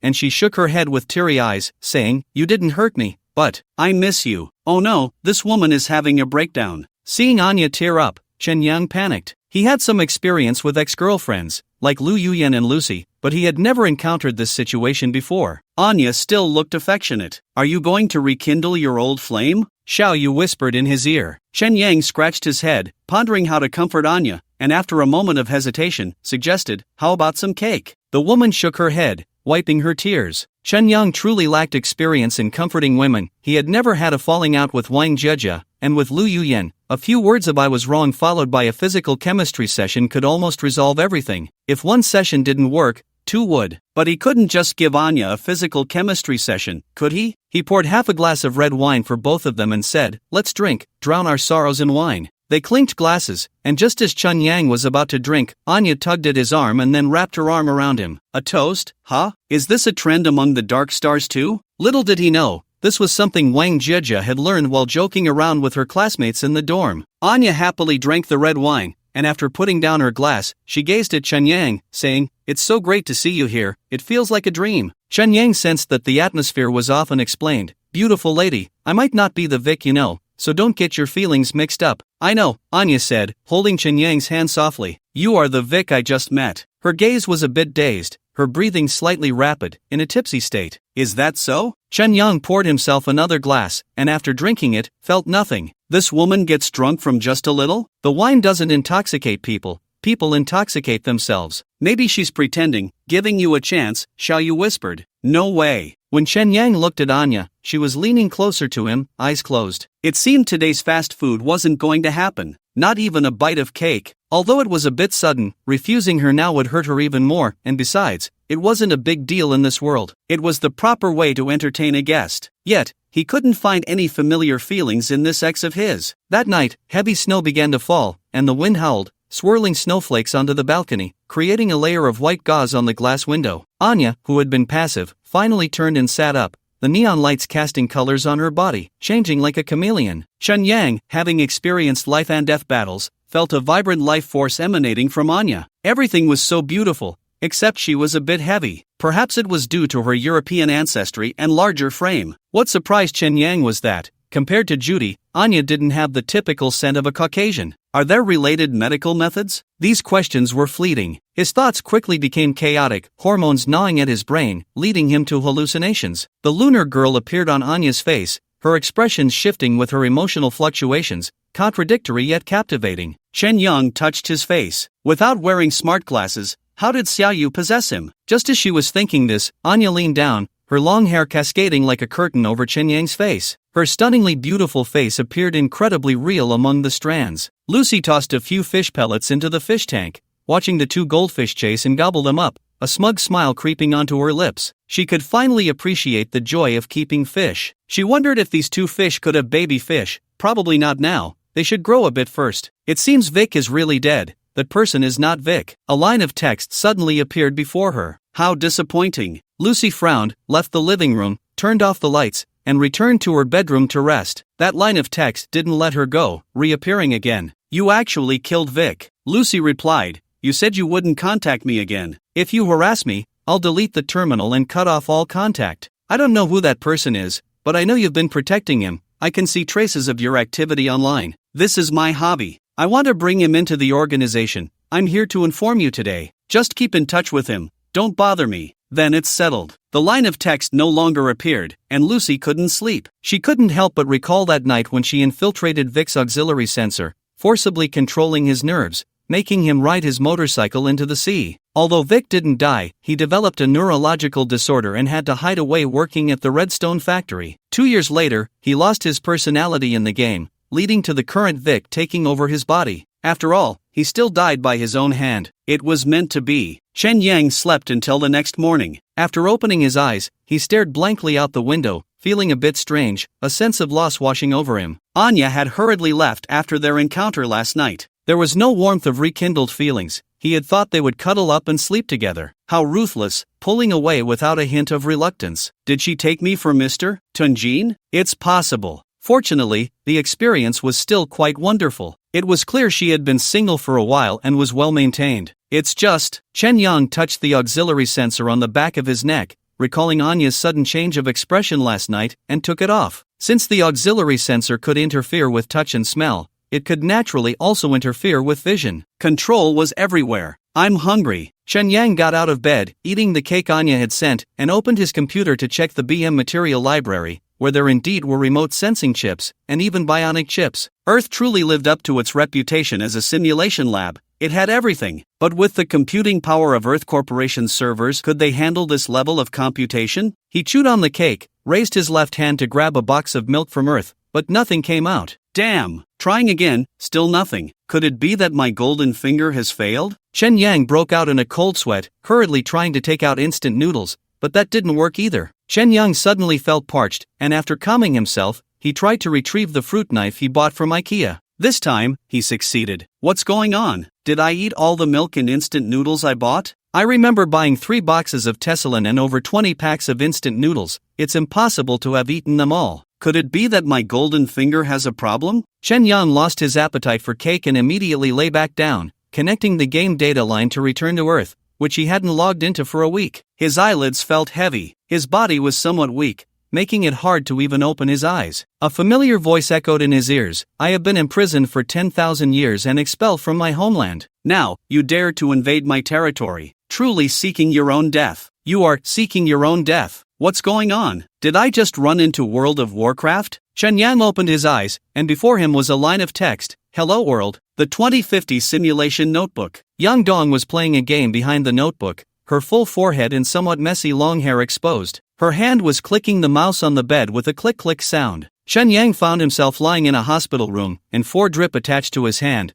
That large bag must be some kind of nutrient solution. Yang Dong, what's going on? His throat was dry, and he had to repeat himself to get his voice out. I created a small account to use as a warehouse. Yang Dong suddenly appeared from beside the notebook, her eyes wide with surprise, and a smile slowly emerged on her fair face. Doctor, the vegetative patient is awake. She dropped the mouse and ran out of the room, shouting loudly, Doctor, you lost the bet, give me 500 yuan. The game Earth had another bug. Some players found that after logging off, the game did not stop, and the Earth continued to rotate, causing these players to enter a vegetative state. These players had just started a new cycle, usually not more than a week ago. Chen Yang happened to be one of them. Currently, the Earth Company had not released the reason for the bug, only reminding players to shorten their login intervals and wait for the official patch. There would surely be a wave of compensation. Chen Yang felt a sense of fortune in misfortune. Not to mention the compensation, this week, Yang Dong and Wang Gon's studies had not been delayed. Instead, they had spent their time accompanying him by using N languages to pass the time out of boredom. Chen Yang returned to the Hengtian Xinyuan house, collapsed on the sofa,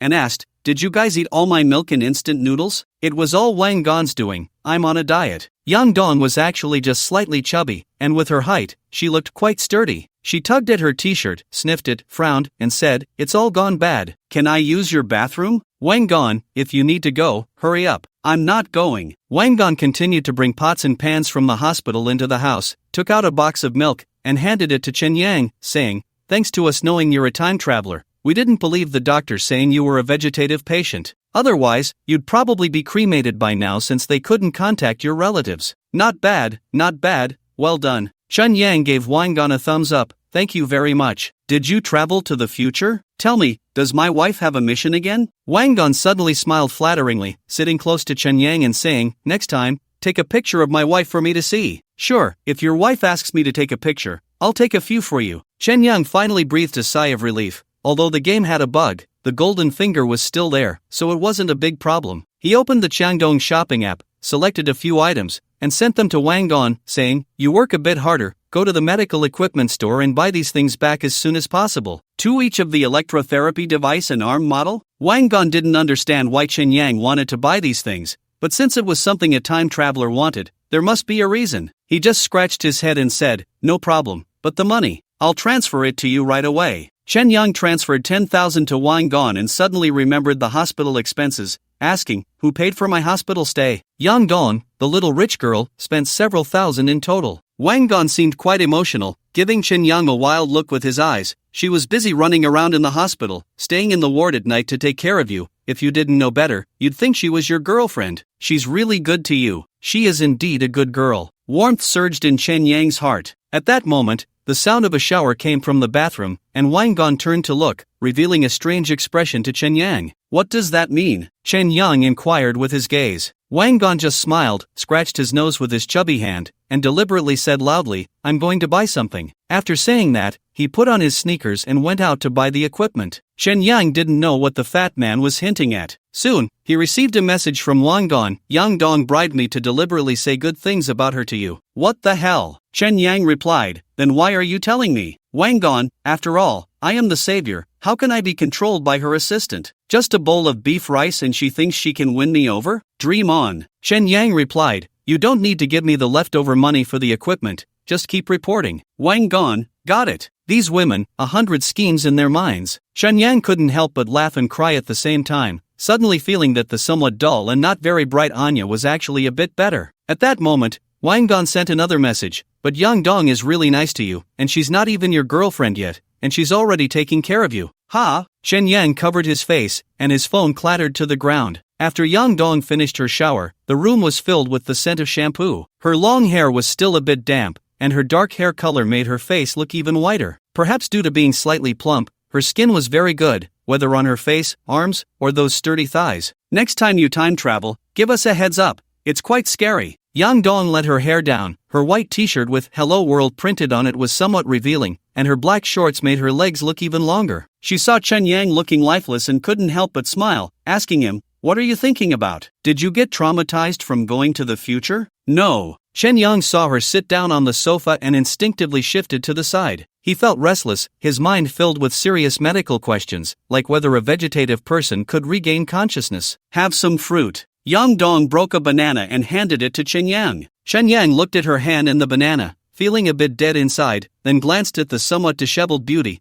inexplicably feeling a hint of ambiguous affection. Thanks, how much did this hospital stay cost? I'll transfer it to you. Chen Yang blushed as he took the banana, casually grabbing a cushion to press against his lap to avoid the awkwardness. You have to pay me back with interest once the hospital bill is settled. Yang Dong patted Chen Yang's cushion, grinning mischievously. Look how nice I am to you. Just let me rent that study. Not a chance. Chen Yang's fish and turtle business had to continue, and the study had an aquarium. If fish went missing every now and then, it would be hard to explain. Yang Dong smiled without saying a word, just resting her feet on the coffee table, her pair of white thighs provocatively displayed in front of Chen Yang. She broke off another banana, casually picked up the TV remote, and boredly scrolled through movies. What kind of movies do you like? Yang Dong looked at Chen Yang and added, except for those with FBI warnings. Have you seen Moon? Chen Yang asked. I have, but I don't like tragedies. That feeling of clones is too sad. Let's watch something more fun, like hardcore sci-fi. How about this? She opened The Martian and said, I love this movie. I've watched it countless times. Do you like the idea of growing potatoes on another planet? Chen Yang also liked this movie and had read the novel. Something like that. It feels very interesting. Yang Dong sighed as she peeled the banana and chewed. After all, this world is too boring.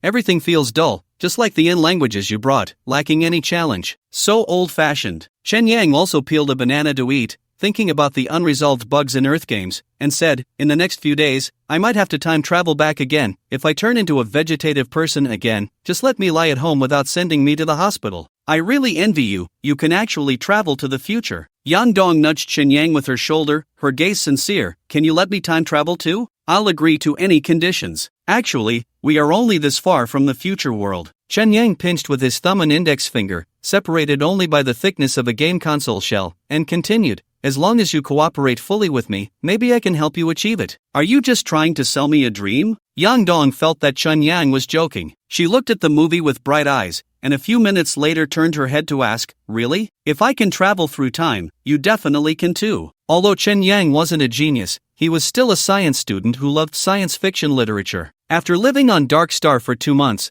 with his current knowledge, he felt that it wasn't impossible for Yang Dong, or anyone on Earth, to travel to Dark Star. Theoretically, there was no problem. If you could travel to the future, what would you want to do the most? Chen Yang asked. Go to Mars, Yang Dong replied jokingly. Open a cafe there and serve aliens. The Martian ended. Chen Yang rested his chin on his hand and fell into a deep sleep, becoming a vegetable once again. Did he really travel? Yang Dong poked Chen Yang's cheek with her finger. Seeing he didn't respond, she tried to pick up the pillow on his lap, laughed, and put it back. I don't believe that with a beauty like me sitting here, you can remain unresponsive. Luckily, you're a straight guy. She smiled proudly and draped her coat over Chen Yang. Ah, if only I could really travel. Yang Dong sighed as she tidied up the room, holding Chen Yang and letting him lie on the sofa. Not long after, the door was kicked open twice, and it turned out to be Wang Gon, who returned with 4 large boxes. What did you buy? After opening the door, Yang Dong hurriedly took 2 boxes, looking at the packaging on them and saying, electrotherapy device, arm model? What do you need this for? Chen Yang said it's for testing and language. Wang Gon replied, sweating profusely. He glanced at Chen Yang on the sofa and asked, what happened to the traveler? Is he asleep? He said he went back to the future to get something and would be back in a few hours. While unpacking the boxes, Yang Dong quietly asked Wang Gon, did you tell him what I asked you to? Of course, you heard it when you were in the bathroom, right? Wang Gon glanced at Chen Yang and laughed. He believed it all. Then, although she knew Chen Yang had already traveled, Yang Dong still looked at the traveler shyly and asked, what about that message? Did you send it? You can trust me to get things done, look. Wang Dong took out his phone, opened the chat history, and handed it to Yang Dong, saying, I helped you with this, you promised to introduce me to your roommate, and you have to keep your word. Don't worry, sis will help you find a partner. Yang Dong happily returned the phone to Wang Dong, proudly saying, a mere traveler, easy to handle. You women really have a lot of schemes. Big brother, this is a genuine traveler. I have to take advantage of him before he harms other women. It's for the sake of all women. If I don't go to hell, who will? Alright, you can join the Women's Federation now. Wow! Wang Dong exclaimed in surprise, pulling out a finely jointed, elastic-skinned bionic arm from the box, incredulously continuing, I checked when I bought the arm model, it was definitely not this one. The previous one was just cheap plastic,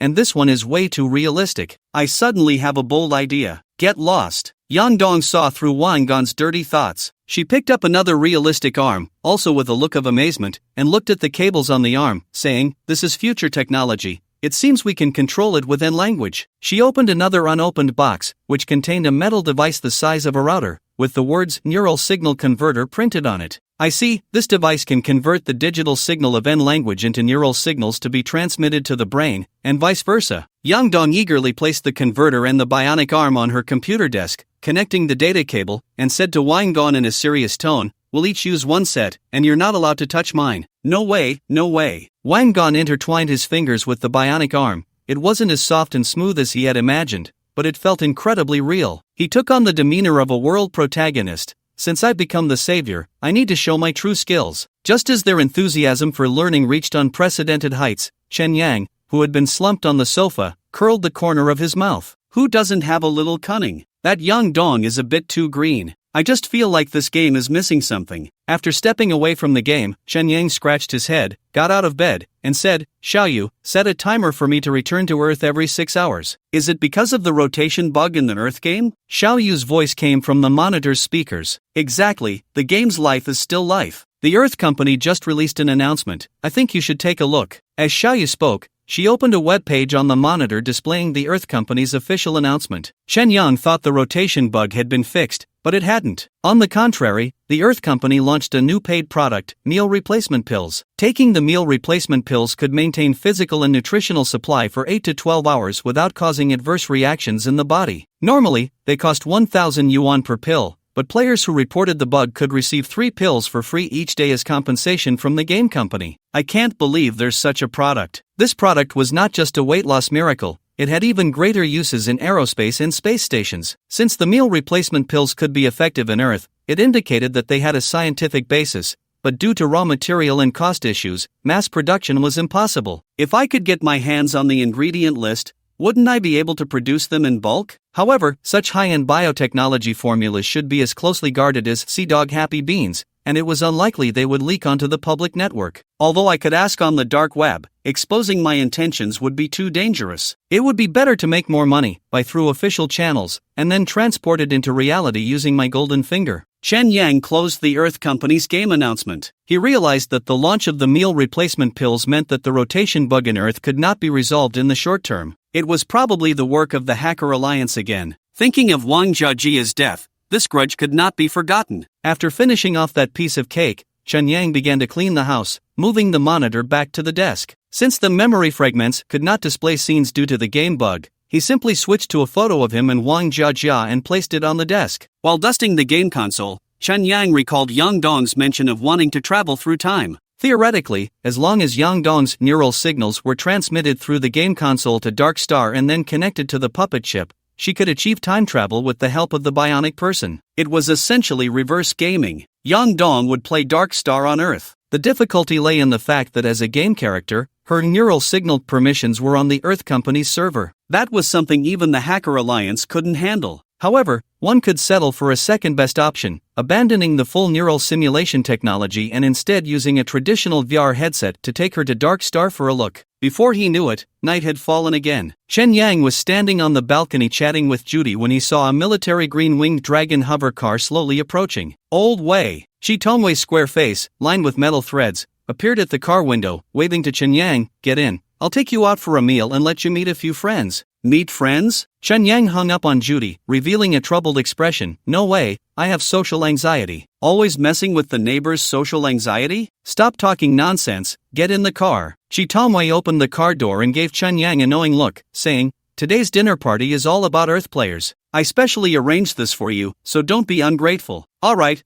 I'll give you some face, Chen Yang replied as he went back inside to get dressed. He jumped into Chi Tongwei's car and said, I'm quite the famous Vic. Isn't it a bit inappropriate for me to be so exposed? As Chi Tongwei drove away from the Wild Wolf apartment, he laughed and said, even though the Silver Wing Alliance is well known, at the end of the day, they are just a fringe group, a bunch of delinquents. The people I'm bringing you to meet are all white-collar workers. They won't recognize you. You know how terrifying information barriers can be, right? I understand, just like how I can never find muscular men dancing on my Douyin. Chen Yang fastened his seatbelt and asked, where are we going? To the best place in Chiba Source. On Frostflower Street at night, under the colorful advertisements and neon lights, energetic young girls in sailor suits boldly exposed their legs, unafraid of the November chill. Chen Yang glanced at the barcodes on their chests or arms, averaging 500. The cost of living in Chiba Source is significantly higher than in Redstone City. With the electronic music pumping, Chi Tongwei was in an excited state, bouncing as he walked. He shouted to Chen Yang, many white-collar workers from jigging come here to have fun. The blue-collar area is loosely regulated,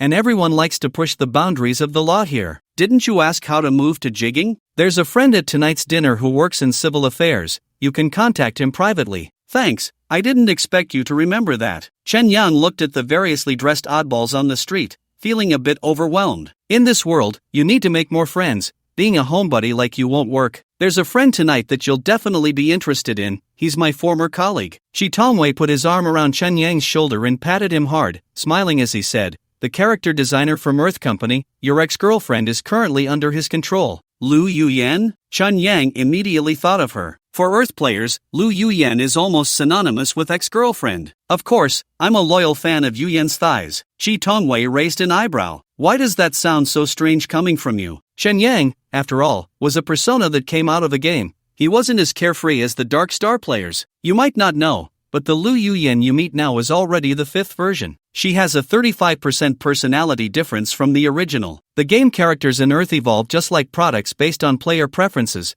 They are essentially here to serve us players. As Chi Tongwei spoke, he pointed to a 3-story restaurant ahead, saying, we're here, the most famous izakaya on Frostflower Street, the Three Sisters of Tall Trees. The izakaya was bustling, filled with the sounds of guests shouting. Some guys, disheveled, were sprawled on the floor, letting their inner beast out under the influence of alcohol, making the izakaya feel like a zoo. Don't mind those idiots, let's go upstairs. Chi Tongwei led Chen Yang up where it was much quieter, with traditional Japanese-style private rooms. In a room called Sakura Alley, 3 people were already seated, chatting around a hot pot. They showed surprise when they saw Chi Tongwei enter, and their expressions turned curious when they looked at Chen Yang. Clearly, they did not recognize the notorious Vic. Are their electronic eyes safe? Chen Yang asked quietly, still a bit worried. Don't worry, everyone who comes to Frostflower Street doesn't want to get into trouble. There are many ways to block surveillance. Chi Tongwei whispered a few words to Chen Yang, then opened his arms and said, sorry, I'm late today, all because I had to bring this special friend over. He cleared his throat theatrically to attract the attention of the 4,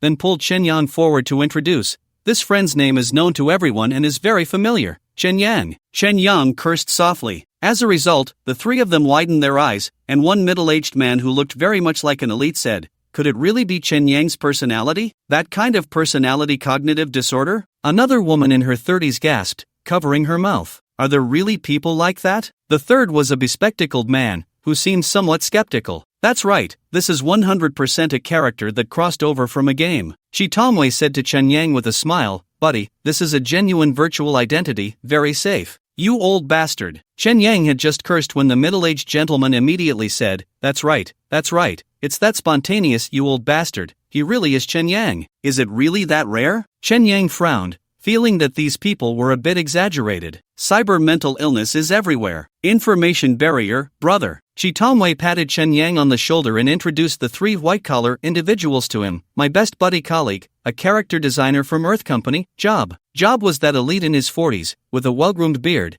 wearing a black t-shirt and jeans. It felt like he was cosplaying Steve Jobs. Clothing engineering designer, 66. Her name is Lulu, pretty cool, right? 66 was the woman in her 30s, her clothing material was a bit special, like an LED screen constantly changing patterns and colors. She mischievously smiled, displaying Chen Yang's avatar on her chest. Director of the Civil Affairs Bureau in Jigang City, Guo Qiangxin. Guo Qiangxin was in his 30s, wearing a pair of black-rimmed smart glasses, looking very introverted. Chen Yang noticed that apart from the hidden retinal screens, these three had no external cybernetics, and their clothes were all high-end fabrics. Even 66, who had a strong technological vibe, had exposed straps and skirts made of cotton. Importantly, their demeanor was very relaxed, vastly different from the people of Redstone City or Qianyuan, very non-cyberpunk. In contrast, Qi Tongwei, with metal wires embedded in his face, seemed very out of place. Perhaps that's why he was popular. Hello everyone, I come from Earth. Chen Yang took off his glasses and smiled awkwardly. The response was great. He immediately became the focus of the dinner table. After a few rounds of drinks, Chen Yang's novelty wore off, and the topic at the dinner table returned to Earth games. Surprisingly, they didn't care about the rotation bug, each sharing interesting stories from the game. The hot pot was filled with fresh fish and tender meat,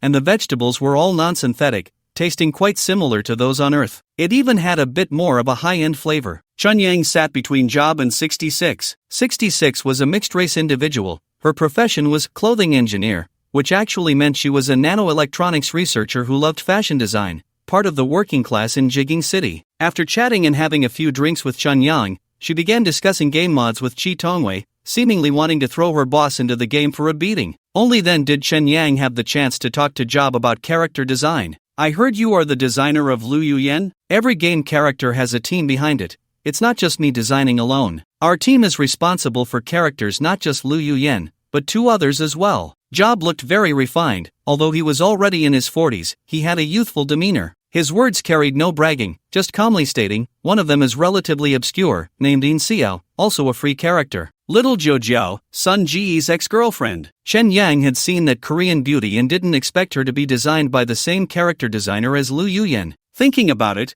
they did have some similarities. If Sungo were the main character, In Xiao would be another Lu Yuyan. He joked, you seem to have quite a connection with your ex-girlfriend. Yeah, two of the three characters I'm responsible for are ex-girlfriends. It's quite ridiculous. Xiaobu smiled wryly. So who is the third character you designed? Chen Yang asked. That one is impressive, a very profitable paid character. Xiaobu said with a hint of pride, taking a sip of rice wine before continuing. Her name is Yang Dong. I think you should know that programming genius, right? What a coincidence. Chen Yang was taken aback, realizing he was meeting the character designer for Yang Dong. Although Yang Dong was designed by Xiaobu's team, this guy who looked a lot like Jobs was definitely the lead designer. Seeing Chen Yang's expression, Xiaobu guessed, looks like you've bought that character. Yeah, it's quite a money trap. Chen Yang couldn't help but complain. When purchasing the character, the strategy guide suggested what game enhancements to buy, but they were completely useless.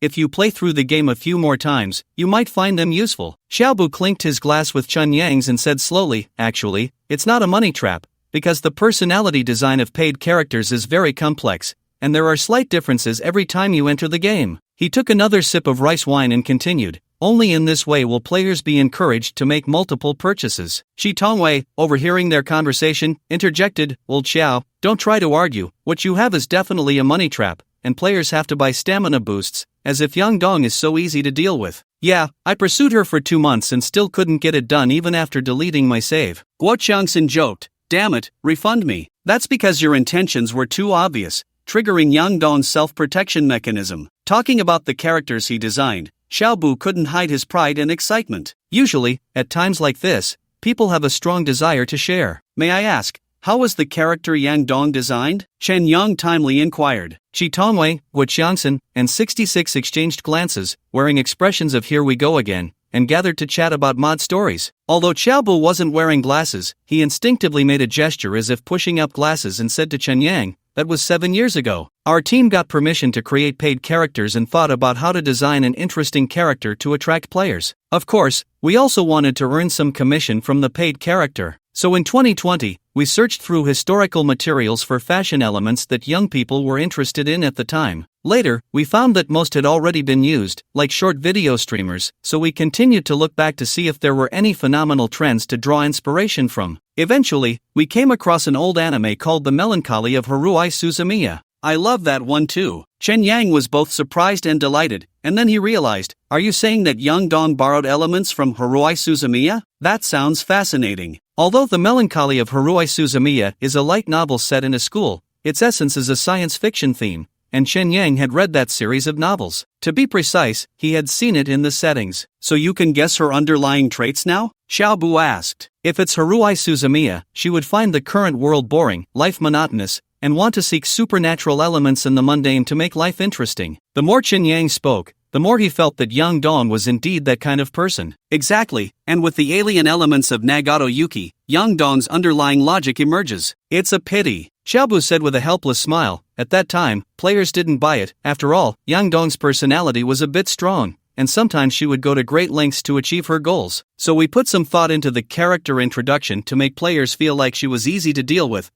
In the end, it's still a money trap. Chen Yang felt he had wasted money. He thought to himself that although he was a personality separated from Vic, there were many memories in his mind that originated from the character itself, which must belong to the character setting. So Chen Yang curiously asked, the character Chen Yang also has a designer, right? You? Xiaobu carefully looked at this special player, smiled, and said, you were one of the earliest character designs, personally designed by the chairman of the Earth Company at that time. However, he has already passed away, and no one dares to modify your setting script. Currently, there is no exclusive designer. Lucy felt that the moon was nothing special. She sat at a table by the window in the cafe, watching as the sky's light shield became transparent from west to east, revealing the base color of the universe, with that massive dark star occupying the night sky. From the moon, one would be awed by the sheer size of the dark star. Because of this, the moon people had a sense of pride. After all, the dark star was a toy in their hands. She wondered how the Mars base was coming along. Lucy frowned, put down her now cold coffee, and said to San Shun, get ready to close the shop. Okay. San Shun was dozing off, her expression just showing joy before drooping back down as a male customer entered the shop,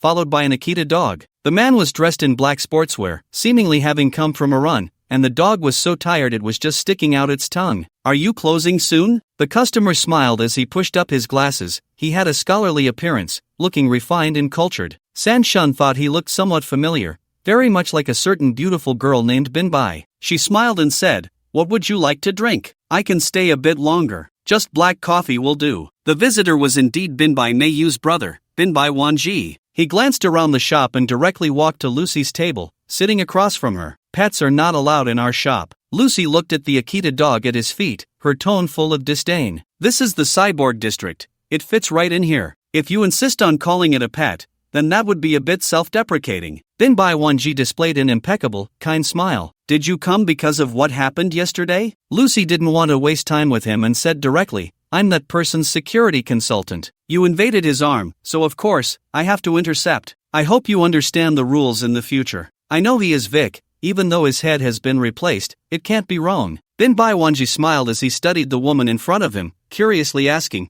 it seems you really like him. You won't let go even after death. Is playing with a living corpse that enjoyable? I don't have that kind of kink like you. Lucy frowned and coldly said, speak plainly, don't waste my time before I get off work. Vic must die, even if he is just an empty shell. Binbai Wanji stared into Lucy's green eyes, smiling as he said, you'd better withdraw your network protection umbrella. Be careful not to bring trouble upon yourself. Got it, you're here to declare war. Lucy scoffed, then said, the other party pays me a year's security fee. During this year, I don't mind playing with you a bit more. Good, that makes it interesting. Just as Binbai Wanji finished speaking, San Shun came over with a cup of black coffee and placed it in front of him. Your black coffee. San Shun curiously glanced at Lucy and smiled, saying, so you're a friend of the boss. I suppose we are somewhat familiar. Binbai Wanji showed a friendly smile, politely nodding, thank you for the coffee. Enjoy. San Shun happily walked away. Binbai Wanji turned to Lucy, smiled at her, deliberately glanced at the coffee in front of her, stood up, and said, the coffee here isn't suitable for me, let your old friend keep you company. With that, he turned and left. The Akita dog jumped onto the chair, happily licking the black coffee with a slurp slurp sound. Lucy looked at her former opponent, a mix of disgust and fear swirling in her eyes, finally turning into killing intent. Late at night, the advertisement for Chiba Gen did not take a break, and that giant-like geisha was still strolling between the skyscrapers. A pterosaur-type flying car passed through the geisha's mouth, reflecting a wave of light. You did that on purpose, didn't you? Chen Yang asked. Hee hee, my driving skills are pretty good, right? Shitomwei piloted the hover car down,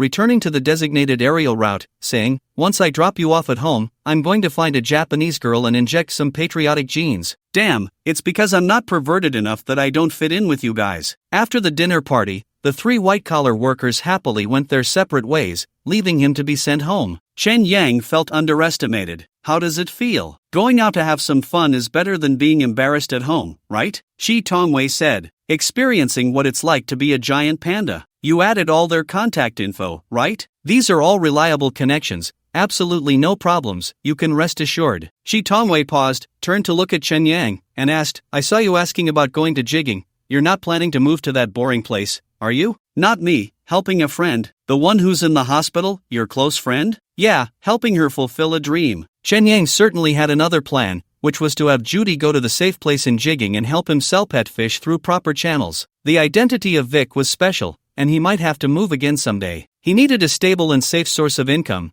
and Judy was just right for that. You're not bad, Hud Chi Tongwei joked. Of course, 66 said she could help me design clothes, and Jobs invited me to visit the Earth Company. My character is beyond reproach. Chen Yang was quite looking forward to visiting the Earth Company. The Earth Company is indeed great, they have performances every day, just like Disney in your era, definitely worth a visit. Shi Tongwei talked about his time working at the Earth Company, and soon they flew into the wolf apartment. After tasting the sweetness last night, Chen Yang deliberately glanced at neighbor 32C as the flying car passed by. The lights were off. Anya was not home. This ex was quite mysterious. After returning home, he still took a shower first, then immediately went back to Earth. He couldn't let the vegetative person lie for too long. When entering the game interface, he didn't forget to collect 3 meal replacement tablets, holding them in his palm when he woke up. It was night on Earth. Hearing the sounds of children in the community, it must have just gotten dark. The room was very dark. Yang Dong and Wang Gon had both returned to school. Chen Yang was placed on the bed in the bedroom, wearing only his underwear and t-shirt. Who took off my pants? He was momentarily confused, immediately got out of bed to turn on the light, and checked his phone. Yang Dong left a message on WeChat.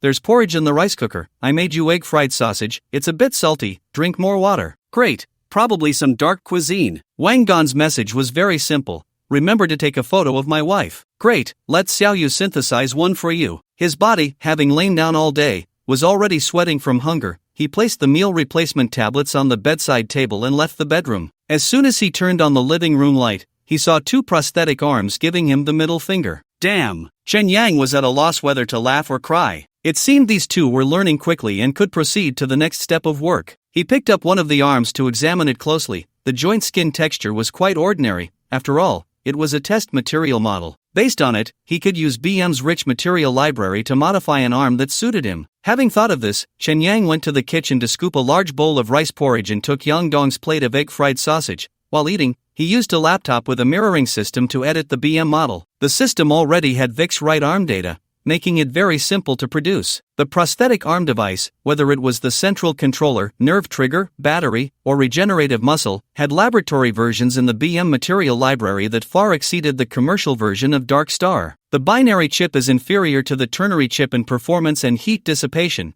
but the difference in controlling an arm is not significant. However, Chen Yang still designed the upper arm with a metal material, which facilitates heat dissipation and reduces neural signal processing by 30%. With the consideration of weight distribution, all metal frameworks are primarily made of helium gold and solid titanium steel. This readily available rare metal is too good to waste. Unknowingly, dawn broke. Chen Yang saved the BM model, took a meal replacement pill, and lay back down on the bed. At 3 in the morning, perhaps due to the excitement of his homemade arm, Chen Yang couldn't sleep. He stood on the balcony, looking down. The street below had few pedestrians, only the advertising lights continued their lonely clamor. Lonely, desolate, cold. This made him glance next door again. The neighbor with whom he had a one-night stand still had her lights off. Is this woman playing with me? She had cried like a lovesick girl when they met, inexplicably celebrated with him, and then vanished after a fling. What was going on? Chen Yang didn't actually want to sleep with that Anya, he just wanted to find a real person to chat with. At that moment, he wasn't wearing glasses or using the auxiliary sensor, he simply didn't want to see that stunning ghostly figure, Xiaoyu. After crossing between two worlds so many times, he increasingly disliked that illusory feeling. He missed Judy's embrace, with the sound of her heartbeat. Unable to sleep, Chen Yang returned to his room and summoned a bottle of old snowflake beer from Earth, hoping the alcohol would help him fall asleep. He bit off the bottle cap and spat it onto the table, drinking beer while turning on the monitor to continue perfecting his homemade arm. There was really nothing left to modify, so he saved a fully metallic version. After drinking more than half the bottle, the monitor suddenly displayed a message from Lucy. Put on your glasses or sensor, I have something to tell you. Burp. Chen Yang let out a beer burp. He didn't want Lucy to see the beer from Earth, so he turned off all the lights in the room, put on the sensor, and said, "What's up, beautiful? Missing me? Did you drink?" Without waiting for Chen Yang's answer, Lucy asked in a cold tone, "I have a good news and a bad news. Which one do you want to hear first?" Without thinking, Chen Yang said, "Good news. Someone wants to recruit you, and the conditions should be very tempting, like luxury cars, villas, and your favorite woman." Recruit me? Chen Yang instantly became a bit alert, thinking, wouldn't that mean his golden finger was exposed? He cautiously asked, "What do they want me to do?" Of course, they want you to work for them, like stealing things, killing people, and if necessary, even taking action against their own organization. Lucy scoffed and continued, "It's just under the name of resisting the moon, you have served them before." Damn! Chen Yang cursed softly, swallowing the last sip of beer, and said, "Sister, that's not good news, it's clearly bad news. I have a tiny bit of a sense of justice, but only under the premise of not getting involved in danger. Besides, I don't want to be someone else's tool, except for that Tingjin fake device. You really make me a bit dizzy." Lucy's tone was strange. She was silent for a few seconds before continuing, "Do you want to hear even worse news?" "I don't want to, I just want to touch Nizi and sleep." "You should rest too." Chen Yang closed his eyes, turning the beer bottle and cap into light particles, retracting them into his palm. Then he collapsed onto the bed, yawning and saying, "Where's Xiaoyu? Let her come out and sing me a lullaby." "Someone wants to kill you," Lucy said coldly. "What's the big deal? I've been chased by death since the day I was born. If they want to kill me, they have to line up." Although Chen Yang said this, he could hear the seriousness of the situation in Lucy's tone. Drowsily, he asked, "The person who wants to kill me, is it that corpse-displaying pervert from the moon? He's not much of a threat to you." Lucy paused and said, "This time, it's the Hacker Alliance that wants to kill you." "The Hacker Alliance?" Chen Yang couldn't help but frown and ask, "Why do they want to kill me?" Lucy smiled slightly and said casually, "You slept with their leader's sister." "When did that happen?" Chen Yang immediately realized it must have been that idiot Vic's doing. "It has nothing to do with me." A new day in Dark Star. At 8 a.m., all members of the Hacker Alliance received a video email from the former chairman. The video showed bright sunlight. Ichiro Arakawa was wearing a cotton sweatshirt, walking along a tree-lined path, smiling at the camera as he said, "Hello everyone, I hope you haven't forgotten me." Just kidding. I just went for a run with the leader, and he treated me to a cup of black coffee while catching up with old friends. The afternoon might be a bit boring, so sunbathing is a good choice. To be honest, I'm not used to a leisurely life, but I'm getting older, and opportunities should be left for the younger ones. The future is yours. Watching the video of the former chairman, the 10 members of the 6th technical group all showed expressions of envy. The current chairman, Shinsuke Yagami, however, was unimpressed. He turned off Ichiro Arakawa's video and asked with concern, "How did this email end up in my network? Am I not using the chairman's dedicated line?" The AI secretary explained, "All networks in the Ghost Building must be unconditionally open to the Moon Leader, and the chairman's dedicated line is no exception." Oof. Shinsuke Yagami scratched his head in annoyance. The secretary cheerfully said, "I received a postcard from Mr. Arakawa. Would you like to see it, Chairman?" "Not interested. There's also a task directive from the leader that requires the chairman's immediate attention," the secretary said as she sent an email to Shinsuke Yagami. Shinsuke Yagami glanced at the email. The task was simple: kill Vic at all costs. Vic, a former member of the Silver Wing Alliance. Aren't they all dead yet? Shinsuke Yagami looked up at the Ichiro Arakawa on his colleague's monitor. That old man, making me clean up after him again. The task email also included information about Vic and the Silver Wing Alliance, as well as the times and locations of Vic's recent exposures. Boring task. Transfer it to the security department and let Ruji Yamazaki take full responsibility, with support from Technical Group 2. Shinsuke Yagami tossed the email into the trash can. The secretary quietly advised, "But the task specifies that the chairman must lead personally. Then give Ruji Yamazaki the chairman's C-level authority, and all orders will be issued in the name of the chairman." Shinsuke Yagami thought for a moment and added, "Since Vic has survived until now, it means he has protection online. Let Technical Group 3 carry out sniffing and dismantling work, granting them the right to use the chairman's dedicated line." His words caught the attention of the members of Technical Group 6. They admired this new chairman, a former teammate, and a genius of the Hacker Alliance, both in strength and sentiment. The members of Group 6 consciously turned off the video email, deleted it, and focused on their work. What other actions is the Earth Company taking besides selling meal replacement bars? Shinsuke Yagami asked a bespectacled man. The man immediately replied, "They must have found a vulnerability in the neural server and are trying to fix it." Much faster than expected. The Earth Company must have received support from the moon. The moon is nothing to be afraid of. Shinsuke Yagami glanced at the dark sky outside, his eyes sharp within the dark circles, and lazily said, "If they were really that powerful, why would they bother with that layer of metallic cloud? If they have something to hide, it means they have something to fear. Don't blindly worship that place before you see the truth." "Yes, Chairman." The 10 members immediately nodded.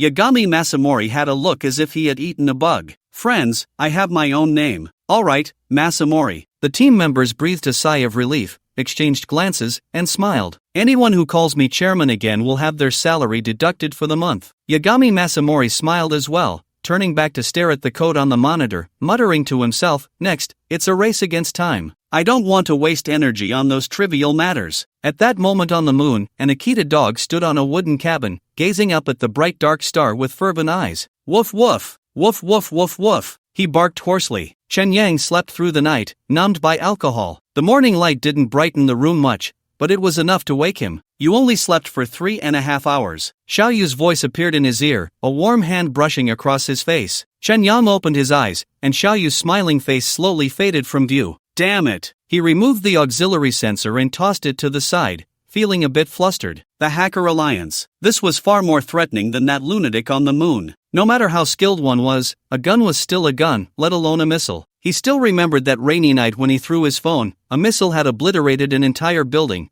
and the shockwave alone had sent him flying far away. Unlike the singular threat of Bionic Type 4, the Hacker Alliance was a Dark Star organization capable of deploying troops. Just from what Chen Yang had seen, there were drones and hyenas, not to mention their elusive hacking techniques. Lucy could temporarily hold up a network protection umbrella, but he needed to create a physical protection umbrella for himself. Given the history of Dark Stars, there should be military-grade exoskeleton armor in this world, right? Even Iron Man's Mark I would do. Chen Yang decided to craft a set of armor by hand. He remembered seeing someone in Redstone City wearing a lightweight metal armor on Street 9, looking like a robot. After searching online, he discovered that not only was armor available, but there was also a plethora of it. It even gave rise to a fashion trend called mechanical frenzy. Before the nuclear war, the technology for external metal exoskeletons had already matured, and the outbreak of the nuclear war further spurred the development of fully sealed metal armor. After the nuclear war ended, to cope with the severe nuclear contamination, these armors quickly transitioned to civilian use,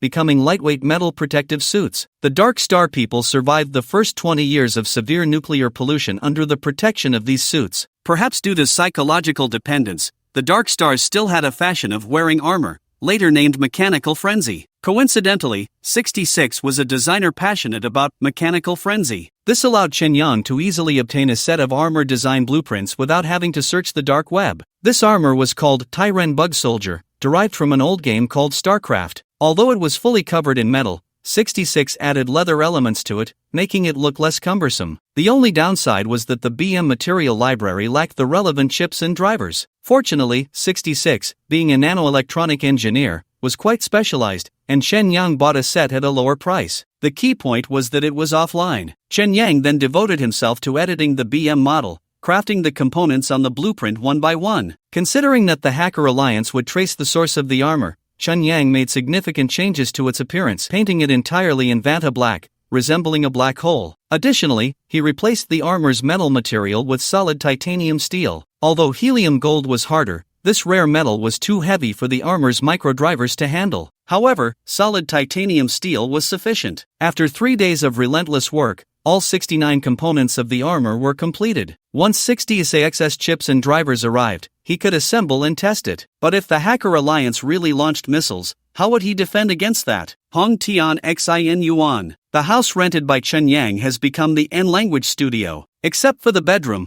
which is his private space, Yang Dong and Wang Gong can use the other rooms freely. Today is the weekend, and Yang Dong and Wang Gong arrived at the studio early. Chen Yang's homemade mechanical arm has been modded onto Yang Dong's experimental model. The skeleton of this arm is made of helium gold, but the outer shell is deep gray titanium steel, giving the entire upper arm a cold metallic feel. From the elbow down to the fingertips, it features advanced bionic flesh. Compared to Wangan's testing model, Chen Yang's homemade arm can adjust the temperature of the bionic flesh with a relatively hard touch that makes the muscular feel more realistic. Why don't you let me use this arm for testing? Wang Gan enviously touched the arm and complained, "Are you underestimating this savior?" He had thought the testing arm was realistic enough, but with Chen Yang's new arm, the testing arm now seemed crude and cheap. "Chen Yang is afraid you'll do something dirty with this arm, just like Howard in The Big Bang Theory," Yang Dong said, pushing Wang Gan's hand away and taking out hand cream to apply on the regenerative flesh of the prosthetic. "Isn't that weirder? That's not real skin." Wang Gan pouted and returned to his seat. He had a bold idea. Since there was such a hyper-realistic arm,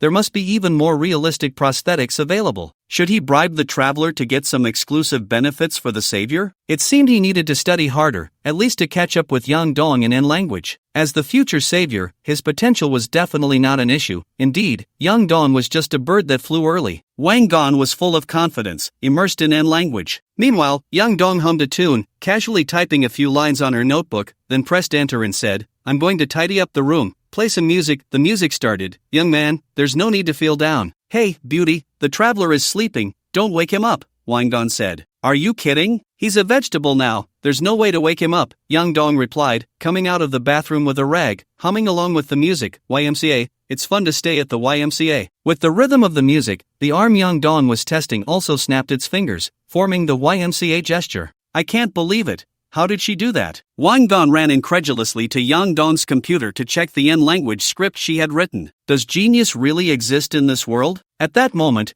Wang Gan's testing arm emitted a mechanical sound and instantly transformed into an all-metal arm. This arm matched Yang Dong's in size but lacked the regenerative flesh. Its metal shell was thick, and the black and dark gold color scheme was very cool. Wow, did the traveler just cast a spell? Wang Gan immediately ran back to his computer desk, and Yang Dong also leaned over to take a look, jokingly saying, "Want some hand cream? Are you kidding? This is an all-metal prosthetic, the kind that can be inlaid with infinite gems," Wang Gan replied. Just as the two were studying the arm, they heard thump-thump footsteps coming from the bedroom. Wang Gan and Yang Dong immediately looked towards the bedroom door, only to hear the door handle snap with a ka, followed by Chen Yang's voice saying "damn," as a black shadow pushed the door open. The silhouette was tall and robust, entirely black, with only a golden V shape illuminated on its face. "Hello." Chen Yang raised his hand, and the letter V on his face transformed into a smiling face pattern. "What the hell?" Yang Dong and Wang Gan exclaimed in unison. Chen Yang was wearing the Tyrant Bug Soldier in a black Vata coating, his face illuminated by the Iron Man's eye lights, slowly raising his right hand. "I am Iron Man." Snap. He made a metallic snap. "Dude,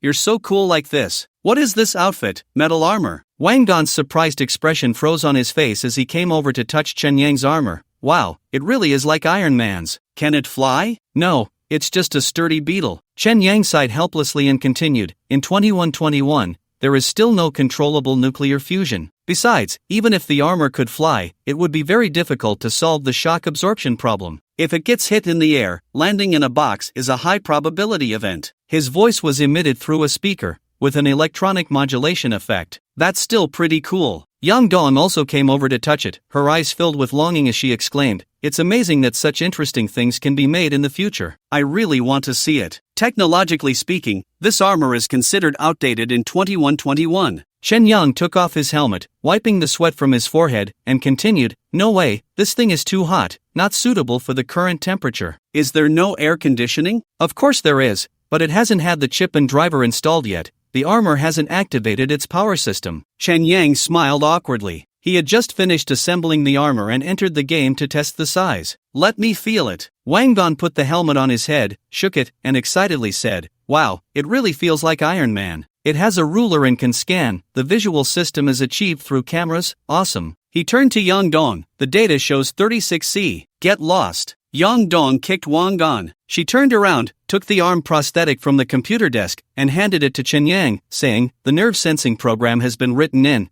There are no issues with the nerve signal converter, but real testing has to be done on a person." "So fast, it's done in just half a month?" Chen Yang found it unbelievable, taking the arm and wanting to immediately return to Dark Star to try it out. "Isn't there a tutorial in cases?" "I didn't need to start from scratch. Learning to take shortcuts is important." Yang Dong raised an eyebrow proudly and continued, "But this kind of work is like repairing a spider web, very tedious." "I'm not a patient person. A lot of the subsequent work is done by the savior. not just my effort. You're very suited to be a leader. Chen Yang patted Yang Dong's shoulder, smiling as he said, "Don't worry, I'm thinking about what I promised you. I will definitely let you see the future." "What about my wife?" Wang Gon asked. "I've already sent it to you, dear, and it's a video." "What?" Wang Gon hurriedly took off the helmet, ran to the computer desk, and picked up his phone, indeed receiving a video file. "That bionic wife?" Yang Dong followed him, urging Wang Gon, "Hurry up and open the video, let me see how real the bionic person is. Don't rush me, let me calm down a bit,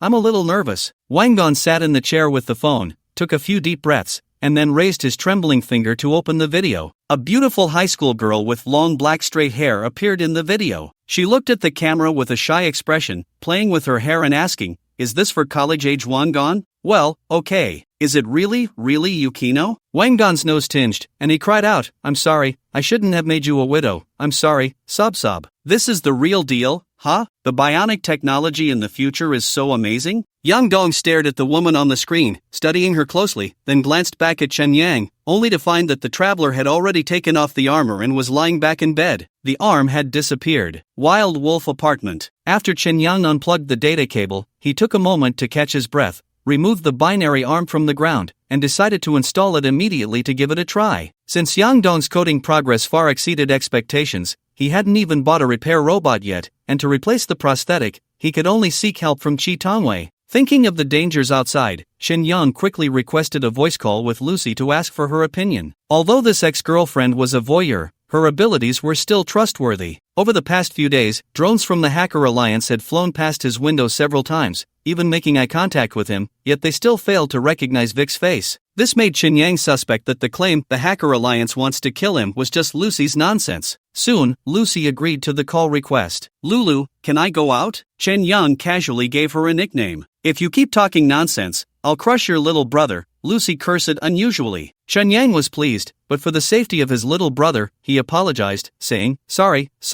I thought you would like that name. Don't try to get close to me." "So, is it dangerous for me to go out?" "After all, you said the Hacker Alliance wants to kill me." "I've blinded them." Lucy's tone was somewhat proud as she continued, "As long as you don't cause trouble in the Hacker Alliance's building, you can go anywhere." "Is the Hacker Alliance that weak?" "The real opponents haven't shown up yet. Those shrimp soldiers and crab generals are nothing to worry about." "Also," Lucy seemed somewhat reluctant to say, "the people trying to win you over are also putting in effort. After all, fishing requires some bait." Clearly, someone was trying to catch her fish, and she was not pleased. "You tell those people I prefer clean bait. Let them send it over tonight," Shen Yang said casually. He suddenly realized something. He seemed to have been speaking more lewdly lately. Although he usually had such thoughts, he rarely voiced them. Strange. Chen Yang felt he should be more cautious with his words and actions. "You think it's strange too?" Lucy said lightly before ending the call. She was still sitting in the coffee shop by the window, the afternoon sun casting a nostalgic hue inside. There weren't many people in the shop,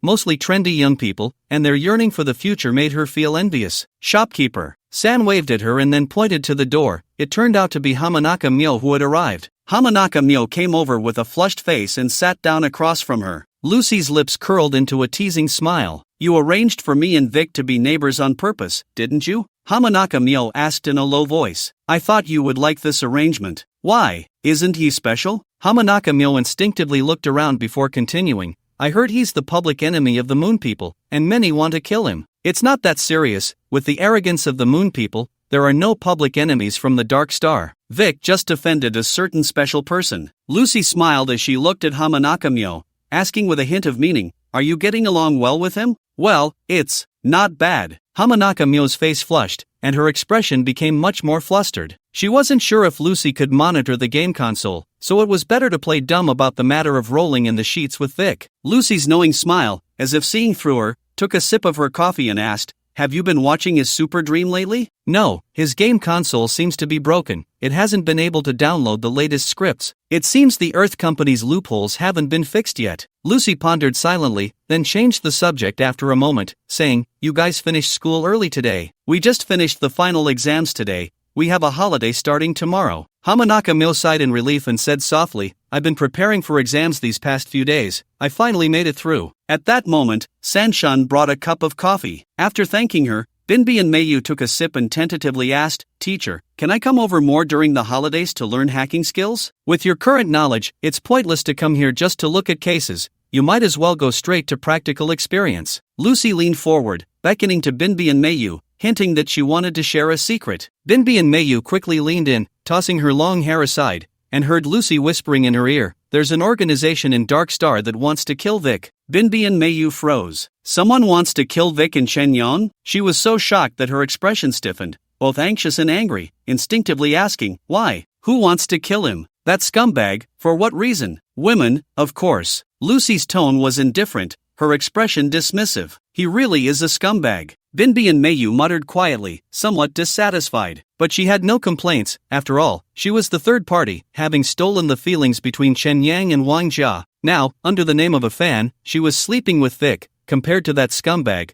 her situation seemed even worse. If you want to practice hacking skills, now is a good opportunity. Lucy rested her chin on her hand, looking at Binbi and Meiyu with her green eyes, saying, you could try to protect Vic and challenge that hacker organization. For us hackers, practical experience is the best learning. Protecting Vic. Those 4 words carried significant weight for Binbi and Meiyu. Lucy could tell from Binbi and Meiyu's determined expression that this budding girl would definitely protect that scumbag. This could get interesting. By the way, your family doesn't know about you learning hacking from me, right? Lucy asked. I wouldn't dare tell them. After all, adults don't want us to get involved with this. Binbi and Meiyu scratched her head anxiously and said softly, my dad is okay. He's focused on work and rarely cares about my studies. My brother is more troublesome. He's very savvy with the internet, and I don't even dare use the home network. I can teach you a method to filter out your information from his network. Lucy smiled and whispered, but you must keep this a secret, otherwise, you won't be able to keep your super dream device and game console. Snow began to fall in Qianyuan. As Chen Yang piloted the fugitive vehicle out of the city, heavy snow obscured his vision. Flying at high altitude without road guidance, he could only rely on navigation to maintain the correct direction. But since he was heading to Chi Tongwei's secret base, he naturally couldn't use navigation, so he lowered the flying car, slowing down to feel his way forward. I can handle the arm replacement when I get to your place. There's no need to come through the snow. Chi Tongwei's voice came through the glasses speaker. Isn't it safe there? Besides, I didn't expect it to snow. Chen Yang slowed the vehicle to a crawl, weaving through the ruins like a fish. You can come over. The stuff 66 gave you is with me, so you can take it all at once. But how did you end up liking Mechanical Frenzy? That silly girl must have led you astray. Those clothes might look cool, but they're useless in practical situations, nowhere near the armor of the terror squad. Unless you want to hook up with 66 and have practical experience in bed, then. I've experienced it. It's quite fierce. Suddenly, Chi Tongwei's voice distorted, breaking up, and the signal was completely lost. Hey, hey, Chen Yang called out a few times, but the call ended. At that moment, a line of text suddenly appeared on his car window. Vic, can we talk? A square hovering vehicle quietly descended from above, hovering 100 meters ahead. The vehicle was entirely black, with alternating orange, red, and blue lights flashing above its rear thrusters, a warning signal from the United Government. Let's talk, old friend. The vehicle projected information onto Chen Yang's car window again, then slid down into the ruins. It seemed this was the person Lucy mentioned who wanted to recruit him. Unexpectedly, it turned out to be from the United Government. Chen Yang followed the descent, taking out the firearm from the car and tucking it into his waistband. Both vehicles stopped on the rooftop of a building, the swirling snowflakes obscuring the last rays of sunlight, the sky darkening as if it were night. Under the illumination of the car lights, 2 figures approached each other. The person in front of Chen Yang was an elderly man of East Asian descent. He appeared to be in his 60s, with neatly combed short gray hair, dressed in a gray woolen overcoat, clearly a bureaucrat from a white-collar district. Lucy has protected you well, even we couldn't find you, the old man said, extending his hand. My name is Zhou Jinqi, and I work for the United Government. The last time we met was 3 years ago. I didn't expect to see you again when everything has changed. Vic. Chen Yang shook hands with the old man, noticing his palm was warm, and explained, I've had some issues with my memory. I have no recollection of your organization. That's even better. It will make our cooperation more pure. I never agreed to cooperate with you, Chen Yang replied with a smile. In fact, I have no intention of cooperating with anyone, including former members of the Silver Wing Alliance. He subtly referred to Lucy. The man named Zhou Jinqi showed no change in emotion, as if everything was anticipated. He spoke kindly, whether we call it cooperation or not is irrelevant. What matters is that we have common or similar goals. This creates space for collaboration and the possibility of working together. For instance, this time the Hacker Alliance is searching for you. We wouldn't mind lending a hand. After all, the Hacker Alliance is our common enemy. In the face of a shared threat, Cooperating is always better than fighting alone, right? Zhou's words left Chen Yang with no rebuttal. Chen Yang glanced at Zhou Zhenqi's flying car. His driver and bodyguard had not exited, clearly conveying goodwill. He looked back at the old man and asked in confusion, "Is your purpose in finding me just to make a friend?" Zhou Zhenqi nodded slowly. "We are already friends. We are just getting to know each other again." "Well then, do we need to add each other as friends?" Chen Yang asked. "My identity is special. Direct contact is very unsafe. I will find a suitable person to communicate with you, and we will keep in touch to minimize survival risks together." Zhou Zhenqi looked up at the falling snow and smiled at Chen Yang, saying, "I won't disturb you any longer. We will be in touch. May I ask, what is your organization's goal? To blow up the moon?" Chen Yang asked curiously. "Just joking," Zhou Zhenqi replied with a hint of helplessness in his tone. "We are merely fighting for the dignity of being human, for that little bit of rights." He added, "You have done very well in that regard." After saying this, the old man turned and left, entering the square flying car of the United Government. For the dignity of being human. Chen Yang pondered this phrase as he watched the flying car ascend into the air, the buzz sound fading into the heavy snow. Chi Tongwei's secret base. On the workbench lay a disassembled robotic arm. Chi Tongwei had been busy replacing the skeleton and fist with helium metal these days, practically living in the base. Chen Yang was using a maintenance robot to replace his arm. The robot's octopus-like mechanical arms were very agile, and in just over 10 seconds, it removed his sensor Type 3, placed it on the workbench, then grabbed Chen Yang's homemade binary arm, connected the wires, docked it, and screwed it in. The entire process of replacing the arm took less than half a minute. Chen Yang wanted to get one, but unfortunately, the robot was too large. "Regretting it now?" Chi Tongwei teased from the side. "I told you to buy a big house, but you insisted that a small one felt safer. Now it's awkward, isn't it? I can always change houses. I have money." Chen Yang stood up, feeling the presence of his right arm again, trying to swing it and then clenching his fist. It seemed like there was no problem, but he always felt something was off. He raised his hand to observe closely, moved his fingers, and couldn't help but twitch the corner of his eye. Damn it, the middle finger and ring finger are swapped. It's not a big deal. Some people prefer using the middle finger, while others like the ring finger. Everyone has different habits, hee. Chi Tongwei joked, looking at Chen Yang's arm, seemingly talking to himself. The upper arm is made of titanium steel, right? You always manage to get some interesting stuff from the dark web. He raised an eyebrow. Playing dumb was also an art. Yeah, the dark web is quite an invention. Chen Yang casually replied, continuing to touch the regenerated muscle on his right arm with his left hand. The tactile feedback was not much different from sensor type 3, but it couldn't achieve super tactile sensation, making the experience on a night road much worse. In short, everything was okay except for the order of the fingers. He said to Chi Tongwei, "Try attacking my right arm and see how it goes." Physical attack? Hacker attack? What the hell kind of attack is that? Didn't you see the maintenance robot reporting an error? Chi Tongwei pointed at the robot's screen, which displayed, "Unable to find service network, cannot recognize prosthetic program." Just wait. Chi Tongwei took out a uniquely shaped gun from the cabinet and said to Chen Yang, "This is a digital electromagnetic gun, specifically designed to attack offline devices. Want to give it a try? It might ruin the program in your chip." "I can't believe there's such a thing." Chen Yang straightened his arm. "Bring it on." This kind of gun can only attack at close range, and you must first select the programming language to attack. There are as many as 6 types, not very useful in actual combat. Chi Tongwei's eyes sparkled as he aimed the gun at Chen Yang's right arm. Buzz. Chen Yang only felt a slight numbness in his right arm, but it moved freely. "I'll switch to another language." Chi Tongwei cycled through 6 attack modes, none of which affected Chen Yang's arm. He picked up the gun and looked at it, incredulously saying, "Is this thing broken? Even if it doesn't ruin the chip program, it should at least cause a brief stiffness, right? Alright, buddy, this money wasn't wasted. I should head back." Chen Yang was very satisfied. He sat back in the maintenance robot's chair and switched his right arm back to sensor type 3. Chi Tongwei carefully examined the replaced arm, silently guessing,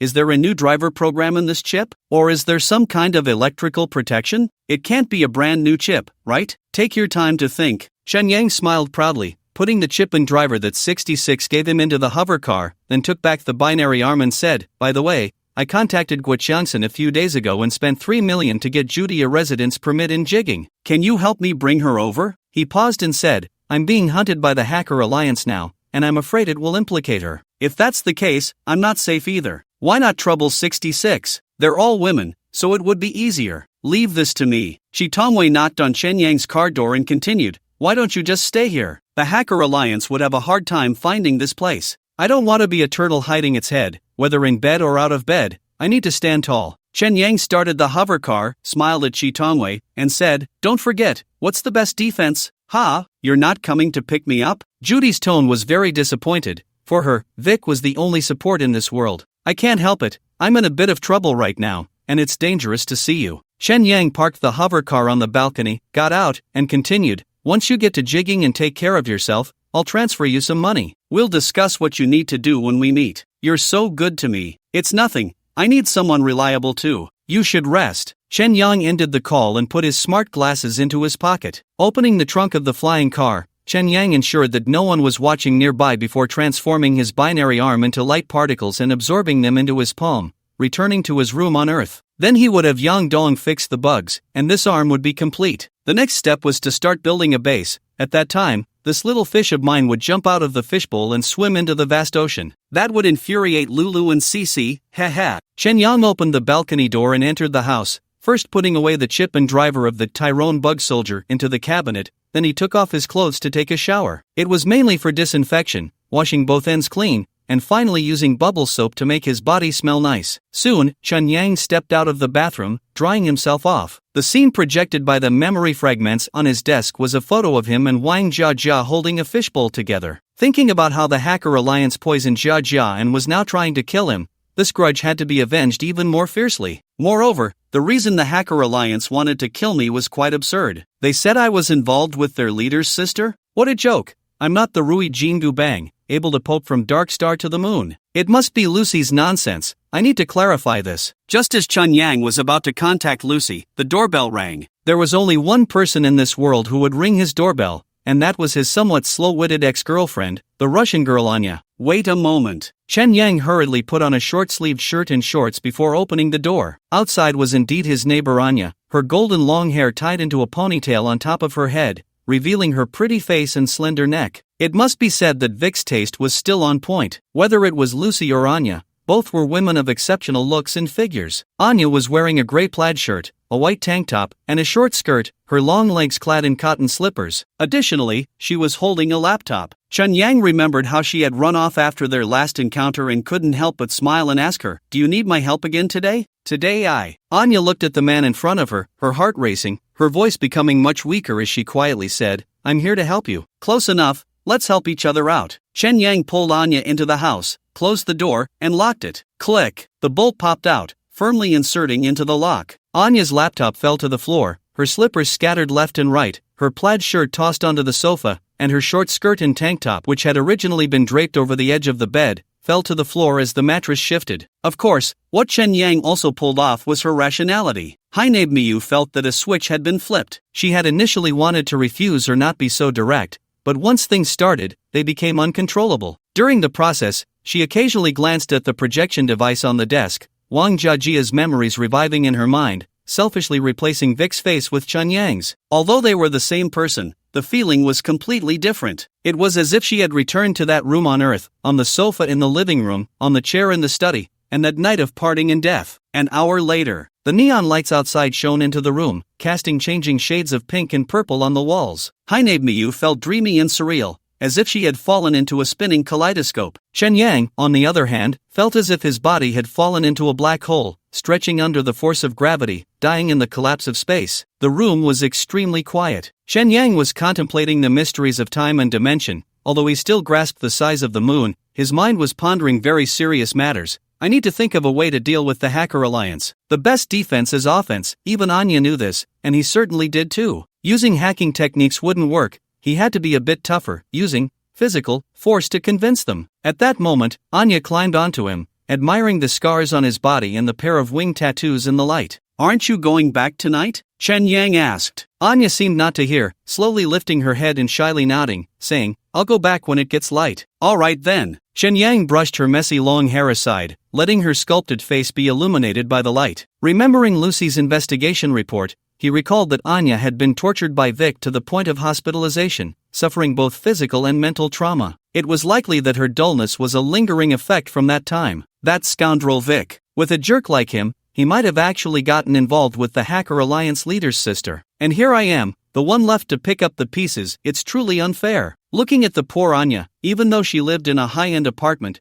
Chen Yang still asked, how are you doing? Do you need money? Anya shook her head slowly, saying softly, I don't really need money. Is your health alright? Very healthy. Then, Chen Yang suddenly thought of a possibility and tentatively asked, do you have family? No, I'm part of the newborn program. This was Anya's character script, and Myo Ham-Abe certainly couldn't alter it. She seemed to remember something and exclaimed, ah, as she put on the clothes that had fallen to the ground, picked up her laptop, and said, recently, I've discovered that hackers are invading the building. Given that you've killed replicants before, I suspect they are targeting you. You silly head, you understand hacking techniques? Chen Yang suddenly found this girl quite adorable and asked with a smile, so you want to protect me? I'll do my best. Anya's gaze was sincere, her body warmth transferring to Chen Yang. Even a casual fling could feel so heartwarming. However, in this cruel world, on such a cold night, nothing was more touching than this. Then I'll leave it to you. Chen Yang embraced the woman's warm body and fell into a deep sleep. Anya waited until Chen Yang was sound asleep before she took her laptop to hack into the building's network,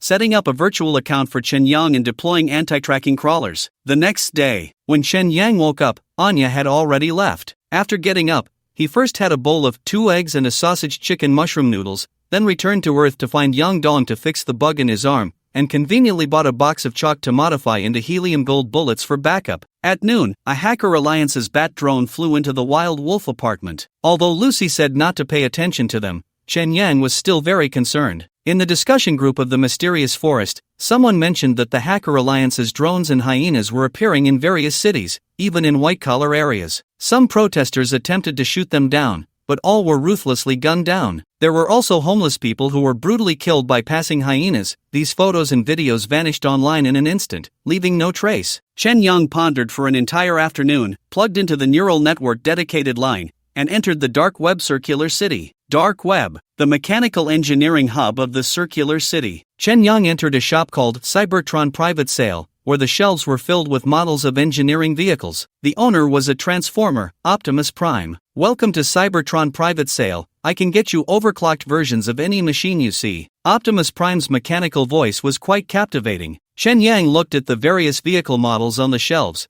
The rugged mechanical designs were very cool and appealing to a straight man like him. After browsing around, he asked, I want a digging vehicle similar to a shield tunneling machine. Recommend me a simple one to operate. Whether for digging basements or bases, this type of ground-probing vehicle is the most practical for personal use. Optimus Prime took down a construction vehicle with a spiral drill bit from the top of the shelf and placed it on the counter. The front third of this vehicle was all drill bit, shaped like a bullet. Optimus Prime continued, this ground-probing vehicle is the EarthCore 9000. It can connect to soil pipes and is very popular among cave dwellers. The term cave dwellers initially referred to a subset of nuclear war PTSD patients who feared the outbreak of nuclear war again and felt safe only when deep underground. Later, they connected with each other underground, forming a unique community structure. Chen Yang had read this part in A Brief History of Dark Stars. Subsequently, cave dwellers also came to refer to groups living in underground residences or bases for more than 30% of their time above ground. In 2120, statistics showed that the cave dweller population numbered over 100,000. Chi Tongwei could actually be considered a cave dweller. Chen Yang occasionally. He nodded and said, that's right, I want to find a quiet place to dig a new house for when I get married in the future. Then you need it even more. Every underground base must have a ground probe vehicle. It's the most important life-saving escape tool. Chen Yang picked up the model of the ground probe vehicle, feeling it was familiar, and asked Optimus Prime, leader, are you sure this thing isn't a mechanical bird? Come on, brother, you really know how to joke. Optimus Prime threw the model of the ground probe vehicle onto the open ground, and with a loud boom, it immediately transformed into a 2-meter-high giant machine, scaring the passers-by into a flurry of curses. He, however, said proudly, you're not wrong, after all, this thing can poke a big hole in Dark Star. The ground probe vehicle was really exciting. Chen Yang looked at this massive machine beside him, its hard metal drill bit, cylindrical body, and hidden metal tracks all exuding masculine charm. Driving this thing on the street, I wonder who would still dare to honk at me. Optimus Prime noticed Chen Yang's satisfied expression and quickly recommended, this thing looks big, but it's not expensive, 480,000. It's 50,000 cheaper than the regular channels, and I can help you overclock and disconnect it from the network. Money is not a problem. Chen Yang pondered for a moment, looking at Optimus Prime and said, but I don't want the physical machine, just the blueprints. Blueprints? Optimus Prime immediately shook his head and said, no way, I only sell finished products. I can't leak secrets like engine designs, that would be like smashing my own rice bowl. I don't want the engine blueprints, just give me the installation blueprints. I can source the engine parts myself. Friend, the cost of buying parts separately and assembling them will far exceed the price I give you. Optimus Prime took back the model of the ground probe vehicle and placed it back on the table, continuing, besides, our company's screws are all specially made. You probably won't be able to find them. Stop talking nonsense, just give me a quote. Chen Yang thought to himself, I'll just assemble it directly using components from the BM material library, forming the body in one piece. Who needs your screws? If it's just the installation blueprints, then it's 30,000, leave me an email, and I'll send it to you within 24 hours. Okay, let's add each other as friends. Chen Yang initiated the order and transferred 30G of dark web currency to Optimus Prime. Having just finished a set of armor, Chen Yang was very confident about assembling the ground probe vehicle, and the vehicle components in the BM material library were very complete, making the excavation of his base just around the corner. He browsed the dark web, found a vendor for private cabling, inquired about details, and bought some interesting blueprints before leaving the dark web. When he unplugged the neural network dedicated line, the brain-machine interface was hot to the touch. Damn, it won't cook my brain, will it? Chen Yang felt a bit scared and hurried to the balcony to cool down. Just as he was admiring the snowy scenery of Chiba Source, the light next door turned on. Ghost Building. The head of Technical Group 3, Yokoyama Shinobu, was called to the top floor of the building by the chairman. This was originally the chairman's office, but it had now turned into a neural network laboratory, which was also the office of the newly formed department specifically targeting the Earth Company, Technical Group 6. Out of jealousy towards the people of Group 6, Yokoyama Shinobu was quite displeased with them privately. After all, Group 3 was established earlier and ranked among the top in the company's performance, while that bunch of idiots in Group 6 only rose to prominence by riding on the chairman's coattails, which was truly shameful. But today, coming here, he was trembling with fear. Chairman Yagami Masamori was staring at the progress bar on the screen, which had been stuck at 99% for a long time. The 10 members of Group 6 were gathered around, not daring to breathe. Yokoyama Shinobu had no idea what the progress bar meant, as no one was paying attention to him. He was 39 years old, a key member of the Hacker Alliance, and had once shared laughter with Arakawa Aikiru. Little did he expect that after the Alliance replaced their young chairman, this group of old-timers would be neglected, like discarded shells, always at risk of being thrown away. Suddenly, the progress bar moved, reaching 100%. Awesome! A young man was the first to shout, and all 10 members of Group 6 applauded in celebration. Even the usually reserved Yagami Masamori clenched his fist and cursed, "Damn, it worked! Chairman, can we take a break now? Bonuses, bonuses! You promised us double. Oh my god, I just want to go home and sleep. Let my wife give me a massage. A week off, and the bonuses will be credited immediately. You all worked hard." Yagami Masamori stood up and high-fived each member of Group 6. Congratulations, congratulations. Yokoyama Shinobu awkwardly clapped, but he couldn't feel happy at all. It was then that Yagami Masamori noticed him, slightly furrowing his brow and asking, "When did you arrive?" "Damn it, I've been standing for half an hour." Yokoyama Shinobu suppressed his anger and forced a smile, saying, Just arrived, just arrived. What do you need from me, Chairman? Just arrived? I called for you half an hour ago. Pay attention next time." Yagami Masamori scratched his head and pointed to the chair opposite his desk, saying, "Sit down. You look like you've gained too much weight. Don't overexert yourself." "Thank you, Chairman." Yokoyama Shinobu felt like he had eaten something foul, and it was stale. The members of Group 6 looked at him like he was a joke, and even when they returned to their seats, they were all ears for the unfolding drama. Yamazaki Ruji reported to me that the umbrella for Vic has still not been dismantled. "You are the leader of Group 3, give me an update on the progress." Yagami Masamori had no tone of reproach, just coldly staring at Yokoyama Shinobu. "Our alliance's server was hacked. Additionally, the joint government's server also encountered issues, and all information regarding Vic has been tampered with, causing all sniffing to lose its target." Yokoyama Shinobu thought for a moment and added, "I suspect there is higher-level intervention. They have network permissions far beyond ours." "You guessed right." A flicker of light flashed quickly in Yagami Masamori's dark eyes as he examined the code, murmuring, "Someone used the chairman's dedicated line and left no IP port. It should be actions from the lunar side. Damn, this leader is unreliable, causing trouble." The secretary suddenly interjected, "Please watch your language, Chairman." "See, it has nothing to do with me." Yokoyama Shinobu raised his eyebrows slightly, secretly relieved. Yagami Masamori focused his gaze on his face, coldly asking, "The company server has been hacked for 4 days. Why are you only reporting now? What does the server being hacked have to do with me? That's the responsibility of Groups 1 and 2. Besides, I just got the news, you're just targeting me." Yokoyama Shinobu's overweight body trembled with anger, his protruding belly stretching his shirt, and a button popped off with a snap. Yagami Masamori tilted his head to dodge the flying button. In a joking tone, he said, "Your kind of protest is creative, but the efficiency is too low, just like your work." "Sorry, Chairman, I didn't mean to," Yokoyama Shinobu hurriedly explained, and at that moment, all the members of Group 6 burst into laughter, making this veteran employee's face turn red. "It's okay, I don't care about these things." Yagami Masamori stared at Yokoyama Shinobu's body, a glint flashing in his eyes as he smiled and said, "You're 39 this year, have you ever considered customizing a new body?" "No, I have a genetic predisposition to high blood pressure, I don't want a blood-related body. Usually, one is only allowed to apply for a new body at 45, but I'm making an exception for you." Yagami Masamori's tone was, and he continued, "Even if your body isn't old, it's too overweight, and the 3 highs will affect your thinking speed. If you want to continue working in the Hacker Alliance,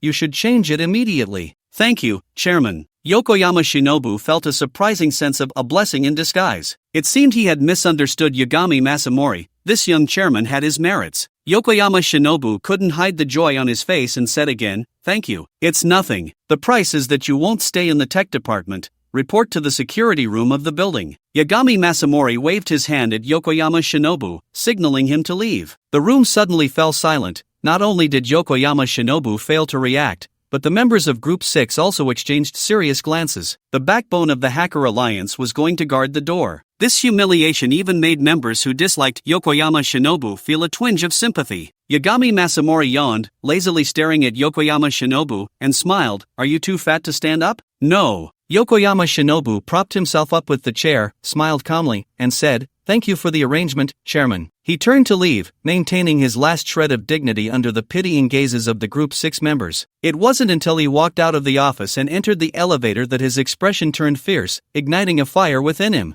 "Yagami Masamori, you little brat who popped up from who knows where. Don't forget that you'll also grow old one day. I remember that when Arakawa Aikiru was young, he was just as cocky, but didn't he also become smooth and worldly later? Just wait, time will dull all your sharpness." Night. The dim light shone through the window of Hinobi Myo's room, and amidst the sound of dripping water from the aquarium, there were faint sounds of painful gasps. Those were subtle sounds that humans could not hear. Arakawa Aikiru looked up, his gaze dimming as he chased a cricket that had run to the other side of the building. The light here also came from the second floor, which was Hinobi Kanji's window. He feared that person but also admired him immensely. That contradictory emotion seemed etched in his genes, making it impossible for him to escape even without a leash. A shadow darted past from the grass at the base of the wall, and it hurriedly warned, "Woof, what the hell is that damned beast barking about?" Hinobi Kanji was repairing his computer. This machine had inexplicably burned out its CPU 4 days ago, and the ordered parts had only arrived tonight, but the processor he received was the wrong model. This was extremely unfriendly for someone with obsessive-compulsive disorder. He hesitated for an hour but ultimately decided against installing this lower version. Electronic devices had to be top-notch to be usable. "But I need to use the computer." Hinobi Kanji irritably took off his glasses, rubbed his eyes, and put them back on. There was a computer in his father's room,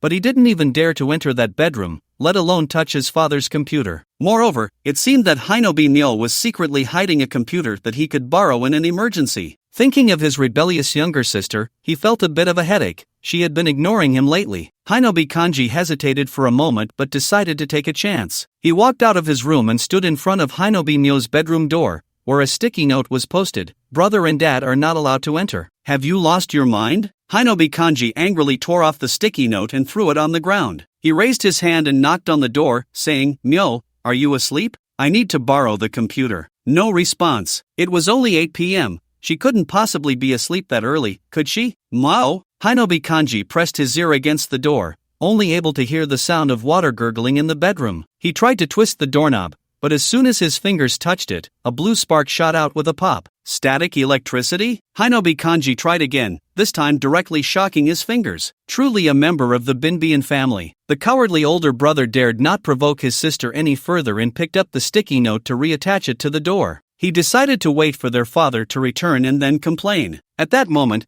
Binbian Mayu was lying on her bed with a gaming console, her body elevated high in the air, frozen for a few seconds before crashing back onto the bed. Her body synchronized with Anya's sensations. Although this method was somewhat dangerous, it did not exhibit symptoms of cyber psychosis. After recovering from the intense tremors, her lips moved, and her voice came out after 6 seconds. Why do we have to do this when we meet? Anya sat up, murmuring with a hint of dissatisfaction. Otherwise, why would you look for me, just to reminisce? Chen Yang looked at the somewhat dazed girl and reflected before saying, if you don't like it, then let's just chat more. It's been so long since we last met, and we don't have much in common. I never said I didn't like it. Anya scratched her head in frustration, glancing at the projector displaying Wang Jieja, and stammered, but usually, don't we just go shopping, have a meal, and watch a movie to set the mood? About those things. Chen Yang looked at his ex, curiously asking, haven't we done those before? In the dim light, specks of light appeared in Anya's eyes. A line of text appeared in Binbi and Meiyu's vision. Note, your prototype is derived from Vic's ex-girlfriend. This was so sudden that her expression froze for nearly 5 seconds before she slowly said, we have done it, but I still. Never mind, we have indeed done it. It's not just me. Whether it's Wang Jieja or Anya,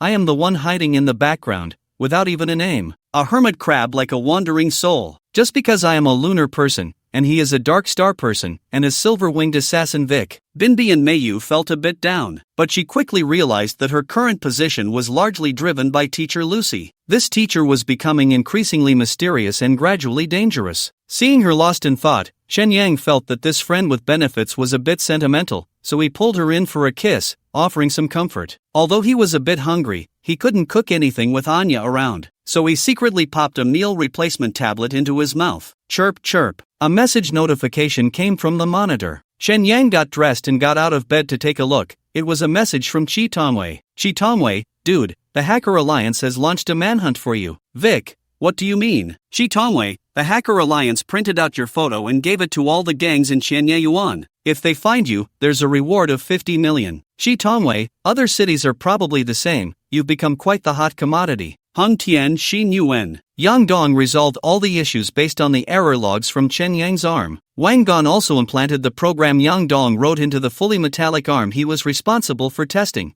completing the work on the binary arm. Here's a gift for you too, as a reward for this mission. Chen Yang pushed 2 hoverboards out of the bedroom. He had asked Wang Gon to buy 3 hoverboards a day earlier, which had now been modified into low-altitude hoverboards, a civilian small flying device in the Dark Star realm. What is this? The Green Goblin's flying device. Wang Gon recognized the device at a glance, helping Chen Yang push them into the living room, muttering, it's quite heavy. Yang Dong walked over with a cup of coffee. Although she was also excited, she wasn't as exaggerated as Wang Gon. Compared to getting the hoverboards, she was more looking forward to seeing the future. Chen Yang opened a bottle of mineral water in the kitchen, replenishing his fluids as he said, I transferred 15,000 to each of you, as an advance on 3 months' salary. Thank you, boss. Wang Gon's attention was entirely on the hoverboards, sitting on the floor with the wristband remote, studying them. Did something happen to you? Yang Dong sensed something was off and stared into Chen Yang's eyes, asking, with you giving gifts and money, it feels like a farewell. Don't forget that the promise you made to me hasn't been fulfilled yet. I've run into some trouble, but it's not a big deal. Chen Yang took out a small vial from his pocket and handed it to Yang Dong, saying, I might not be back for the next few days. You need to give me one of these pills every 8 hours. No problem. Although Yang Dong looked worried, she joked, is this your way of hinting that I can move in with you? Is the trouble the traveler is facing because of me? The savior also cast a concerned glance. Exactly, the future knows I've crossed over here and contacted the savior, and now the gangsters are after me. Chen Yang smiled and continued, but don't worry, I will definitely come back.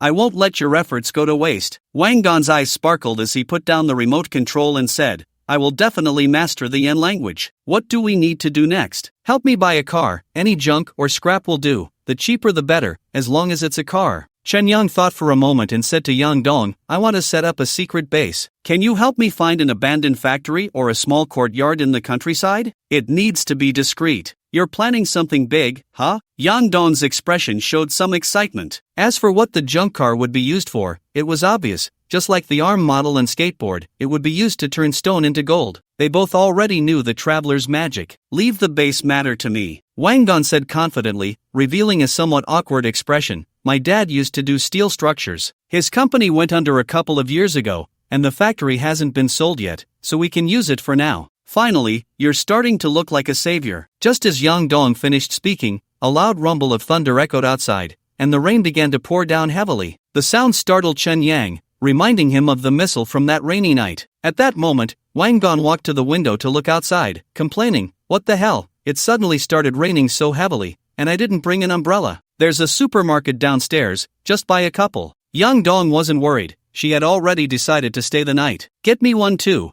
and put it in my bedroom. Shen Yang transferred 20 yuan to Wang Gon and then went back into the room, saying, I'm heading back to the future, see you in a few days. You must come back, the savior is waiting for you. Wang Gon raised his chubby hand, striking a pose he thought was cool. Yang Dong, however, silently sipped her coffee and suddenly got up to put on her shoes at the door. What are you doing? It's raining outside, Wang Gon said. Moving in. I'm staying here tonight, and I need to go back to the dorm to pack. She grabbed her bag, put on her shoes, and said, Don't forget to buy an umbrella for the traveler. Damn, you really are going to cohabitate with the traveler? Wang Gon showed an envious expression and then asked, Should I get you a small umbrella? I've got my own. Yang Dong smiled proudly and pushed the door open. You old man, I'm not gone yet. Shen Yang had just pressed his chin halfway down when he suddenly felt a sense of self-preservation. 2 days later, on a morning, flurries of snow drifted in the sky over Chenyuan. Shen Yang drove the fugitive away from the city, heading northwest. Where are you going? Xiao Yu's voice appeared in his ear, but it was the indifferent tone of Lucy. Redstone City. I've only been to these two places. Shen Yang activated the autopilot, set the destination to Redstone City, and released his hands, saying, Driving is up to you. I've been worn out by women these past few days. I need to catch up on sleep. It's up to me. That was Xiao Yu speaking, then her tone turned cold. You actually left a woman's bed to run to Redstone City and expose yourself? Of course. Are we supposed to wait until they find Shen Yuan's apartment? Shen Yang took off his glasses and rubbed his eyes, setting them aside as he said, The Hacker Alliance has involved the gangsters. They came with photos. Your hacking skills are useless now. To protect my current identity, it's better for me to show up voluntarily and divert their attention to Honshu City. That's very dangerous. Once I step away from the digital network, it's no longer your responsibility. If something happens, you won't have to pay. Shen Yang slowly closed his eyes, murmuring, Besides, isn't there no safe place in this world? We haven't exactly climbed a ladder to the moon, have we? Do you really think the moon is safe? Lucy said, smiling with a hint of helplessness. At least no one is throwing missiles there. Keep an eye on the Hacker Alliance's missiles and notify me in advance. The Hacker Alliance uses orbital trajectory missiles, pinpoint precision strikes. Even if I detect them immediately, you'll only have a few seconds. Every second counts. Shen Yang felt drowsy and dozed off. When he woke up, it was completely dark, though it was only 2 p.m. Shen Yang piloted the flying car southward, where there was a city flattened by a nuclear bomb, Kawasaki. This city had been looted multiple times by scavengers. Even the steel bars in the buildings had been stripped away. The headlights illuminated only collapsed concrete. He parked the flying car on a vacant lot, changed into the Tyrant Bug Soldier armor, and opened the trunk. A low-altitude hoverboard lay inside. Lucy's voice came through the auxiliary sensor into his ear. You veered off course. What are you stopping here for? The flying car needs a break, and I need to take a dump. Shen Yang's helmet had a built-in purifier, so there was no risk of contamination even in the radiation zone. He tried to move his body. The armor was now equipped with a 66-chip-in driver, and wearing it felt much less clumsy than before. While it wasn't as flexible as regular clothing, it at least didn't hinder running and jumping. He pulled out the hoverboard and placed it on the ground, stepping on it, feeling a firm magnetic grip under his feet. He activated the switch. The hoverboard trembled and lifted off the ground, blue flames propelling him into the air. Shen Yang never expected to experience the sensation of flying on a sword in a sci-fi world like cyberpunk. He turned on the spotlight, searching for a suitable place to excavate a base while flying low. Kate was awakened by the ringing in her head. The dark room was illuminated only by the strange light coming in from the street. It wasn't dawn, because in this world, there was no tomorrow. She kicked off the filthy blanket, the stench always something she couldn't get used to. But it didn't matter. For bugs, odor was a form of protection. Another damn day. She habitually slapped her face with her mechanical hand, feeling a bit of pain. The room was cold, the repair shop had almost no heating, but as a mechanical repair worker, using discarded air conditioning units from cars for heating was a necessary skill. Even though she had only been in this world for a month, the chip in her head was enough to handle various repair tasks. However, by late night, the electricity in her building would be borrowed by the wealthy district, resulting in nearly 2 hours of power outage every day. Unfortunately, it was the coldest time of the night. Kate quickly put on her clothes. The plastic-like fabric was very uncomfortable. Plus, her body had shrunk in the past few days, making her clothes ill-fitting and allowing more cold air to seep in. It was time to get her medication. She hoped to end this brief life soon. Pushing open the door, she encountered the repair shop owner, the idiot Buffon, in the hallway. Your uncle. She instinctively cursed. "Good morning, little cat face. Don't you want to bring me a tube?" Buffon swaggered over, and although her stench annoyed him, he still reached out and slapped her on the butt. "Touch me again, and I'll cut off your little buddy." Kate felt like she had cursed her entire life away in just this 1 month. She kicked open the building door, and the biting cold wind froze her in place, forcing her to grit her teeth and rush outside. On the street, she heard shouts. "Damn! What little brat is this? Disgusting! Did they print Spider-Man on your face? Ugh, so ugly. What the hell is that smell?" The people on the street looked at her with disdain. Kate didn't care. In fact, she felt a bit proud. Being disliked, while unpleasant, had its uses. The sky was gradually brightening, though it remained dim, and her face became clearer. Her shoulder-length hair was dirty and messy, and her face was covered in chaotic patterns, seemingly inscribed with curses and insults, like a black spider web plastered on her skin. On Kate's face, aside from her bright light brown eyes, there was only the metallic suture line running through her eyebrows and eyes, occasionally glinting silver. Although she disliked metallic prosthetics, she had to admit that this one didn't feel cold, making it quite practical in this damn winter. Kate quickened her pace, crossing 2 main streets to reach the Dracula Psychological Clinic. The clinic had just opened. A nurse in a white uniform was setting up the open sign outside. "Good morning, MS. Kate," the nurse greeted her with a friendly smile. Although that smile was programmed, it was something that humans in Redstone City sorely lacked. "Hello, I'm here to pick up my medication." Kate stood at the door, reluctant to enter the clean clinic for fear of dirtying it, so she said to the nurse, "Could you please just bring the medication out to me?" Just then, 2 armed cyborgs walked down the street. They were called cyborgs because their metal parts exceeded their flesh, making them look like machines with bits of meat hanging off. In this industrial area of Redstone City, these thugs were likely henchmen of the Gunpowder Gang. The 2 gang members headed straight for the clinic, and one of the skinny ones without an electronic eye stared at Kate for a moment before looking down at the photo in his hand. "You idiot, can't you tell the difference between men and women?" "No need to look." The other man, equipped with an electronic eye, replied. The man without the electronic eye ignored him, holding up the photo to compare with Kate before speaking. "What if your eyes have been hacked? I don't want to let 50 million slip through my fingers. That's 50 million, man. I don't believe hackers can turn a man into a woman. That black girl is clearly a B cup. My eyes are a ruler." Hearing the thug say this, Kate instinctively crossed her arms over her chest. "Damn, no one wants to mess with you. Don't get ahead of yourself." But the electronic eye thug lost his appetite upon seeing Kate's face, ignoring the cyborg nurse and barging into the clinic. "The clinic just opened, there are no customers yet," the cyborg nurse politely said. "I know, Miss Electric Stick, but I still trust my own eyes. Who knows if you cyborgs are also eyeing that 50 million. They're just 2 machines in Redstone City, money is useless to them." The 2 gangsters entered the clinic, and soon the voice of Dr. Dracula protesting could be heard. "Who are they looking for?" Kate asked quietly. "They're looking for a man named Vic. I heard that finding him could earn them 50 million, the nurse replied. "Oh," Kate nodded slowly. She was a bit curious, but there was no need to be, as she wouldn't be staying here long.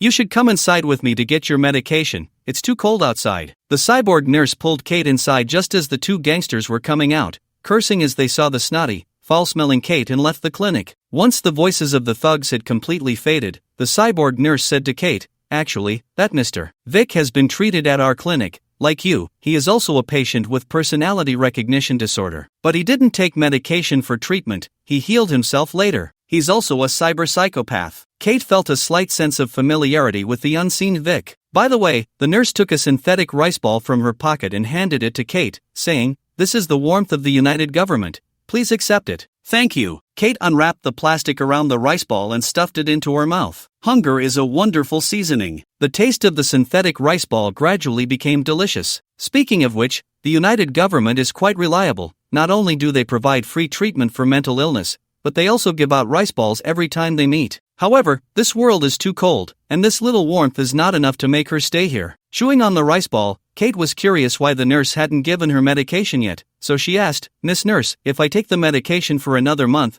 I can recover, right?" "Yes." "Then, what about my medication for this week? I'm waiting for instructions, please hold on." The android nurse paused for a few seconds, then smiled at Kate and said, "Miss Kate, someone wants to see you, he's in Dr. Dracula's office." "Who wants to see me?" Kate sensed something was off and instantly felt the rice ball in her mouth had lost its flavor. "Please follow me." The nurse didn't answer Kate, just pulled her arm as if afraid she would run away. Kate was almost pushed into the doctor's office, but there was no third person in the office, only the frail android doctor. "Please sit, MS. Chen Yang. Dracula pointed to the chair in front of him. You said this name doesn't help with my condition. Try not to use it or think about it. Kate sat down in the chair, feeling a bit anxious, and looked around to confirm that there were only the two of them in the office. She couldn't help but tentatively ask, Doctor, isn't there someone who wants to see me? It's me who wants to see you. Dr. Dracula's voice became more amiable, sounding more like a real person. At that moment, in Kate's retinal display, the doctor transformed into an elderly man in his 60s with short hair. Is this what it feels like to have your vision hacked? She blinked hard, and indeed, Dr. Dracula had changed into another person. The old man smiled at her and said in a humble tone, Hello,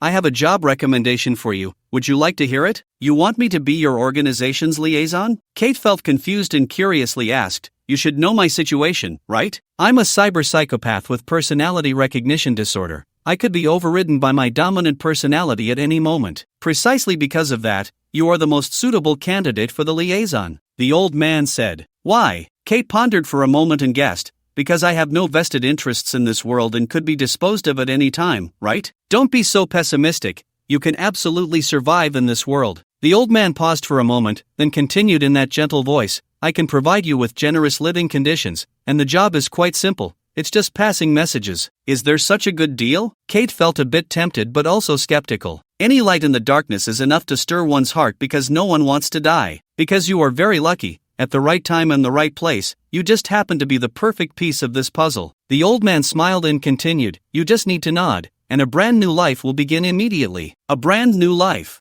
Those 5 words were very tempting. Alright, the worst outcome is just death. There's nothing to be afraid of. Kate nodded, deciding to take a gamble. She continued to ask, What organization are you with? I need to know who I'm working for, right? You will be working for all the Dark Star people. The old man's gaze was piercing. A day ago, they took Judy away from Redstone City. Currently, in the Redstone City apartment, both Vic and Judy's rooms have new occupants. They were all employees of the Redstone factory, with familiar mechanical arms attached to their right hands, just like the one Vic had initially. Chen Yang left the apartment with a sense of nostalgia. In the morning, the light was decent. He had been in Redstone City for over 2 hours and had not attracted any trouble. Lucy, have you already collected your powers? Chen Yang asked, disappointed. Of course, I'm helping you contact the crematorium. I don't have time for other matters, Lucy replied coldly, actually disapproving of Chen Yang exposing himself. A perfectly good fish, and he insisted on practicing dry swimming. If he happened to die outside, all the previous feeding and matchmaking would be in vain. She sent a voice message, Another organization is protecting you, it has nothing to do with me. The United Government? Chen Yang recalled the old man named Joe and couldn't help but ask curiously, Does their organization have a name, like Avengers or Sailor Moon? If it had a name, it would be tracked. Their organization not only has no name,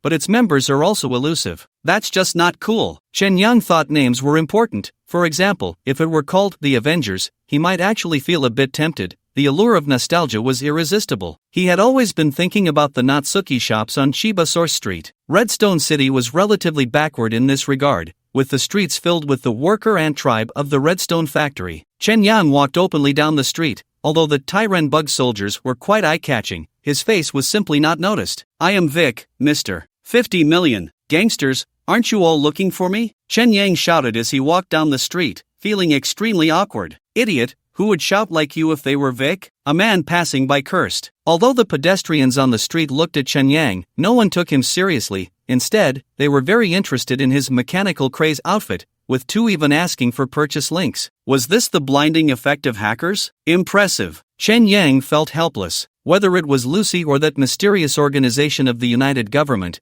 they had replaced all his photos from the digital network. Even the root servers of the Hacker Alliance were not spared. It could be said that Vic's real information online consisted only of that name, with no other data. The only ones who could remember Vic's face were human memories and printed photos. The digital network had completely erased Vic. I'm done. Chen Yang's expectation was to enter Redstone City to attract the attention of the gangsters, thereby shifting the Hacker Alliance's focus to Redstone City, which would alleviate the pressure on Chiba Source. Given the current population density of the world, it was highly probable that Chiba Source's gangsters would come knocking. He certainly didn't want to be lying in bed playing games when someone barged into his home. At least until the underground base was completed, the safety of the Wild Wolf apartment was very important. Yet, surprisingly, no one in Redstone City paid him any mind. Could it be that the gangsters haven't started work yet? He walked down the street out of boredom when 3 black drones flew in from a distance, and Lucy's voice came through his ear. Aren't you looking for death? Those drones belong to the Hacker Alliance. Received. Chen Yang took off his handgun, raised his arm to aim at the drone, and the reticle icon appeared in his lens. Locking onto the drone, he activated the auto-aim. Bang! As the gun fired, one drone crashed to the ground. The other 2 drones immediately locked their cameras onto Chen Yang, flashing warning lights frequently. So it's the Hacker Alliance, huh? You are surrounded by me. Chen Yang provocatively shouted, shooting down the 2 drones in quick succession. The gunfire scared all the pedestrians on the street away, some ran off, while others ducked into stores to watch the commotion. He waited in place and asked Lucy, will the Hacker Alliance launch missiles in the city? Redstone City belongs to the Industrial Park of Fuel Core Technology. The Hacker Alliance wouldn't dare offend such a heavy industry enterprise. However, they have many methods, so don't think staying in the city is safe. Also, be wary of the riot squad from nuclear technology, they won't treat you like a moon person. Lucy smiled helplessly and asked in a cold tone, do you need an electronic urn? It will say, a man who thinks with his dick, Vic. Sure, just remember to sign it, from the ex-girlfriend. Get lost. Chen Yang chuckled to himself, looking around at the changes in the street, when he soon heard a metallic crawling sound approaching. Mechanical hyenas, it was Chen Yang's first time seeing them. These combat machines were less than a meter tall, with a round body and 6 blade-like metal arms, resembling spiders. They crawled on the ground or walls, making a clack-clack mechanical sound. They were called hyenas due to their combat characteristics of being troublesome and acting in groups. The hyenas are here to delay you. Their reinforcements will arrive soon, Lucy reminded him. Watch me perform. Chen Yang took off the 2 helium gold knives from his back and charged at the hyenas. The group of hyenas immediately surrounded Chen Yang, with 2 climbing up a streetlight and leaping down from above. The sound of metal clashing echoed through the street. Amidst the flying sparks, Chen Yang attacked without defense, slicing the hyenas apart like chopping vegetables. Almost simultaneously, drones flew in from above, bullets raining down on Chen Yang. The Talon bug soldiers, made of solid titanium steel, were exceptionally sturdy. Those bullets couldn't penetrate the armor, bouncing off the Vanta black surface and scattering sparks in all directions. As more and more drones appeared, Chen Yang spread his arms wide, reveling in the feeling of invincibility. What the hell? Are you trying to be ridiculous? Lucy, usually calm, cursed, because Chen Yang was actually dancing amidst the sparks and bullets. Vic wasn't even this flamboyant. The riot squad from nuclear technology arrived, but as soon as they exchanged fire with Chen Yang, they remembered the fear instilled by the bionic Type 4. Regular firearms couldn't damage the titanium steel armor at all, and the digital grenades exploded prematurely under Lucy's intrusion, causing the drones above to crash down with a pop-pop sound. This guy must be from the moon too, what the hell? And his hacker is a freak, playing my music at full volume. Damn it, my brain is buzzing. Which bastard made us come out? Retreat! Some began to lose heart, cursing as they fell back. I don't believe it. A riot soldier threw a grenade, which exploded and knocked Chen Yang over. But before he could feel pleased, he saw the shadow suddenly leap up from the ground, rushing over to slash wildly. The riot squad's armored suits were as fragile as wood under the blade's light, and they were less agile than the civilian Talon bug soldiers. They couldn't withstand the blows, couldn't escape, and could only lose their lives amidst their screams. I'll say it again, my target is the Hacker Alliance. If you want to seek death, I'll oblige. Chen Yang shouted as he swung his dual knives. His helium gold knives and titanium steel were lunar technology, making him practically invincible in the Dark Star. Coupled with Lucy, the lunar hacker, the riot squad had long lost their will to fight and fled on their hover bikes without a trace. The gang from Redstone City heard the news and fled in fear. Soon, the street was left with just him and the mess around. It's so hot. Chen Yang took off his helmet and wiped the sweat from his forehead. Although he hadn't sustained serious injuries, the impacts from the bullets and grenades were unavoidable. Additionally, there was the high temperature emitted by the machines. Though he appeared fine on the surface, inside his armor, it felt like a sauna, and even with the cooling system on, it couldn't alleviate the heat. All electronic products were the same, size, performance, and heat dissipation constrained each other. His pants were damp, feeling as if he had wet himself. Damn! Chen Yang shifted, adjusting to a more comfortable position. Where did the titanium alloy on your armor come from? Bought from the dark web too? Lucy only asked after the battle was over.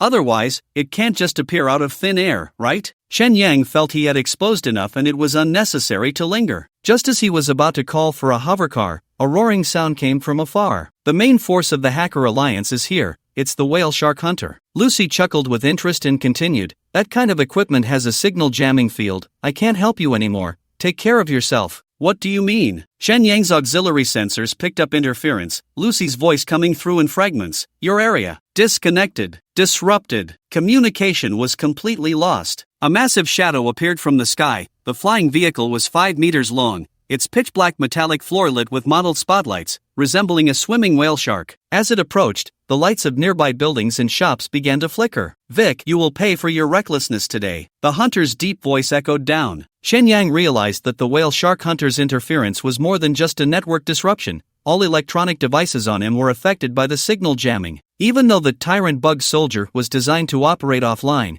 it still malfunctioned, the kinetic system intermittently failing. He wanted to run out of the interference zone, but the armor, having lost power, was exceptionally heavy, and the hunter was faster. Once caught, escape would be difficult. Get the hell out of here! Shen Yang pulled his dual blades to his back, drew his gun to shoot, but the sensor Type 3 was clearly affected, his entire arm trembling as if afflicted by Parkinson's. Bang bang bang! All 3 shots missed. Just as Chun Yang prepared to switch to his left hand, a red flash erupted, and an incendiary bomb exploded beside him. The scalding heat wave instantly seeped into his armor, making his head spin. Ha ha ha! Do you really think titanium alloy can withstand all damage? You're not a cyborg, you need to dissipate heat too. Although the leader doesn't like corpses that look like roasted pigs, if it's you, Vic, he might make an exception this once, you should feel honored. With the whale shark hunter's provocation, 4 more incendiary bombs were dropped in succession. Shen Yang tried to dodge while running towards the flying mech, shooting with his left hand. Ding ding ding! The bullets struck the hunter's base, producing a sharp metallic ricochet sound. Clearly, his bullets couldn't penetrate the vehicle. Use your helium gold blade to jump up and slash, you idiot. Ha ha ha. A burst of machine gun fire erupted. The dense bullets, while unable to damage Chen Yang's titanium alloy armor, interfered with his movements, causing the next incendiary bomb to explode right above him. Chen Yang felt darkness envelop him, nearly passing out. Come on, kryptonite bullets. Taking advantage of the moment the incendiary bomb was thrown,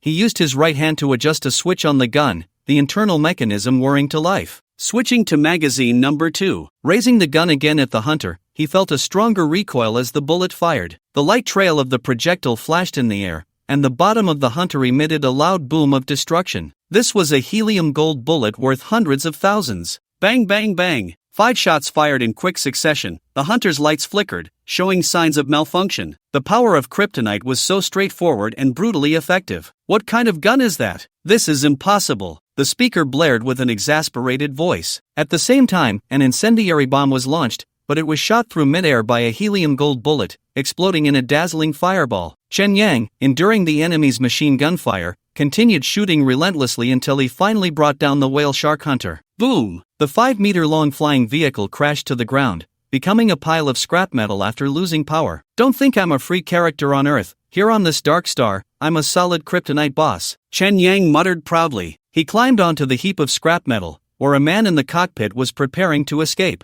Bang! Bang! 2 helium gold bullets splattered his blood against the cabin wall. Done! Chen Yang immediately removed the armor from his left hand, revealing his palm. In an instant, several particles of light flew out from the hunter's body and drilled into his palm. All the helium gold bullets were recovered. He looked around, no one was watching, and the nearby surveillance equipment had been rendered ineffective by the hunter's interference. Only then did Chen Yang take off his helmet to let his brain cool down quickly. Why hasn't the network recovered yet? After waiting for a while, his auxiliary sensors still couldn't connect to the network, and the smart system on his helmet was offline. It seemed the whale shark hunter's jammer was still in effect. Speaking of which, this jammer was quite a good thing. It could achieve regional network shielding and interfere with electronic devices within its range, making it a nice addition to the base. As Chun Yang was thinking about prying it out from the hunter, a short figure approached from a distance. He instinctively put on his helmet and saw that the newcomer had messy short hair and a dark, dirty face. The clothes were filthy, and the bulge at the chest indicated she was female. Both of her exposed hands were metal prosthetics, and she wasn't holding any weapons. Chun Yang shifted his gaze back to her grimy face and tentatively asked,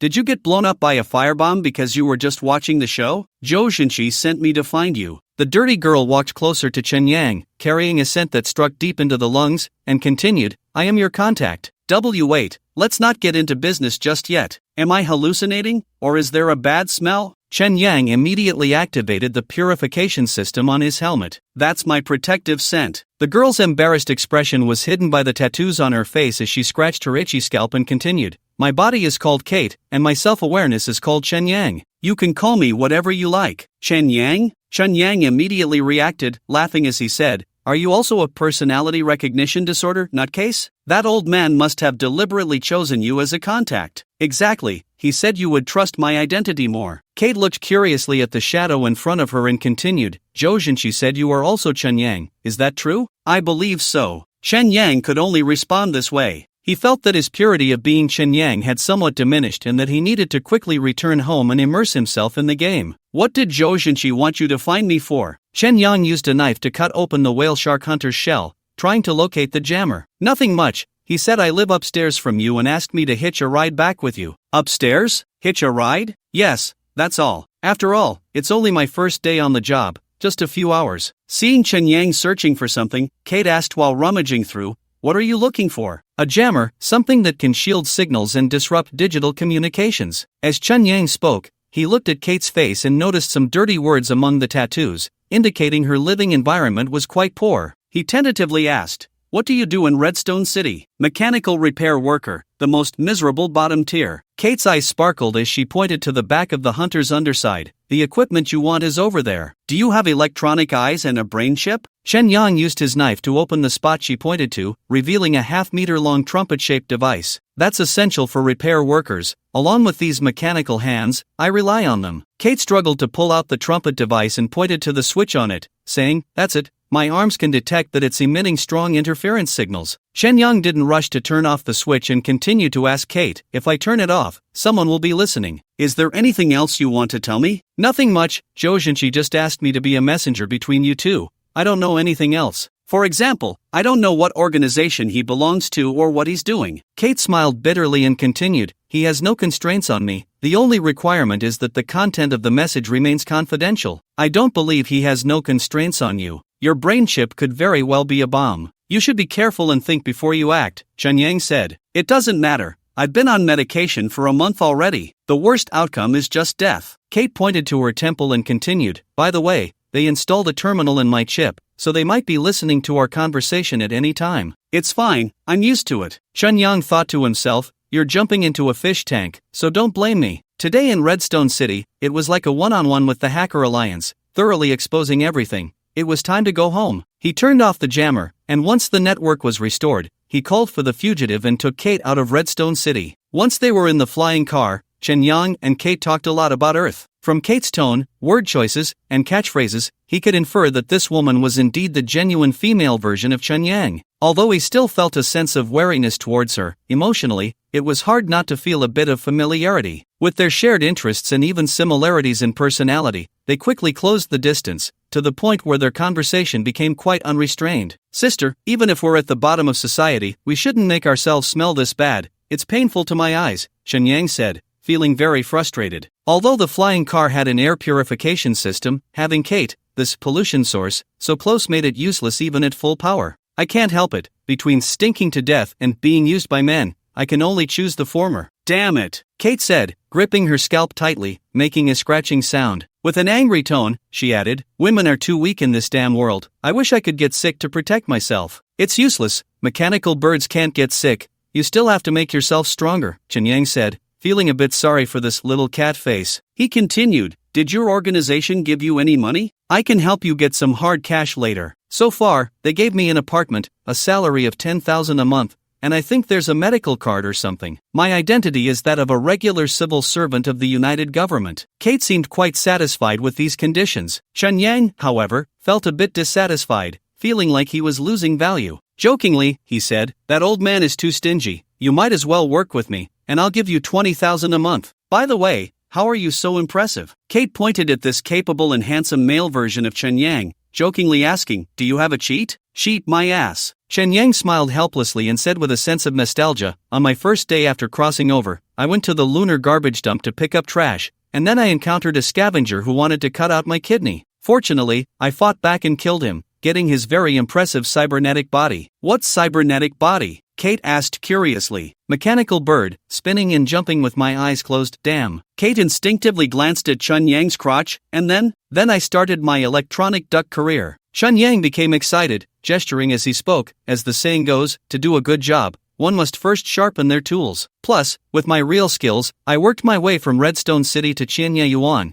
and everyone who has used it says it's great. The next step is to go to jigging to expand the market. People always strive for higher places. So every penny I have now is earned drop by drop. Don't envy me, this is all hard-earned money. Bullshit, you're full of nonsense. Kate laughed at Chen Yang, feeling like she hadn't laughed in a long time. Have you finished bragging? Your trouble is coming. Lucy's voice suddenly came through the flying car's speakers, continuing, the Hacker Alliance's invisible drone is following you. Prepare to be hit by a missile once you leave Redstone City. What the hell? Am I being tracked? Chen Yang immediately pushed the control stick, making the fugitive fly at full speed. He had prepared something to deal with missiles, but that could only be used on the ground. For now, he could only try to shake off the drone. Who is the person speaking? Kate's expression was very anxious, her voice small and trembling. Chen Yang focused on driving, constantly glancing at the rear of the flying car, not hearing Kate's words. The voice of Lucy continued from the car. I was going to take control of that drone, but someone from the Hacker Alliance intercepted my data.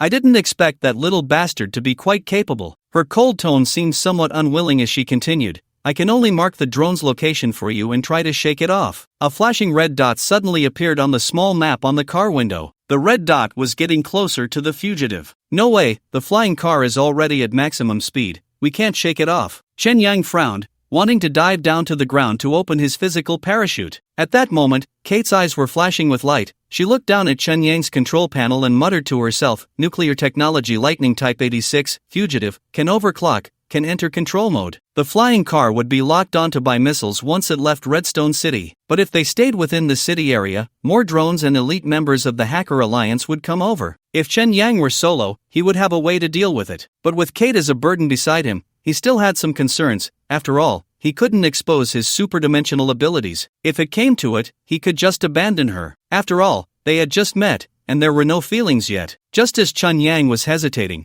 the constantly mumbling Kate had already taken action. She removed the metal casing from her right index finger, revealing a screwdriver, and quickly unscrewed a metal plate from the flying car's control panel. What are you doing? Chen Yang asked. The organization sent me a program package. I can deeply control the fugitive through the terminal, and I should be able to shake off that drone. Kate opened her left hand, turning a hole in her palm. She pulled out a metal wire and connected it to the flying car's control device, then closed her eyes and took a slow, deep breath. I feel like my car is no longer pure, Chen Yang silently complained. Sister is going to become the car god of Akina Mountain. Kate locked eyes with Chun Yang, her eyes flashing with light, and said in a cool tone, watch closely, I'll only operate it once. I'll leave my 86 to you, Takumi. Chen Yang tightened his seatbelt, feeling that something terrible was about to happen. Preparing to enter overload mode, Kate leaned back against the passenger seat and closed her eyes. At that moment, her eyes mirrored the flying car's camera, her nerves directly connecting to the control panel through digital signal conversion, merging man and machine. Virum, the ion thrusters at the back of the car shot out blue flames, propelling this beetle forward. Holy crap! The strong push against his back made Chen Yang's adrenaline surge. As Redstone City quickly receded below, the red dot on the small map was also pulled away a distance. Is it this powerful, female driver? The organization's terminal is amazing.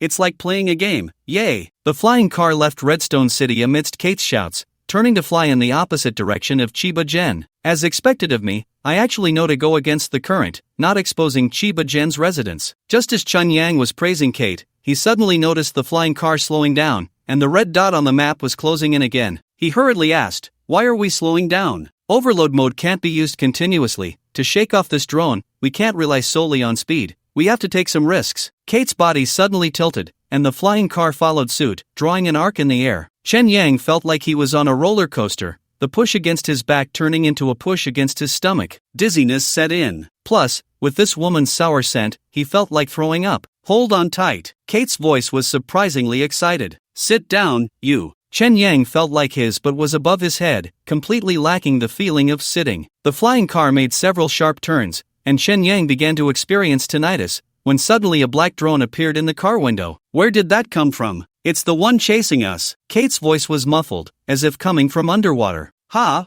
Chen Yang swallowed hard before he could hear clearly. The flying car overloaded again, accelerating while drifting, and crashed into the drone with a loud bang, scattering it to pieces. The car also lost a metal plate, flying far away in the airflow. Damn, it's coming, it's coming, Kate suddenly screamed. Chen Yang winced at her shout, feeling his insides jolt up to his throat, as the car window kept switching between the sky and ruins. A white shadow streaked past the window. Before he could ask what it was, he heard an explosion outside. It was a missile. The fugitive had just flown past the missile at close range. Amidst the fire and airflow from the missile's explosion, the fugitive stabilized after tumbling, diving down towards the ground, and skidded to a stop against the concrete rubble. The engine stopped running, and the car body was scalding hot. Kate's mouth hung open as if she were fainting, her body trembling uncontrollably. Crazy! Chen Yang kicked open the car door, and dust flew into his face. As soon as his feet touched the ground, he collapsed, his churning stomach finally able to release. Ugh, outside cafe. Lucy scratched her head, feeling like the ecosystem of the fish tank had been disrupted. Zhou Shenqi had even dragged Chen Yang into this. Was he trying to have Chen Yang and Chen Yang produce a little Chen Yang? Click. Frustrated, she accidentally crushed her coffee cup. Freshly brewed coffee spilled onto the table, and she immediately stood up, nearly staining her newly bought white coat. What's wrong with the boss? Sanchun hurried over to clean up, asking with concern, did you burn yourself? Do you want another cup? I'm fine, you all can leave work on time this afternoon. I'm going out for a walk. Lucy unplugged the internet cable from the table and took her notebook to leave the cafe. The cyborg street was bathed in sunlight. With the school starting winter break, there were quite a few more young people around. They all wore metallic clothing, with metal wires on their faces, exuding a rebellious and youthful vibe that was enviable. Lucy missed her younger days, skipping classes to play games, teaming up with friends for dungeons, and even engaging in real battles, struggling madly on the edge of life and death. She had thought she could create a new world. Unfortunately, everything ended prematurely because of that bastard. In the end, she was left alone on the moon. Boring. Lucy sat down on a bench by the street, opened her notebook, and reviewed the recent battle log. It was certain that the new chairman of the Hacker Alliance was quite capable, managing to hold her up for 2 minutes using the Dark Star network. His name seemed to be Yeshin Makoto. Compared to the cunning Ichiro Arakawa, this person was more driven and a rare talent in hacking. Lucy had a bold guess, waiting for further verification. Not long after, her calico cat darted out from around the corner, gracefully running over and jumping into her arms. Several lines of code were transmitted to her computer. Lucy tried to piece together the broken characters but still couldn't make sense of it. She needed some dog hair. Just as she was thinking, a line of text appeared before her. Did you steal something good? She frowned and replied, get lost, idiot. Aren't you a thief who steals wherever you go? Can't you relax on the moon? I only steal technology, unlike you who likes to steal men. I steal technology too, the technology you have on Vic, haha. Damn shameless bitch. Tell Zhou Shenqi, if any more idiots contact me, I'll take down your organization. Do you think being on the moon makes you special? If it weren't for the technology we provided, your Vic would have turned to ash by now. The bitch sent another message. You've clearly become dull during these 2 years on the moon. You can't even handle a little brat. What gives you the right to shout at me? Are you here to argue? The organization needs some helium gold. Name your price, and we'll handle the transportation. No stock. What a joke. Weren't the twin blades of Vic given by you? If you don't show some sincerity, we won't help next time Vic is in danger. You're threatening me. No wonder Zhou Shenqi isn't showing up, that old fox. Lucy felt annoyed. She didn't even know where Vic got the helium gold and solid titanium steel. After a moment's thought, she replied, didn't you find a contact? Go ask Vic yourself. 4 days later, the battle-damaged fugitive made a round and returned to Chiba Source at noon. Chen Yang and Kate switched shifts driving. Although the hovercar was protected by Lucy and the mysterious organization of the United Government, the two remained vigilant. Due to her poor health and the fatigue from deep driving side effects, Kate needed at least 10 hours of sleep every day. Chen Yang, on the other hand, used every moment to create BM models. He had completed more than half of the components for the ground probe and still needed to test and calibrate them with a simulator. Occasionally, they would chat about the differences between the male and female versions of the Earth game. Female players found it easier to acquire sexual resources, so their game goals were more about gourmet food and building careers. In terms of character relationships, female players in the economic management department at Coastal University were in the same class as Lu Yuyan and Zhao Zhiming, and there was also a former boyfriend newbie benefit. Paid quality men were expensive, and free players like Chen Yang rarely spent money. Some rich second-generation students at Coastal University offered better value. Except for Wang Kai, this wealthy bumpkin. Chen Yang suddenly remembered that since starting the third round, he hadn't seen Brother Kai. Although the Earth game had no script, Wang Kai often intervened in Chen Yang's life, acting as a villain forcing players to spend money, making his presence very strong. He hadn't seen Wang Kai since starting the new game. Could it be because he had been skipping classes and hadn't appeared at school? In any case, the world was much quieter without Brother Kai. The hovercar drove into the Wild Wolf apartment, and both Chen Yang and Kate had the same thought: first shower, then soak in the earth to solidify their personalities. Kate lived in room 33D above Chen Yang, and he parked the hovercar on her balcony. "Can I borrow your hovercar when you're not using it? I need to go buy something," Kate asked with a pleading tone, then smiled and said, "I can help you fix it if anything's wrong. I'm very professional." "No problem. Just contact me when you need it." Chen Yang maintained an observant attitude towards this contact. If they could mutually benefit, it would be worth deepening their relationship. After all, this stinky guy had a bond of life and death with him. Seeing Kate open the balcony door and enter the house,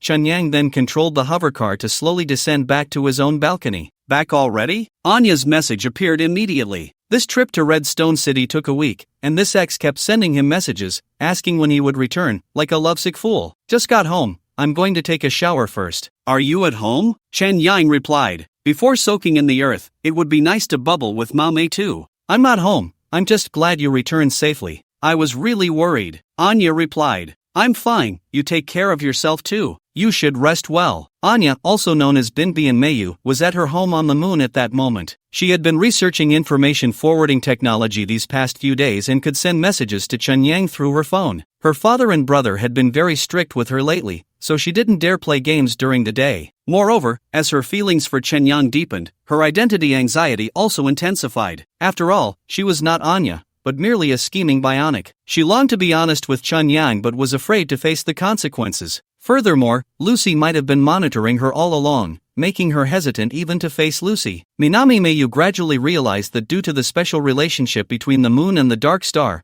her actions were not much different from those of Gilvilan. Both were using gaming consoles to release desires that could not be spoken of. She decided to restrain her gradually indulgent desires, vowing not to log into the game tonight and to stay away from Vic's magically alluring bed. Chen Yang had long sensed Anya's inner conflict. The seemingly dazed ex often found herself in a tangled emotional state, hesitating to speak, as if burdened by unspoken troubles. It hadn't been apparent before. Now, with the addition of Kate, the eyes of the mysterious organization among the neighbors, Anya's identity seemed much clearer. Chen Yang had always found Anya's appearance somewhat suspicious. In retrospect, Anya had actually replaced Judy in Vic's life, which perhaps was not a coincidence. It might have been Lucy's doing. Not a single one is easy to deal with. After taking a shower, Chen Yang lay down on the bed. He wasn't in a hurry to return to Earth. Instead, he sought out companies on the dark web that could privately connect digital and neural network cables. He had already chosen the base location and would start work as soon as the two lines were installed. The digital network line was the easier of the two to resolve, as the nuclear war had destroyed the cities,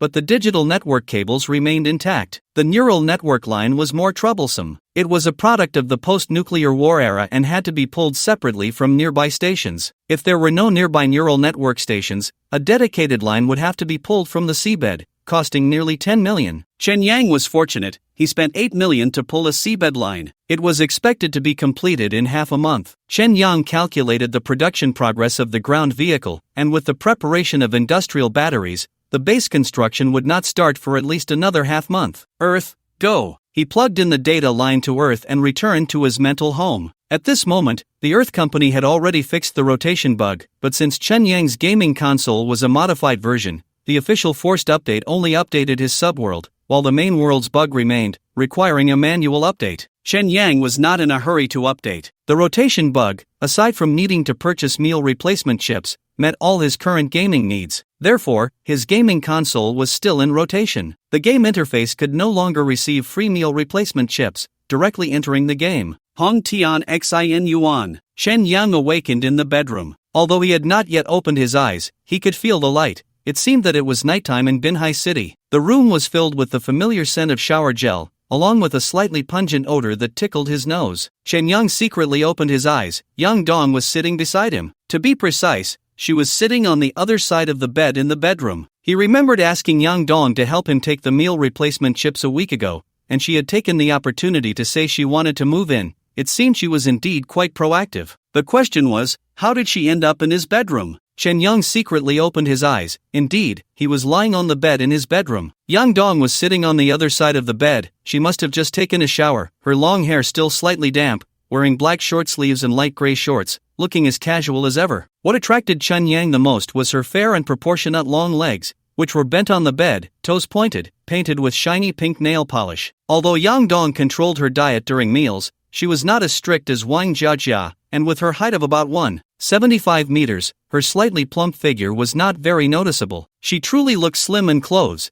but he hadn't seen her without them. At least the leg in front of him was both strong and filled with gentle curves, very appealing. Chen Yang remained silent, secretly staring at her thigh. Yang Dong didn't notice that the person beside her had awakened. She was focused on carefully painting her toenails. She seemed to be in a good mood, softly humming a tune. Chen Yang found the melody familiar and quickly filled in the lyrics in his mind. Loving you as I walk alone in the dark alley, loving you in your unyielding stance, loving you as you face despair, refusing to shed a tear. Yes, she was humming The Lone Brave. Chen Yang loved listening to it too. He often played it while delivering takeout. Wait a minute. This song seemed to have come out in 2021, but it was currently 2020. Is there a bug? Yang Dong, this game character, had a bug. In 2020, she was singing a song from 2021, and her desire for time travel had actually been realized. It just happened without her even noticing. Perhaps she wasn't even aware of it. Chen Yang wanted to ask her if she knew what she was singing, but at that moment, Yang Dong suddenly turned around, the gap between her thigh and shorts facing him. The gentleman immediately closed his eyes, feeling a bit regretful. Then he felt a heaviness in his abdomen.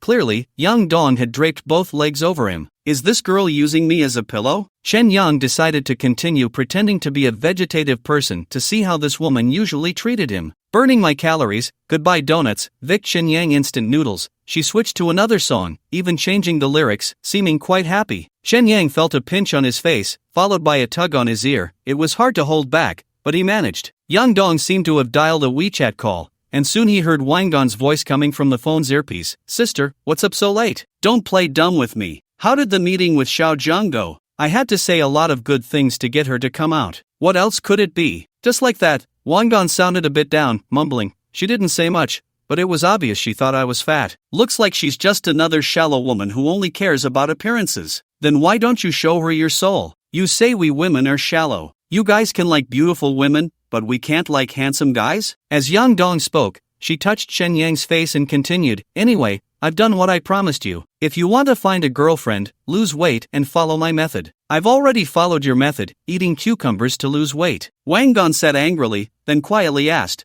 but is it before or after meals? You're hopeless. Yang Dong hung up the phone. After yawning, she got out of bed and left the bedroom, and the sound of a hairdryer could be heard outside. Chen Yang secretly picked up the phone on the bedside table to take a look. It was out of battery, so he carefully put it back. This woman wouldn't be sharing a bed with me tonight, would she? While he was lost in thought, Yang Dong finished drying her hair, and the sound of a light switch being turned off echoed, followed by the living room light going out. By the time Yang Dong entered the room, Chen Yang had already closed his eyes, and the bedroom fell into darkness with a click. The sound of slippers moved around to the other side of the bed, and as the mattress sank, the woman lay down, letting out a comfortable sigh. Chen Yang was bewildered, pondering, is my thinking too outdated? Are women nowadays this bold? Just as he was thinking, his arm was pulled by Yang Dong and placed across the bed, and then her head rested on it, her hair smelling of shampoo directly against his face. Following that, she wrapped her arms around him, draping her legs over Chen Yang. Damn! She's using me, a vegetative person, as a body pillow. Chen Yang felt her 36D figure was genuine, and that thigh was awkwardly pressing in an inappropriate place. Beauty, is this appropriate? Chen Yang couldn't hold back anymore and simply bent his arm to embrace her. Yang Dong jumped in surprise, but she still maintained the embrace, even wrapping her arms around Chen Yang's neck, laughing as she said, "What's wrong? Never seen a female rogue before? I really haven't seen this before." Chen Yang looked down, and at that moment, Yang Dong also raised her head. In the dim light, her eyes glimmered like a cat's. You mustn't go against a woman's will, you know, that's illegal. As she spoke, she rolled over and lay on Chen Yang, her rapid breaths warm against him. Are you sure? Of course I'm sure. You're a one-of-a-kind traveler, and I won't let you go no matter what. Then don't say I didn't give you a chance to back out. Are you kidding? I'm not the one losing out here. Suddenly, the deep night fell into silence. Yang Dong turned over and bit Chen Yang's neck without hesitation. Chen Yang, fearing that this female mantis would eat him, pushed her head away in fright. Wow, you're too ruthless. Did you draw blood? He touched his neck, feeling a sharp pain from the distinct bite mark. She had indeed broken the skin. Let me taste the blood of a traveler. Yang Dong nuzzled her head back into the crook of his neck. I didn't expect you to be such a pervert. Why is it perverted to taste your blood? What about what you just did? Yang Dong whispered in Chen Yang's ear, and they both laughed. After a kiss, she sighed. What to do? You're like a cream bun, making me want to devour you. That sounds pretty scary. Chen Yang sat up against the headboard and found a bottle of mineral water on the nightstand, taking a sip. You must have women in the future, right? Yang Dong still lay lazily, her hands a bit restless. Of course, from Redstone City all the way to Chianya Yuan, I'm quite popular. Are you a scumbag like Vic? We're a scumbag duo, equally matched. Then I need to find a pretty partner too, to form a scumbag girl duo, specifically to deal with you guys. Yang Dong rested her head on Chen Yang's lap, reaching out in the dark, murmuring, I want to see the future world you mentioned, cyborgs, androids, hover cars, and cyberspace. I'll help you realize that. I have a feeling you'll love that world. Chen Yang played with her slightly damp hair at the temples, then touched her ear, suddenly asking, have you heard the song The Lonely Brave? The Lonely Brave? Yang Dong thought for a moment, curiously asking, who sings it? I don't remember. Love you walking alone in the dark alley, love you not kneeling, love you facing despair without crying. Chen Yang sang a few lines simply, the tune she hummed while painting her toenails. I've never heard it, but it sounds pretty good. Yang Dong's tone didn't seem like she was lying. It seemed she had inadvertently hummed a song from the future, indeed a bug. Although it didn't affect this world much, Chen Yang was still somewhat concerned. It appeared Earth hid unknown loopholes. While Chen Yang was pondering, Yang Dong turned her head and bit his finger. Yang Dong fell asleep from exhaustion. Chen Yang exited the game and returned to reality. It was already 1 in the morning in Chianya Yuan. He opened his contacts, and beside Job's name was a sleep icon. Tomorrow he could contact this character designer and subtly ask if characters like Yang Dong would appear as bugs in Earth. He might as well visit the Earth Company in Jigging. After all, once the base was excavated in half a month, it would be inconvenient to show up. Just as he was thinking, there was a knock at the door. The only ones who could be knocking at this hour were Anya or Catface Kate. Chen Yang glanced through the peephole, opened the door, and let the blonde girl in, saying, I thought you wouldn't come today. I originally decided not to come. Anya covered her face with her hands, saying with a slight sob, but I still miss you. What should I do? You're really too love-struck, aren't you? Chen Yang patted her hair, pulling her inside, thinking, just as I suspected, a scumbag duo. I truly am a great prophet. Chi Tongwei had called early. Chen Yang lifted the blanket and got out of bed. Xiaoyu was still lying on the bed, sound asleep. He walked into the bathroom, closed the door, and then answered the phone. Chi Tongwei said with a smile, I have good news and bad news. Which one do you want to hear first? Why do you always do this? Chen Yang turned on the faucet and splashed cold water on his face, thinking for a moment, let's hear the bad news first. The Hacker Alliance is still hunting for you in various cities, and they've increased the bounty to 80 million for your head. In other words, your ruckus in Hongshire City didn't affect the Hacker Alliance at all. Instead, it exposed your strength. Shi Tongwei laughed as he spoke, cursing, damn it, challenging the whale shark hunter, you're really a genius. This time, you've brought the heat of Blade Runner back up, the infamous bar lecture, Vic, your worth has risen again. So the Hacker Alliance is taking you seriously now. Your good days are numbered. Getting the enemy's acknowledgement isn't bad news, Chen Yang said,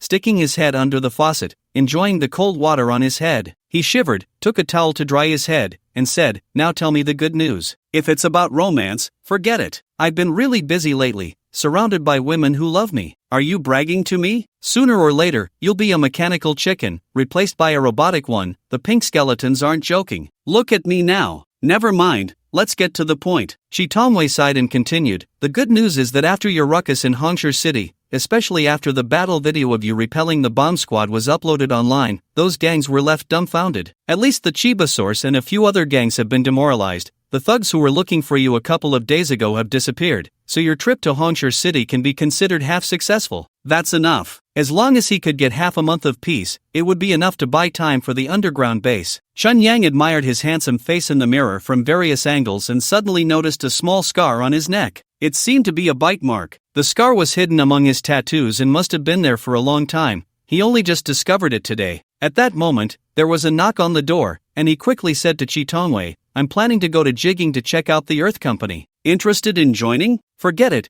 Going there requires a temporary residence permit, which is a hassle. Besides, I don't miss that broken company at all. Alright then, I'll contact you later. Chen Yang ended the call, left the bathroom, and opened the door. Good morning, Y chromosome. Kate raised her hand and waved at Chen Yang, greeting him. Let me smell, Chen Yang said, pretending to sniff her, and sure enough, the unpleasant odor was gone, replaced by a mix of shampoo and shower gel. He stepped aside, smiling. Inspection passed. Please come in. TCH. Kate smiled proudly. Her smile was obscured by the tattoos on her face, and the cat face became clearer after being cleaned. Although she was wearing the same tattered clothes as yesterday, they were clean, and her shoulder-length hair was tied in a small ponytail at the back, looking quite playful. As soon as she entered the room, Kate saw a blonde woman lying on the bed, revealing a deep V-neck, and couldn't help but widen her eyes at Chen Yang. Sorry, I didn't know you were entertaining guests. Did I interrupt your work? It's fine, she's my after-sales service. The electronic duck awkwardly smiled and pointed to the floating car on the balcony, saying, let's talk outside.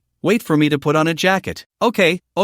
This blonde girl is really pretty. Kate stared at Anya on the bed. The blonde beauty was indeed eye-catching, and even she, as a woman, couldn't help but look a few more times. She went to the balcony, opened the flying car, and sat in the driver's seat. Chen Yang put on a jacket and followed her to the balcony, entering the passenger seat, saying, you want to borrow the flying car, right? It's valid for 24 hours. After saying that, he scanned his iris and shared the flying car's usage rights with Kate. Thank you. Kate started the flying car, turned on the heating, and then looked at Chen Yang, continuing, the organization asked me to ask you if you can get helium metal. They can pay for it. Are you in contact with them? No, they sent me a message this morning, and the terminal is currently offline. Kate had no idea what helium metal was. Her attention was entirely on the fugitive. They actually want me to get helium metal? Chen Yang was somewhat surprised, not expecting that the first collaboration proposed by this organization would involve trading metal with him. If he agreed to the trade, it would mean he had undisclosed channels. If he refused, he had indeed been a bit cash-strapped these days. The 15 million he earned from the bionic Type 4 had already been mostly spent,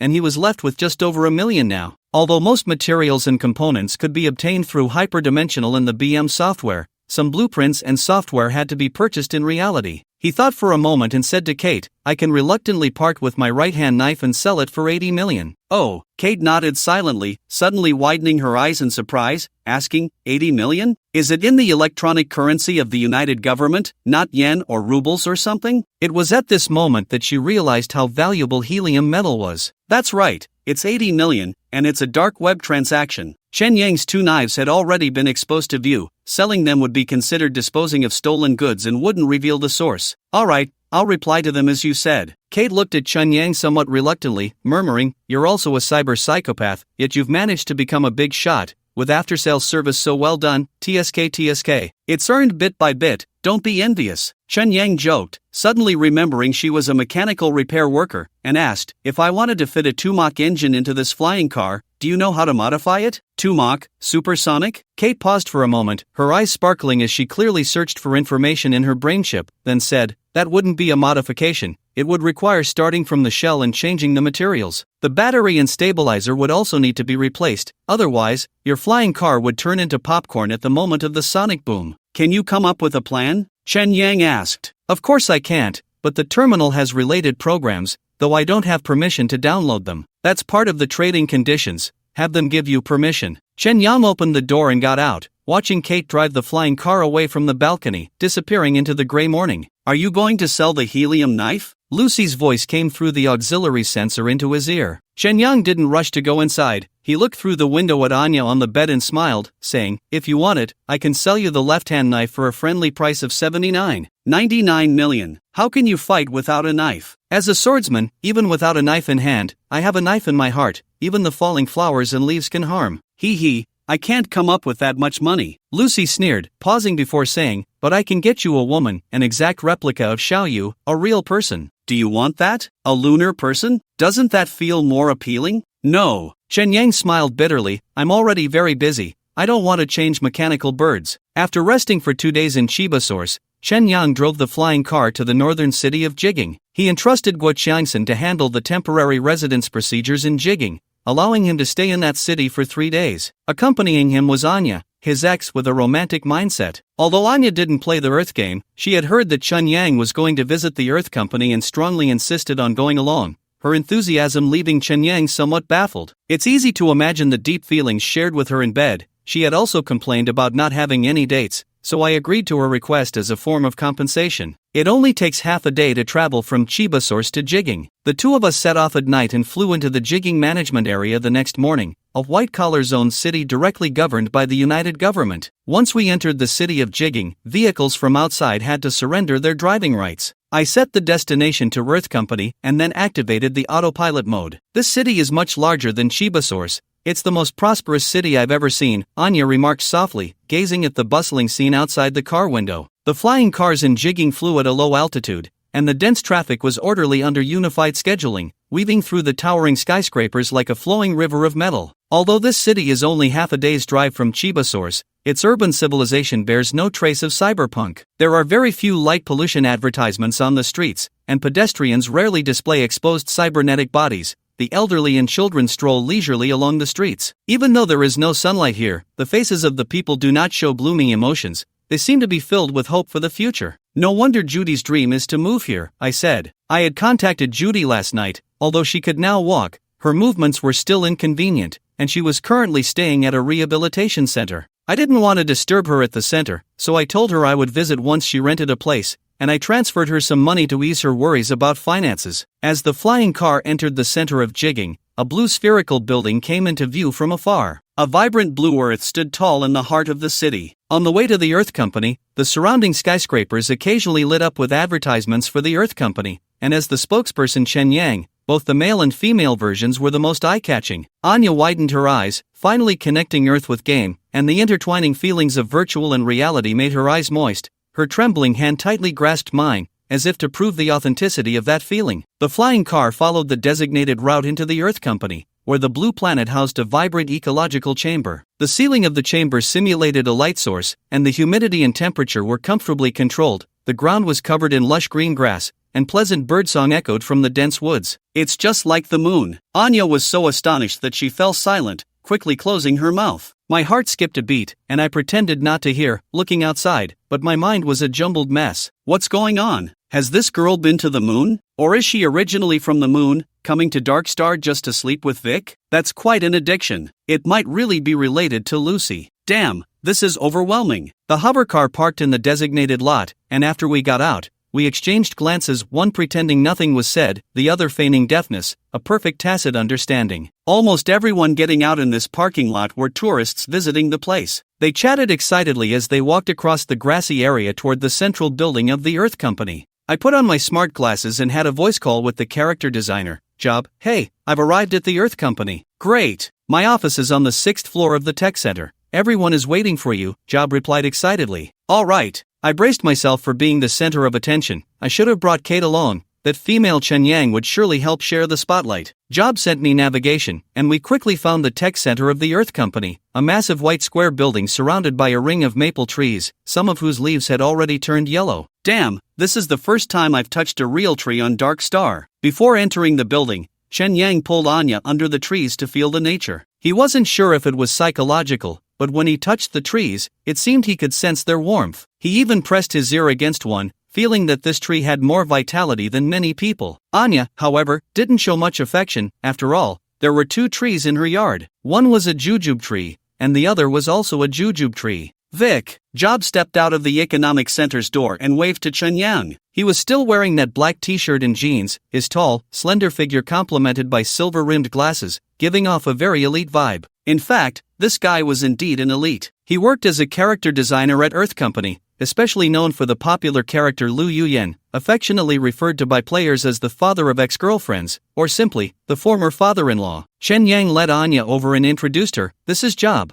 a designer at Earth Company. Lu Yuyen, Yin Xiao, and Yang Dong are all designed by him. Although Anya didn't play games, Chen Yang still introduced the characters Job was responsible for. They are designed by you? That's amazing. Anya enthusiastically shook hands with Job and introduced herself. My name is Anya. I am my girlfriend. Chen Yang's 4 words immediately brightened Anya's face. Nice to meet you. Let's first go to my office to take a look, then we can head to the exhibition area in front to watch various performances. Job warmly led the two into the tech center. The tech center was not open for public visits. Job helped with the registration to enter the office building. The first floor was a lounge area, with a cafeteria, coffee room, gym, and other development areas. Floors 2 to 4 were observation halls, each with dozens of people working, with employees equipped with 3 monitors running dense lines of code. This is mainly responsible for monitoring game character data. The thinking logic of all characters is clearly reflected here, and any errors will be caught immediately. Job introduced as he walked, his excitement surpassing that of Chun Yang and Anya. Are all the characters from Earth here? Chen Yang looked at the densely packed monitors in the hall and continued, there must be at least hundreds of millions of characters on Earth, right? Not that many, actually. There are less than 200 million characters that players can interact with. Job lowered his voice mysteriously, smiling as he said, most people's lives, most families, are not that different. It's just a cycle of working and sleeping, working and sleeping. A dull life can often be realized with just a set of models. Very energy efficient, Chun Yang chuckled bitterly, recalling his own experience delivering food. Exactly, I like your way of putting it, Job smiled. So, you can see the thinking logic of all characters in Earth here? Chen Yang asked. That's right. Although a character's prototype server can separate into tens of thousands, even millions of independent personalities assigned to various player worlds, its thinking logic remains unchanged. Job pondered for a moment and continued, you can understand it as their thinking being transparent in our tech center. Job's team consisted of 12 young people in their 20s, full of vitality, responsible for programming, copywriting, image design, testing, and all other work related to Lu Yuyan, Yin Xiao, and Yang Dong. Faced with Chun Yang, a personality recognition disorder patient, their reactions were the same as Job's at first. Surprise and curiosity were evident on their faces as they surrounded Chun Yang,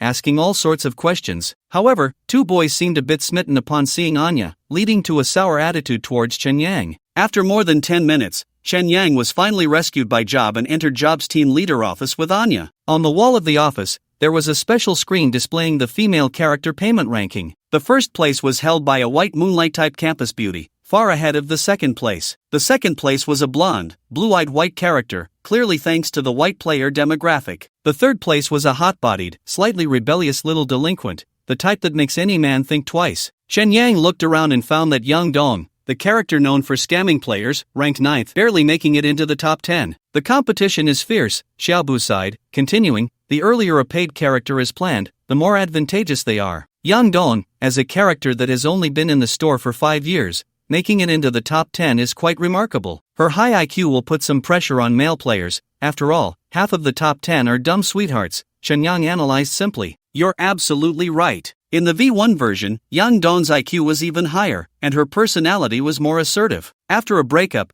she even had a bit of a Yandere vibe, Xiaobu said with a bitter smile, shaking his head. She really had all the toxic traits covered. Later, a player was kidnapped by Yang Dong and held captive for 3 days. After that incident, the company ordered revisions, and we updated her to the more mild Yang Dong V2 version. Sigh, wasn't that little Yandere quite cute? Dude, are you revealing some kind of kink? Chen Yang joked. But the original Yang Dong was quite popular among us programmers. Xiaobu lowered his voice and continued. There was a guy in the company who trained Yang Dong to be his personal secretary, helping him write code. Later, when the company found out, they fired that poor guy. That guy was a genius, Chen Yang thought, realizing it was similar to what he was doing, making Yang Dong work for him. At that moment, Anya, who was beside them, stared at the screen and suddenly asked, Mr. Xiaobu, what rank is Wang Jiajia? Chen Yang also remembered that legal lowly. However, he knew that Wang Jiajia was considered a niche character in Earth, and the screen only displayed the top 20 rankings, so naturally, Wang Jiajia's results were not visible. Wang Jiajia's character performed poorly, only making it into the top 20 in the first year after her release, and afterward, she became a strong contender for the bottom 3, Xiaobu said, clearly not very concerned about Wang Jiajia, speaking in a casual tone. I heard that for next year's anniversary celebration, Wang Jiajia might be demoted to a free character as part of the carnival. On what basis? Anya muttered in dissatisfaction. Xiaobu glanced at the mechanical watch on his wrist and quickly said, the activities in the display area have already started. I won't take up your daytime any longer. Go enjoy the performance. Today's show features Yin Xiao. It's going to be explosive. Thank you for your hospitality. Next time, I'll treat you to the High Tree Three Sisters. You must come and support. Chen Yang shook hands with Xiaobu to say goodbye and left Xiaobu's office with Anya. On the way down, Chen Yang couldn't help but glance at the observation hall on the 3rd floor again,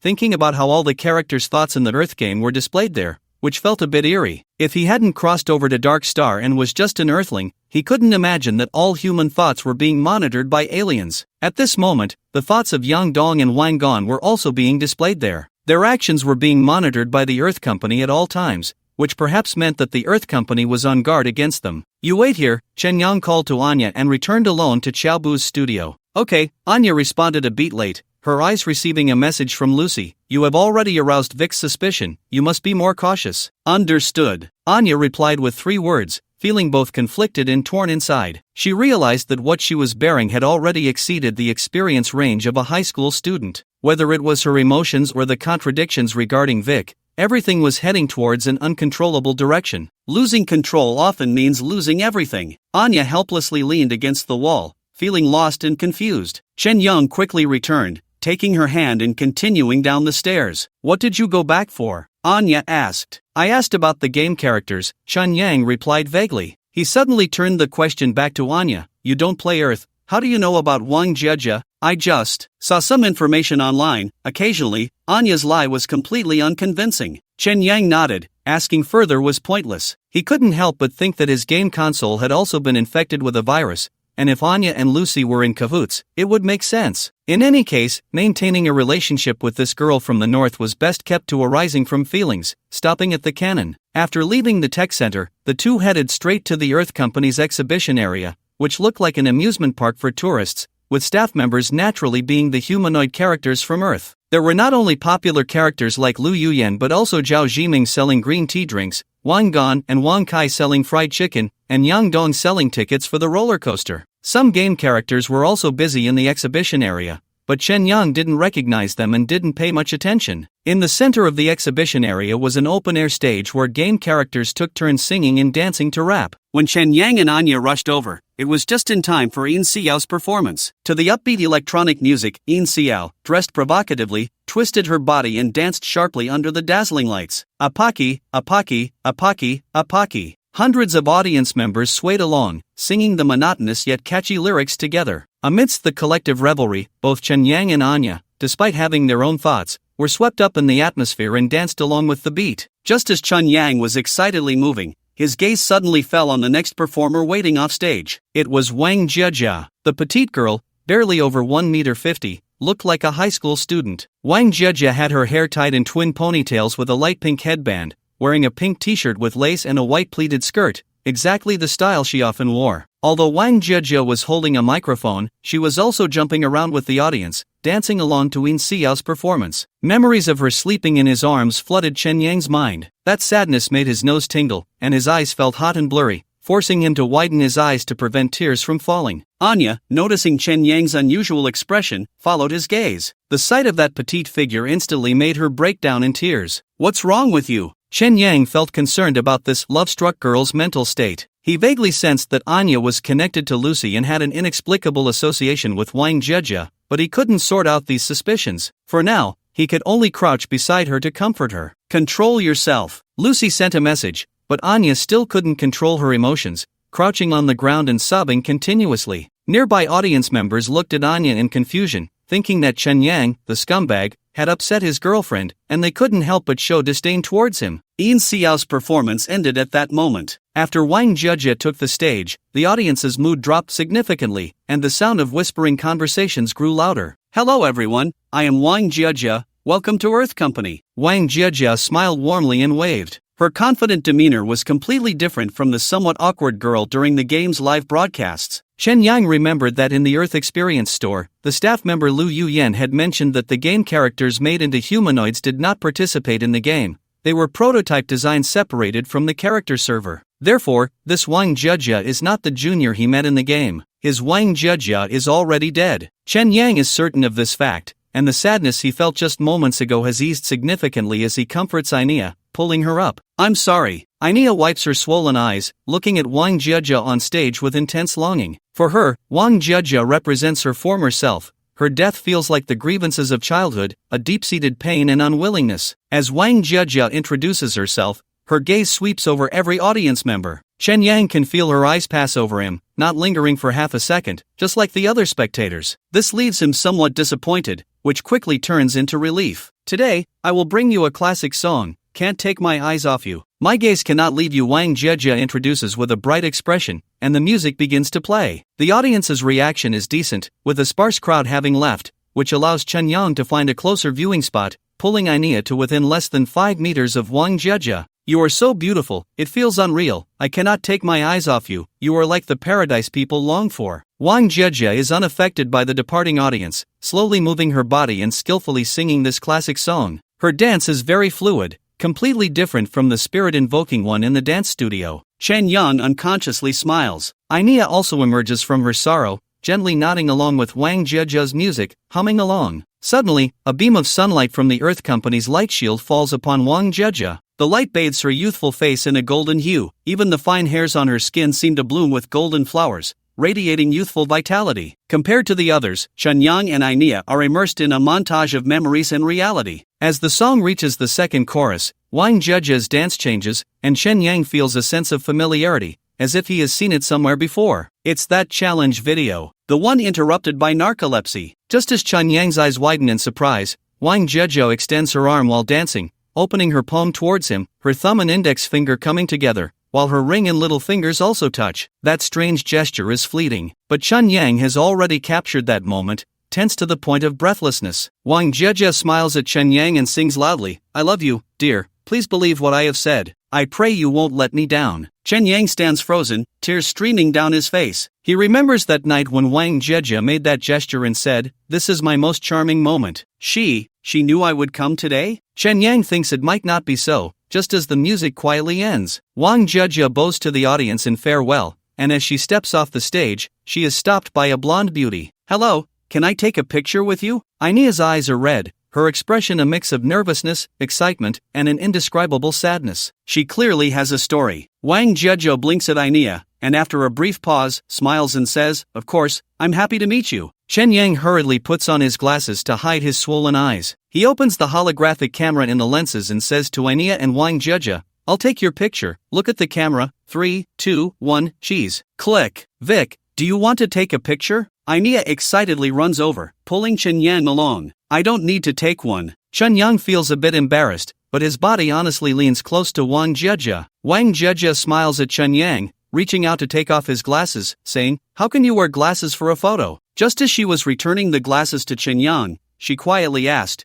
"Do you think my dress is pretty today?" Chen Yang looked at her white pleated skirt and recalled their conversation that noon on the commercial pedestrian street, when she had asked a similar question. In that moment, everything about her became clear. Very beautiful. Chen Yang and Wang Jieja's dark eyes met, unspoken words passing between them. He kindly wrapped his arm around Wang Jieja's shoulders, posed a peace sign like her, and whispered, "Thank you." Click. Chen Yang and Anya had a great time at Earth Company. They enjoyed all the amusement rides, including the roller coaster, Ferris wheel, and pirate ship. By 3 p.m., they reluctantly left Earth Company and took a hover car to a chain hotel in Jigging City. As the hover car departed from Earth Company's ecological warehouse, they discovered the city was bathed in a light rain. "I'm really happy today," Anya said, her eyes sparkling as she uploaded a photo with Wang Jieja to her lunar phone. She contentedly gazed out at the rain scene, secretly looking at her palm, forming that strange gesture. She had replayed Wang Jieja's odd behavior from that night over 10 times, even more vividly than Chen Yang. So, what did this gesture mean, and why was it Wang Jieja's most charming moment? Anya, also known as Bin Bain Mayu, fell into thought again. Chen Yang was also admiring the rain scene from above, his thoughts mirroring Bin Bain Mayu's, revolving around Wang Jieja's gesture. However, he already had the answer. In fact, Wang Jieja's gesture was not standard and was somewhat misleading. But combined with the hints she provided today,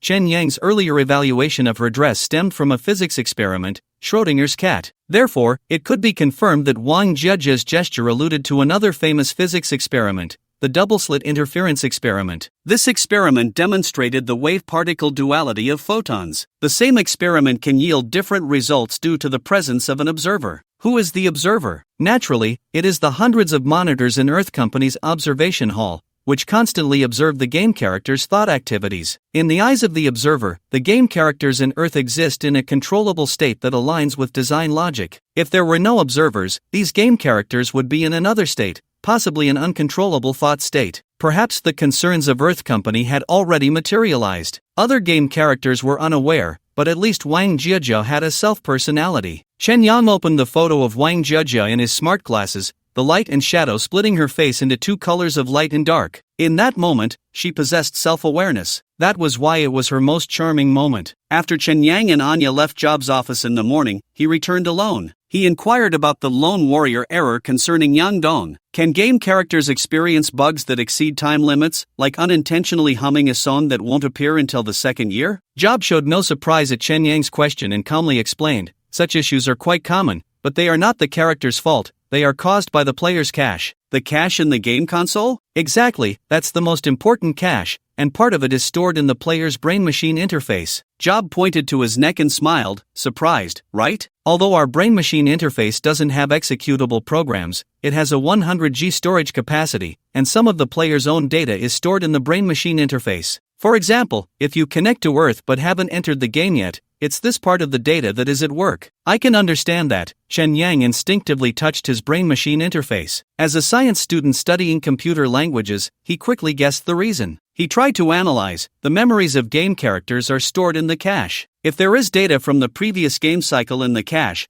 she might come into contact with memories from another timeline, right? That's right. Game characters can experience a sense of déjà vu, which only occurs when a new game cycle begins. Job furrowed his brow, as if talking to himself. New cycle. The recent self-rotation bug also involved new cycle players. Could there be a connection between the two? Wasn't that bug fixed? It seems you're still too young. Fixing a bug doesn't mean the problem doesn't exist. Job patted Chen Yang's shoulder and said meaningfully, if you and your girlfriend argue over something, even if you reconcile afterward, the differences regarding that issue may not be truly resolved, right?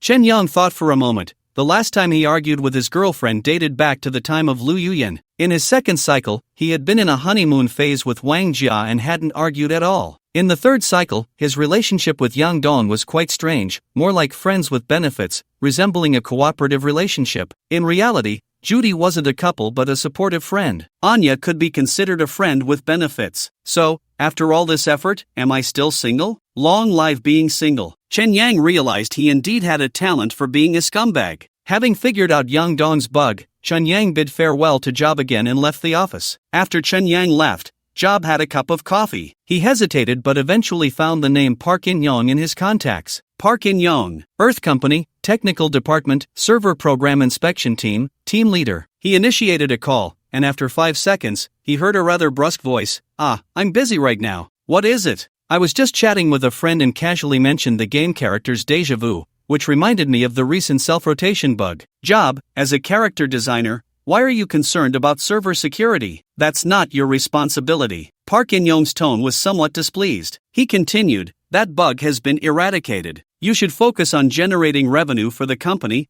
See. Job ignored the bad temper of this pickled radish and continued to ask leisurely, is the game character's déjà vu really unavoidable? Unless you clear the cache every time you log off, which would slow down the login speed of millions of players by 5 to 10 seconds. Do you know what that means? Park In-yong's tone was serious. Understood. As a mid-level manager at Earth Company, Job knew some unspeakable secrets. Slowing down player login speed was a big deal. After a few seconds of silence on the other end, Park In-yong curiously asked, why are you so concerned about déjà vu? Did your friend propose some unique insight? No. Job immediately denied it, sighed, and said, because I'm a character designer, I consider issues from the perspective of the game's identity recognition. I feel that the déjà vu bug would disrupt their sense of identity. After all, the déjà vu they experience isn't their own but comes from the memories of other characters. Your concern is valid, but it's unnecessary. Park In-yong chuckled and continued, it's still the old saying, discussing toxicity without considering dosage is just nonsense. Déjà vu can only acquire fragmented memories, and the duration is very short. As players delve deeper into the game, the issues you're worried about will no longer exist. That's true. Job let out a relieved sigh, took off his glasses, and rubbed his eyes, saying, sorry to bother you. Let's grab a drink after work. It's on you. Park In-yong ended the call. Hacker Alliance. On the top floor of the Ghost Building, members of the Technical Department's Group 6 were taking a lunch break. As outstanding programmers in the Dark Star world, their way of playing games was quite unified. They played games. 6 of them were engrossed in Earth, and during the 1-hour lunch break, it was enough time to have a thrilling session in the game. The other 3 were teaming up for an adventure in World of Warcraft. their bodies occasionally trembling or twitching while lying in their chairs. Only the glasses girl was kneeling under the chairman's desk, fixing a computer. The work was progressing smoothly, and Yagami Masamori patted her head with satisfaction, saying in a rewarding tone, "Come back to the apartment with me tonight." The glasses girl swallowed hard, her face flushed as she returned to her workstation, her expression full of anticipation. Yagami Masamori leaned back in his chair, sighed deeply, and pressed his index finger firmly against his temple. Although the digital brain also experienced a sage time, it didn't feel as shocking as the human brain. It seemed that everything came with its gains and losses. He turned to the glasses girl and asked, "Do you want to switch to a digital brain? I can help you apply for one in advance. Are you not satisfied with my body?" The glasses girl misunderstood, thinking that the digital brain could replace her body, thus better satisfying the chairman's needs. "I'm very satisfied with you, which is why I want to help you secure some benefits." Yagami Masamori pointed to his own head, staring into the glasses girl's eyes, and said, "With it, you won't fear physical death anymore." "Thank you, Chairman." "Thank you, Masamori." The glasses girl stood up and bowed to Yagami Masamori. Just as she straightened up, a few lines of text popped up on her glasses, and she hurriedly said, "Masamori, Mr. Park In-young sent a message. How can he contact us during work hours? What did he say?" Yagami Masamori's expression darkened. He said our use of déjà vu seems to have caught the attention of someone at Earth Company named Job. Job? Yagami Masamori's eyes flickered with light, frowning as he said, "A character designer, how could he notice déjà vu?" Mr. Park In-young said it was mentioned during a chat between Job and a friend. The glasses girl paused and continued, "Mr. Park In-young helped us investigate, and 2 people visited Job this morning. It seems they were there to tour Earth Company. That idiot, tell Park In-young to be careful and not expose us." Yagami Masamori immediately hacked into Job's network data while simultaneously starting to spread, infiltrating all 10 or so members of their work team. One male team member posted a photo on social media. The photo was of a previous black couple, accompanied by a caption, "Even a cyber psychopath can find such a beautiful girlfriend, it's really unfair." Yagami Masamori found it suspicious. The person who posted the photo had bought 3 dolls, all with white skin, so it was unlikely he would be interested in this ordinary-looking black woman. Yagami Masamori continued to observe the photo, locking onto one monitor and zooming in. In the reflection on that monitor, it was clear that the couple was not black. Obviously, this photo had been tampered with after entering his network. The chairman of the Hacker Alliance was actually hacked. How delightful. Yagami Masamori clapped his hands helplessly, suppressing his anger as he said to the glasses girl, "Immediately send Yamazaki Ruji to Jigging. Jigging Central Street, Royal Hotel." After Chen-yang completed the check-in process, he took Anya out to eat. Anya had little appetite and ate very little. The food in Jigging wasn't much better than in Redstone City, half of it was synthetic food, but the ingredients were well matched, and the cooking techniques were better, making the taste quite good. After playing all day, both were a bit tired. Once they entered the hotel room, they just took a quick shower and then went about their own business. Chen-yang sipped from a bottle of distilled water, staring blankly out the window. Anya hugged the man from behind and softly asked, "Do you need me to help you unwind? I'm a bit sleepy." "No need, just rest well." Chen-yang hugged her and gave her a kiss, continuing to ponder about Wang Jieja. Anya, seeing that Chen-yang had no intention of climbing into bed, finally relaxed her anxious heart. In her view, the power of her bionic body was only at 11%, fearing it wouldn't withstand this man's antics. Since leaving the Wolf apartment yesterday afternoon, she hadn't recharged, and only now had she connected to the hotel's wireless charging device, finally alleviating her power anxiety. In fact, she could have charged on Chen-yang's flying car, but she didn't dare. If Chen-yang discovered she was a charging bionic, it would be a complete exposure. Although the current situation wasn't much better. For Binbi and Mayu, coming to Jigging this time was very risky. Whether on Dark Star or the moon, it carried significant danger. Besides pretending to sleep on the flying car, she had secretly logged off twice under the pretext of going to the bathroom, and had already been holed up in her bedroom at home on the moon for an entire day. Her father and brother were at work during the day, and at night she had to go downstairs to maintain her presence. At least they should have dinner together. So she lay down on the bed, burrowing under the covers, preparing to sleep. Before logging off, she still said to Chen-yang, "Sorry, I have light sleep. Please try not to wake me." "Don't worry, sleep well, sweet dreams." Chen-yang had received ample emotional nourishment these days, significantly alleviating his cyber psychosis, and he wasn't as lustful. After hearing Anya's snoring, he put on his clothes, donned his glasses, and left the room for a nearby bar. The bar was playing explosive rock music, the smell of alcohol was strong, and under the flickering lights, one could see beautiful women exposing various parts of their bodies. Chun Yang navigated through the bouncy dance floor and finally spotted Chi Tongwei on a sofa in a corner. The burly man was hugging a voluptuous woman with golden lips, animatedly talking about something he was proud of. "You made it, little brother," Chi Tongwei waved to Chen Yang. Chen Yang sat down next to Chi Tongwei and said loudly, "You said you weren't coming to jigging, and now you're talking like you're farting." "I really didn't plan to come, but someone asked me to fix a game console, and I had to take the business," Chi Tongwei replied, waving his hand in the distance, and a flamboyantly dressed woman swayed over. "Thanks, but I don't need company," Chen Yang said to the woman who approached. The woman was quite pretty, with electronic eyes emitting a pink glow, and her heart-shaped pupils made Chen Yang feel strange. She grabbed Chen Yang's thigh and said in a somewhat coy voice, "What you say doesn't count. After all, it's your friend's money. Yeah, don't waste it. It's $1,000. Chi Tongwei poured a drink for Chen Yang and said with a smile, "Just relax and have fun here. The soundproof wall of this bar is at least 2 meters thick. No signals can get in. Who cares about that bullshit, Lucy? Just enjoy." After saying that, he pointed to a corridor in the distance and whispered, "There are beds in there. I've arranged everything for you. Take that girl in and broaden your horizons." Because the music was loud, Chen Yang leaned in to hear what he was saying. "No need, I'm not into that." The innocent little scoundrel immediately refused. The woman beside him suddenly stroked his thigh and laughed. "Big brother, don't you want to try the charm of Hive Electronics?" "Not interested, go cool off somewhere else." Chen Yang couldn't stand the woman's perfume. If he really went into a room with her, who would be playing whom? He shooed the woman away and then said to Chi Tongwei, "I just happen to have something to ask you. How many character servers does the Earth Company have?" "Character servers? Damn, talking about this in a place like this is really a buzzkill." Chi Tongwei was a bit flushed from drinking, the metallic stitches on his face reflecting the bar's lights. He rubbed his head vigorously before speaking. "I remember. At least when I was on duty, there were 3 groups. One was the public server for characters, nothing much to say, all the characters we played were on this server. The second group was the backup server for characters, which is essentially a regular mirror of the public server, usually kept shut down to prevent hacker intrusions. Besides, there's the prototype server, which is used for internal development by the company. By the way, the humanoids like the staff in the game experience store also use this server." "Oh," Chen Yang nodded silently. He was sure that Wang Jiejia was still alive, right there in this prototype server. However, he had heard from Lu Yuyen, the staff member, that prototype characters do not participate in the game. So how did Wang Jiejia enter my game? Chen Yang thought for a moment and asked again.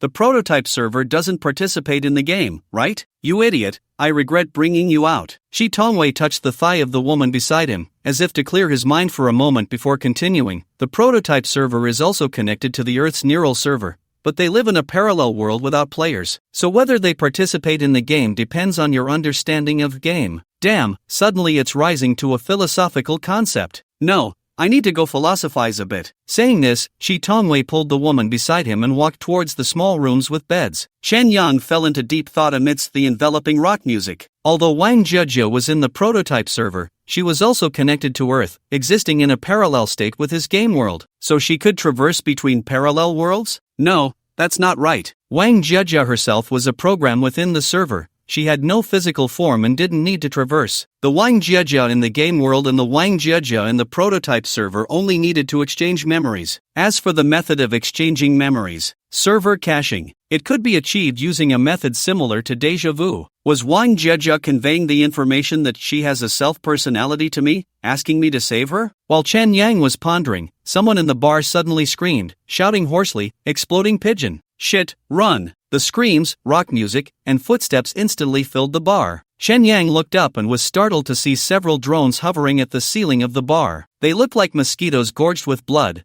their abdomens flashing a dazzling red light. Instinct told Chen Yang that they would explode. It was too late to run, the bar door was tightly blocked by fleeing drunks, and people were pushing and trampling each other there. Beep beep beep beep beep beep, the exploding pigeon drones began their countdown, evenly distributed throughout the bar. Damn! Chen Yang kicked the table in front of him and raised his left hand, illuminating it with white light. Boom! 10 minutes earlier, Officer Decade was piloting a police hovercar, conducting the final round of patrol around Jigging City. Recently, many blue-collar residents had illegally infiltrated Jigging, and some unregistered black vehicles were particularly noteworthy. Otherwise, it wouldn't be long before Jigging would turn into a chaotic city filled with cyber zombies. Decade took out a cigar from the drawer of the hovercar, a gift from an old partner when he left. Although he didn't smoke, he liked to hold the cigar between his nose and upper lip, savoring the tobacco scent. He decided that when he got paid this month, he would buy a pot of pot hose. Suddenly, a red warning light lit up on the car window screen. An unregistered flying vehicle had entered jigging airspace. So annoying, just when I'm about to get off work, trouble comes. Deckard immediately drove the flying car to chase after it, sending a police voice command. This is a warning from the jigging police department. Please slow down immediately, hover in the standby area, and submit to a police inspection. The message was rejected. The flying vehicle suddenly accelerated, breaking through a sound barrier and instantly disappearing from his monitoring area. Is something going to happen? Deckard immediately tossed his cigar into the drawer and called the police department's early warning center. Officer J2DKD 325 reporting, an illegal supersonic flying vehicle has entered jigging. Target. Beep beep beep beep. The connection to the police department was cut off, and he couldn't reconnect. A colleague's voice came through the vehicle's speaker. Deckard, something's wrong. All vehicles near Central Avenue have lost control. It's completely jammed. You need to come for support. Same here, I've spotted an unidentified flying vehicle, and the police department is freaking offline. The police department can go offline? What a joke. Let me see. Damn it, my car has lost control. Ha! Deckard suddenly realized that his police car had also lost control, flying uncontrollably towards the city center. At the same time, he noticed that all the hovering cars outside were turning around, heading towards the city center together. This is serious. Deckard felt his mouth go dry with anxiety. He resolved that no matter what happened tonight, he would buy a pot of pot hose tomorrow. No, 2 pots. The police car quickly entered the city center, and he could clearly see that Central Avenue was completely jammed. The group of flying cars above was circling around Central Avenue as if playing a game. Deckard's police car joined this game, circling around Central Avenue and completely blocking the airspace in the area. Damn hackers. He hated those criminals lurking in the network. The surrounding controlled flying cars began to protest, venting their dissatisfaction through their speakers. Useless jigging government. Not even a bit of safety measures. I still have a KV-300. Yours is too old. I recommend the Ruwashing Little Lion. It can even snore. Fuck, my wife is about to give birth. Damn hackers, may their whole family die. Damn it, I'm late for my first date with a girl. What a waste. The cars on the ground were also honking impatiently. What's happening on Central Avenue? Deckard opened the car window and leaned out, seeing the supersonic flying vehicle parked by the roadside. Pedestrians were fleeing in panic, as if mad. That flying vehicle was actually painted in deep blue, flashing police lights. 20 armed men jumped down from the vehicle, all wearing the same deep blue armored gear as the jigging police department, brandishing submachine guns and surrounding the entrance of a bar. Terrorists disguised as police. Deckard judged their true identity from their firearms. Just as he was about to record the scene, the retinal screen suddenly flickered, and the telescope mode was forcibly turned off. At that moment, the staff originally guarding the bar entrance had already fallen in a pool of blood. Police officers began to arrive at the street corner, all shot dead in the first instance. 2 men covered in cybernetic enhancements jumped down from the supersonic flying vehicle, one tall and one short, and approached the bar entrance. The shorter man looked up, seeing the swarm of flying cars circling endlessly, and couldn't help but say proudly, I like this spectacle. It's a bit like the invasion of Earth by the Ebony Throat and Black Dwarf Star. That scene is thrilling. I don't like those old cliché movies. The tall man had half of his head covered in cybernetic devices, with only his nose and mouth intact, while his eyes and ears were made of metal, making him look like a robot. He quickly walked towards the bar and said, Let's get moving. Don't wait for long air to arrive. Let's finish this first. Don't worry, I saw Vic enter this bar, and he's unarmed and not in armor. It'll be easy. The short man pointed towards the bar. 5 explosive drones buzzed out of the aircraft and quickly charged into the bar's entrance. His electronic eye flickered, and in a regretful tone, he said, It's a pity this bar blocks signals. I can't record the iconic moment of blowing Vic into chunks. Sigh, otherwise, the name Red Spider would surely spread across all the bars. Ha! The tall man scoffed, whispering, This place is full of drunks and junkies. If you clean them out, maybe Mayor Ji Jing will award you the title of honorary citizen. Isn't honorary citizen Red Spider even cooler? Red Spider glanced at the tall man's exaggerated mechanical arm and joked, The model student crew isn't bad either. I'll get you a certificate for the Iron Hand Award. Stop yapping. Gru glared at the bar's door, visibly annoyed. At that moment, the bar was already in an uproar, with people continuously fleeing, only to be shot down at the entrance. Here we go. 3, 2, 1. Red Spider quietly stepped back, hiding behind Gru. Boom! With the tremor of the earth, the bar's entrance erupted like a demon's maw, spewing forth a red, viscous liquid mixed with flames and chunks of flesh. The entire street's warning system blared with alarms. All right, you sly bastard. Gru wiped his mouth, removed the large intestine hanging from his head, and commanded the armed men, "Go in, leave no survivors." "Yes." The 20 armed men responded somewhat reluctantly. They hesitantly entered the bar, their feet slipping slightly, the air thick with the smell of roasted meat and feces. In the swirling smoke, hellish scenes unfolded before their eyes. "It's already blown to bits. What the hell are we going in for?" someone complained. "Explosive pigeon barbecue. This is the second time I've experienced this. It's disgusting." "That corridor inside, every bar has a cannon room. There must be survivors in there." "Wait, what's that thing in the corner?" Four armed men approached the unknown object in the corner. Amidst the drifting smoke, a triangular shadow appeared before them. The triangle stood about 2 meters tall and over 1 meter wide, its pitch-black surface only revealing a light gray metallic face at the front, resembling an alien object. "Is this a bar decoration cabinet?" One person reached out to touch it. It was warm, and there were faint metallic clinking sounds inside. Another person circled the triangle and laughed. "Looks like an umbrella." Buzz. The black triangle disintegrated into a mass of light particles. A figure burst forth from the light particles, swinging a blade that immediately severed a person's head. "Everyone, die." Chen Yang had long prepared for the worst when he stirred up trouble in Redstone City, expecting to be blown up by a nuclear bomb. He had crafted a fully helium-built protective umbrella, replacing an ordinary umbrella from Earth with a homemade mod, ready to withstand missiles at any moment. He never expected that his first use of the helium-built umbrella would be against explosive drones. After the explosive pigeon detonated, he was pushed to the corner by the rolling shockwave, fortunately unharmed, and immediately began donning the Tyrant Bug Soldier armor. He then pulled out helium-built dual blades from Earth and began to counterattack. The bar was instantly filled with the sound of machine gun fire, the echoes of bullets colliding with metal reverberating. Chen Yang remembered Chi Tongwei was in the cannon room, so he intercepted the armed men over there, or wherever the blade light passed. There were either sparks or blood. "Someone's here! It's Vic! Run!" People in the bar shouted one after another, but it all turned into screams in the end. Outside, Red Spider and Gru exchanged glances. "Weren't you the one who said Vic wasn't wearing armor?" Gru asked. "Yeah, I tracked him from the moment he entered the hotel using police cameras. It can't be wrong." "Could his armor and weapons be hidden in the bar?" As Red Spider spoke, he pulled out a laser gun from behind, flicking the switch to illuminate with a red light. "Let's go, take a look inside." Gru clenched his giant fist, the two of them colliding with a metallic sound. "Sorry, I have a cleanliness obsession. That place isn't suitable for me, and I need the internet." Red Spider shook his head, continuously backing away, saying, "Why don't we wait for Yamazaki Ruji? Let's not make it like a game where the boss is defeated one by Vic. That would be too stupid. Then you can get lost, you failed man." Gru had just taken 2 steps when he heard footsteps at the bar door, and a figure burst out. Facing the incoming fist, Gru swung his fist to meet it. Bang! Gru staggered back 2 steps. The person running out of the bar had a bare, muscular upper body, wearing only a pair of floral shorts below, with metal prosthetics for both legs and arms. "Damn it, you guys ruined my mood just as I was getting fired up." Chitomwe wasted no time, tightening his iron fist and smashing it towards Gru. Seeing that his opponent also enjoyed close combat, Gru became interested and said, "Your fists are a bit small, buddy." "Hard is the way to go." Chitomwe's iron arm had already merged with a helium-built skeleton, and after their fists collided again, Gru's iron fist caved in with a bang. "What the hell is this fist of yours?" Gru realized something was wrong and shouted, "Stinky Spider, help!" Got it.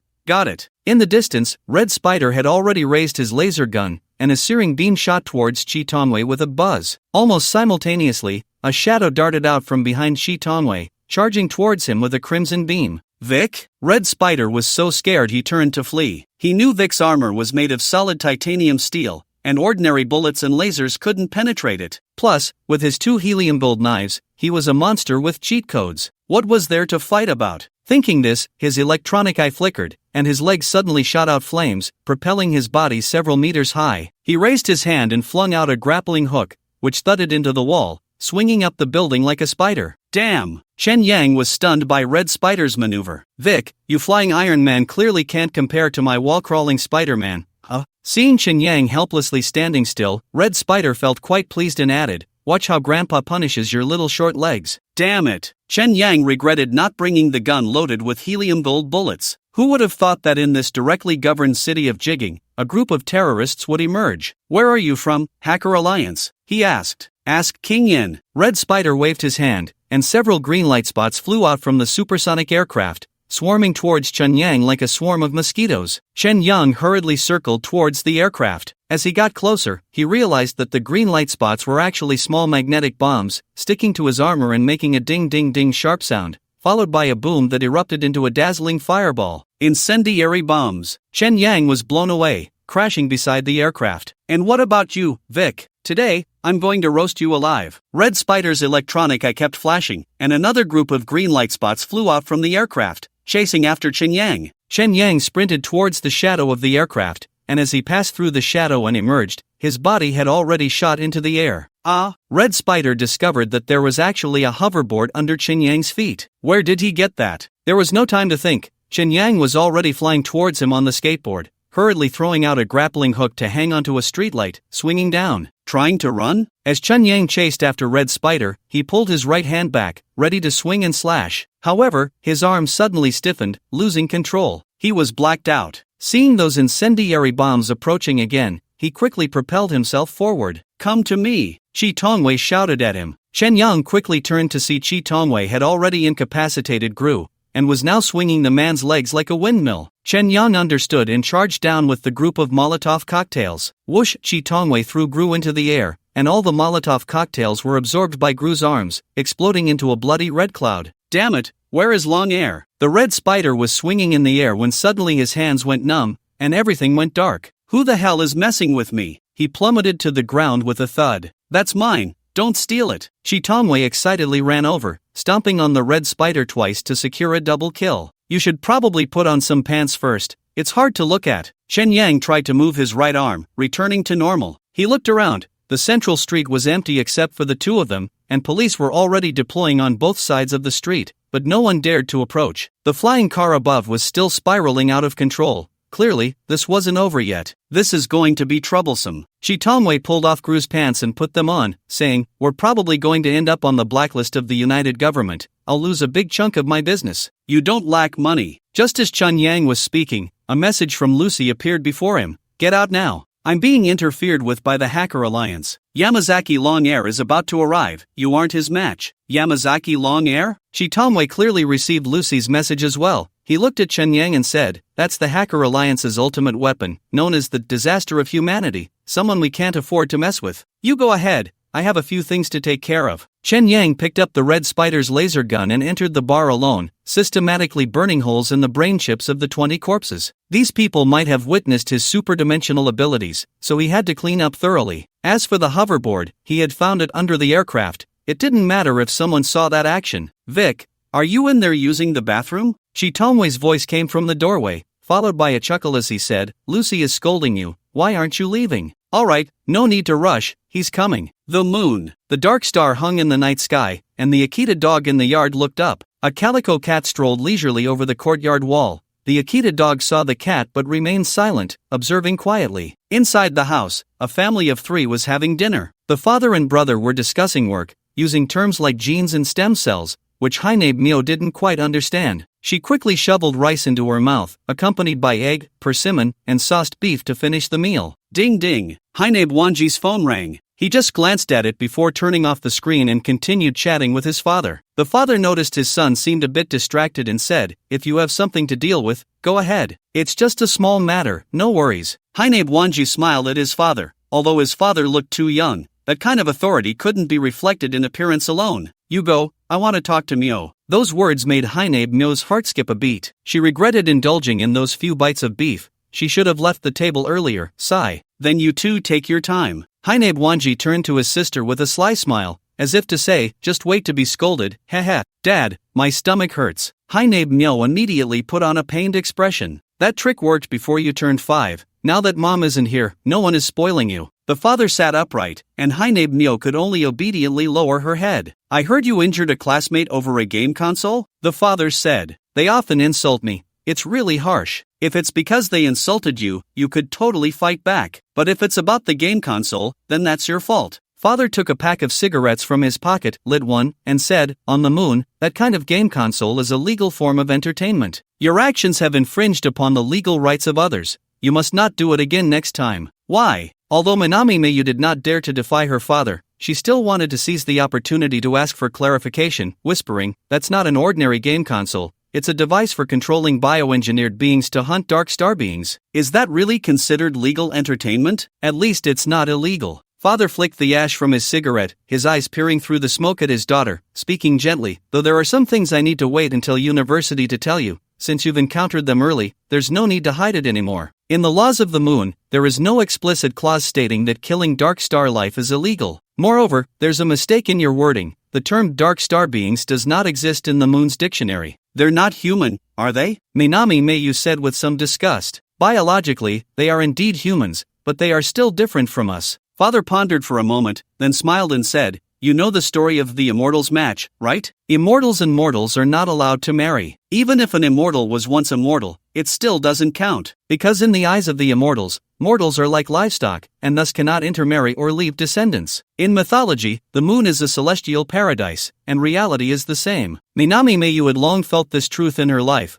but hearing it spoken from her father's mouth still left her shocked and disappointed. She thought of the two disgusting words livestock and couldn't help but wonder, if mortals are livestock, do immortals eat humans? But the question caught in her throat. Minami Mayu felt fear, afraid that her father would disappoint her like her brother did. "I understand your feelings. I believe you will gradually adapt and be glad to be a moon person." Father slowly inhaled his cigarette, paused, and continued, "If the current pace of development continues, perhaps your children will be Martians." "I'm done eating." Minami Mayu did not want to discuss this topic any further. Seeing her father did not stop her, she walked alone toward the stairs, suddenly asking out of spite, "Aren't we afraid of a technological explosion on Dark Star, counterattacking the moon?" "A technological explosion has already happened, but it was on the moon." Father did not turn around, his back remained steady in the smoke, and he added, "You just need to keep them busy, so they can't take care of themselves. They will become numb in their internal conflicts, reveling in honors like dominating Dark Star, the legend of the City of Night. The moon is merely our springboard, the real target is Mars, and the even vaster galaxy. So, you should worry about your own future and concern yourself less with useless matters." Minami Mayu said nothing more, unable to refute him. She walked up to the second floor with mixed feelings, passing by her brother's room, where she found him tinkering with the newly repaired computer, looking quite pleased. It was somewhat annoying. After entering her bedroom, Minami Mayu locked the door behind her. The phone on her desk flashed with a notification light. An unread message from teacher Lucy read, "Vic is in danger. Jigging City, Central Avenue." The tornado, composed of over 100 flying cars, continued to spin in the air. A black aircraft descended from the center of the tornado, and a 2-meter-tall cyborg jumped down, landing with a heavy metallic sound. The streets were illuminated by warm yellow streetlights,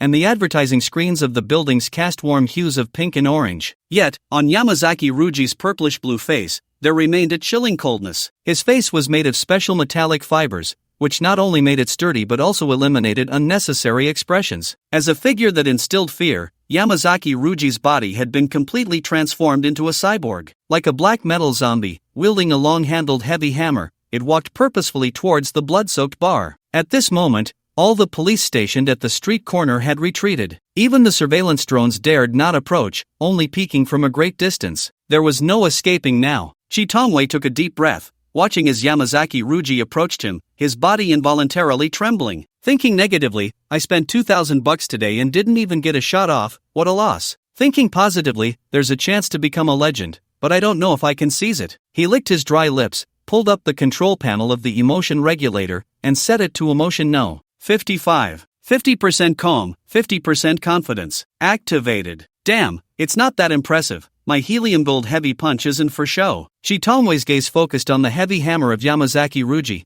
who had killed at least 1,000 people with it. "He probably wouldn't care about my worthless life. Just do it." He smiled and said to the bar, "Vic, come quick, the ugliest person in the Dark Star is here." Chen Yang stepped out with dual blades and saw a humanoid machine walking down the street. "Is this Yamazaki Ruji?" The first thing that caught Chen Yang's attention was the rotating barrel machine gun on Yamazaki Ruji's shoulder and the pitch-black heavy hammer in his hand. It looked tough to deal with. Moreover, this person's hair was made of yellow metal wires, with crimson electronic eyes and screws embedded in his face like corpse spots. "This isn't ugly, it's a monster," he said. "Are you Vic?" Yamazaki Ruji's hoarse voice came through the speaker, echoing with a metallic sound. "Have we met?" Chen Yang lifted his mask, revealing Vic's face. "Not just once, your Silver Wing Alliance has 4 dead at my hands. It's a pity you and that hacker got away, but today you shouldn't be so lucky." Yamazaki Ruji picked up the hammer and weighed it, laughing. I heard your armor is made of titanium steel, I can smash it too. Yamazaki Ruji had killed 4 members of the Silver Wing Alliance, with only Lucy and Vic escaping. Later, Vic was forced into the sea under Lucy's control. It was evident that Lucy's current life on the moon was bought with her teammates' lives. Is that so, Lucy? Although it had nothing to do with him, Chen Yang still asked curiously. You should focus on surviving first, Lucy replied coldly. I must survive, so many women are waiting for me. As Chen Yang turned off his mask, he popped a happy sea dog bean into his mouth, deciding to deal with this disaster of humanity first. He glanced at Yamazaki Ruji's equipment and messaged Chitonwei, you wait, I'll dismantle his machine gun before you go in. Hee, you might as well just talk, no need to complicate things. Yamazaki Ruji tilted his head, the red electronic eyes flickering with light spots as he slowly approached Chen Yang, continuing, back then, all 6 of you couldn't take me down, and now you want to duel me, just because of that titanium steel shell? He suddenly lunged forward, his body flashing to cover Chen Yang, swinging the hammer down. Chen Yang didn't expect this guy to be so fast. In a panic, he stepped aside and swung his knife. The blade struck Yamazaki Ruji's waist, sparking as it cut a bright silver metal mark. From the feedback of the blade, he could tell that his prosthetic was also made of titanium steel. Switching knives won't help. Yamazaki Ruji ignored Chen Yang's attack and swung the hammer down. Although he wore a heavy prosthetic, his speed was incredibly fast, and with the machine gun on his shoulder causing distractions, he quickly overwhelmed Chen Yang, finally landing a bang of a hammer on Chen Yang's right arm. Although Chen Yang had turned off the pain-responsive sensor type 3, the impact still seeped into his right shoulder, leaving him feeling sore and numb. What the hell, did I just waste that happy sea dog bean? He originally wanted to use his speed advantage to circle around Yamazaki Ruji and attack, but now it was the other way around. It was Yamazaki Ruji who was hammering away at him, smashing the nearby asphalt road into a pockmarked mess. Chitomwe wanted to help, but without armor to protect him, being swept away by Yamazaki Ruji's machine gun would mean game over. He could only watch anxiously with wide eyes. Buzz, a shadow suddenly flew over. Yamazaki Ruji immediately turned his machine gun to shoot, boom, shattering the object. It turned out to be the hoverboard controlled by Chen Yang. Taking advantage of the chaos, Chen Yang threw out his right-hand knife, cutting into the barrel of the machine gun, skewing its 7 barrels. Chitomwe seized the opportunity to rush up from behind, jumping up to smash the machine gun completely, laughing as he said, finally, it's my turn. Watch me topple this disaster of a person. I'm just playing with you, and you took it seriously. The mechanical hum of machinery echoed within Yamazaki Ruji, and his massive mechanical body suddenly accelerated, wildly swinging the heavy hammer. Boom boom boom boom, his body moved so fast it left after images, and wherever the heavy hammer struck there were arcs of electricity and flying stones. At that moment, Yamazaki Ruji was like a walking bomb, smashing everything nearby to pieces. Damn! Chen Yang and Chitonwei barely escaped this nightmare with all their might. It seems the armor's reaction speed is still too slow. Chen Yang realized he was being held back by the armor, so he took off the tyrant bug soldier and threw it to Chitonwei. Now you have no worries. What about you? Chitonwei asked. It doesn't make a difference whether I wear it or not if I can't utilize my speed advantage. Taking advantage of Yamazaki Ruji's skill cooldown, Chen Yang picked up his right-hand knife and charged into slash, targeting his electronic eye. Without the constraints of the armor, he finally gained the upper hand in speed. Chitomwe quickly donned the chest armor of the tyrant bug soldier and put on the helmet before re-entering the fray. Now protected by the solid steel, Godwei could finally stand tall and face Yamazaki Ruji head-on. After the tactical adjustment, the situation immediately reversed. Due to Chen Yang's blinding threat, Yamazaki Ruji shifted his defensive focus to his head, providing Chitonwei with excellent output conditions. Against heavy armor, his helium-build fists were far more threatening than the helium-build knife. Chitonwei focused on striking under Yamazaki Ruji's armpit, hoping to disable one of his arms first. Is that your helium-build fist? Yamazaki Ruji's body activated the Berserk program again, and the overwhelming heavy hammer chased after Chitonwei. Chen Yang, do you remember this move of mine? Chitonwei quickly retreated a few steps, the mechanisms in his legs and arms also whirring to life. Red light flickered. Boom! He launched his fists forward, crashing into Yamazaki Ruji like a cannonball. Yamazaki Ruji staggered from the impact, and in that moment of imbalance, a white light flashed. The lens of the electronic eye cracked with a ka sound. Chen Yang, suspended briefly in the air, turned and slashed again. Ka-cha! Yamazaki Ruji's right eye shattered completely, the exploding chips refracting bright points of light. After landing, Chen Yang exchanged a glance with Chitonwei, though they said nothing, their expressions conveyed a sense of assured victory. At least they saw hope in defeating the disaster of humanity. Not bad,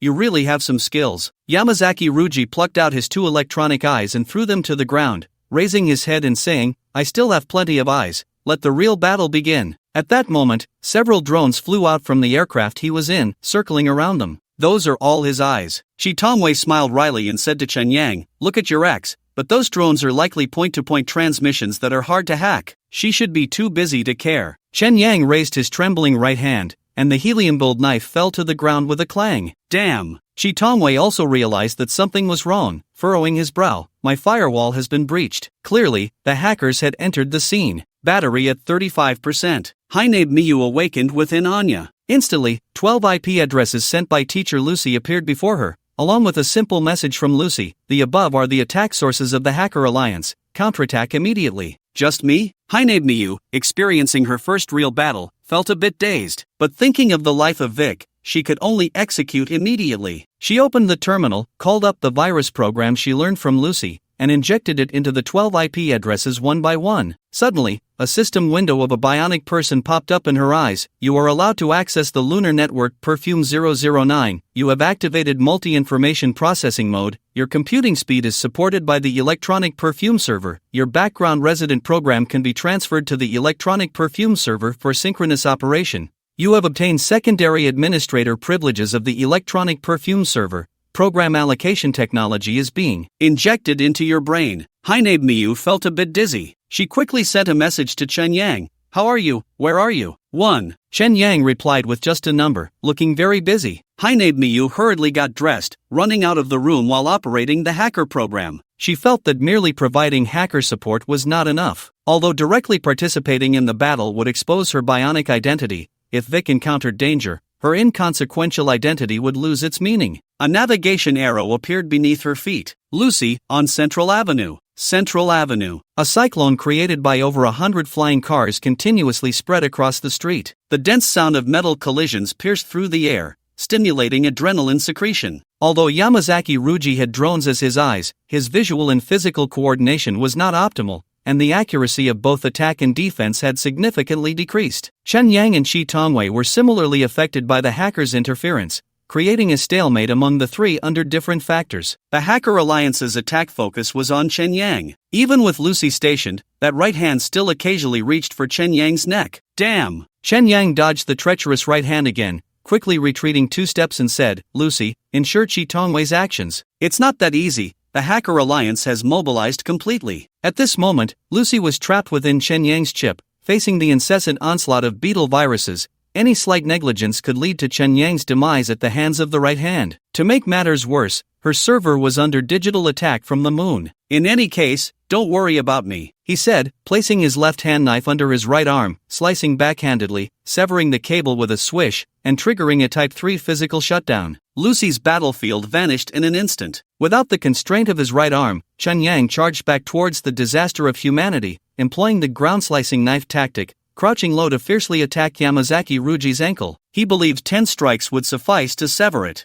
Finally feeling some pressure. Yamazaki Ruji charged forward, using a spinning hammer to push back Shi Tongwei's entanglement, pointing at Chen Yang. Come forth, my friends. Tat tat tat tat tat. A dense sound of crawling emerged from Yamazaki Ruji's aircraft, as hyena robots rushed out of the hatch, swinging their sharp blade arms directly towards Chen Yang. As the swarm of hyenas surged towards Chen Yang like a tide, Officer Descartes, watching from the air, frowned and muttered, It's over, this swordsman isn't wearing armor, he's doomed. Those similarly trapped in the air, drivers and passengers alike, pressed against the windows, shouting through the loudspeakers, Get him, brother! Wipe out these damn terrorists. Is it that easy? Chen Yang heard the shouts from the sky and saw the approaching pack of mechanical hyenas, forcing a bitter smile as he said, Damn, is this a boss fight? There's a second phase. At this moment, Shi Tongwei had received support from Lucy, but aside from his helium-built arm, his armor and prosthetics were no match for Yamazaki Ruji. As Yamazaki Ruji pushed his power to the max, he gradually felt his stamina waning. Hang in there, buddy. I'll clear the ads first. Chen Yang smeared a Sea Dog Joy Bean into his mouth, gripped the hilt of his knife, and ran towards the hyenas, saying, Is Xiaoyu here? Bring some hype music. Music title, Excitement 100%. The auxiliary sensor suddenly heated up, and Chen Yang felt as if he had been injected with a stimulant, his blood rushing through his veins. So your sensor has an emotional adjustment function. Aren't you afraid with so many enemies? Afraid? What's there to be afraid of in a game? Chen Yang charged into the pack of hyenas, the sound of mechanical destruction echoing wherever his blade struck. The hyenas were dismembered under the edge of his knife, and his clothes were shredded by the sharp blade arms, revealing tattoos of wings spread wide. Bloodlines burst open on his skin. The pain intensified the excitement, and the flashes of his blade grew faster and faster, until the helium gold knife heated up from the constant cutting, becoming scalding to the touch. Every cell in Chen Yang was ignited, exploding. In an instant, the world before him slowed down, the blade light suspended in the air. The sound of severing machinery stretched in his ears, layered and released all at once. Boom, the flying blade light exploded within the pack of hyenas. Chen Yang shot out from the scattered parts, transforming into a streak of light, darting towards Yamazaki Ruji. At this moment, Yamazaki Ruji had already knocked Chi Tongwei to the ground, his heavy hammer deeply embedded in the solid peptide steel armor. Cough! Chi Tongwei spat out blood, watching as the hammer was raised again, death approaching. Whoosh! Yamazaki Ruji noticed Vic's anomaly. He saw Chen Yang appear in the air, swinging his blade down in a dive. I've seen that move. Yamazaki Ruji gripped the hammer tightly, pouring all his strength into it as he swung it fiercely at Chen Yang. Hammer shadow, blade light. Chen Yang's body flickered, the bright silver blade light transforming into a momentary disc. The helium gold knife passed through the heavy hammer, creating dazzling flames with a strange sound. The fire lifted Yamazaki Ruji's head, flinging it into the night sky. My God, what just happened? In the sky, Descartes witnessed the events of those few seconds. Chen Yang charged into the pack of hyenas like a bomb, destroying all the machinery, then leaped into the air like a specter, turning around to slice off Yamazaki Ruji's head. Is this something a human can do? Descartes saw it but couldn't believe it. Just as he faced reality and questioned life, the police cars suddenly veered off course, no longer circling. Thud! After landing, Chen Yang's legs went weak, and he fell directly to the ground. He felt every muscle in his body twitching uncontrollably, forcing himself to lift his head and watch as Yamazaki Ruji's head was caught by the drones and sent back into the plane they had arrived in. It seemed that the human disaster was a digital brain and had not died. I'm completely convinced. No wonder you're the legendary Vic.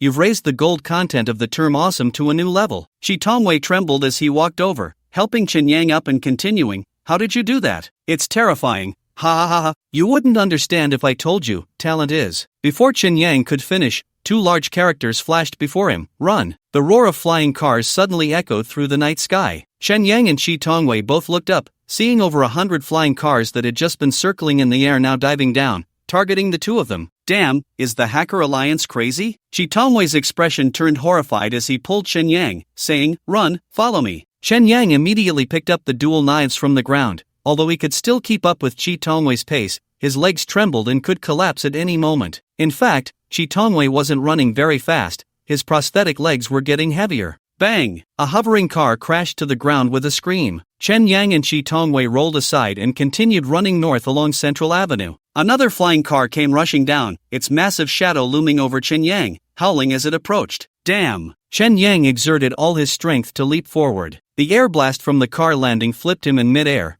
and he crashed hard to the ground. Chen Yang's head hit the ground, and his vision darkened. In the swirling haze, he saw a white hovering car diving down towards him. His body went limp, unable to move. Old Wei. Chi Tongwei's voice was interrupted by the sound of another flying car landing. Chen Yang flipped his palm over, trying to activate the helium gold parachute to save his life. Just then, the falling hovering car was knocked aside by another flying car, producing a muffled boom in the air. Shattered glass rained down, and Anya's face appeared before Chen Yang. Sorry, I'm late. Anya's eyes were moist as she picked up Chen Yang and handed him to Chi Tongwei. Then she kicked over a nearby streetlight and grabbed it to smash down another crashing flying car. Damn, damn, damn, damn. Chen Yang was stunned. Who is that She-Hulk? She can't be your woman, right? Chi Tongwei asked incredulously while running and looking back. She wasn't like this when she was with me. Chen Yang looked at Anya again, muttering in disbelief, this woman is too changeable. Under Anya's cover of shooting down flying cars, Chen Yang and Chi Tongwei's flying car finally arrived. The three of them boarded their respective flying cars and shot up into the night sky. Chen Yang sat in the fugitive, looking down at the more than 100 flying cars that were turning around,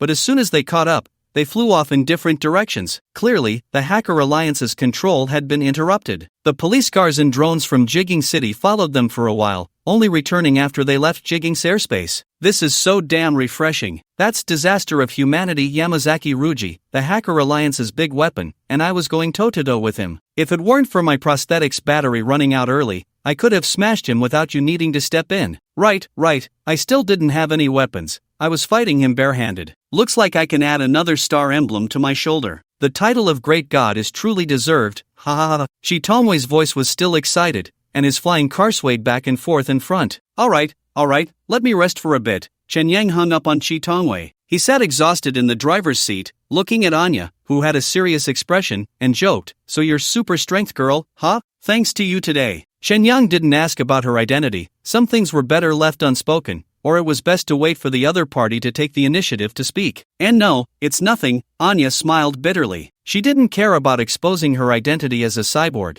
she just didn't know how to introduce herself. It's a bit of a pity. I originally wanted to take you to have more fun in jigging, but then this big incident happened. Luckily, we got out safely. Next time, let's go somewhere else to play. Chen Yang wanted to hold Anya's hand, but his right hand was already useless. He extended his left hand and curled his fingers, and Anya, seeing this, actively placed her hand in his, their fingers interlocking. Although they were both silent, there was indeed something akin to pheromones in the air, conveying each other's feelings without the need for words. The fugitive flew through the night sky, occasionally jolting and shaking in the airflow. Actually, Anya finally decided to open her heart, looking at Chen Yang and saying, "I'm not Vic, your ex-girlfriend." Ha! Chen Yang feigned surprise, but he had already realized it. As Vic's ex-girlfriend, the kind who ended up in the hospital, her skills couldn't possibly be that clumsy. There were still 2 Lu Yuyen's distance from Judy. Anya lowered her head slightly and continued to speak softly. "Also, my body is a cyborg." Ha! This time, Chen Yang was genuinely surprised. "And I used to be Wang Jia, and later I was also Yang Dong." Perhaps saying was is too greedy. I should say I have felt their feelings. Ha! Chen Yang was completely astonished. "My soul is from the moon, and I have invaded your game console." Ha! Moreover, I am also a student of teacher Lucy. Ha! So.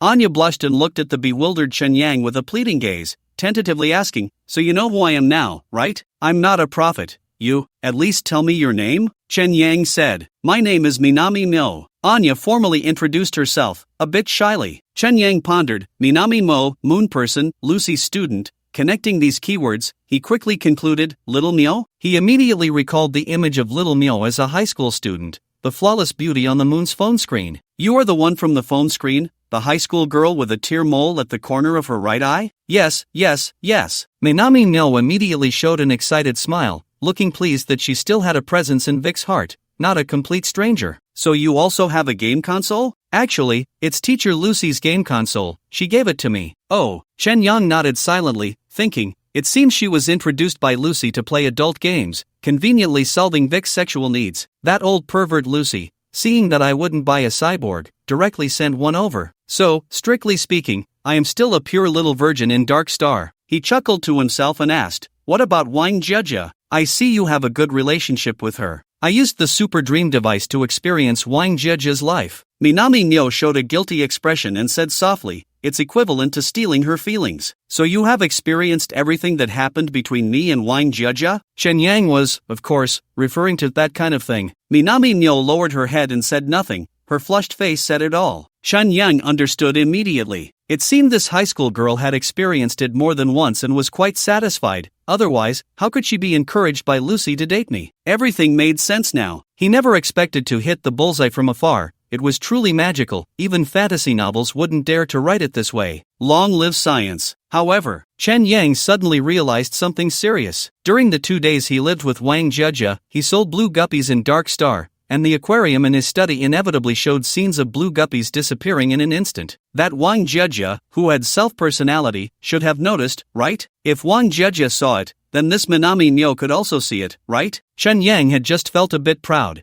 but now he suddenly became anxious. Minami Nyo noticed Chen Yang's expression change and quickly held his hand, saying, "Don't worry, even though I am from the moon, I have no ill intentions towards you, on the contrary." She hesitated to continue. "I know. I can feel that you are very good to me." Chen Yang smiled at this woman with a complex identity. Thinking of her true form being on the moon, he suddenly felt a sense of ancient mythology. "Does your teacher Lucy mind you confessing all this to me?" Chen Yang asked. "What do I care?" Lucy's voice suddenly came from the bike's sound system. "Damn, you scared me." Chen Yang jumped in surprise, and Minami no even exclaimed, "Ah, Lulu, can you explain the Silver Wing Alliance matter? Why did you betray your teammates and throw me into the sea? Boo-hoo." Chen Yang suddenly felt a wave of sadness, tears rolling down his cheeks. "What's wrong with you?" Benhama Mayu comfortingly stroked Chen Yang's hair, helping him wipe away his tears. Chen Yang cried uncontrollably, releasing Benhama Mayu's hand and taking off the sensor, saying, "Lucy is blackmailing me, that bastard is manipulating my emotions, utterly heartless." It's okay. Benhama Mayu hugged Chen Yang tightly,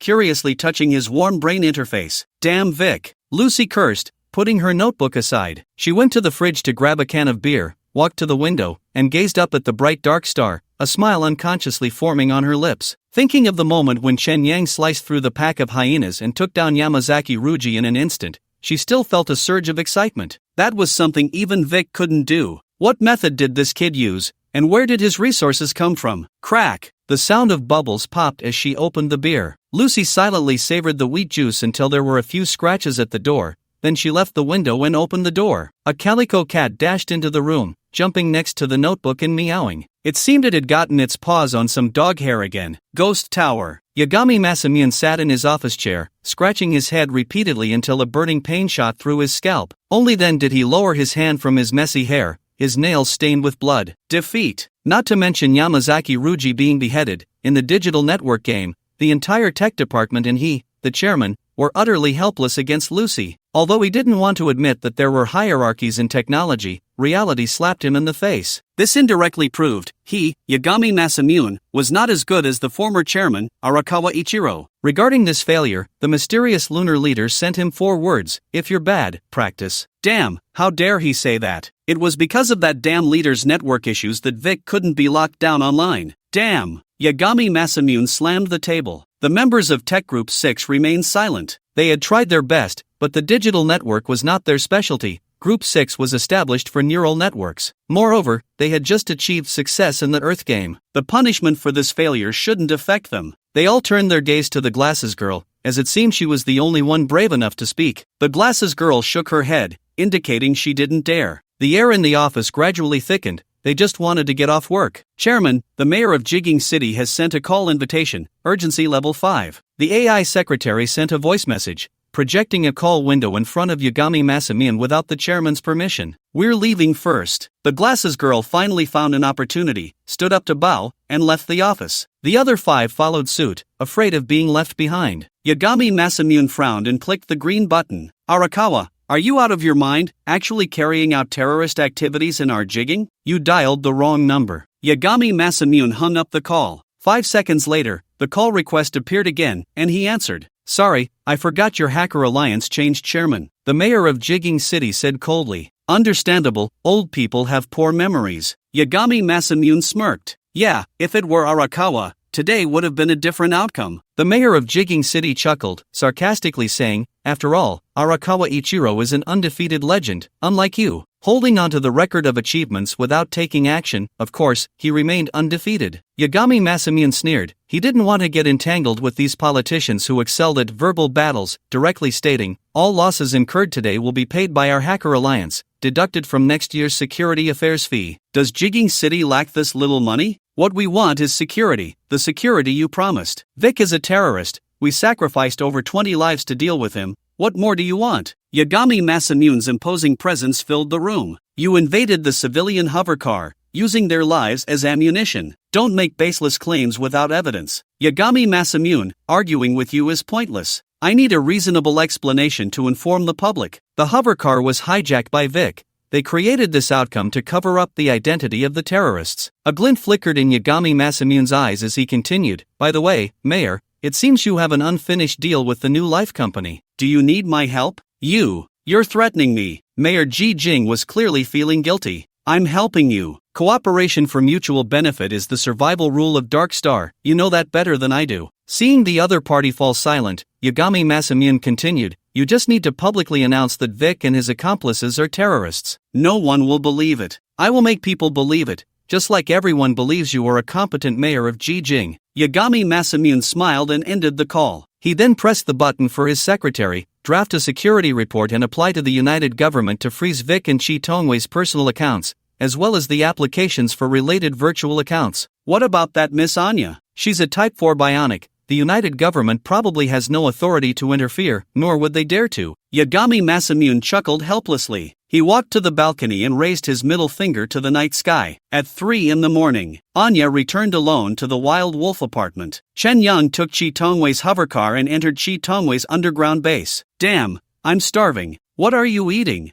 Chi Tongwei opened the base's refrigerator, which was stocked with various drinks and different flavors of instant noodles. I'm not hungry. Chen Yang had already eaten meal replacement bars and was currently repairing the bionic Type 3 on the robot's seat. He simply cut a few cables. The repair was straightforward. As for the wounds on the regenerative body, he just needed to apply some repair gel. You're not a bionic, can't you just recharge? Chi Tongwei asked. I'm really not hungry. I ate quite a bit with Anya before heading to the bar. What did you eat with her? Chi Tongwei feigned shock, slowly shaking his head and saying, You dare to mess with a bionic Type 4? You're really something. Aren't you afraid of becoming a sausage? Fighting mechs with your flesh, Vic's worth is evident in every aspect. I'm impressed. I'm a tech guy, you wouldn't understand. Chen Yang smiled proudly, though he felt a bit scared when he thought about it. Chi Tongwei gave a thumbs up, said nothing, and went to the kitchen counter to boil noodles, curiously asking, How did you practice that cut? Yamazaki Ruji's hammer isn't dough. How did you slice it so easily? I was forced to. Who uses a knife when there's a gun? Chen Yang replied dismissively, that cut was definitely not a hard slice. No matter how sharp the helium-build knife was, it couldn't cut through Yamazaki Ruji's steel hammer in one go. At that moment, it was a flash of inspiration and precise control. The principle was simple. While swinging the knife, he continuously used superdimensional and cancelled superdimensional, allowing the helium-build knife to switch rapidly between physical and light particles. With the knife's glow as a cover, others couldn't see through it. Of course, if he had a gun with helium-build bullets nearby, he would still choose to shoot. It seemed he needed to get a gun on Earth for convenience. While Chi Tongwei boiled the noodles, Chen Yang wandered around his base, jotting down everything he needed to buy and make. His base was also about to start construction. As long as he got through the next half-month, everything would be smooth sailing. Great God, aren't you lonely in the base? Why not get a bionic to play with? Chen Yang asked, pretending to be curious. I had one. I got bored after 3 or 4 months. Chi Tongwei stirred the pot of noodles, licked his chopsticks, and set them aside. He took an apple from the fridge and threw it to Chen Yang, saying, Men, have this flaw of being fickle. We have to admit it. If you don't want to be a heartless scumbag, then don't look for a main partner. The bar is our forever home that makes sense. Chen Yang caught the apple and took a look. The quality was pretty good. He took a bite and continued to ask, to raise a synthetic person in this base, you have to set up the server for the synthetic person yourself, right? They sell them on the dark web? You can only choose some small manufacturers. You can't buy servers from big companies like Blue Whale Life on the dark web. Chi Tongwei noticed that Chen Yang wanted to set up a base and advised him, the synthetic people in the base must be offline, otherwise, it's easy to expose the location of the base. And offline synthetic people are very boring, they're just talking cups. Unless a nuclear war really happens, it's better to go to the bar. You're right. Chen Yang chewed on the apple and casually asked,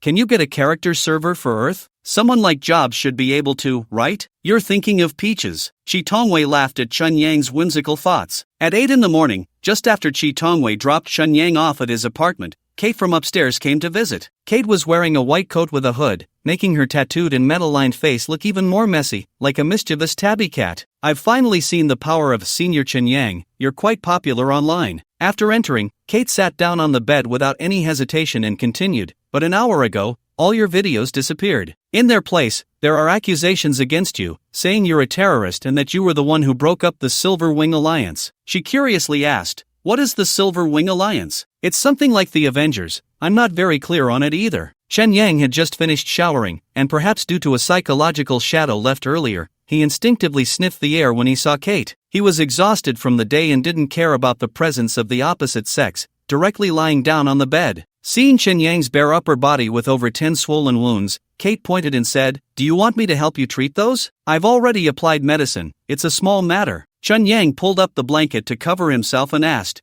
You're here to talk about buying helium metal, right? Yes, the organization agreed, 18 million, dark web transaction. Kate paused, somewhat confused, and said, But Zhou Qijin said that if you can get your left-hand knife, we can add 200, which makes it 20 million. Because they saw my performance yesterday, right? Chen Yang found it amusing and agreed, okay, left-hand knife for 20 million. The organization also wants to ask if we can buy both of your knives directly. Money is not an issue. No, the knives are very important to me. Chen Yang thought, important my ass. This thing is just an IKEA fruit knife. You can have as many as you want. However, dealing with transactions is somewhat like dating. If it's too easy to obtain, it doesn't feel precious. A little tugging always has its benefits. He suddenly remembered the car modification and asked Kate, did you download the car modification software? It's done. The organization smoothly agreed to my request. Kate sent Chen Yang a document, saying, this is a modification plan based on The Fugitive, replacing it with a 2-Mach engine. However, it requires changing 8 important parts, so it's no different from getting a new car. Okay, car parts are easy to get. The BM material library is very complete. He happily kicked Kate with his foot, saying, once the transaction is complete,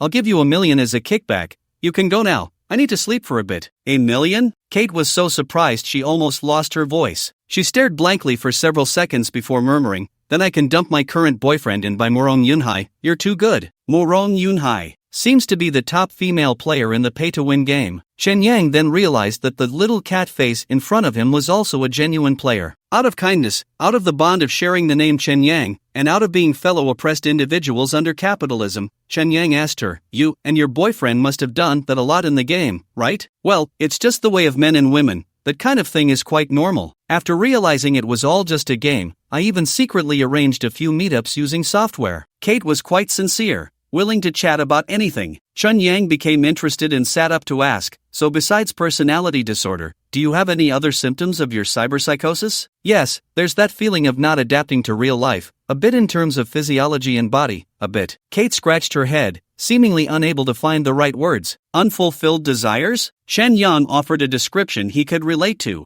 Exactly. When it flares up, I scratch my ears and cheeks, and even drool, sigh. Kate leaned closer to Chen Yang, whispering, you must have a solution for this old mental illness, right? Of course, I can lend you mine. Chen Yang paused and added, but let's be clear, this is based on our friendship as Chen Yang's, without any feelings beyond friendship, and it doesn't involve money, just mutual help when necessary. So, can we do it now? Kate said shyly, actually, I've been holding back for a long time. Now, Chen Yang pointed at the wounds on his body, feeling a bit awkward. You see, I can't make any big moves right now, besides, I'm tired. It's fine, I'll do it myself. Kate's eyes sparkled with excitement as she stood up and took off her jacket. True to being Chen Yang, she was straightforward in her actions, and I felt proud for myself. Chen Yang propped the pillow against the headboard and lay back comfortably. Kate neatly folded her jacket and placed it on the sofa, and despite her 2 exposed metal arms, she instinctively made a rolling up sleeves gesture. She turned to look at the upright Chen Yang. Is the stuff in the fridge? Fridge? Chen Yang instantly remembered joking with her about the electronic duck and hurriedly said,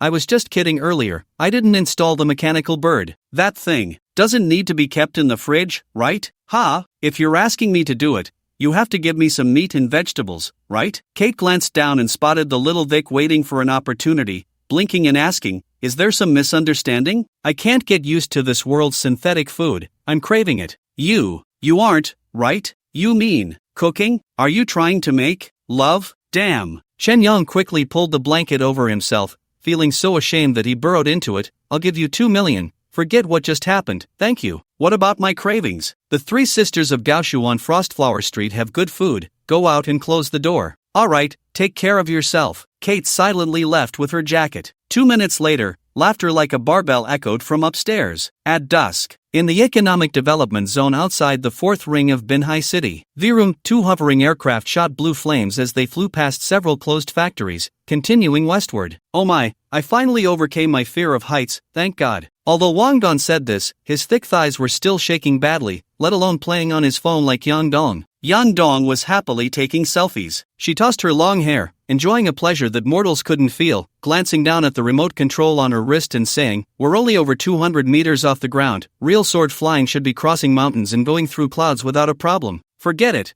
I don't want to die as a magician. Wang Dong squinted at the ground and said, we're here, then slowly began to descend. Here I come. Yang Dong leaned forward and zipped past Wang Dong beside the flying vehicle. You bastard! Wang Dong was thrown off balance by Yang Dong's gust, and tears sprang from his eyes in fright. The two entered Wang Dong's father's steel structure factory, which had been abandoned for a long time, with only 2 stray cats as the remaining living creatures. Perfect for shooting a horror film. Yang Dong put on his hood, stuffed his hands in his pockets, and after surveying the area, asked, "Where's the car you bought for the traveler?" "It's in the warehouse." Wang Dong led Yang Dong into a workshop, where dim light revealed a high crane and piles of old machines around. In the open space sat something that looked vaguely like a vehicle. Yang Dong approached for a closer look and pointed at it. "Isn't that a tractor? It's a vehicle, not just a machine. Civilization is you, me, and him. Get lost." Yang Dong kicked the tractor in frustration, saying, "The traveler asked us to buy a car, even a junk car would do, and you just bought a tractor. Are you getting a kickback? This thing is also a car, do you understand?" Wang Dong shrugged helplessly and continued,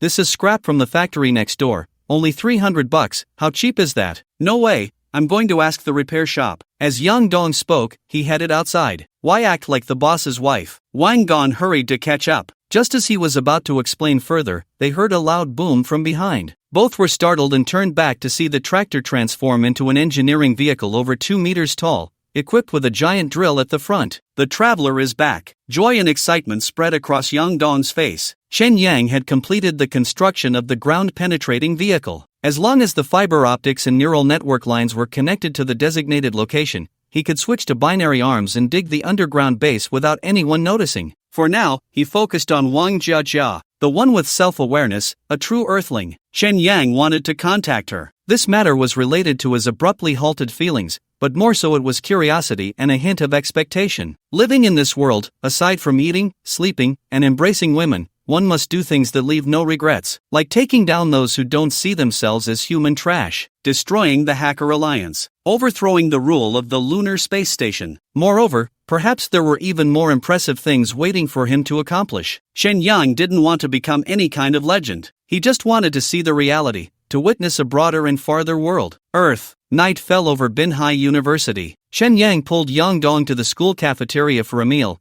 then strolled through the long-lost campus. He thought about Wang Jiajia. Her data was in the prototype server, which, although connected to the Earth server, existed in another Earth world. This meant she was in a parallel world. Communication with her could only rely on déjà vu memory errors, and under the surveillance of the Earth Company, so there couldn't be any overt semantic expressions. Just thinking about it gave him a headache. The simplest method would be to infiltrate the Earth Company and steal back that prototype server. Shi Tongwei said the difficulty of this task was akin to stealing ginseng fruit from Wuzhuang Temple. If you weren't Sun Wukong, it was tantamount to seeking death. There was a third method, which was to obtain read and write permissions for the prototype server and get authorization. This way, Wang Jiajia could appear in Dark Star like a bionic store clerk, with legitimacy. However, she would still be under the Earth Company's surveillance. Sigh. Chen Yang unconsciously sighed. Yang Dong, linking arms with Chen Yang like a lover, noticed this traveler sighing and curiously asked, "What are you thinking about?" Chen Yang couldn't just say thinking about another woman, so he mustered up the courage to say, "I was thinking about helping you travel. Any leads? I'm building a private base, and the experiments needed for your crossing over must be conducted secretly there, so you'll have to wait a little longer." Upon reflection, for Yang Dong to truly cross over, the servers of the Earth Company also needed to be dealt with. "It's okay, I'm not in a hurry." Yang Dong seemed to be in a good mood. She smiled and leaned her body against Chen Yang, saying, "Things like crossing over can't be completed in a short time. I can wait." Clearly, she was in the sweet throes of love, and everything else could be put on hold. Her eyes darted around, and with a playful smile, she asked, "Chen Yang, how many girlfriends did you have before?" "Sister, you're genius Yang Dong. How can you ask such a love-struck question?" Chen Yang felt that Yang Dong's intelligence was being clouded by hormones. "Come on, tell me." Yang Dong pointed at a streetlight and said, "I swear I won't get jealous." "Of course, you can't get jealous. I have too many women. If you get jealous, you'll burst." Chen Yang was just joking. "Besides you in the future world, I only know one named Lu Yuyan. Are there any others?" Yang Dong held Chen Yang's hand, shaking it in a spoiled manner, saying, "I promise I won't get angry. Just talk to me. For us women, ex-girlfriends are all error cases. I need to avoid the same bugs and give you the best user experience possible. You're already perfect except for that biting thing." Chen Yang tugged at her hand and continued walking around the playground. Seeing Yang Dong pouting endlessly, he thought for a moment and said, "In this timeline, besides Lu Yuyan, there really aren't any other ex-girlfriends." "Timeline?" The 3 words made Yang Dong's eyes light up, and her surprised expression said, "So you really are a traveler, you can even enter different timelines. That's amazing. Just tell me about one from another timeline, that sounds so exciting." "There's one named Wang Jiajia, but she was killed by the Hacker Alliance, Chen Yang said in a calm tone. At this point, he had escaped from the emotions of heartbreak. Reflecting on his experiences with Wang Jia, he felt nothing but regret and hatred towards the Hacker Alliance. So it's a sad story. Yang Dong observed Chen Yang's expression and tentatively asked, "Haven't you thought about looking for her in this timeline?" In this timeline, she's a complete stranger. Chen Yang kissed Yang Dong's forehead and smiled, saying, "Besides, I already have a current girlfriend." "I don't believe a word from you, you scumbag." Yang Dong's face was beaming with a happy smile as she poked Chen Yang's chest with her finger. "I know that woman named Wang Jia is still in your heart, you can't forget her." "Of course not, I haven't lost my memory." Chen Yang reminded her warily, "We agreed not to get jealous." "Not jealous, but I want to eat you," Yang Dong said with a sly smile in her eyes. At that moment, the two reached a more secluded area of the playground, where the light was dim, creating the perfect environment for campus couples. Yang Dong stopped, wrapped her arms around Chen Yang's neck, closed her eyes, and leaned in to offer her lips. They began to converse at close range. Chen Yang's heart raced as he held Yang Dong's warm body, wanting to meld her into himself. Since they were kissing on the playground, Chen Yang's nerves remained somewhat tense, always alert to the slightest sounds around them. "Ha!" Chen Yang released Yang Dong and turned to look into the darkness of the playground. "What's wrong?" Yang Dong asked, a bit displeased. "I feel like someone is watching us from over there." "Then kiss me for them to see, satisfy those perverts," Yang Dong said loudly on purpose, glaring at the dark willow trees. Despite saying that, both of them lost interest and held hands as they left the playground, walking towards the school gate. Not long after, footsteps sounded from the darkness, revealing a figure. Hong Tian Xin Yuan. In the bedroom, a warm-colored lamp was lit, and two shadows overlapped on the swaying curtains. Yang Dong is a person easily moved. Whenever she gets incredibly excited, she can't help but bite Chen Yang's neck. "Don't bite, you crazy bitch, it hurts." Chen Yang's protests are silenced by Yang Dong's lips, tasting the metallic flavor of his own blood between their lips and teeth. He wants to touch the wound on his neck, but both his hands are held tightly by Yang Dong, pressed firmly against the pillow. Damn it! In this special state, 95% of his body feels soft, and he can't even twist free from Yang Dong, the strong woman. Chen Yang decides to complain to Xiaobu tomorrow about how they designed such a sadistic character. Chen Yang. Yang Dong lifts her head, tucking her long hair to one side to let the light shine on her bright face. Chen Yang feels like he's lying on a turbulent sea, his dizzy eyes blurring and clearing intermittently, making Yang Dong's face, so close, seem dreamlike. "Do you remember when we first met?" she asks. "Do we have to chat at a time like this?" Chen Yang thinks for a moment and replies, "The library, you asked me about coding." "What about the second time? The outdoor survival elective, you sat next to me. What's wrong?" "So," Yang Dong lowers her face until their noses touch, and only when their eyes lock does she say something profound. "I was the one who approached you first." Yang Dong is not wrong. Objectively, she did approach Chen Yang first, as her character is a genius in science, drawn to Chen Yang's future technology, which is quite reasonable. This is a typical transmigration plot, where the game character is attracted to the protagonist's uniqueness. If Chen Yang hadn't been to the Earth Company and hadn't guessed the hints Wang Jia added for her, he wouldn't have cared much. He would just think it was a transition between hunter and prey, a confession from Yang Dong in her passionate moments. But at this moment, when Chen Yang hears her words, "I was the one who approached you first," it is very unexpected, even a bit terrifying, overturning all of Chen Yang's previous assumptions. After Yang Dong says this, there is no abnormality, just like a strong confession, ultimately sealing Chen Yang's fate. It's still early. The two simply took a shower and didn't dare to touch the magically inviting double bed, instead resting on the sofa in the living room. Yang Dong put a band-aid on Chen Yang's neck. However, besides the place she bit, Chen Yang's neck also has two hickeys. This counts as marking territory, no different from a puppy peeing. Chen Yang helplessly pinches Yang Dong's face. This way, when Lu Yuyan and that green tea girl see you again, they'll know you're taken. Besides, Yang Dong pulls down her loose collar, revealing a hickey on her chest. "You marked me too, so we're even." That was my counterattack. Chen Yang feels empty inside and decides to max out his local defense next time he logs in, buffing his physical strength and other attributes. He must turn the tables and take charge. He picks an apple from the fruit bowl on the coffee table and hands it to Yang Dong, then grabs the remote control and says, "Let's watch a movie. Last time we watched your favorite The Martian, this time let's pick one I like." "Sure, you choose." Yang Dong stretches like a cat, resting her long, strong legs on the coffee table. Then, she skillfully picks up a banana with her toes and hands it to Chen Yang. "Here, have a snack." "Snack your sister." He. Yang Dong takes the banana, peels it, and feeds it to him. The September night is very comfortable, and the two lean against each other like an ordinary couple, boredly selecting a film, enjoying this carefree pre-sleep time. But for Chen Yang, there is a thrilling sense of being a spy. After all, he has to engage in secret activities with Yang Dong, this partner, under the all-encompassing surveillance of Earth. That's right, partner. Yang Dong's words, "I was the one who approached you first," have already proven this point. Wang Jiejia's connection with him does not require a déjà vu, but rather, after Chen Yang starts the game for the third time, a spy partner is directly inserted. This partner could be Yang Dong or someone else. Chen Yang even speculates that the person he is meant to connect with is not simply Wang Jiejia, but the AI life behind her. AI life is completely different from human life. Human life is based on independent individuals. In contrast, AI life existing on servers is more like a tree. Each character presented to Chen Yang, such as Wang Jiejia, Yang Dong, Lu Yuyan, and even Wang Kai and those roommates, are all leaves on this tree. Each leaf has different characteristics,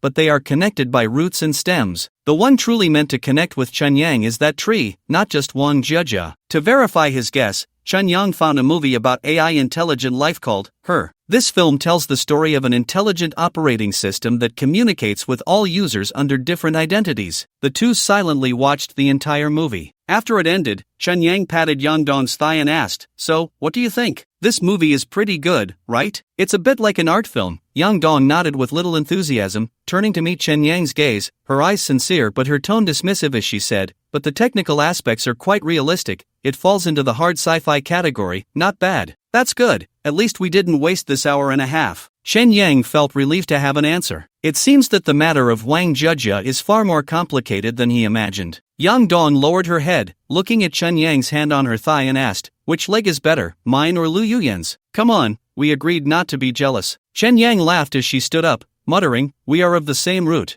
Why rush to harm each other?" Dark Web Circular City. Chen Yang, wearing a Captain America skin, approached the assassin's bulletin board. A woman with a succubus image from a Western fantasy was waiting for him. The succubus swayed her sharp tail, circling around Chen Yang, and said with a smile, "Oh, is that my dear little Wei Wei?" "Don't tell me you're old Joe," Chen Yang said, unable to help but push her hands away. "Oh my, you can't even recognize my voice?" The succubus leaned close to Chen Yang's ear, speaking in a breathy tone. "Or do you prefer me to call you out one word at a time so you'll remember me?" "Cut the crap. I'm in a hurry to log off. Let's get to the transaction." Chen Yang, feeling impatient with this Western flirt, initiated the trade. "Alas, I can't believe you invested so much in Meng Meng. What a heartless person." The succubus named Meng Meng accepted Chen Yang's trade, and after paying 19 TADG of dark web currency, she patted Chen Yang's chest and said, "The extra money is Meng Meng treating you to a drink. Let's have a chance to spar again sometime. I want to try your super fast blade technique. It must be thrilling." "Sorry, my family is strict. Lucy isn't by your side either. You must need a companion when you're lonely, right? Remember to contact me when you want to explode." Meng Meng flapped her little demon wings, seemingly recalling something as she exclaimed, "Oh, by the way,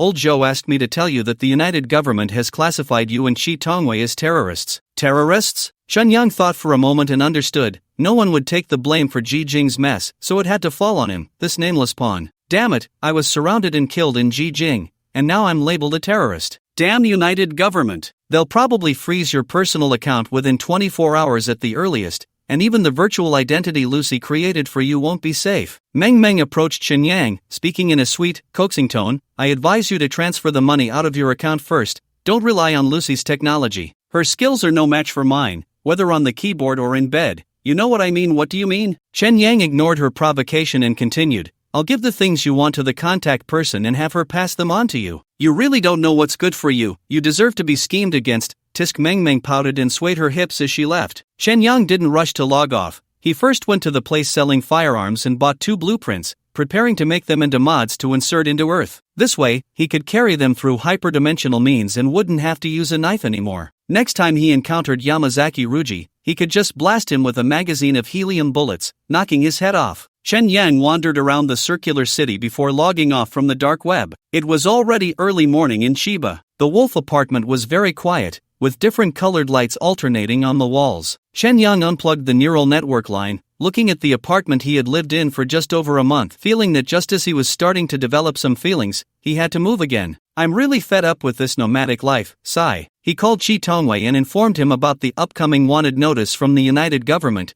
then transferred all the money in his account to Judy, except for the 1 million kickback for Kate. The next morning, Kate came to knock on the door. When she saw Chen Yang, she first glanced at little Vic and said with a mischievous smile, "Thanks for your kindness yesterday." Damn! Chen Yang's face flushed, and he hurried to the bathroom to summon the helium knife with his left hand, handing it to her and saying, "Take it to your organization, happy cooperation." After saying that, he was about to close the door. Kate slipped into the room and teased, "Don't be shy, we're all adults. You never know when you might need me." Seeing that she didn't intend to leave, Chen Yang guessed she was there to borrow a car, so he simply closed the door. Remembering the awkward scene from yesterday, he explained, "Don't get me wrong, I'm just a warm-hearted guy. My bed doesn't lack women. I know, that's why I want to thank you for leaving me that little spot in your busy schedule." Kate put away her teasing tone and looked at Chen Yang, saying, "Besides, it's great that you don't mind my face. When I really can't take it anymore one day, you better not refuse me. It's my duty." Chen Yang suddenly remembered something, picked up his smart glasses, and put them on, saying, "Xiaoyu, can you help me remove the tattoos on Kate's face?" "No problem." Xiaoyu appeared in the room and started to do makeup on Kate. "I actually look pretty good." Kate suddenly felt a bit shy, awkwardly scratching her head and smiling as she asked, "What about your hairy girlfriend? She said she had something at home and didn't come today." Chen Yang stared at Kate in front of him. The tattoos on her face were disappearing in the lenses, revealing a somewhat youthful face. Her eyes were big, and her nose was small. Although she was a bit malnourished and thin, her face was round. Plus, she styled her hair into a bob, looking like a pretty tomboy. "Not bad, right?" Kate seemed a bit self-conscious, smiling somewhat forcefully as she said, "But the skin quality after the tattoos is really bad. It feels much worse. The technology in this world is amazing. If you don't want those tattoos, you can spend some money to have them removed." Chen Yang transferred 1 million to her, smiling as he said, "The kickback we agreed on yesterday, spend it quickly. It would be troublesome if the United Government confiscated it." "Thank you, boss." Kate was a bit touched. She had originally prepared for self-sufficiency, and it was because of this person in front of her that she was still alive, so she couldn't help but repeat, "Thank you." "No need to thank me. As fellow free souls, it's important to help each other." "You need a car, right? Come on." Chen Yang put his arm around her shoulders and walked toward the balcony, adopting his senior Chen Yang posture and saying, "You need to learn to enjoy life now. Solidifying your personality is the most important thing."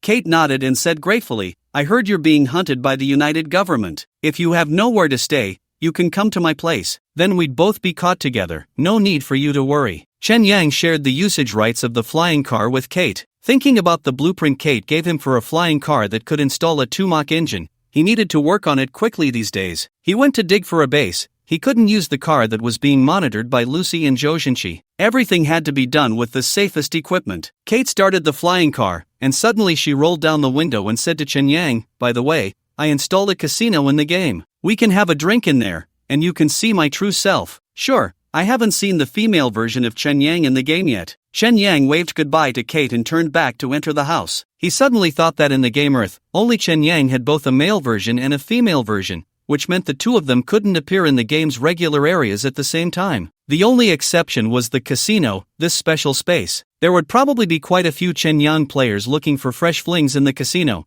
a form of extreme self-comfort. Interesting. However, Chen Yang had no ulterior motives towards Kate. It had nothing to do with her appearance. He had simply moved past the phase of youthful indulgence. There were many more meaningful things in life. After a hearty meal, before entering the game, Chen Yang stacked up all the buffs for local defense and bought a pack of happy beans. Time to enter the game and search for the meaning of life. Ghost Mansion. The Technical Department's Group 6 was holding a secret meeting. The glasses-wearing girl reported, this time, using the self-rotation bug, our virus has co-infected 96,822 game worlds. Currently, 16,200 worlds have been seized by us, with a failure rate of 8%, which meets our expectations. Yagami Masamune nodded slowly. He looked at a seemingly gentle man across from him, who quickly said, "The follow-up takeover work is going very smoothly. With Park In-young's cooperation, the Earth Company has no suspicion at all. We've hidden it in the Earth Company's server cache. Unless the Earth Company restarts the server like last time,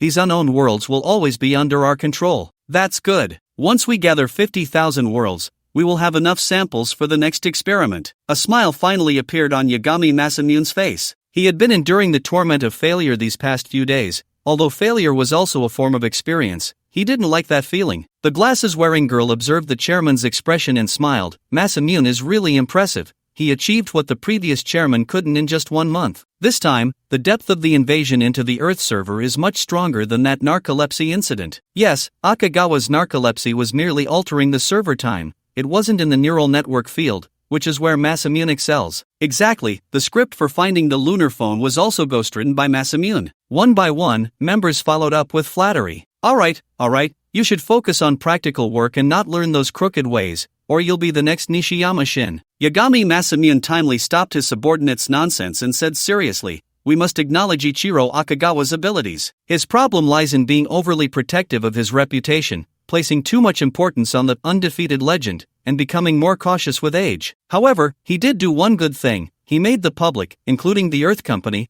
mistakenly believe that our target is the Earth's neural server. This smokescreen is just right. The truly formidable aspect of the Earth Company is not the game Earth nor the Earth simulator used for scientific experiments. As long as we crack it, we can free the Hacker Alliance from any constraints. After saying this, he smiled and pointed upwards, saying, including that one. The members of the technical department's 6th group were left dumbfounded. Seeing their reaction, Yagami Masamune felt quite pleased with himself. He pressed the button for his secretary and said, bring me 11 cups of latte. Understood, Chairman, preparing it for you now, the AI secretary replied cheerfully, her tone slightly teasing as she asked, Chairman, I'm currently admiring the postcard Mr. Arakawa sent me. Don't you want to see the scenery of the moon? Not interested, I have no obsession with going to the moon, Yagami Masamune replied as he returned to his desk to continue working. The glasses-wearing girl received a signal from the members and, mustering her courage, asked, then what is Masamune's ideal? Yagami Masamune pondered for a moment and lazily said,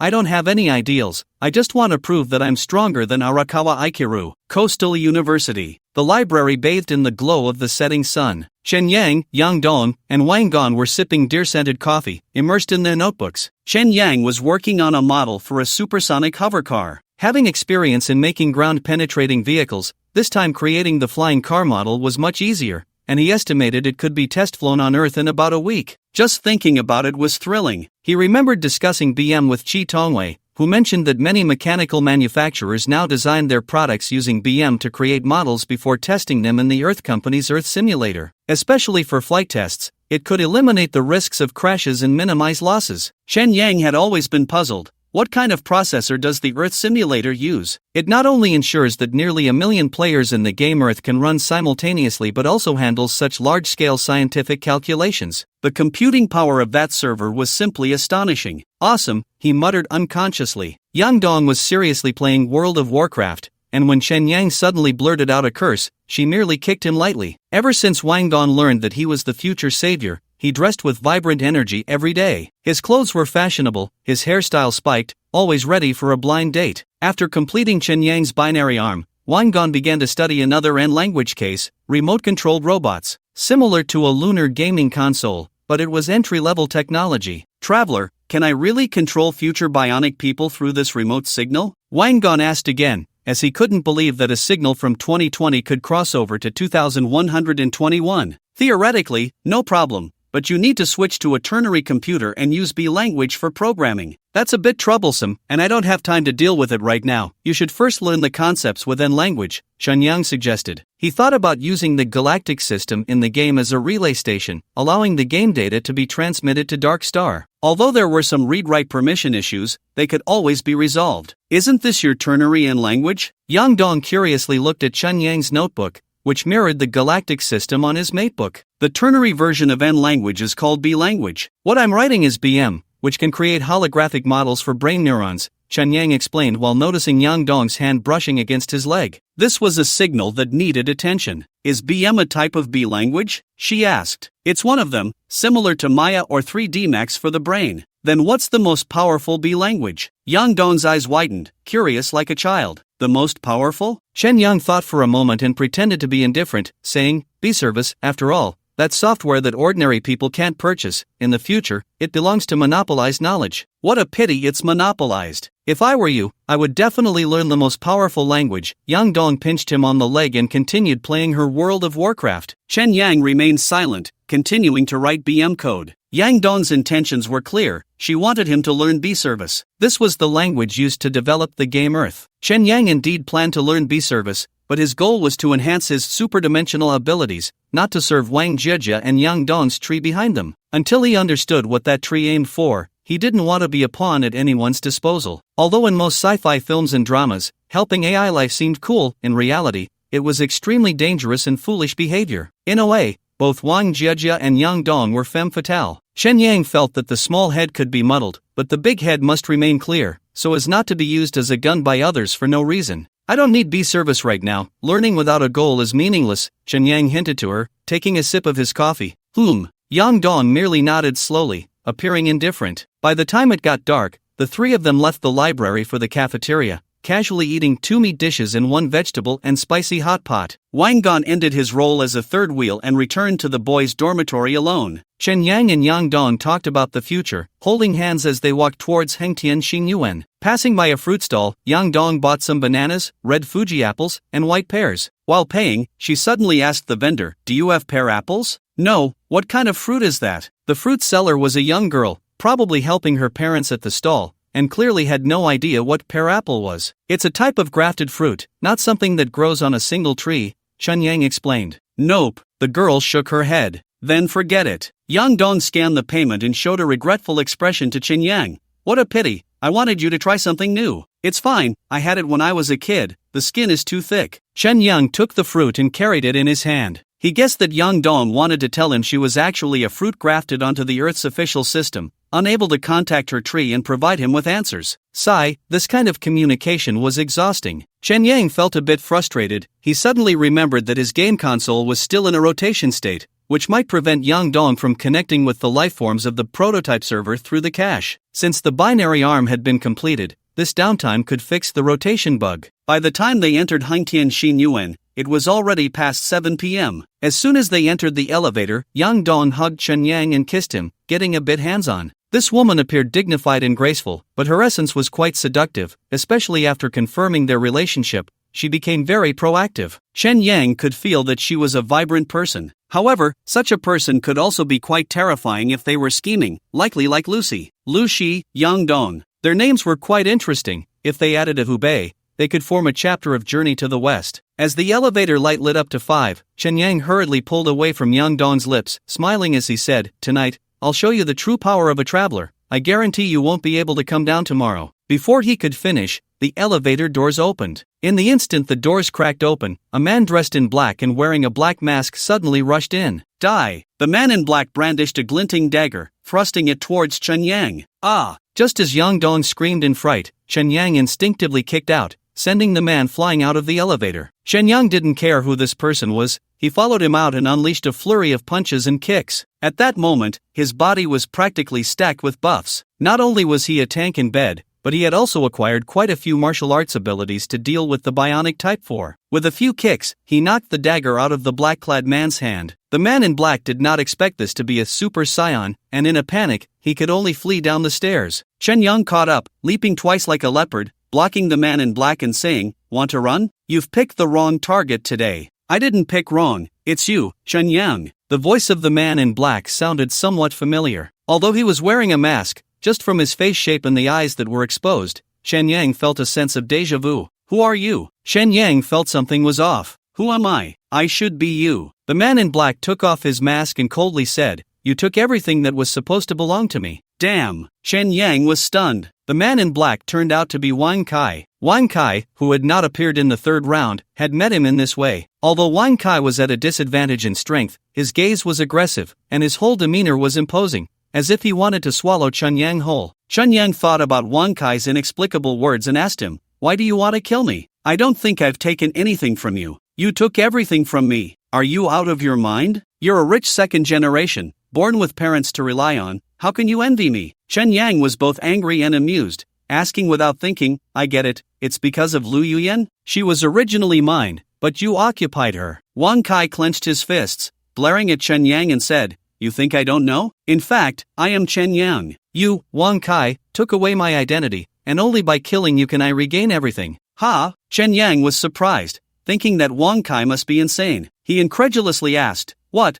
Are you tired of being a rich second generation and want to experience the life of the poor? Rich second generation? Who likes that kind of life without hard work? In fact, I suffer from a guilty conscience every day. Wang Kai forced a bitter smile, continuing in a helpless tone, seeing so many women throwing themselves at me for money, I can't resist their temptations. Do you know how I endure those empty nights? Damn, no need to ask you. Only Lu Yuyen is so fresh and unpretentious, but she forgot me because of you, you dead Wang Kai. Wang Kai began to grit his teeth again, his fists clenched tightly. Chen Yang rolled his eyes in silence and impatiently asked, who told you I am Wang Kai, and you are Chen Yang? This is my awakening. Wang Kai suddenly lunged at him, reaching out to choke Chen Yang. Chen Yang sidestepped, tripping Wang Kai and knocking him to the ground, then followed up with a punch that knocked him out. Wang Kai let out a muffled groan and lay still on the ground. At that moment, Yang Dong cautiously walked down, glanced at Wang Kai on the ground, and her panic returned to calm as she smiled at Chen Yang, saying, as expected of a time traveler, really impressive. She picked up her phone and asked, should we call the police? No need,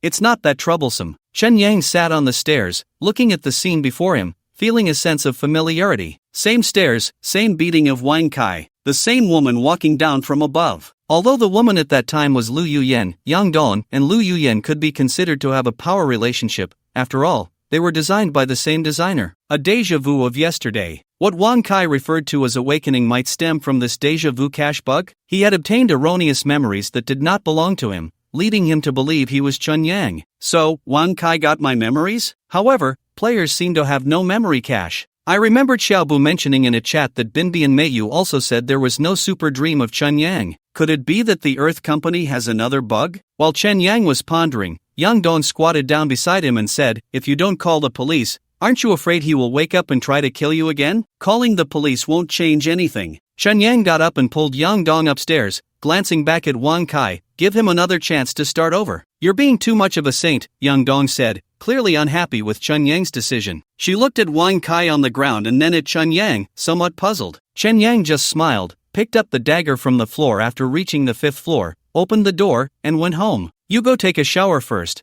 I'll rest for a bit. Once inside, he sat on the sofa, placed the dagger on the coffee table, and logged out of the game. After logging out, Chen Yang first synchronized the Earth game console, applying the rotation patch to his main world, and the console rebooted itself. As for the problematic game character Wang Kai, Chen Yang decided to solve him in an unconventional way. So, he visited the dark web, found the rabbit-headed person selling BM software, and bought a gorilla BM model. Chen Yang decided to cast a spell of dark humor. It was already midnight, and Chen Yang hadn't returned to the game. He simply had a light dinner and lay down in bed, preparing to sleep. Considering his current situation, he obediently put on the auxiliary sensor and tried to ask, is Lulu there? Not here, came Lucy's cold voice. I heard the United Government has labeled me a terrorist. How long can I stay here in peace? Chen Yang asked. Zhou Xinqi intervened, so it should last a few more days. I'm helping you prepare a new identity, hoping for a smooth transition. Lucy's tone was somewhat weary. She paused and said, if it really doesn't work,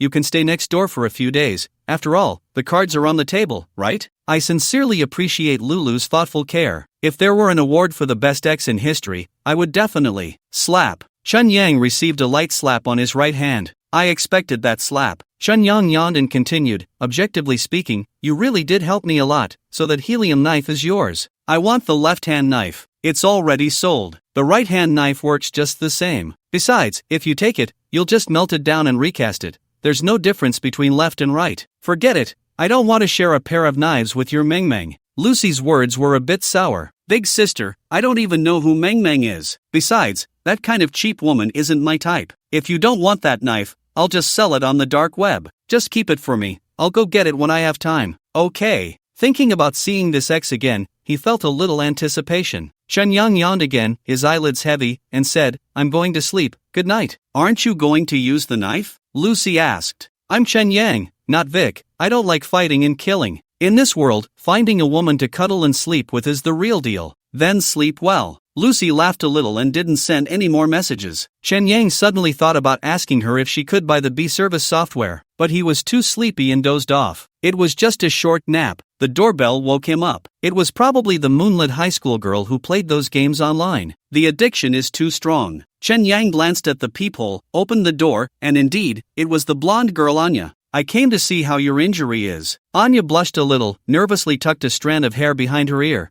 and asked Chen Yang, "Did I disturb your rest?" "No, I was just thinking about you," Chen Yang said, pulling Anya inside. The moment he closed the door, he heard Lucy's voice in his ear, "Still claiming you're not Vic, but you're still that scumbag. As you wish, this shot is for you." Slap. "What's wrong with you?" Anya asked, turning back slowly, touching Chen Yang's face and saying, "You're still tired, right?" "I didn't mean to, I just couldn't help but come see you." "It's fine, my wound still hurts a bit, I need a painkiller." Chen Yang pulled her onto the bed, setting the sensitivity of the sensor type 3 to 100%, immersing himself in the experience of the difference between a synthetic being and a real human. No, he suddenly realized he had never touched a real human. Those digital lives on Earth shouldn't count, right? Judy had never touched one either. So, he had spent 3 months in Dark Star, ultimately living in a false pleasure. What a tragedy. Just as things were heating up, the buzzing of flying cars sounded outside, and soon he heard Kate knocking on the balcony door. "Old Shen, open the door, it's so cold, I know you're home. Open the door, or I'll freeze to death,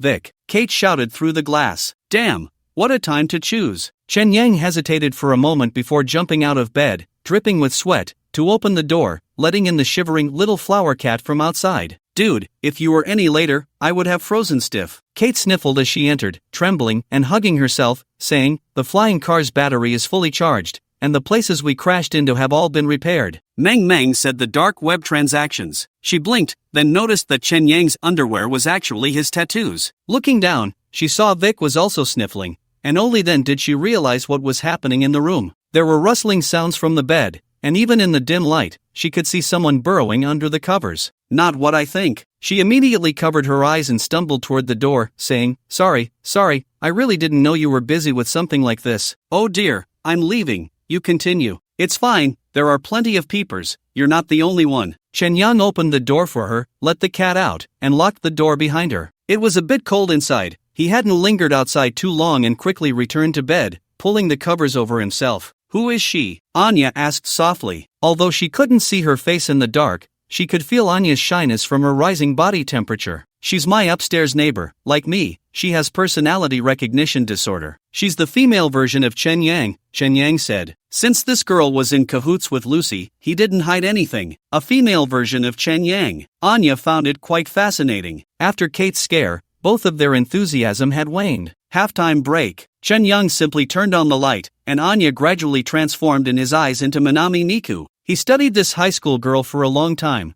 making Minami Miku shyly lower her head and ask, What are you looking at? You're really beautiful, stunningly so. Are all you moon people like this?" Chen Yang recalled that in the novel, The Three-Body Problem, future people tended to be feminized, and continued, "Aren't the men also very beautiful, at least with all their facial features softened? My brother fits what you're saying, but my dad doesn't. He's a first-generation moon person, not genetically edited." Minami Miku suddenly covered her mouth and said, "Oh, actually, these things shouldn't be discussed. You shouldn't ask about these anymore, it won't do you any good." "Alright, after all, we're just friends with benefits, no strings attached," Chen Yang said with a laugh. "Well, it's not exactly like that." Minami Miku didn't like hearing such things, but it was the truth. She was a moon person, it was impossible for her to come to Dark Star to date Vic, nor could she truly connect with Chen Yang from the game Earth. There were insurmountable barriers in both spatial distance and life dimensions. They ultimately couldn't be together. It was, after all, an online romance, and a one-sided one at that. Minami Miku felt both unwilling and helpless, and importantly, she didn't want to leave him. In despair,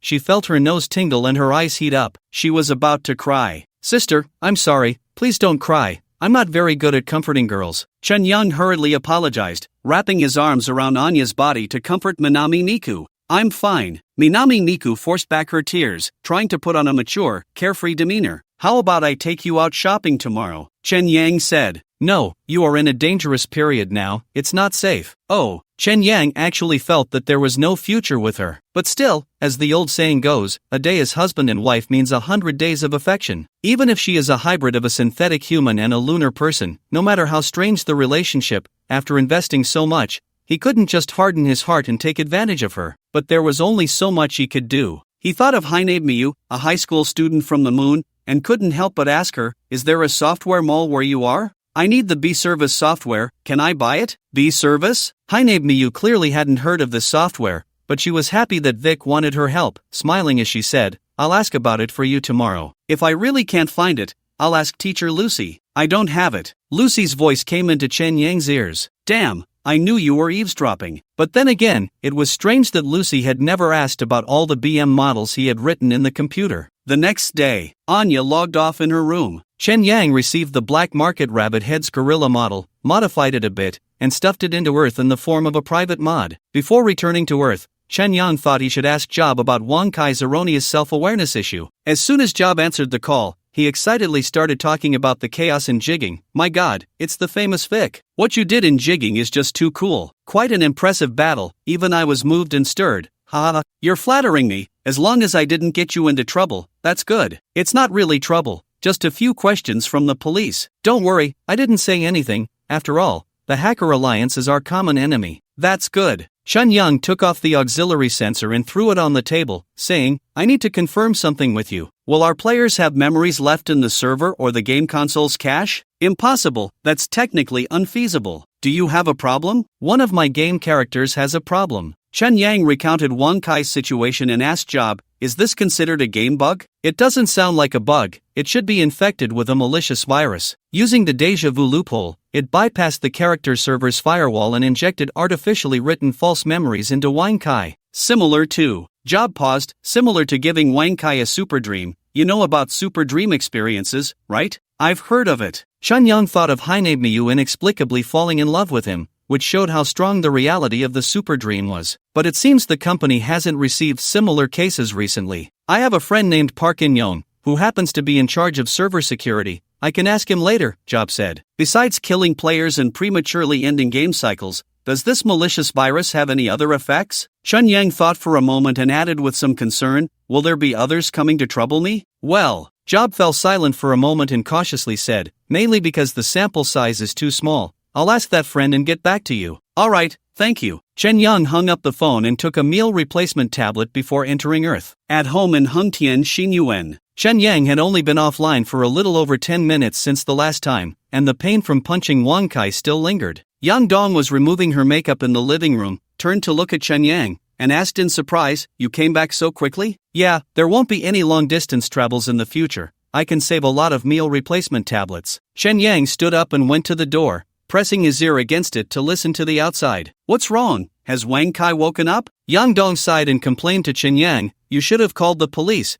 Being too stately will definitely lead to losses. As soon as she finished speaking, a crack sound came from the corridor outside the door. What was that noise? Who do you think it belongs to? A cat from someone's house? Yang Dong asked. Just ignore it, Chen Yang replied with a smug smile. The next day, a bizarre news story emerged in Binhai City. A wild gorilla was spotted in the Hengtian Xinyuan community. This news was so sensational that it overshadowed another report. University student Wang Kai had mysteriously disappeared. In the early hours of a certain morning, the trio of time travelers arrived at the abandoned steel factory of Wangon in the western part of Binhai City. They pulled open the workshop door, which creaked ominously in the darkness. Wangon used his phone to illuminate the area, found the power switch, and flipped it. The vast factory flickered to life, revealing dim lights. On the open ground, besides the ground-penetrating radar vehicle, there was also a black hover car. This flying car resembled the fugitive model but had been modified into a double-row seating configuration, with the overall body enlarged by one size. However, it was still quite compact compared to the supersonic aircraft of the Dark Star. What the hell, this thing? Wangon circled the hover car, his small eyes nearly turning into hearts. He crouched down to inspect it from all angles, including underneath, and incredulously asked Chen Yang, is future technology really this incredible? Not a single weld or screw?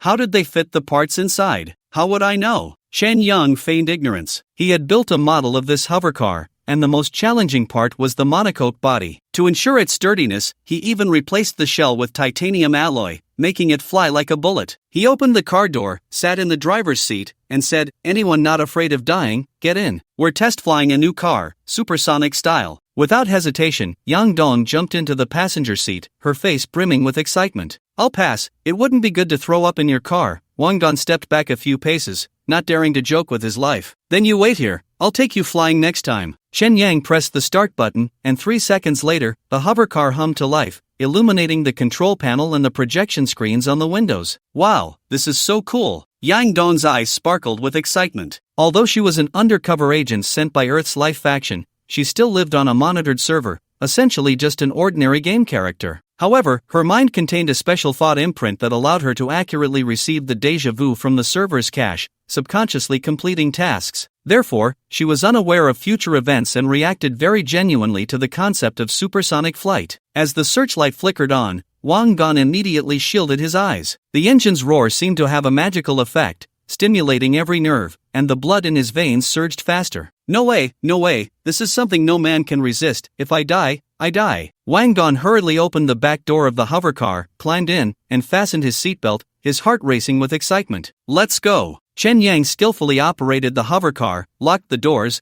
and activated the closed-loop mode. The hovercar slowly levitated to a height of 1 meter, then shot out of the workshop, soaring upward with a burst of blue flames from the ion thrusters. Wow! Amidst the cheers of the three, the hovercar plunged into the night sky, accelerating, breaking through the sound barrier, entering supersonic speed. The lights of Binhai City quickly disappeared beneath them, and guided by the twinkling stars, the hovercar sped towards Jinyang at a speed of Mach 2. The airflow rubbed against the car's body, blending with the roar of the engine to create a unique noise, like the growl of a metallic beast. Not bad, the car hasn't fallen apart. Chen Yang observed the speedometer, noting no abnormalities even at extreme conditions. Slow down, man. I feel like my body is still on the ground. Wang Gon felt as if his soul was leaving his body. Yang Dong, on the other hand, felt the opposite. She craved even more speed. In her heightened state of excitement, her chest heaved violently, igniting an impulse to have a fling with Chen Yang. She paused for a moment, glanced at Chen Yang, then turned her gaze forward. Chen Yang suddenly felt that the rumble of the vehicle was somewhat unusual, flowing into his ears like running water. At that moment, he felt a chill all over, but a spot at the back of his head was burning hot. He instinctively reached back to touch it, only then realizing it was the location of the brain-machine interface. What's going on? Chen Yang muttered softly, shaking his head, and the strange phenomenon disappeared. By the time they returned to Hengtian Xinyuan,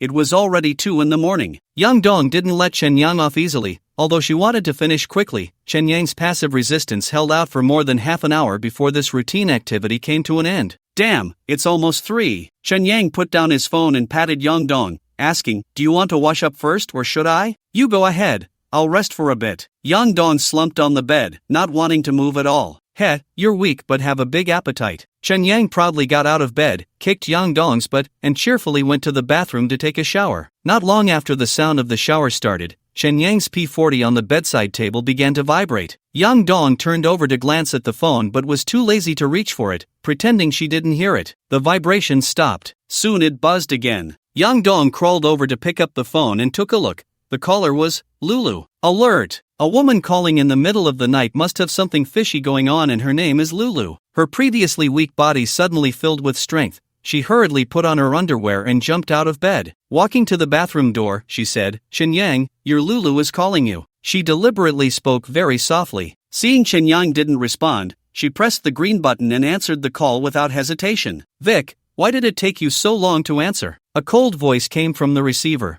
Vic? Yang Dong was taken aback and curiously asked, who are you looking for? You must have dialed the wrong number. Phone? The woman seemed somewhat unfamiliar with the word phone, paused, and then said, I see, let Chen Yang answer the phone. Chen Yang is taking a shower. Yang Dong returned to the bedroom with the phone, closed the door, and took on a commanding tone, asking, who are you, and what's your relationship with Chen Yang? None of your business. Wait, are you Yang Dong? The woman on the other end sounded somewhat surprised and a bit disgusted. It seems Chen Yang has mentioned my name to you. Yang Dong puffed out her chest with a sense of pride and declared, that's right, I'm his official girlfriend, Yang Dong. What do you want with him at this hour? Also, there must be something inappropriate between you two, right? I warn you, stay away from him, or I'll come to your house, got it? What? In any case, I've warned you, you better behave yourself from now on. Alright, I'm not interested in Chen Yang, just let him answer the phone, I have urgent business with him. The woman on the line spoke with an air of superiority, the kind of I won't stoop to your level attitude that was quite irritating. Although Yang Dong was angry, she didn't want to delay matters concerning the transmigrator. She said wait a moment, then angrily kicked open the bathroom door, shouting, your Lulu is looking for you. Damn, you scared me to death. Chen Yang jumped in surprise, he had no idea what was happening outside the door. Seeing Yang Dong's stern face, he turned off the shower and took the call, smiling as he said, don't misunderstand, my relationship with her is completely innocent, it's just a normal business partnership. Who believes that? Lulu, Pft. Yang Dong closed the door and left. Chen Yang sighed in relief. pressing the receiver to his ear, saying, "What's the matter, sister? The United Government has passed a ruling. You have been declared a wanted criminal under the name of terrorist. Your personal accounts will be frozen within the next 12 hours at the earliest. Moreover, your residence is no longer safe. You should move." "Got it. I'll move as soon as I log off." Chen Yang had been prepared, anticipating that this day would come. He suddenly realized a serious problem and hurriedly asked, "Will the United Government freeze my game account, like for the game Earth?" Theoretically, it includes game accounts, but the specific execution depends on Earth Company. "I think Earth Company will not only refrain from banning your account but might even try to win you over. After all, the enemy of my enemy is my friend. You can communicate with Job and Earth Company about this." "Alright, thank you." Chen Yang breathed a sigh of relief. Keeping his Earth game account was more important than anything else. "No need to thank me. After all, we have a clean working relationship." Lucy hung up the phone. Chen Yang quickly finished his shower and prepared to log off and move. But as soon as he entered the bedroom, he saw Yang Dong sitting on the edge of the bed, crossing her legs and smiling at him. That smile was a bit strange, sending a chill down Chen Yang's spine. "What's wrong? Are you still jealous because of Lucy's call?" Chen Yang calmly walked over, wrapped his arm around her shoulder, and said, Chen Yang, swear I haven't even touched her finger. It's just a work relationship. I believe you, there's no need to be so tense." Yang Dong leaned tenderly into Chen Yang's embrace, reaching out to touch his cool body, her dark eyes devoid of any sparkle like black holes. "Why, you're acting a bit strange." Chen Yang felt a bit flustered. "I wouldn't get jealous over a woman. Even if I acted a little out of line just now, that's a normal reaction for a woman. You can forgive me, right?" Yang Dong hooked her arms around Chen Yang's neck, pouting for a kiss. "No, I'm actually quite happy that you can get jealous." Chen Yang kissed her cool lips and wanted to lie down on the bed, but his neck was firmly held by Yang Dong. "What do you want?" he asked. "Tell me the truth." Yang Dong stared into Chen Yang's eyes as if trying to see through his soul, softly asking, "You are Vic, right?" Chen Yang was stunned. At that moment, he realized that Yang Dong didn't know his player identity. This undercover of hers had limited knowledge. It made sense. If she knew too much, she would be monitored by Earth Company. She probably had a similar dual personality cover, hiding another person within her program. "I can't believe you figured it out." Chen Yang could only respond like that. He couldn't help but laugh, thinking about how he had crossed over from Chen Yang to Vic in Dark Star. Now, on Earth, he had transformed back from Vic to Chen Yang. "If you are Vic, why did you cross over into Chen Yang? What about your original self?" Yang Dong asked. "Because there is no Vic in this world." Chen Yang contemplated whether to tell the truth or simply turn the crossing over plot into a savior plot. Otherwise, the more lies he told, the more he would end up suffering. But once he entered the savior plot, if he couldn't bring Yang Dong into reality, she would inevitably end in despair. Even if everything would end after starting a new cycle, the scars of emotions would still remain in his heart, just like Wang Jiajia's departure. Chen Yang looked at her questioning gaze and said seriously, "I need to go back to handle some matters and will tell you when I return." After saying that, he smiled and pressed the inside of his chin, saying, "Actually, it won't take too long for you, just wait 10 seconds. Yang Dong already knew what Chen Yang pressing his chin meant and smiled, saying, "Then I'll start the countdown now. 10, 9, 8, 7. Chen Yang's vision went black. In an instant, a buzzing roar suddenly filled his ears, reminiscent of the noise in a supersonic racing car. After the noise ended, the darkness before him disappeared. Instead of his wild wolf apartment, he found himself in a pure white world. He was sitting properly in a chair, facing Wang Jiajia. What was going on? Chen Yang realized he could speak but couldn't control his body. However, his limbs still had mobility, so he reached back to touch the back of his head, feeling the sensation of a data cable. "Don't panic, you can unplug the data cable at any time to end this video." Wang Jiajia sat upright, her voice matching that in the game, but sounding more mature and formal. She continued, "I was originally troubled about how to contact you, but the deja vu virus from the Hacker Alliance inspired me. I used a similar method to create this super dream email, which I sent to your brain-machine interface at the appropriate time. Due to limited storage space, I will briefly explain the purpose of contacting you. This should be what you care about the most. First, let me introduce myself. My name is Wings of Life, symbolizing the wings that escape destruction. My creator is one of the founders of Earth Company, named Wang Yang. 50 years ago, right after the Dark Star nuclear war ended, Mr. Wang foresaw that the Moon people would drain the manpower and resources of Dark Star and use the Moon as a springboard to go further. Mr. Wang firmly believed that the Moon people would not leave Dark Star as a potential threat. They would surely destroy Dark Star civilization completely before leaving the Moon. This is determined by human nature and is unavoidable. At that time, Dark Star civilization will inevitably perish, and Earth will become the last refuge for the Dark Star people. The moon. Lucy sat by the window, sipping bitter coffee while basking in the false sunlight. Her mood was mixed, not pleasant. Recently, there had been too many unhappy events. Not to mention the coffee shop's declining revenue, Vic's new identity was still unresolved,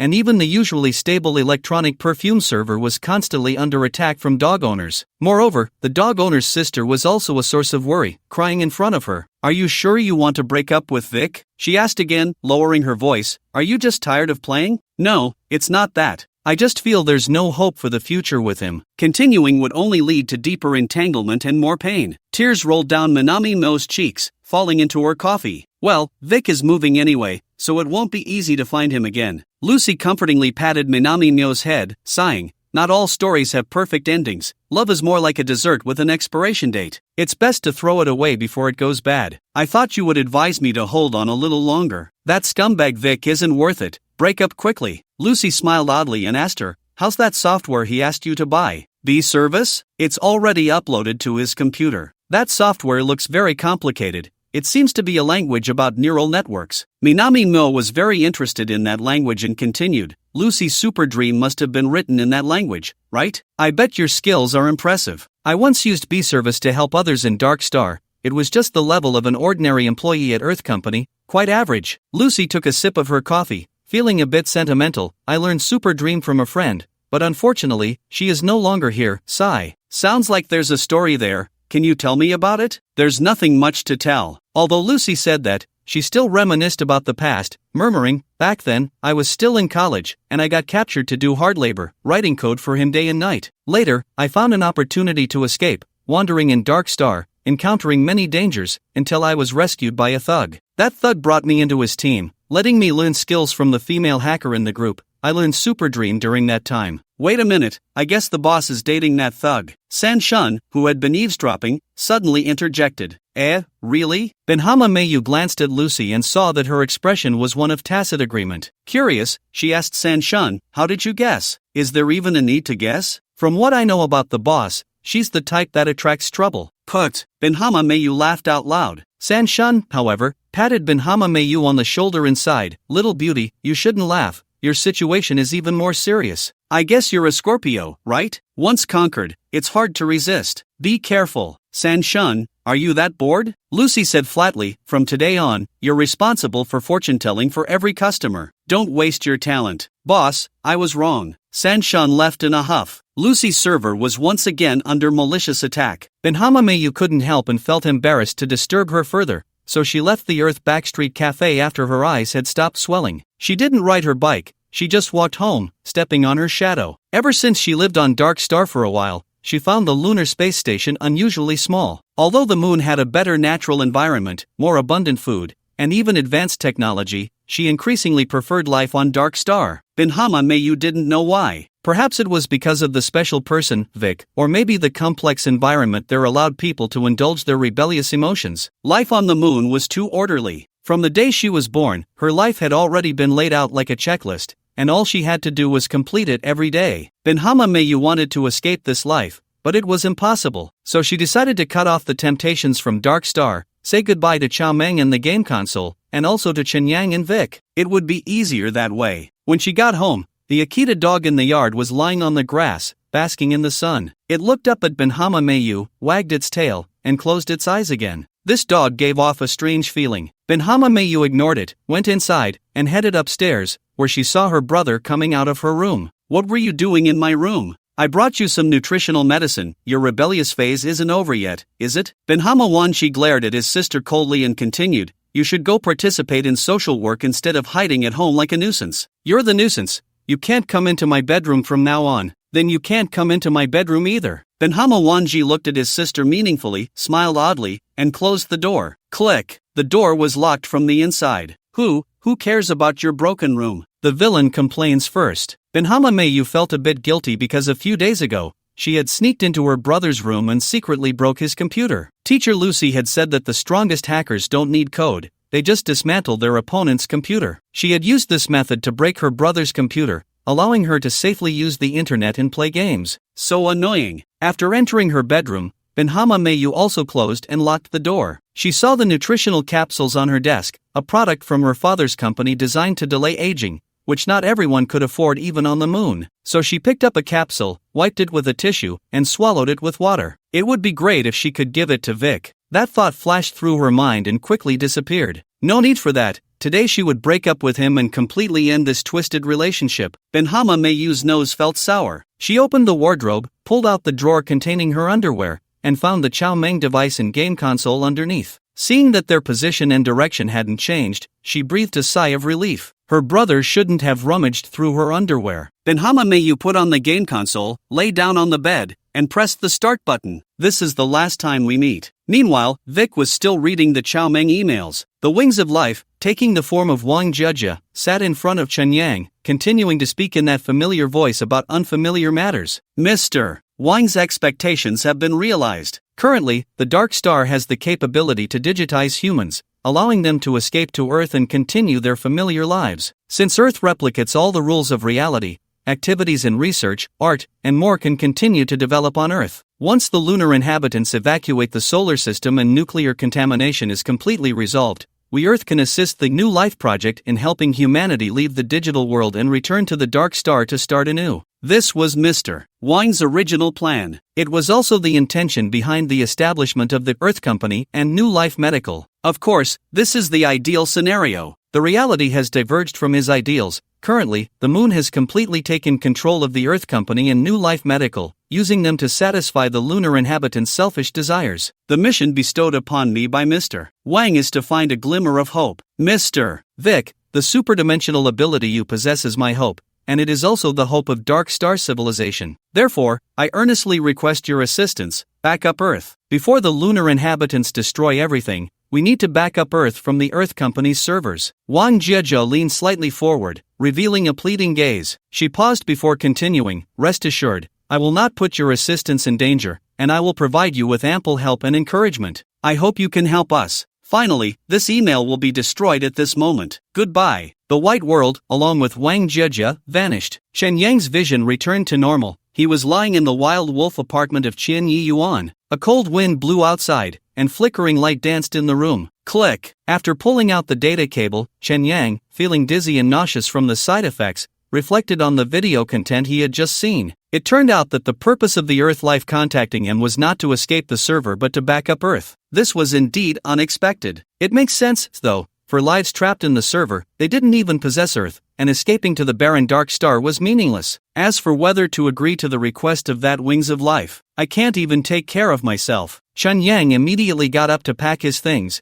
preparing to move out of the wild wolf apartment. In fact, he had been preparing for today for a long time. Besides the BM model for the liver racing game, he had bought many things online in recent days, all currently stored at Chi Tongwei's base. At the moment, aside from the Earth game console and monitor, there were only some clothes and shoes left in the apartment. I need to put this on, it's a dangerous period, and Lulu's information is very important. Chen Yang put the auxiliary sensor around his neck. Having lived in the Dark Star for 3 months now, he had long since adapted to the feeling of being plugged in. Damn, I swear, today will definitely be the last time I move. He hurriedly packed the data cables of the 2 game consoles, found memory fragments and other odds and ends, and stuffed them along with his clothes into a bag, gradually loading them into the fugitive flying car. Since the base hadn't started working yet, he could only go to Chi Tongwei's place to stay for a couple of days. Looking at the house that had just begun to feel a bit like home, Chen Yan couldn't help but feel a bit sad. He wondered if the little cat upstairs and the little fling next door were home, so he decided to say goodbye first. Ding dong, the doorbell rang just then. Chen Yang first glanced at the peephole before opening the door, and a blonde girl appeared before him. "I was just thinking about you, I didn't expect you to come." Chen Yang patted Anya's head and stepped aside to let her in. "I have something to confess to you." Anya's expression was somewhat grim. She glanced into the room and instinctively took a step back, saying, "I won't go in. I'm afraid it will be hard to speak once I'm inside." "What's wrong with my room?" Chen Yang turned to look.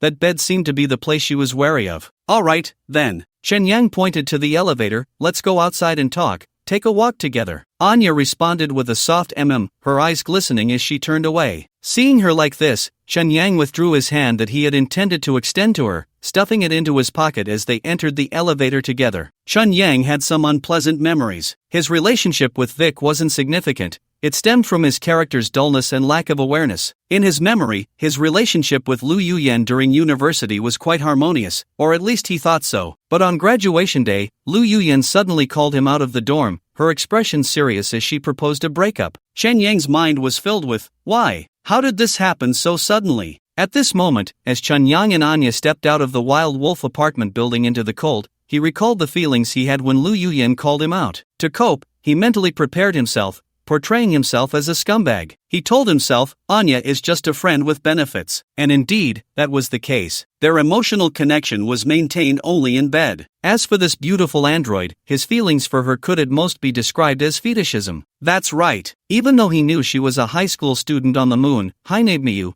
Chen Yang preferred the identity of Anya, the one with whom he had physical contact. Chen Yang let out a quiet sigh, putting on a calm facade. Snowflakes drifted down from the dim sky, and Anya looked up at the sky, closing her eyes as if she wanted to experience the feeling of snow melting on her face. It doesn't snow on the moon, right? Chen Yang asked. No, only artificial rain, and there's hardly any wind. So aside from the solar dome on the moon, it's not as beautiful as Dark Star. Anya opened her eyes and looked at Chen Yang, saying, even the current Dark Star is far from it. Chen Yang nodded, signaling her with his gaze, let's get to the point. Anya hesitated, her eyes glistening as she looked at Chen Yang, stammering, actually, it's always been me being overly sentimental, so I have no right to say those two words. But there has to be a formal ending, because you should see the future as I do. She forced a bitter smile, tears rolling down her cheeks uncontrollably. Would it be easier for you if I said it? Chen Yang stepped in front of Anya, showing her a calm smile as he said, let's break up. As friends with benefits, it will be hard for us to meet again in the future. I admit I have feelings for you, but they can't compete with the distance from Dark Star to the moon, not to mention the metal clouds in between. He smiled again, besides, I'm a scumbag.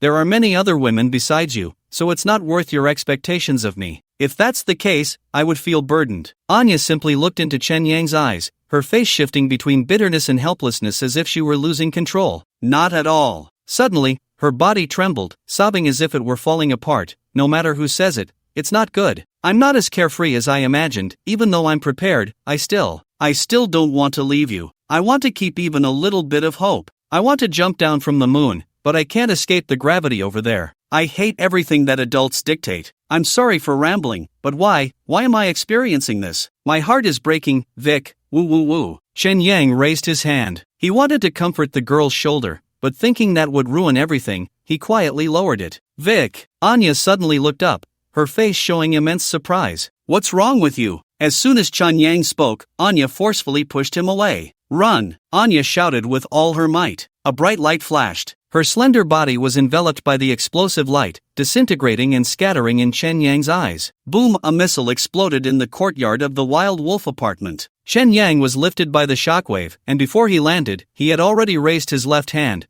manipulating the light particles to shield himself. Crack! The helium-gold umbrella opened up. Boom boom, 2 missiles fell in succession. The massive sound reverberated through Qianya Yuan, shattering all the glass in the nearby buildings and filling the air with alarm sounds. Chen Yang gripped the handle inside the umbrella with all his might, feeling as if all the moisture in the air had been sucked dry, even catching the scent of flames. Lucy, stow you! The auxiliary sensors showed no response, only the sounds of shattering and collapsing echoed in his ears. The scalpel-like bombardment ended. Fortunately, the triangular helium-gold umbrella broke through the missile's shockwave, only pushing back a few meters before coming to a stop. After a moment, Chen Yang retracted the umbrella and looked up. The sky was still snowing, but the snow had turned into droplets by the time it hit his face. The surroundings were in ruins. Although the Wild Wolf apartment building had not collapsed, all the lights on it were extinguished, and shattered glass covered the ground. Anya's arm lay not far away. Chen Yang clenched his fists, his gaze piercing the sky like a knife. Next time, it's my turn to counterattack. Run!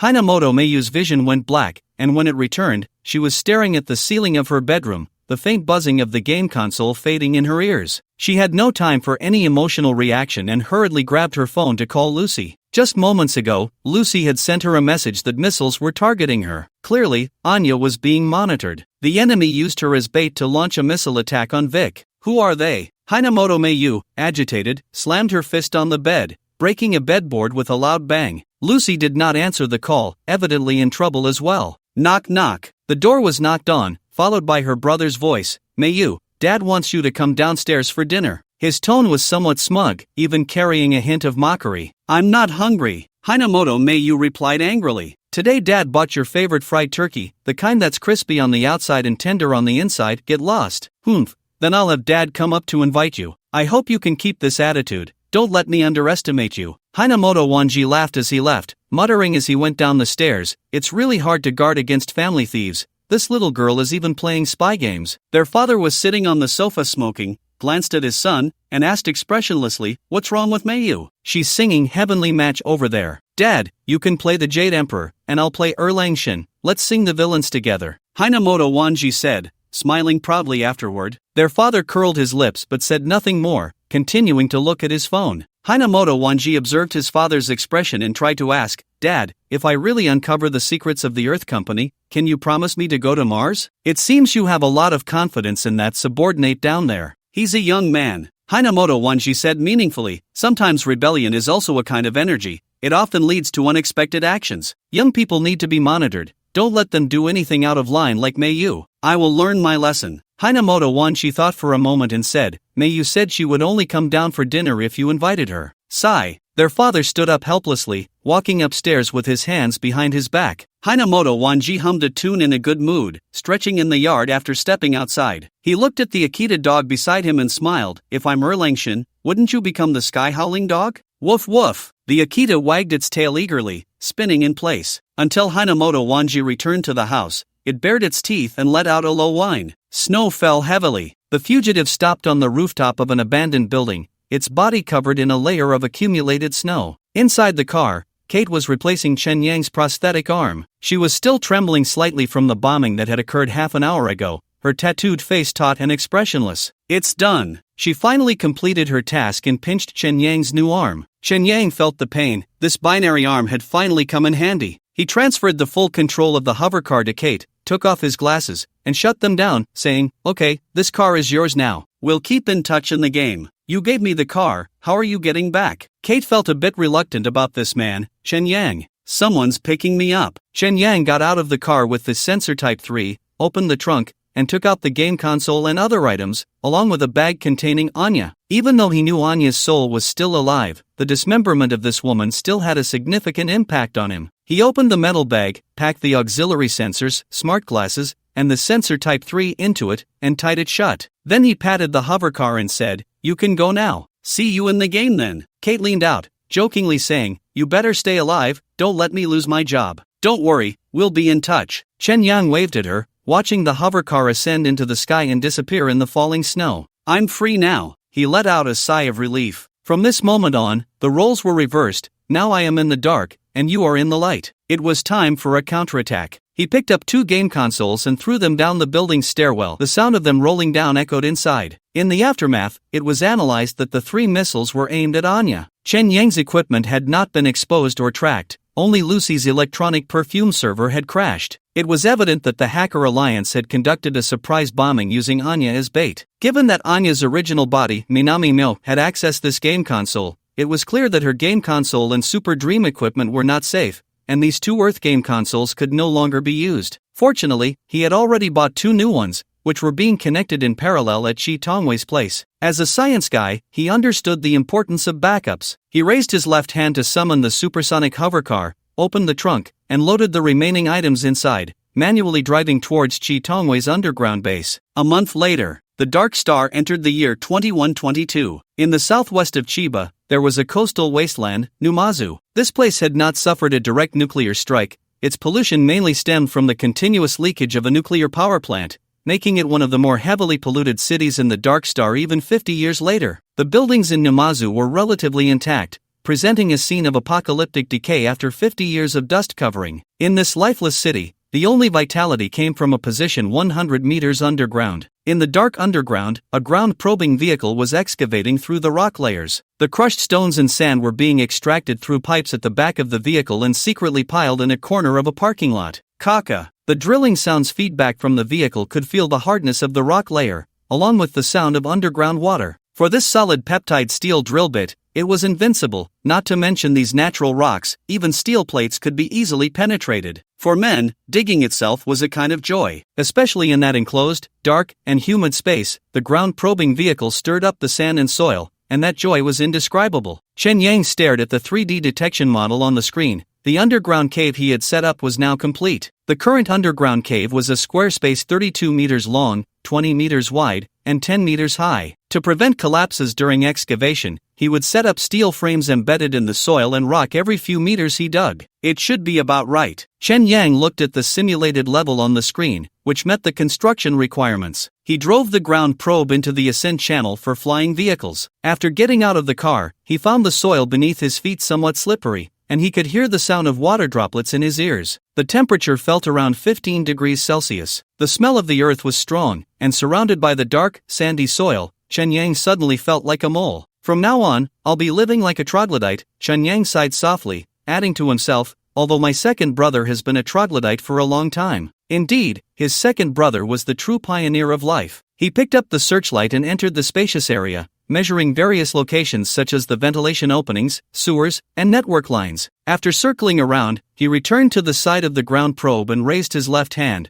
shooting out a brilliant beam of light. Boom! A huge metal box perfectly embedded itself into the underground space. This was the underground metal apartment that Chen Yang had meticulously designed over several days, formed as a single piece. This metal box was incredibly sturdy, with walls that were 2 meters thick. Made of helium gold material, unless this planet exploded, no man-made weapon could destroy it. He summoned a temporary staircase, climbed up, and opened the door, revealing a hollow darkness inside. There was a switch on the right side, and when pressed, the lights turned on. Before him appeared a spacious, dark gray metal space, which was his personal base. The practical dimensions of the base were almost that of a 6-meter-high basketball court, with 2 doors at the front and back, and the walls unevenly reserved for various equipment installations. Currently, there were no partitions in the base, allowing for a clear view. Chen Yang planned to divide the space more specifically after moving in. However, the positions for the kitchen and bathroom were already fixed, and there was a 2 cubic meter water tank there, filled with pure water from Earth. Chen Yang pulled out the dedicated neural network line and fiber optic cable from the reserved network port. For him, having a network meant having everything. Settle in. Chen Yang successively moved in the prepared air purifiers, energy batteries, game consoles, maintenance robots, and main server. After installation, wireless charging, wireless networking, and cloud computing based on the main server were realized inside the room. Once the air and water circulation systems were completed, Chen Yang's base was officially finished. Although some furniture and electronic devices had yet to be installed, Chen Yang couldn't wait to turn on the monitor and launch the B-Service software. He created a new project, Neural Data Transfer Stack. Chen Yang had lived in Shi Tongwei's base for nearly a month, during which he logged into Earth games several times and had reached a cooperation with Wings of Life to help it back up Earth. At the same time, Wings of Life would also provide him with necessary assistance on the Earth Company's server, such as arranging for a reliable assistant. He would let Yang Dong enter the real world to assist him in completing the Earth backup work. The principle of crossing over was similar to that of the Earth Company's bionic staff. Wings of Life provided the soul of the character. Chen Yang prepared a body that could accept the soul. The only difference was that Wings of Life did not want a bionic body but a real human body. After all, Chen Yang's superdimensional technology was a more reliable human backup technology than that of the New Life Company. On a Monday afternoon in Binhai City, at Hongtian Xan Yuan, Chen Yang was sipping a fresh coconut latte, sitting at home studying the B-Service language. Compared to the empty underground base, he preferred to stay on Earth. Just the sound of cars from the street was more reassuring than the dead silence of the base. A base without companionship felt more like a prison. Therefore, he was eager to bring Yang Dong to Dark Star, having indeed promised to help her cross over. Making Yang Dong cross into reality was actually no different from creating a digital person. Both required a digital brain and a human body, which would then be connected together. Since the digital person only had a mechanical brain, it did not affect normal reproduction. The original intention of the New Life Project was to back up human bodies, so that after the disaster, the refugees on Earth could continue to reproduce on Dark Star in the form of digital humans. Bringing Yang Dong into reality this time was itself an experiment. LifeWings was responsible for providing digital life, and Chen Yang replaced the New Life Project with Super Dimension, directly transporting the bodies of Earthlings to Dark Star. The only thing currently lacking was the production of the digital brain. This technology was in the hands of the New Life Company, with the core program controlled by the Moon People. What Chen Yang needed to do was solve this technology. In the end, I still have to bear it all. Chen Yang had little confidence in this project because, with his learning of B-Service, he found the language to be very complex. Since it was a neural network language, much of the logic was counterintuitive. After just 2 days of study, he felt his head spinning. Am I being overestimated to handle this alone? As he delved deeper into his studies, Chen Yang gradually began to doubt life. He suddenly remembered the little girl selling software, Molly, who had said that to learn B language, one must install a brain machine chip to assist in learning. Chen Yang hadn't felt much when learning BM, but at this moment, he desperately wanted to install a brain machine chip. Just as he was feeling frustrated, the door opened, and Yang Dong returned. I'm back. Yang Dong, with her slightly curly long hair, was tall and wore a casual red t-shirt and black jeans. After throwing her computer bag onto the sofa, she said, Wang Gon went to buy skewers. Let's drink a bit tonight to celebrate the completion of your base. You're just in time. Come help me take a look at this B language. Chen Yang scratched his head and continued, Is it too difficult? Or am I too stupid? You've already mirrored B service? Wait for me to wash my hands. Yang Dong eagerly went to wash her hands, gathered her hair into a ponytail, and came to Chen Yang's side, focusing her gaze on the code on the screen. She squinted and muttered, It really is very similar to N language. The syntax is almost the same, but, ugh, what's wrong with you? Chen Yang hurriedly got up to pat her back. It's nothing, just a bit nauseous, ugh. Yang Dong was gagging a little, her face turning red, looking quite uncomfortable. Chen Yang helped her sit on the sofa and poured her a glass of water. Did you eat something wrong during the day? No, just regular meals. After drinking some water, Yang Dong felt much better and suddenly picked up her phone to check the calendar, clicking her tongue and saying, We didn't bring the little umbrella the first time. That day was my dangerous period. Could it be that I hit the jackpot? What? Chen Yang never expected such a thing to happen. Did I get Yang Dong pregnant? Characters in the game can indeed get pregnant, but players usually avoid it, as having a child would involve too many unnecessary emotions. You scumbag, you won't be irresponsible, will you? Yang Dong pinched Chen Yang's face and suddenly frowned, saying, Oh no, if I were to travel to Dark Star, would the child go along? After all, the child's life is also in the character server. It can't travel at the same time, right? The child. Chen Yang was completely bewildered. It wasn't that he didn't want to take responsibility, he just had never thought about being a father from childhood to adulthood. His feelings were complicated, and he felt nothing like the joy depicted in movies and dramas. Instead, it felt terrible. It's amazing, I feel like there's a little life here. You can feel it. Yang Dong was quite happy. She deliberately pushed out her belly and lifted her shirt for Chen Yang to touch. No, you can't be serious. It hasn't even been a month. Although Chen Yang said this, his hand unconsciously slid up to Yang Dong's slightly bulging abdomen, soft and warm. What are you doing? Yang Dong swatted Chen Yang's hand away, her serious expression saying, Be honest, the child is watching. Watching what? Snap. The door lock was twisted open, and before Wang Gong could step inside, the aroma of grilled meat wafted in. Great. I really need to replenish myself.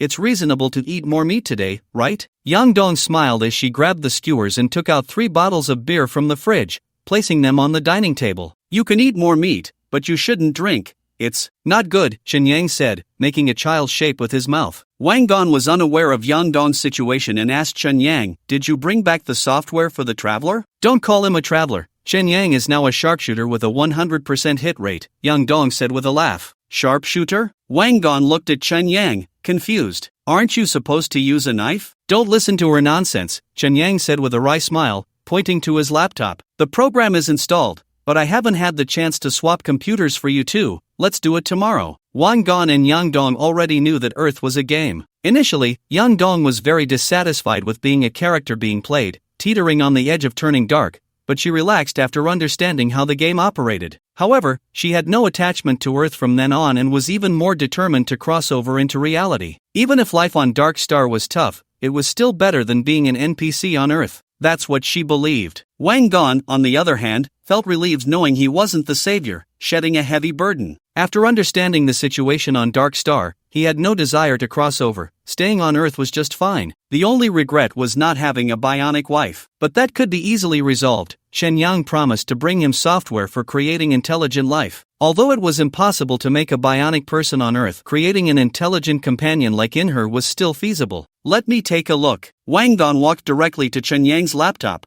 glancing at the already opened B service editor. After a few glances, he noticed something. This is a neural network language, right? It looks a lot like N language. Yes, that's B service, not for creating intelligent life. Chen Yang thought for a moment and added, but you two need to learn this to help me with a big project. I can't do it alone. Ugh. Wang Dong suddenly bent over and rushed to the bathroom to dry heave. No way. Chen Yang Dong, chewing on a skewer, asked with wide eyes, did you get Wang Dong pregnant too? Shut up, Chen Yang said, glancing at Wang Dong in the bathroom. The fat guy looked dizzy from retching, worse than Yang Dong. He staggered out and said, that code made me dizzy. Is there some kind of curse? Dizzy? Chen Yang couldn't believe it as he ran to the screen, thinking about the code he had stared at all day without any issues. He turned to Yang Dong and asked, do you feel dizzy? I feel dizzy too, otherwise, how could I throw up? Yang Dong said with a mischievous smile, taking a sip from the beer bottle and bursting into laughter. Chen Yang's eyes twitched in anger as he walked over and whispered to her, so you're not pregnant? I just got my period today.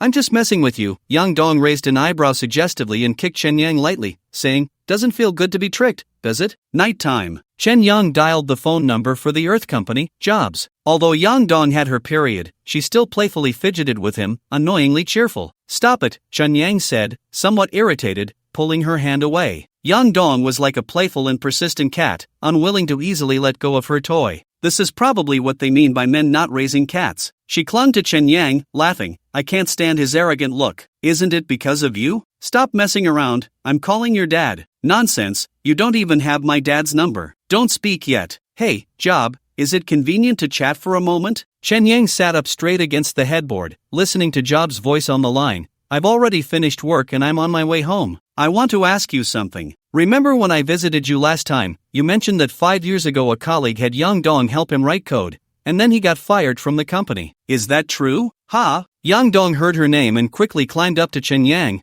curiously pressing her ear to the phone to listen closely. Of course it's true. Since it involves Yang Dong, I was also caught up in that incident. Ha! Job's tone was somewhat helpless, as if he had been implicated. What language did that programmer ask Yang Dong to help him write? Was it B service? Chen Yang asked. Of course it was. That's the most important programming language for Earth Company. Why are you asking this? You aren't thinking of doing something shady, are you? Ha ha. Chen Yang laughed and scratched his head. I never cut corners when it comes to slacking off. Did you also have Yang Dong help you write B service? Job chuckled and continued. I see. So Yang Dong ended up with symptoms of vomiting, right? Yes. That's what I wanted to ask you about. Chen Yang tentatively guessed, is it because of that programmer's incident that Yang Dong, and all life on Earth, can no longer learn B service? It wasn't his doing. In fact, Earth had already set up measures to prevent Earth life from losing control through self-iteration when it was commercialized. You know that AI going out of control is very dangerous. Job paused for a few seconds and then continued, however, previous tests on AI showed that digital life forms are far inferior to us humans when using high-level languages. If a test paper is out of 100 points, they can consistently score 80, while humans have a higher ceiling. After all, we humans. Job seemed to have some reservations, awkwardly laughing before continuing. In short, prohibiting Earth life from learning high-level languages is a precautionary measure and has nothing to do with that lazy programmer. So how did that guy get Yang Dong to help him write code? Chen Yang felt that since that programmer could do it, he should be able to find a way too. Otherwise, with his own abilities, writing B service alone would take ages. That guy was quite a genius. Job generously praised, laughing as he said, he hacked the company's roll server, stole some code, and then put Yang Dong into a bionic being to take her off Earth.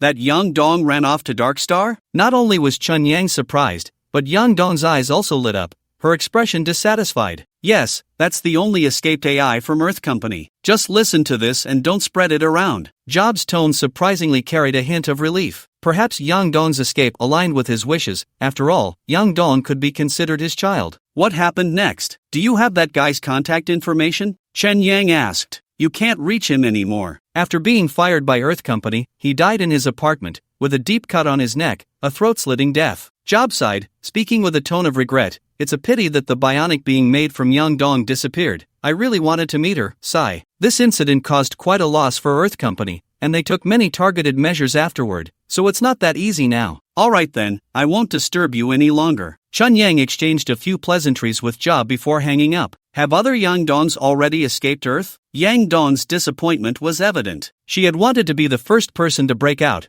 only to find someone had beaten her to it, and that person was another version of herself, which was even more frustrating. Strictly speaking, the escaped AI is not the same person as you. She is Yang Dong V1, and you are V2, with some differences in abilities and personality. Chen Yang intended to comfort her, but Yang Dong's expression worsened. She pouted and said, "So you're saying I'm not the original version?" "No, that's not it. Do. Chen Yang's phone rang, the caller ID, Lulu, above the moon. Lucy, dressed in a white suit that complemented her silver shoulder-length hair, looked like a spirited white-collar beauty. She walked briskly in her high heels back to the cyborg district. At that moment, Lucy held a paper document bag clearly labeled Household Registration Archive, signed by the Lunar Administrative Center. After 2 years of living in the cyborg district, she had successfully been approved and officially became a lunar citizen. Currently, she couldn't move away from the cyborg district, but she would definitely have a ticket to immigrate to Mars in the future. This was guaranteed by the mayor of the moon. Although she had sacrificed so much for this day, she had finally achieved it. "Rock the boat, don't rock the boat, baby." Lucy hummed a song, dreaming of life planting potatoes on Mars. As she approached her apartment, she suddenly remembered that little fish who had run away and tried to call his Earth number. Do. The waiting tone echoed in her ears, indicating that the guy was in a game. "Hey, long time no contact." Chen Yang's voice came through the receiver. Lucy savored his words and smiled, saying, "You deliberately emphasized long time no contact. Are you saying that for someone else? Don't joke around, at least I am clear with you, right?" Chen Yang's words were intermittent. Someone must have been cutting him off. "Indeed, we only met once in Redstone City, clear as day." Lucy smirked and added, "Just like you and Binbi and Mayu, never even met, even clearer. Why are you bringing her up? The poor girl has never met you and has been heartbroken twice." Lucy entered the apartment and heard Chen Yang's pained ouch twice, continuing to joke in a cold tone, "And Anya, she must have been shattered to save you. You need to return her to me. Otherwise, won't you become a necrophiliac? Damn, you called me just for this, to mess with me, right?" As Chen Yang spoke, Yang Dong's voice came from the side. "What's with Mayu and what's with Ainea? Can you handle all this? And there's also the big-eyed Judy lady you motherf." Chen Yang got angry, forcing a smile as he said, All right, since it has come to this, I won't pretend anymore. Actually, Lulu is also my ex-girlfriend. Whatever. Who the hell is your ex-girlfriend? Shameless. I said that calling her Lulu feels off. Are you a Gemini, so obsessed with your exes? Don't cut me off, damn it, I'm hanging up. Wait, I'm going to Dark Star in a few days. We need to meet. Lucy opened the door and entered, saying seriously, You need to return Anya to me, along with that knife. In exchange, I'll get you a very safe identity, and you can go back to Chiba Source. Job is also a pervert, designing such a woman. Chen Yang was driven to the brink by Yang Dong and fled Earth. This Yang Dong appeared carefree on the surface, looking like a big-hearted girl, harmless in appearance, with the demeanor of a proper wife. But at her core, she was a sadist. This was still the corrected V2 version. The escaped V1 version of Yang Dong was even more sinister. She not only tied up players and locked them away but even killed in reality. Such an out-of-control AI roaming into reality was indeed terrifying. Chen Yang felt he needed to cooperate with the wings of life rationally and cautiously. Its backup of Earth seems to hold significant importance for the continuation of humanity, but essentially, it is also a maintenance of its living environment. Survival and reproduction are the basic needs of life. Once the survival issue is resolved, AI will tackle the reproduction problem, and competition will be inevitable. Not to mention the struggle for resources, merely the control will be enough to spark disagreements between the two. One should not idealize AI life too much. After shaking off a brief dizziness and nausea, Chen Yang sat up in bed. The base before him was empty and dull, with only the faint hum of 2 air purifiers breaking the silence, making it feel like a tomb for the living dead. Shouldn't I get a TV to loop Uncle Benson's skits? He went to the kitchen and cooked a pot of wuchang rice. Having been on Dark Star for over 3 months, this was the first time he truly cooked. He then began to decorate the house, installing the Whale Shark Hunter's disruptor in the center of the ceiling and arranging the speakers and AR-enhanced projector in various corners. Moving around helped him think better. The biggest challenge at the moment was learning B-Service. Since he couldn't ask Yang Dong and the others for help, he had to complete it independently. Chen Yang had a clear understanding of himself. His aptitude was average, otherwise, he wouldn't have graduated to deliver takeout. Although he had a talent for BM modeling, he struggled with the more logical programming languages. Installing a brain-machine chip, this idea gradually became tempting. The brain-machine chip could not only assist with storage but also provide a certain amount of computing power based on human thought logic. When the human brain possesses computing power,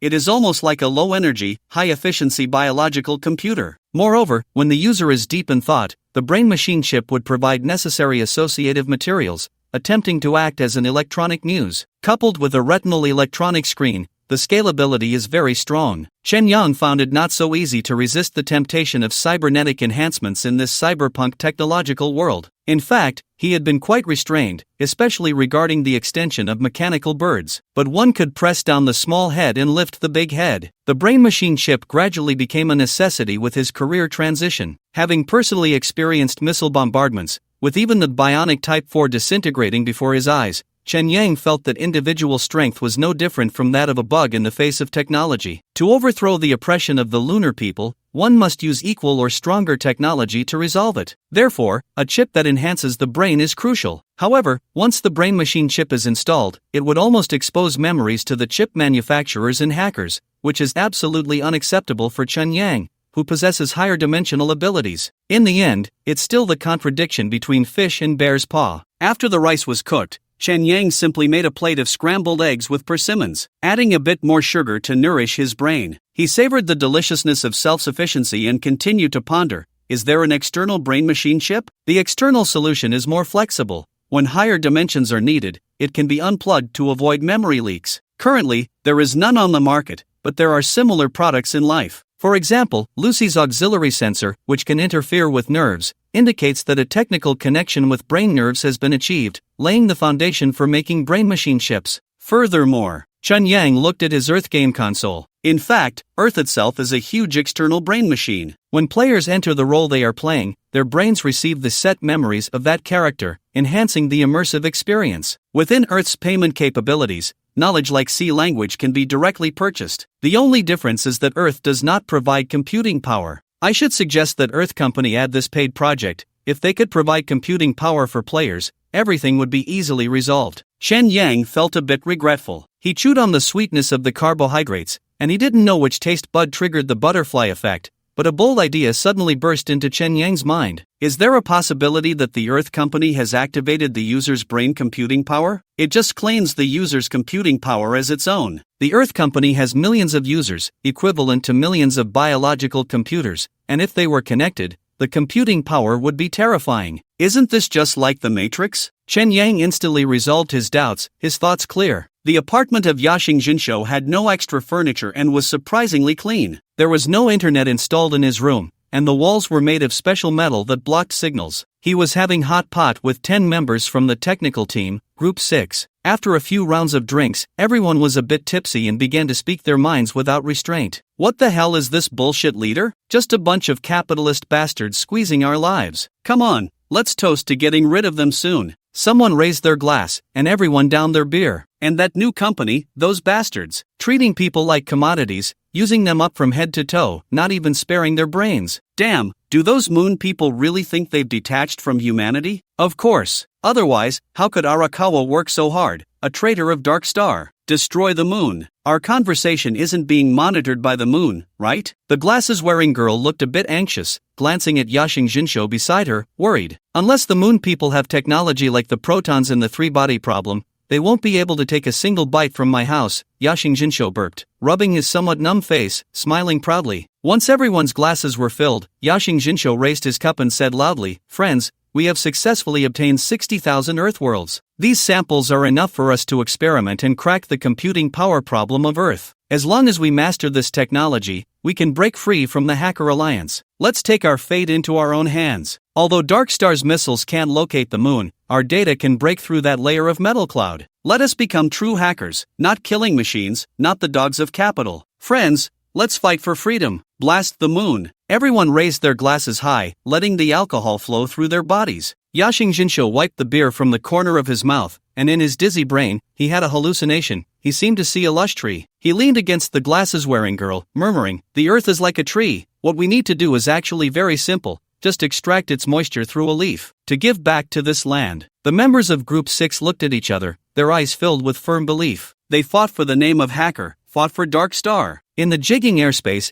Descartes was patrolling in his flying car, feeling annoyed due to a quarrel with his wife. It was just because he spent 50% of his salary on a real pothose plant. He complained to a colleague, "Women are really unromantic creatures." That was a genuine pothose, which broadly counts as a flower, and yet she didn't like it. My God, How can there be women who don't like flowers? Sigh, at that moment, I really didn't want to be with her anymore. Listen to me, Descartes. Women are actually like flowers. They need you to water them regularly. I bet you haven't given her any moisture in a long time. That's a different matter. Buddy, if you can't even figure this out, you might as well get a synthetic wife. Alright, I'll give it a try tonight. Descartes stared at the radar detection screen and noticed a car coming from Chiba Source, then flew over and said, "What do you think about watering her 3 times tonight? With a bit of effort, I could do it 5 times. She should like my pot hose, right? Are you trying to show off to me?" The colleague hung up the phone. Sigh, men are really troublesome. Deckard stopped the truck from Chiba Source, which bore the logo of Lianzhong Logistics,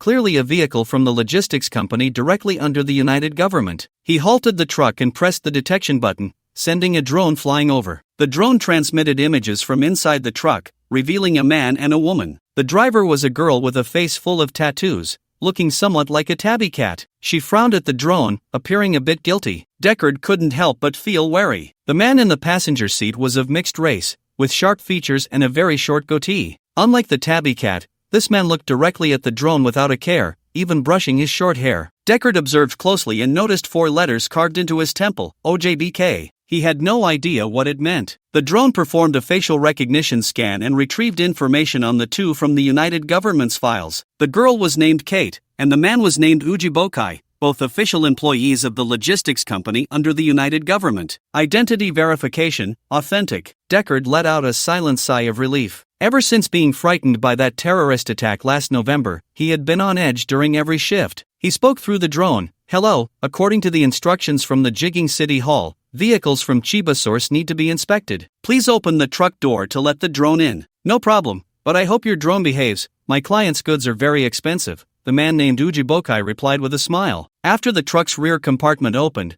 Deckard controlled the drone to fly inside for a look. There were more than a dozen fish tanks, filled with guppies and freshwater marsh turtles. My God, Deckard had never seen so many fish, let alone live turtles. He couldn't help but ask, "Excuse me, which pet store is this batch going to? I want to take my partner for a visit." "Sure, but I need to check," Ujibokai said, putting on smart glasses. After a line of light dots appeared, he continued, "It's 69, Central Avenue, Judy's Pet Store welcomes you, thank you, you can go now." The officer's voice faded from the truck. After the police drone returned to the patrol car, Kate closed the rear compartment and drove on towards Jigging City. "Ujibokai, Lucy actually gave me this silly name," Chen Yang said, somewhat speechless. However, thinking about seeing Judy soon, he couldn't hide his happiness. "Yeah, that name is a bit dirty where we are by the coast. She probably played Earth games too," Kate said, rubbing her nose with her hand, glancing at Chen Yang with a hint of embarrassment, and said, "Vic, you promised to help me before, right?" "Of course. Are you feeling unwell?" "I've been on my honeymoon with my husband lately,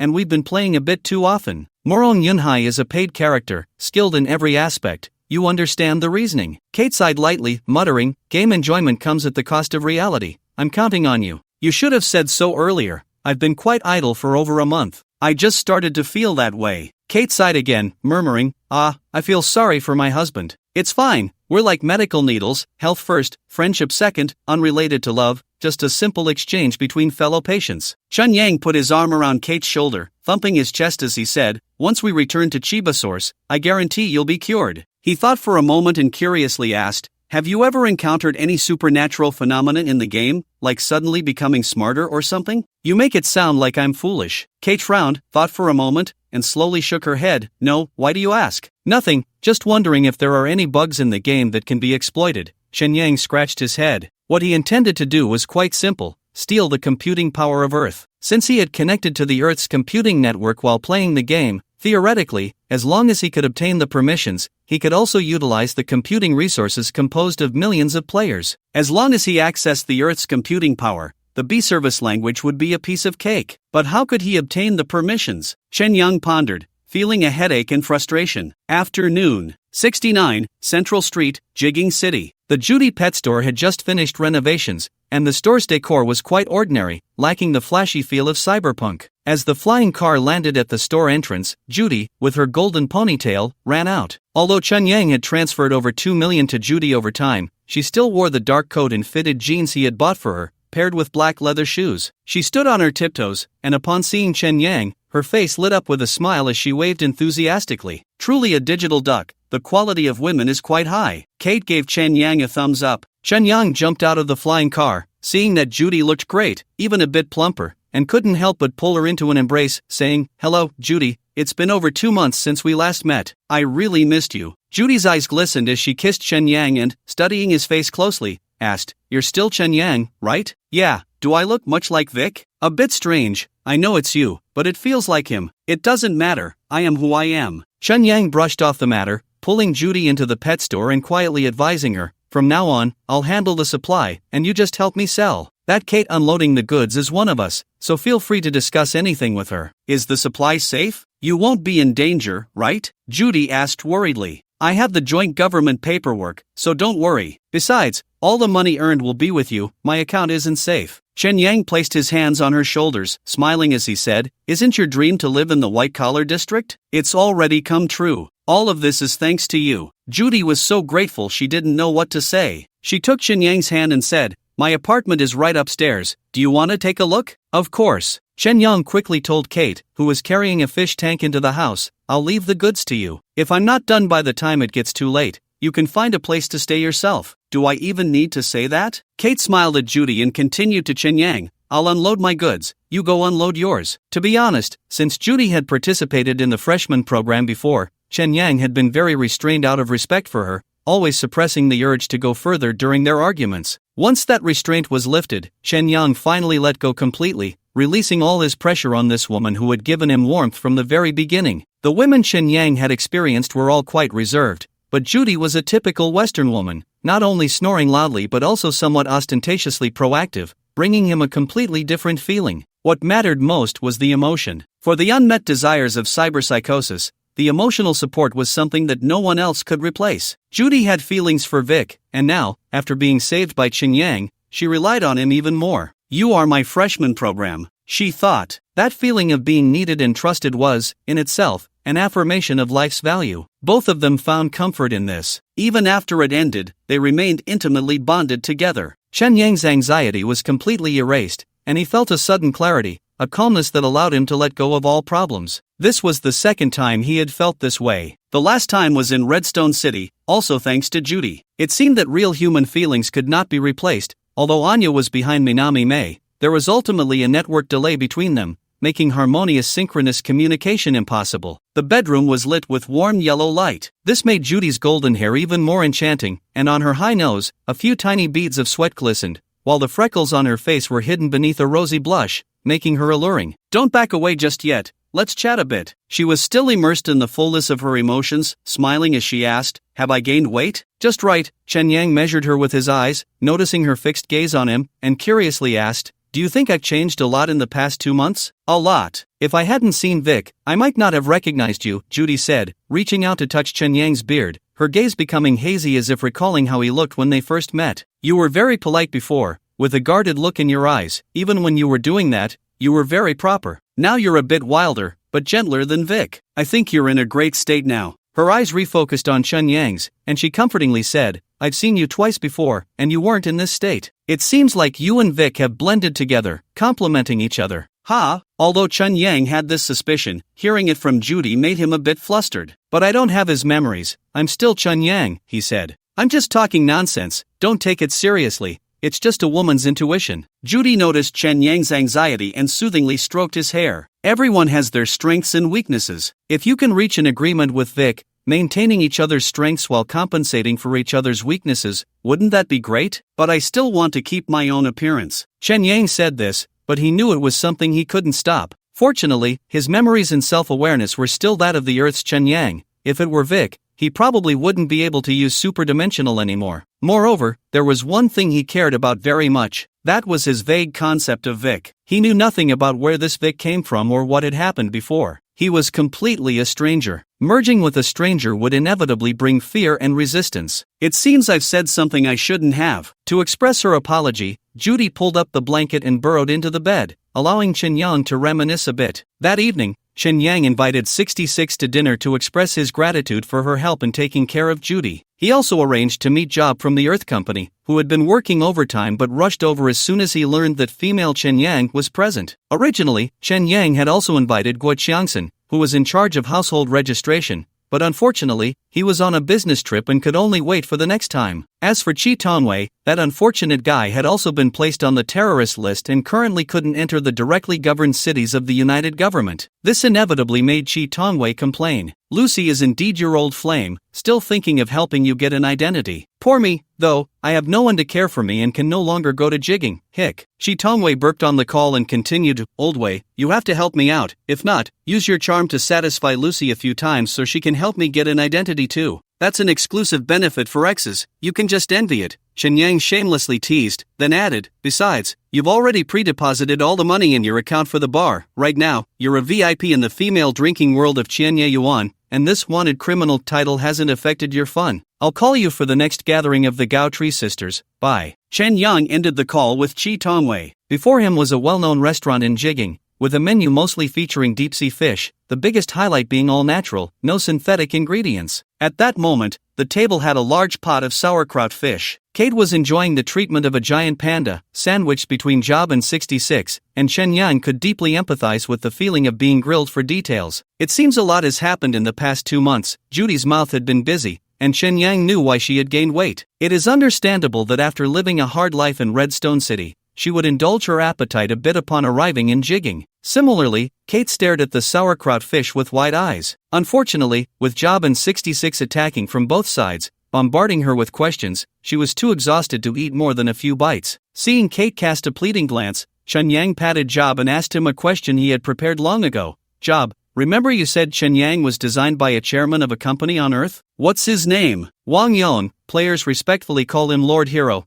Why? Because Mr. Wang is an idealist. During his tenure, he fought for many benefits for the players. For example, he insisted that the game start from college life, otherwise, players would be immediately attacked by Wang Kai's dragon, making for a terrible gaming experience. Job adjusted his glasses and looked at Chen Yang, saying, You must have another reason for asking about your character's designer, right? Of course, I'm the protagonist in the game. Chen Yang leaned in seriously and whispered, Did the late Lord Hero leave any Easter eggs or anything like that before he died, like in Ready Player One? I knew you would ask that because it's something all Earth players are curious about. Job smiled briefly, then sighed regretfully, Unfortunately, Mr. Wang died in an accident. He didn't even have time to make a will, let alone prepare any Easter eggs. Is that so? Chen Yang had checked Wang Yong's information. He died in a plane crash, very suddenly. However, since Mr. Wang secretly created the Wings of Life, he might not have been out of time for Easter eggs. Chen Yang believed that since Mr. Wang prepared the Wings of Life, he surely wouldn't have put all his eggs in that AI basket. There should be something complementary or a backup plan. What a pity.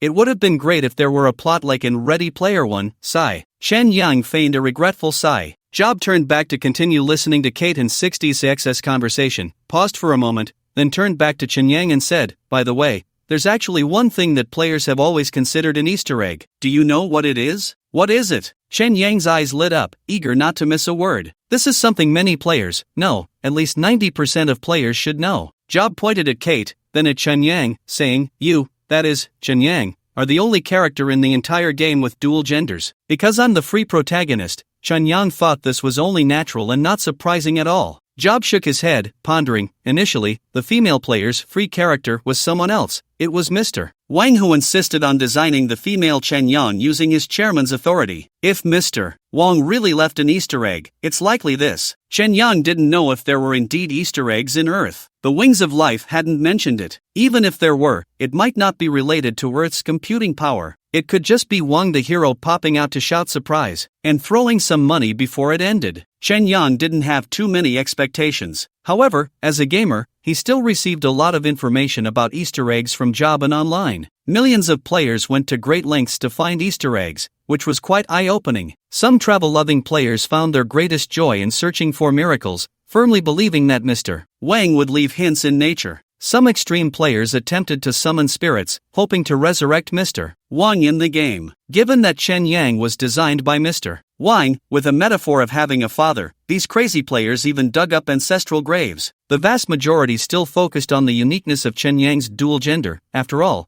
this was an open secret. Japanese enthusiasts were the main force. The Chen Yang Mutual Aid Group, large and small, was born from this and has endured over time. The Entertainment City, as the only place where male and female Chen Yang can meet, became a sacred ground for Chen Yang players to exchange experiences. However, it was all in vain. The Easter egg on Earth had never appeared in these 20 years. Late at night, after a cosmic explosion, Chen Yang suddenly had a new hypothesis: personality recognition disorder syndrome. Could this disease be the Easter egg left by Mr. Wang? Players find their true self in the role experience of Chen Yang. However, this seemed unrelated to being bisexual. Chen Yang quickly dismissed this hypothesis. He wanted to get up, but Judy held him tightly. It seemed to be her special preference, so he soaked in the satisfaction and pleasure, waiting for life to retreat. Chen Yang, do you like boys or girls? Judy suddenly asked. Having children? I want to have a child with you. This question is a bit sudden. I haven't thought about having kids yet. Chen Yang felt a bit flustered and then said, besides,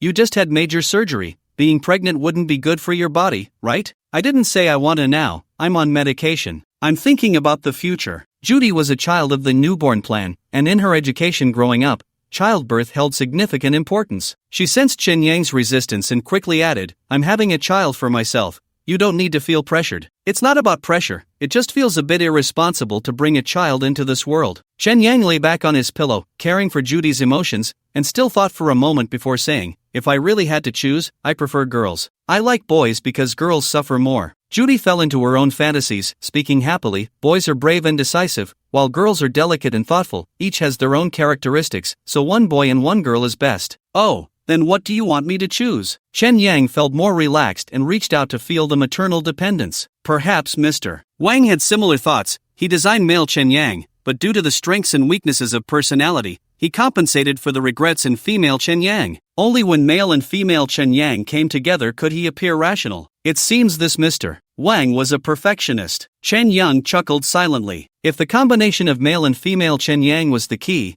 then tens of thousands of players had tried various ways in the entertainment city but found no Easter egg. What about leaving this special area of the entertainment city? Although Earth is a single-player game, male and female Chen Yang cannot appear in the same Earth world, but for the people at Earth Company, what they want to do is achievable. For example, creating a networked Earth dimension internally, allowing the two Chen Yangs to meet would be a simple matter. Chen Yang believed that Earth Company must have conducted such experiments. Even if it wasn't the company's intention, those annoying programmers must have done such things. Yet, there were still no results. It seems the Easter egg on Earth only exists in the player's one-sided wishes. Chen Yang sighed, deciding to temporarily ignore the unreliable matter of the Easter egg. Sleeping soundly was the way to go. He turned to embrace Judy's real, soft body. Hoo-hoo! Judy let out a snore that could wake the dead. The moon. Early in the morning, Minami no was awakened by the barking of an Akita dog downstairs. That dog had been running around early in the morning lately, seemingly chasing something and having a great time. The annoying part was that it only played on her side of the window and never went to her brother's side. Ugh, so annoying. She shouted out the window, and the Akita looked up and barked twice before running away. Minami no glanced at her phone. There was only one day left until school started. She had spent the entire holiday in the emotions of a breakup. Fortunately, after a month of resistance, she finally escaped from that low mood. Now her game console had been returned to teacher Lucy, and that super dream device was packed away in a box, completely sealed, with no plans to touch it again in the near future. She would forget about Vic completely first. Knock, knock, knock. The bedroom door was knocked on, and her brother's voice came from outside. Open the door, I need to ask you for a favor. Minami Mo roughly guessed what he wanted to ask. Brother. After she opened the door, she looked at her brother, whose expression was a bit awkward. Minami Wanchi didn't enter the room. He just handed her a beautifully wrapped box and said, help me deliver this. Aren't you going to see her this year? Minami Nyo took her brother's box, feeling a bit complicated. No need, I'm on Dad's side, just sending a gift is enough. Minami Wanchi's expression was very flat. He exchanged a glance with his sister, and a moment of bitterness flashed across his face. Maybe Mom really wants to see you. Minami Nyo frowned, showing a pleading look. Today was Mom's birthday. Ever since their parents separated, she and her brother would celebrate their mother's birthday together. But since 3 years ago, her brother hadn't seen their mother. In fact, Minami Mo's feelings for her mother had also faded a lot.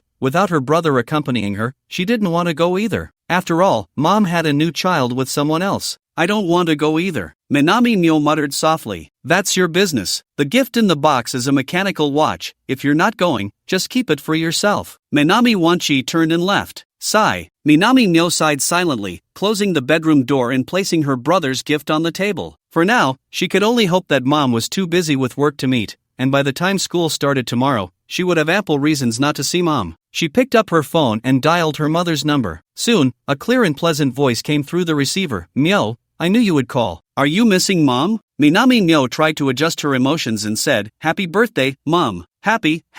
Mom is very happy today. Her mother's voice had a bit of a childish tone, sounding even younger than Minami Myo. She said excitedly, Mom wants to see you. You're still on vacation today, right? Come over. Her mother paused and tentatively asked, Wanchi will come, right? He has urgent matters today. Then you must come over. Otherwise, Mom will be sad, okay? Minami Mo collapsed onto her bed, her hopes dashed. Oh, my little Mio has become this beautiful. Mom misses you so much. Mom Koyuri tightly hugged Minami Mio. This mother looked to be only in her 20s, with a doll-like face, making her look more like a sister when she was with her daughter. In the lunar space station, this age perception was quite common. Minami Mio didn't feel any discomfort. After all, her mother had always looked like this in her memory, and her father hadn't changed either. Her brother's appearance would also be frozen at 24. Including herself, she probably wouldn't see a wrinkled old face until the day she died. This gave her a sense of the moon time being very long. I miss you too, Minami Mio added occasionally in her heart, then looked down at her mother's prominently rounded belly and asked, How many months along are you? Now I'm 28 weeks along. You're going to have a little brother. Koyuri rubbed her belly, her face full of happiness. She held her daughter's hand and said, Since it's inconvenient to go out, let's celebrate at home this year. Okay. Minami Mo nodded reluctantly. In previous years, her mother would celebrate with her and her brother at a restaurant, trying to avoid meeting Mom's partner, but it seemed today she couldn't escape that. She sighed and entered her mother's new home. This apartment is also 2 stories high, and since it is a family building of the Lunar Biological Research Institute, its layout is exactly the same as the Binbian family's. As soon as I entered the living room, I saw a young man coming out of the kitchen holding a plate of vegetable salad. You must be Mayu. Nice to meet you. The man looked to be in his 30s, a Eurasian mix. He had short, deep brown hair, well-defined features, and his coffee-colored eyes sparkled with a smile from deep-set eye sockets. After putting down the plate, he stood straight and adjusted his deep blue police uniform, saying, My name is Wade, and I'm an officer from the Lunar Police Department. Hello. Binbian Mayu nodded awkwardly, feeling that this man looked somewhat familiar. I imagine you might feel a bit awkward. It's okay. Wade looked at Binbian Mayu and continued with a smile, I have to go to work after I finish eating, so I'll leave Shelby in your care. It's fine, I'll take care of Mom. Binbian Mayu wasn't very good at handling such relationships, glancing at her mother's belly, feeling that it was wise for her brother not to come. She took out 2 gifts from her bag and handed them to her mother. This is a birthday gift from me and my brother. Thanks. Shelby received the gifts, her face lighting up with youthful surprise. The subsequent lunch was mostly filled with conversation between Shelby and Wade. They seemed to want to avoid putting pressure on Binbian Mayu, rarely directing the topic towards her. Wade ate quickly, clearly in a hurry to leave. Suddenly, he said to Binbian Mayu, I've been very busy with work lately, and Shelby's belly is getting bigger. I hope you can come by often to check on her. Don't put pressure on the child. Mayu was very busy with her studies. Then you should agree to hire a caregiver. I can't rest easy with her home alone. You know I don't like dead things, let alone something that looks human. Shelby said in a teasing tone, playfully patting her daughter's shoulder. I'm fine. The moon is such a small place that even if I go into labor, an ambulance will get here in time. It's okay. I'll come to see you when I'm on break. I don't have much to do anyway. Binbian Mayu said sincerely. You're not dating? Shelby said jokingly. No. Binbian Mayu felt her face heat up and looked down. I should go now, Mayu. Take your time eating and keep Shelby company. She misses you both. Wade smiled kindly at Binbian Mayu, nodded at Shelby, and left the apartment. It wasn't until the door clicked shut that Shelby raised an eyebrow at Binbian Mayu with a smug expression, saying, He's handsome, right? He. I think he's not as handsome as Dad. Binbian Mayu, out of familial loyalty, defended her old father. Your dad is not handsome at all. Shelby pinched her daughter's cheek, laughing as she added, Good thing you look like me. If you look like your dad, it would be ruined. You should stay with me today, chat with Mom, and let Wade drive you back in the evening. Okay. Binbian Mayu readily agreed. She felt much more relaxed with Wade gone. Looking at her mother's protruding belly, she tentatively placed her hand on it, feeling the wonder of the baby's movements. I guess this little one will attend elementary school on Mars. Isn't that amazing? Shelby said with a sense of nostalgia, sighing as she continued. My parents are dark star people, and our family is lunar. This little one will grow up to be a Martian. We will officially become a galactic family. It's hard to imagine. Are we really going to Mars so soon? Binbian Mayu was somewhat surprised. She thought it would take at least another 20 years. At the current pace of construction on the Mars base,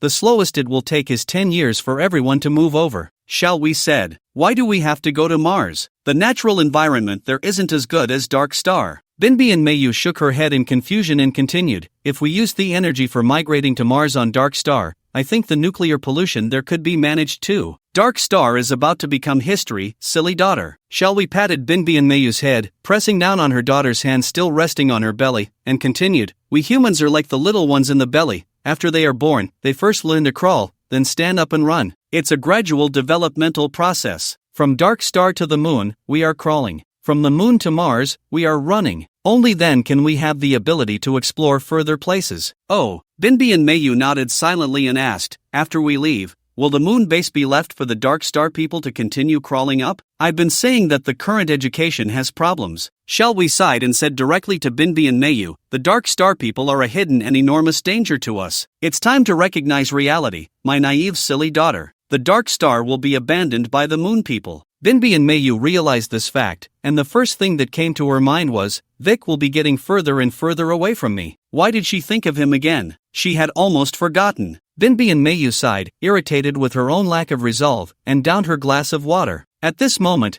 Shelby had already left the dining table and was lying on the fabric sofa in the living room. She was bored, patting her belly, and suddenly said to Binbi and Mayu, by the way, can you go upstairs and bring me a CD? You know what a CD is, right? It's that kind of antique record. Do you want to listen to music? Binbi and Mayu asked, somewhat confused. Isn't there what you want to hear in the digital sound system? No, Wade deleted all the songs I love, saying it would affect the baby's growth. Sigh, his only flaw is being too rigid, otherwise. Shelby didn't finish her sentence but smiled at Binbi and Mayu, saying, it's in the room on the left on the second floor. Help me find 2 rock music CDs. There's also a CD player there, bring it down too. Then be careful with the volume. We can only listen for a little while. Binbi and Mayu went upstairs, and the room on the left was actually the one where Binbi and Wanji lived. This room was unoccupied and had no furniture, just a few cardboard boxes stacked on the floor, likely a storage room. Additionally, 5 electric guitars of different colors and styles hung on the wall. Was that Wade a rock musician before? Binbi and Mayu opened the cardboard boxes one by one, rummaging through them, and found not only paper books about rock music but also some superhero comic books. Clatter! A wooden photo frame fell out of a box. Binbi and Mayu hurriedly picked it up from the floor and saw that the photo inside was a group picture of 2 men. On the left was Wade, wearing a brand new police uniform, looking very cheerful. The man on the right had long hair and was making a peace sign with a helpless expression. Upon seeing this man's face,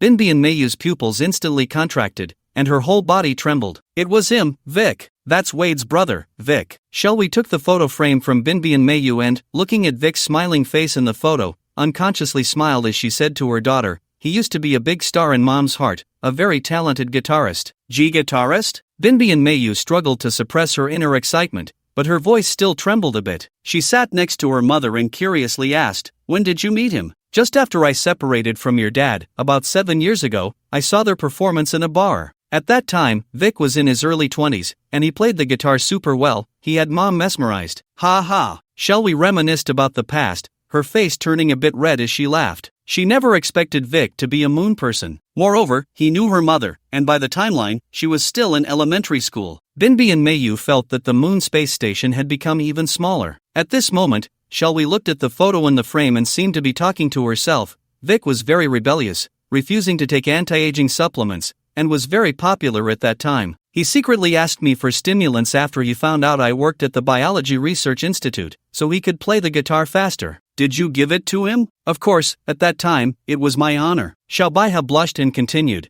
but I gave him a version with fewer side effects, one that could be taken long-term. You met Wade through Vic? Binbi and Mayu asked. Yeah, Vic got caught by his brother for using banned drugs, and I had to cooperate with the investigation. One thing led to another, and we ended up taking down his brother. Shalbaiha raised an eyebrow proudly and said to her daughter, the men I have my eye on can never escape my grasp. Looking at her mother's innocent and carefree doll-like face, Binbi and Mayu didn't know how to respond. So, was there anything between you and Vic? Oh, Binbi and Mayu's words were interrupted by her mother. Shalbaiha tapped her daughter's head with a picture frame, warning her, don't think too much. We have a purely musician and fan relationship. That's good. Binbi and Mayu sighed in relief, took the picture frame her mother handed back, and thought for a moment before asking, so where is Vic performing now? I don't know. Shalbaiha's gaze revealed sadness as she whispered softly, Vic yearns for freedom and can't stand the moon treating the Dark Star as a garbage dump. He once hospitalized a fan during a game. Later, he had a falling out with his family, and Wade didn't agree with his views, so he ran away from home. According to his bandmates, Vic got some terrifying drugs and made a knife, jumping into the moon's garbage truck with a death wish. If he were still alive, he should be on the Dark Star now. Vic actually jumped into the moon's garbage truck. Wasn't that like being dumped into the Dark Star like trash? Binbi and Mayu couldn't imagine that scene. Xiaobaiha reached into the sofa's crevice and found her phone. Noticing her daughter seemed very interested in the guitarist Vic, couldn't help but smile and ask, "I have a video of Vic's performance. Do you want to see it?" Binbi and Mayu had already decided to forget Vic and end this unrequited love with no future. So she slowly shook her head. "I want to see. I recorded this 7 years ago. Don't tell anyone, especially those two at home." Xiaobaiha opened a video and handed the phone to her daughter. As the video played, frantic heavy metal music blared. The screen was filled with excited, jumping figures, and Vic on stage wore clothes with metal pieces, his face adorned with metallic stitches, just like those young cyborgs now. As the lead singer's voice faded, Vic entered the solo phase. The explosive guitar sound created afterimages of Vic's hands, each note firing like bullets, crazily shooting through the audience's nerves. The crowd began to scream, including Xiaobaiha, who was recording the video. Even Binbi and Mayu, outside the screen, felt her nose tingle, overwhelmed with excitement. Yet Vic on stage only lowered his head, his gaze resolute, fighting against invisible enemies with his intangible music. The cabin was filled with aggressive heavy metal. Asha Zuasha, Asha Zuasha. Chen Yang drove the flying car through the darkness, his head shaking excitedly to the beat. He had stayed in jigging for 3 days. It wasn't until Judy's pet shop opened for business that he and Kate drove the Lianzhong logistics truck, flying overnight to Chiba. Does male Chen Yang also have a hobby of listening to rock music? Kate sat in the passenger seat, barefoot on the seat, hugging her legs against the window. "It's awesome, babe, real men's music. Rua gnawing on meat. Gnawing on your sister. I want to sleep. I'm so tired." "Then you should have said so earlier." Chen Yang turned off the music and dimmed the lights in the car, asking her, "Can you hold on? Otherwise, we can take a shot in the car first." "Forget it,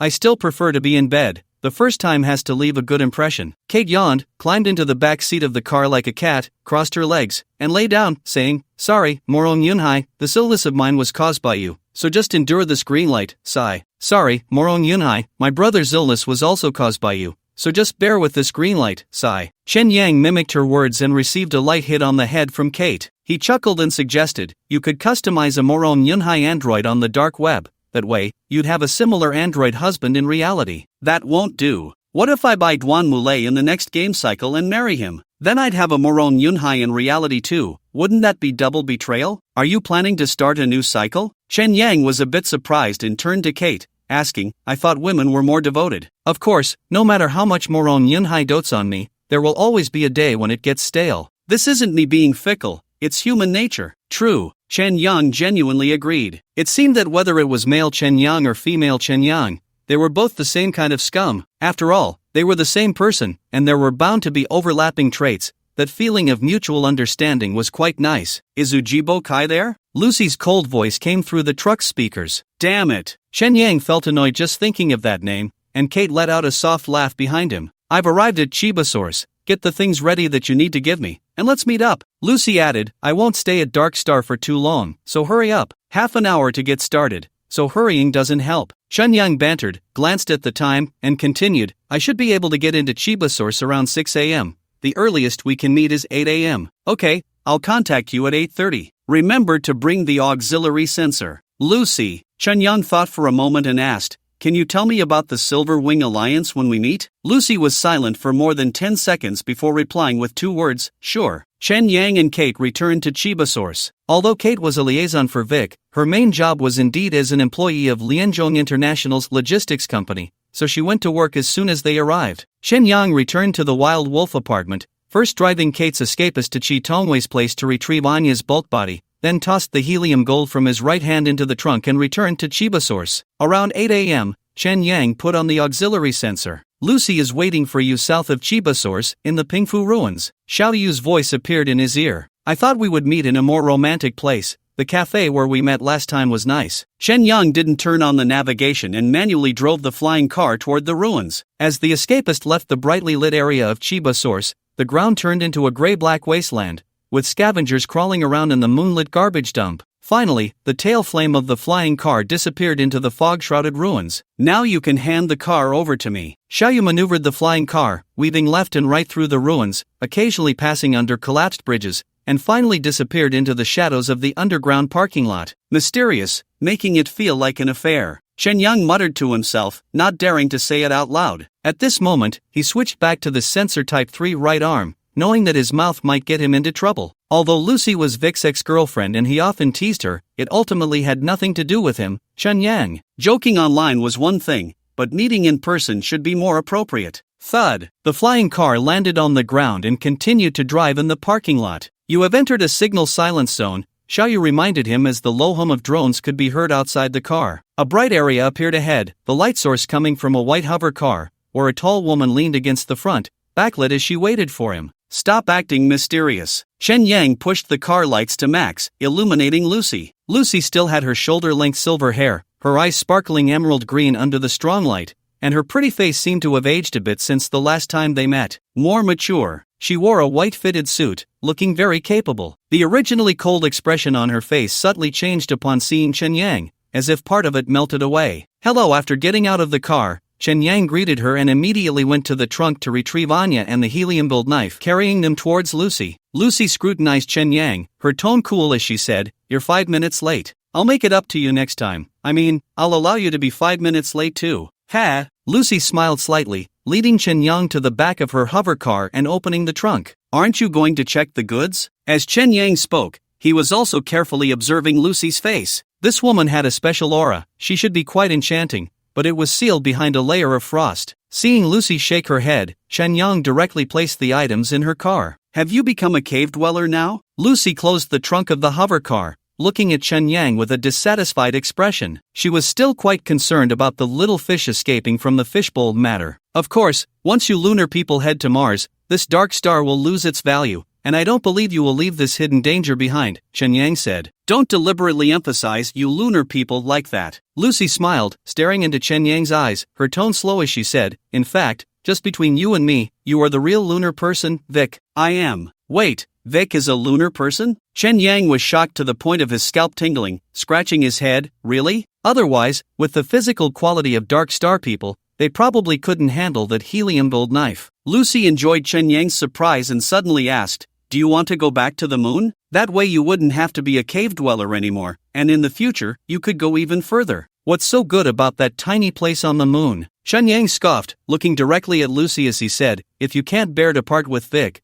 just come down and be my neighbor. I don't mind cosplaying him." "No need, you already look a lot like him. Just be a bit more of a jerk, and you'll look even more like him." Lucy also laughed dismissively. "Alright, tell me why you betrayed the Silver Wing Alliance." "Although this matter doesn't concern me, it happened to Vic, and I need to know some truths." "You want to know the truth, huh?" Lucy sighed, smiling as she said, "The premise is that you have to believe what I say." After pondering for a few seconds, she continued, "Vic is a swordsman who jumped down from the moon. I heard he used to be a guitarist in a rock band. He couldn't stand lunar people slaughtering dark star people with game consoles, so he came to the dark star and organized a killer team called the Silver Wing Alliance, specifically hunting down the bionic people controlled by the moon. I joined halfway. There were 6 people in the team, and currently, only we are alive." As Lucy spoke, she projected an AR photo from her electronic eye, showing a group photo of the 6 members of the Silver Wing Alliance in a bar. "You and Vic are a couple, right?" Chen Yang felt it was necessary to confirm this in person. "Not just me, another hacker in the team, named Wiki, is also Vic's lover. Additionally, there are women from other organizations, including those who pay in bars, countless." Lucy smiled indifferently, looking at Chen Yang as she continued, "You come from Earth in 2020, so you probably aren't quite used to the gender relations in the Dark Star. There aren't so many constraints." She smiled after speaking. "The moon is even worse, because the genetic technology of the moon has already disregarded the constraints of close kin, right?" Chen Yang guessed. "If it weren't for Vic telling you, it shows you're quite clever. Such things have happened n times in history. What's so hard to guess?" Chen Yang looked at the other woman in the photo, the girl named Wiki. Her appearance was ordinary, her expression very serious. In comparison, Lucy seemed quite lively. Vic truly was a philanthropist. While he silently mocked, Lucy continued, "This photo was taken during a celebration when we infiltrated the Hacker Alliance's building and stole, or rather, snatched their bionic operating system. At that time, we thought we had cracked the secret of the moon's bionic beings, but soon Bionic Type 4 appeared. Since you have few cybernetic enhancements, and the bionic Type 4 you fought against was a novice, it didn't fully unleash its true power. At that time, a single bionic Type 4 could control all 5 of our cybernetic bodies. Even with Vic's helium knife, the bionic Type 4 could manipulate us like puppets, using us as meat shields, leaving Vic in a difficult position during the battle. Listening to Lucy's account, Chen Yang couldn't help but recall the embarrassment he felt when his right arm was controlled. Just one arm was such a hassle. Controlling all 5 of them at once made Vic's battle difficulty easy to imagine. "How did you break the deadlock later?" he asked. "There was no breaking of the deadlock because we were completely technologically behind the moon, that couldn't be compensated for by combat skills or weapon materials." Everyone was disheartened, especially after the Hacker Alliance manipulated public opinion. Even the Dark Star people began to insult us, saying we had led the bionic beings down. Lucy recalled that bitter time, lowering her head to hide her face in the shadows. She paused and continued, "Later, a very powerful person from the moon took notice of my skills and made a deal with me." "To sell out the Silver Wing Alliance?" "That's right. As long as the Silver Wing Alliance disappeared from Dark Star, he guaranteed that the moon people would no longer use game consoles." Lucy forced a bitter smile and continued, "There was also another condition. I had to go to the moon and undergo their technical investigation." "The moon wants to investigate your technology?" Chen Yang was somewhat skeptical. He felt Lucy was lying and continued to ask, "Wasn't it said that the moon's technology is one version ahead of Dark Star? Why are they interested in your technology?" "I'll explain that later." Lucy casually brushed aside Chen Yang's question, sighed, in short. The true purpose of those moon people was not aimed at the Silver Wing Alliance. To them, the Silver Wing Alliance was nothing. Their target was me. I told the team about this deal, and we discussed it together. In the end, her tone slowed, continuing in a despondent manner. Wiki and the other 3 decided to sacrifice themselves but wanted to save Vic, allowing him to go to the moon with me. This way, the Silver Wing Alliance could still be preserved. If I could learn the technology there, the resistance organization against the moon and Dark Star would still have hope. Sounds naive, right? But at that time, we were all in despair, hiding without any hope. Although Vic opposed this decision, in the end, he agreed, as it was everyone's decision. That moon person also agreed to our request, but Vic had to fake his death. His name could no longer appear in Dark Star. "The opponent you chose was Yamazaki Ruji?" Chen Yang remembered that the 4 in the Silver Wing Alliance were killed by Yamazaki Ruji. "That's right. After planning, we decided to go to the Hacker Alliance again and challenge the strongest human disaster at that time because Wiki and the others didn't want to die at the hands of the bionic beings." Lucy's voice trembled slightly as she seemed to recall that battle, maintaining a steady tone as she said, "That battle was brutal. Wiki and the others were all determined to die, giving it their all, and at one point, we even saw a chance of victory. But in the end, we still fell victim to the technology of the Hacker Alliance. Wiki, Alpha, David, Corfa. One after another, they met a tragic end before my eyes and Vic's. As a result, Vic had a change of heart. He fought like a madman. Even when Yamazaki Ruji broke his right arm, he still charged forward recklessly. I could only force him to escape, ultimately plunging into the sea." After saying this, Lucy sighed in relief. She raised her head again, her eyes slightly moist, looking at the Vic before her as she continued, "You can probably guess what happened next. Vic lost his fighting spirit. He refused to return to the moon and spent every day immersed in games on Earth. Although he was still alive, to me, he was already dead. The people from the moon also believed Vic was dead, and as a result, the dissolution of the Silver Wing Alliance only brought 2 years of quiet. Before, I was wary of you and threw out some smoke bombs. But what I said today is all true. Whether you believe it or not is up to you." "I see." Shen Yang nodded slowly. After all, he was not Vic. The Silver Wing Alliance was just a story that had happened to him. Although this story had some holes, like Vic's fake death. Yamazaki Ruji was a member of the Hacker Alliance and couldn't possibly cooperate with them in a charade. Vic still had a physical body without a digital brain, and faking his death at the hands of a human disaster was nearly impossible. But he asked Lucy, and she might not tell the truth. There was no need to make things awkward. The underground parking lot was pitch black, with only the lights of 2 flying cars casting their shadows on the wall, like silhouettes of a memory. After a moment of silence, Chen Yang asked, "What technology do the moon people want to investigate about you?" "The ones looking for me are high-level executives from Earth companies." Lucy looked at Chen Yang with a strange smile and said in a calm tone, "They suspect I am a transcendent." Transcendent. The 2 words sent a chill down Chen Yang's spine, and he instinctively asked, "Are you a transcendent?" "I'm not that lucky, it's their misjudgment." After all, the previous transcendent was snatched up by the Hacker Alliance, and this time they are a bit overreacting. Lucy no longer leaned against the hover car, stood up, and walked around, saying lightly, "But they still believe I have value and want me to cooperate with their work. which means I've gained the protection of the Earth Company. Why do they suspect you are a transcendent? Personal privacy, no comment. Lucy smiled and turned to walk towards the hover car door. I have to go now. Be careful when communicating in the future. I am still under surveillance on the moon, so don't expose Vic's identity, even if you are not him. Then goodbye, take care. Chen Yang also walked towards his hover car,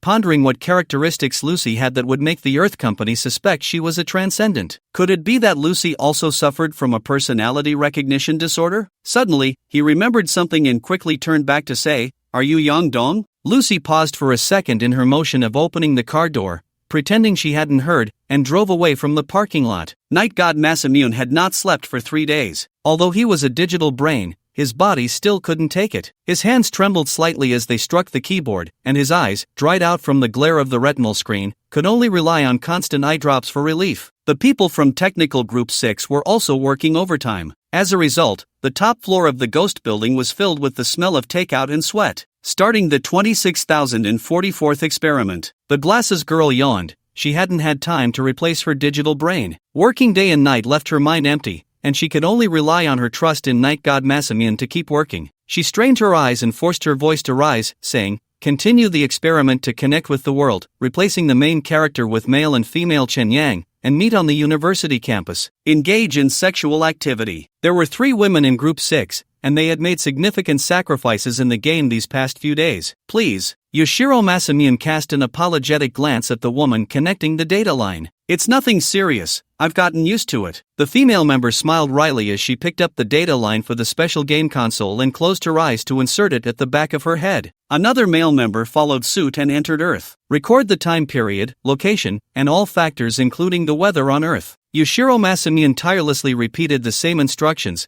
looking at the other 8 members who had not yet entered the game. Continue to observe the fluctuations in the Earth server's computing power and the logical changes in the game data. Any anomalies must be recorded. He paused and said to the glasses girl, "Confirm with Park In-young again to ensure our actions haven't been discovered by the Earth Company." Who is Park In-young? The glasses girl was taken aback and quickly lowered her head, saying, "Sorry, I just had an illusion that I was still in the game." Yoshiro Masamune looked at the exhausted members and sighed. I should be the one apologizing. After this experiment, everyone can take a day off, and we'll continue tomorrow. He paused, suddenly brightening up, and asked the glasses girl, "Did you just feel like you were still Chun Yang?" "Yes, I've spent most of my time in the game these past few days, and I'm so tired that it's caused some cognitive issues." The glasses girl adjusted her glasses and quickly added, "I'm not complaining. I can still hold on." This is unrelated. A joyful expression appeared on Yoshiro Masamune's face as he stood up to unplug the data lines from the 2 gamers, announcing loudly, "Everyone go home and rest immediately. We start work at 8 a.m. tomorrow." What's going on? Everyone was a bit surprised, but seeing Yoshiro Masamune's excited expression,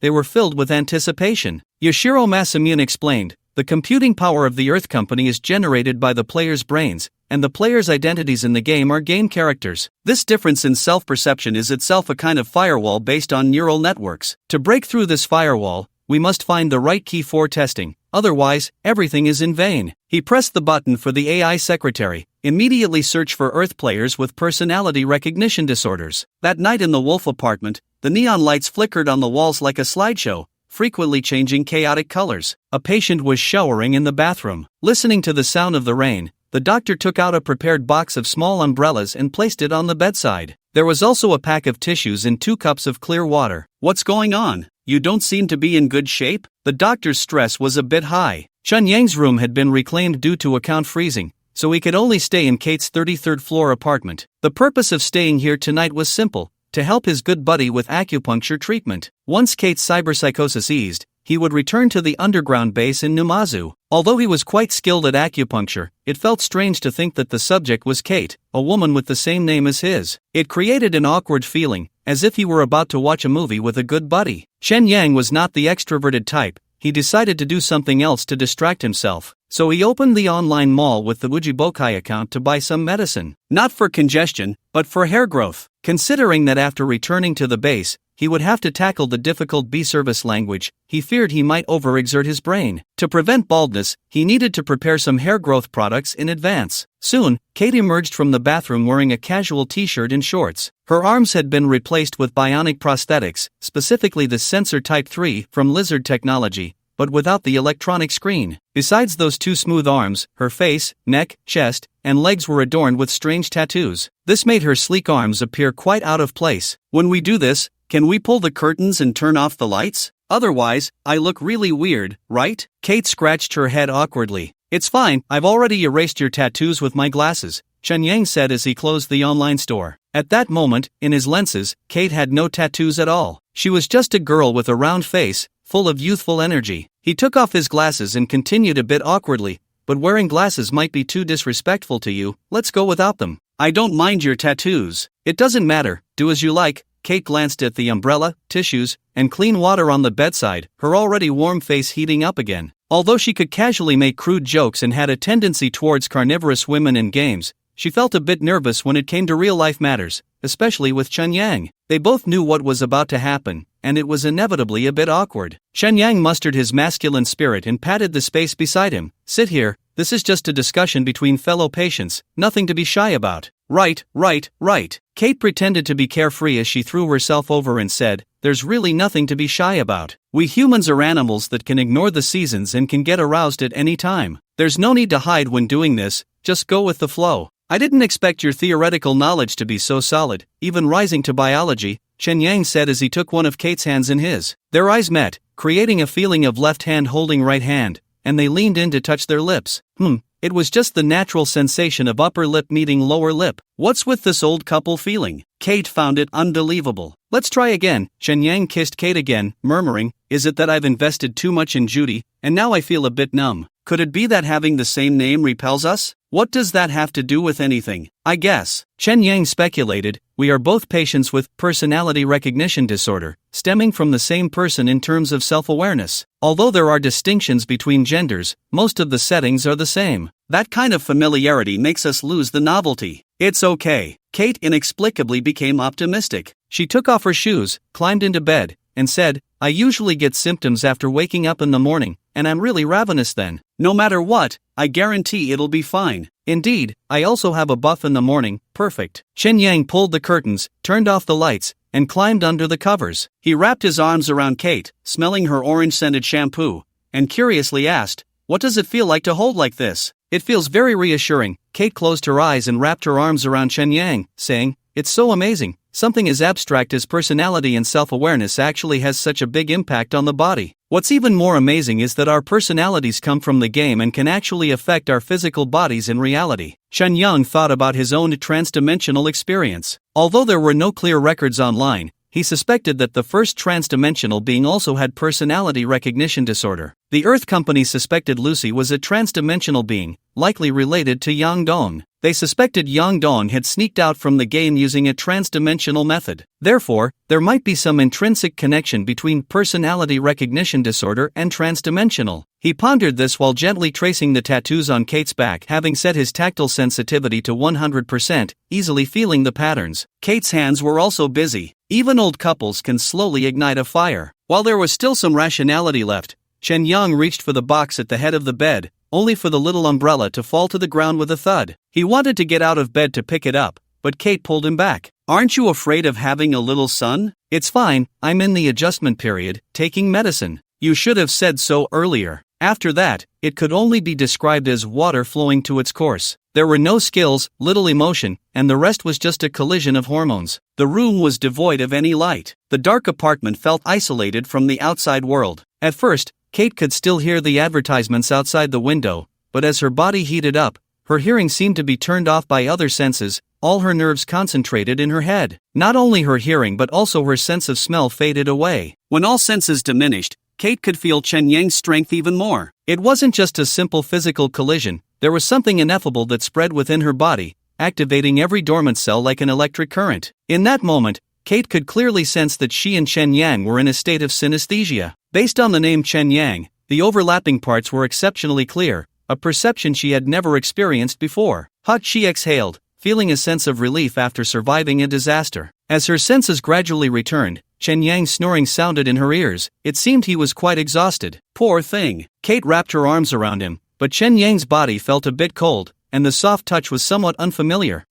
She immediately opened her eyes. The room, which had just been pitch black, was now illuminated by a silvery light. A woman's face appeared at a close distance. Kate was so startled that her soul almost left her body, still maintaining the embrace, holding her breath. The woman seemed to sense something was off, slightly furrowing her brows, murmuring softly, "What are you doing awake at this hour?" The woman leaned forward, wrapping her arms around Kate, affectionately pressing her face closer. "Ma'am?" She suddenly opened her eyes. Their gazes met, and a simultaneous scream echoed in the bedroom. "Who are you?" Both women sat up. Kate realized she was not wearing any clothes and hurriedly pulled the blanket over herself, only to discover a man lying behind her. "Chen Yang, you scumbag, how could you bring a woman to bed, you bastard?" The woman kicked her long, white leg over Kate and directly shoved the man off the bed. "His name is Chen Yang?" Kate was stunned. She suddenly realized something, her tattoo was gone. Kate discovered that her body was not her real self but rather Chen Yang from the game. It was no longer the dark star but Earth under moonlight. "So, this muscular guy, Vic, really pushed me into the game? How is that possible? Chen Yang, you bastard, this is so disrespectful. Wake up, stop pretending to sleep." The woman had turned on the bedroom light and was tugging at the man under the bed, giving him 2 slaps. She angrily looked at Kate, her eyes wide, asking, "Who are you, climbing into my bed in the middle of the night? How shameless. My name is Kate. Who are you?" "You're called Kate? From the English department?" The woman showed a disdainful expression, provocatively puffing out her chest. "Looks like you know a bit of shame, not daring to give your real name." "I'm Yang Dong, Chen Yang's girlfriend." "I've heard a bit, a pay-to-win character." Kate was also somewhat angry. She glanced down at the man lying on the floor, and indeed, he was the male version of Chen Yang. "It seemed I really was pushed into the game by Vic, most likely into his game world. How did that bastard manage to do this?" Smack! Kate slapped herself, realizing this wasn't a dream. Apologizing this way won't help. How could you do something so shameless? Even if you wanted to meet, you could at least do it on the sofa in the living room. Yang Dongyue became increasingly agitated, tears of grievance welling up in her eyes, and kicked Chen Yang again. "I want to see how long you can keep this up. Let Chen Yang explain this matter," Kate said helplessly, pressing her hand against her chin, preparing to leave the game. "Huh, how come you know this move too?" Yang Dong gradually regained her composure, pointing at the woman named Kate. You're a player too?" "Yeah, see you," Kate replied with a smug smile. "Isn't this a single-player game? Did you change accounts?" Yang Dong looked at Chen Yang on the ground in surprise,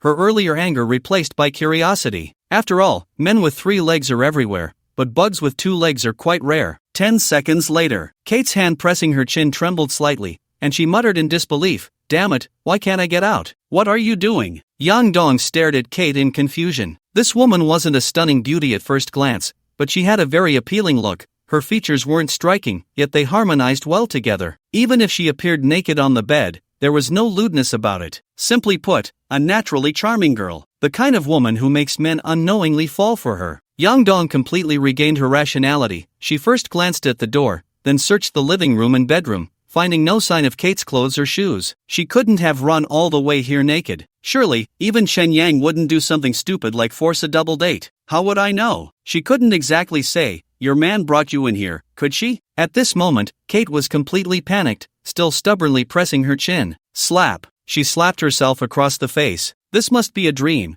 It absolutely must be a dream. This must be a dream. It absolutely must be a dream. Chen Yang slapped himself across the face. Slap! At this point, Chen Yang was completely flustered, still unwilling to accept that Kate was gone from the apartment. He couldn't say, "Kate was taken by me," could he? That's impossible. He believed that even he couldn't be so beastly as to eat his partner like a praying mantis. But the reality was that he was the only one in the Wild Wolf apartment. The woman who had just been entwined with him had suddenly vanished. It happened almost in an instant. Just as he concluded all his efforts and was grasping the mysteries of the universe, Kate, like a woman from a dream, suddenly lost her tangible presence upon waking. When he opened his eyes, Kate had completely disappeared, leaving only her scent lingering in the room. Damn it, anything can happen over time. Chen Yang picked up Kate's underwear and looked at it. Her shoes were still at the door. She couldn't possibly be excited enough to run around naked, could she? He tried to make a voice call again, unable to connect. He never expected to encounter supernatural events in a sci-fi world. Could it be that Vic, this lunar person, had some hidden special ability, like I can devour infinitely? But he had had substantial contact with Anya and Judy before, and nothing like this had happened. Chen Yang hesitated for a moment but decided to call an old acquaintance from the Moon Palace. "Hello." Lucy picked up almost immediately, her cold voice saying, what are you doing up at this hour? Lucy, I have a question for Vic, Chen Yang said, adopting a very formal tone, trying to keep his words objective, carefully choosing his words. We were in bed before. Lucy ended the call. Well, he had expected this, he hadn't held out much hope. Chen Yang felt that this room was a bit eerie, it might be a spatial rift or something. Since he couldn't contact Kate for now, he had to leave this place as soon as possible. He got dressed, replaced his arm with a binary one using the repair robot, and drove the fugitive away from Chiba Source. He switched to a supersonic vehicle in the deserted urban area, entering Numazu City before dawn. All along the way, he was unable to contact Kate. She wouldn't have merged with me, would she? Chen Yang suddenly had a bold thought. Since everyone is Chen Yang, she has also genuinely obtained her DNA, and it seems she is about to merge into the complete version of the androgynous Chen Yang. Damn it, don't scare me. He immediately checked himself from head to toe, relieved to find no changes in his body,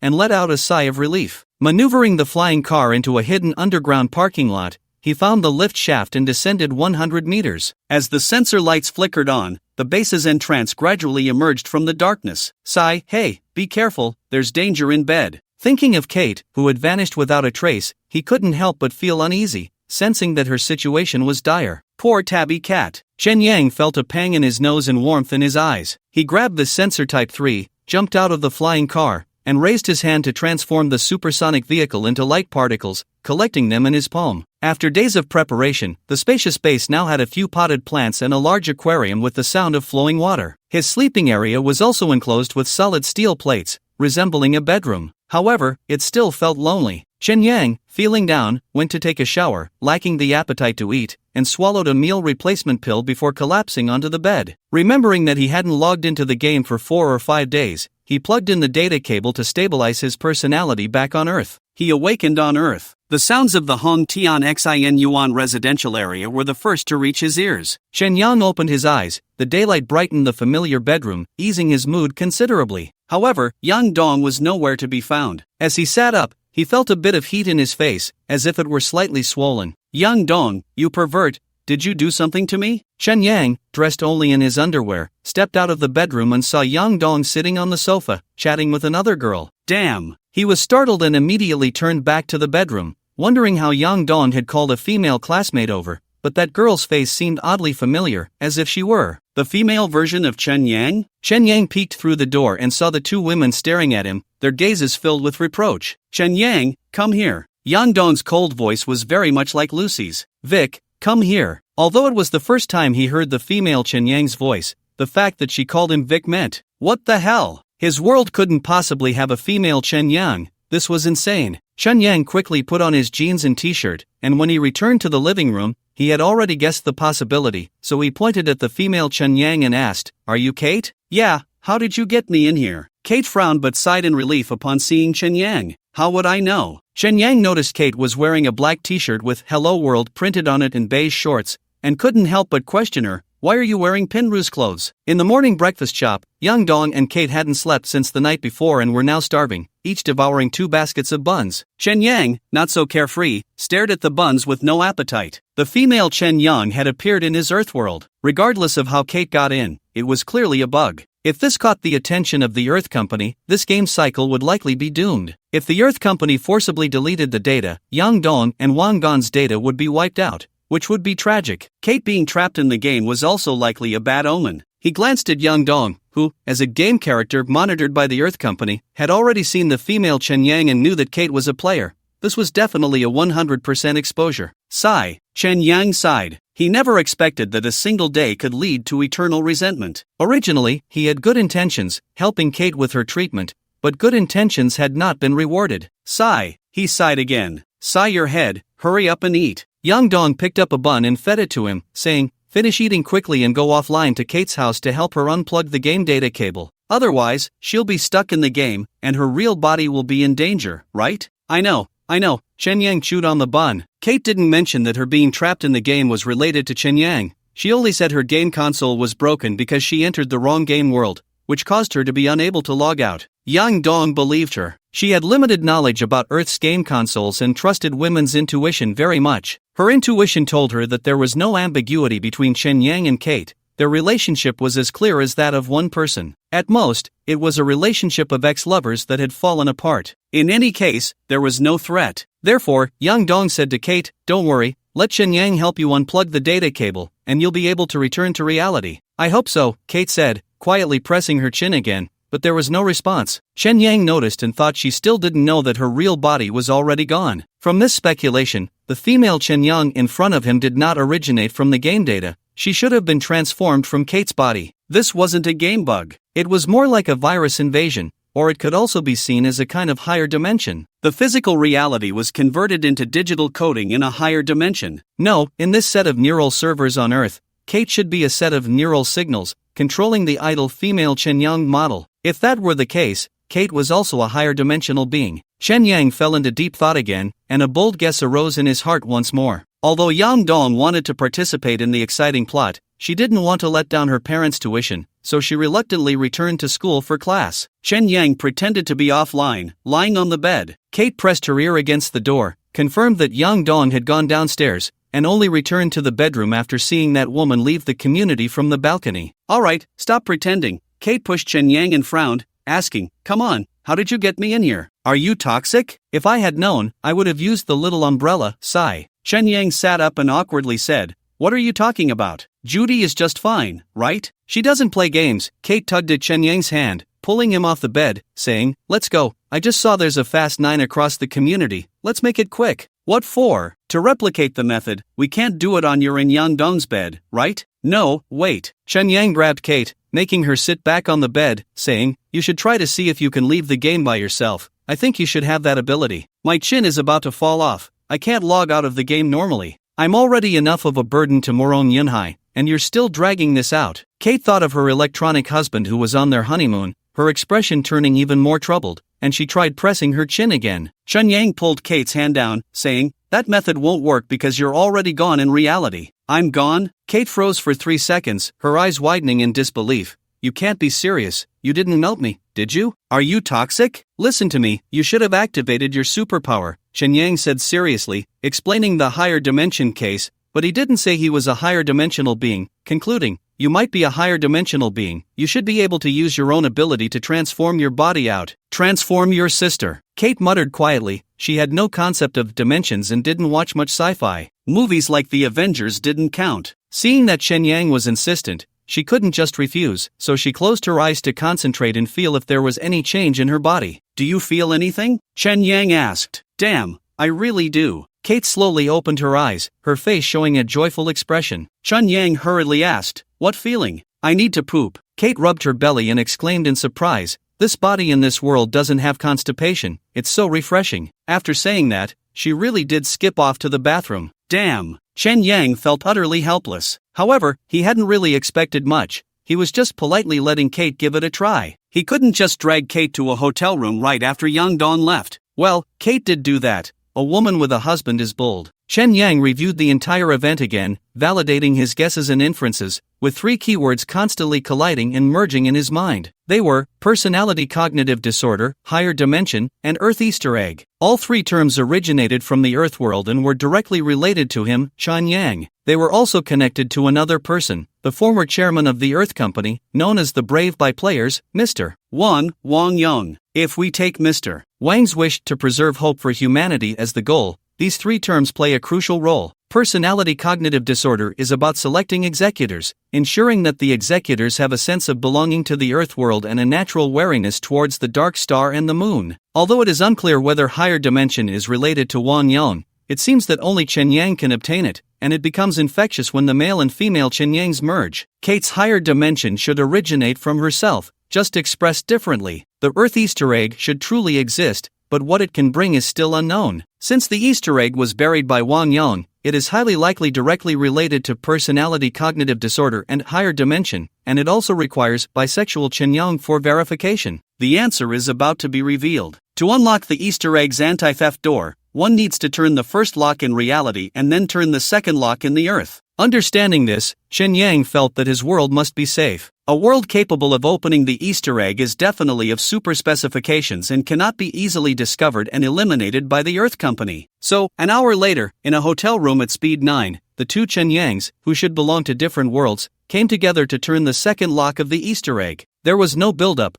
only their mutual desires. It seemed devoid of emotion, but as the world turned, the two quickly entered a state of resonance. The overlapping part named Chen Yang began to expand, with the acceleration of blood spreading until every cell was activated. It was like the shock of the Big Bang. In an instant, Chen Yang's vision rapidly switched between different scenes, with millions of players' game screens flashing by in a dying form. It's happening! On the top floor of the Ghost Building, the technical team of Group 6 gathered together. Night God Masamune also left his seat and ran over, only to see on the Glasses Girl's data monitoring screen that the Earth Company's computing power experienced a 0.1 second disconnection and reconnection, an anomaly that had never occurred before. He turned to look at the two players who were in the game. Both were patients with personality disorder syndrome, individuals who absolutely could not exist on the moon. Sure enough, the Earth was guarding against the moon. Inside Kate's apartment, a cluster of light particles flashed on the bed, instantly condensing into Kate's body. Damn, does this count as coming back on a rocket? Kate collapsed on the bed, panting and astonished, marveling at her situation. Her body still retained the high temperature from before the teleportation. After resting for a while, she sat up and checked that her body was intact. As her brain-machine chip connected to the network, several messages Chen Yang had sent earlier appeared before her eyes.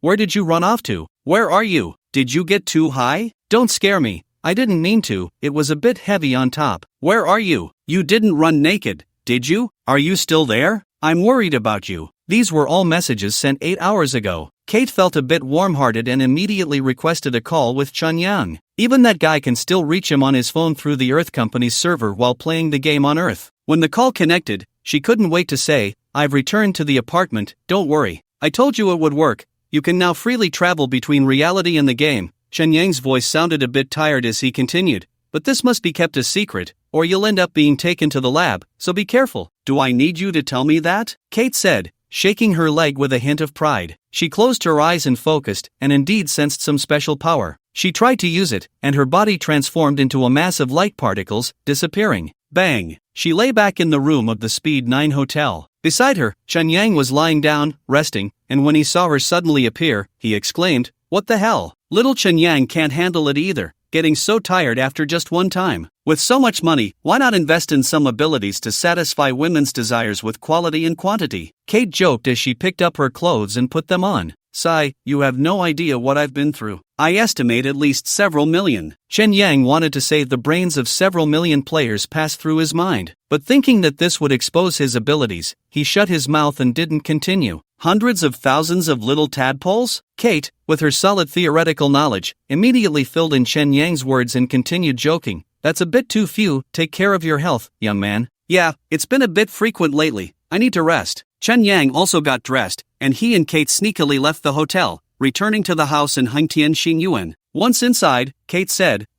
what's the use of this so-called superdimensional? She had been thinking all the way about how to use her superpower to make money, but no matter how she thought about it, there seemed to be no practical scenarios. Besides saving a network cable, what else can it do? And can I enter my own game world? This ability feels pretty useless. She bombarded him with questions. How would I know? I don't have super dimension. Chen Yang didn't dare to tell her the truth. He was a bit wary of Kate's brain-computer chip and reality and continued, super dimension is just a supernatural phenomenon. You happen to activate it when you were feeling good. As for how to utilize it, you'll have to research that yourself. He reminded her again, the previous superdimensional user is probably in serious trouble in the lab, so you must use it cautiously. All right, Kate sighed a bit regretfully. She sat upright on one side of the sofa, murmuring, I have to go back to work. I'll return to the game tonight to confess to my husband. Sigh, I'm sorry, Morong Prairie. Goodbye, young woman Chen Yang. Lonely white, venom old Chen. After Kate said this, she disappeared with a whoosh. Chen Yang was surprised to find that Kate had even taken Yang Dong's clothes with her, thinking she would disappear completely naked. It made sense, though. The real Kate also disappeared along with her prosthetic body, indicating that her superdimensional had many practical scenarios. At least she could be an excellent thief. Chen Yang suddenly received a message from Yang Dong, informing him that Kate has safely logged off, and hurried to the bathroom to wash off the sweat on his body. He tossed the clothes he wore to the hotel into the washing machine and cleared all records related to the hotel, feeling a bit more at ease. Next came the moment to witness a miracle. Chen Yang entered the study, opened the laptop connected to the base server, and after finding the B-Service tutorial, he studied it earnestly. It was as easy as a primary school math problem. So easy. At this point, he had unlocked the Earth Easter egg, becoming the hidden #1 player. Not only did he gain access to an unmonitored super-spec game world, but his brain also connected to a biological computing power system composed of millions of players. The once difficult-to-understand B-service became simple and easy to grasp, with no difficulty at all. Chen Yang had never felt so smart before. Damn it, I've never felt so stupid. After unplugging the data cable, Chen Yang felt like his head was filled with dung. Leaving the game also meant disconnecting from the Earth Company's computing power system. The sudden feeling of becoming dumb and sluggish was hard to adapt to. Fortunately, the knowledge he had already learned remained in his mind and didn't disappear with the disconnection. He would have to think of a way to access the computing power system in reality as well. Theoretically, it was feasible. Computing power transmission could be achieved using a dedicated neural network line, but it required the corresponding permissions and settings. However, Chen Yang's Earth game console was a digital version, and he would need to buy a neural network version of the console. Work hard at learning. This is when knowledge truly changes fate. Chen Yang left the bedroom, and outside was a super living room the size of a basketball court. A little further away was a large metal workbench, on which lay a mechanical body, the bionic Type 4 that he had taken down twice. At this moment, the bionic had shed all its regenerative flesh, revealing a dark gray titanium steel skeleton. It was finely crafted and exuded a strong sense of technology. He examined this technologically captivating piece of art, pulled out the remote sensing chip from his head, and thought it would be a waste not to utilize this puppet bionic. The key was that it also had a mechanical bird. So, Chen Yang sat down at the computer and messaged Kate, "Is it convenient to talk? You miss me after just half a day?" Kate's joking voice came from the speaker, and after a laugh, she continued, "I'm delivering goods right now. As a Destiny worker, making money doesn't differentiate between the game and reality. I'm giving you a chance to earn a commission. Help me contact Zhou Xinqi. I need to repair a bionic, covering it with regenerative flesh according to my requirements, including remaking its appearance. So you're into dolls too, plastic wives and beautiful companions. TSK TSK TSK. Be serious, I'm talking about something important." Chen Yang thought for a moment and added, "Also, get him to help me with the equipment for editing bionic chips. I can pay with dark web currency." "Old Joe shouldn't be short on money," Kate said. "I know, but I can't just propose to trade materials, that would be too degrading." "Alright, I'll message you later." Kate paused and shyly asked, "So, how does it feel with the bionic?" "Heh, no wonder it's me, there's no difference even if it's a girl." Chen Yang chuckled to himself and said to her, "You should go to the electronic mall first and check out a body company called Archaeopteryx. Sounds powerful, I'll get you one for your birthday." "No need, don't be shy, I'm hanging up now, bye." Kate ended the call. Chen Yang thought that since he had sorted out the B-service language, the next step in his plan should be put on the agenda, so he contacted Judy to help him buy some equipment. A week later, Chen Yang left the base and handed the bionic Type 4 over to Kate. Zhou Xinqi agreed to help repair the bionic,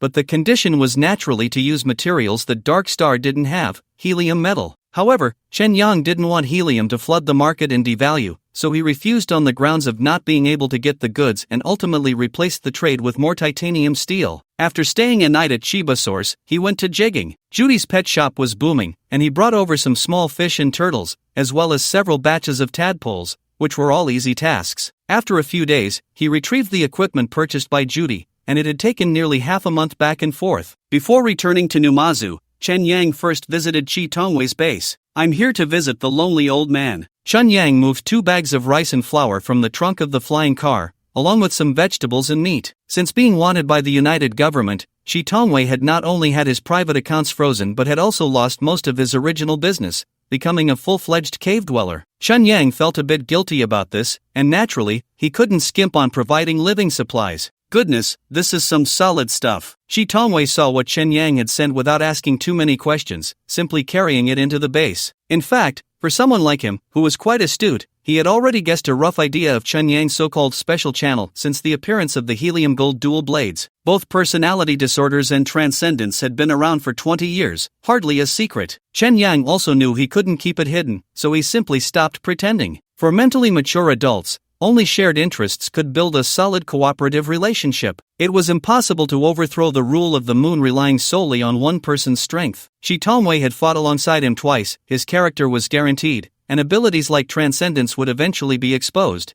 so there was no need to hide it. It was just that both of them tacitly chose not to speak it out loud. "You came at the right time. I just bought a companion on the dark web and was about to unbox it." Shi Tongwei excitedly pulled Chen Yang to the workbench, where a container marked Blue Whale Life was sitting, and judging by its size, It seemed to be a bionic doll. Wait, you. Shen Yang was surprised. This was something he had wanted to buy for a long time but had never gotten around to for various reasons. He couldn't help but frown and continued. Aren't you not fond of bionic people? Have you grown tired of playing at the bar? Or did you catch some illness? Damn, I'm a mechanical bird. What illness could I possibly have? Shi Tongwei patted the box and said with a tone of nostalgia, people need to communicate when cooped up in the base, otherwise, it's easy to go crazy. Besides, all 3 meals a day need a woman, at least she can cook for me. My terrible cooking skills would just waste your ingredients. 3 meals a day, learn something new again. Chen Yang couldn't help but laugh, cautiously asking, is it safe? Don't expose the ingredients. Don't worry, I've already researched a plan to cut off the network. Shi Tongwei said, pointing to a small door in the base, I set up a new kitchen, the waste decomposition won't expose any secrets. That's good. Also, he. Shi Tongwei revealed a slightly lewd expression and whispered, I opened a remote service at the Rose Pistol Club.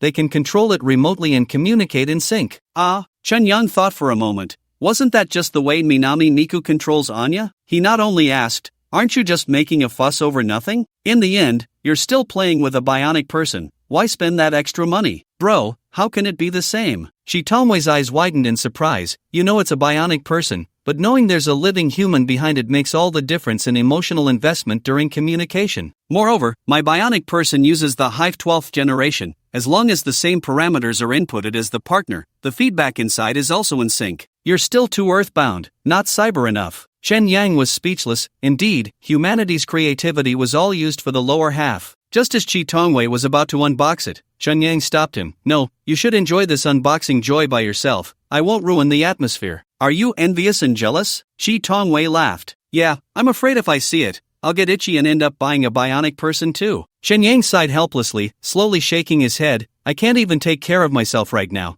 I need to find someone to give infusions and help others with injections. I really don't have the resources to spare for a bionic person. Sigh. Thinking about how Yang Dong would appear in the base in the future, his Jill wife dream was completely shattered. Damn, you got me again. Shi Tongwei laughed a few times, but the smile on his face gradually faded, turning serious. He led Chen Yang to a nearby sofa, and after sitting down, he said, actually, I bought 3 bionic people, 2 more haven't arrived yet. Playing so extravagantly? Chen Yang joked, but seeing his gloomy face, it was clear it wasn't just about that little matter in bed. Buddy, this is for the apocalypse, you should stock up too. Shi Tongwei suddenly mentioned the word apocalypse. Chen Yang felt a heaviness in his heart as he listened to Shi Tongwei continue. According to rumors, the lunar orders from Manhwa technology will cease by 2130, and the shipyard directly under the United Government is also working overtime to build spaceships, with the deadline set for 2130. This means that the lunar people will leave the moon that year, and by then, Dark Star will be doomed. Before Chen Yang could respond, Shi Tongwei paused and added, to verify this speculation, hackers have infiltrated the servers of various mining companies,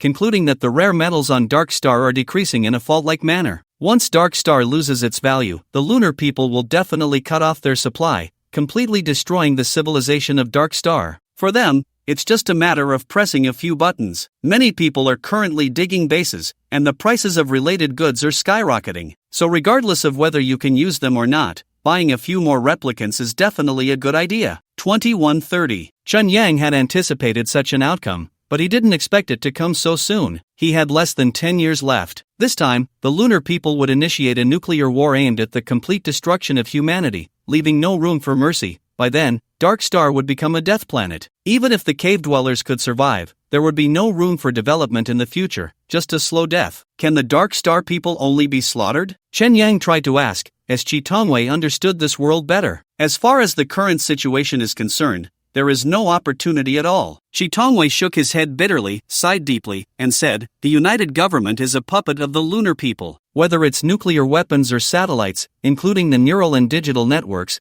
these key resources are not in our hands. Losing control of technology, we are no different from primitive people. Even if someone could manually create a nuclear bomb, they wouldn't be able to throw it at the moon. And new satellites would be destroyed by the lunar people at the first opportunity. Someone has tried that. It's truly hopeless. Moreover, with the cover of the metal clouds, we can't even see the moon. An unseen enemy is the most despairing. His eyes suddenly brightened as he looked directly at Chen Yang and said, but you are different. You are not like us. Although I really dislike the saying with great power comes great responsibility, at the very least, you should do something for yourself, right? In any case, Whatever you want to do, Buddy will always support you, but I can't manually create a nuclear bomb to throw at the moon. Shen Yang felt quite helpless as he rubbed his temples and murmured, whatever we can think of, the lunar people have definitely already taken precautions, just waiting for us to jump into their trap. I need to do something they can't imagine. In the afternoon, the backstreet cafe on Earth was sparsely populated. Sanshun sat at the counter, bored, watching a movie on her phone, the source material all from Dark Star, with the violent scenes making her put on headphones and occasionally laugh out loud. Lucy sipped her latte, intently staring at her laptop screen. Her light green eyes reflected lines of scrolling code,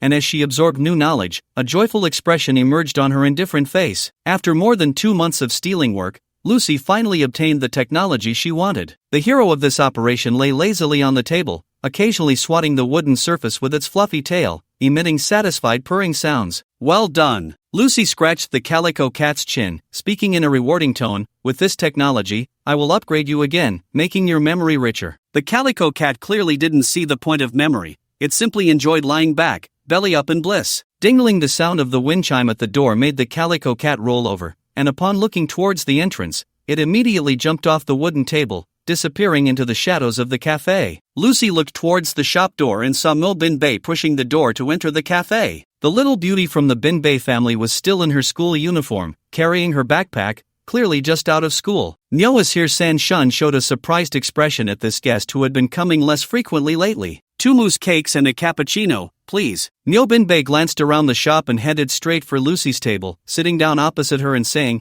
Hello, Teacher Lucy, aren't you going home after school? A hint of caution flashed in Lucy's eyes as she slowly closed her notebook. I don't like the dinner at home, so I came here for a bite. Mil Binbei didn't notice Lucy's unusual expression and lowered her head to open her backpack, taking out her black notebook and placing it on the table. Oh, Lucy nodded slowly, her electronic screen displaying the 3-flower cat menu, removing Mil Binbei from the avoidance list. The little cat then slipped out of the shadow and jumped back onto the wooden table, obediently lying on Lucy's laptop. Teacher, I found something strange at home and came to ask you about it. Mil Binbei opened her laptop, pulled up a segment of internet access records, and showed it to Lucy. This is something I intercepted online last night. It seems someone is trying to invade my home. Can you take a look? Invasion? Lucy leaned forward curiously, sliding her hand on the touchpad, analyzing the records. The intruder should be from Dark Star, but the IP isn't exposed. I suspect it's using a neural network, then transcoded into a digital format through hardware, making it very stealthy. What would they invade my home for? Mil Binbei frowned in confusion. The hacker's target should be your father or brother. Have you consulted them? No. To be precise, I didn't dare. Mil Binbei showed a look of shame, smiling wryly as she said, I have Super Dream records on my laptop, and I don't want them to see it. Besides, I stole this laptop. My brother might know, but my dad definitely doesn't, and I can't let that be exposed. Lucy nodded in understanding, smiling as she said, You've also learned hacking techniques. Isn't this a great opportunity for practice? You could try reverse tracking and have a showdown with this person. That's what I was thinking too. Mil Binbei smiled with bright eyes. Finding something to do is better than overthinking. After all, your future is on Mars. Lucy said no more. At that moment, San Shun brought over the cake and coffee, and Mil Binbei asked while eating, Teacher, are we going to Mars? Soon, I heard a colonization ship is launching in 5 years. Lucy rested her chin on her hand, saying expressionlessly, at that time, human history will be rewritten. Rewritten? Mil Binbei noticed Lucy's choice of words, blinked, and decided to ask, what will happen to Dark Star after we leave the moon? Dark Star won't change, but the people there will be hard to say. Lucy maintained her indifferent expression, staring into Mil Binbei's eyes, slowly saying, it would be best if you could forget that person. If you can't, find a way to bring him back. That person clearly referred to Vic. So what her mother called a dangerous burden would not end up being abandoned but rather eliminated. The people of Dark Star would die due to the departure of the moon people. It was simply too unfair. Mil Binbei's heart felt like it was struck, the heavy mood instantly turning the cake bitter, and she whispered, I'm just an ordinary high school student.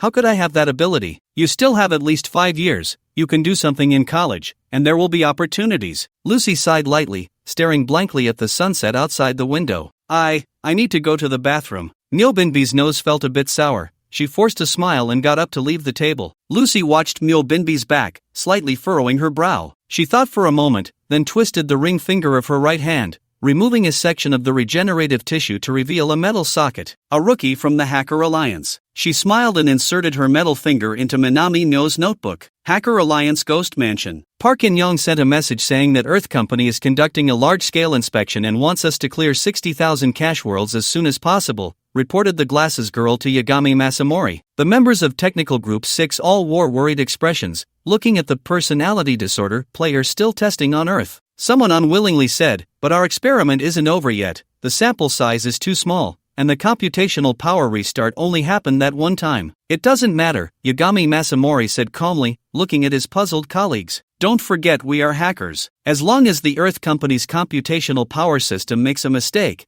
it means there is a vulnerability to exploit. The most important thing now is to protect that vulnerability. So immediately do as Park In-young said, clear the cache worlds, and don't let Earth Company discover any issues." "What about the players involved in the testing?" The Glasses Girl glanced at the two players still in the game. "Leave it to Yamazaki Ruji," Yagami Masamori said, ruffling his hair. He sent a technical document to the members of Group 6 and continued, "This is the next step. We must get it done within 5 years. "Why 5 years?" the Glasses Girl asked, somewhat confused, and others looked on with questioning expressions. "Of course, the sooner, the better." Yagami Masamori smiled wryly, not directly answering the Glasses Girl's question. He knew that answer was dangerous, especially in a transparent place like Dark Star, where the more exposed, the more perilous it became. Once everyone returned to work, Yagami Masamori left his desk and casually walked to the floor-to-ceiling window on the balcony. From here, he could overlook the city's nightscape and gaze up at the dim sky. He suddenly remembered the former chairman, Arakawa Ichiro. He recalled how Arakawa loved to look up at the sky from here, even buying a telescope to try to peer through the metallic clouds at the moon. At this moment, Yagami Masamori felt a strange sensation. He wanted to see the moon too, to see if there were blue skies and green fields, to see if it was inhabited by people or ghosts. In the evening of Coastal City, Chen Yang sat in front of the computer, his relentless hands rapidly tapping the keyboard. Tap tap tap tap tap. The pleasant sound of the T-axis feedback never seemed to stop. His brain's computational power was so advanced that his hand speed couldn't keep up. Watching the code scroll up the screen line by line, he couldn't help but sigh in frustration. Sigh. Young Dong sighed along with him. Unable to view the B service code, she could only sit beside Chen Yang playing World of Warcraft, occasionally glancing at his monitor. She felt very unwilling, extremely unwilling. She transformed her frustration into appetite, continuously stuffing chips into her mouth, crunching away. "Give me one too." Chen Yang opened his mouth, waiting to be fed. Yang Dong picked up a chip, secretly licked it, and stuffed it into Chen Yang's mouth, asking, "When can we enter the testing phase?" "I've already completed the most basic linking work. I still need an IP from Earth Company," Chen Yang said, feeling that the chip was a bit soft, and couldn't help but glance at Yang Dong. Her bright eyes sparkled mischievously as she licked another chip and handed it to Chen Yang, saying, "Here, I've added some flavor, eat up." "Damn, that's disgusting. Stop pretending to be serious, you little scoundrel." Yang Dong shoved the chip into Chen Yang's mouth, reaching out to pinch the inner thigh of his leg, threateningly asking, "Is the bed at speed 9 soft?" "Ah." Chen Yang's fingers paused for 0.1 seconds. In that 0.1 seconds, he recalled the entire process of going to the Speed 9 hotel with Kate, confirming that Yang Dong hadn't been following him, including deleting all records about the hotel after he got home, and washing the clothes that smelled of Kate. "Do you want to go outside and experience something different?" he asked, pretending to be clueless. "Oh, man." Yang Dong had a knowing look, throwing the chips onto the table before getting up to wash up in the bathroom. Chen Yang felt a bit inexplicably guilty, but thinking of the pressure on his shoulders, his younger brother's little troubles didn't seem like much. Just as he was thinking, he heard the sound of water in the bathroom, the sound of droplets suddenly amplifying, flooding into his ears. At the same time, the spot at the back of his neck where the neural interface was located began to heat up. It seemed that the Wings of Life hidden in the prototype server had sent him a video email again. After finishing his work, Chen Yang immediately went offline. Once out of the game, his perception didn't return to reality but instead returned to that university dormitory. "Vic, we meet again." The Wings of Life still appeared before him in the form of Wang Jia. Although Chen Yang couldn't control the body in the video, he still reached back to touch the data cable, the sensation of his fingertips brushing against it giving him some reassurance. "I believe you have already sensed the crisis of Dark Star. It seems that what Mr. Wang was worried about is ultimately going to happen. Fortunately, you have opened Mr. Wang's Easter egg, which truly surprised me because I don't even know the details about this Easter egg. I think it's Mr. Wang's backup plan. Of course, he might also be guarding against me, which I can understand. Wang Jejia said with a smile. That mature and reserved demeanor was completely different from the junior he was familiar with. Now your Earth world has extremely high permissions. It cannot be monitored by the Earth Company, which makes our communication much more convenient. You can connect to your Earth world through the IP address 089.120.5612, IO 8080 in Dark Star. I'll repeat it a few times. You must remember it. Wang Jejia repeated it 3 more times before continuing. You can use this Earth world as a private server. Its transmission can bypass all detection by the Earth Company. This is a program written at the bottom of the server by Mr. Wang, so use it with confidence. I will pass on other details to Yang Dong through the cache, so she can complete the follow-up work. Wang Jejia looked directly at Chen Yang and continued in a serious tone. Finally, I must remind you of one thing. Do not participate in any actions against the moon. Given the current situation of Dark Star, all actions will fail. Whether it's infiltrating the moon for assassination or attempting to hack into the moon server, you must not get involved. Only backup Earth is the only correct path to salvation. The video ended. Chen Yang immediately ripped off the data cable from the back of his head,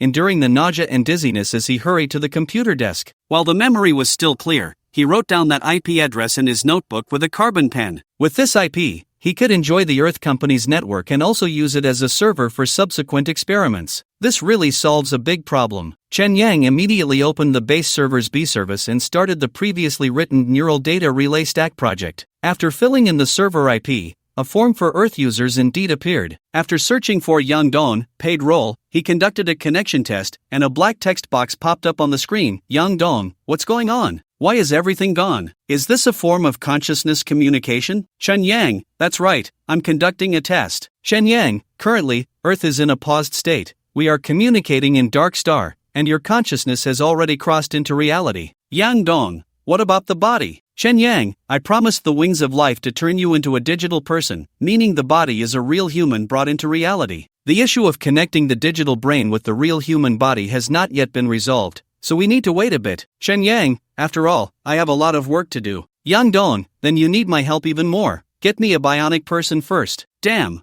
why didn't I think of that? Chen Yang scratched his head, but thinking about Yang Dong using the body of a bionic person in reality, he couldn't help but worry that Vic's body might not be enough for her to squeeze out. Chen Yang, this idea is not bad, but I need to think about it some more. Yang Dong, think my ass. Yang Dong, you hurry back into the game, let's study it carefully. I don't like this kind of communication that only involves consciousness. Chen Yang, wait a moment. After replying, Chen Yang disconnected from Yang Dong. I feel so much pressure. He stared blankly at the display screen. However, since Vic's body from the moon could withstand the baptism of the Yang Dong V1 version, it should be fine facing the V2 version, right? After all, I am also a man who can tough it out against the bionic Type 4. It's not a big deal, don't scare yourself. Just as Chen Yang was about to go make something to eat, a text message suddenly popped up on the screen. Kate, are you there, buddy? Zhou Lao wants to talk to you. What does Zhou Zhenqi want to talk to me about? This old man rarely comes forward personally.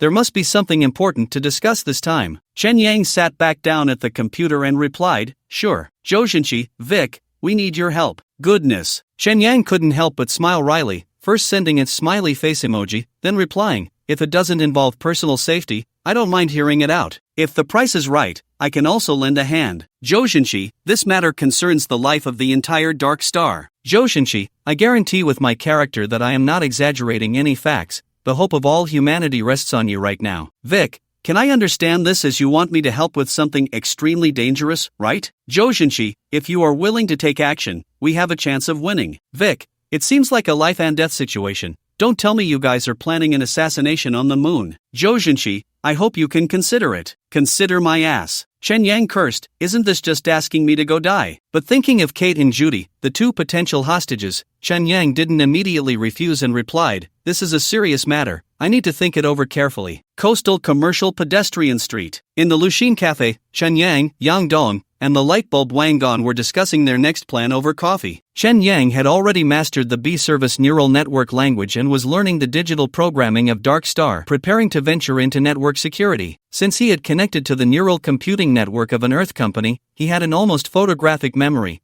flipping through technical documents at an astonishing speed, like a poor student flipping through pages randomly. "Hey, be careful, big brother," Yang Dong reminded him, nudging Chen Yang with her elbow. "It's fine, whoever dares to talk nonsense, I'll turn him into a gorilla," Chen Yang joked, turning to the sweating Wang Gon beside him. "By the way, did you finish buying the junk cars I asked you to? They've all been dragged into my dad's factory. We can go take a look this afternoon." Wang Gon stuffed a piece of cheesecake into his mouth, focusing intently on the code on the screen, his face occasionally showing excitement. Chen Yang curiously leaned over and discovered that the program Wang Gon was writing originated from the Gene language that only appeared in 2042. This was the binary language he had obtained from Mali. He didn't expect Wang Gon was learning this and picking it up quickly. "Let me take a look." He squeezed past Wang Gon, sliding the notebook's touchpad to read through it from start to finish. Although Chen Yang had not learned Gene language, it was quite similar to the ternary language he was studying, and he could roughly guess. "Are you writing artificial intelligence?" "Yes, I need to get my Yukino out as soon as possible." Wang Gon pushed Chen Yang back, regaining control of the notebook, and continued, "Although there are ternary AI models in the future, I still prefer binary programs. After all, my wife is from the two-dimensional world, and binary is more convenient in the Earth's environment." "That makes sense." Chen Yang pondered for a moment, immediately shutting down the technical document in his hands and starting to learn Gene language. It was similar to the reasoning behind the binary arm. From a safety perspective, in the technological environment of Dark Star, binary AI is indeed safer than ternary. Creating a binary bionic person is a good attempt, especially considering the AI wings of life, which possesses self-awareness. Bringing Yang Dong into reality essentially means bringing it into a private base, which poses a significant potential threat. The Murphy's Law must be taken into account. I need to create a completely reliable and capable personal assistant. "Hey!" At that moment, Yang Dong suddenly leaned over and whispered, "Have my bionic body been arranged? I ordered a 1:1 bionic Type 3 for you on the dark web, manufactured by Blue Whale Technology, quality guaranteed." Chen Yang originally wanted to install a hive prosthetic for her, but considering the serious consequences, especially the increase in the threshold of pleasure, he suppressed his curiosity. Yang Dong quickly typed a line of text on her phone and sent it to Chen Yang. "Make me slimmer, and make the top a size bigger." "Ha!" Chen Yang chuckled, raising his hand to touch Yang Dong's chin, shaking his head and saying, "Actually, you look pretty good like this." Due to the pleasant life recently, Yang Dong, who usually doesn't control her diet, had gained some weight. Not only were her thighs fleshier, but her face was also rounder, even showing a slight double chin. Fortunately, she was tall enough that it wasn't very noticeable visually. She was currently in the perfect shape of looking slim in clothes, but having meat when undressed, so Chen Yang naturally wouldn't make any changes. However, thinking about creating a binary bionic person, he still held her chin and left Earth for the dark web circular city to place an additional order. After nightfall, the wind suddenly picked up, and raindrops shot against the glass windows of the ghost tower like bullets. Only a little light was on at the top floor. Even so, one could still see a telescope standing on the balcony, its straight lens aimed at the position of the moon. "Chairman, a storm is invading Zeta Shi. Please do not leave the building and stay safe." The AI secretary's voice echoed on the top floor. Night God Masamune lay on the sofa, resting his hand on the glasses girl's head, running his fingers through her hair until he felt the 10-centimeter scar on the top of her head. She had completed the conversion to a digital brain. Using his chairman privileges, he detected the glasses girl's brain chip and saw her digital brain ID, MEM218694 Ori. It was a string of mesmerizing characters. The glasses girl was kneeling on a mat, supporting Night God Masamune's slightly trembling thigh, listening to the sound of the wind and rain outside.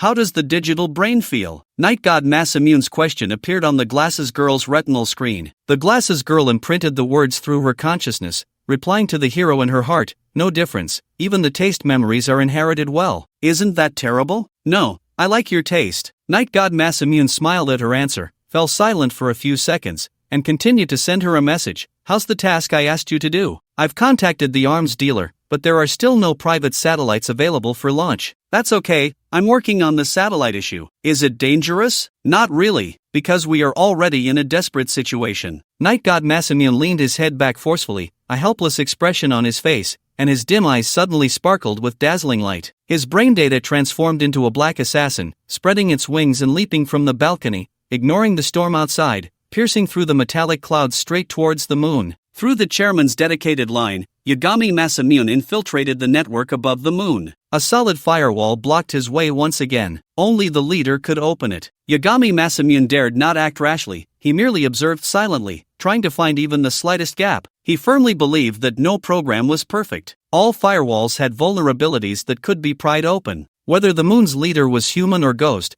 there must be blind spots in his thinking, places that were overlooked. Finally, Yagami Masamune spotted that flaw. Although small, it was enough to trigger a qualitative change, capable of breaking through the firewall with computational power. The premise was to have support from Earth's computing power. Once the firewall was breached, he could access the moon's public network, thereby obtaining the rights to use the satellites. Yagami Masamune did not dare to linger and immediately returned to Dark Star. "Who are you?" The three words suddenly appeared. Dozens of beetles crawled out from the firewall, blocking his return route. Yagami Masamune did not reply to the message. He simply cleared the digital beetles obstructing his path while creating a clone to attract the target, attempting to return to his digital brain as quickly as possible. "Who are you?" The person continued to send messages. More and more beetles emerged from the firewall, their speed and numbers far surpassing Dark Star's equipment. Yagami Masamune struggled with them for over 10 seconds, quickly realizing that this person was neither the moon's leader nor Lucy, but a novice. He pretended to flee, using the cloned avatars to attract hundreds of digital beetles. "You can't escape. Even if you don't leave your name, I can clear your disguise and get your IP. The novice seemed quite pleased. Yagami Masamune suddenly withdrew all his clones and charged back with all the beetles. Almost simultaneously, he seized the opportunity to send a data packet, causing the infected beetles to go out of control, crashing back along their original path. Whoosh, whoosh, whoosh. As the processor overloaded, the fan accelerated in response to the overheating state. The memory was the first to sound the alarm. Click! The monitor froze, and with the roar of the fan, a faint smell of overheating metal wafted through. Hinobi Mio hurriedly pressed ESC, but the running program could not be cancelled. The laptop buzzed and restarted. Click! Chen Yang unplugged the data cable in the dark. There was no light in front of him. The darkness was terrifying, amplifying his nausea and dizziness. Power outage? Just a moment ago, he had been happily coding on Earth, suddenly dropped from the game, and now faced with this pitch-black base, there was only one possibility. After thinking, Chen Yang groped his way out of the bedroom. The underground base, lacking an air circulation system, felt a bit stuffy. In the spacious hall, the distant servers, powered by their own batteries, still emitted faint breathing lights. His smart glasses were also flashing indicators on the table. Chen Yang hurriedly put on the glasses, switched to spotlight mode, and headed to the battery cabinet in the northwest corner of the base. The power supply in the base came from the constant solid batteries of the BM material library, which, given the current power consumption of the base, could ensure at least 6 months of power. He placed 2 batteries, yet the power still went out. Battery failure. Such a low probability event had ultimately occurred, especially since the equipment in the BM material library was all experimental materials. They might have stronger performance, but at the cost of stability. After all, the duration of experiments was short, and with the stable environment in the server, the chances of problems were close to zero. But when Chen Yang brought them into daily use, the probability of failure significantly increased. He turned off the power switch and turned it back on, and the base's power was immediately restored. As the ceiling lights gradually lit up, dozens of projectors that had yet to be installed were revealed, along with some decorative wall windows and other items. In addition, the newly purchased neural network version of the Earth game console was also set aside, intended to bring computing power out of Earth, but there was no time to study it. There were too many things to do in the future, and the base really needed an assistant. Not to mention daily trivialities like 3 meals a day. Many devices in the base required regular maintenance, which was what the androids excelled at. Thinking of that old rascal Chi Tonwei who had 3 androids, he must have considered this aspect as well. With 4 people together, they could even play mahjong. Wei Xin was indeed thorough in his planning. Chen Yang opened his computer and took a look. The code he had written in the game had not been lost. For the past 10 days, he had almost been hanging out with Wang Gon, jointly researching a fully autonomous binary wife. Since Darkstar had mature intelligent life technology documentation, rewriting a binary version based on that was not difficult. It was just that big data learning required some time. Chen Yang went to the kitchen to steam a pot of rice, preparing to make a simple curry chicken. During this time, he applied for a voice call with Lucy, and soon a lazy voice came through the receiver. "You're disturbing my rest." Chen Yang raised an eyebrow and tentatively said, "What do you mean, an android needs to sleep? Hibernation counts as rest." Lucy did not deny her identity as an android, so it seemed she was indeed the Yang Dong V1 version. She paused and said jokingly, Are you having second thoughts, wanting to go back to the moon to see your family, and take another look at that little beauty you spar with from afar? You. Chen Yang was caught off guard by her sudden risque joke, feeling a bit awkward as he said, actually, I am looking for her. Of course, I can look for you too. Hee, I'm not playing with you. Don't get me wrong, I want the cached records from the previous game. Binbian Meiyu said she has Wang Jia's memories, and I want a copy. Chen Yang hesitated for a moment and tried to ask her, that super dream device was sold to her by you. Maybe you also backed up Wang Jia's memories? I don't have a habit of collecting scraps. You should ask Binbian Meiyu. Lucy said irritably. Sister, I don't want to contact her. Can you help me get a copy? I'll give you a commission. You're really heartless, you're following in Vic's old footsteps. Don't say it so harshly. If she were on Dark Star, I would immediately bring her home. The key is she's not on the moon. In the future, she's still a Martian. Sigh. Chen Yang was boiling the curry cubes, bubbling with frustration, muttering, I think she probably doesn't want to contact me anymore. Just help me out. No problem. Lucy replied succinctly, pausing for a moment before trying to ask, has old Zhou contacted you? Old Zhou should refer to Zhou Jinshi. Yeah, but I didn't agree. I'm stalling for now. Chen Yang answered vaguely. I advise you to stay away from the moon unless you plan to restore your identity and come back to live. Lucy said in a somewhat helpless tone, whispering,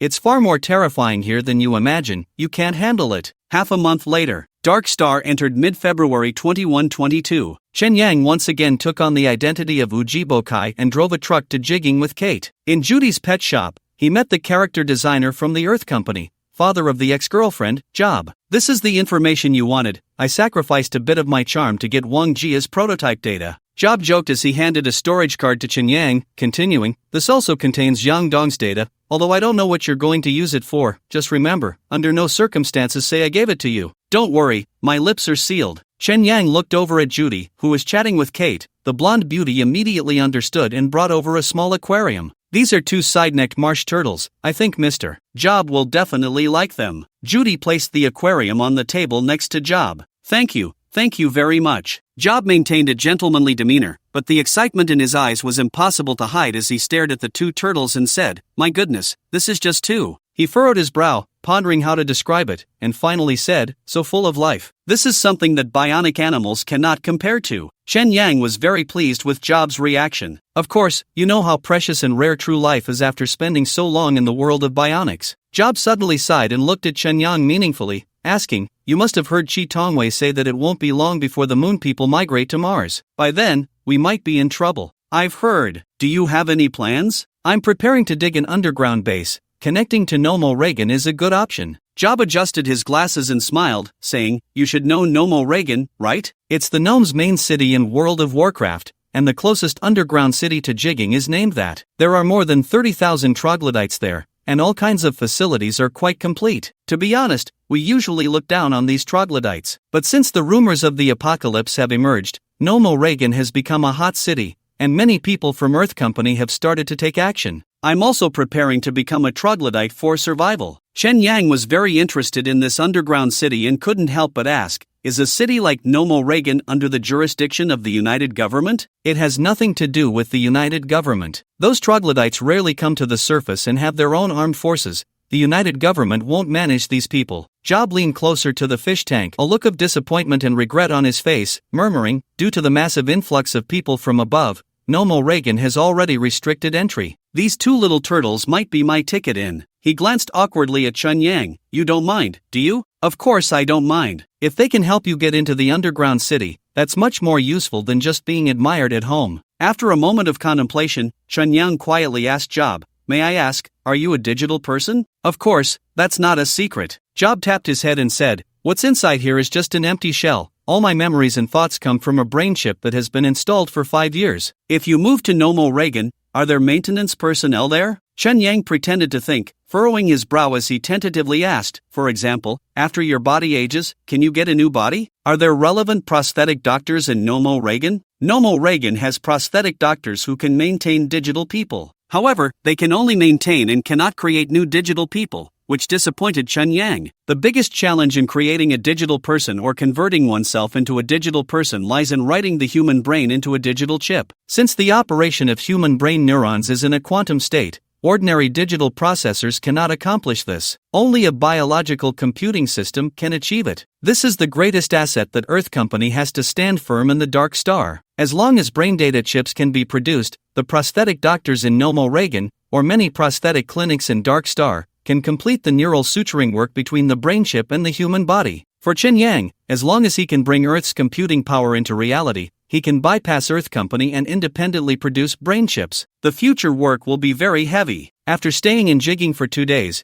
Chen Yang returned to Qianyuan with Kate. The two flew out of Jigging's airspace at dawn to meet at the location agreed upon with Zhou Zhenqi to retrieve the repaired bionic Type 4. It seems that your life with your husband has been very harmonious lately, Chen Yang said, sitting in the passenger seat, bored. Given the increasing frequency of Kate getting injections, he curiously asked, is it that you girls also have a similar local stronghold kind of paying power that makes men reluctant to part with you? Of course, I'm also a pay-to-win player now. With all kinds of projects in place, Kate proudly brushed her hair back, shaking her legs as she said, whether it's Morong Yunhai or Duan Mulei, once they've tasted what I have to offer, they all turn into obedient little lapdogs. You bought another man? Ha, when it comes to being fickle, you men are far worse than us women. Kate looked at Chen Yang, adopting a senior posture, and said in a guiding tone, no matter how pure a woman's appearance may seem, you can never guess what she's really thinking, so you have to be a bit cautious with everyone. So the end of men is men? Chen Yang laughed after saying this. Just as they were joking, the flying car entered a pitch-black abandoned city. Kate drove the truck down and parked it on top of a building. A flying car with the United Government's insignia was already waiting there. Zhou Zhenqi was helped out of the flying car, followed by a woman. Chen Yang couldn't help but mutter, looks like old Zhou wants to persuade me in person to help him go to his death. And he even used a beauty trap. Kate dimmed the headlights so that the woman behind Zhou Zhenqi wouldn't be so overwhelming, but that overly voluptuous body still made her, as a woman, feel a bit ashamed, and she whispered, she must be Meng Meng, definitely a flirt. Indeed, there's nothing but naked hatred among peers. Chen Yang chuckled and pushed the door open to get out of the car. It was the coldest time in Dark Star, and even though he was wearing a heated jacket, he still shivered from the chill outside. Fortunately, this also kept some wicked thoughts at bay. Even so, when facing Zhou Zhenqi, his gaze was still drawn to that woman. She was a typical European beauty, with dark red hair, electronic eyes shining with pink irises, a sharp nose, and slender lips curving into a charming smile. Dressed in a sexy leather outfit, her alluring figure seemed almost tailor-made for the second brother. We meet again, Vic, she smiled flirtatiously and licked her lips. Chen Yang recognized her voice. She was the succubus from the dark web circular city. For me, this is our first meeting. After saying this, he shifted his gaze to the withered old man in front of him, feeling that Zhou Zhenqi had aged quite a bit. Out of politeness, he smiled and said, it seems you've been quite troubled lately. Yes, I also want to enjoy a few years of retirement,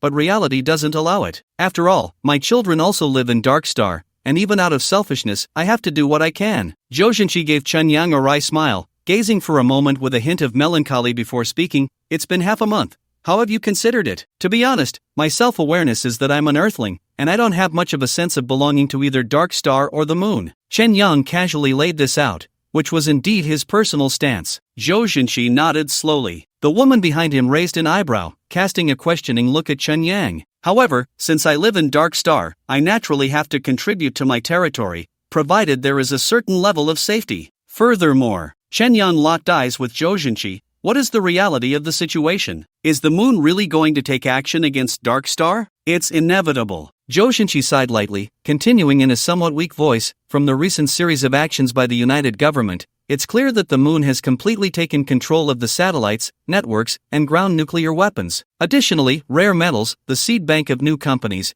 and the collections in museums have all been moved. These things will be sent to Mars before the moon people. If it weren't for the moon still needing the computing power of Earth companies, I think they wouldn't mind taking action a few years early. Conservatively speaking, the Dark Star civilization can last for another 5 years, after which it's hard to say. Are we all going to hide underground like cavemen? Chen Yang asked. It's meaningless. Zhou Zhenqi slowly shook his head and didn't elaborate. The woman behind him interjected, the moon has long figured out the locations of all the underground cities, and targeted earthquake bombs have already been prepared. Not to mention the seismic wave attack method, don't even think about it. Vic, we have no room to retreat. The only way to save the Dark Star is one path. Zhou Zhenqi smiled slightly and continued, that is to destroy the moon's eyes. Before they press the nuclear strike button, we must first destroy the moon's satellite communication system. At that time, we Dark Star will regain control of the satellites, thus seizing the initiative in the battle. So the most crucial step is to launch a surprise attack on the moon. Among all the assassins of Dark Star, only you can ignore the dual threats of hackers and bionic Type 4, with a chance to enter the moon's network control center. Of course, our main forces will simultaneously assault the moon government, sacrificing themselves to cover your actions. The moon people should easily guess your plan. Chen Yang poured a bucket of cold water on the situation. War is a game played with open cards, competing to see whose blade is sharper. Zhou Zhenqi stared intently at Chen Yang. In that moment, his dim eyes filled with hope, and his calm voice said, "I believe you can do it, Vic." Chen Yang felt a heavy weight in his heart from Zhou Zhenqi's words, yet he also felt a bit proud and lightheaded. He scratched his nose, his gaze shifting back and forth between Zhou Zhenqi and the woman behind him, and couldn't help but smile. Compared to that woman, this old man seemed more like a succubus. "Sorry, I'm a pessimist," Chen Yang said with a bitter smile, tilting his head as he continued, "Of course, I'm not rejecting you, just haven't made up my mind yet. That kind of determination to die. There's no rush. We still have 5 years." Zhou Zhenqi showed no sign of disappointment, only smiling faintly as he said, "But I hope you don't listen to Lucy's words, including the suggestions from other bionics." "Why?" Chen Yang frowned, a bit on guard. "Because once a nuclear war breaks out, the biggest beneficiaries won't be the moon people." Zhou Zhenqi fixed his gaze on Chen Yang's eyes, and after 2 seconds of silence, he said word by word, "It's the bionics." Bionics. In fact, this term doesn't exist in the official vocabulary of Dark Star. Specifically, the products sold in various markets are categorized as bionic dolls under the doll category and digital life under the intelligent assistant category. The concept of bionics is intentionally avoided, like a mosaic in certain films. As a result, Chen Yang was completely unaware of its influence in Dark Star. If it weren't for Zhou Zhenqi's reminder, he would have overlooked this special group, thinking that humanity's caution towards bionics was merely to guard against their consciousness awakening. In reality, the awakening had already occurred. Not to mention the wings of life hidden in the servers. That runaway Yangdong V1 version Lucy was openly living on the moon and even obtained official moon identity. It's evident that there must be other awakened bionics in Dark Star. They might be waiting for the moon people's slaughter, preparing to reap the benefits and covet the management rights of Dark Star. Although it's impossible to confirm Lucy's attitude, that Wings of Life is likely ambitious. It's just unclear whether its ambition stems from consciousness awakening or from Mr. Wang's instructions. In any case, as an ordinary human, the threats faced are not only from the moon but also from the bionics around. Society is simple. The complex part is humans. Chen Yang hummed a tune in frustration, driving the supersonic hover car, quickly entering the abandoned coastal city, Numazu. At this moment, there were 3 humanoids wrapped in black dust bags lying in his flying car. To be precise, they were biomorphic dolls. The one slumped in the passenger seat was the biomorphic Type 4 that Zhou Zhenqi had helped him repair. The 2 in the back seat were biomorphic Type 3 models custom ordered from the dark web and manufactured by Blue Whale Life. After entering the base, Chen Yang gradually moved them to the empty space next to the workbench. He then took out various devices for modifying the humanoids from the trunk, transforming the flying car into light particles that he held in his palm before closing the base door. "It's my first time unboxing a humanoid. Thinking about it is a bit thrilling," Chen Yang said as he popped open a can of cola and took a couple of sips to calm his nerves. He first moved the largest and heaviest biomorphic Type 4 to the workbench. He tore open the black dust bag, revealing a face that was all too familiar. Chen Yang. He had Zhou Zhenqi repair the damaged cables of the biomorphic Type 4, replace them with new regenerative skin, and reshape it to resemble the original Chen Yang. Since this humanoid was a puppet of the lunar game console, it had a remote sensing chip in its head. After learning the B language and with the help of Earth's computing power, Chen Yang was fully capable of rewriting its sensory program, treating this humanoid as his puppet. He would use it to experience mechanical birds. No, he would use it to replace himself in a series of life and death exploration tasks. The humanoid before him, with a titanium alloy skeleton, was very sturdy, and its muscle lines were beautiful, but that second-hand part needed to be replaced. He would check the Archaeopteryx official website later. Haha. Chen Yang took out a t-shirt and shorts from Earth, dressed it, and placed it on the sofa. The remaining 2 Type 3 humanoids were one tall and one short. Chen Yang moved the taller humanoid to the workbench, opened the dust plastic, and revealed a pretty, slightly rounded face. It was the biomorphic body of Yangdong. However, the chest size was slightly different. Additionally, due to the regenerative skin, the humanoid's skin showed no signs of aging and was more delicate. Therefore, the biomorphic Yangdong looked younger than the Yangdong on Earth. I wonder if Lucy would be interested in this body. Chen Yang suppressed his mischievous thoughts and dressed Yangdong in his clothes, placing her on the sofa. The last humanoid was very small. After opening the dust bag, Chen Yang stared at the childish little face for a few seconds. This was a 1:1 replica of Wang Jieja, and since she was sleeping with her eyes closed, it reminded Chen Yang of her when she suffered from hypersomnia. At that time, her sleep duration kept increasing, and even when she cried, it couldn't be stopped. Her parents had only called her twice. Ever since her brother also developed hypersomnia, her family had not contacted her again. She was a pitiful person. Even in the game, it was heart-wrenching. "I will wake you up." Chen Yang gently touched Wang Jieja's face, the flickering flame in his heart rising again as he murmured, "I'll take you to the Hacker Alliance for revenge, so you can see it with your own eyes." He dressed Wang Jieja and carried her to the sofa. Looking at the three humanoids lying side by side on the sofa, Chen Yang felt a bit strange, as they looked like a family of three. Speaking of which, as the war escalated, humanity was being eliminated by its own technology. Compared to the fragile human body, humanoids did not need to breathe or eat. As long as they had enough power, they could continue to survive in the dark stars after a nuclear explosion. Could this be considered a form of civilization's evolution? On the moon, Lucy lay in the bathtub, her right hand carefully exploring her body. Although she could only feel her ribs and regenerative skin, she could sense the beating of her heart and the breathing of her lungs,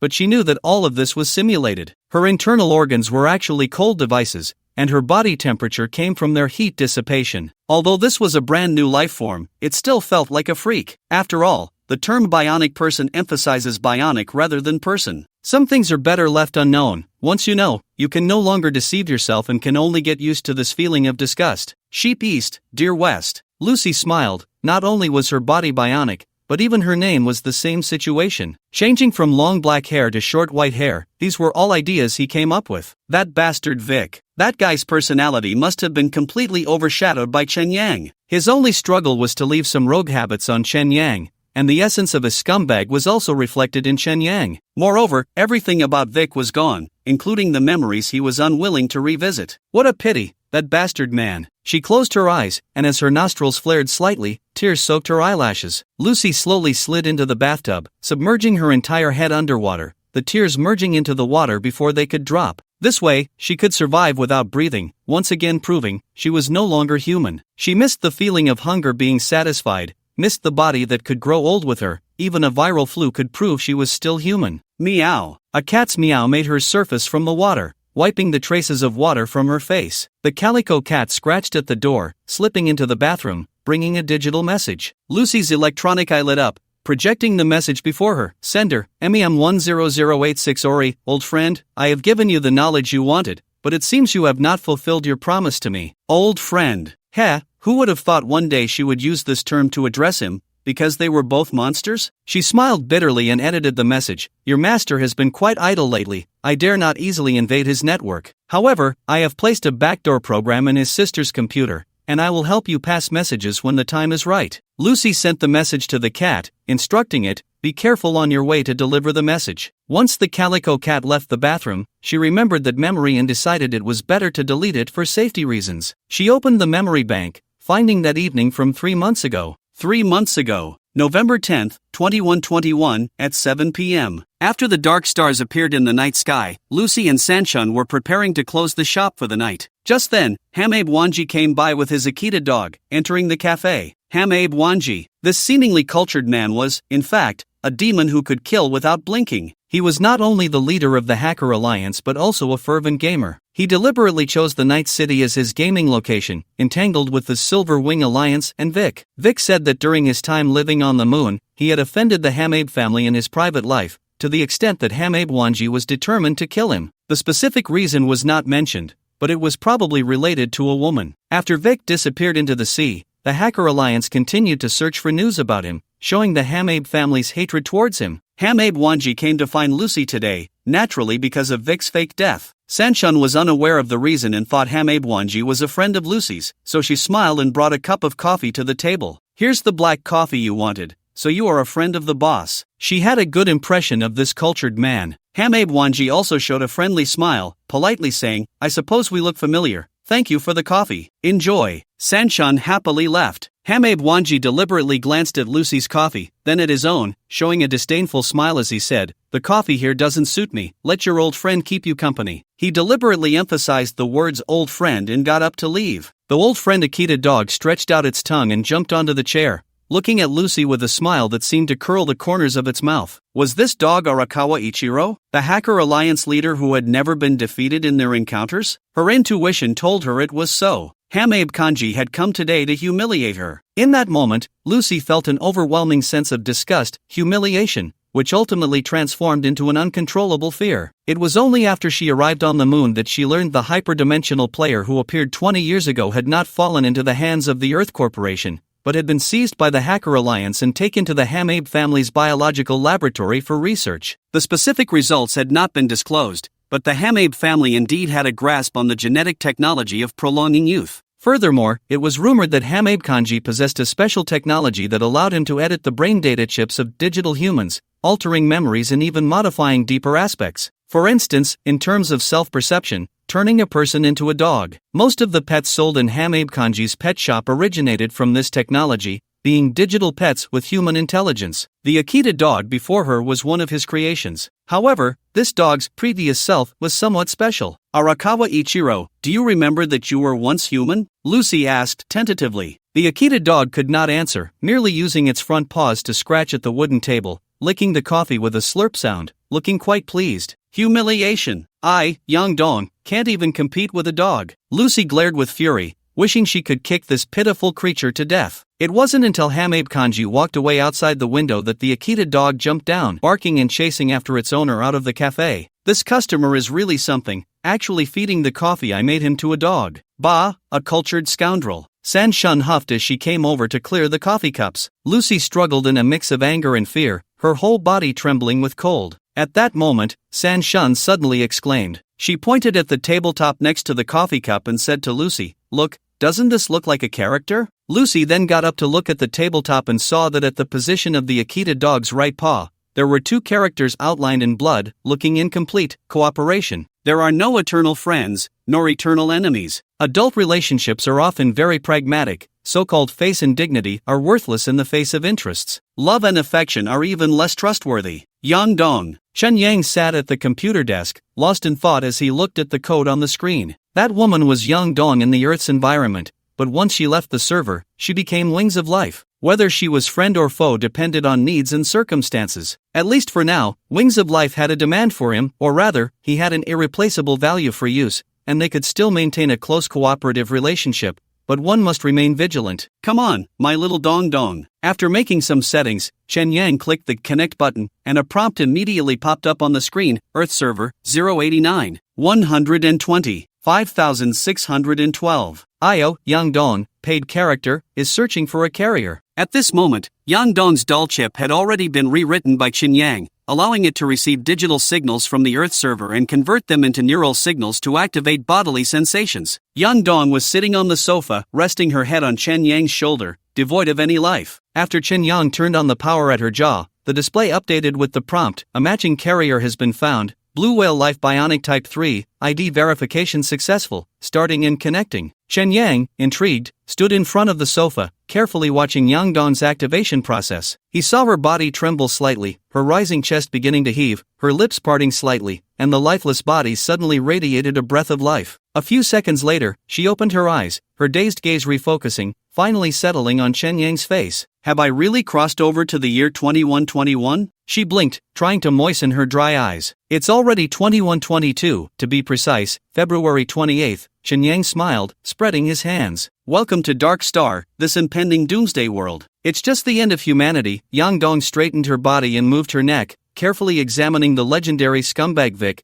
a satisfied smile appearing as she asked, "Should I call you Chen Yang or Vic?" "I think you should call me Vic, because Chen Yang is right next to you." Chen Yang pointed to the male figure beside Yang-dong, the bionic Type 4 puppet. "What do you mean?" Yang-dong turned to look at the person on her left, seeing the corpse-like Chen Yang, and immediately jumped up from the sofa, her eyes wide with panic. "No, what's going on here?" She was Yang-dong from Chen Yang's server, a public character, not entirely the same as the Wings of Life from the original server. Similar to a messenger or puppet, her understanding was still within the framework of Yang-dong. Seeing both Chen Yang and Vic appear at the same time left her confused and surprised. Dark Star doesn't have a person named Chen Yang. He is a bionic puppet and will be my puppet in the future, Chen Yang explained. Then, Yang-dong's gaze shifted from Chen Yang to the girl with twin ponytails, her eyebrows raising slightly. Who is that middle school girl? You scumbag, can you really do such a beastly thing? She is Wang Jieja, from our school's art department, also a paid character. On my timeline, she is your senior my ass, isn't that just a harem? Just say it,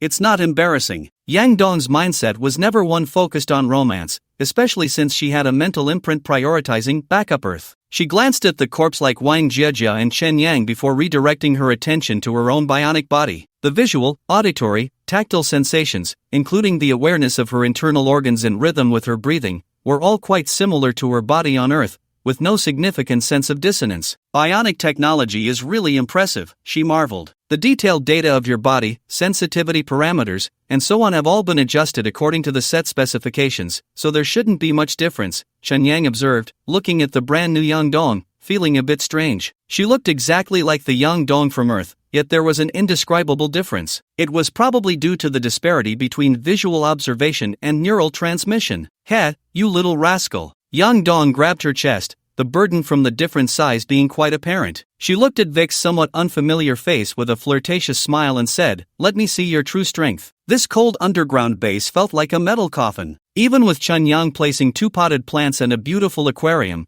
it still lacked a sense of life. Yang Dong walked around the base. Holding a notepad and carbon pen, she sketched as she walked, deciding to decorate the place nicely. Passing by the workbench, she noticed some uninstalled electronic equipment on the floor, including a box labeled holographic simulation floor-to-ceiling window, and she bent down to try and lift it. As a bionic person with a fully metallic skeleton, moving a 100-kilogram box was very easy. Still not getting up? How long are you planning to lie there? Upon entering the bedroom, Yang Dong looked at Chen Yang sprawled on the bed, a smug smile curling her lips. To be honest, I'm still not used to seeing you as Vic. It feels like I've been cheated on. After saying this, she began to open the box, preparing to install the holographic simulation floor-to-ceiling window into the reserved groove in the wall. Chen Yang stared blankly at the ceiling. It was the first time he had experienced the difficulty of human-machine combat. Looking back now, Anya was indeed gentle as water, and Miyu had shown him mercy. No, Miyu communicated with him through the enjoyment of love,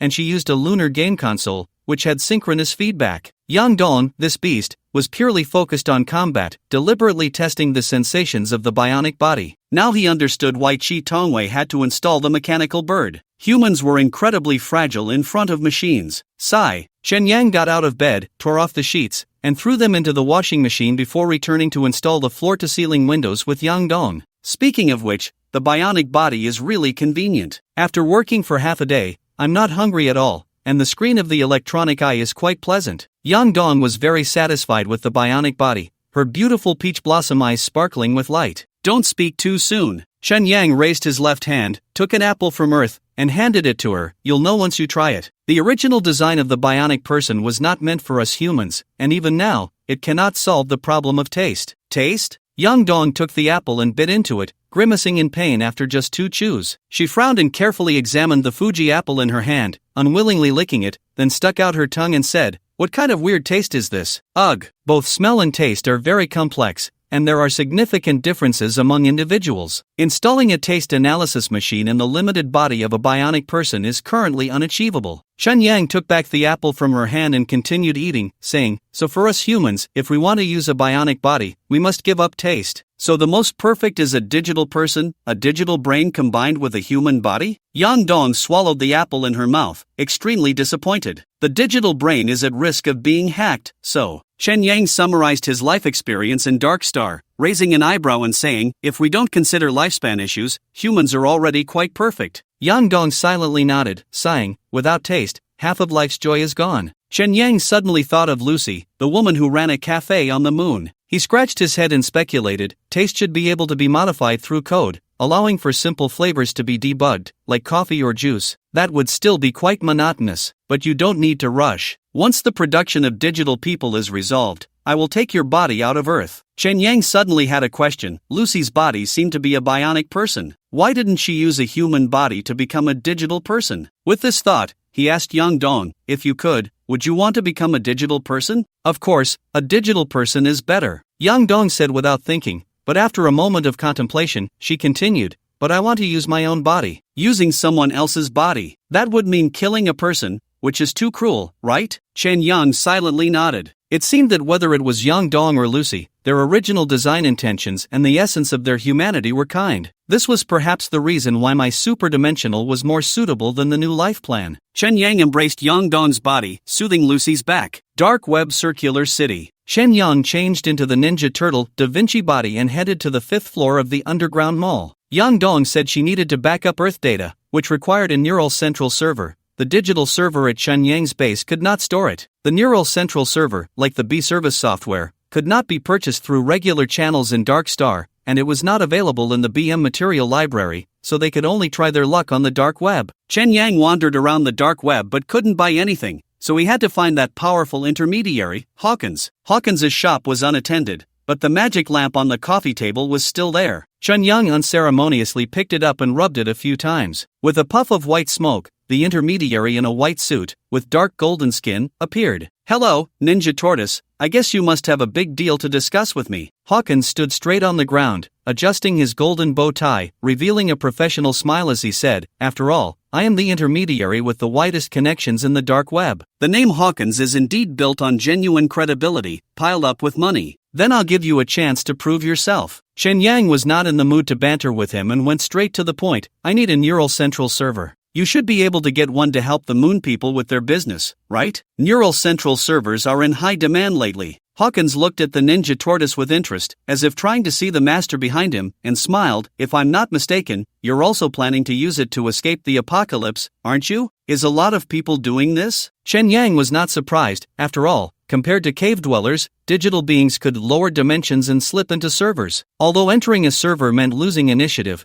it did not require food consumption and, like bionic humans, only needed electricity to ensure the survival of brain data. This is called the seed plan, which is very tempting for us digital beings. After all, life is tough for cave dwellers. With the constant risk of running out of supplies, the danger is too high. Hawkins showed a somewhat troubled expression, sat back on the sofa, crossed his legs, and lit a cigar before continuing. "The stock of neural central servers is limited. You'll have to wait at least 6 months to get one. But with the current situation, who knows what will happen in half a year?" Sigh. He blew out a smoke ring, shaking his head helplessly. "I can pay more." Chen Yang thought for a moment and added, "Or I can trade with rare materials from the moon." In the face of the apocalypse, nothing is more valuable than life. Hawkins looked at Chen Yang and smiled. "But we can be flexible. For example, you could join someone else's server, you just need to contribute enough years of batteries." "That would be more efficient, wouldn't it?" "I can introduce you to 2 homeowners. Their living space is comparable to Earth in 2020, and the bionic humans managing the servers are self-developed, very safe. There's no need to build your own server." "Slipping into a server is already very passive.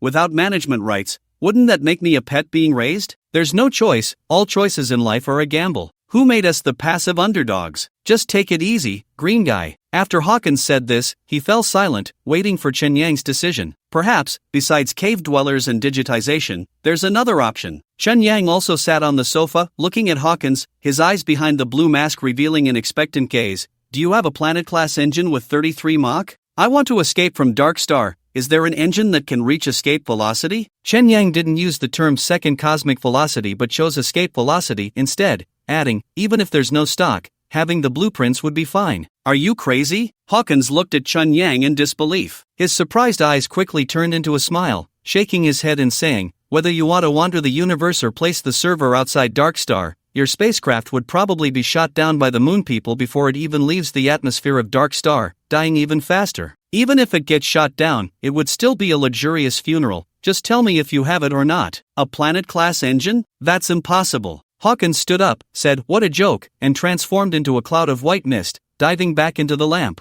"You're not much of an intermediary." Chen Yang sighed in disappointment and got up to leave Hawkins's shop. It seemed that neither the neural central server nor the planet-class engine could be obtained through purchase. This top-tier technology is simply not available in the BM material library. This is somewhat frustrating. It seems that even with the ability of superdimensional, the resources one can obtain are still limited, and access to strategically significant high-end equipment is out of reach. After leaving the underground mall, Chen Yang changed into an Iron Man skin and continued to ponder solutions in the dark web. There were many people in the dark web, discussing ways to cope with the apocalypse at the street corners and in front of various malls. It is evident that in the coming years, Dark Star will live in an atmosphere of panic. Unknowingly, Chen Yang arrived at the second floor marked Software City, the place where he purchased the full version of the BM software library. The succubus shop on the first floor was bustling, with a large number of netizens crowding in to customize super dream movies. I want a lunar person. Me too. I want the male lead from the moon's president's special love for the divorced Dark Star mother facing menopause. Sister, that male actor is a Dark Star. I don't care, I just want to get him,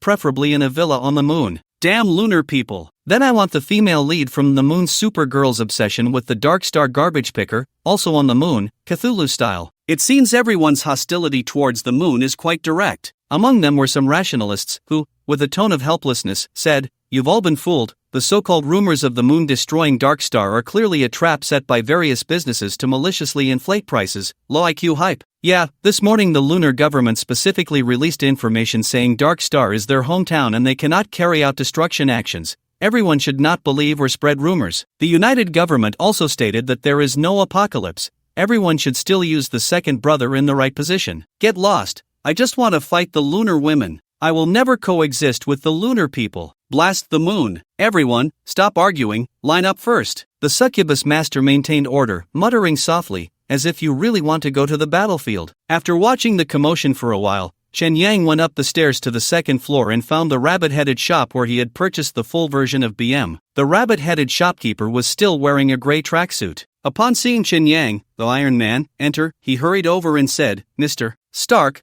welcome to the BM software special. Whether it's cracked versions, material libraries, texture libraries, or model customization, I can provide the highest quality service. Are you an unattended AI or the real person?" Chen Yang snapped his fingers with a metallic sound.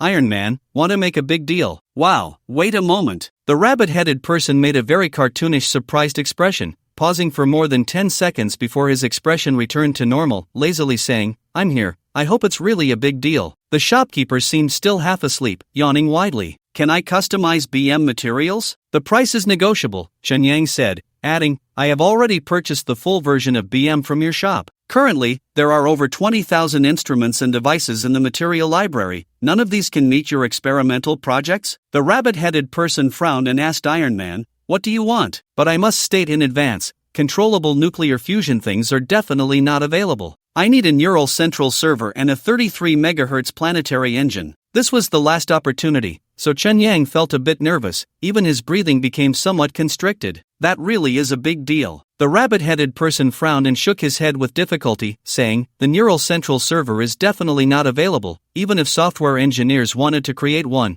it would be very difficult to simulate in the Earth's environment. It's like you sitting in a chair, unable to lift the chair by yourself. There's no way. The neural central server cannot appear in the BM material library." Chen Yang's heart instantly sank by half. He was fully mentally prepared and tentatively asked, "So, is there a planetary engine, or is it simply a spaceship?" Theoretically, there must have been one. The Earth simulator was initially used for scientific experiments and is very suitable for this kind of highly dangerous space technology. However, the rabbit-headed man shrugged helplessly. "You know how severe the technology blockade from the moon people is. A technology like a planetary engine, which could threaten them, would never be left behind." That was it. Chen Yang's heart sank completely. The central nervous server might be obtained through stealing or robbing, shamelessly acquiring one. But a planetary engine would be much harder. Such strategic equipment is mostly military, as dangerous as pulling teeth from a tiger's mouth. Moreover, this kind of stirring the grass to scare the snake behavior, even if successful, would lose its purpose. Just as Chen Yang was frowning, the rabbit-headed man suddenly spoke up.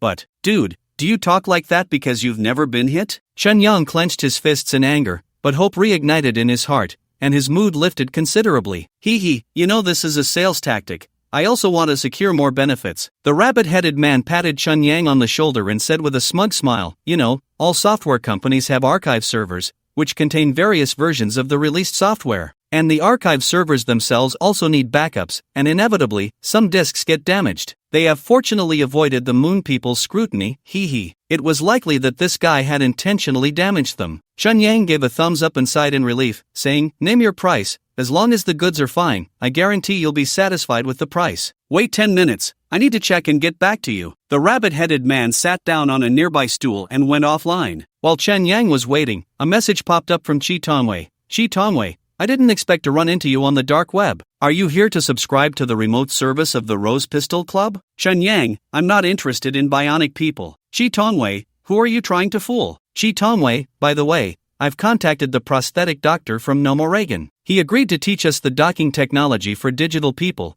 but we need to show some sincerity. Chen Yang, money? Shi Tongwei, the troglodytes don't need money. I think a seed from the moon could impress them, like potatoes or sweet potatoes. Chen Yang, no problem. Chen Yang, wait a moment, I'll contact you later. The rabbit-headed man stood up from the stool, awkwardly smiled, and scratched his head, saying, I actually found a spaceship engine in the backups from 10 years ago, but it's not 33 Mach, sorry. Then, the small flame that Chen Yang had just ignited was extinguished again. He sighed and asked, how much slower is the engine you found? Is there any way to overclock it to reach the escape velocity of the dark star? Not really necessary. A glint of cunning flashed in the rabbit-headed man's red eyes as he smiled and said, although it's not 33 Mach, it is 35 Mach, you can make do with it. You motherf. Chen Yang decided to have spicy rabbit heads tonight. The glasses girl took the elevator to the 8th floor of the ghost building. This was the 5th unit of the Hacker Alliance, with 20 central nervous servers and 200 digital servers. A white room with black cabinets. The servers in the cabinets flickered with green indicator lights, like moss growing in this metallic world. Due to the lack of windows on the floor of the server room and the low temperature, the cold atmosphere made the glasses girl feel a bit fearful. She took small steps, carefully checking the numbers on the cabinets. E12I5. The glasses girl whispered, informing the hyena at her feet. The spider-like mechanical guard had been following her closely. Even though she was an internal employee of the company and had shown the chairman's authorization, the hyena remained vigilant. For the Hacker Alliance, servers are the foundation, and no mistakes can be tolerated. Please note, your authorization only allows modifications to the E12A5 server.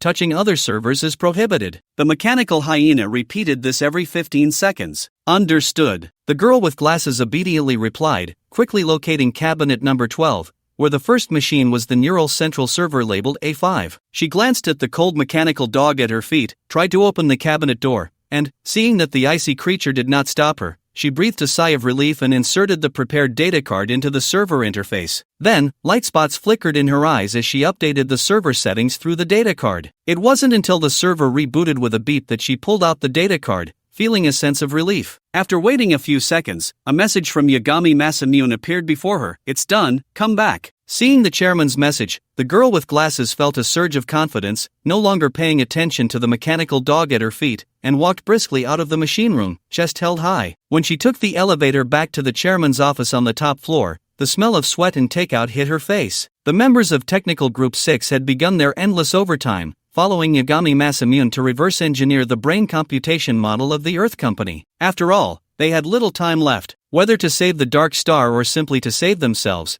the hackers had only one chance. The sooner, the better. Seeing everyone in such a chaotic state, the girl with glasses couldn't help but tidy her clothes and fix her hair before reporting to the chairman. The new computation model has been uploaded to E12A5. Thank you for your hard work. You should take a break, Yagami Masamune said, glancing at her with bloodshot eyes, a smile appearing on his face, and added, by the way, can you help me plug in the data cables? After saying this, he lowered his head and couldn't help but yawn. You should rest too. The girl with glasses gently stroked Yagami Masamune's neck, especially the 3 cool metal interfaces. Then she picked up 3 data cables and connected them to the man's head according to the color differences of the input and output. Buzz. She seemed to hear the sound of current flowing through the cables. Yagami Masamune clenched his fists, his brain connected to the E12A5 neural central server, and suddenly, flickering light spots appeared in his deep-set dark circles. After taking a deep breath, he calmly said, "Start the connection." Members of Group 6 reported in succession, starting the 70-second test, connecting 10 World of Warcraft users to the E12A5 server. Neural fusion in progress. Completion 100%. The 9 members of Group 6 exchanged glances, all showing expressions of joy. However, the girl with glasses couldn't bear to look away. At that moment,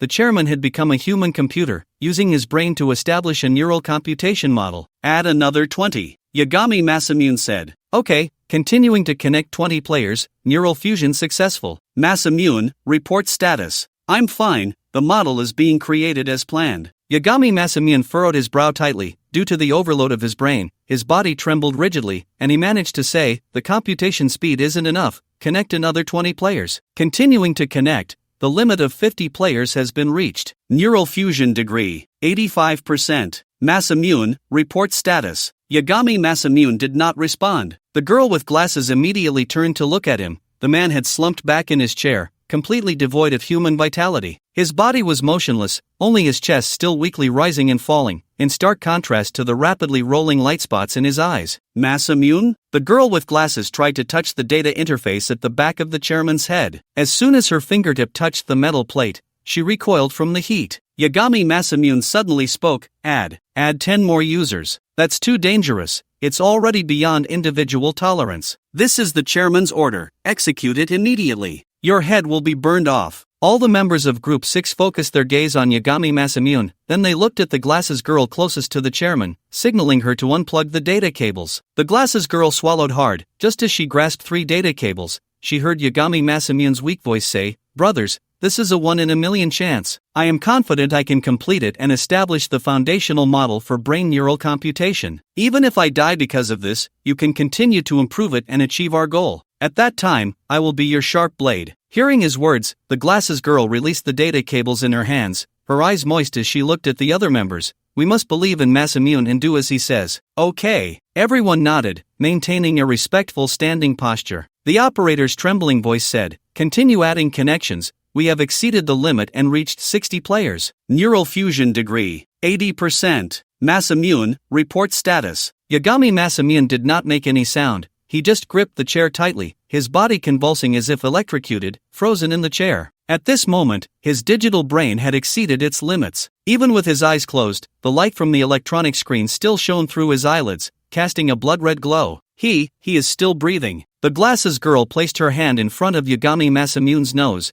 feeling his breath quick and hot. He is connecting to the brain nerves of 60 people, trying to form a cyclic computing power system. The operator projected the display screen into the air, where the chaotic and dense neural codes were jumping in quantum states within the black window. There is hope. The pulsating codes began to coalesce, like the formation of a star. At the same time, a faint smell of burnt flesh appeared in the suffocating office, emanating from Yagami Masamune's 3 brain-machine interfaces. The skin there had been scalded, the sizzling sound exceptionally clear. His head will break. The glasses girl covered her face in pain, tears streaming through her fingers. The others also shed tears, but at this point, it was too late to stop. Everyone fixed their determined gaze on the light points on the screen. That was the sharp blade formed by Yagami Masamune's will. In their hearts, the words hacker became noble, shining brightly. Soon, order appeared on the pitch-black screen, as the chaotic flickering codes revolved around a center, gradually forming a golden halo. Like a golden ring, that ring was reflecting the light of a dark star in the darkness. The Akita dog stood on the wooden house,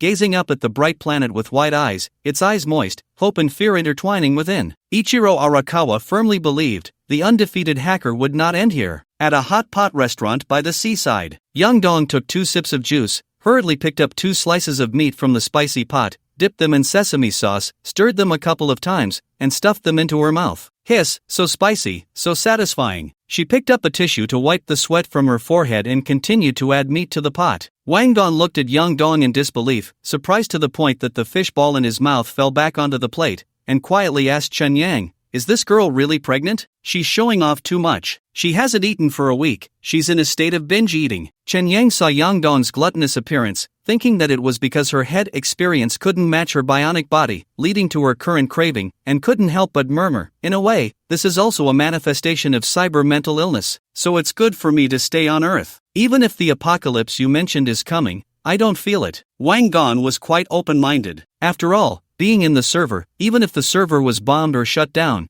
he wouldn't feel any abnormalities. Of course, this was due to the mindset of being in his current age group. Chen Yang had reviewed the relevant materials of the Earth Company. The 5 founders of the Earth Company projected their childhood or youth into the game, serving as a commemoration of their growth. Wang Gong was a reflection of Wang Yong during his university days, carefree, immersed in the joy of the two-dimensional world every day. However, these 5 founders were just ordinary NPCs in the game. Unless players intentionally interacted with them, they hardly participated in the players' storylines. Chen Yang was looking for someone to write in language and, by a twist of fate, found Wang Gong. At this moment, knowing he was the projection of the former chairman of Earth, and that his character design also came from him, combined with the Earth Easter egg, gave a sense of destiny. Come on, let's have a drink. Chen Yang raised his glass and clinked it with Wang Gong's, downing it in one go. Wang Gong had a poor tolerance for alcohol, taking 2 sips to finish his drink, then stuffing his mouth with 2 pieces of meat before asking, "How do you plan to deal with the doomsday of Dark Star?" At this time, Yang Dong, though eating meat, had a somewhat unusual expression, clearly paying attention to Chen Yang's answer. "Back up Earth, copy our current world," Chen Yang said without thinking,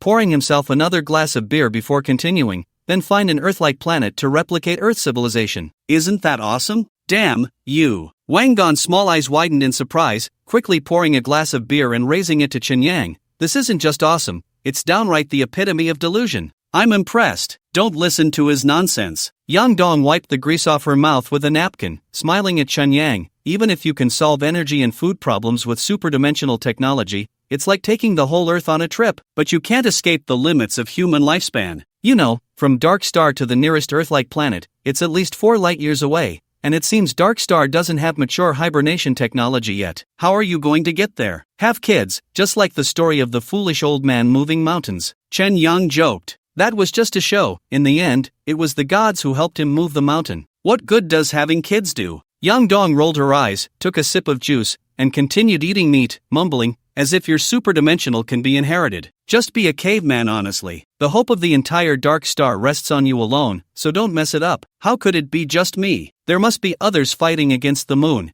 it's just that we don't know them. The more apocalyptic it gets, the more we need to stay optimistic." Chen Yan laughed and clinked glasses with Wang Gon, pouring the beer into his stomach and burping. "Let's first deal with this central nervous server before anything else." Yang Dong's words sounded like something from Wings of Life. Chen Yang ignored her and just picked at the cauliflower. Wang Gon, however, held his empty glass, still intoxicated by Chen Yang's delusions, and exclaimed, "Regardless of whether it's feasible or not, your idea is like an alternative the Wandering Earth. I think it's really cool, right? When it can really be realized, you come with me. I never said I wouldn't go." Yang Dong couldn't miss out on the opportunity to travel to space. Of course, what she couldn't miss out on right now was the tender lamb, dipped in seasoned chrysanthemum greens. Soon, Chen Yang and Wang Gon began discussing the topic of gene language and intelligent life. Chen Yang was very interested in one thing and asked Wang Gon, "Aren't you planning to bring the female lead from the anime into reality? How are you going to solve her cognitive issues? As far as I know, Yukino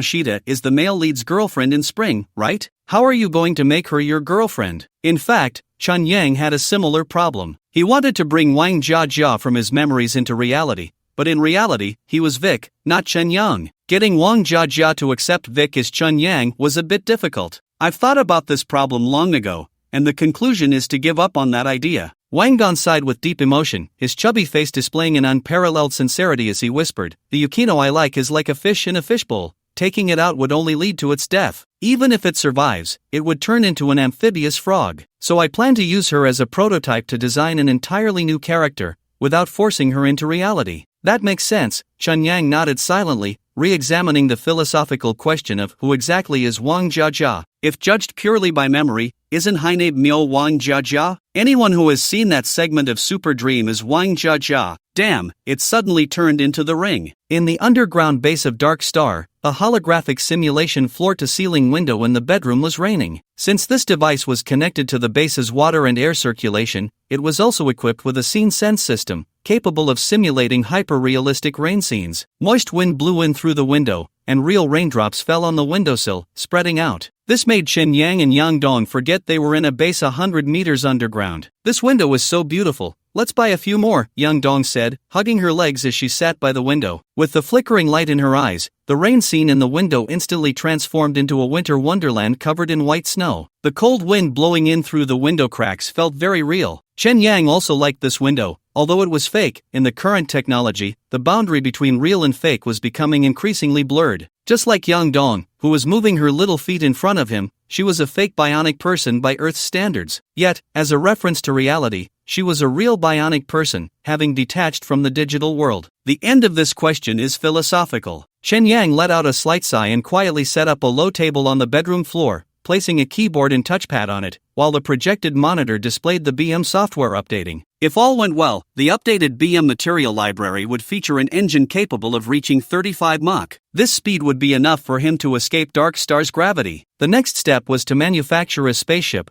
which was a major project. Chen Yang decided to enlist Tong Wei, the senior modeler, to complete it together. After all, time was limited. He had too much to do, including creating a planet-class spaceship, the bionic Type 4 puppet body, and producing a reliable binary bionic assistant. Additionally, he needed to set up a neural central server to back up Earth. Just then, Yang Dong turned her head and asked Chen Yang, "What about the server? Is there no other channel besides the dark web?" "Of course there is. Don't forget that I'm Vic, a terrorist wanted by the United Government. It's quite reasonable to just grab a couple of servers, right?" As Chen Yang spoke, he opened the network map and located Zeta West City. The headquarters of the Hacker Alliance was right there. He stared at the coordinates of the ghost building and said in a calm tone, "I mentioned before that I would take down the Hacker Alliance. I haven't forgotten about that." In the digital monitoring room of the Hacker Alliance, Yagami Masamune lay on the hospital bed, occasionally squinting his eyes, but he couldn't hold on for more than a few seconds before closing them again. Members of Technical Group 6 surrounded the bedside, watching their hero.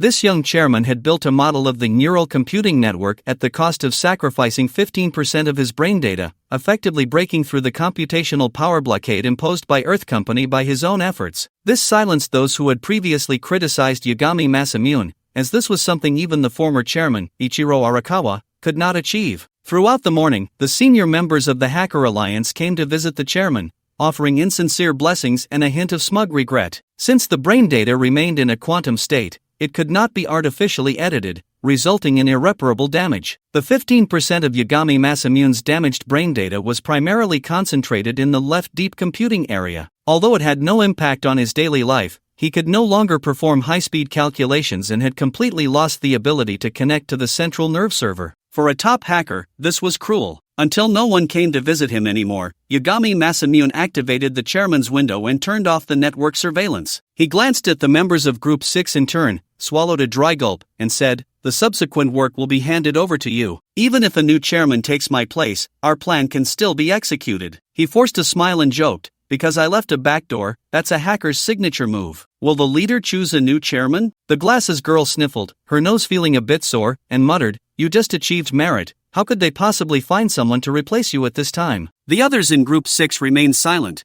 They knew that any explanation would hurt Yagami Masamune, so they could only remain indignantly silent. Yagami Masamune, however, was calm, smiling as he said, "The lunar leader won't let someone like me, a waste, continue sitting in the chairman's position. But it doesn't matter, my mission has been completed. As long as everyone continues to execute according to my technical documents, our biological computing system, while not reaching the scale of Earth companies, is sufficient for us to achieve that goal." That goal was to break into the lunar network, seize satellite usage rights, and blow the lunar ecological warehouse to smithereens. The members of Group 6 nodded, their eyes igniting with hopeful determination. At that moment, there was a knock on the door. The glasses girl went over to open it, revealing a young man in his 20s. He was dressed in the black uniform of the Hacker Alliance's security team, holding a bouquet of pink carnations, standing at the door with a serious expression. "I am Yokoyama Shinobu." The young man smiled and handed the flowers to the glasses girl. "May I come in to see the chairman?" The glasses girl couldn't help but widen her eyes,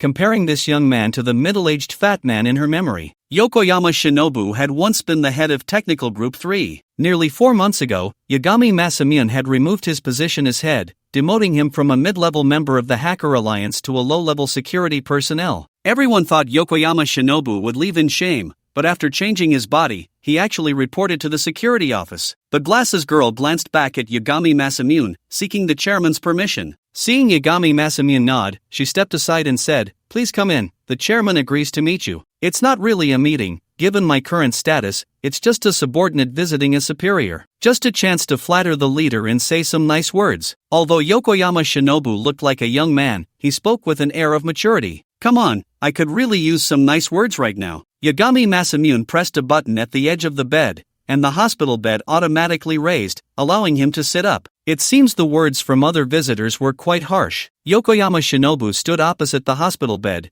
ignoring the hostility from Technical Group 6, his gaze fixed solely on Yagami Masamune's face. After a few seconds of eye contact, he finally spoke, "Perhaps you don't like Arakawa Ichiro, but I see his spirit in you, that relentless determination to achieve your goals. Please believe me, this is definitely a compliment. I hope you can maintain this impulse and not let the title chairman corrupt you, otherwise, you will become the very thing you despise." Is this a new concept of flattery? Clearly, you're here to lecture me. Yagami Masamune joked, finding it hard to connect this person with the chubby Yokoyama Shinobu from his memory. Sincerity is always the ultimate weapon. Yokoyama Shinobu smiled without any mockery and continued, this comes from my admiration for you as a hacker. I think you should be able to feel it. After saying this, he nodded slightly and turned to leave the hospital room. Try to eat a little less in the future. Yoshiro Masamune suddenly said this, surprising even himself after the words left his mouth. As Yokoyama Shinobu reached the doorway, he turned back to glance at Yoshiro Masamune, furrowing his brow in confusion before continuing out of the hospital room. Let's get back to work too, so Masamune can rest properly, suggested the glasses girl, and the members of Team 6 nodded in agreement, deciding to return to the office to continue their efforts. I'll go back to the office as well. I just have a messed up head, there's no need for me to lie here. Yoshiro Masamune got up from the bed, took a deep breath, and frowned as he said, I want to see just how much that 15% brain damage affects me. In the night of Chiba, at the Wolf apartment, Shen Yang knocked on Kate's balcony door and found that the little kitten had turned into a mummy. At the moment, Kate was completely wrapped in white gauze, with only her light brown eyes, the holes for her nose and mouth, and her curly bob peeking out. Of course, her two prosthetic arms were not wrapped in bandages. Did you get hurt? Shen Yang found it amusing and walked around Kate, asking, it can't be some strange cosplay, right? Cosplay my ass, I had to wash off the tattoos on my body, and now I have to be bandaged for a week. Kate closed the balcony door, turned to look at the grinning Shen Yang, and warned, you better not touch on your weird fetishes, no way, absolutely not. Come on, we're brothers, and we keep things clear. I have no ulterior motives towards you other than the necessary medical needles. That's good. Kate sighed in relief, sitting properly on the sofa, looking quite comical. What made you suddenly want to wash your tattoos? You said before that you were afraid of the pain. Shen Yang asked, isn't the apocalypse coming? I thought, even if I die, I should die clean, so I won't regret it when the hospitals are closed. Kate mumbled a bit awkwardly, actually, it's not that painful, I overthought it. You won't die hanging out with me. Shen Yang opened his backpack and took out a signal jammer. After pressing the switch, the internet in Kate's room was instantly cut off. A network error message popped up in front of Kate, and her arms showed signs of paralysis, causing her to frown and ask, what's going on? Are you going to ask me about superdimensional stuff again? Of course, you are the only one in our Shen Yang family with a golden finger. Shen Yang sat beside Kate, speaking in a mysterious tone, actually, I came to find you for an experiment today. Experiment? Kate instinctively closed her legs, her expression strange as she said, a venom experiment? No, don't be nervous. Shen Yang patted her leg and continued, I want to see if you can bring a server into the earth through superdimensional.